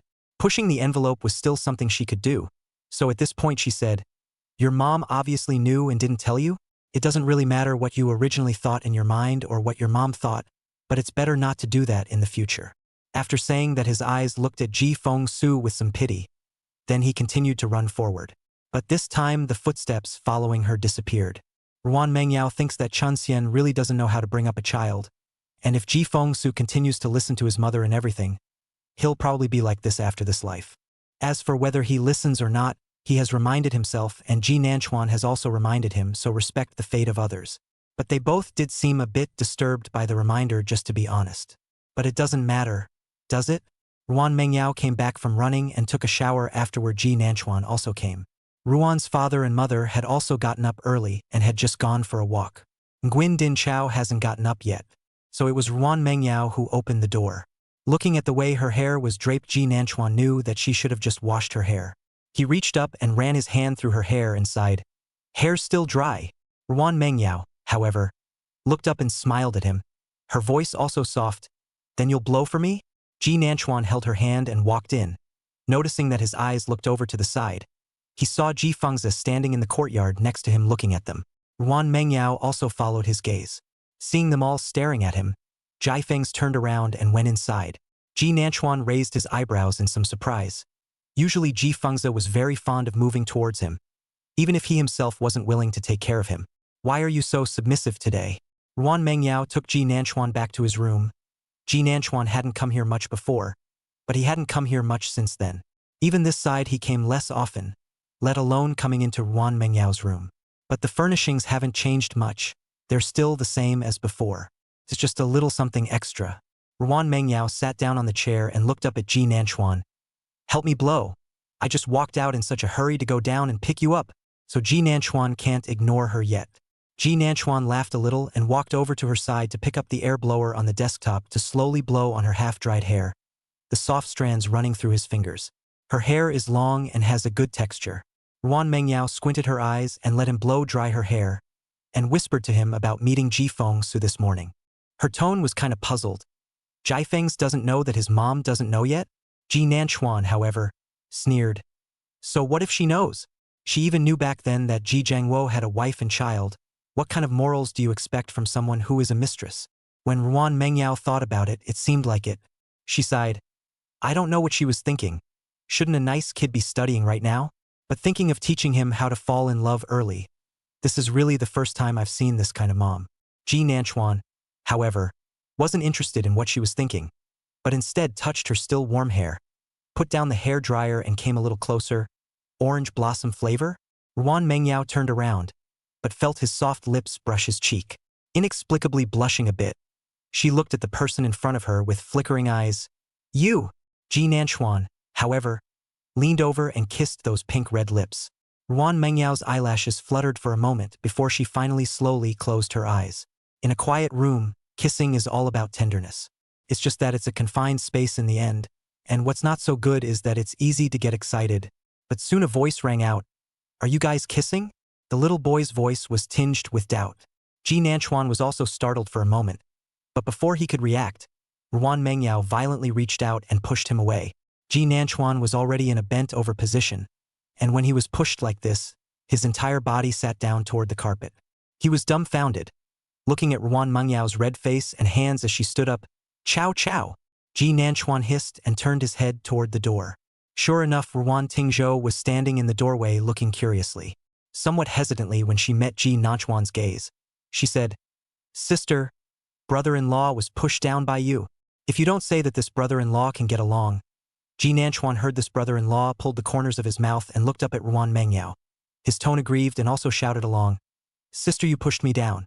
Ruan Mengyao's face was red. It was this kind of being seen by her own brother kissing her boyfriend or something. It was indeed a bit shy. At this time, to see Ji Nanchuan sitting on the ground to look at her look and have a bit of weakness, he did not how hard. Hurriedly, he walked over and pulled the man to his feet. Ji Nanchuan stood up along with her strength and sighed. Ruan Mengyao asked with some concern, Did you fall? I didn't actually use much strength. Ji Nanchuan reached out and rubbed his waist. It's not bad. Ruan Tingzhou was still standing in the doorway, and at this time he said to his sister in a serious tone, You don't have to be so nervous. I've seen a lot of people kissing abroad. Now it wasn't just Ruan Mengyao, even Ji Nanchuan was a bit embarrassed. He simply walked over and picked the little brat up. Are you awake and washed up? I washed up. Ruan Tingzhou gave a hefty laugh. Then don't say anything. I'll go down with you to eat. Your sister is going to be shy. 听到声音远去，阮梦瑶猛地捂住了自己发热的脸颊，无声的跺脚。Brother saw it. Next time it's going to be closed. Chapter 121. What kind of child will you spoil in the future? Ji Nanchuan brought his brother-in-law downstairs. Ruan Tingzhou was a very good-tempered child, and at this moment was asking Ji Nanchuan in a small voice, Brother-in-law, will you and my sister always be together? Same as mom and dad. Ji Nanchuan was a little surprised that Ruan Tingzhou would ask this, and he glanced at the little friend. Ruan Tingzhou looks quite similar to Ruan Mengyao, and their family both have long faces. At this moment, he was looking at Ji Nanchuan with big innocent eyes full of expectation. This made Ji Nanchuan a little soft, as if he could see Ruan Mengyao as a child. He smiled a little. Do you want us to be together all the time? Of course I hope I like you very much.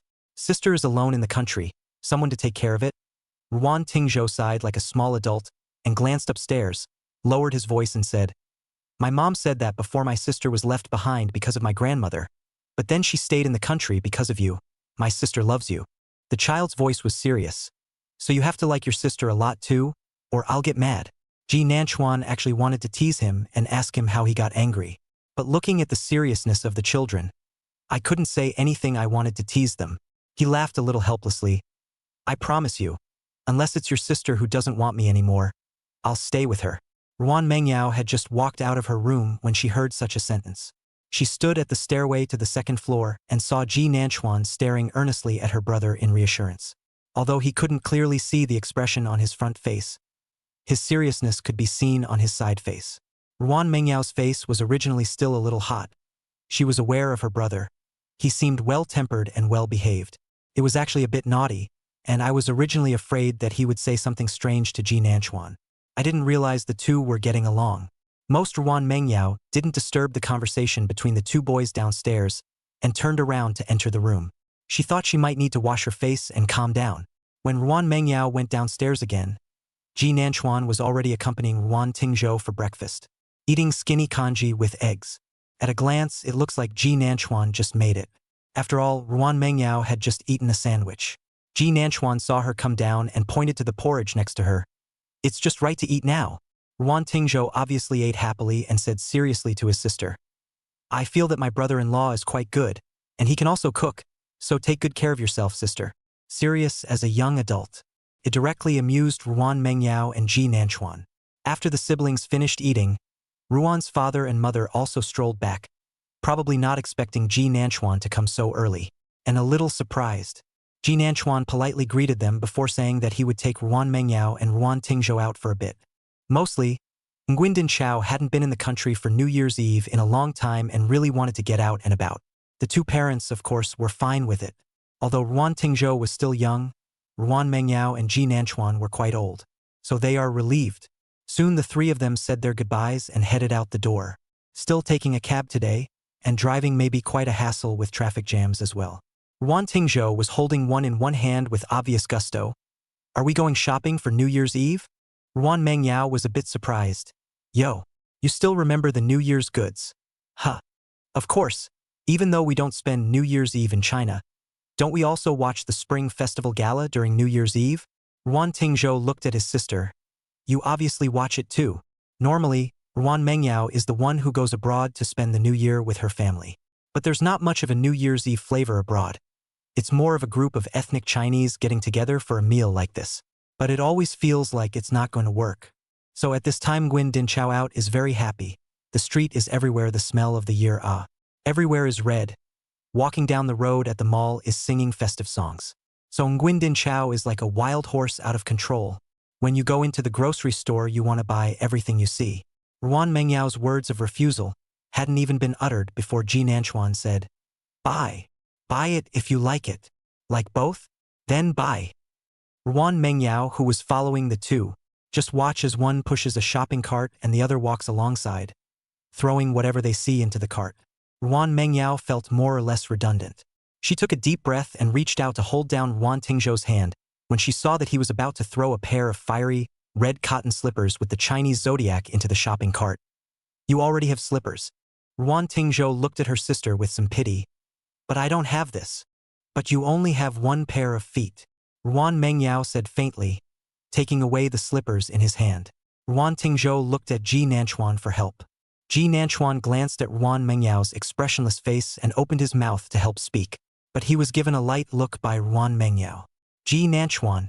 He cast his brother-in-law an I don't dare talk look. Instincts that had been suppressed since childhood told him it was inappropriate to speak now.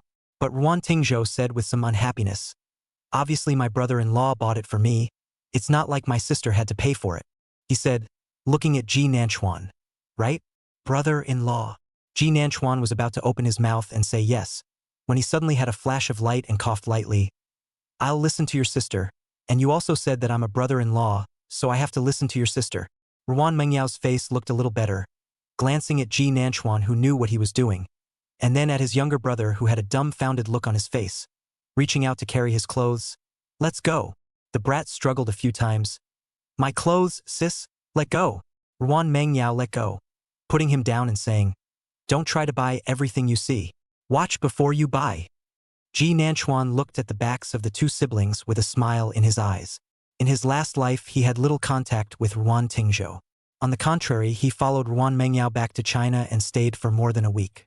Ruan Tingzhou was already a young man at that time, and his animosity towards Ji Nanchuan was obvious. It was probably because she knew that her sister had liked Ji Nanchuan for so long, and she didn't have any good feelings for him. At that time Ji Nanchuan felt that the lad's temper was quite bad. But I didn't realize the little kid was cute as a kid. I want to buy this. The little kid in front of him with a box of snacks in his hand flew away from his own sister and then moved back to hug Ji Nanchuan's leg. Ruan Mengyao didn't even have time to stop it. Ji Nanchuan looked at the box of dim sum in his hand. It was the finished kind, not fresh. He said with amusement, I'll take you to buy fresh ones in a minute. This one's been sitting out for a long time. Ruan Tingzhou glanced at the things in his hand. Really? Going to buy it later? Buy, Ji Nanchuan said. Ruan Mengyao, who had just walked over to the side, said with amusement and helplessness, Just spoil him. Ruan Mengyao looked at Ji Nanchuan and smiled at her. What do you have to spoil having children in the future? Chapter 122. At the end of the year we all have to rush for performance. Hearing that there would be children in the future, Ji Nanchuan's eyes lit up. He glanced at Ruan Tingzhou. If his son might look quite similar to his brother-in-law, it would be better if it was a girl. He knew all too well how good-looking Ruan Mengyao had been as a child. delicate as a doll and adorable when pampered.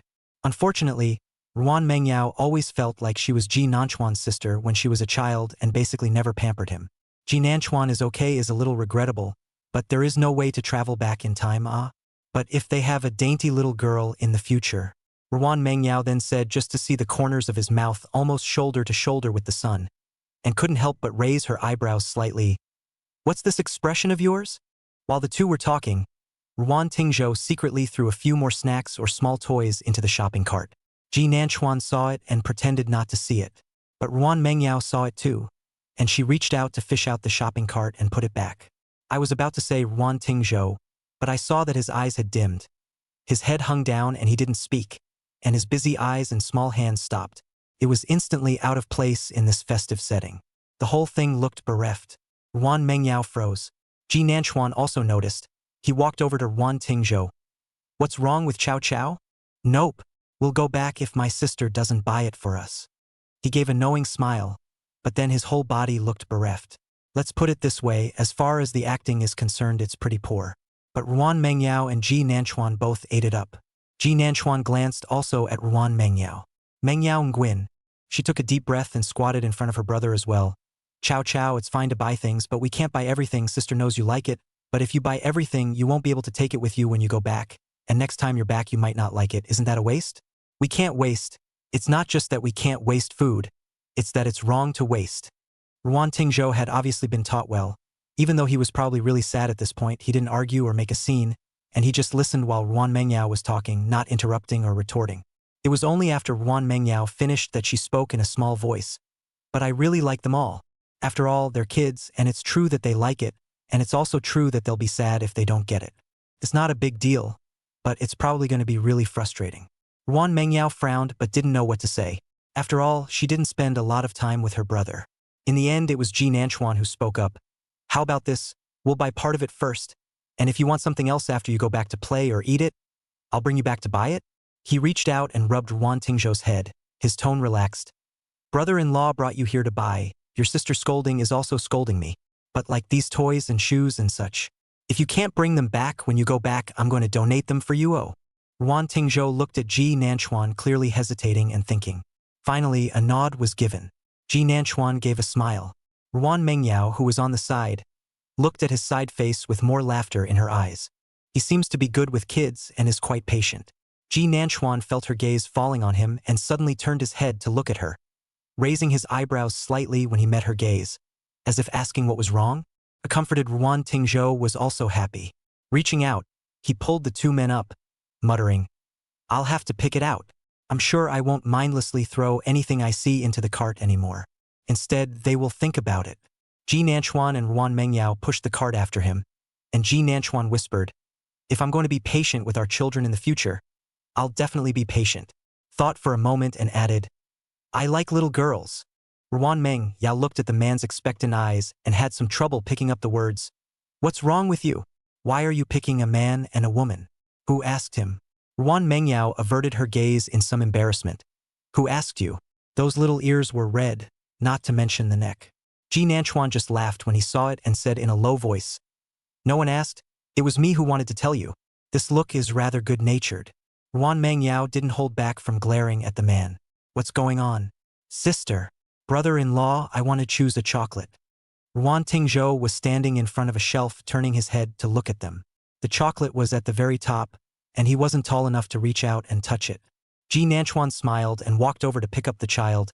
Take it. I didn't realize that the kid was having a bit of trouble choosing, and for a moment I didn't know which one to pick. Simply Ji Nanchuan also while rushing just hold him so let him look at the things on the shelves. Nguyen Mengyao pushed the cart over and even picked out 2 bags of chips for herself. Rong Miao Miao stood in front of another shelf with her mom. She saw Ji Nanchuan and the others at a glance. They look like they're having a great time and have great facial features. If they weren't so young and their kids were quite old, how much they would have looked like a family of 3. She was in a bit of a trance, and there was jealousy in her eyes. In fact, her mom was kind to her this time because she had made money. Previously, because of Ji Nanchuan and the withdrawal thing, her parents had already said that they wouldn't care about her anymore, and they weren't even going to bother with her anymore. This time she would come back for New Year's Eve just to prove to them that she could make money too. They only looked good when they saw the money. Now her parents are ready to have a second child. They said they want her to make good money so that her younger siblings can study well in the future. Rong Miao Miao felt quite mocked. At this time, seeing the happy Ji Nanchuan and Ruan Mengyao still couldn't control the jealousy in their eyes. Obviously, we're all the same age. Took a break from school to cheat on their own and they're good. Obviously, it didn't affect her at all, but she still wouldn't let her go. Just as her eyes flashed with hate, she didn't even notice someone approaching them cautiously. Soon 2 men rushed up and directly pressed Rong Miao Miao. "Don't move, police!" Rong's mother was visibly startled and screamed, "Who are you?" 2 more police officers surrounded the area. It was getting ready for New Year's Eve, and the mall was packed. They were making quite a commotion, and the people around them gathered around to see what was going on. This also caught the attention of Ji Nanchuan and the others. Ruan Tingzhou sat on Ji Nanchuan's shoulder to look away. There seems to be a police uncle over there catching bad guys. Ji Nanchuan and Ruan Mengyao looked over but were blocked from view. Ji Nanchuan withdrew his gaze and said, "It's the end of the year, so it's probably a thief or something." Ruan Mengyao nodded her head and was about to withdraw her gaze. "This thief is also quite busy rushing for results right now." Before she could finish her sentence, she saw a person walking away, and she saw Rong Miao Miao, who had been pressed to the ground, looking up at their side. Chapter 123. Do you want to go to New Year's Eve together? Ruan Mengyao froze for a moment, not expecting to see Rong Miao Miao again in this situation. Rong Miao Miao's face was very white, and she wanted to continue struggling even though she was pressed to the ground. Her mom's voice was broken, but loud. "Are you guys misunderstanding? This is my daughter." Rong Miao Miao is suspected of fraud and malicious injury and has been on the run for a week. Rong Miao Miao couldn't hear what they were saying, and she couldn't hear the surrounding chatter. She only saw Ruan Mengyao pull the boy beside her after meeting her eyes with a stunned expression. Both the boy and the little boy over his shoulder turned their heads at the same time to look over. When she met Ji Nanchuan's gaze that didn't have many ups and downs, Rong Miao Miao suddenly stopped struggling. Just like that, Ji Nanchuan looked at her, then put the boy on his shoulder down, pushed the car and led Ruan Mengyao beside him to follow a little boy and continued to walk out. Instead, the little boy beside him turned his head a few times in curiosity. It was as if in Ji Nanchuan's eyes, he had been an unimportant person. It's true that it's always been even though I've been chasing after him since high school, but he never wants to look at himself more than once. Not even for a second. Rong Miao Miao's eyes completely dimmed, just watching their backs go further and further away. Is that sister a thief? She seems to be looking our way and crying. Ruan Tingzhou's voice was filled with curiosity and disbelief. Ji Nanchuan looked down at him. "I don't know if it's a thief, but so many police uncles came to look for her, probably committed a crime and was arrested, so she cried." Ruan Tingzhou's little friend thought about it. The logic made sense, and nodded to withdraw his gaze. "Okay." Then soon it was time to move on to the grocery store. Ruan Mengyao beside her did turn her head to look.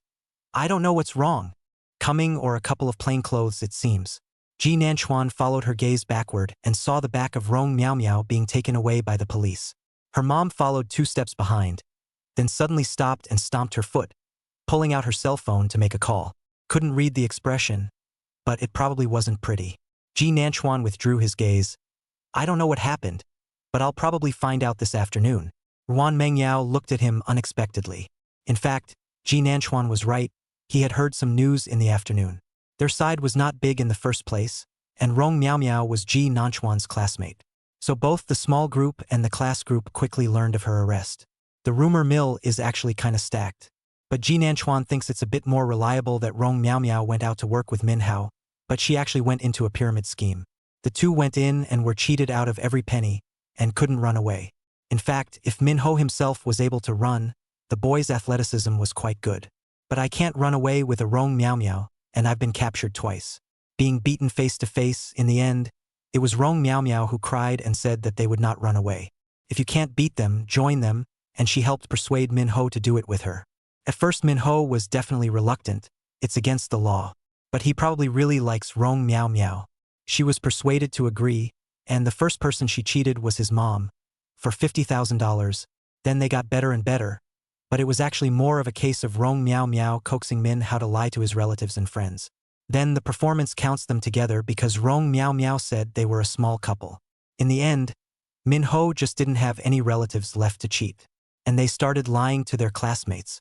Then there's what Feng said last time about the explosion. This matter was reported to the police, and the police immediately opened a case for investigation. Minho was targeted by the police, and at that time young Meow Meow's one hadn't even been filed yet. Minho is panicked when he finds out, so he urges Rong Meow Meow to turn herself in together and report that stronghold in the meantime, so she might be able to take the blame for her crimes. This is actually the right idea and thought process. However, Rong Meow Meow was probably too scared and also felt that it was clear that Minho was being targeted by the police, and what did he have to do with it? Just try to run away. Minho was stabbed twice between pulling with her. Rong Meow Meow then panicked even more and ran off with her things. Had been on the run for over a week and finally didn't realize she was going home to plan for New Year's Eve instead. Turns out I got caught today.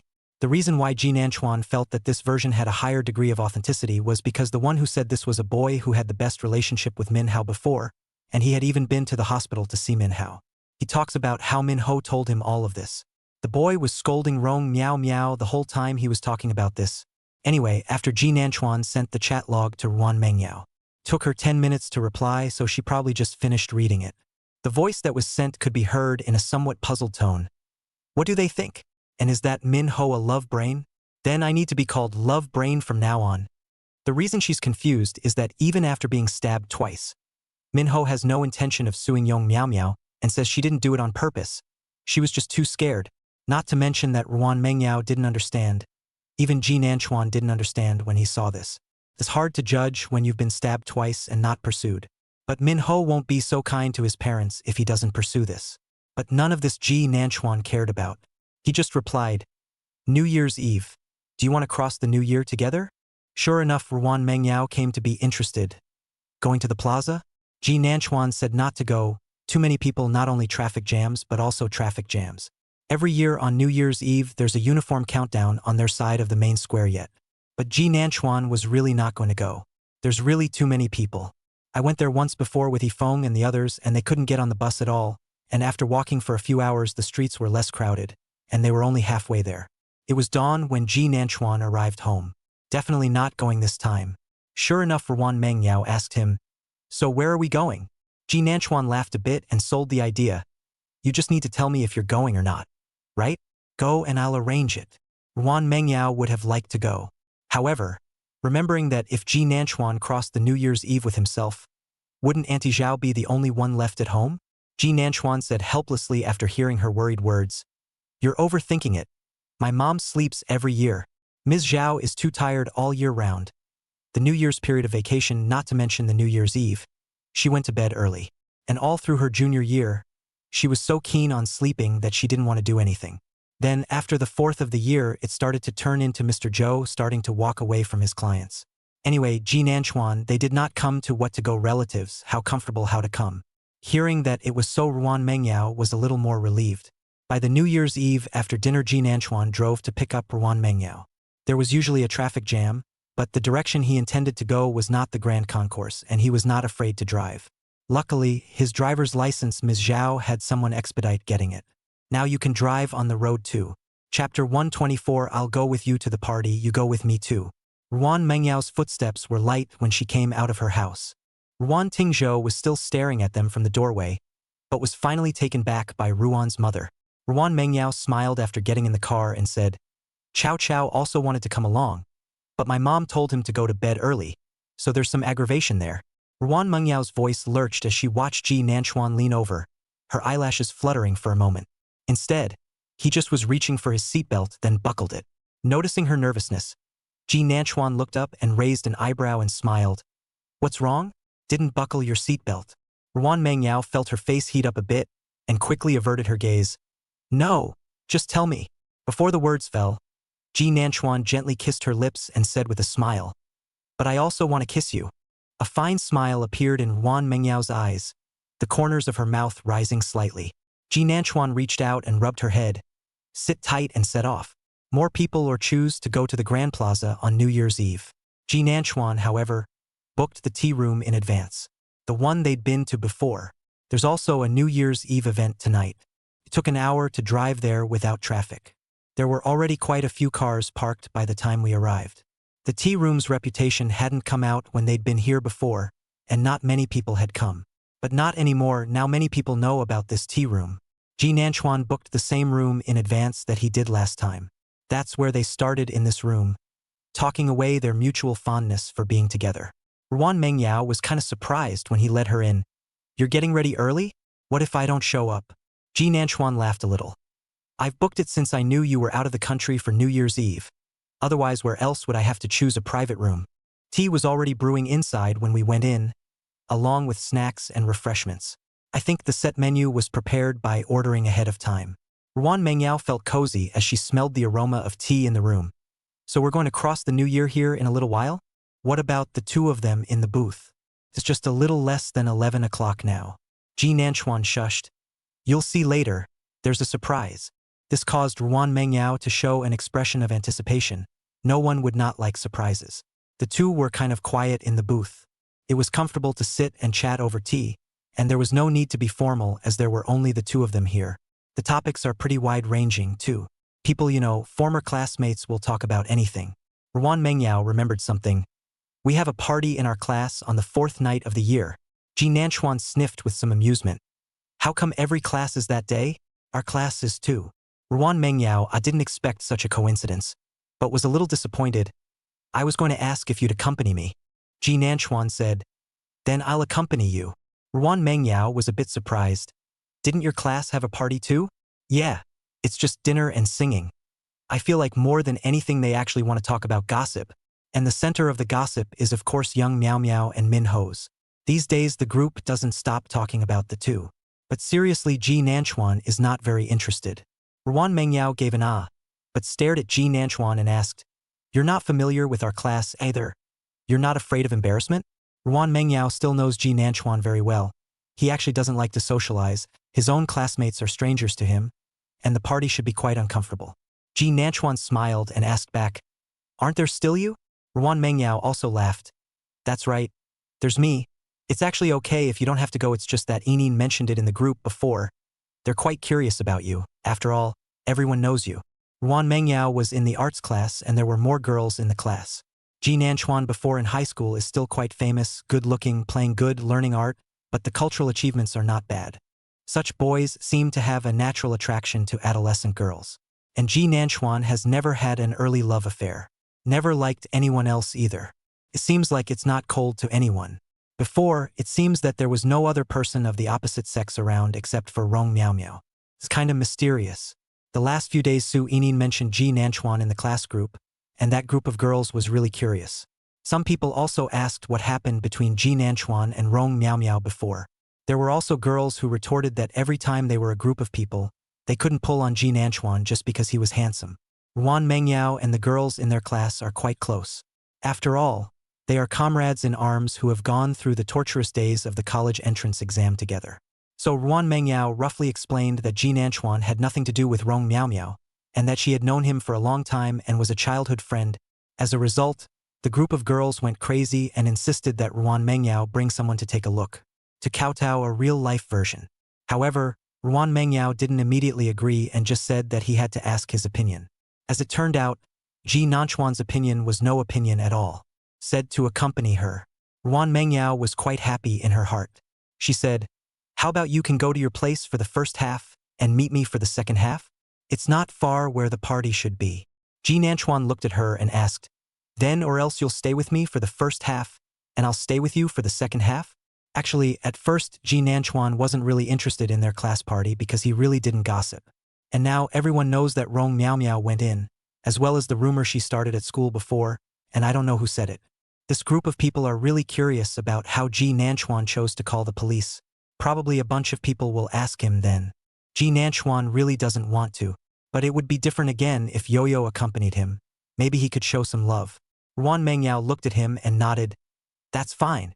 The two were so scheduled for the first 4 days of the year. Ji Nanchuan saw that it was almost time and stood up, reaching out to Ruan Mengyao. Let's go. Let's go out for New Year's Eve. Ruan Mengyao glanced at the time. There were still 5 minutes to go, but still reached out to hold Ji Nanchuan's hand and used the force to stand up. Ji Nanchuan led Ruan Mengyao out of the private room and then saw that there were people from other private rooms coming out as well, following them towards the courtyard. Behind the yard is the backcountry, but there have been a couple of snowstorms lately, so the backcountry is off limits, as the attendant just said. Before going out, Ji Nanchuan also told Ruan Mengyao to wear good clothes. The weather has been too cold in recent days. I could feel a cold wind blowing just as I stepped out of the doorway. Ruan Mengyao moved closer to Ji Nanchuan's side. Ji Nanchuan wrapped his arm around her and walked outside. Outside, the yard was cleared of snow, tables and chairs were set up, and a circle of small lights surrounded them, and seats were set up underneath a handful of umbrellas. Some of them already have people sitting down. Ji Nanchuan led her to an empty table. Ruan Mengyao saw the flowers on the table and reminded, "There should be someone, right?" Chapter 125 Happy New Year. Ruan Mengyao loves Ji Nanchuan. Ji Nanchuan picked up the branch of flowers. "No one. The store gave it to me." Ruan Mengyao looked around and realized that there were flowers on any table that was empty. "I think it was a special arrangement at the store." She reached out and took the branch of flowers, still not forgetting to tease Ji Nanchuan. "I thought it was from you?" Ji Nanchuan said without thinking. "It's impossible for me to send just one branch." Ruan Mengyao didn't hold back a smile when she thought of the huge bouquet of flowers he had given her earlier. It seemed like a clearing had been purposely cleaned out of this freezing snow, with a teapot boiling on a small stove, and occasionally you could smell the tea aroma wafting out, which was very tantalizing and made one's heart feel good when one smelled it. Tables are still quite far away from each other, and people's voices are deliberately lowered so as not to affect the people around them. Ruan Mengyao realized that most of the people over here were in pairs like young couples or young girlfriends and girls. It's basically two people sitting at a table. A quick glance over, there was only a dozen or two, I think. Ruan Mengyao asked Ji Nanchuan, "We're sitting here counting down?" "Aha, sort of," Ji Nanchuan said, moving his chair to sit next to her from the opposite side, reaching out to hold her hand, which was a little cold. Ji Nanchuan asked, "Tea?" "I'll do it." Ruan Mengyao herself reached out and poured a cup of tea for the two of them, not forgetting to say with her mouth, "If you drink too much tea, you won't have to sleep tonight. Luckily, you don't have to go out tomorrow." Ruan Mengyao's grandparents are gone, and her grandparents emigrated long ago. So in the country, besides seeing some friends, there are not really any relatives to go to for New Year's Eve, which is quite relaxing. Their family will be back this year, for one thing, because it's really been a few years since they've been back home for New Year's Eve. Secondly, I came back to see Ji Nanchuan. After all, these two kids are together. Plus, normally, Ruan Mengyao has been staying at Ms. Zhao's house. They have to show their appreciation as well. Ji Nanchuan nodded back. "Luckily, I don't have to get up early either." In the past, when there was no divorced Ji Nanchuan, they had to go to their grandparents' house on the 30th and 1st of the year. Ji's family used to be very poor, and he has 5 siblings. He was 4th in line and the only one who was well-read and productive. Oh, and also their family's private bank. Ji Nanchuan didn't like going to his grandparents' house when he was a child. They all disliked Ji Nanchuan's poor health and often told Ms. Zhao to hurry up and have one more healthy child. Even the one he called grandma had said that if it were in their place, a child so skinny and congenitally deficient would be left alone. In a couple of days, the people will be gone. For this, Ms. Zhao has had a few problems with Ji Jiangwo and is unwilling to take Ji Nanchuan back. Ji would only say that his parents didn't mean that, and that the old man didn't mean any harm. He also said that Zhao Ying was looking down on him if she didn't go back with him. "We fight every year at New Year's Eve anyway."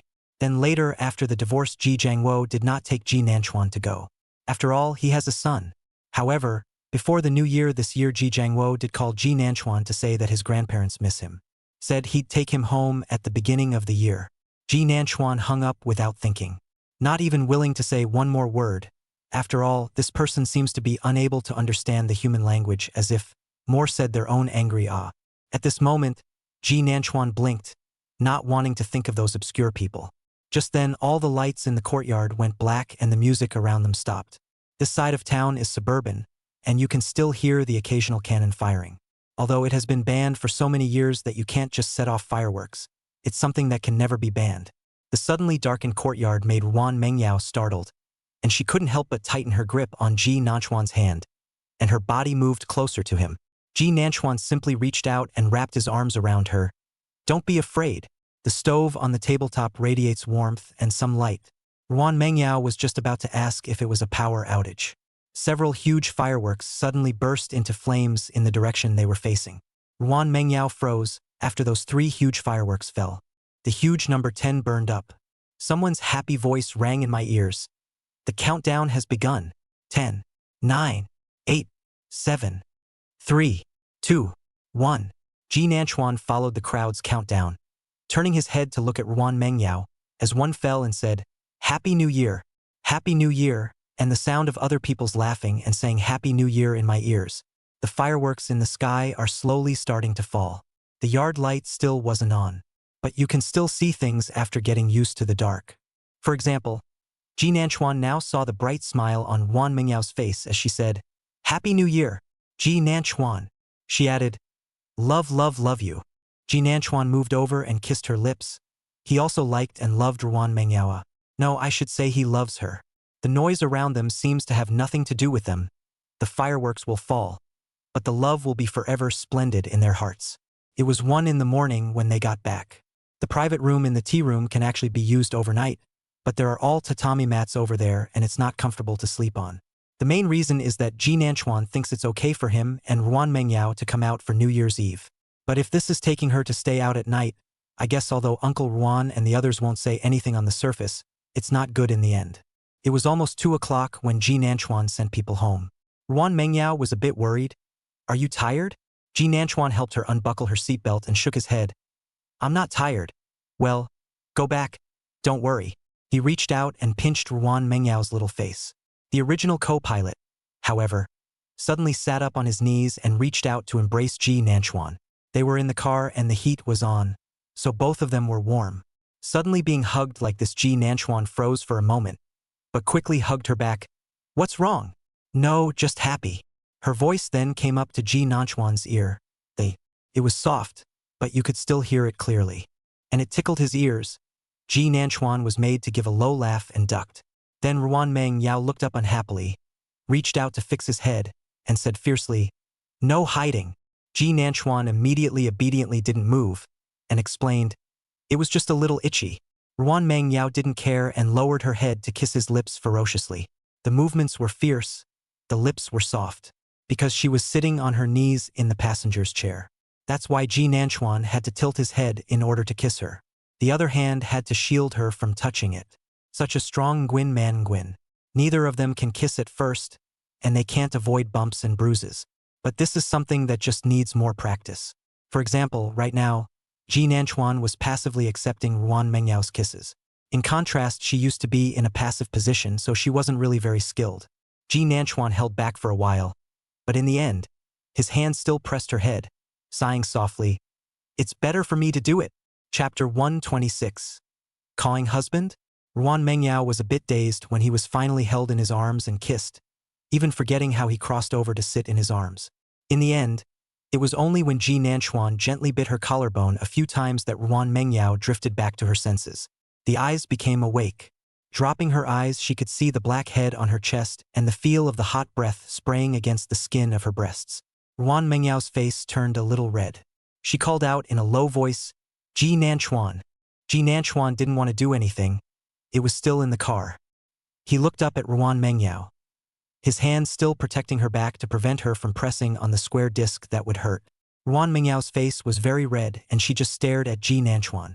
Ji Nanchuan reached out and wiped her lips, smiling as he asked, "Why do you keep calling me by even my first name?" He leaned back in his seat and just stared at her. Pretty girl is pretty in any way.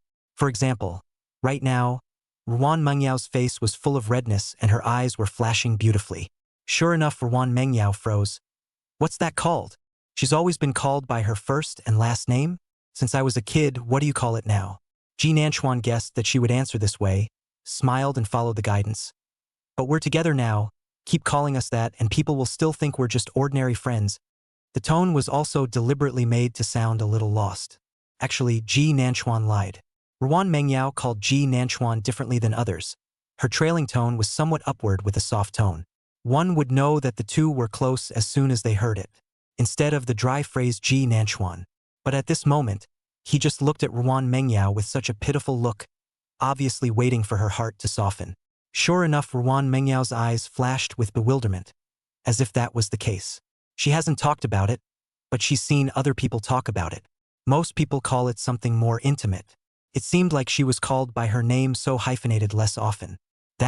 What's that called? Called a baby or something like everyone else? She had some trouble screaming. Looking at the little girl who was looking at herself blearily, Ji Nanchuan smiled brightly. That's called a husband? Sure enough. The eyes of the already red-faced man went wide at those words. You!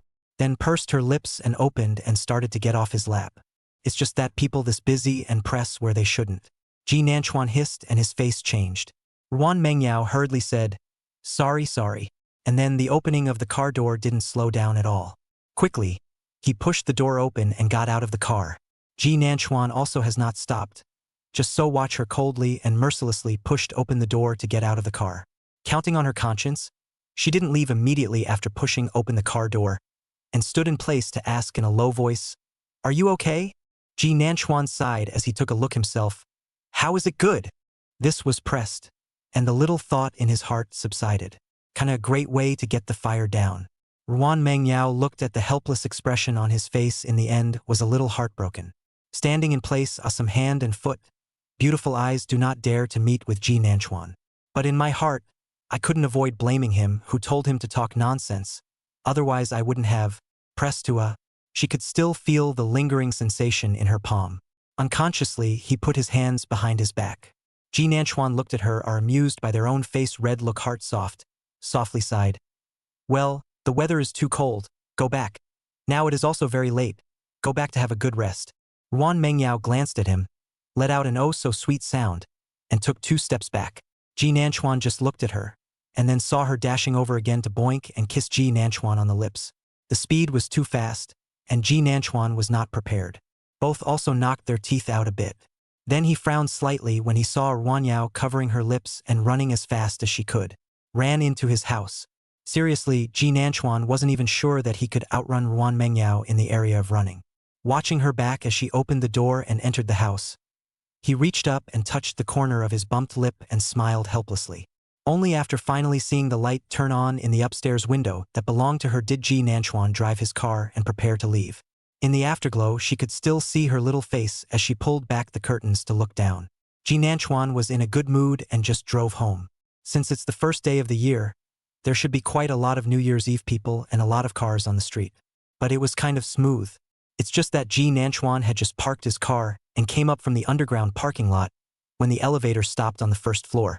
Then the door opened and Ji Nanchuan saw Ms. Zhao, who should have been sleeping at home. Ms. Zhao.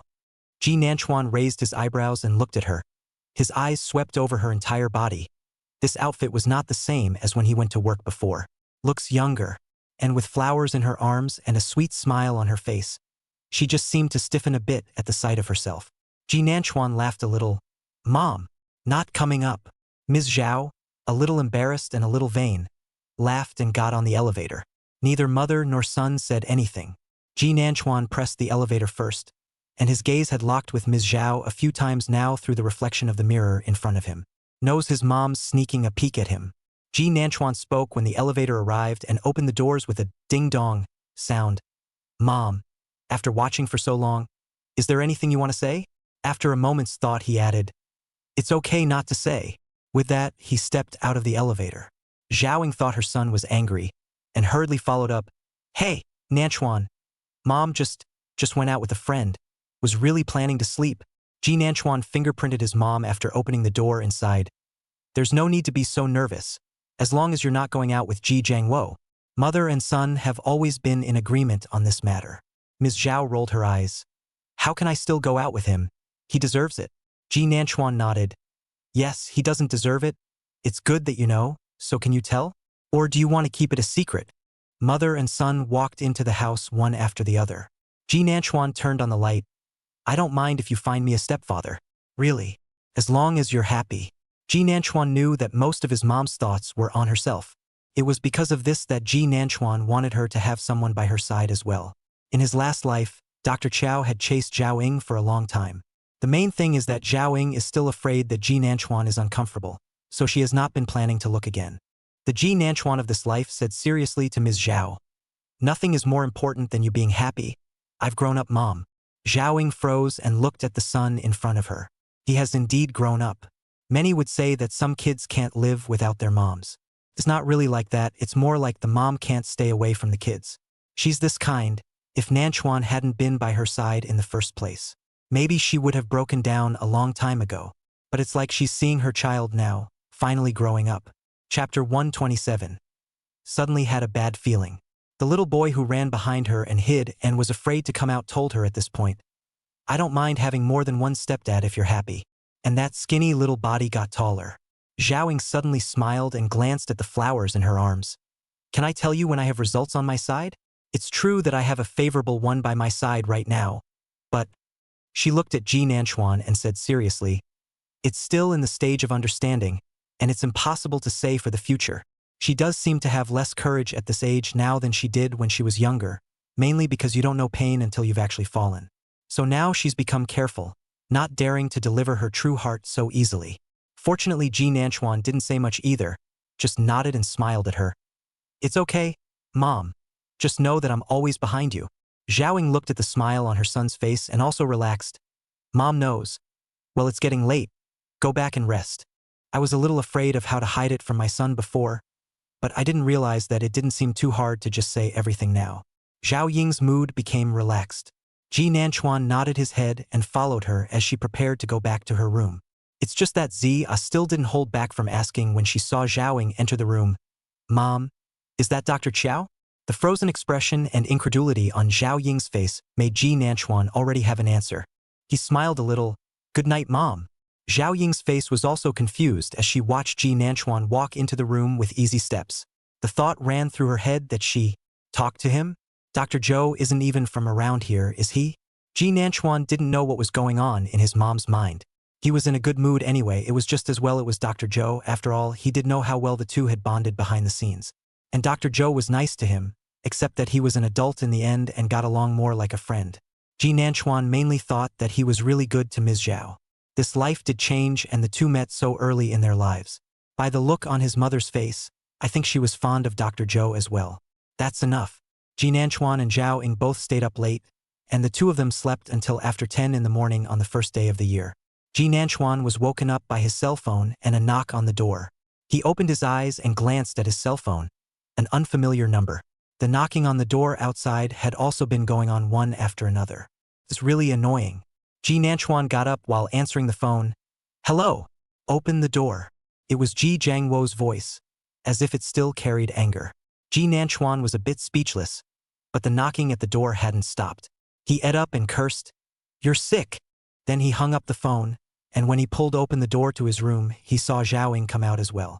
Ji Nanchuan said, Mom, I'll do it. Zhao Ying frowned slightly. Your friend. That's kinda rude, too, for the first of the year. Zhao Ying took a deep breath and turned her head. I'll go back and change. Ji Nanchuan hummed. Didn't want his mom to see Ji on the first day of the year in such bad luck. Ji Nanchuan's pace is carrying resentment. He strides to the door and pulls it open, and sure enough he sees Ji Jiangwo standing outside the door. He couldn't help but speak when he saw Ji Nanchuan just waking up from his nap. What time is it and you're still sleeping? Pack up and go back home with you. Ji Nanchuan directly laughed in anger. Don't force me to curse on the first day of the new year. If you want to go back, just go back. What's wrong with disturbing people's sleep? There was absolutely no intention of letting him in when he spoke either. Ji Jiangwo frowned and handed him the item in his hand. Bring it to your mom. Didn't I call you before? Go back to see your grandparents today. Sorry, I don't have that. What the hell is a grandparent?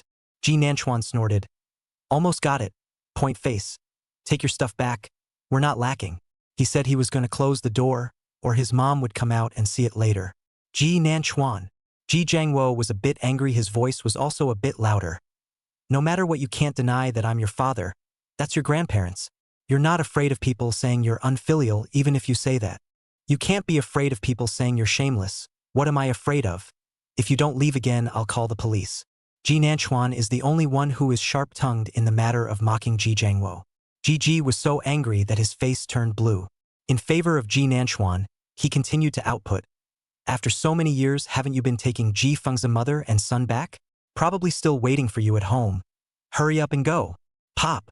Zhao Ying just came out and saw the Ji Jiangwo slap on Ji Nanchuan's face image. Ji Nanchuan's face was slightly deflected by the blow. Zhao Ying's eyes were red. She hadn't hit her son since he was a child. Ji Nanchuan also didn't expect Ji Jiangwo to make a direct move and didn't even have time to dodge. He was still frozen when a man ran up behind him. Zhao Ying reached out to protect Ji Nanchuan behind her as before, then raised her hand and snapped 2 consecutive slaps on Ji Jiangwo's face, who had also frozen. Zhao Ying's voice was shaking. Ji Jiangwo, how dare you hit him? Ji Jiangwo came back to his senses at this time, his face a little red from being slapped twice. He looked at his ex-wife who was protecting her son in front of him. Her eyes were red. It's still the same as before, only her son is the most important thing to her. Can't even touch it. Ji Jiangwo looked at Ji Nanchuan. Ji Nanchuan had a cold expression on his face. He could make a mockery of Ji Jiangwo, but he couldn't hit him with his hands. It's the most suffocating. Of course this can't get his hands dirty divided into situations. Hit him, he doesn't hit back. Not if you run into his mom. Sure enough, Ji Jiangwo spoke. What's wrong with the old man beating his son? Every word that comes out of his mouth is heart-stopping. His voice was also a little shaky. I didn't hold back. Zhaoying laughed. No one asked you to endure. You came over early in the morning just to beat up my son, right? I'll call the police if you don't get out. Zhaoying, this is also my son. I just want to take him back to see my parents. Ji Jiangwo's voice shook. The child is also my child even after we divorced. The words made Ji Nanchuan nauseous, but she did have his blood in her veins. After so many years, I've given all the money I should have. Isn't this my son? The more Ji Jiangwo said, the more he said, the more he was full of energy. Ji Nanchuan again did not hold back to open his mouth. Yes, the money you were given. Love is not shared over at all. Don't misunderstand. I also don't need your father's love. Don't you want me to go back with you? Okay, I'm going to change clothes. He finished with a sneer. Zhaoying frowned and turned her head to look at Ji Nanchuan. Nanchuan. She didn't want her son to be wronged. She knew Ji Jiangwo's family too well. Ji Nanchuan, however, smiled at her. Mom, it's fine. Don't they want to take a look at me? I'll just give them a good look. Ji Nanchuan said and glanced at Ji Jiangwo again. Ji Jiangwo suddenly had a bad feeling. Chapter 128. So many hats to wear. Ji entered anyway and took a seat on the couch in the living room. Ji Nanchuan was pulled into the room by Ms. Zhao, who was frowning at Ji Nanchuan at the moment. You're going back with him? In fact, Zhaoying had thought about making Ji Nanchuan respect his elders at first. But this presupposes that elders behave like elders. Previously, Ji Jiangwo's family always felt that Ji Nanchuan could not be raised in poor health when he was small. All the way through elementary school, Ji Nanchuan was actually quite thin. By that time, he also knew enough to naturally understand what his so-called grandparents disliked about him every time he went back. And those cousins who follow the adults also like to bully Ji Nanchuan, and will also rob his things. Sometimes kids can be really malicious. Once Ji Nanchuan even got knocked on his head by them, pushing him down on the ground, and he got a head full of blood. Later, Ji Nanchuan was reluctant to return home with Ji Jiangwo. On the contrary, Ji Jiangwo is very defensive of his family, and also feels that Ji Nanchuan's unwillingness to go back was encouraged by Zhaoying. Then they divorced and Ji Nanchuan didn't go back for a few years. Now that she suddenly said she wanted to go back, Zhaoying was really worried. No, I'll go back with you. Ji Nanchuan reached out and held her hand. Mom, no need. How much face can they see you?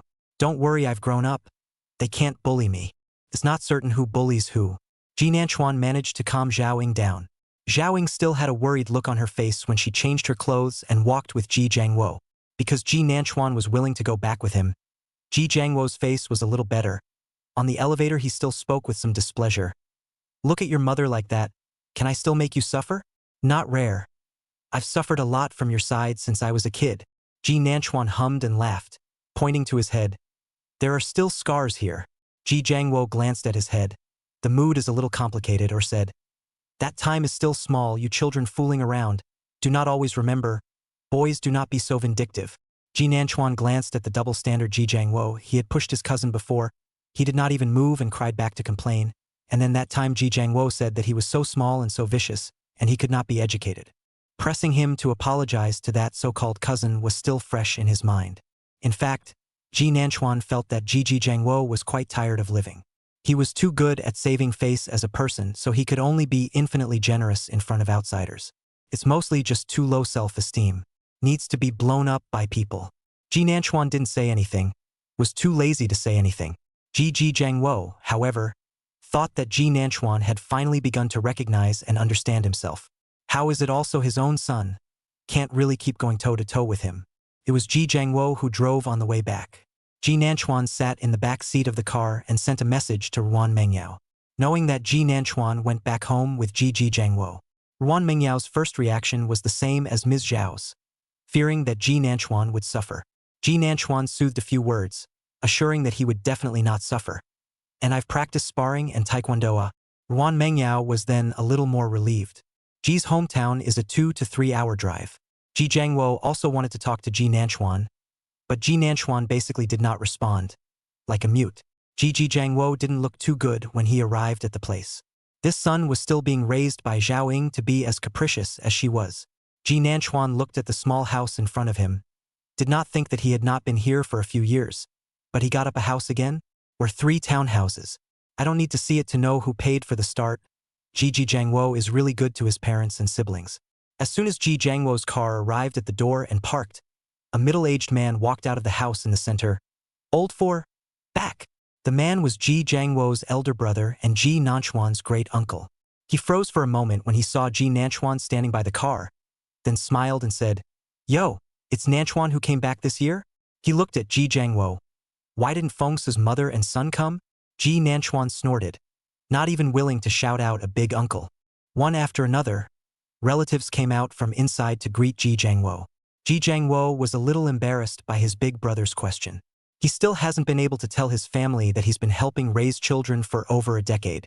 It's more than humiliating. Not to mention that his mom and dad loved Jiafeng's. To say that we knew it wasn't his child would probably be a soldier's fault. Sure enough, an old lady had started shouting by now, "Is it Fengsu who's back?" The smile on his face tightened a lot when he saw Ji Nanchuan. "Why you?" Ji Nanchuan knew that his grandparents had disliked him since he was a child. Actually, I should say I don't like Ms. Cho. Ms. Zhao is actually quite nice to them now. But they always feel that the other party is looking down on them for not being willing to kneel down and offer tea when they entered before. Even though Ms. Zhao had explained earlier that their family didn't have this custom, and didn't ask Ji Jiangwo to kneel down her parents, and gave big red packets to both old men and women. But they money received, behind looking at Zhao Ying still cannot see. Not to mention that although Zhao Ying later gave birth to Ji Nanchuan, she was very thin and weak due to premature labor. They're much less likely to see it. They were happy to know that Ji Jiangwo divorced Zhao Ying for a long time before. Still think their son is very capable, before they were divorced outside the son is so big. In contrast to Ji Nanchuan, they naturally preferred Ji Feng's kind of sweet mouth. At this time, the old lady looked at Ji Jiangwo and frowned. Today's family reunion.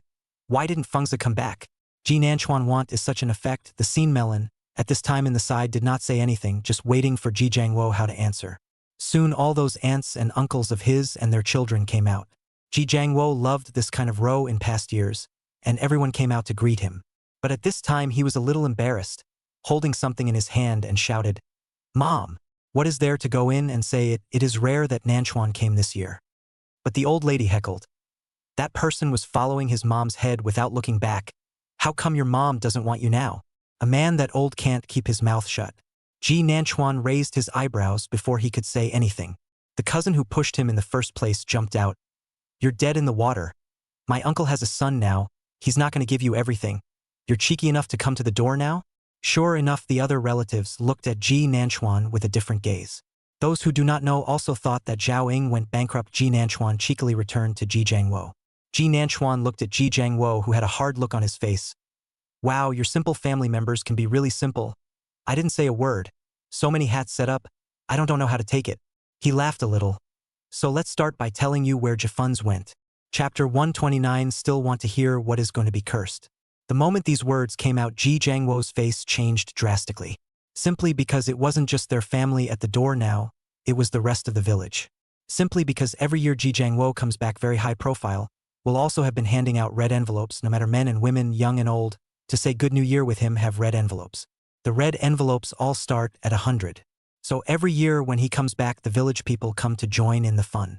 Anyone would love to be able to say Happy New Year and get a big red packet. But at this time, Ji Jiangwo did not have the enjoyment of previous years. He glared at Ji Nanchuan. "Shut up." At this time, the old man who had been in the inside end came out when he saw that no one had been coming in. Just heard Ji Nanchuan's words. At this time glared at Ji Jiangwo. "What can't be said? What happened to Fengsu?" Looking at this worried look, they probably thought that something had happened to Ji Fengsu. In this aspect, Ji Nanchuan was admiring that mother and son, this family of oddballs could even like them. It was indeed their skill, and it was also true that he and Zhao Ying could not learn it. At this time, Ji Jiangwo whispered before Ji Nanchuan opened his mouth. Go inside and talk. The two old people still want to say something, or Ji Jiangwo's sisters have eyes. Found Ji Jiangwo's face is not good. Coaxed the two old people to go back first. The villagers who were originally watching were even more curious.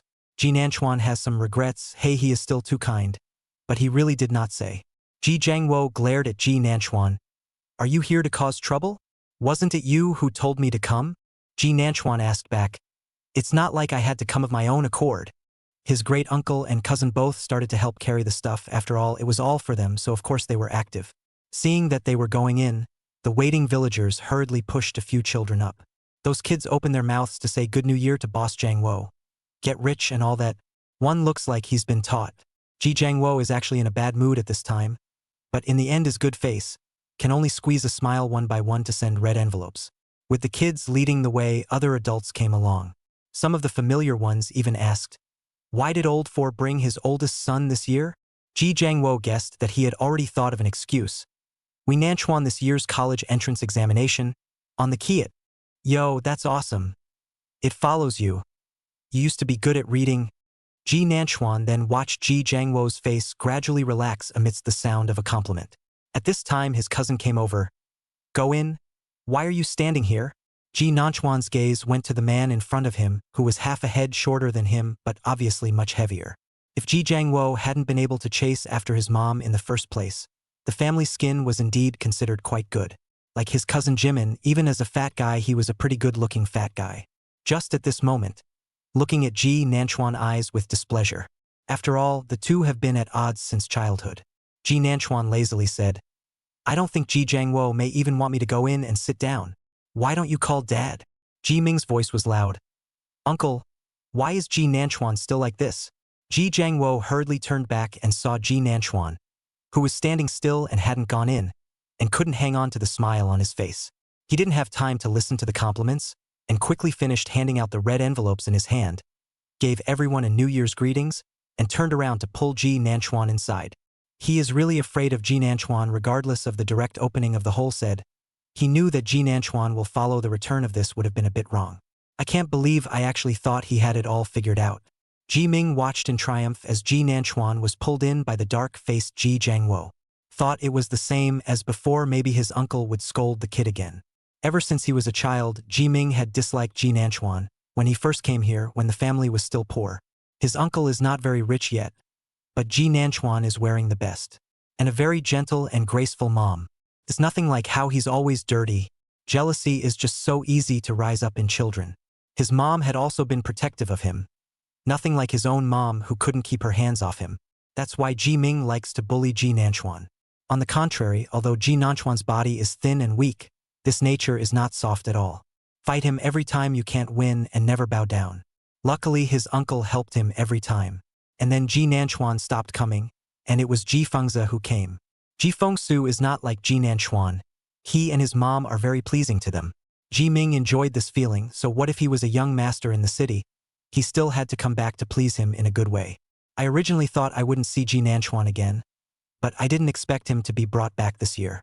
I heard that I got into a major university, and now Ji Nanchuan isn't skinny at all. Jimin hated him even more. Ji Nanchuan shook off Ji Jiangwo's hand that was pulling him. I can walk by myself. You! Ji Jiangwo took a deep breath. Don't talk nonsense, your grandparents are old. What's nonsense? Is it about your divorce or the fact that Ji Fengzi is not your child? Oh yeah, I know one more thing, Ji Ming's girlfriend is the widow from the next village, right? Ji Nanchuan looked at the direction of the doorway behind him and said with a smirk. What? Divorced? Fengzi is not your child? And what widow? Not a college student. The old lady's voice became sharp, and Ji Nanchuan individual listened comfortably. With that voice, I don't know if the people outside the yard heard it, but the ones in the house certainly did. What divorce? What isn't a child? Windsor isn't Lao Si's child? What's going on with Jiangwo? What other widows are there? I thought it was some college kid from some university? Even Ji Ming, who was originally going to watch the fun, froze. Ji Fengsu isn't my uncle's child? How do you know about Tsue Tsue? He didn't say anything about this? How did Ji Nanchuan know? Ji Nanchuan of course knows that in his last life, Ji Ming was the woman's belly before bringing home, directly angry with the old man La, did not resuscitate. Later, Ji Ming still insisted on getting married and asked Ji Jiangwo for money. It was also that time that Ji got angry and saw the faces of his so-called family clearly. At this moment, Ji Jiangwo's face went white, and he turned his head to see his family looking at him. The old lady even reached out and pulled his hand. What's going on? Didn't you say that Feng Su was the one you watched grow up? How is it not his child? At this time, one of the cousins whispered, that's helping to raise a child, huh? And for so many years, Ji's breath almost didn't come out. He glared at Ji Nanchuan. You did it on purpose? How can you say I did it on purpose? It's not like I asked you to help raise someone else's child, but you've always been kind-hearted enough to bring up your own child without even bothering to look at it. And it's not like you've been enjoying helping others raise their children for a day or two. Ji Nanchuan's eyes swept over those cousins, which is not Ji Jiangwo has spent a lot of money. This transfer to some international school. This one is looking for a job, that one is buying a house. All this, Ji didn't spend a lot of money.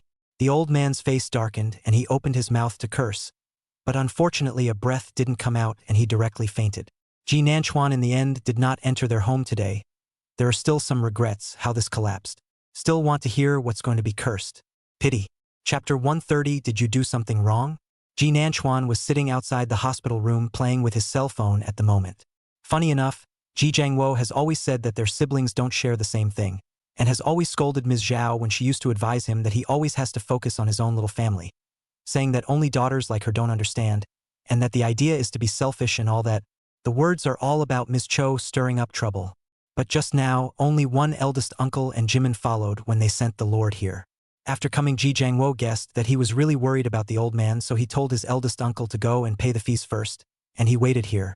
However, Ji Ming and his eldest uncle looked at each other, but said that he did not have any money with him and asked Ji Jiangwo to go. So Ji Nanchuan laughed. Isn't there a cell phone? Ji Ming then glared at Ji Nanchuan. Then what are you doing here? You go give it a? That righteous attitude made Ji Nanchuan sigh. Anyway, it's all kinds of excuses not to go. Ji wasn't really blind. In the past he was happy and liked his family to hold him up, so he was willing to spend money. It all seemed like chump change to him in those days. He wasn't about to say he wouldn't pay a dime himself after they paid the hospital's bill. But at this moment, looking at his elder brother and nephew's justified attitude, he also told him to make sure to open a separate suite for the old man, as well as the caretaker and other things also to be the best. That taken-for-granted attitude made Ji's heart sink. In the end, it was better to give the money up front, and saved a bit into it. The old man had a cerebral hemorrhage and is still being resuscitated. Ji also sent a message to the group. But the crowd, which had always been very close, became busy. Ji Jiangwo even asked, I'll send the post-surgery and hospitalization fees and that caregiver fee to the group later, so let's split it equally. There was no sound at all from the group after that statement came out. Ji glanced at the lights that were being resuscitated.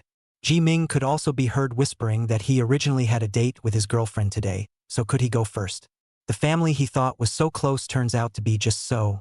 Guess he's pretty much a failure in life. Ji Jiangwo rubbed his face and was just about to turn around and tell them to go away when he saw Ji Nanchuan, who had been sitting on the side with his eyes down playing with his cell phone without saying anything. He froze for a moment. So it's still there, huh? Just now he thought Ji Nanchuan had left long ago. Actually, said anger is definitely there. After all, if it wasn't for Ji Nanchuan's nonsense, the old man wouldn't have come in. But man is a strange creature.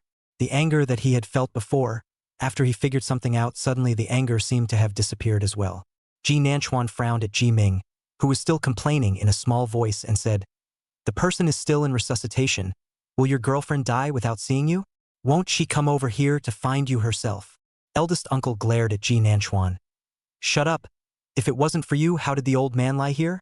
Said he. Suddenly eyes brightened a bit, turned his head to look at Ji Jiangwo.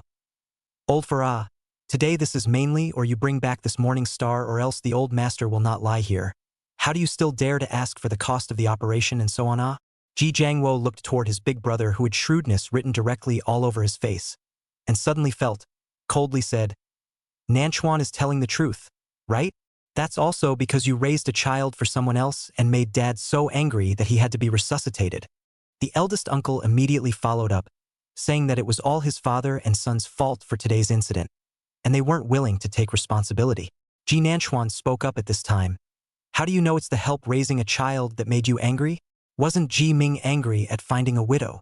In my last life, I was pissed off to death. Wasn't I? In this life, this was angry into the resuscitation is not necessarily which news angry. Ji Nanchuan remembers that in his last life, Ji Ming insisted on marrying that widow, but in the end, it was the birth of a child that was not his and ran away with the money. Jimin couldn't find her and ran away for 3 years to come back and file for divorce. Anyway, at the end of the day, this thing almost pissed off the eldest too. In this life, Ji Nanchuan is just saying it in advance, and it is still considered to have helped them. At least now it can still be salvaged. If you wait for Ji Ming to say it, that is directly gas Jia. You're bull-ting me. Ji Ming was a little weak, but he definitely couldn't admit it now. You don't even know where you heard the rumors from, and now you just don't want to pay. By the way, you slandered me, you remember to give me that what mental damage fee. Open your mouth and your eyes light up when you find a reason. Ji Nanchuan was speechless and glanced at the sullen Ji Jiangwo. Ji Jiangwo also spoke at this time. Ji Nanchuan, come with me. Ji Ming glanced triumphantly at Ji Nanchuan. Ever since he was a kid, his uncle has always favored him. Ji Nanchuan glanced at Ji Jiangwo and stood up anyway. Finally, the father and son went to the side when the eldest uncle was still a little worried. Lao Si quickly come back, or a moment and ask for money or something, don't find people. Ji Jiangwo glanced at his big brother without saying anything. Take Ji Nanchuan to the front. When he got to the elevator, he reached out and pressed it. Take a cab back, or ask your mom to pick you up so I can't drive you. Ji Nanchuan froze for a moment. It was not what he expected. He actually started out with the same idea as Ji Ming, that Ji Jiangwo would have to call him over and scold him. Beginning, Ji Jiangwo was full of fatigue at this time and told him to go back by himself. The tone of voice was even considered calm. Ji Nanchuan looked at Ji Jiangwo in front of him for a moment, but could not say anything. This situation was not what he had expected. When the elevator arrived, Ji Nanchuan glanced at the operating room and opened his mouth to say something. But in the end, he didn't say anything. The elevator at the hospital was occupied at all times, and by now someone was already urging, "Is it still going up?" Ji Nanchuan turned around and got on the elevator. Until the elevator doors closed, he and Ji exchanged glances. Just saw the intensity of exhaustion in his eyes. Ji Nanchuan took a cab after going down to the first floor. He still glanced back at the hospital behind him as he stood on the curb waiting for the bus. He was somewhat unable to describe what he felt inside. The expected rebuke didn't come.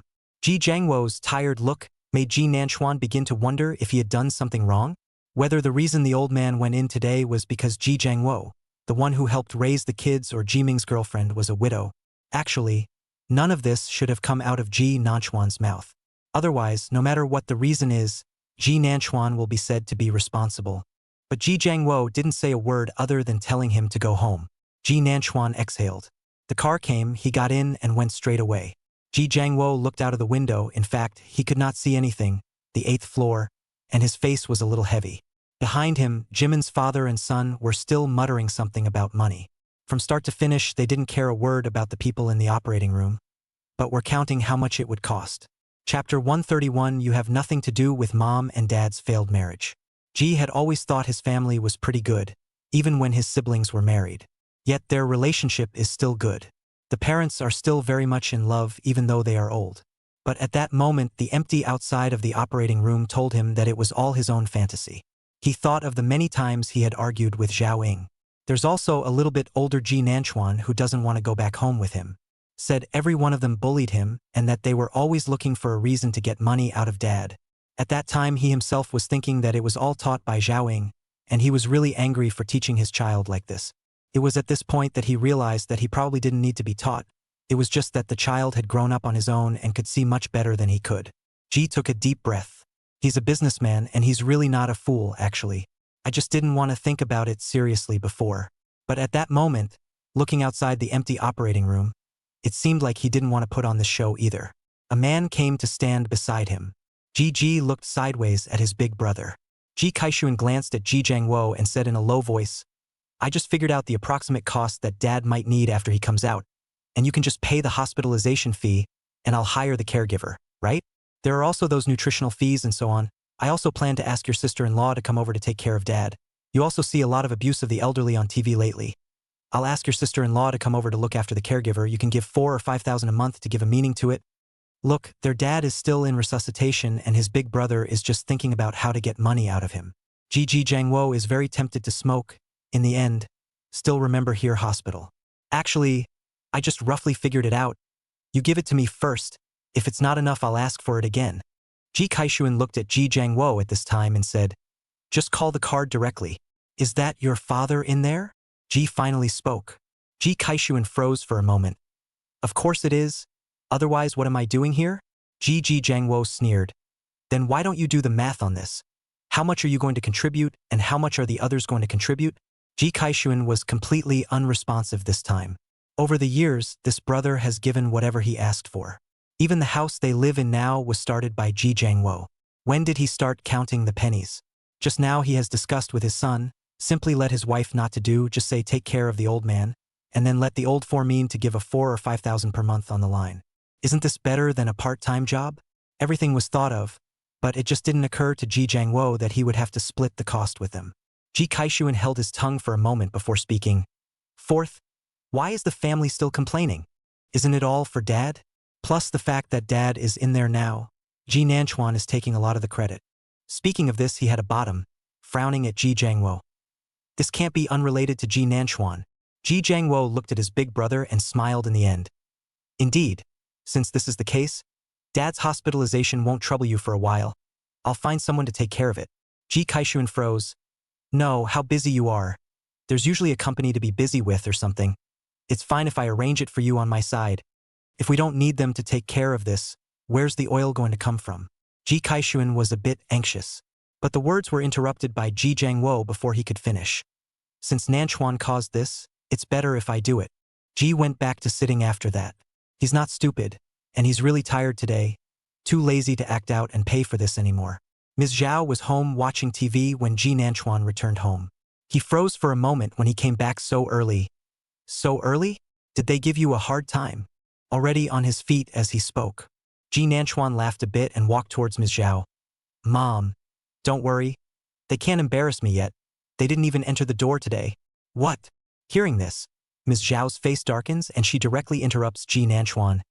Ji Jiangwo brought you there, but won't even let you in the door? No way. I'm going to call. With that, he blacked out and went to get his cell phone.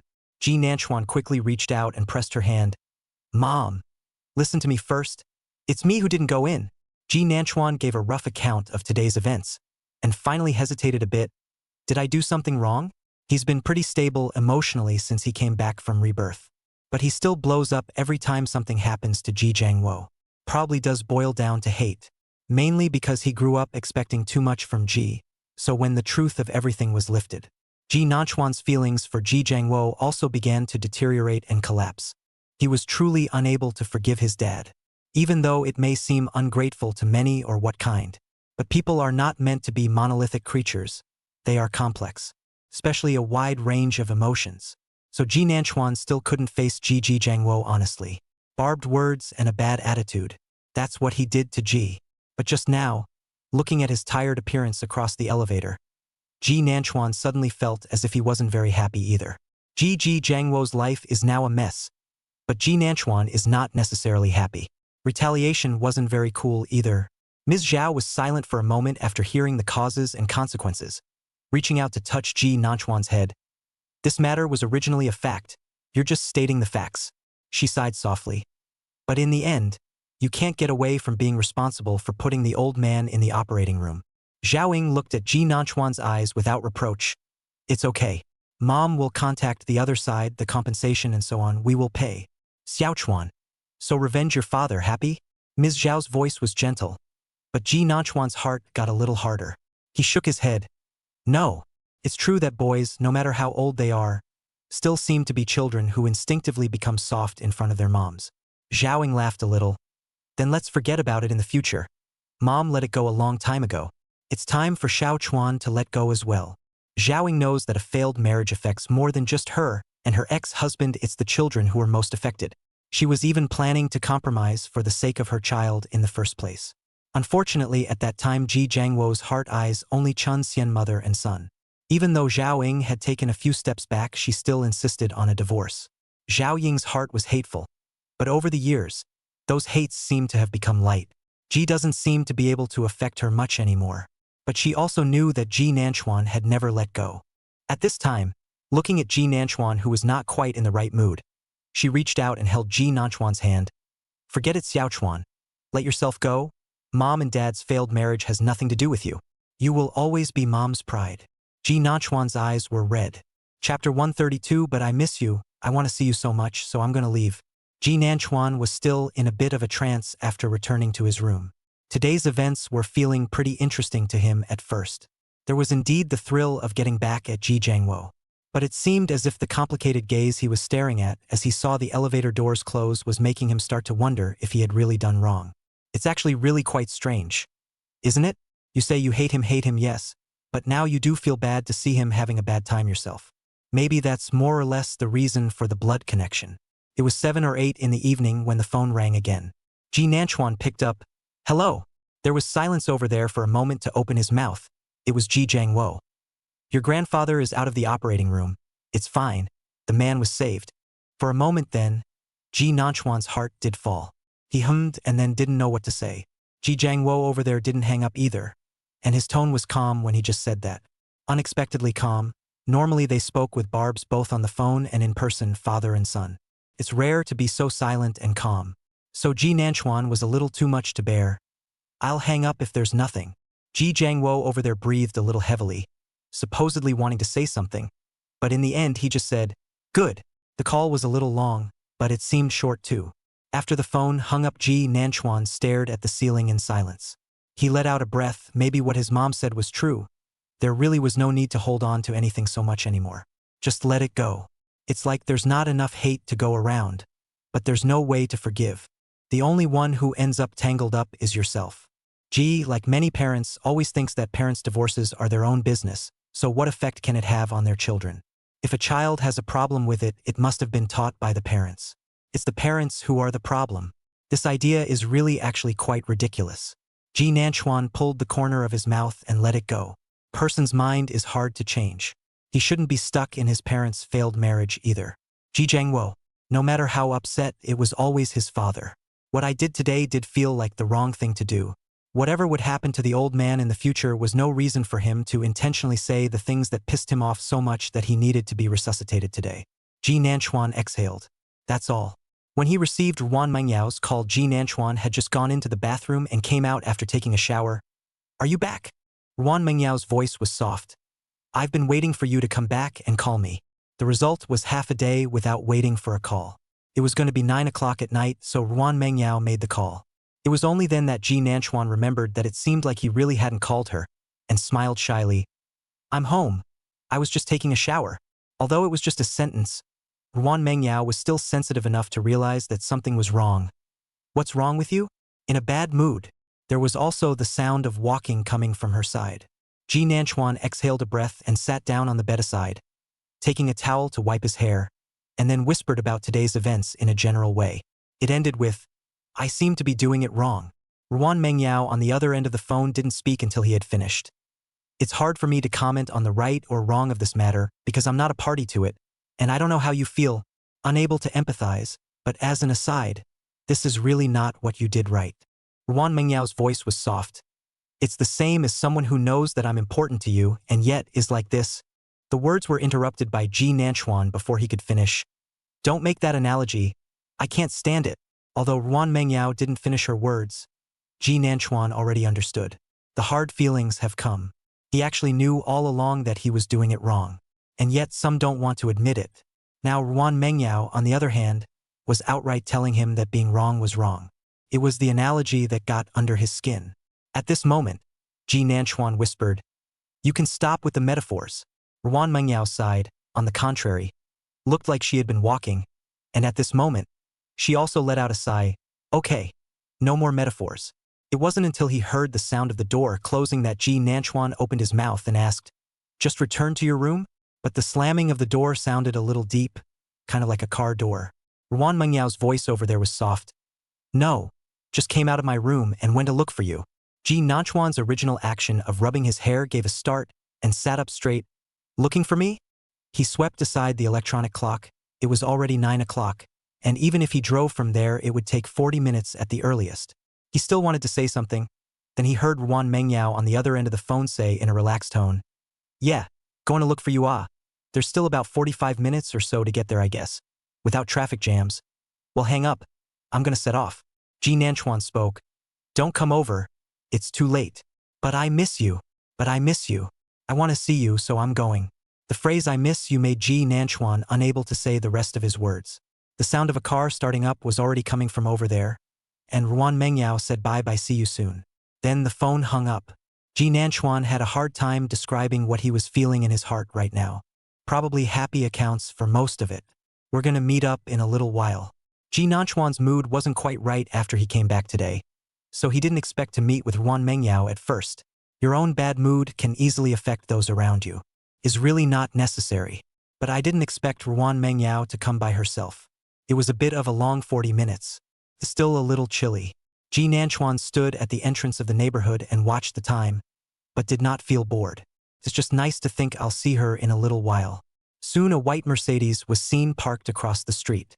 Ji Nanchuan glanced at the license plate, and pleasure had risen in his eyes. He tried to walk past, but a few cars drove by.